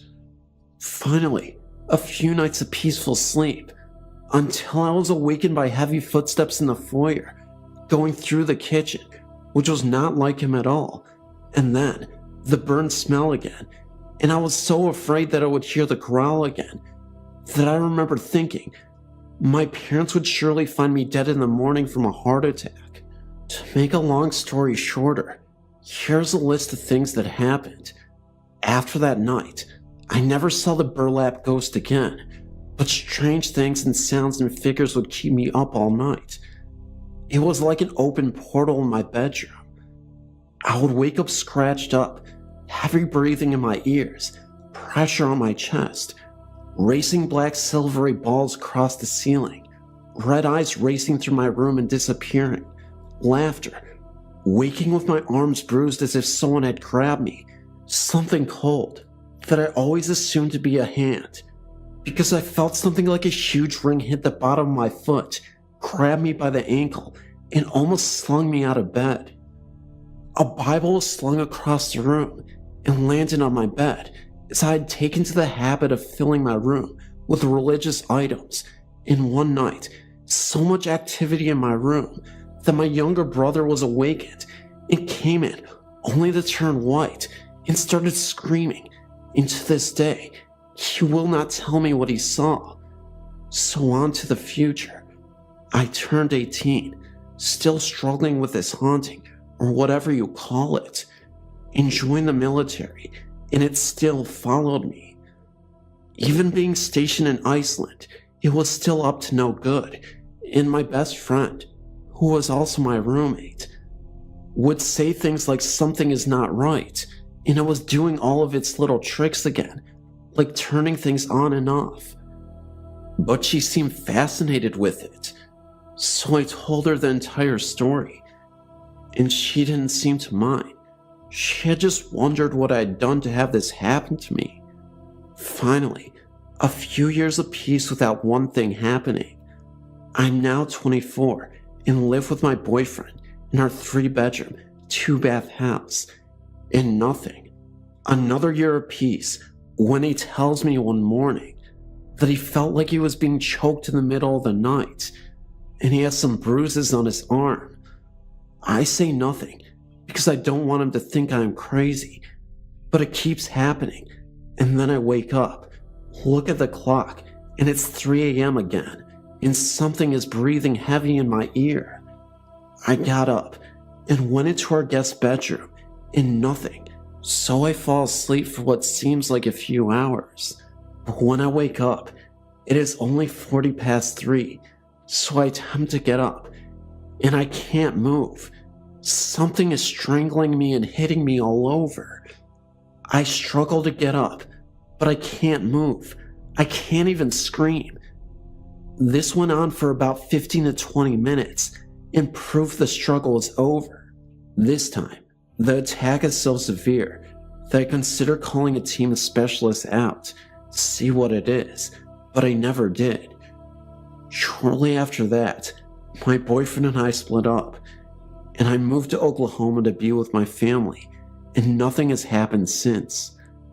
Once in a while, I get a strange sensation, but I don't think about it twice and just keep doing what I'm doing. And it has now been about 2 years since anything out of the ordinary happened. There are many more things that happened during this trying period of my life, but for me to write it on here would take a year at least. For those of you who read this and think I'm crazy, I can only say that maybe someday my little brother will tell me what he saw.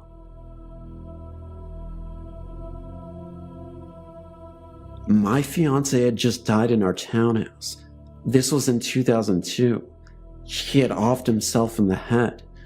I went back later because I couldn't go back there for a while after he had died. Anyway, I went back and I kept feeling hand brush across my forehead. One night, I was in bed and was about to fall asleep when something grabbed my foot and was pulling it downward. I freaked out. I was the only one in the house. Then, I had a friend come over because I was afraid to be alone because of these things happening.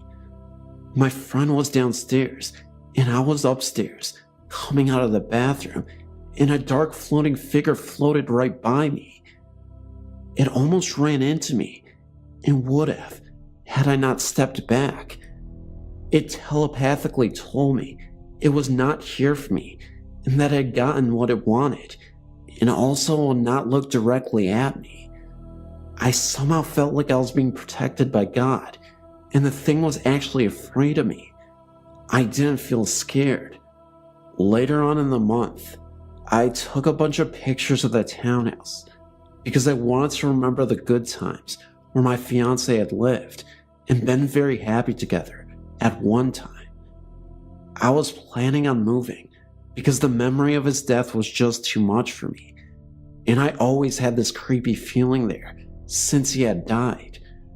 After I got the pictures developed, there were 120 photos in all of several different rolls of film of different things, and then the one that I had taken pictures of, the inside of the townhome. Out of all these photos, I had taken 3 of the exact place where he had died, and only those 3 photos were what appeared to be flames right in the place where he had passed. It almost looked like the portal to hell. Seriously. To this day, I cannot explain those pictures. They were taken with a very expensive camera. No other photos I had developed before or after that had ever had those flames in them like that. Just the 3 that were the exact location of his body when he died. My name is Malin, and I've just turned 21. I live in Sweden. In my parents' house, I've experienced some strange things that I really can't explain. My sister and I have always felt that there is a presence other than us. My parents don't believe in that kind of thing and have always told us that it's just our imagination. One of the first things I remember is that my father had gotten this stuffed animal that looked like E.T. He got it from his students as a present. I must have been about 4 years old and had recently seen the movie with my sister, and for some reason, I thought that E.T. was the most scary thing I've ever seen, so I didn't like this doll at all. In our basement, there are a lot of different rooms, and one of them We had a huge box filled with stuffed animals. Every time I went down there, I took the ET doll and put it in the bottom of the box, under all the other stuffed animals. But the next time I went down there, the ET doll was lying on top of the others again. This happened repeatedly, every time I went down there. It didn't matter if I waited 2 days or 2 minutes.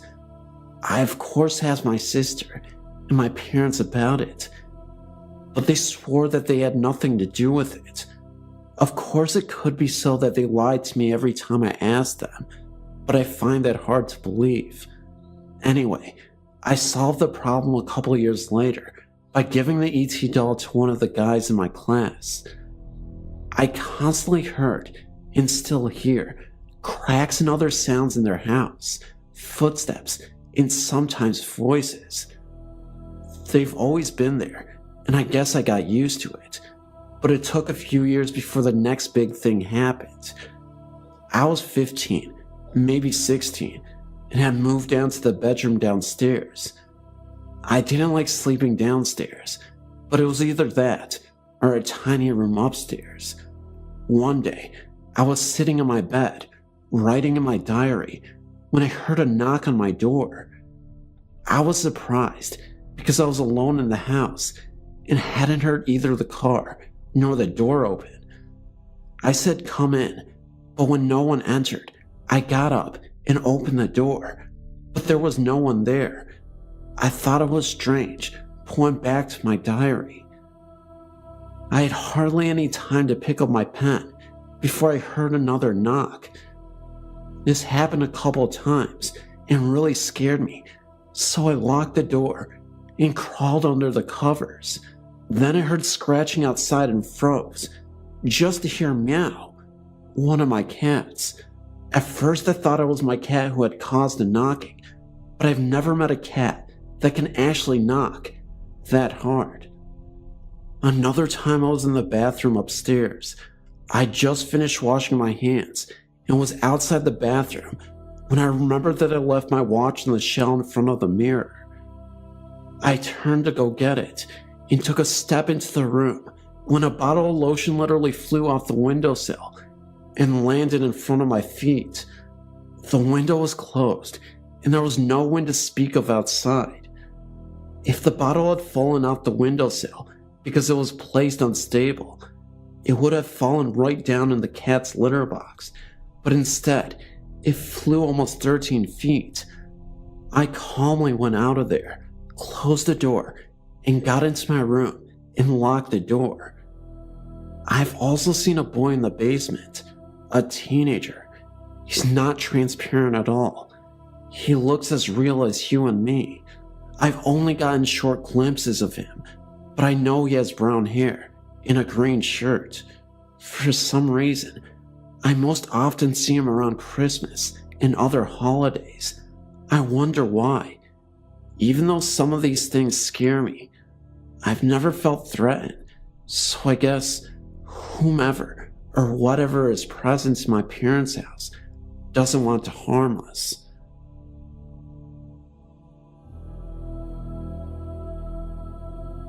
I'm one to be afraid of the dark, but there are feelings I get.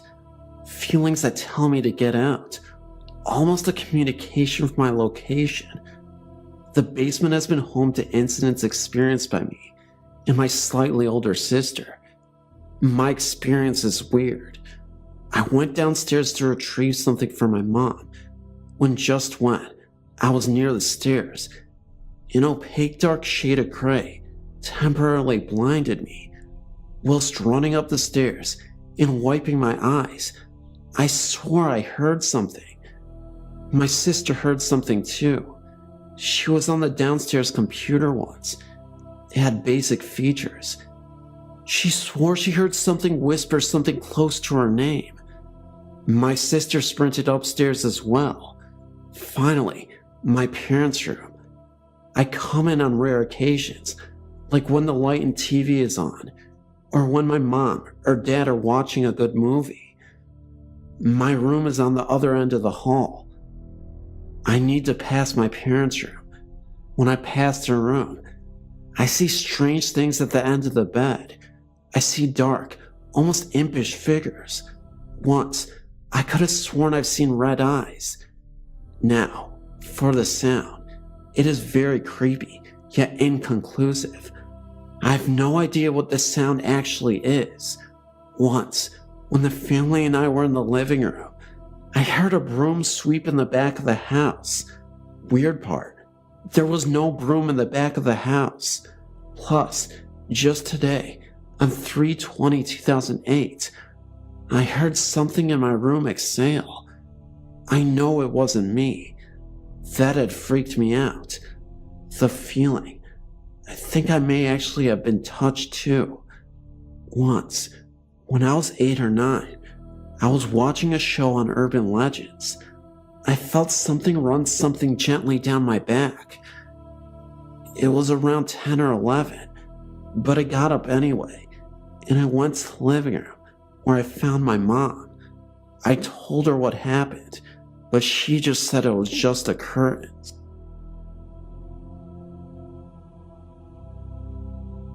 I lived in a home in North Salt Lake City that my children and myself had many experiences over the years that we never could explain other than it's supernatural. My husband, myself, and 2 children lived in this house for over 12 years. There's a family that now lives in the house, and I do not want them to cause any problems by giving them out the address of the house. I will say that the house is located on 5th North. My children attended Jackson Elementary School when they were young and graduated from West High School.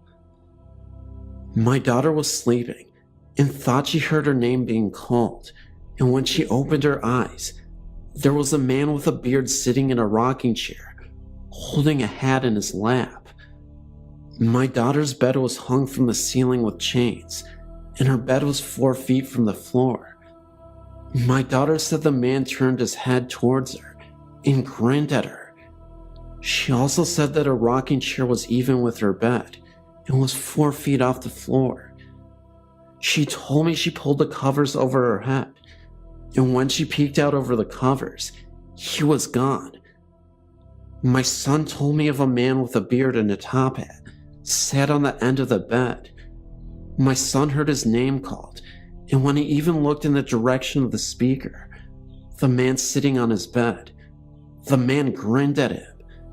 My son pulled the covers over his head, and when he looked out, the man was gone.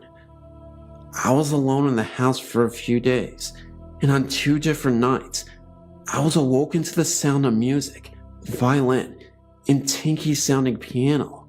The lights were on in the kitchen and the front room. As I entered the kitchen from my bedroom, the music stopped and the lights dimmed, and as I entered the front room, the lights dimmed, and I found myself standing in the middle of the front room in the dark. I heard footsteps in the stairwell, and when I got to the bottom of the stairs, the lights were on upstairs. I started walking up the stairs, and with each step, the light got dimmer, and about at the 5th step, it was now dark upstairs. I could write about many other things that happened at this house. We never felt anything evil with our experiences, and it was always our own fear that scared us.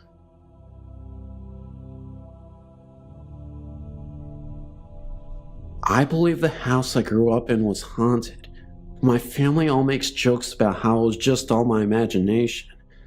There were several different occurrences throughout my childhood, nothing on a regular basis, but frequent enough for me to believe that something paranormal was going on there. I lived in this house from birth until 18 years old. I am now much older, and I still believe what I saw and felt was real and inexplainable. As a child, I always woke up in the night to get a drink of water or a snack even sometimes. I wasn't overweight, but it was a running joke in my house that I always had to get up to get something to eat at night. On several of these occasions, I would walk out of my bedroom down the short hall and into the living room where we had one of those old TVs that when you turned them off, the colors would dance for a short while and then go out. My parents were early to bed, early to rise, so I know the TV couldn't just shut off. But I would go out, and there would be a human face made from those colors that actually would just swim around when it was shut off. I watched the TV during the day, and it shut off, and always watched to see what the colors did, but they never made the face during the day, only at night, after the TV had been off for hours. The second occurrence that freaked me out completely was on one night. I was standing at the refrigerator, which was on the same wall as the doorway that led down to a small landing, which is where the back door was, and the stairs to the basement were. I always felt watched downstairs, and couldn't stand going down there at night, even with all the lights on. I could do it fine during the day, but at night, it freaked me out. Anyway, the night I'm speaking of, I turned my head to the doorway. The only illumination was the light from the refrigerator, and there was a fully formed person peering around the corner from the side that would have been coming up the stairs. The horrible thing about it was that at first, I thought it was my stepdad, but then I got a look at his face a little closer, and it was his face, but almost evil looking. I swear it had red eyes, but that could have been a misinterpretation of what I saw. I ran back down to see where all the bedrooms were, and I peeked in my parents' room, and he was still in bed. I've never found an explanation of why it could have been his likeness, but I know it was definitely scary. About 2 years ago, my boyfriend Luke and I were at our friend's house. He lived about a half an hour away from us in a small beachside suburb called Two Rocks.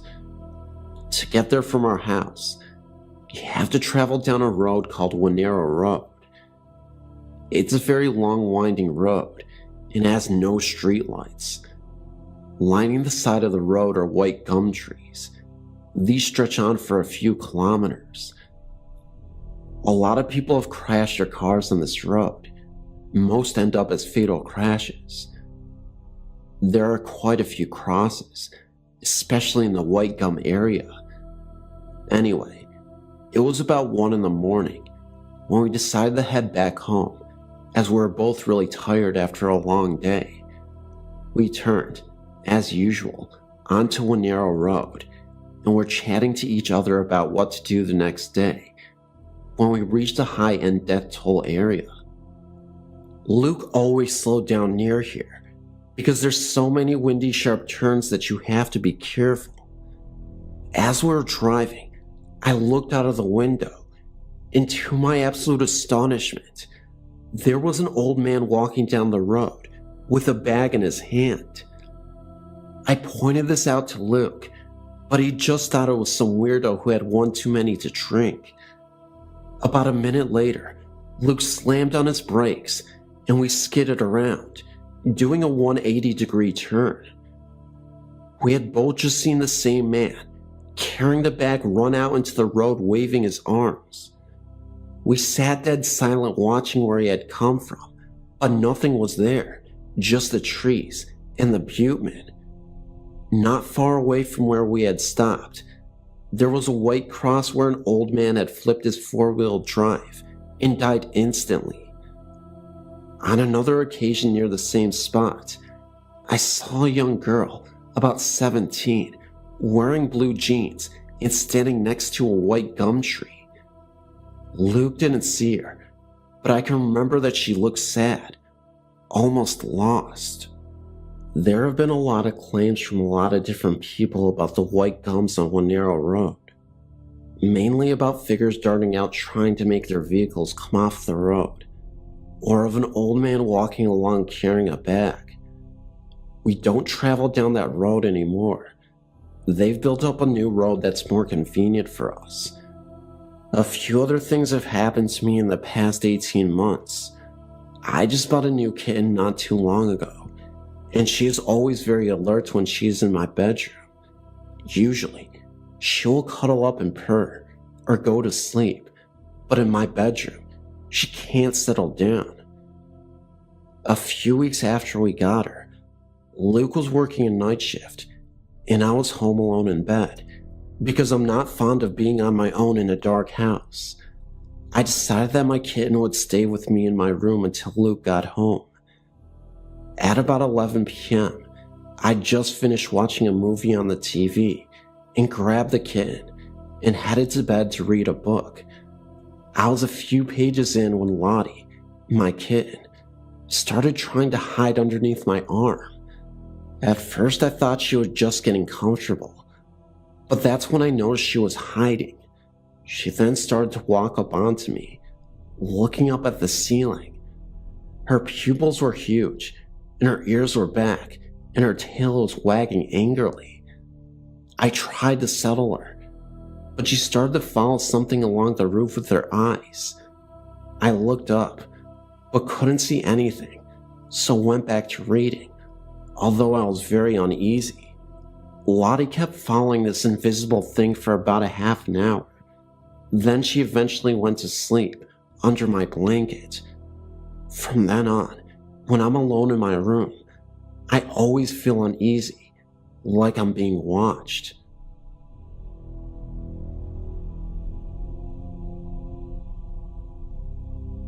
Okay, this isn't the first supernatural type thing that I think I may have experienced, but it is the only one that I know for sure was real. My best friend moved here to Kentucky when I was in kindergarten from Chicago and moved next door to me when I was about 10. After that, me and her were always together and always spending the night with each other. Loved her parents to death. That particular night, she had spent the night with me, and it happened to be our other best friend's b-day the next day. Well, maybe about 2 o'clock that day, we went over to her house to ask her dad if we could walk down there, as it was just down the road. Her mom was at work, by the way. I waited outside when the door slammed open and she was screaming, "There's something wrong with my dad." I went in and he just looked like he was sleeping. He had his arms crossed and everything. I'm glad he went peacefully. He was pale, and I touched his arm to wake him up, and he was cold. At that point, I knew he was gone. We ran to my paps, and he came over and called an ambulance. The rest is all just heartache and pain, like that comes with any death. I felt like it was important to tell you all that, because it really is relevant to the rest of the story. Or at least, in my opinion, it has some correlation. Okay, now on to the creepiest moments. I was spending the night with that same friend, and I asked where the mouthwash was, and this was probably about 3 or so months later. She said her dad had some in his dresser, so I went into his room. I stood there as she looked, and suddenly, we heard this rhythmic knocking all down the side of her house. It was really fast and complicated. We freaked out and ran to her room. I think he didn't want her going through his stuff. Well, that's all that happened for a very long time. The last experience, her dog is chained up in their fenced-in yard, and it was in heat, and my male dog got in her yard and no one was home. So I rushed over there. They really didn't need any more puppies, and opened her gate to get my dog that somehow got in there. And I heard his voice again, very meanly shout, "Hey!" So I freaked out and ran again. The main thing I'm wondering about is that knocking. It's really odd. I think about it sometimes, but I mean it shouldn't bother me anymore. But it does. If you have any ideas as to what this is, please speak up.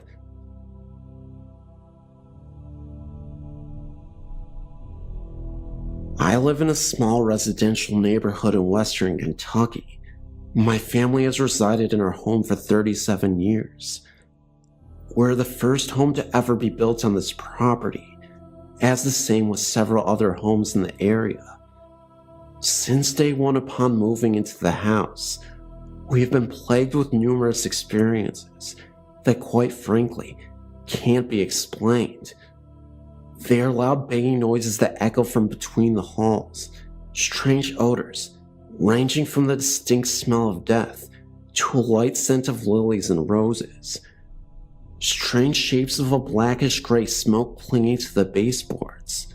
Voices that echo through the entire house, ranging from the intensity of a deafening shriek to the softest of whispers. Shadow people walk the house day and night. Strange bluish-green bars of light extend from room to room.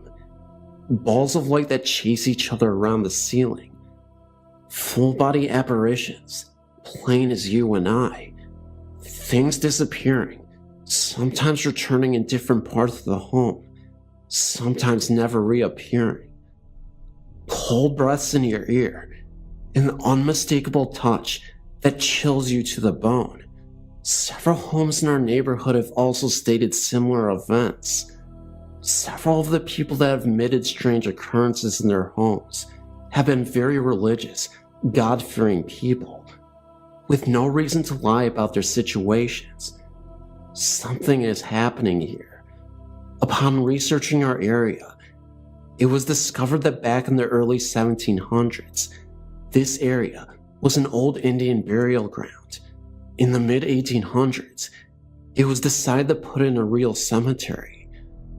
The old graves were destroyed, and the remains were disposed of. A new cemetery was started in its place.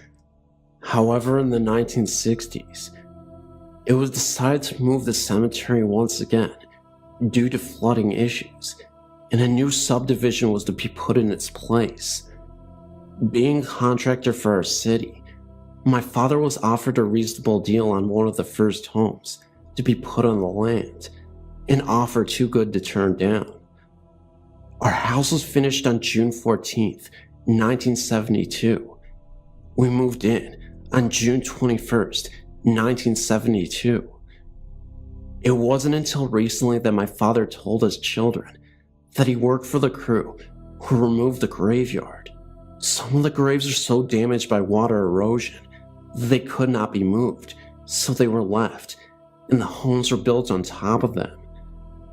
Even as recently as 10 years ago, less than 5 miles from my home, a family was putting in a swimming pool. While excavating the backyard, several Indian bones were unearthed. The family sold the home and moved.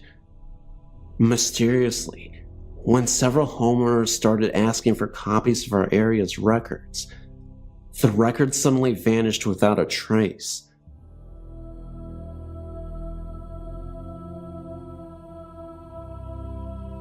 Here are 2 instances in which I experienced ghostly activity. They're not very long stories, but I think they're very interesting. So here goes. I really don't know if you keep up with your website, but if you do, back in 2004, a couple of buddies and I went to Thompson Creek Trail. We started down the trail. My friend and I were at the front of the group. We had flashlights, and we were flashing them at all the really dark areas of the trail. We had passed an old-looking house to our right at the beginning of the trail. Shortly after, there was a curve in the trail, and in the bend of the curve, there was a tree. It was really dark at the trunk of the tree, so I was kind of scared, and I shined my light on it. The image that had projected from my flashlight was of a very tall man and was standing very close to the tree, and a shadow was cast onto the tree trunk. It is a fact that no one was in front of me. My friend had also seen the huge shadow of a man. I've been to a lot of places on your website, and this was the only one where I'd actually seen something, and it scared the living crap out of me.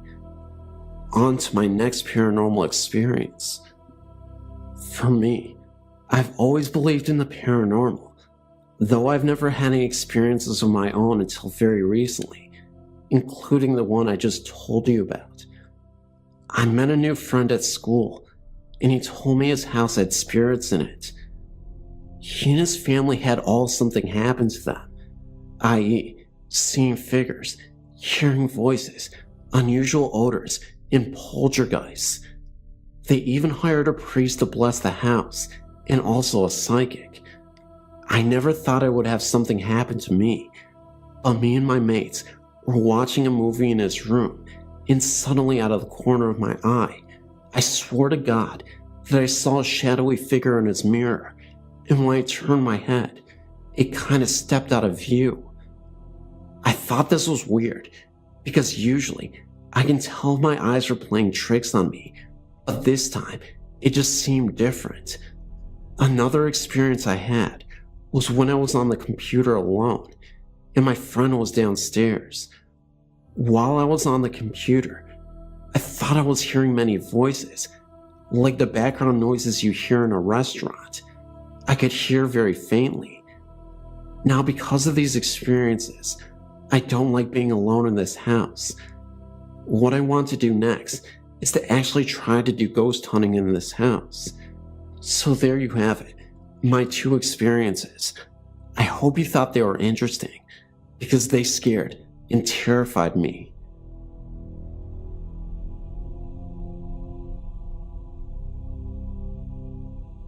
I just moved back from Long Beach, California, from Vancouver, Washington.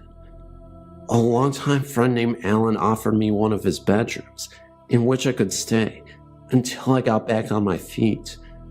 That night, I felt something sitting on my chest.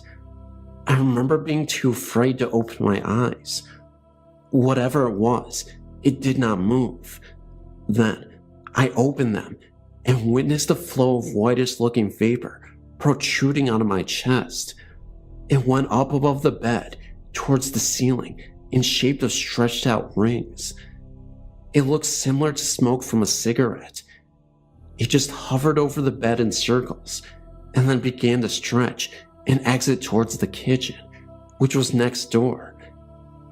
I did not dare tell Alan about this experience because he is such a skeptic. I can predict his very words. "Ernie, I don't have any idea what you're talking about. You must have dreamed it. He says there's no such thing as spirits or even a god." The very next morning I told Jim, one of the tenants, what I experienced. I just had to get it out of my system.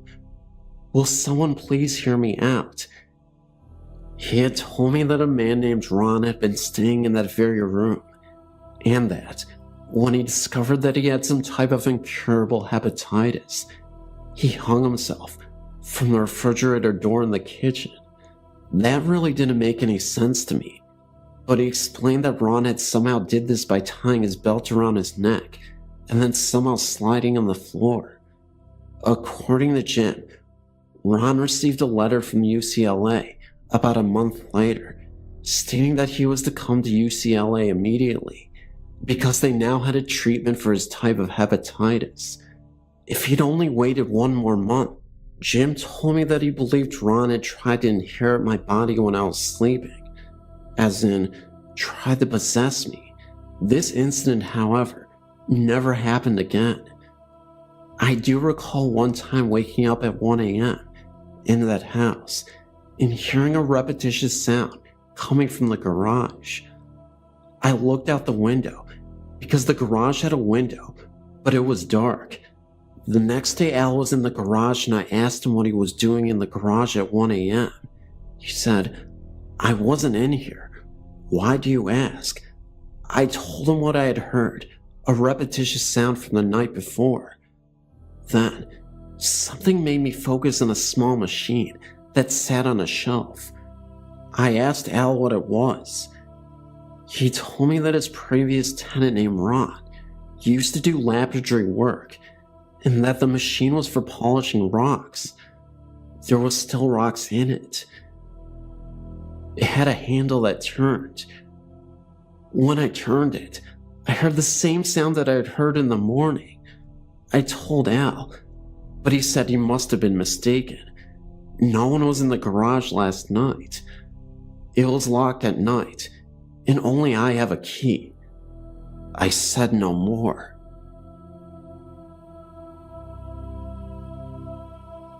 After my brother had died in his home, my family gave it to me to live in. It was an older mobile home. One day, while on my PC, which faced the same wall that my door was on, in fact, my desk was next to the door. My desk is huge, and a bigger desktop than most kitchen tables are. So sitting at my desk, I could see part of the hallway while reading, typing, or whatever on my PC. One day, I just happened to look up at the door, and there came a figure of a man. I could only see his shadow on the emergency door and wall outside my bedroom. He was either bald or had some very short hair. I just sat there and stared for what seemed like several minutes, waiting for him to either come into my room or say something. It finally turned and seemed to go into the bathroom, which was on the other side of the wall, or went in the wall, towards the kitchen and living room area. They're both open, with no wall dividing them. I was there alone, except for my dog Chewy, who is very large, over 160 pounds. I got up to check it out, because from what I saw as a shadow, it didn't look like anyone I knew.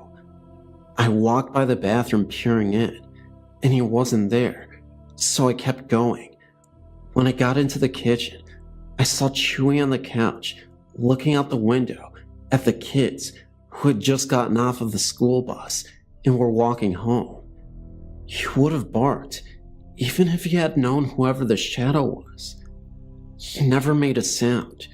There was no one there, not even in my son's bedroom. I checked everywhere. If he had gone outside, I would have heard the door open and close. The only time my brother ever had short hair was when he was in the Marines.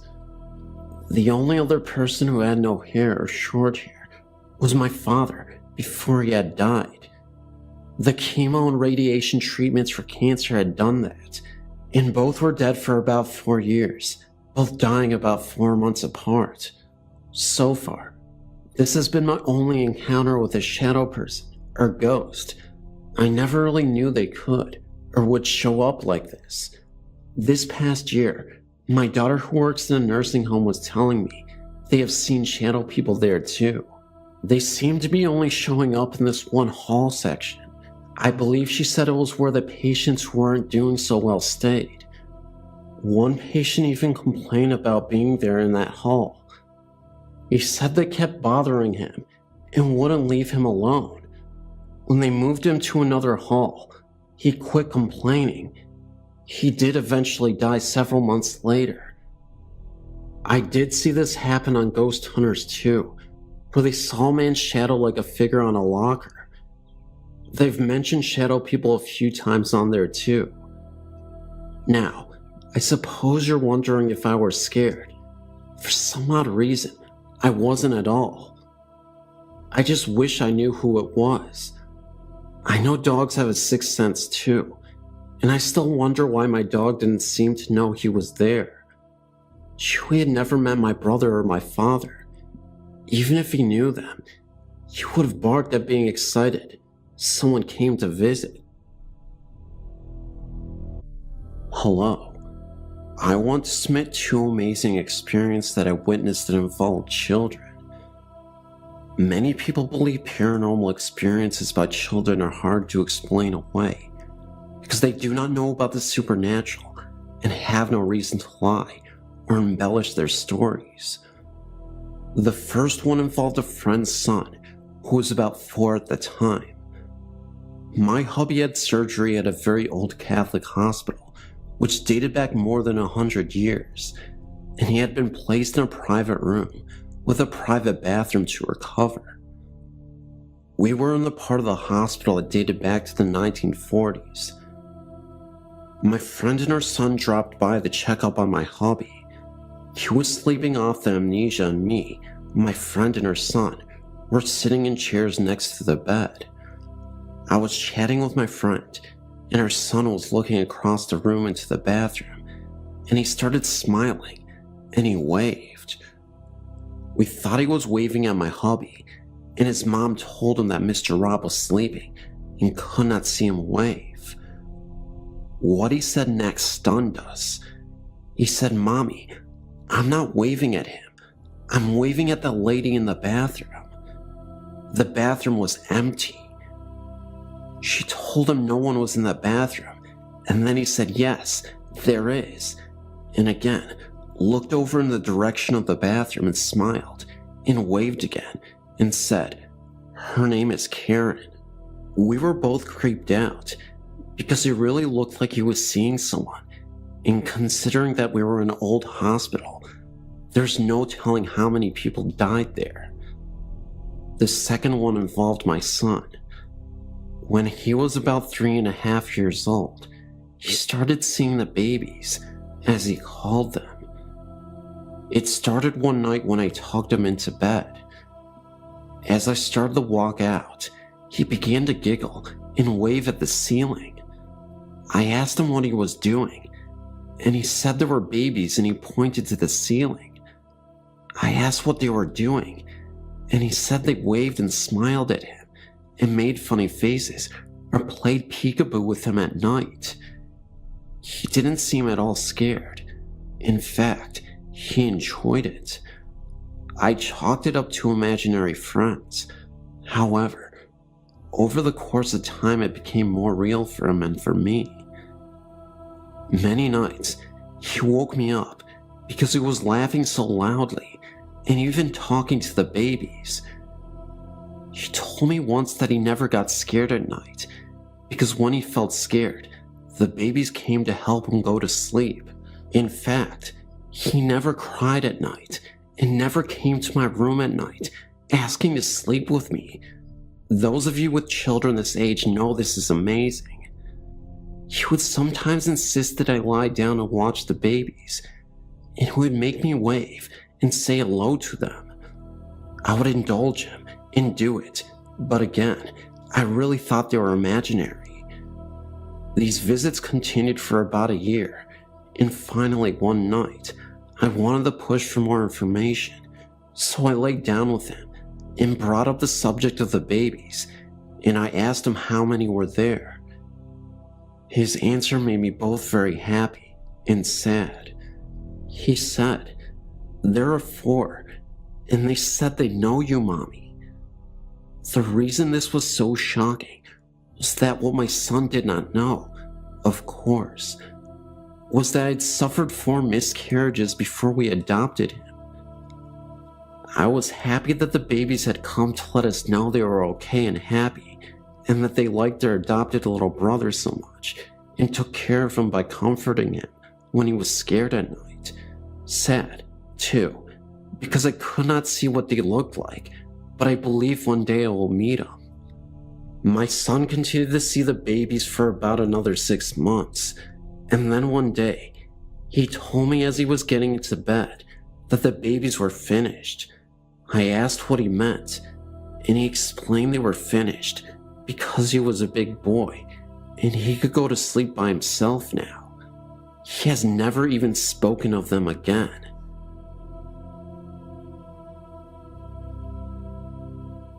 When I was about 15 years old, my dad became the manager of a pub. I won't say the exact pub, as he does not run it anymore. The pub is located near Sheffield in England and is on a county road. The pub is converted from a farmhouse and barn. To get to the pub, you come off the country road and follow a small track only about a half a mile until you reach the car park. The first night we stayed there, we all slept in rooms as the pub was also a small hotel with about 6 rooms spread over 2 floors.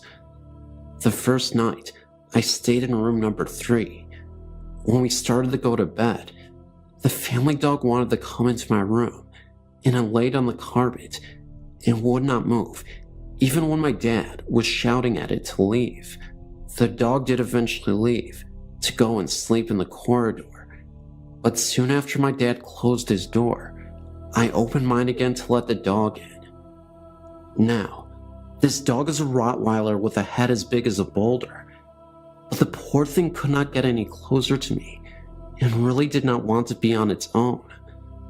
I should mention that my parents divorced, and at the time, I only saw my dad on the weekends. So the next time I went to stay there, I stayed in room number 4, just to set the scene.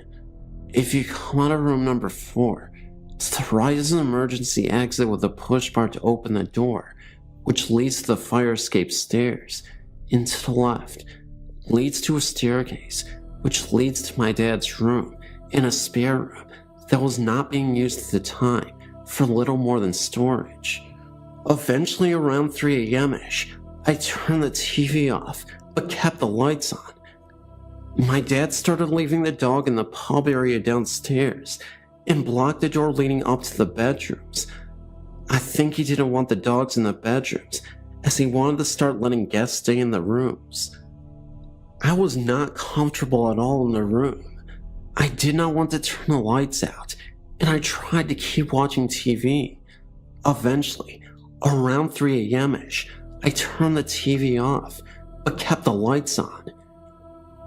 My dad had started leaving the dog in the pub area downstairs and blocked the door leading up to the bedrooms. I think he didn't want the dog in the bedrooms, as he wanted to start letting guests stay in the rooms.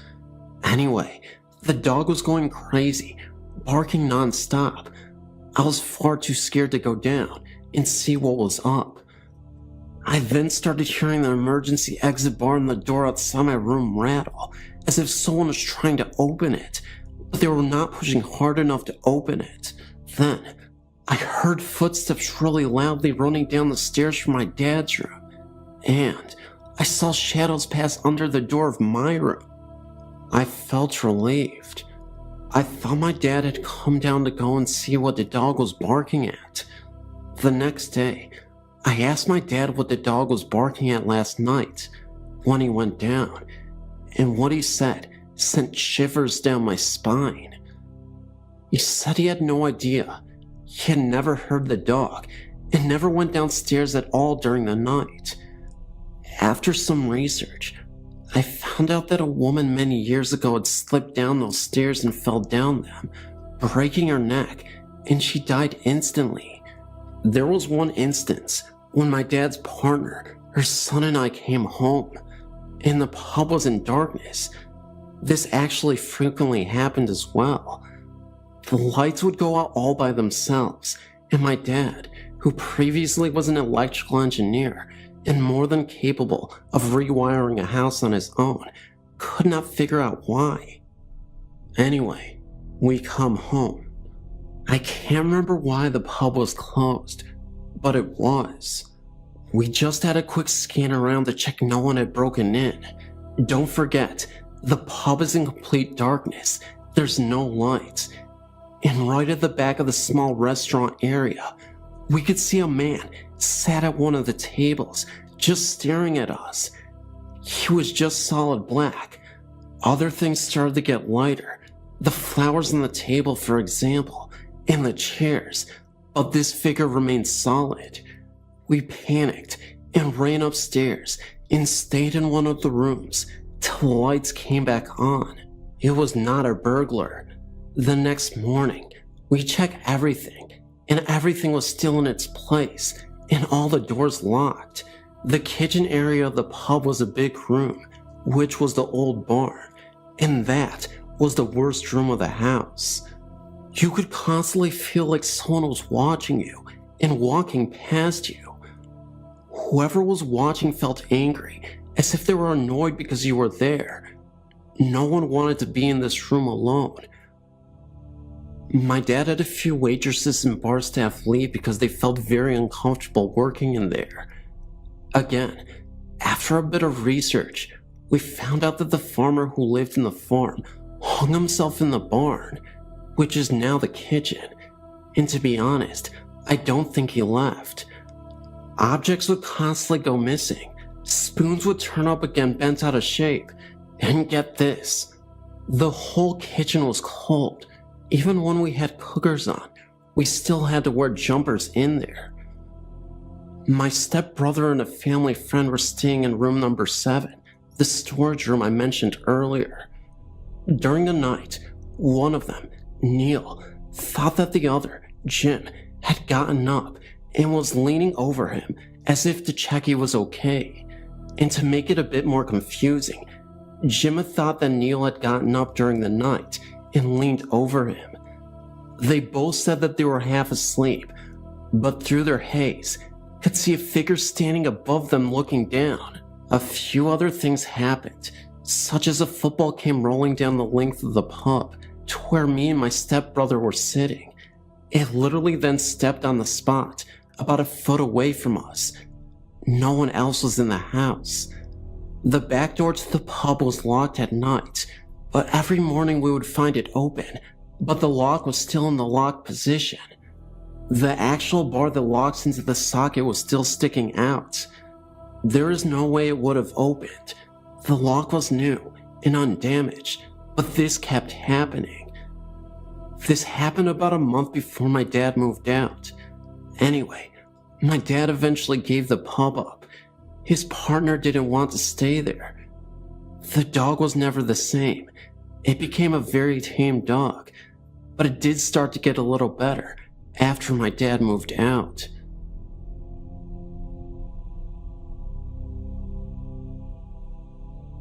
Okay, so I've always fancied myself as to be a little in tune with the paranormal.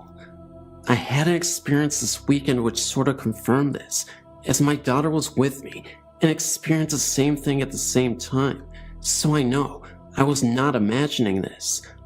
A little history first. My grandfather's sister passed away at the age of 93.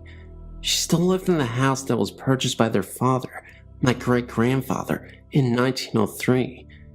It is on the historical registry in our town, a very old beautiful home, which has been in the family since then.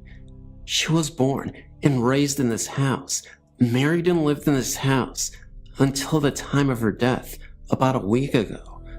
Her father was killed in a train accident, and her mother also lived in the home until she died. After the memorial service, my daughter and I went over to the house to get the food ready for family, which was coming over after the funeral.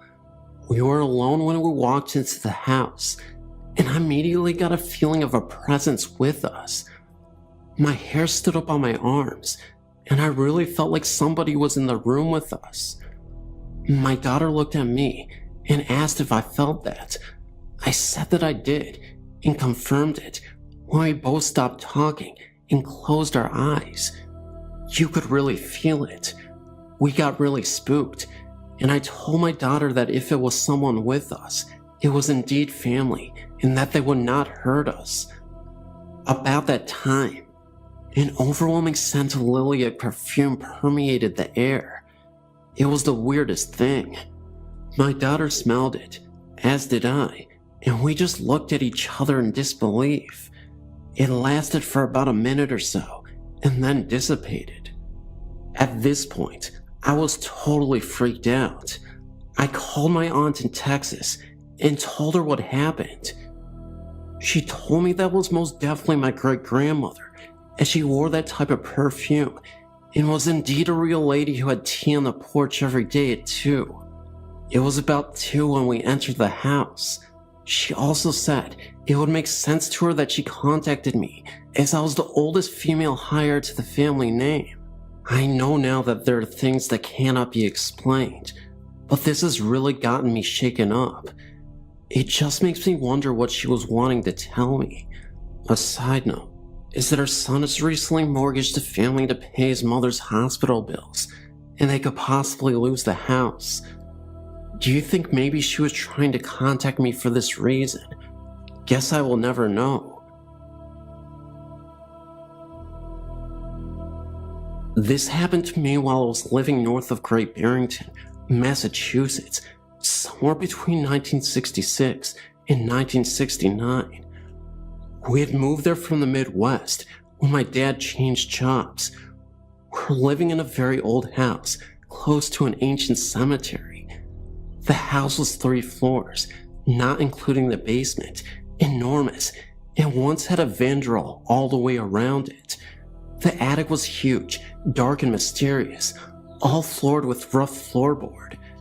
It had a tiny window near the chimney and a trapdoor in the ceiling leading out to the roof. My parents forbade me and my siblings from going up there and never told us why.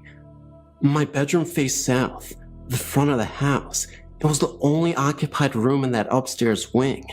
At that age, I was between 12 or 14 years old. The old house gave me a galloping case of the creeps. Even on the brightest days, parts of the house could be dim and drafty. Winters are very cold and dark there. At that time, the house was heated with forced hot water that came up from the basement furnace. As the steaming hot water traveled its way all over the house, through copper pipes and baseboard radiators, the noise was phenomenal. There were only 4 thermostats for the entire house, so at the far end of any hallway, there would be a sharp cracking, banging noise as the cold pipes and surrounding woodwork expanded with the inflow of heat. In the middle of a cold, dark, windy night in January, the sound could wake you out of a sound sleep, heart pounding and hair on end, as it echoed all over the dark house and up the staircase. Their church down the street had an ancient clock tower that struck every hour, adding to the strangeness. Sometimes, I would awaken with the start in the middle of the night, feeling as though someone was watching me as I slept. It would be a long time before I could go back to sleep. It was on one of these nights that I had a dream about a little girl, standing at the foot of my bed, watching me as I slept. I say dream because to this day, I'm not sure if I was awake or asleep, having fallen asleep before this happened. She looked to be only about 8 years old and had long, shoulder-length dark hair that was braided, plaited, and tied with ribbons in a hairstyle I had never seen before. She was wearing what looked to be a pale pink dress, so formal that it looked like some sort of party dress. It was pulled up at each side with large satin bows at her hips and all kinds of fancy laces, buttons, ribbons, and what looked like little puffy sleeves at the shoulders that went down to her wrists. The skirt stood far out, full on either side of her, and went past her knees. It looked as though she was wearing lacy pantaloons, white stockings, and old-fashioned little shoes, like slippers. She held her hands folded, cupped over the other, on her waist. The overall effect would have been very beautiful for a little girl, but what struck me were her eyes. They were large, dark, and looked like she had circles under them. She was so thin, and her face didn't look at all healthy. I could see her cheekbones. She was not smiling. She was very serious and sad. She just stood there, watching me. I was too afraid to say anything. Then she slowly bowed and made a slow, graceful curtsy. It was a beautiful gesture, like something a ballerina would do. She slowly stood erect again, slowly walked to the closed door, turned its knob, and went silently out into the hallway outside my bedroom, closing the door behind her. That's all I can remember. Long after this, I was outside the house, almost directly below my bedroom window, where that massive veranda had once been. There were low-growing coniferous bushes of some kind. I was exploring around when I tripped and turned my ankle. I sat on the ground where I fell, rubbing my ankle and trying to find the rock I tripped over so I could dig it out and get rid of it. The rock was large. As I dug away at it with a stick and kept digging deeper, The rock kept going down and stopped about 8 inches under the earth. I dug all around it and realized it was a tombstone, about 18 inches long by about 10 inches across and maybe 3 inches thick. I was able to lift it up and check both sides of it. The surfaces were blank and laying face down under about 4 inches of soil. I left it alone.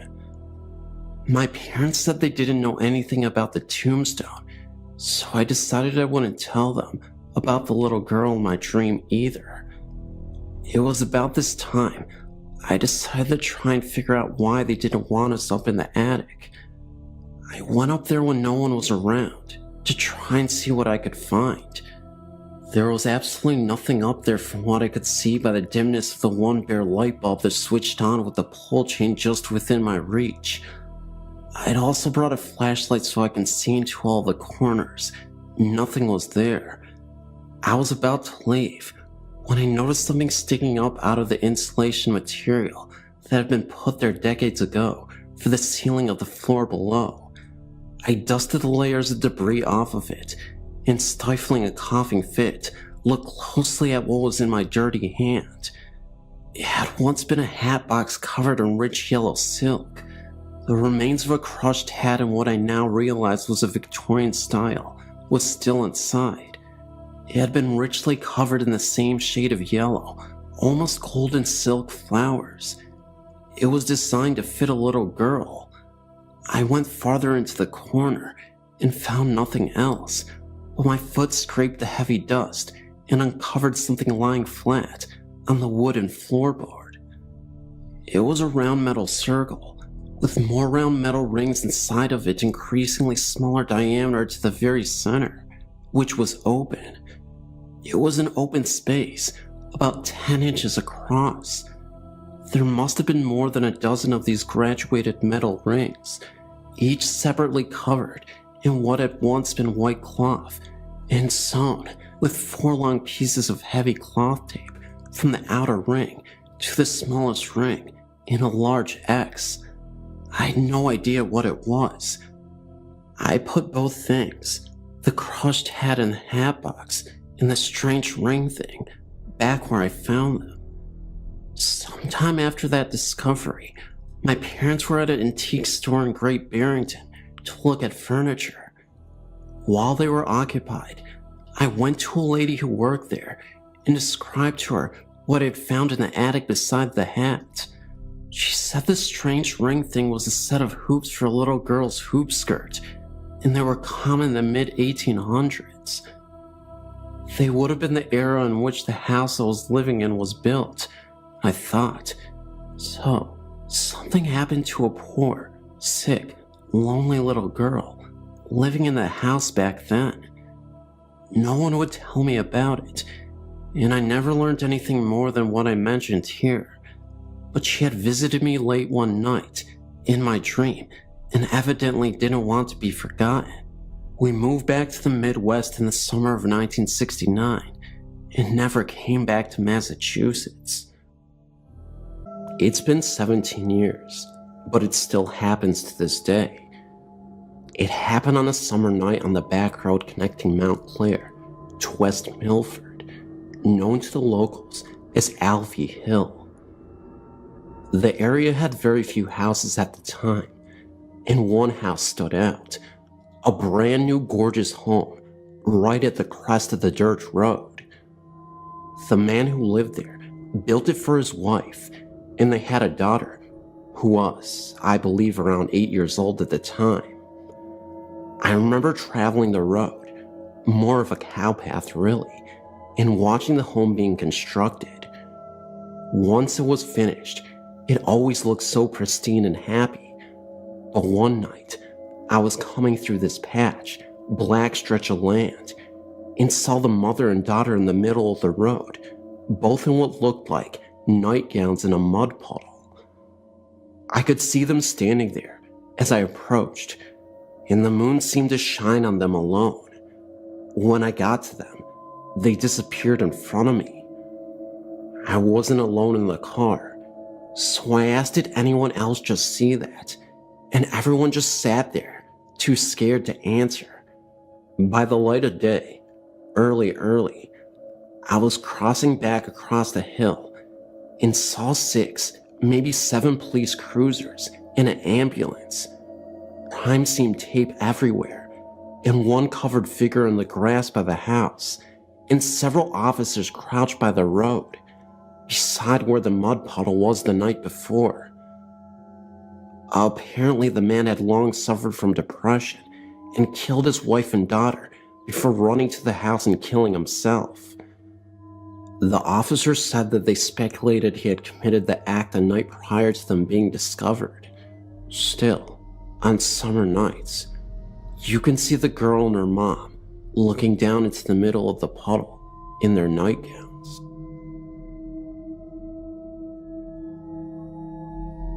My husband Steve, brother, and myself were staying in a condo at Sunrise Village in Killington, Virginia, to go skiing. It was in April of this year, and there was a special on the Fox News channel entitled, "Does the Devil Really Exist?" or something of that nature. It must have really affected me, as I later dreamt that my husband and I were before the devil, and he was going to decide which one of our souls to claim. I was making an argument to spare Steve and take me instead. I remember waking up as someone was grabbing my left calf and tugging on it. I looked around and saw my husband was just coming into the bedroom from the bathroom, and he saw my distress as I was waking up and shouting for him to turn on the light as I was waving my hand around me to see if I could detect any cold spots. I enthusiastically read all I can on the paranormal. I vividly recall the hand, fingers and thumb wrapped around my left calf. It was a warm hand, and know without a doubt it wasn't my husband's. He was in the bathroom, or my sleeping brother on the living room couch. I was sleeping, tucked in with the sheets and blankets tucked under the mattress. I think whatever it was trying to wake me up from a horrible dream. Perhaps my father, who passed away 5 years ago prior. Don't know. What I do know is that my husband believes it was a dream, and he won't accept any other explanation. This infuriates me to no end. I know it was real. Thanks for listening, and keep up the good work on your website. It's great.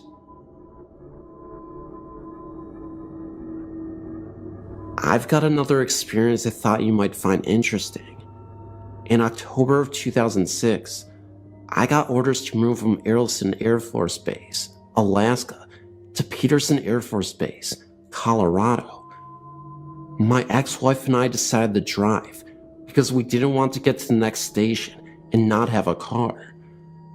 We spent the weekend with her relatives in Wasilla, then made the drive to Haines Junction and stayed the night. We really didn't sleep well that night. The room was rather uncomfortable. So we left at like 500 and began the trip to Canada.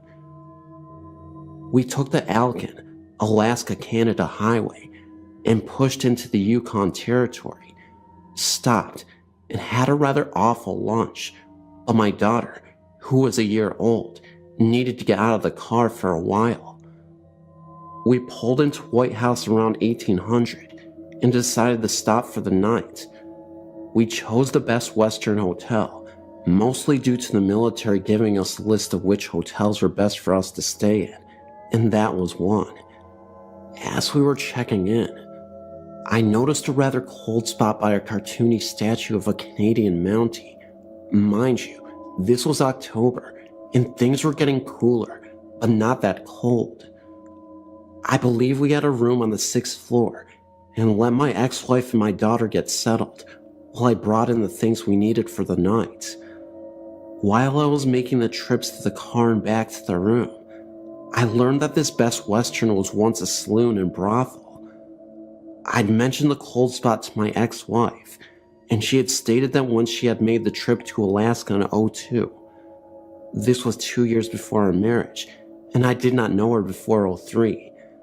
That she had stayed on the 4th floor and experienced similar cold spots and orbs. Well, we decided to have dinner, then turn in. We had been in the car for over 12 hours, and we sorely needed a seat after the awful night before. My ex-wife said she had forgotten something in the car, and for me to get it, as she was going to give our daughter a bath and put her to bed.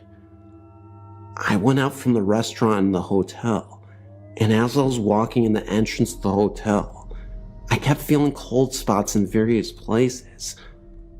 I also felt like someone had brushed up against me, and like a hand on my shoulder. Of course, no one else was around except the front desk clerk. It got stranger as I came back in after getting what it was. I have since forgotten, and got on the elevator again. I got this feeling like I was being watched, or something was there with me. Now, I was the only one in the elevator, but for some reason, it stopped on the 4th floor, and when the doors opened, an odor of tobacco filled the area. This is a non-smoking hotel, and what can be best described as a wet dog smell filtered through the hallway. When I finally got back to the 6th floor, these cold spots seemed more spread out than before, and I swear I saw some floating orbs in the window overlooking Whitehorse. By this time, it was around 1930 to 2000 at night. Of course, when I looked again, nothing was there. I also heard something that sounded like someone banging pots and pans. Obviously, there was no one there, and you weren't allowed to bring such things into the hotel. I got back to her room and told my ex-wife about it, and she said she had a similar experience in '02, without the pots and pans banging noise. We slept the rest of the night without any further disturbances, and decided to head out at 6:30. While I was loading the car, it was still kinda dark outside. I swear, I saw what looked like a prospector from the latter part of the 1890s. Of course, when I looked up, he was gone. When I went back into the lobby near that cartoony Canadian Mountie statue, the cold spot really intensified, and when I got to the area where the elevator was, I saw someone out the window, and I thought nothing of it. But once I got closer to the elevator, I noticed that the person was wearing Victorian-era clothing. He passed by the window and disappeared. Again, I told my ex-wife, and she by now was picking up on animal spirits as she called them, and she was telling me it was time to get moving. But she noticed the intense cold spot by the statue as well, and like our trip to Rika's Roadhouse in Alaska back in '04, she was quick to get out of the hotel with our daughter and get to the car, while I checked out and brought the bags out. Again, I felt something brush against me, and something touched my shoulder. However, this time, the hand felt cold and clammy almost. Of course, I turn around, and no one is there. Just that cartoony Mountie statue. We get out of there okay, without any further strangeness, save for a feeling of sorrow. Then, of course, I found out it was a saloon and brothel from the Alaskan Canadian gold rush of 1898, which could explain several things, but it was the first time I actually feared spirits and ghosts, and that was because of my daughter, who was a year old at the time. Again, my ex-wife and I would talk about this till our divorce. It was probably the first time I've ever felt animal spirits.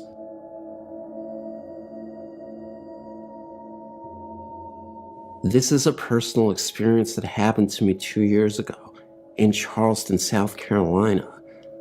I'm in the Navy and had just got off the swing shift on base, leaving at approximately 11:45 p.m. from the base. The base I was at is on an old plantation's land, but I never thought anything of it. The part where I worked at was on the water of the nearby river, and the road back passed along the river for about a half mile before turning inland.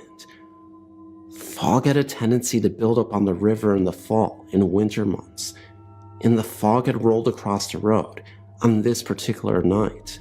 As I was driving along the road coming back from work, I saw a man running on the side of the road. This was nothing special on a military base. People run all the time to keep up physical condition, but this was almost at midnight, which I found strange, and he was wearing nothing reflective at all, seemingly wearing all dark clothing. As my car came up on him, he immediately darted out in front of the car at a speed I'd never seen before. I slammed on the brakes, but it was too late. I expected to hear and feel a massive thud as I hit this poor fellow, but as the car passed through him, he vanished without a trace. I got out of the car, brights on, searching with my flashlight for a person anywhere around my car, but I was the only one as far as I could see on this road. It scared the living daylights out of me, to the point at which I started searching inside of the car to ensure I did not have a hitchhiker with me now. After getting into the car, I drove as fast as I could, with interior lights on in the car, to the nearest well-lit area, locked the doors, left the lights on, and called my father to relate the incident. After some 20 minutes of consoling me, I finally got my wits about me to drive home. However, it did not end here. From this night on, something was different about my apartment. There was a presence in that place that I haven't felt the months before the incident. I began to review sitting in the living room alone altogether because of feeling like someone was watching me.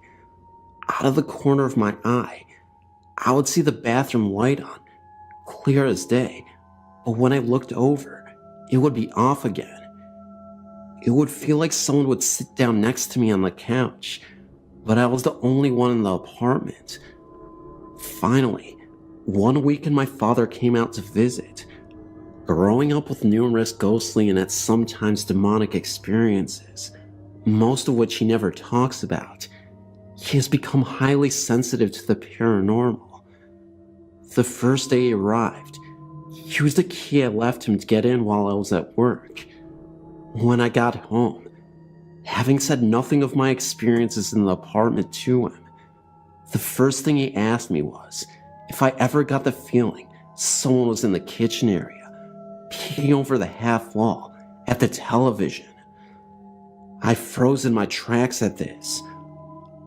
Over the course of his week-long visit, he said he also thought he saw the bathroom light turning itself on and off, and felt someone else sit down on the couch next to him, as well as seeing a shadow of a man mainly around the kitchen area, who would periodically lean over the half wall like he was looking at what was on the television. But he said he never saw or felt anything or anyone in the bedrooms. I now had a reason for my seemingly unfounded paranoia of being in the living room alone. I continued living with this feeling from the night of the incident, driving home through the following few months until I received orders to leave Charleston, and have not felt the presence of the running man since then.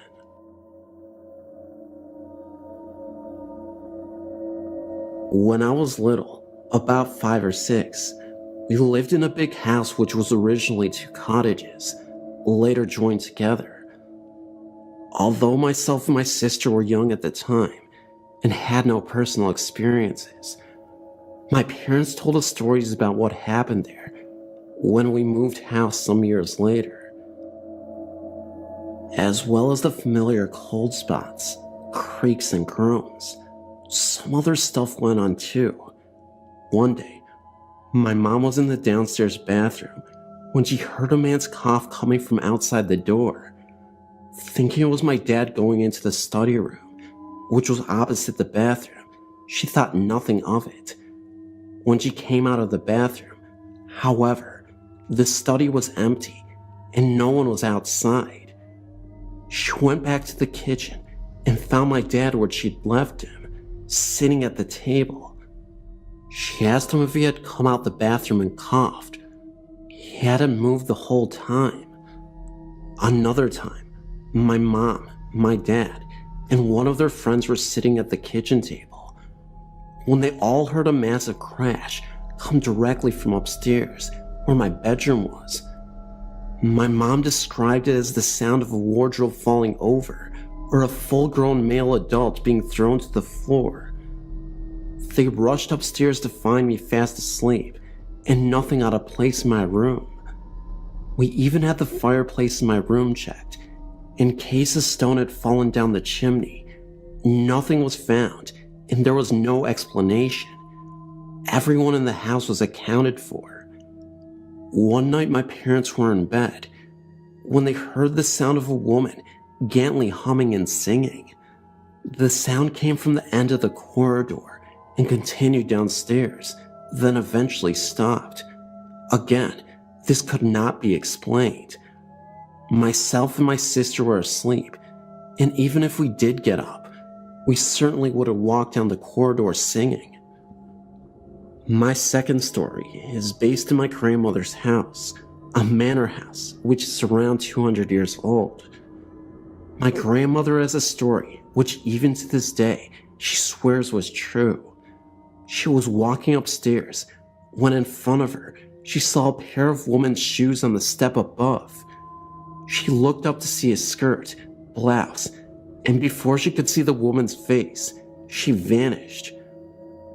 My dad's family all grew up in the house, and my uncle mentioned that from his bedroom, he used to hear the sound of gravel crunching outside, like someone walking towards the house. On several occasions, he even recounts seeing two big black dogs sitting by his bed. Although I like the house, I always get that feeling of being watched whenever I go over. If I'm sat in the kitchen, I always want to look into the parlor, which is next in the kitchen, with the door always open so you can see in, and I always feel like someone's sitting in there. Even to this day, I refuse to go upstairs by myself, as well as seeing a key moving in a locked door from the inside when no one was in there. Myself and my sister had a weird experience. We were sat outside. The garden is kind of placed on a hill, very sloped, that you could reach by climbing some steps. From where we were sitting, we could just see into my grandmother's bedroom. She had gone out shopping and had left her two dogs on our bed.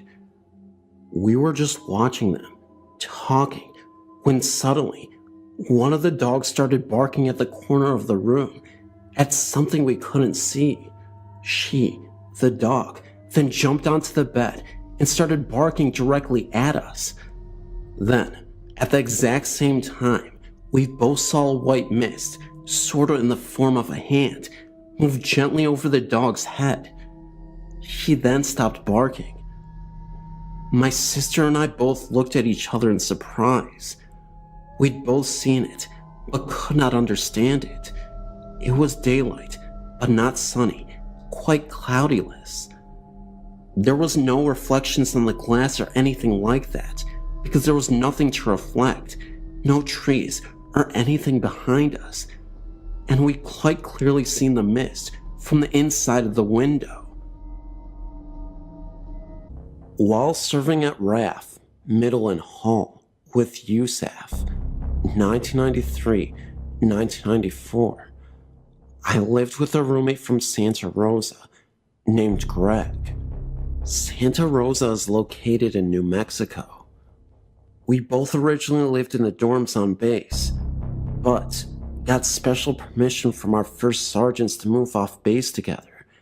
This was due to the fact that we did not drink alcohol, and drunken parties were a constant among our roommates, and in the dorms, in general, 24 hours daily as airmen worked 3 shifts. We were both practical-minded Air Force aircraft mechanics with serious responsibilities and not given to flights of fancy, and had no previous interest or experience in the paranormal or occult. I simultaneously dated an Englishman I would later marry named Bill. The cottage only had a coal fireplace for heating. Greg did all he could to keep the coal stoked, but the house never warmed, and coal always died out quickly, despite large piles of coal Greg stoked while often. The phone rang at various hours day and night, with a loud, hissing static. There was a faint, but unmistakable sound of someone whispering loudly through the static, but the words were always unintelligible. Calls to the operator to discover where the calls came from were answered that we had not received any phone calls at all during these events as far as the phone company was concerned. The calls simply came from nowhere. Greg worked a night shift. I worked days. Every night, I heard heavy footsteps come up the stairs to the bedroom landing, 4 square feet, and back downstairs after varying lengths of pause. When I was home at night, these heavy footsteps occasionally went into Greg's room. When he was at home, he heard the steps enter my room a few times. 500-year-old stairs creaked very loudly beneath thin carpet when no known humans were using them. The human footsteps could be heard anywhere in the cottage. These phantom footsteps were much, much louder and projected a foreboding emotion to the roommate at home when they occurred. The rocking chair in the living room near the fireplace rocked off of its own accord on a regular basis. Once, Greg and I were simultaneously TDY, or assigned temporary duty, to separate bases for a few months. We locked the cottage down tight as a drum. A friend agreed to check the place from time to time, but as all doors and windows remained locked, he never went inside. I returned before Craig did. Every object in the kitchen that could be moved, such as cutlery, dishes, pots and pans, bread bins, knickknacks, whatever, were taken by someone and all dumped in the middle of the living room floor. Nothing was missing. It was simply transported to the middle of the living room and unceremoniously dumped there. At other times I was TDY, and Greg experienced occurrences more often and more intensely for him when I was gone. However, his worst experience happened unbeknownst to me while I was deep inside the cottage. One night, as Greg went out to his car to go on duty, he saw what are sometimes called a shadow figure, but in much more detail. Greg was not bothered by the unmistakable occurrences in the cottage until he met this thing. It was blacker than black, the outline of a large adult male, about 6.5 feet tall, be his estimation. No facial or other features, except glowing eyes that looked at Greg in such an evil way. Greg said he was scared to death. He claimed without hearing a sound that this thing was unmistakably evil and had ill intentions, to say the least. Greg got in his car, a true British yellow Mini, and sped away as soon as he could. There is a broken down shed directly behind the house in the backyard. Both Craig and I looked into it from time to time, but refused to enter until one day we agreed to go in together. We both experienced an unexplainable strong sense of being watched from up close, though no one else was on the property. The sensation, we both agreed at the time, was an evil one. We both thought we heard heavy breathing, but neither one of us wanted to jump to the conclusion and appeared to the other one to be easily duped by what we couldn't explain. There's a storage area on the side of the house that cannot be accessed from inside the house, only by the door outside the storage area, attached to the side of the cottage. Craig and I both hardly dared to look inside after our first time inspecting the property. There were no electrical lights in the room. There was junk and building materials scattered around, as if someone dumped everything from the ceiling, and materials changed positions from time to time. Occasionally, the taps, faucets in the bathrooms upstairs turned on and off on its own accord, yet both hot and cold tap levers were always in the off position. Every unexplained occurrence was of an extremely strongly sensed nature. It always got our attention, except for the static phone calls and the chair rocking itself. Most activity took place when there was only one roommate in the cottage. Neither Greg nor I had ever experienced anything paranormal before. At least, he had not anything to this degree. Of the photos taken inside and outside the cottage, there is nothing remarkable. No orbs, light streaks, vortices, apparitions, etc. The Englishman I was dating and later married was a complete skeptic, but strongly disliked being in this cottage. He would only state, something is wrong with this house, something is strange about it. For his degree of skepticism, that was quite a statement in itself. When a man with a young teenage girl moved into the other side of this duplex cottage, Greg and I decided to warn her, without giving anything specific away about the occurrences, so we weren't planting suggestions in her mind, knowing teenagers are very impressionable. We simply welcomed her, made chit-chat, then told her when she was alone if she was ever uncomfortable or frightened, telling us she was in her bedroom alone when she audibly heard a voice call out for her. She had no history of hallucinations, swore she did not mistake it for a conversation she heard through the walls, which would not have occurred for that night Greg was on duty at the base, and that the voice was male, not matching Greg or myself. Shortly after this, I moved in with my fiancé in a nearby town, largely to get away from the occurrences, and soon lost touch with Greg entirely. The paranormal occurrences in the cottage were constant, in one form or another, and experienced intensely. It carried a heavy pull of fear or, at times, dread or terror everywhere in that cottage that never ever left. Never anything that could be called benign or benevolent.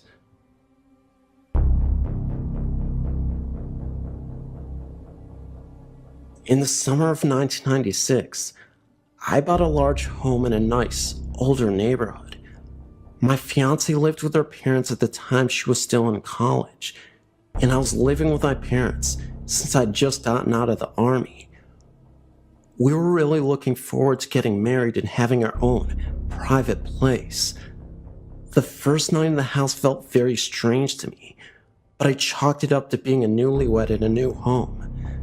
As time went by, the strange feelings did not abate as I thought it would. I felt more and more apprehensive, especially when I was in the house alone. The house made very strange noises when I was there by myself that it didn't make while Sandy was home with me. Also, I asked Sandy if she heard any strange noises when she was there alone, and she said she didn't. I tried to ignore the noises in apprehension, but it was getting harder and harder from the upstairs. There were just the two of us in the house, and the bedrooms upstairs were only used for storage. The footsteps seemed to pace back and forth in the upstairs hallway. Sandy claimed she never heard any of the sounds and was calling me paranoid and crazy. At first, the footsteps were confined to the upstairs, but eventually they came downstairs and into our bedroom. Whatever was making the footstep noise would come up to my side of our bed and stand there for several minutes before walking straight out of her room. I heard other strange noises in the house, like the sound of an animal growling and scratching noises in the walls. Someone or something knocked on our front door one morning at 3 a.m. so loud that I thought the door was going to come off the hinges. Of course, Sandy never heard anything, and accused me of trying to scare her. I began to see small, black humanoid figures darting in and out of the corner of my vision. They would shoot behind furniture or duck into some rooms when I tried to lay my eyes directly on them. I saw them during the night and day, and began to see them more often and often. I would often get this odd feeling that someone was behind me, and if I quickly turned around, I could see one or more of those things run away. One day, when I turned around to try and see the little black things, I saw a large, black thing at the other end of the hallway. It was about 6 feet tall, and though I could not make out any features, I could tell that it was a human shape under a cloak, and it did not run away. It just stood there for several seconds to let me get a good look at it, and then it slowly disappeared. I saw that apparition several more times over the next few months, always standing some distance away and just looking at me. I was really getting scared, and it came to the point that I did not want to go home at night. The experiences were taking a huge toll on our marriage. Sandy would blame me for scaring her with reports of things that were not happening in her mind, just to cause trouble in our marriage. She would not begin to convince that I was truly scared and that something was really happening, even if she did not experience it. We stayed married for a total of 30 months before she moved out of the house and filed for divorce. But here's where the story gets even stranger. The day she moved out of the house, the frequency and intensity of the experiences began to diminish. That night, the footsteps did not come downstairs like they always had in the past. I saw the large black apparition only one time after she moved out, and that time it was translucent, as opposed to being completely opaque as it had been before. It also did not stick around as before. Once I saw it, it vanished. 4 months after she was gone, all the activity ceased. The house was quiet and still, and I no longer felt that apprehension I wrote about earlier. I've since remarried, and we live in the same house with our children. I thought that the experiences might return once I brought my new wife into the home, but they didn't. If they had, I would have sold the place. It had to be something associated with Sandy. Maybe she was into the occult or something. I spent plenty of nights with her in her parents' home when they were away, before we were married, and never experienced anything like what happened in the house. Perhaps it was the combination of her and the house that was the problem, but I hope not. If it were, then that means the same thing could happen again, and I don't want my family subjected to that.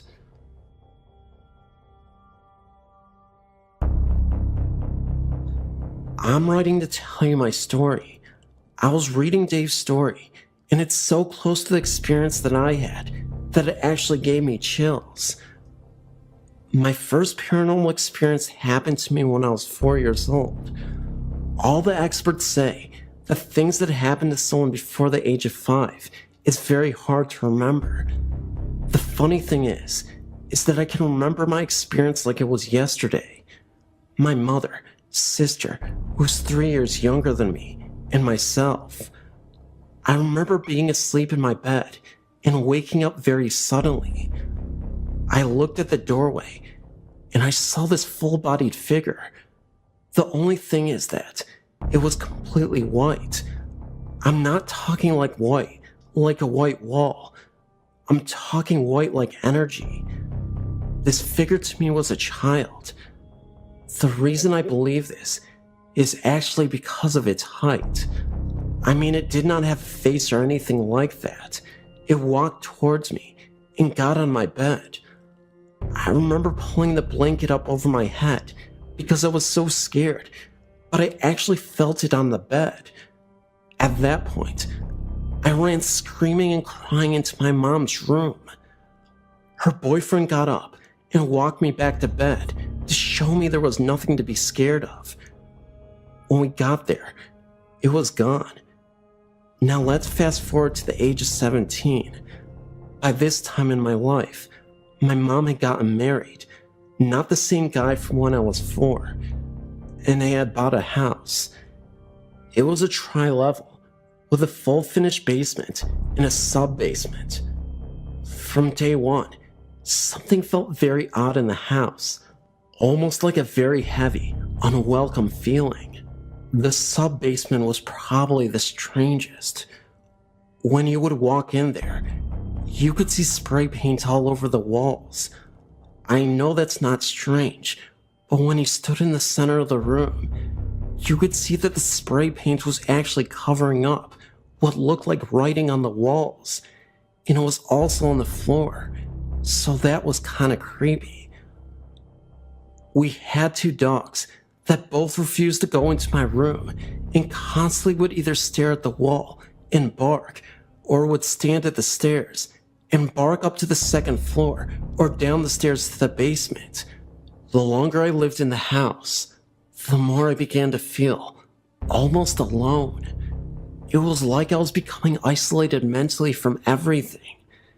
In my room, it would constantly feel as though I was being watched.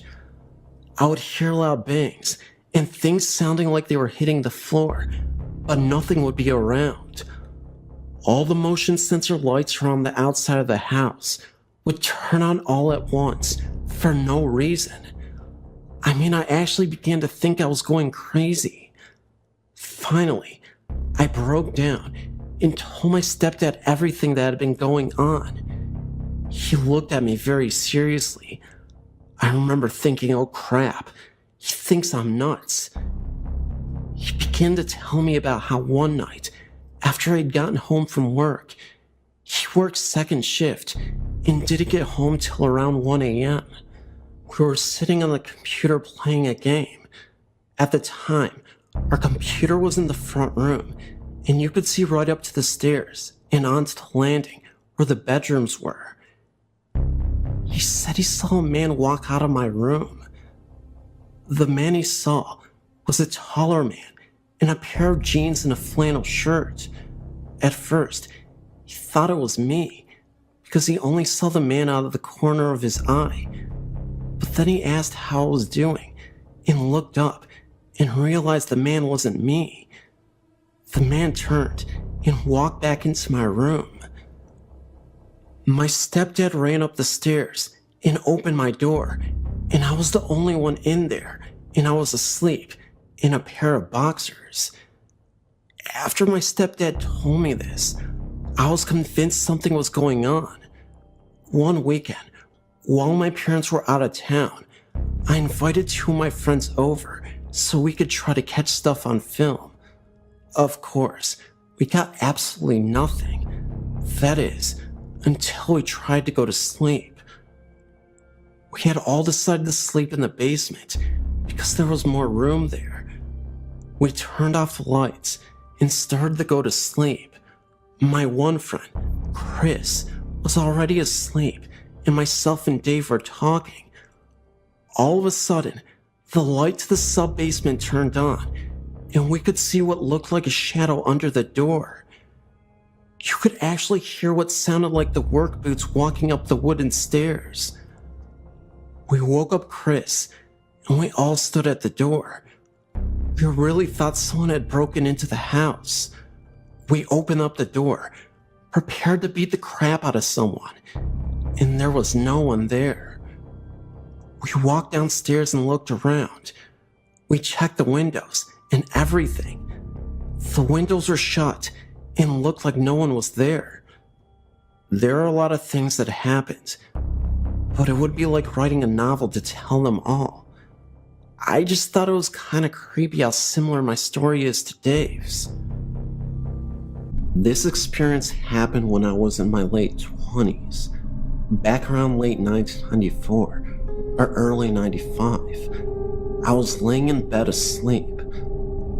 I felt something touch my face, and I woke up. I was face to face with a smiling old man. He crawled backwards out of my bed and stood there smiling at me. He looked like he was Caucasian descent, in his 80s at least. He had a glowing light all around him. He looked like he was at peace while staring at me. I have no idea who this was. Furthermore, I don't know why I wasn't afraid of him. He definitely looked scary to me, and I had roommates at the time. I don't know why I didn't go running down the hallway to get someone. I just stayed in bed and stared at him. Again, I wasn't afraid at all. It was almost peaceful. He faded away, and I looked at the clock in front of me. It was 3 a.m. in the morning. I stayed up a little while, and then went back to sleep. How do you talk about something like this? I didn't tell any of my roommates when it happened. I was fearful because I thought I would be outed as a crazy person. I did call my best friend, and thankfully she seemed to believe me. I gave her my rocking chair, and she wanted to make sure the spirit was not standing next to it. So yes, I think she believed me. I've thought about it a lot over the years, trying to figure out who this could have been. I told my grandmother. She's Catholic and thinks it was an angel. I've never met my father, and I have no pictures of him, so I don't know what he looked like. But perhaps, maybe this could have been my father? My mother is Spanish and French, and supposedly, my father was of Caucasian descent like the spirit of the old man. So again, maybe it was the father or grandfather that I never met. Who knows? Since then, I've now had a husband and children. I mentioned it once to my husband. He looked at me like I was crazy, and I'm not allowed to talk about it again. Anyway, thank you for reading my story. I know it sounds unbelievable, but it's the best I can do to tell you guys.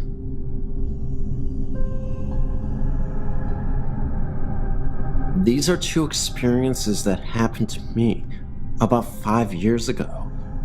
Here's the first story. My house is 6 years old and has never been lived in by anyone else. This started about 2 months ago. I'm laying in my bed alone, with the door to the hall and the door to the bathroom open. I swear I see the door open a little bit and then go back to where it was. I then see black figures with little or no shape appear in the doorway. Then whoosh, they are gone. I also saw what looked like people I knew, who will stick their heads in the door and then turn and leave. Last night I was asleep when I felt something nudge me 2 times. I woke up to see this black form standing beside me. It stood there for about 2 seconds, then vanished out the door. The most interesting aspect of this all is that these figures have no legs. They are just a black oval shape with no faces or arms. Just a black form. Last night was the first time it really scared me. I felt like it was the Grim Reaper asking me to follow him. Now on to my next experience, which was even spookier, I might add. I was working in a gym at a hotel in Moodsburn near Glasgow. One night, I was getting ready to leave for the night. The route I had to take was down a dark corridor to the main door. This was a walk I had made many times before, and had never any problems. But this night, as I was going along, I felt like I was being watched. As I got to the end of the corridor, I turned to close the door when I saw what looked like a white shape running towards me. Needless to say, I closed and locked the door very quickly and sprinted to the bus stop outside the hotel. The next night, I was working again, and decided to see what could have caused it. I went through every possibility I could have think of, from car headlights to interior lights, but nothing recreated what I had seen. About 2 days later, I was looking through the old accident book when I found an entry from 3 years before. A man was running on the treadmill and died of a heart attack whilst using it. What was interesting was, it was the same date and time of when I saw this incident myself, of the running man.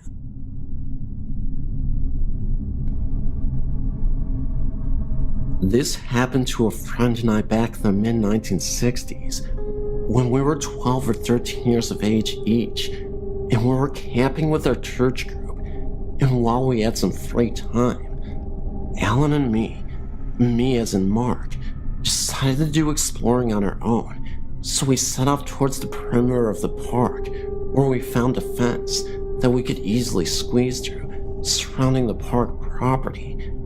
And bordering some large open cow pasture land was a grove of trees right smack in the middle of it.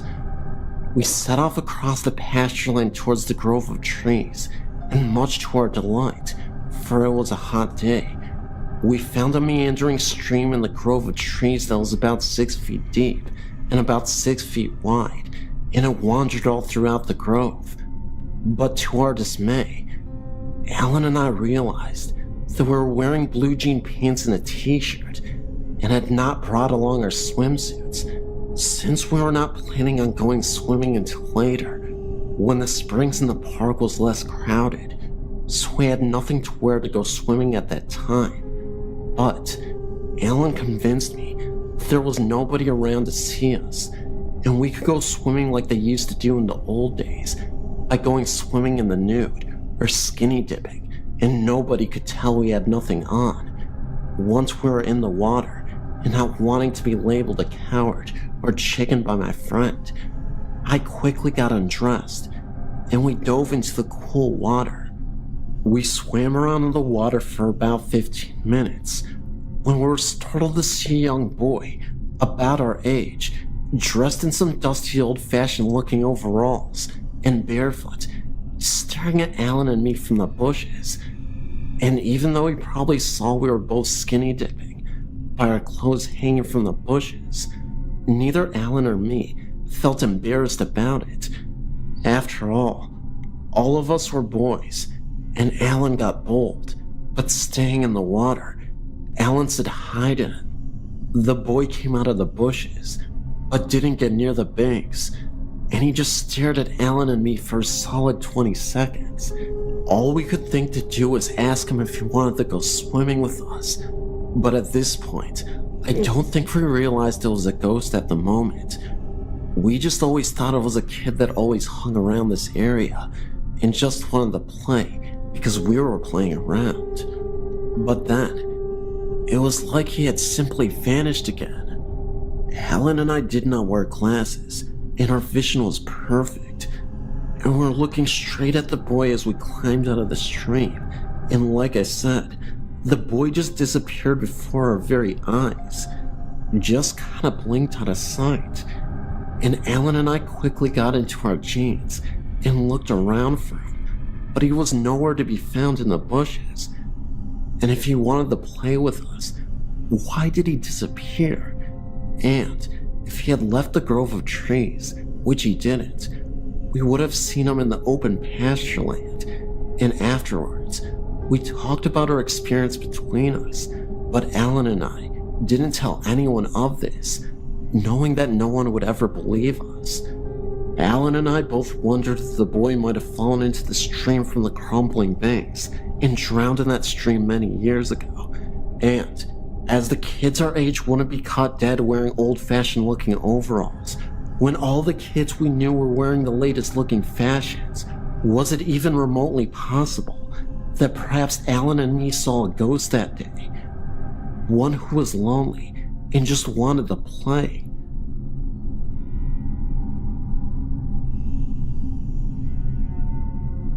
I worked at a place called Dowling as a janitor for a year.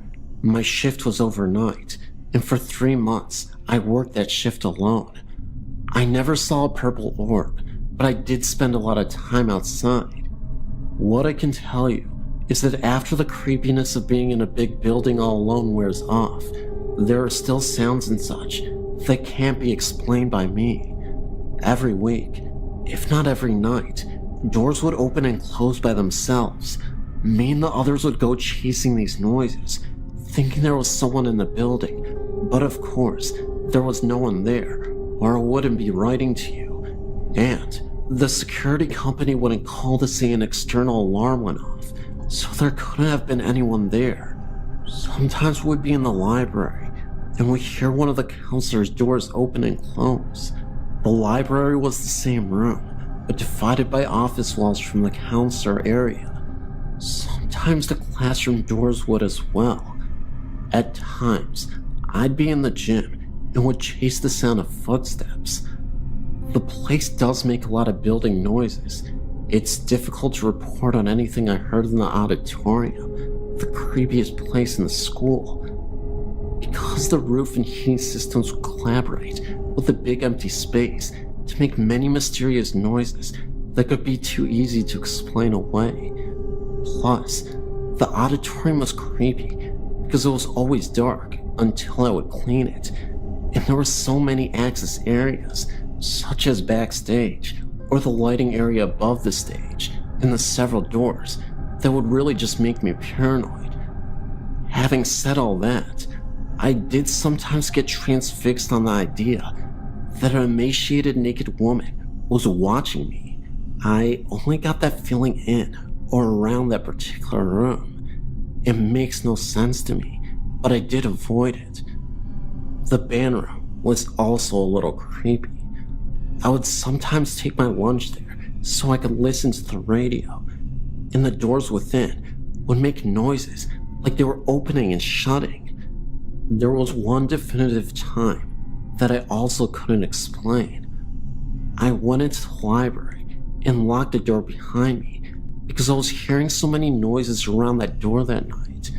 Then, I climbed over the wall to the counselor's area and unlocked that door so I could rush through it when I heard the noise.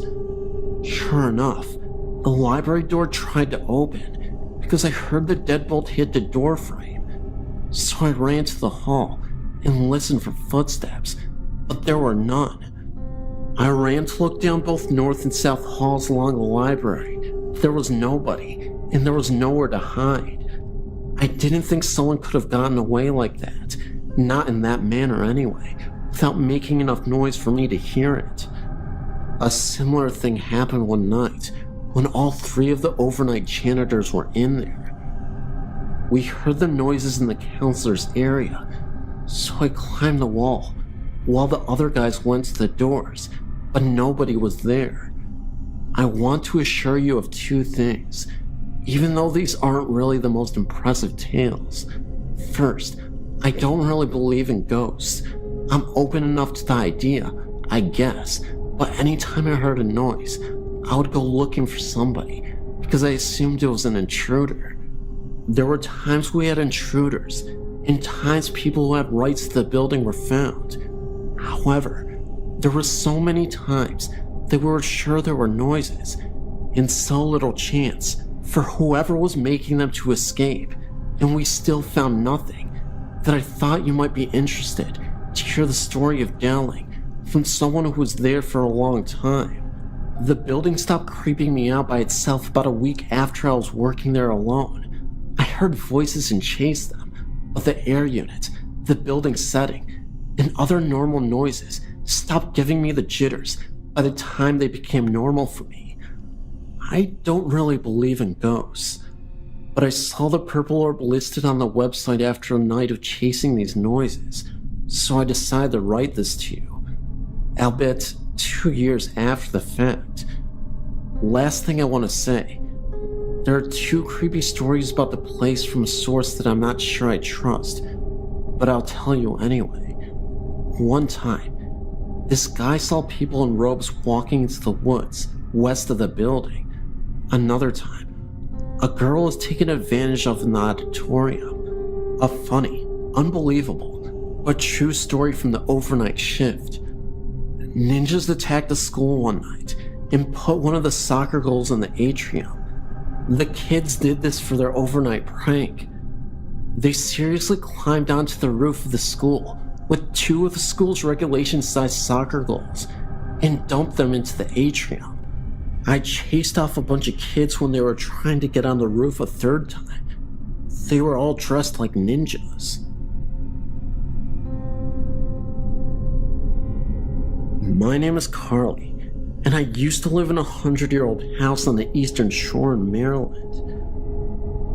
This house was on a street with about 10 other houses, all closely related in shape and size, except my friend's.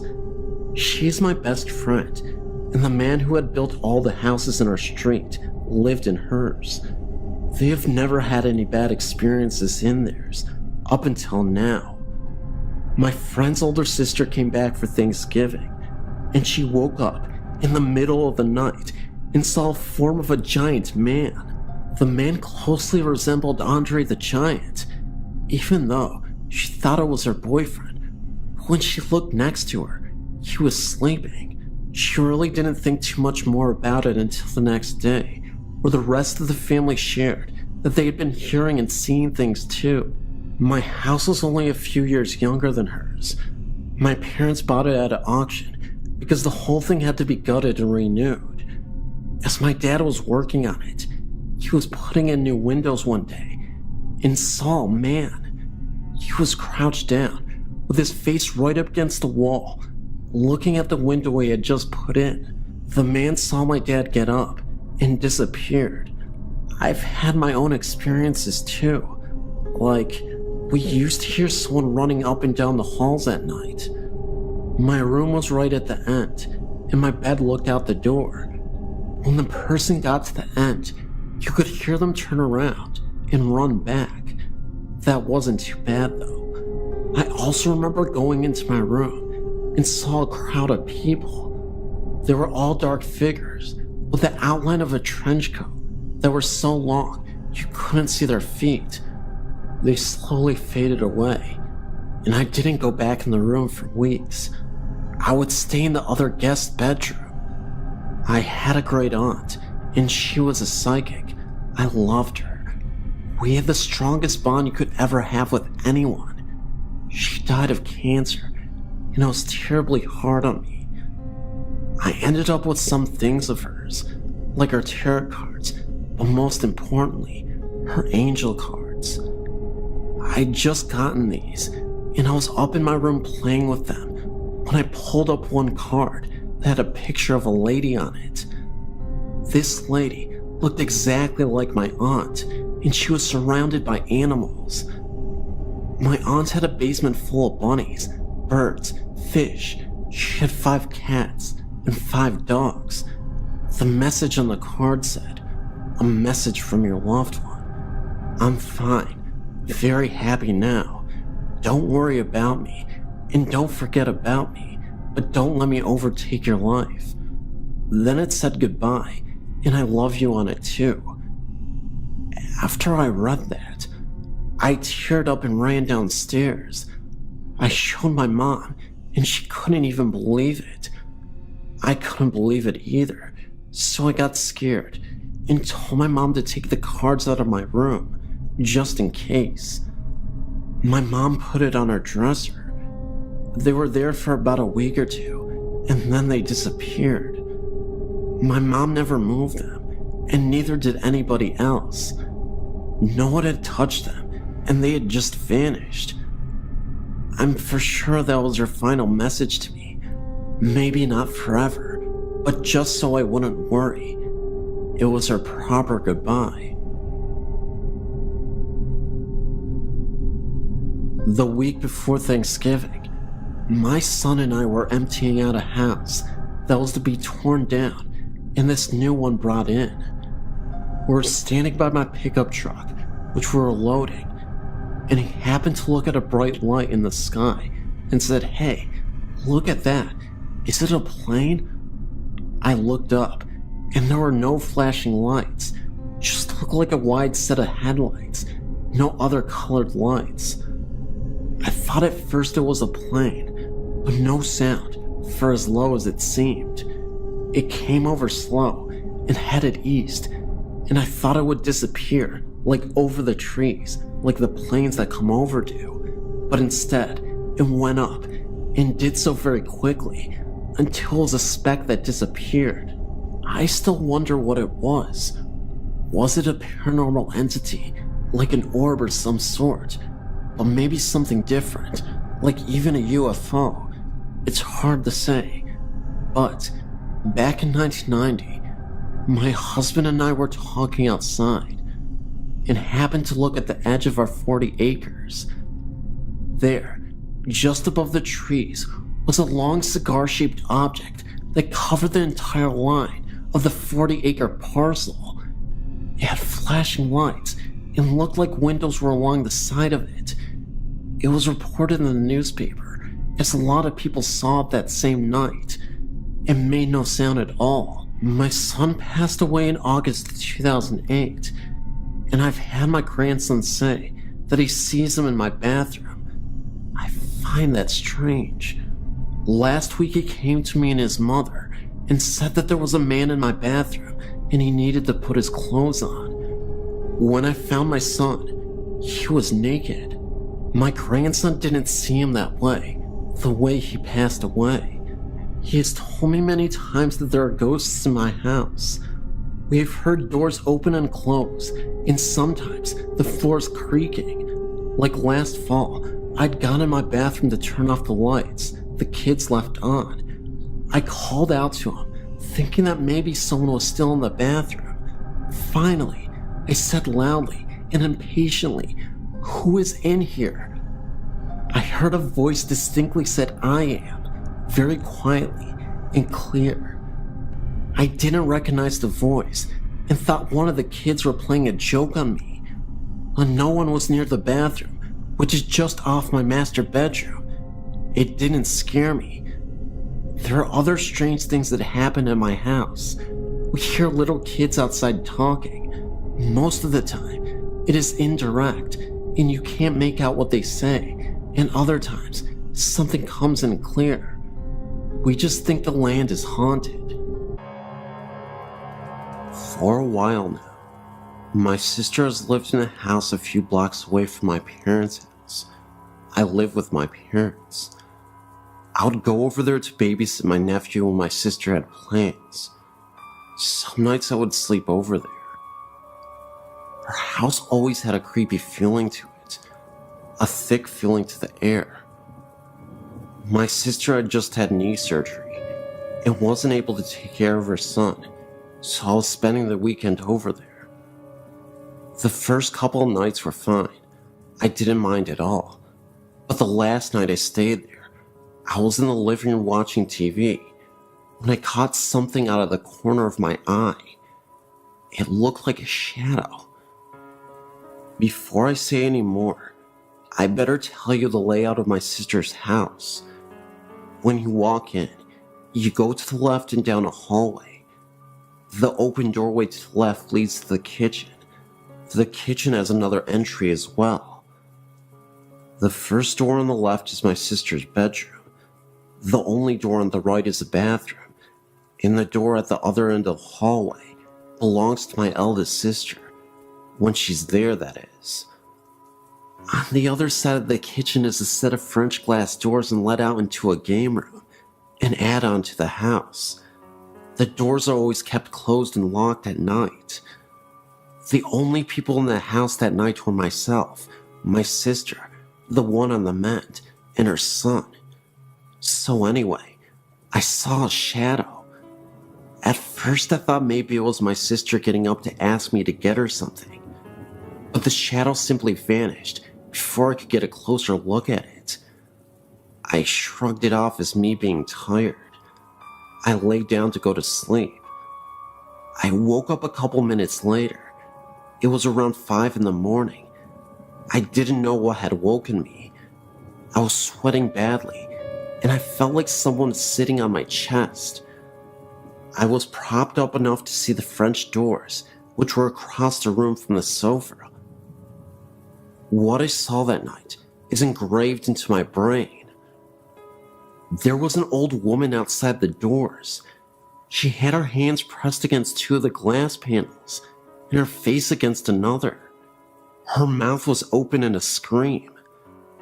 I was scared beyond belief because I couldn't move, I couldn't speak, I couldn't do nothing but lay there. And then the door began rattling. The woman was shaking it. A shadow came out of the kitchen and the woman vanished. The shadow vanished after that, and I could breathe again. I don't know what the shadow was, but it did make the woman go away. I like to think it was my guardian angel. Who knows? That's my story. Anyway, and yeah, it is true.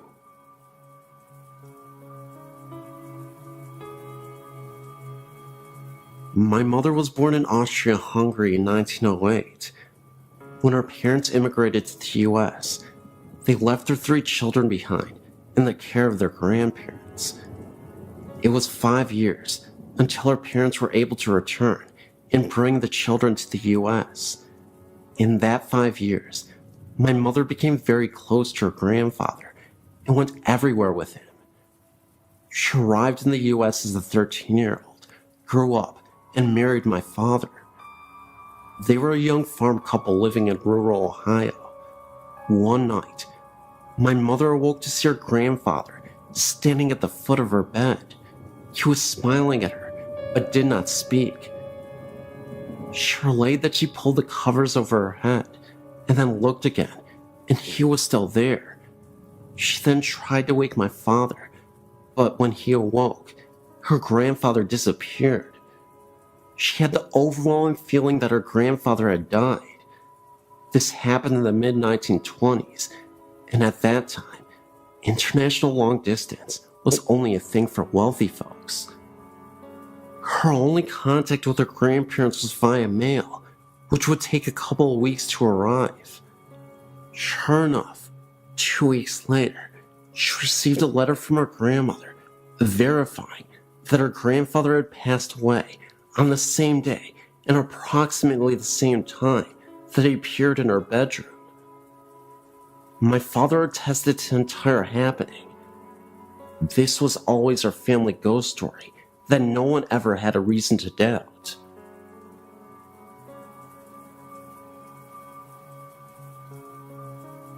My parents live on a farm in Sugar Grove. My stepdad grew up here with his family as a child. On Christmas Eve in 1964, his dad went into town to pick up the grandma for the holiday. With him, he took a younger daughter and his younger son. On the way home, there was a terrible accident, and everybody died except the daughter. Over the years, the farmhouse was used as rental property until my mom met her husband. They've lived here now for 6 years, and have had many experiences with the spirits of this home.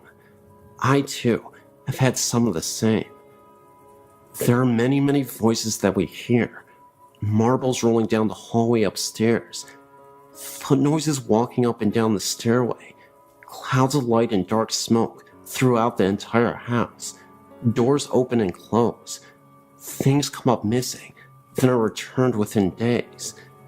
If you are alone in the house and stand by the sink, you will soon hear a voice that asks you to go away. It will repeat until you walk away from the sink. Standing outside, if you look up into the window upstairs, sometimes you will see a vision of a woman standing in the window. This is believed to be Grandma. I have an 11-year-old daughter that has walked into the downstairs bathroom and ran out, stating there is a man standing at the bathroom sink. He will only turn his head and look at you, and then turn back to the mirror. He hasn't spoken yet. When my parents first came here, they slept upstairs. They had to move to the downstairs room in the winter, because no matter what room you are in up there, it is ice cold. We have used electric heat sources to try to generate heat, but it doesn't work. There are also apparitions of faces, white in color, etched into the door of the master bedroom. These appear darker at times and lighter at other times. They appear to be stuck in the wood of the door. It's believed by everyone here that the spirits and happenings of this house are all those family members that were killed in the crash. After all, they all did reside here, and I think they still do.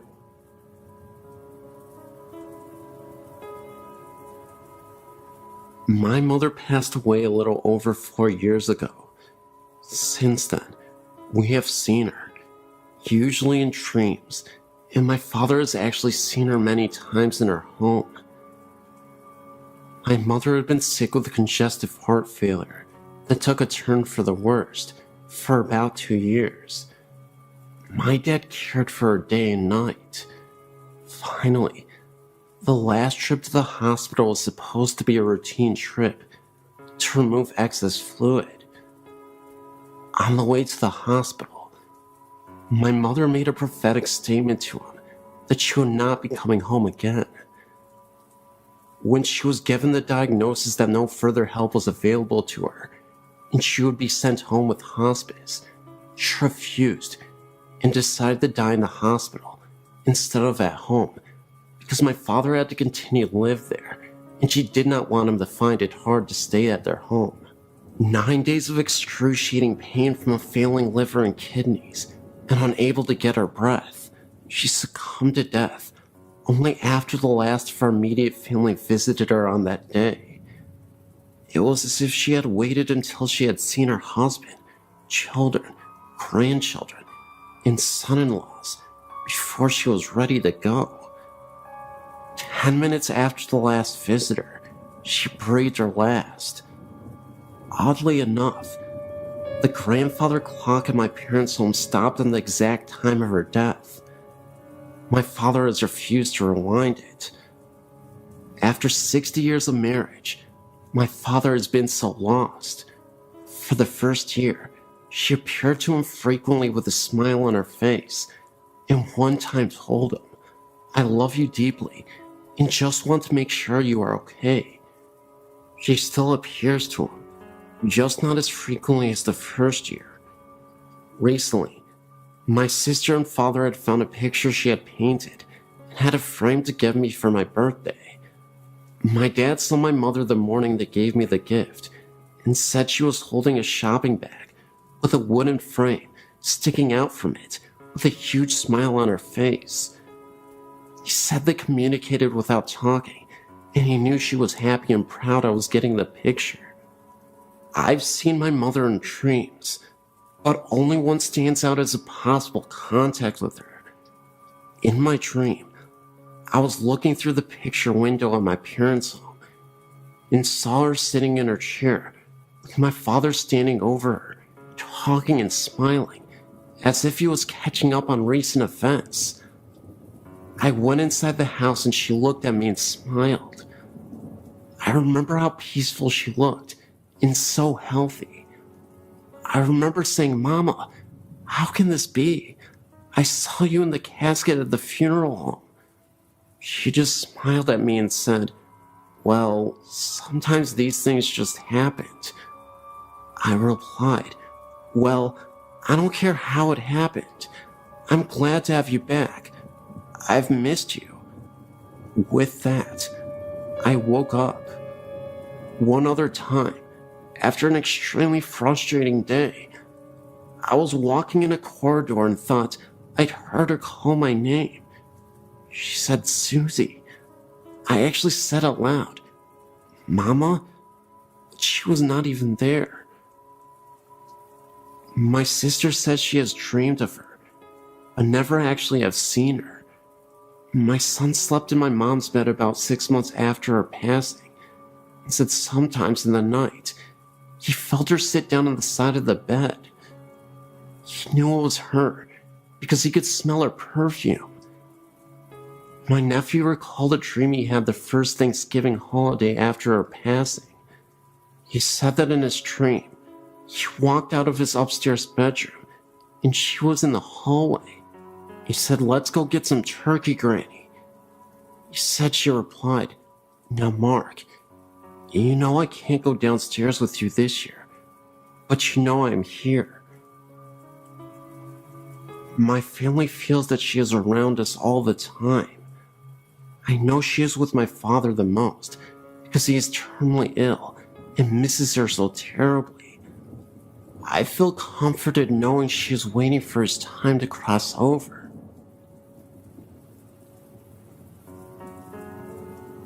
My mother is a current janitor working at Rockford College, and one of the buildings she is assigned to cleans happens to be the Burpee building. There, she and some of the other ladies that work with her have lunch in that specific building every work night. A while back, she told us that during her lunch break, she saw what was a female figure walk past the room they were in. She said she wore a blue dress and had blonde hair. The room has a mirror that faced the only door of the small area. She said, and I quote, "I glanced at the mirror, a habit of doing when you're in that room a lot, and saw this thin, transparent figure walk past the door. I thought it was one of the other girls that was walking by, but it wasn't until I realized that no one that night was wearing a blue dress or had dyed their hair blonde. I walked out to see if it was a trespasser, but saw no one in the hall. I called security and asked them if they allowed any blonde, blue-dressed girl on the property. They denied doing so, confirming my suspicions that it was possibly a ghost. This is just one of the stories that she has told us during the last 2 years of her encounters with the Burpee ghosts."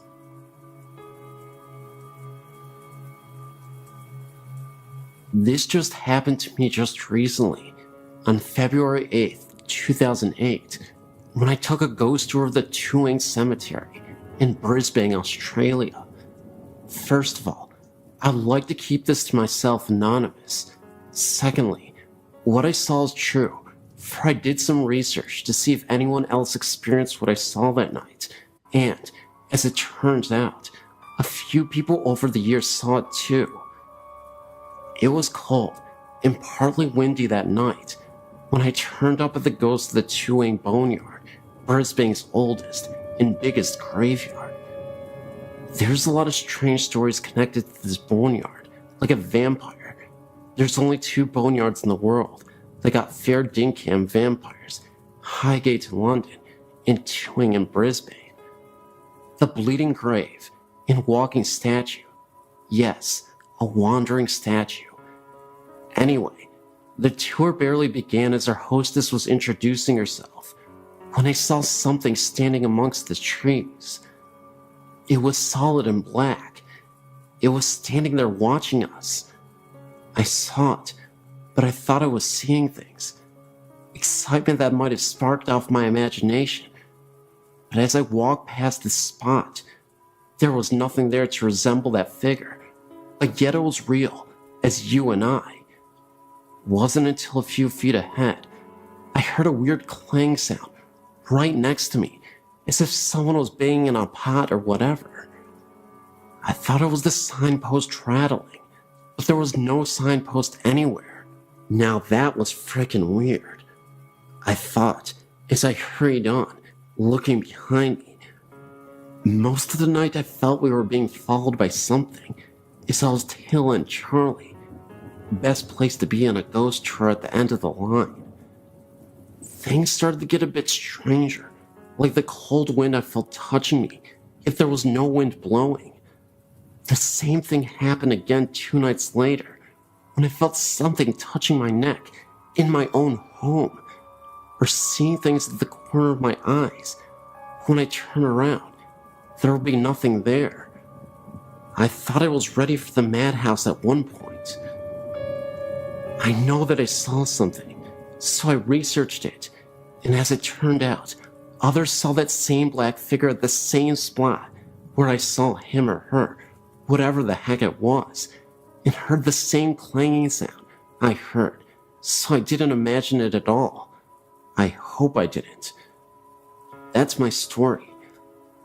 I've got other great spine-chilling tales, which I'll put up ASAP, but this was the first experience I had in years, except for the ghost of my dog who came back for a few nights to bark goodbye to us.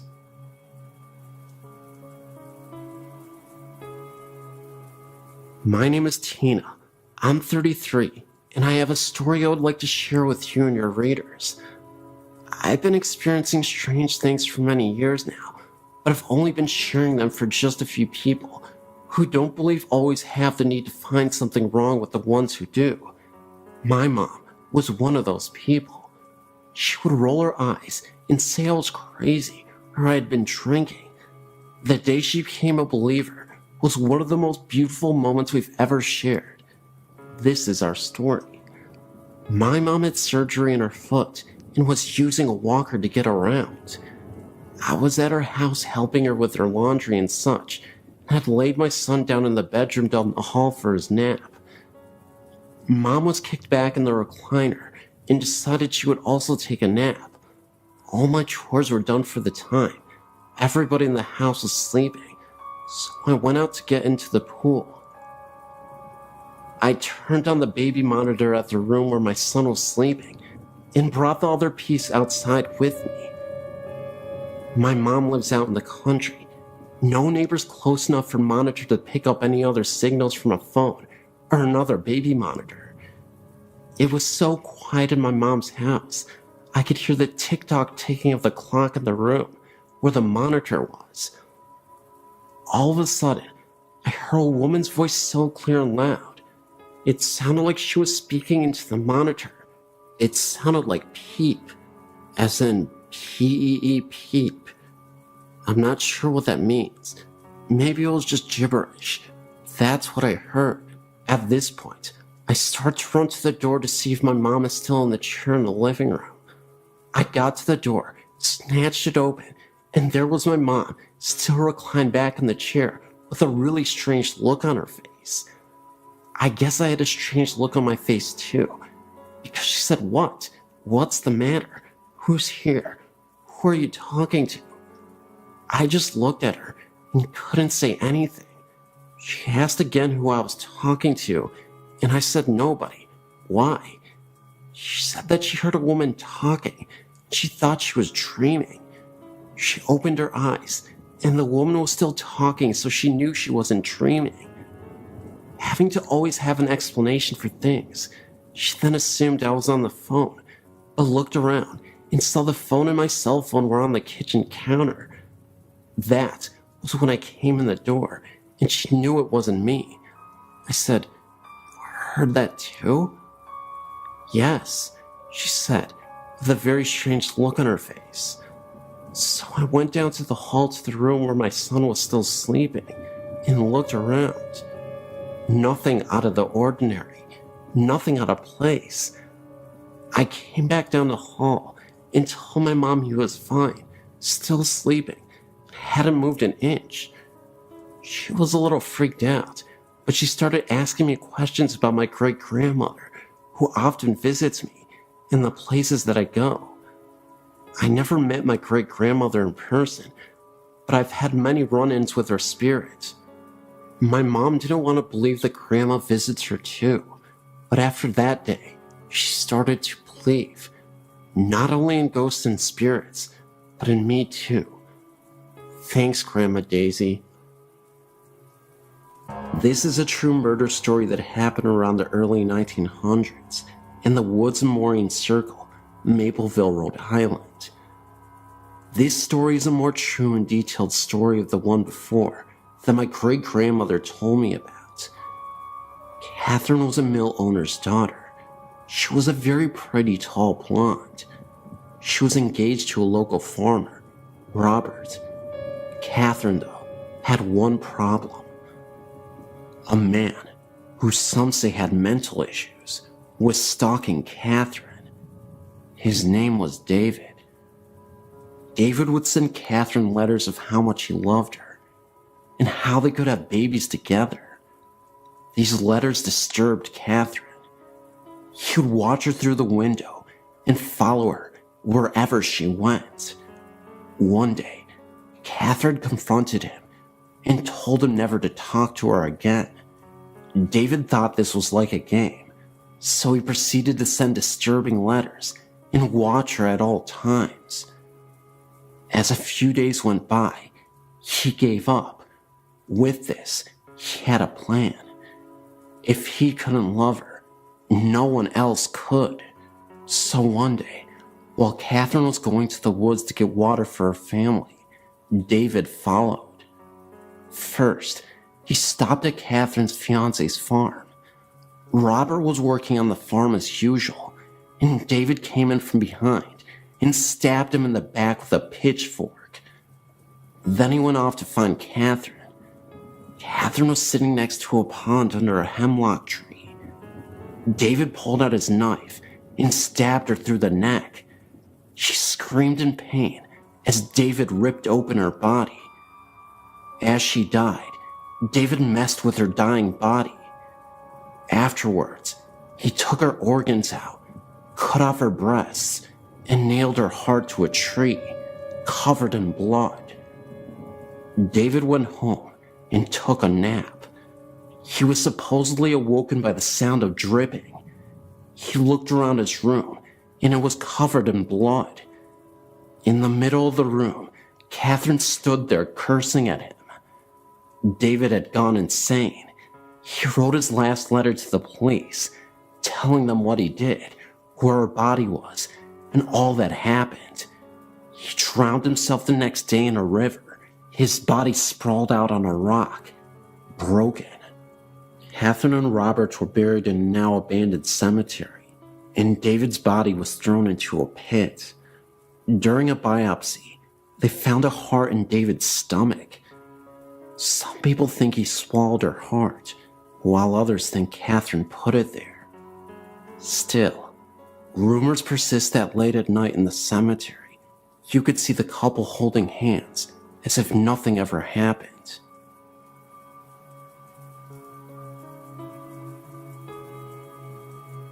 I believe I had a true experience with a shadow person. This is my story. It was maybe 11-ish at night. My boyfriend and myself were watching a movie. The lights were dim in the house. The house is more than 100 years old. From where I was seated, I could see the dining area, which was dark, and the kitchen doorway, which had a dimmed overhead light on, and the light was spilling into the dining room. I noticed a distinct shadow movement in the light from the kitchen, like someone or something walked past the light. I turned my head fully towards the doorway now, and saw a solid black elongated ovalish shape towards the top of the doorway, and it quickly slipped into the kitchen. My immediate reaction was not of fear, but sort of like, okay, what the heck was that? I wasn't alarmed. I continued watching the movie thinking of explanations for what I just saw. Now let me tell you, there are 3 dogs in the home as well as the 2 of us. My boyfriend's 2 dogs were asleep on the floor by our feet, and my dog was by my side on the couch. He's small. He was acting a bit odd, nervous now. Perhaps he sensed it in me. 30 minutes later, he got down and headed towards the kitchen. He had just got his head in the door and promptly stopped. I couldn't see his head and shoulders, just his back end. I saw his neck raise like he was looking up, and then it happened. It took my breath and gave me chills.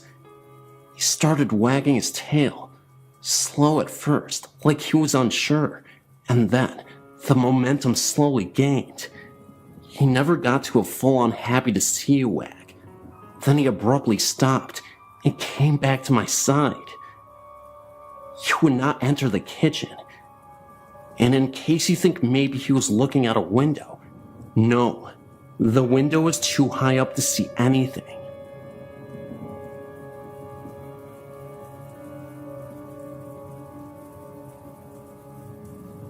My name is Guy, and I would like to share my experience at Lambertville High School.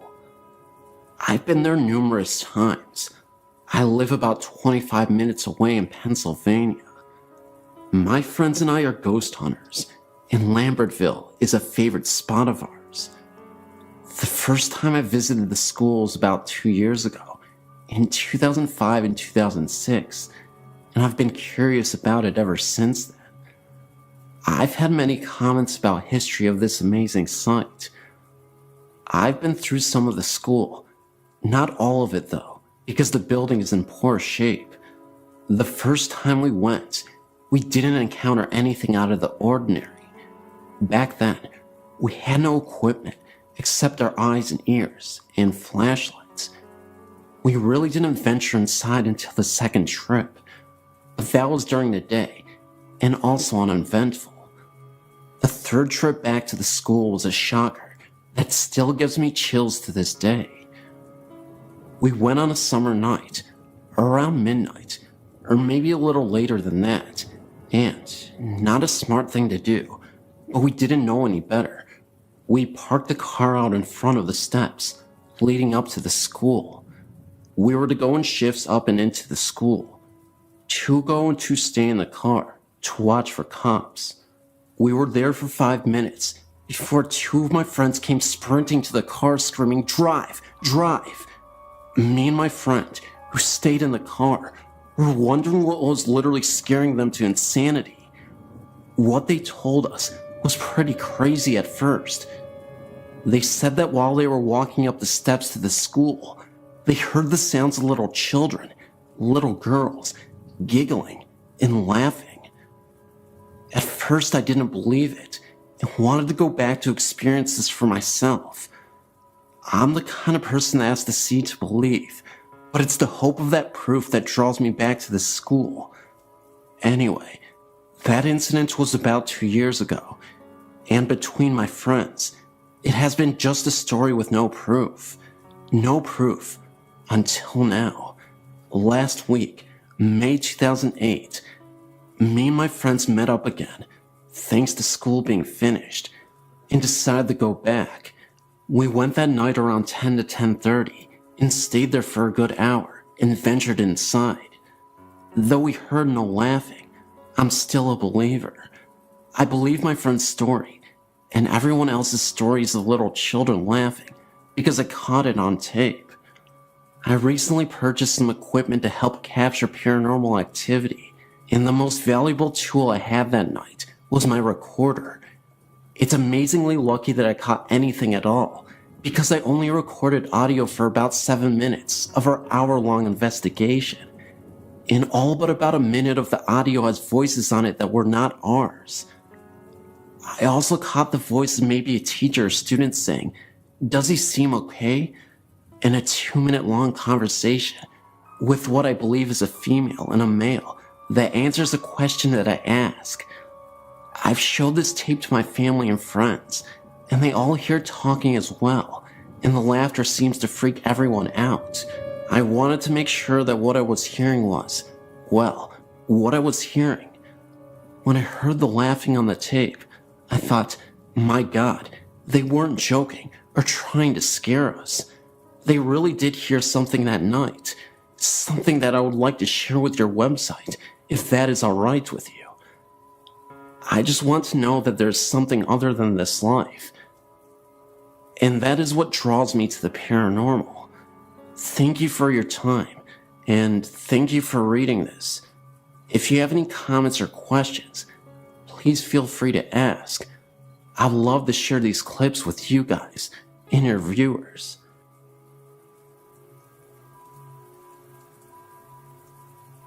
This is in reference to your listing for the Hearthstone Inn, Colorado Springs, Colorado.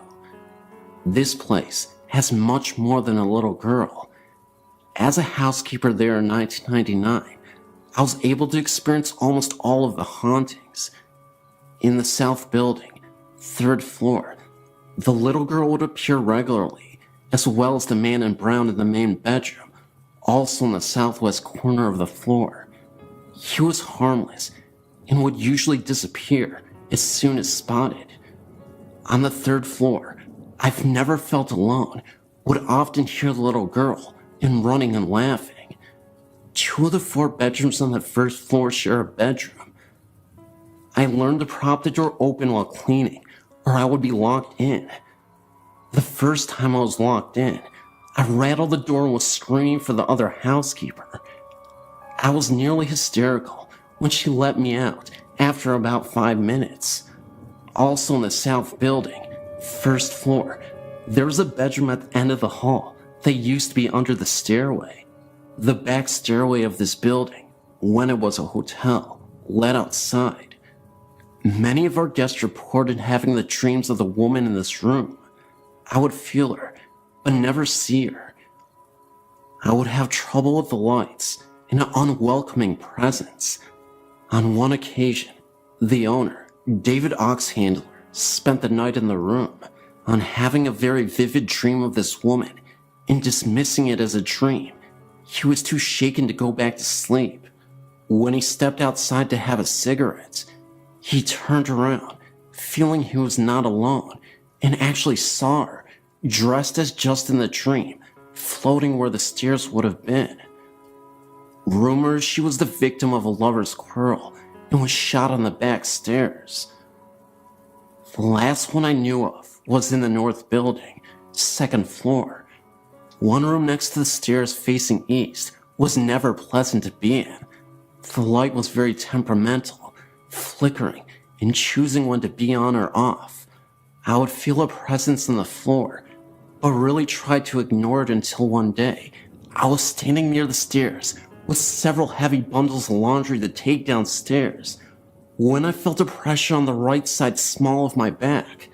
Just a little shove, and I nearly went headfirst down the stairs, and not of my own volition. Last I hear, the Oxlanders were doing haunted history tours of their hotel. Shortly after, it has been sold to another local organization. Very much worth adding some info to your site, and thanks for the space.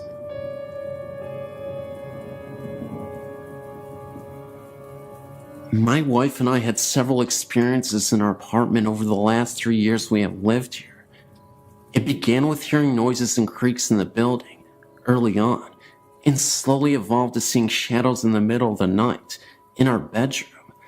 We both have had experiences where we thought to have seen a little boy in blue pajamas looking at things in our bedroom.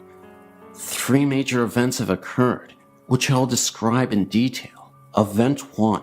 Summer of 2006.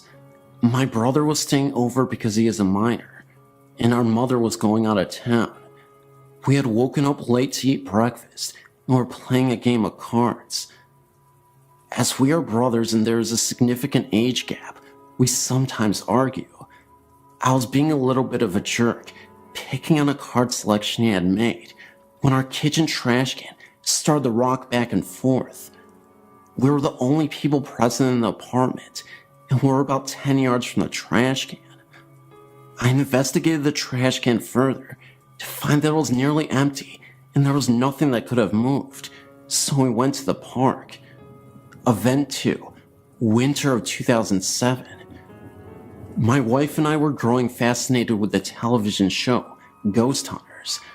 We had spent an entire day watching episodes from the 2nd season DVD. Being cocky and joking with my wife over her growing discomfort with the mood the show was setting, I began joking about talking on the ghost of the apartment, saying such things as, "If anyone is here, come here and get me," or "You can't touch me, you're just a ghost, I don't believe in you." Later that night, at 4 a.m., I woke up quite distressed and felt that the apartment was shaking from a significant earthquake. I was sure that it was the big one and rushed to jump out of bed and pull my wife to safety in a doorway. She was in a state of shock as I lifted her out of bed and was scared of an earthquake also. When we finally got to the doorway and calmed down, I explained to her that I thought there was an earthquake but couldn't feel it anymore. She couldn't either. I began to grow very nauseous and leaned on her for support. I told her I wasn't feeling right and I blacked out. As I was blacked out, I heard sounds of people talking very quickly. At first I thought it was my wife, and I tried to tell her to slow down. I felt the sensation of running very quickly while I was hearing the rapid dialogue. I was growing angry when suddenly I awoke lying on the floor with my wife over me. She told me she thought I was having a seizure or something because all of my muscles had lightened and I was screaming and moaning in a sense of fear. She said that I had also grown pale. All throughout that night, I felt the bed continue to shake. Event 3. Soon after Event 2. I was angered by an experience I had felt earlier in Event 2, where I had awoken to what I thought to be an earthquake and experienced what I thought to be a form of being possessed. I researched how to hold a seance to converse with spirits present within the room and invited friends over to help with the conversation. I didn't describe the experience I had felt earlier so that it would not affect my friends' experiences that night. In the middle of the seance, one of my friends began to grow woozy and sway forward when he suddenly stopped it. He said that he couldn't go on and felt like someone was talking quickly to him, and he had felt the sensation of running, identical to my experience earlier. I shared with him my experience, and we decided not to continue. Also, this night, my friend's car got a flat tire while parked in my apartment, and only needed to be refilled with air as there was no puncture to cause the flat, as if someone deflated it. Also, another friend was called by his girlfriend within minutes of us ending the seance because she felt something had happened and was worried. He had only told her he was going to see me and not anything about what we were doing that night. The friend with the flat also received a phone call from his aunt about an hour after, whom he speaks with rarely, because she had similar concerns as my friend's girlfriend. How's that for women's intuition? Ever since that last event, nothing else has occurred.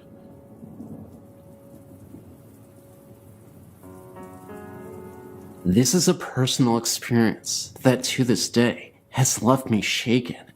There is something wrong with this apartment complex. My experience centered on the apartment we were in, but from other residents, I heard other tales that made me really not want to live there, and as soon as I could get out, my husband and I certainly did. Pond Trail Apartments located in South Lyon.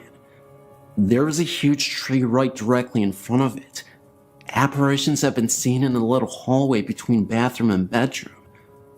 The panel in the hallway leading up to the crawl space had moved on its own. Personal experience was actually in the bathtub and the only one home when it happened. I'm all of 5 foot and that ceiling is a good 8 feet. There was no way for me to get up there.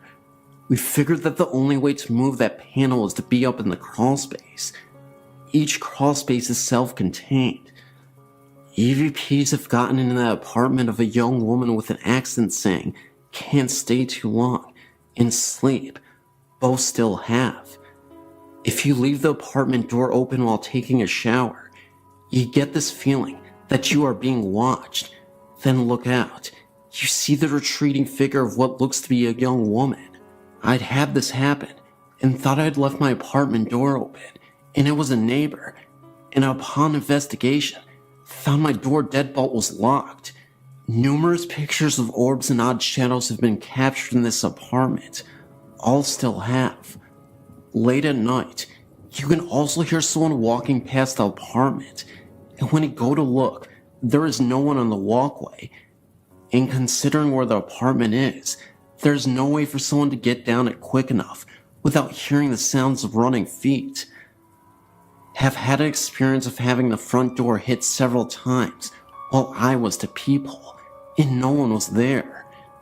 Stories were also told to me of the laundry room in the same building is also a place of odd occurrences. Feelings of being watched and hearing a young woman's voice. Have felt the being watched part, but considering that the old furnace system was right there in the laundry room, I dismissed it. A lot of my family and husband's family refused to spend the night there just cause the place gave them the creeps. And this was prior to some of these events happening. I've tried to find out if there have been any deaths or murders or anything on that ground, and I came up with nothing. All I know is that the place was there was something wrong with it, and I wish I had never moved into it. The EVPs were caught when that building had few residents. I still have them, just have others listen to them from time to time to prove I wasn't crazy with what I heard. The pictures are numerous, and some still make the hair on my arm stand up because of the experiences with them. One night in October 2008, my friends Scott, Denny, and Steve and I decided we wanted to go ghost hunting. Scott was the only one who had experience with anything, and he had seen things and had things happen to him and other people in his past groups. We started off by going to Peace Church Cemetery and where the murderer Billy Cook is buried. We were equipped with a video camera, me, a digital camera, a digital voice recorder, a heavy-duty flashlight, Scott, and 2 smaller flashlights with the other 2 people. We walked around for a little bit as Scott instructed us to let our senses take hold of us and guide us as they please. If we got an impulse to do something, do it. We all had weird feelings, but eventually realized we weren't going to find anything here. We left, deciding to go somewhere that Scott had experienced before, the Waco Cemetery. Once we got there, we said our opening prayer and made our way out into the cemetery. Eventually, we split into 2 groups, me and Steve in one, Scott and Denny in the other. Steve told me to get a couple of specific things on video. He thought he had seen something he said was best described as a specter, with a head that shaped into a point and a cloaked black body. We walked around for a bit longer, and he told me he had seen it again. We walked towards the area he saw it, and didn't see anything. We met back up with Denny and Scott on the other side of the cemetery, and Scott started talking about the things that had happened to him here. He had been asking questions and talking in general, trying to pick up some EVP. He started talking about what he called the prankster that had slapped him in the face and possibly put scratches down his friend's back.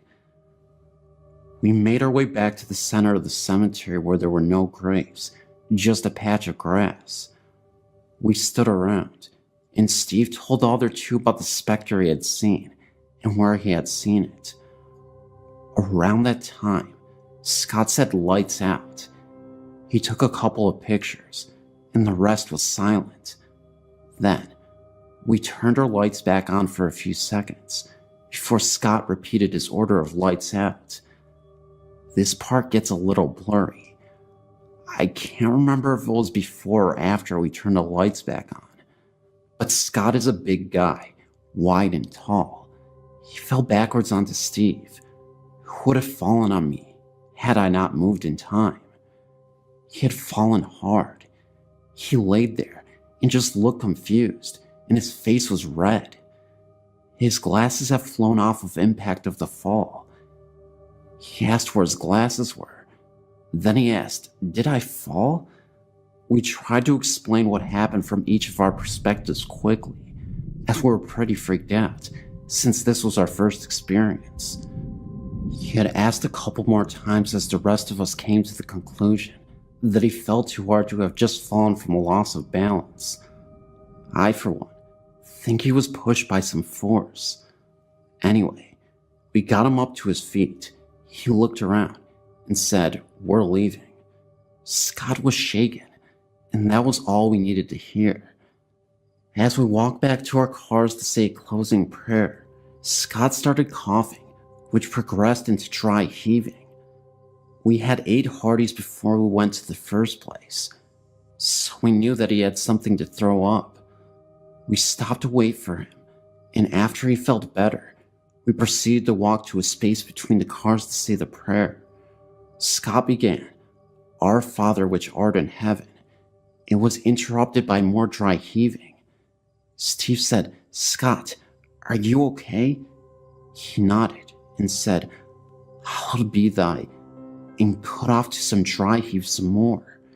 This time, it was so bad that he lost his glasses and was down on his knees coughing up something that wasn't there. He looked up, straight at me, and gave the most evil glare I've ever seen. I immediately recoiled in fear, with tears forming in my eyes. I asked Scott, "Scott, are you there?" He got over this fit eventually, as Steve said. "Howled by thy what? Finish the prayer, Scott. You have to finish it." Scott straightened up a little and hoarsely started to finish. "Hallowed be thy name." Again, the same occurrence had just happened, and he just kept coughing and dry heaving. At this point, Scott has regained his composure enough to finish and says, "For thine is the kingdom and the power and the glory forever and ever. Amen." As we each followed with a thankful amen, he said, "Now let's get the heck out of here." I was ahead of him in parking, so I started the car and drove out of the cemetery as fast as possible. We stopped into a church parking lot up the road. Scott got out of his car, and we started talking about what just happened. He claimed to have no recollection of falling or anything after that. That's the story of what happened in Southwest Missouri on a late October night. May you form your own conclusions, and I hope you enjoyed.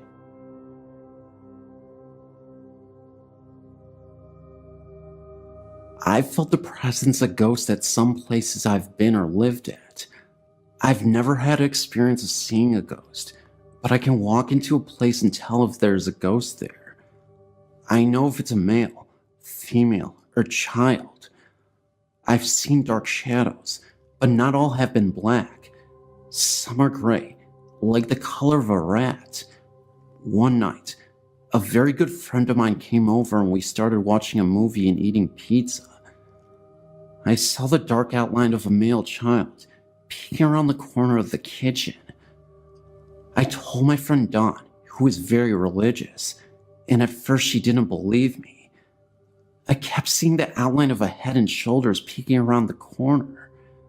Then, about 5 minutes or so later, we started hearing a scratching noise. I told Dawn that's the ghost. She said it was just a mouse.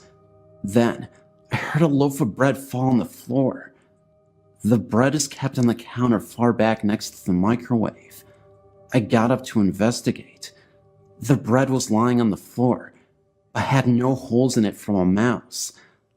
I put the bread back and went back into the living room. Dawn got up to get a glass of soda, and when she went into the kitchen, she yelled. She said the loaf of bread moved across the counter and dropped on the floor at her feet. She started praying. Every time she stopped praying, you could hear scratching noises. She kept praying, and the scratching continued. Then it got quiet. We finished the movie, and as we were talking, we noticed the lid on the pizza box, which was propped up, started to slip down. Instead of just falling down, it closed. This was very slowly. Dawn said she had enough and went home. She took the pizza and box home with her.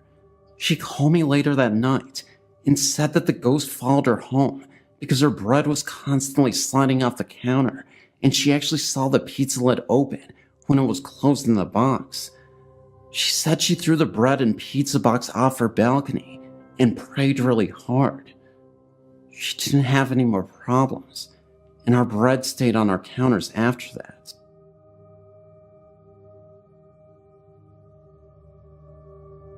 I was at the age of 12 to 13 when my grandmother bought me a rocking chair out of what she said was a yard sale.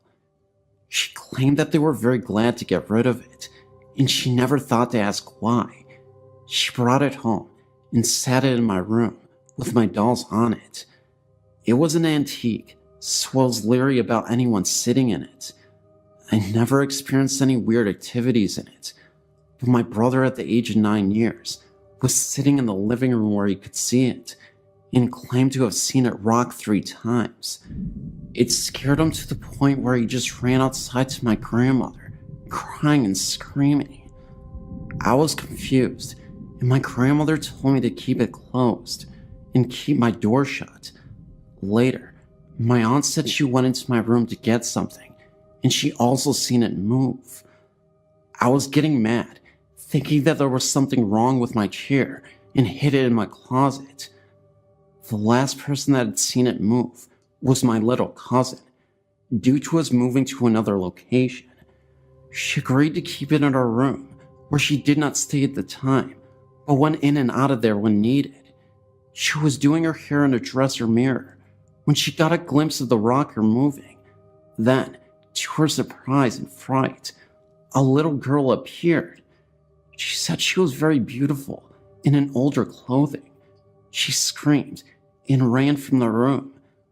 It took her some time to calm down to tell what happened, and there I was, ready to get rid of it also. The one thing I did find out about the chair before giving it away was that it hated men. Due to my family's curiosity, my great uncle was determined to see it and experience it sliding away from him across the room.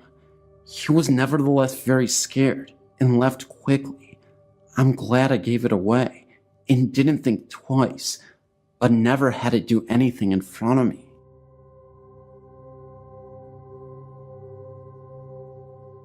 I didn't experience this myself. It happened to my mother a couple months ago, and she told me about it after it happened. What happened was, a couple of months ago, my mom was prepping for a party in our kitchen at about 9:30 p.m. Me and my brother, who were about 11 at the time, were both at the house at the time. I was upstairs, and he was in the living room. My mom told me that she was washing dishes, and that she looked up at the window in front of her, and she saw someone walk by the hallway behind her. She immediately thought that it was me, because of how tall the person was. She called out my name and told me to do something for her. After a couple of minutes, she came to look for my brother to ask where I had went. He looked at her like she was crazy and told her that I hadn't come downstairs for about an hour. She calmed me down noticeably scared because she thought someone was in the house, but we couldn't find anyone. This happened more than once to my mother, but more noticeable. She was washing clothes and had to walk through the kitchen and saw someone poke their head out from behind the counter. She of course thought that it was either me or my brother, but when she checked, she found no one. She called me immediately and told me what had happened, and now we believe that a ghost is in the house, but it doesn't show itself regularly. 2 other things that have happened since then. One happened a couple months after that. Me and my brother had a friend over, and he had gone to the bathroom on the 2nd story of the house. No one was up there at the time, but when he came down, he said that he had seen 2 red eyes down the hall near my parents' bedroom. He immediately ran downstairs, and we told him about my mother's experiences. The other things that happen more frequently now is that our dog starts to growl at something in the hallway. She sleeps in our parents' room, and sometimes she will get up and walk around the room, and then she will stop in the doorway and growl at something in the hallway. But when we turn on the light, there will be nothing there. It has been a couple of months since anything worth reporting has happened, but we believe that it is a friendly ghost and nothing harmful will come of it.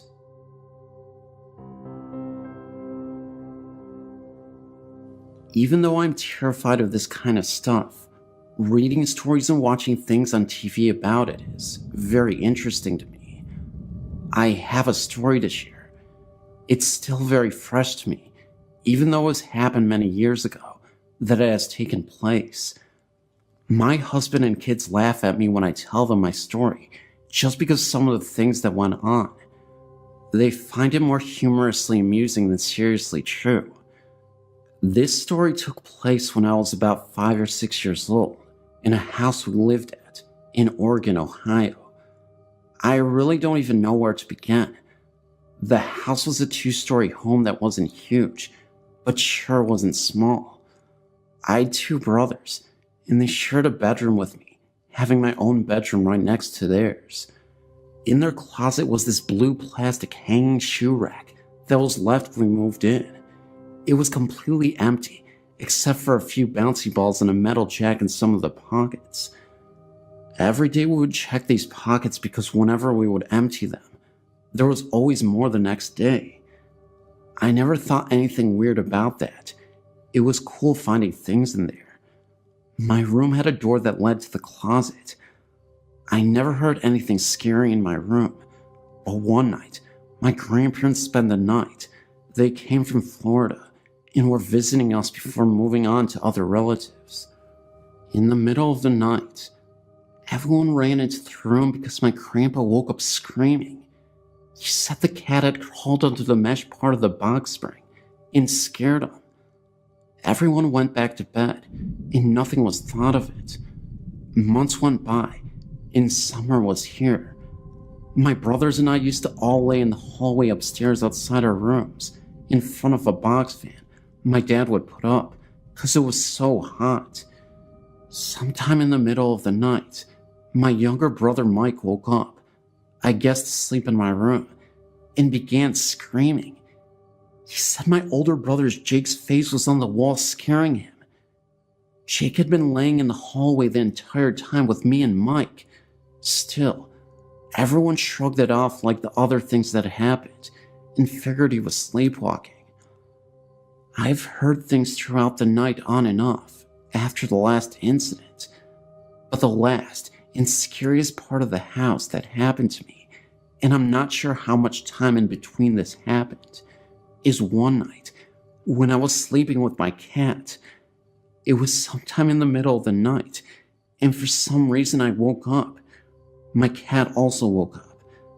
My cat was tucked under my arm at my side, and all of a sudden, it opened its eyes wide and hissed with its hair standing up on its back. Then it darted out of my room. I didn't understand why the cat acted like this, and seconds later, at the end of my bed was this figure. It was definitely human, but was all white and misty. It had no features or limbs.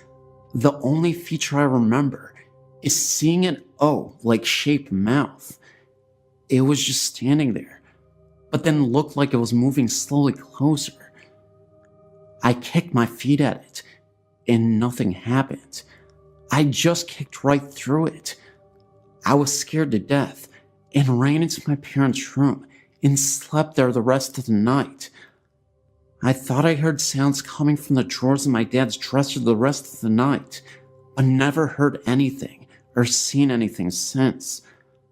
My husband, like I said, finds this humorous, so last year, he bought some ball and jacks and placed them on my pillow and laughed. I would love to find out if anyone living in that house after or before me ever had any experiences like that.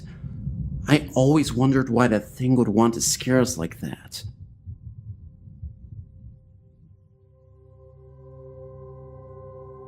My grandfather was a member of Washington Country Golf Club in Washington County, Pennsylvania. The golf club sits on top of a hill and used to be a very old farmhouse that dates back to the 1800s. He told me stories of him along with a group of friends who spent the night at the clubhouse. Members were allowed to stay there if they wished. It was said the old farmer who lived in the house lost all of his money and the farm went under.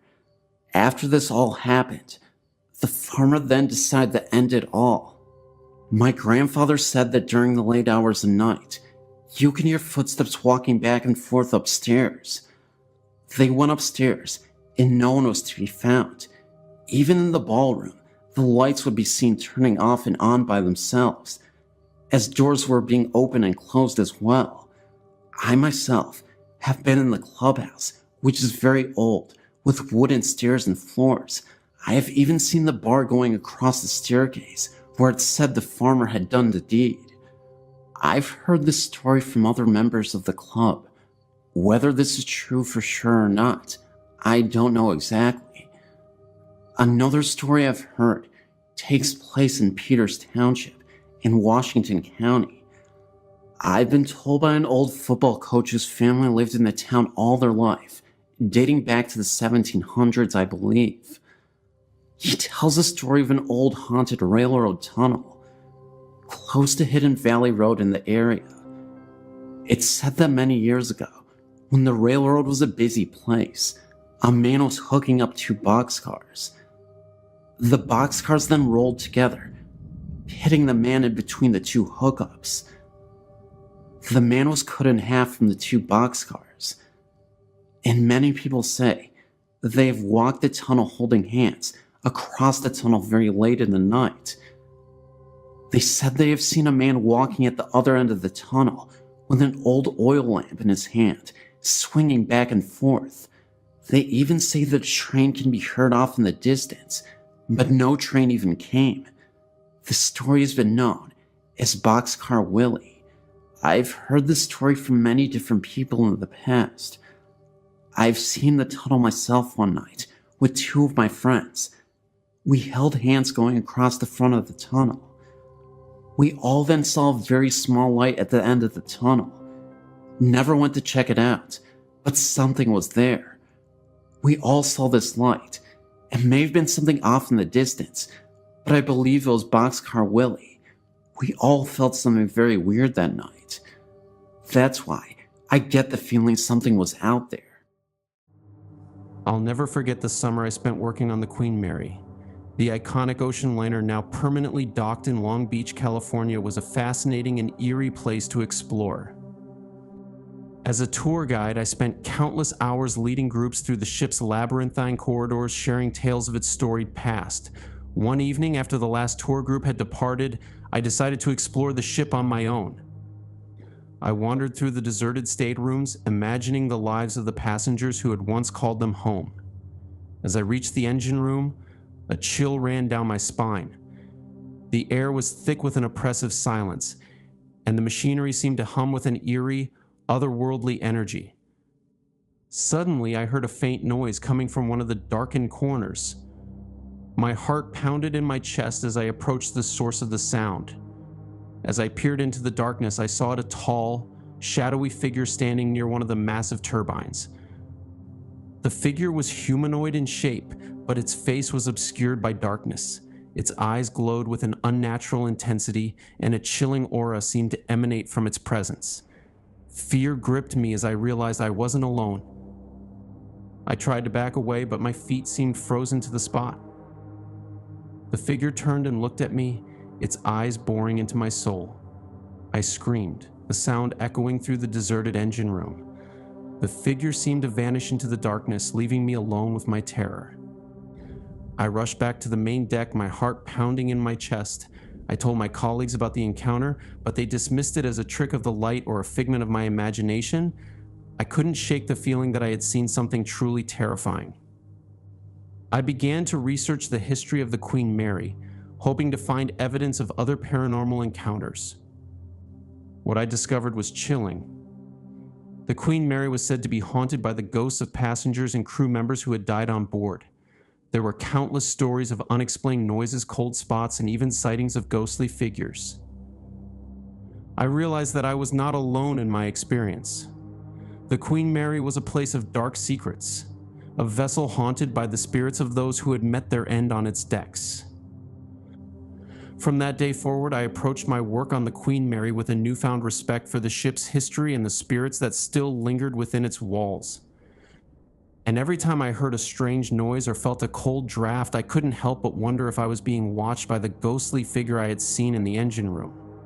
Haunted by the encounter with the shadowy figure, I decided to return to the Queen Mary and investigate the paranormal activity firsthand. Armed with an EVP recorder, a camera, and a healthy dose of skepticism, I boarded the ship. As I wandered through the engine room, the same eerie feeling washed over me. I set up the EVP recorder and began to ask questions. "Is there anyone here?" I asked, my voice echoing through the deserted room. There was no immediate response. I waited, my heart pounding in my chest. Then a faint whisper seemed to emanate from the darkness. "Help me," the voice said, its tone filled with despair. I played back the recording, my eyes wide with disbelief. The voice was clear, unmistakable. It was the same voice I had heard during my previous encounter. Over the next few days, I continued to investigate the Queen Mary. I set up the EVP recorder in different parts of the ship, hoping to capture more evidence of paranormal activity. The results were astounding. The recorder picked up a variety of strange noises and voices, some of which seemed to be intelligent and purposeful. There were whispers, murmurs, and even a few coherent sentences. I shared my findings with a few friends who were interested in the paranormal. They were skeptical at first, but as they listened to the EVP recordings, their expressions changed. "This is incredible," one of them said. "It sounds like there's really something going on here." I knew they were right. The evidence was undeniable. The Queen Mary was haunted, and I had captured it on tape. As I continued my investigation, I became more and more convinced that the shadowy figure I had seen was a real ghost, trapped within the ship. I felt a sense of responsibility to help it, to free its tormented spirit. I began to research the history of the Queen Mary, hoping to find clues about the identity of the ghost. I discovered that many people had died on board the ship over the years, from passengers and crew members to stowaways. Perhaps one of these souls was still lingering on the ship, unable to find peace. With the help of a local historian, I was able to narrow down the possible identities of the ghost. I discovered that a young woman named Emily had died on board the Queen Mary during a particularly stormy voyage. Her body had never been recovered, and it was said that her spirit still haunted the ship. Armed with this information, I returned to the Queen Mary. I went to the spot where I had first seen the shadowy figure. As I stood there, I felt a sense of peace wash over me. I knew that Emily's spirit was still trapped within the ship, and that I had to do something to help her. I closed my eyes and spoke aloud. "Emily, if you're here, please let me know. I want to help you." There was a moment of silence, then a faint whisper filled the air. "Help me," the voice said, just as it had before. I knew what I had to do. I turned and walked away from the Queen Mary, my heart heavy with sorrow. As I left the ship, I looked back one last time. A single tear rolled down my cheek as I realized that I would never forget the haunting encounter with Emily's ghost. It was a sweltering summer night in upstate New York in 2003, and the electricity had just gone out.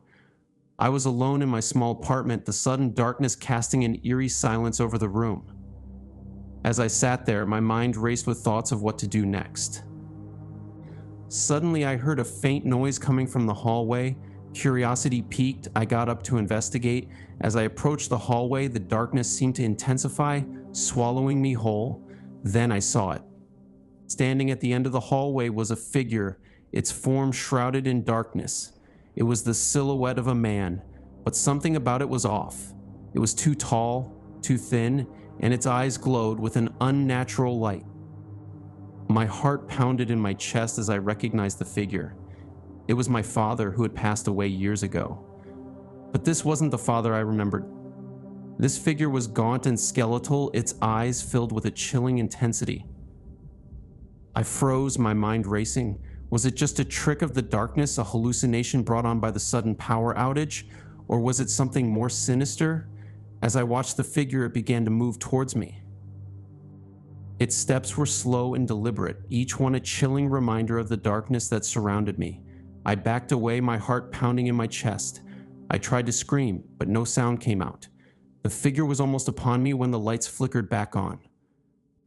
The figure vanished, leaving me alone in the suddenly illuminated hallway. I collapsed to the floor, my breath coming in ragged gasps. I knew what I had seen was real. It wasn't a hallucination or a trick of the light. It was the ghost of my father, returned from the beyond. The experience had left a deep mark on me. I had faced my fears, confronted the darkness, and emerged changed. And I knew that I would never forget the night of the blackout when I had seen the face of my dead father, his eyes glowing with an unnatural light.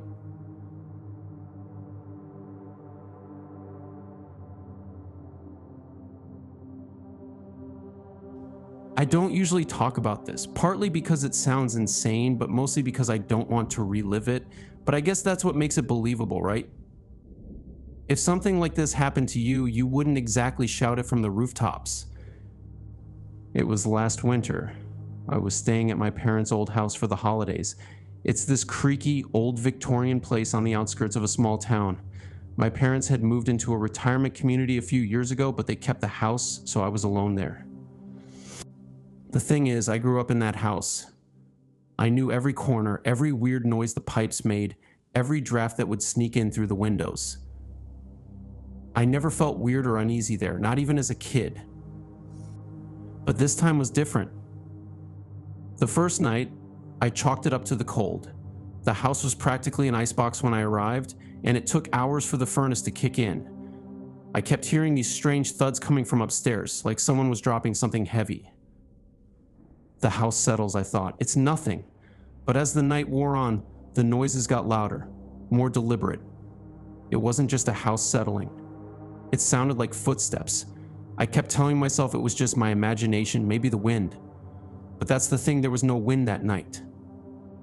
It was dead still outside, almost eerily so. I decided to go up and check, more to prove to myself that I was being ridiculous than anything else. As I climbed the stairs, the sound stopped. Dead silence. The kind that makes you hyper aware of your own breathing, your own heartbeat. I reached the landing and everything looked perfectly normal. But there was this feeling. Like someone was there watching me. I couldn't shake it. It felt heavy, oppressive. I did a quick sweep of the rooms, trying to be as thorough as I could without letting on that I was freaking out. But nothing. No signs of anyone, nothing out of place. I went back downstairs, made a cup of tea, and tried to brush it off. I didn't sleep much that night. The next morning I found it. I was in the kitchen, making coffee, when I noticed something on the table. At first, I thought it was just a shadow or a smudge, but when I got closer, my heart sank. It was a handprint. But not just any handprint, it was small like a child's. The thing is, it wasn't in dust or dirt.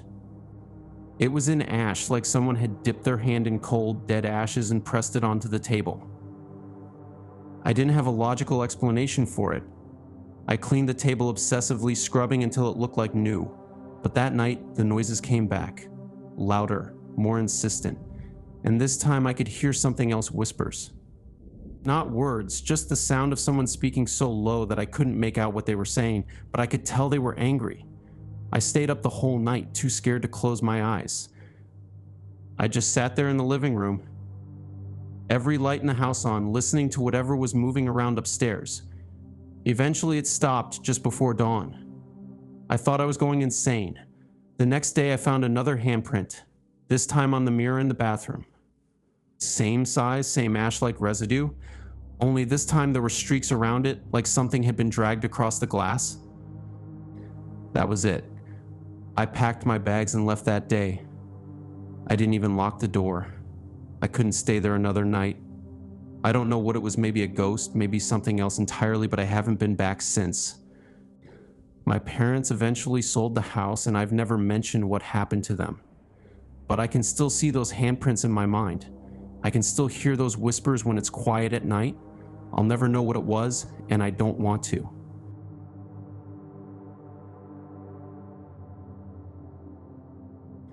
I don't usually talk about this, mainly because I don't want people to think I'm crazy, but also because even thinking about it makes my skin crawl. But there are some things you can't just forget, no matter how hard you try. It was about 3 years ago during the dead of winter. My friend Mark had just moved into an old house on the edge of town, the kind of place that had a history. You know, the type high ceilings, creaky floors, and a basement that you just knew had seen some things. Mark was always into that kind of stuff though. He loved the idea of living somewhere with a past, so he snapped it up for a good price. I remember the first time I visited him there. The house was cold, much colder than it should have been, and there was a smell. Not like rot or mildew, just this faint, almost metallic scent that seemed to hang in the air. Mark didn't seem to notice, so I figured it was just me being weird. The first sign that something was off happened not long after he moved in. He started having these strange nightmares, violent, disturbing dreams that left him drenched in sweat. He'd wake up screaming in the middle of the night, convinced that something was in the room with him. He brushed it off as stress from the move at first, but the dreams kept getting worse, and then things started happening when he was awake. Mark was always a pretty laid-back guy, but he started getting angry. Like really angry over the smallest things. He'd snap at me and our other friends for no reason, and his temper would flare out of nowhere. I remember one time we were just hanging out in his living room, and he suddenly threw his glass against the wall, shattering it. When I asked him what was wrong, he just stared at me, like he didn't even recognize me for a second. Then he snapped out of it, apologized, and tried to laugh it off, but it wasn't the kind of laugh you want to hear. It was cold, almost mocking. We all started noticing the changes in him. His voice would sometimes take on this low, guttural tone that didn't sound like him at all. He began to withdraw from everyone, spending hours in the basement, which he'd kept locked up tight. Whenever I asked him about it, he'd get defensive, saying he just needed space. One night, he called me in a panic. His voice was shaky, almost like he was out of breath. He said something was wrong, really wrong, and begged me to come over. When I got there, I found him sitting on the floor in his living room, surrounded by dozens of candles. He was pale and his eyes were almost black. He kept saying something about the thing in the basement, how it wouldn't leave him alone, how it was trying to take over. He told me he'd been hearing voices, not in his head, but out loud. They would whisper to him, telling him to do things, terrible things. He tried to fight it, but he said it was getting harder, like something was inside him, pushing him to the edge. He told me he felt it trying to take control, and he was terrified of what would happen if it did. That was when I heard it, this low, almost growling noise coming from the basement. Mark's face went completely white, and he whispered, "It's here." I didn't know what to do, but I wasn't about to go down there. Instead, I tried to get Mark to leave the house with me, but he wouldn't budge. He said it wouldn't let him leave. And then, right in front of me, his entire demeanor changed. His face twisted into this horrible sneer, and he started laughing, but it wasn't his laugh. It was deeper, crueler. He stood up, and when he spoke, it wasn't his voice that came out. It was something else, something wrong. He said things that no friend would ever say, things he couldn't possibly know about me, personal stuff that cut deep. I backed away, but he just kept coming, eyes locked on mine, that horrible laugh echoing in my ears. I don't know how I managed to get out of there, but I did. I ran out the door and didn't stop until I was back in my car. I tried calling Mark after that, but he never picked up. A couple of days later, I found out he was in the hospital. They said he'd had some kind of breakdown, but when I went to see him, he was different. He wouldn't talk to me, wouldn't even look at me. It was like the Mark I knew was gone, replaced by someone else. I was on a solo trip through Europe, and I'd ended up in this charming little town in the heart of France. The hotel was an old stone building with a creaky elevator that looked like it belonged in a museum. I'd heard the stories, of course, the old world charm, the creaky floors, the possibility of the supernatural. But I'm not the type to believe in ghosts. I'm more of a practical person. It was late, and I was tired after a long day of exploring. I got on the elevator to head up to my room, and as the doors closed, I noticed a woman standing in the corner. She was dressed in old-fashioned clothes with a white apron and a stern look on her face. At first, I thought she was a guest, maybe someone who was really into historical reenactments or something. As the elevator started to move, I tried to make small talk. "Lovely evening, isn't it?" I said, hoping to break the ice. She didn't respond, just stood there, staring straight ahead. I started to feel a little uneasy. Maybe she was one of those people who didn't like to talk to strangers. The elevator stopped at my floor, and I stepped out, turning to say goodbye. But when I looked back, she was gone. I thought maybe she'd stepped out just before the doors closed, but then it hit me. There was no other floor between the ground floor and mine. I went back to my room, feeling a chill run down my spine. I tried to explain it away. Maybe I was tired, maybe I'd seen a reflection or something. But the image of that woman, standing there in the elevator, wouldn't leave my mind. The next morning, I decided to ask the front desk about the woman. Maybe she was a new employee or something. The receptionist looked at me like I was crazy. "There's no one working the elevator," she said. Actually, there's a story about an old woman who used to work here back in the 1800s. They say she still haunts the building. My blood ran cold. It was the same woman I'd seen in the elevator. I spent the rest of my stay in that hotel terrified. Every time I got on the elevator, I expected to see her again. And every night, I had the same dream, the elevator doors closing, and there she was, standing in the corner, watching me. I know it sounds crazy, but I swear it's true. I swear to you, this is no joke. This is a true story that happened to me and my friends. We're still talking about it to this day. One night, a few weeks after the incident, I was alone in my bedroom trying to sleep. I heard a faint scratching sound coming from the attic. My heart raced as I remembered what had happened at Willow Creek Manor. I decided to investigate, armed with a baseball bat. As I crept up the stairs, the scratching grew louder and more insistent. I reached the attic door and hesitated, my hand trembling on the knob. With a deep breath, I pushed the door open. The attic was dark and dusty, the only light filtering through a small window high above. I peered into the gloom, my eyes straining to adjust to the darkness. And there it was, standing in the far corner of the attic, bathed in a sickly, ethereal glow. It was the cloaked figure, its form more distinct than ever before. Its eyes, two glowing orbs of pure darkness, seemed to pierce through the gloom. A chill ran down my spine as I realized the full extent of my predicament. I was trapped in my own home, hunted by a sinister entity that seemed determined to torment me. As I turned to flee, I tripped over a loose floorboard and fell to the ground. The cloaked figure lunged forward, its outstretched arms reaching for me. I scrambled to my feet, my heart pounding in my chest. I raced down the stairs, my fear propelling me forward. I burst into my bedroom, slamming the door behind me. Panting and trembling, I leaned against the door, my heart still pounding. I looked around the room, searching for a weapon, anything to protect myself. Just as I was about to give up hope, I spotted a baseball bat leaning against the wall. Grabbing it, I braced myself for whatever might come. The door creaked open and the cloaked figure stepped into the room. Its eyes glowed with an unnatural intensity and its skeletal form seemed to shimmer in the dim light. I raised the baseball bat, my grip tightening around the handle. As the figure lunged towards me, I swung the bat with all my might. The bat connected with its chest, sending it flying backward. It landed with a sickening thud, its form writhing on the floor. Exhausted and terrified, I collapsed onto my bed, my mind racing with the events of the night. I had faced my fear, confronted the darkness, and emerged victorious, but the experience had left its mark on me, a haunting reminder of the supernatural forces that lurk just beyond the veil of our reality.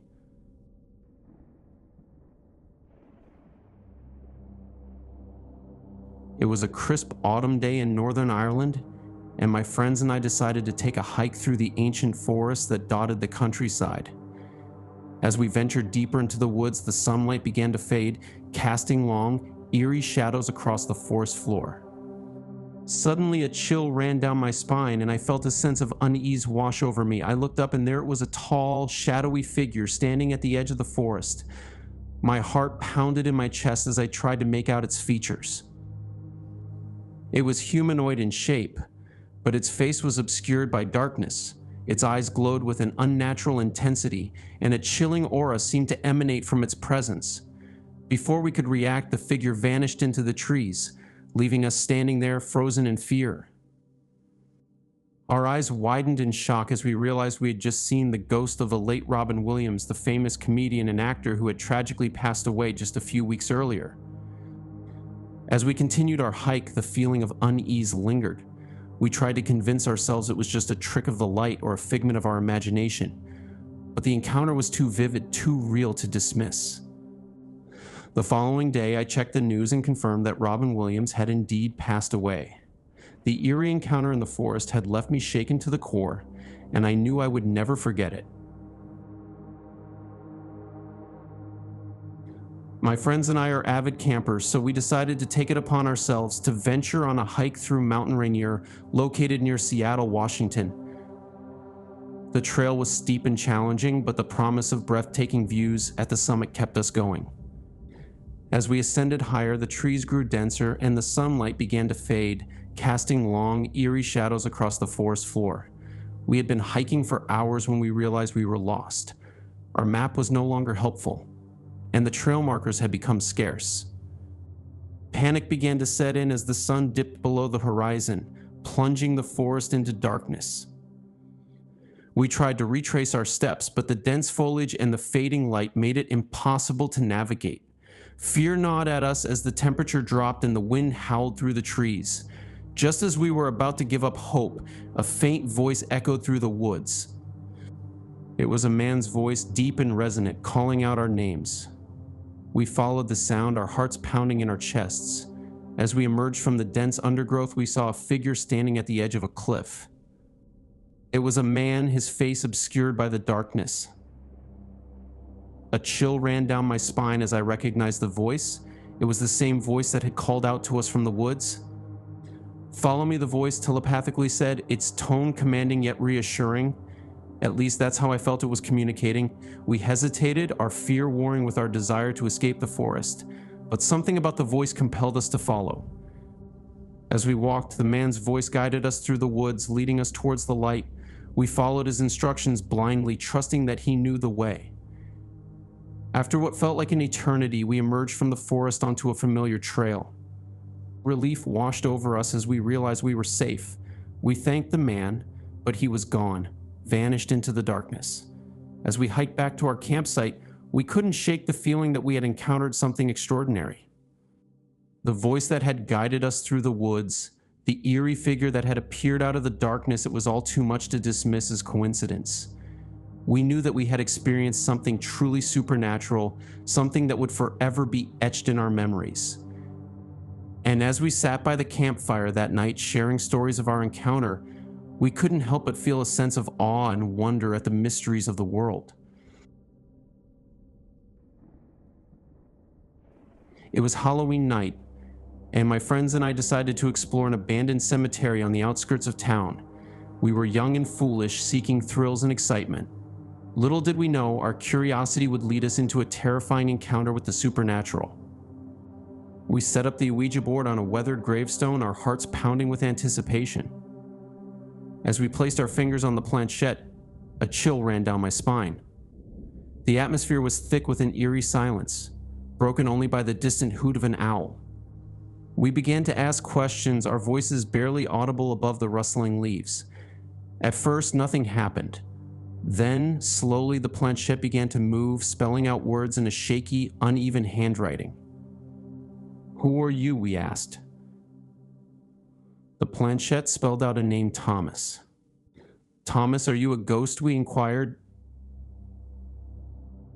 The planchette hesitated, then spelled out, "Yes." We were thrilled. We had contacted a real ghost. We continued to ask questions, our excitement growing with each response. But then something strange happened.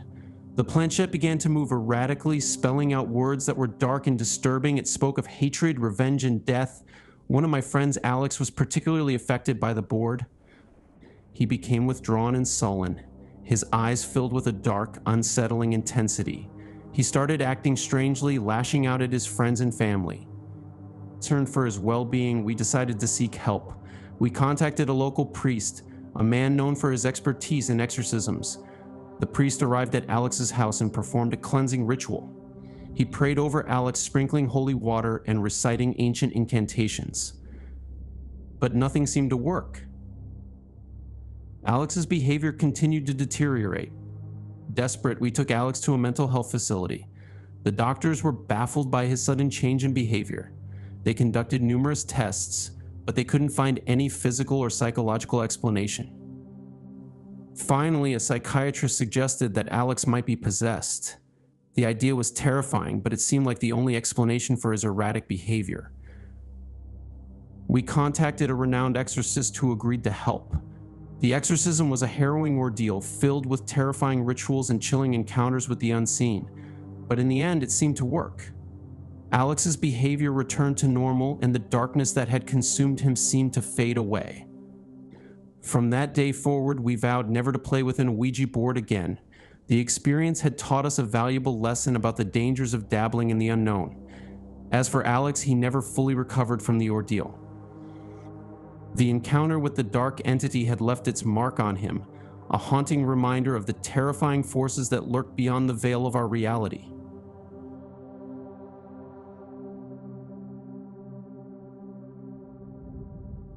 It was a stormy night in Normandy, France. The wind howled, whipping the rain against the windows of the lighthouse where I was stationed. As the keeper of this solitary outpost, I was used to the isolation, but tonight the storm seemed to have an eerie quality to it. I'd been feeling a strange presence in the lighthouse for several days. A cold draft would sweep through the rooms, even when the windows were tightly shut. Strange noises echoed through the halls, like footsteps and whispers. I dismissed it as the wind, or perhaps the creaking of the old building. But tonight, as the storm raged outside, the presence seemed to intensify. I was sitting in the lighthouse's main room, the flickering light of the oil lamp casting strange shadows on the walls. Suddenly, I heard a faint scratching sound coming from the top of the lighthouse. Curiosity overcame my fear, and I climbed the narrow, winding staircase. At the top, the wind howled even louder, whipping around the lighthouse like a banshee. I peered out into the storm-tossed sea, my vision blurred by the rain. And then I saw a shadowy figure standing on the edge of the lighthouse, silhouetted against the raging storm. The figure turned and looked at me, its eyes glowing with an unnatural light. A cold chill ran down my spine as I realized I wasn't alone. I stumbled back, my heart pounding in my chest. The figure seemed to vanish into the storm, leaving me alone with my fear. I descended the stairs, my mind racing with what I had just seen. The next morning, the storm had passed. The sun was shining and the sea was calm. But the memory of the shadowy figure remained with me. I knew I hadn't imagined it. I had seen something truly terrifying, something that defied explanation. I tried to tell my friends and family about my encounter, but they dismissed it as a trick of the light or a product of my imagination. They couldn't understand the fear and dread that had consumed me that night. But I knew the truth. I had witnessed the paranormal firsthand, and the memory of that terrifying encounter would haunt me forever. The encounter with the shadowy figure had left a deep mark on me. I couldn't shake the feeling that something sinister was lurking within the walls of the lighthouse. I began to document every strange occurrence, every unexplained noise, every eerie sensation. One evening, as I sat alone in the lighthouse, a cold draft swept through the room, even though the windows were tightly shut. A chill ran down my spine as I felt a presence watching me. I turned, but there was nothing there.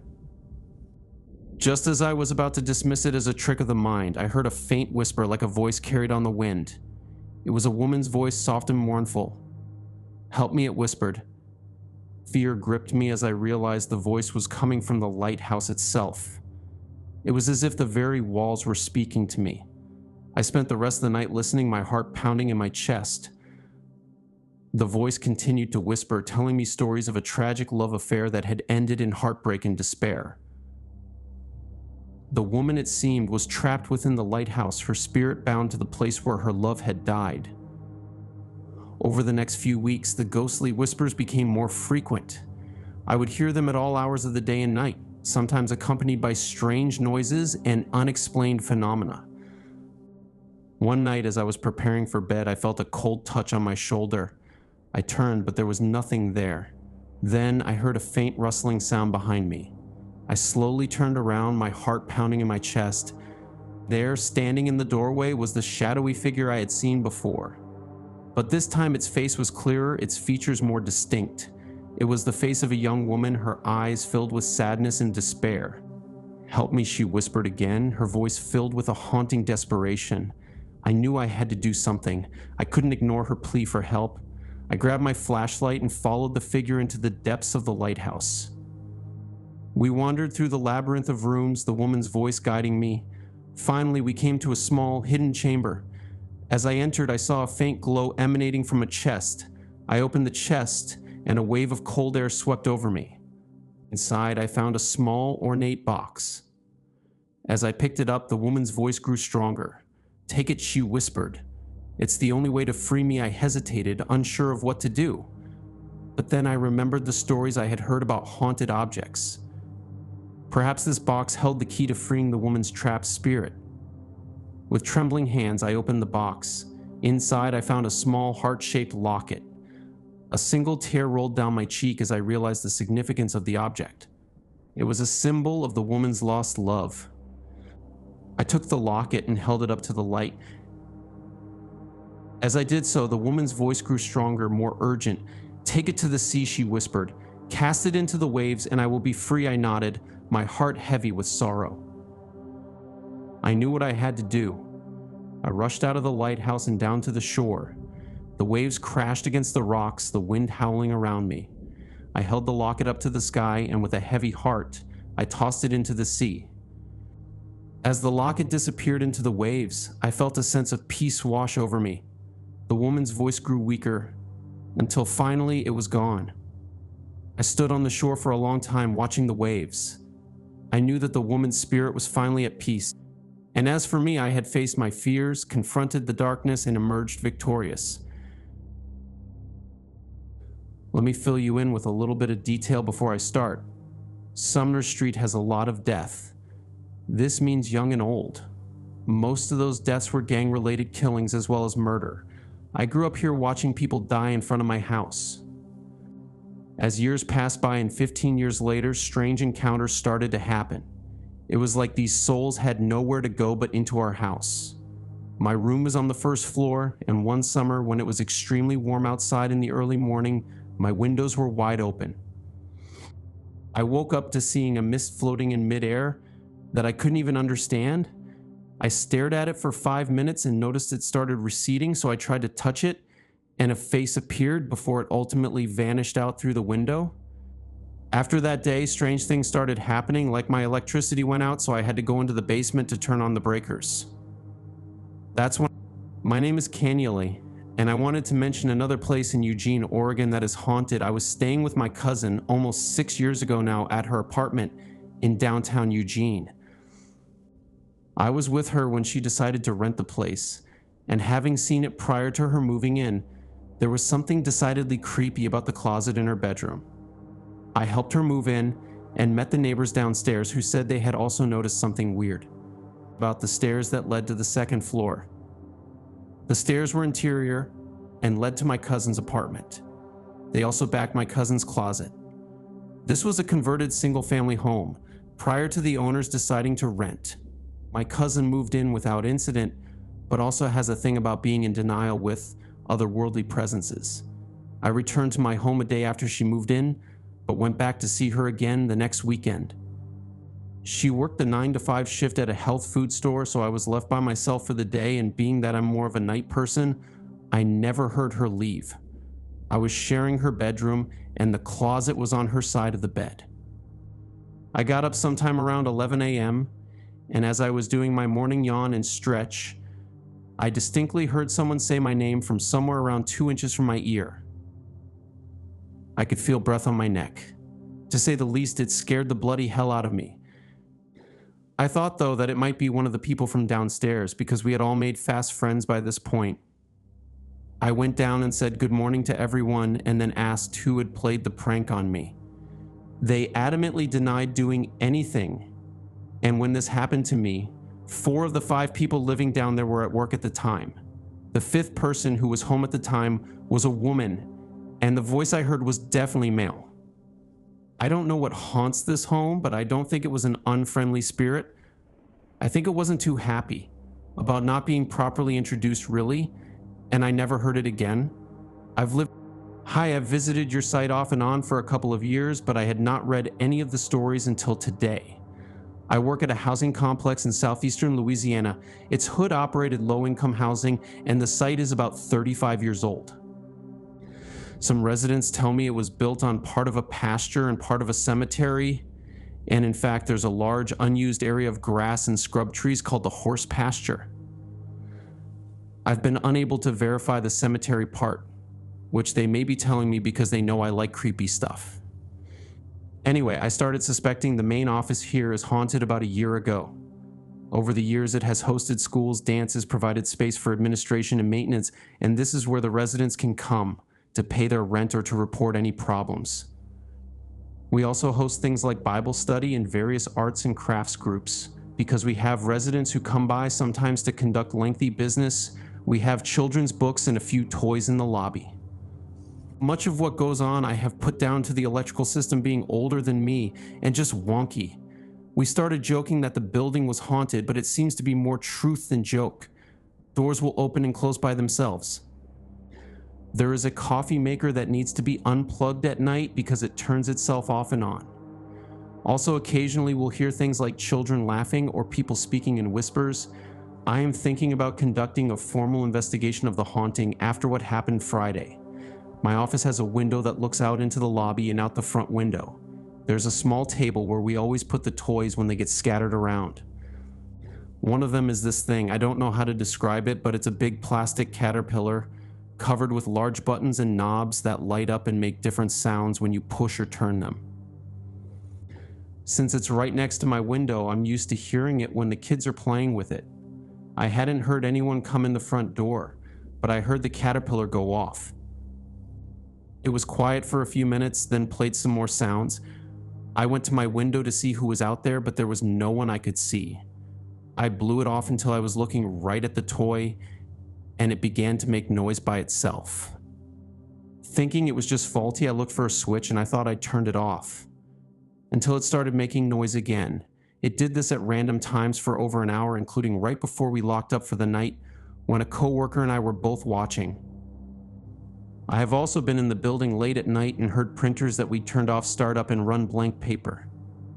Disconnected lines on the multi-line phones will light up and ring, and our printing calculators will advance paper without being touched.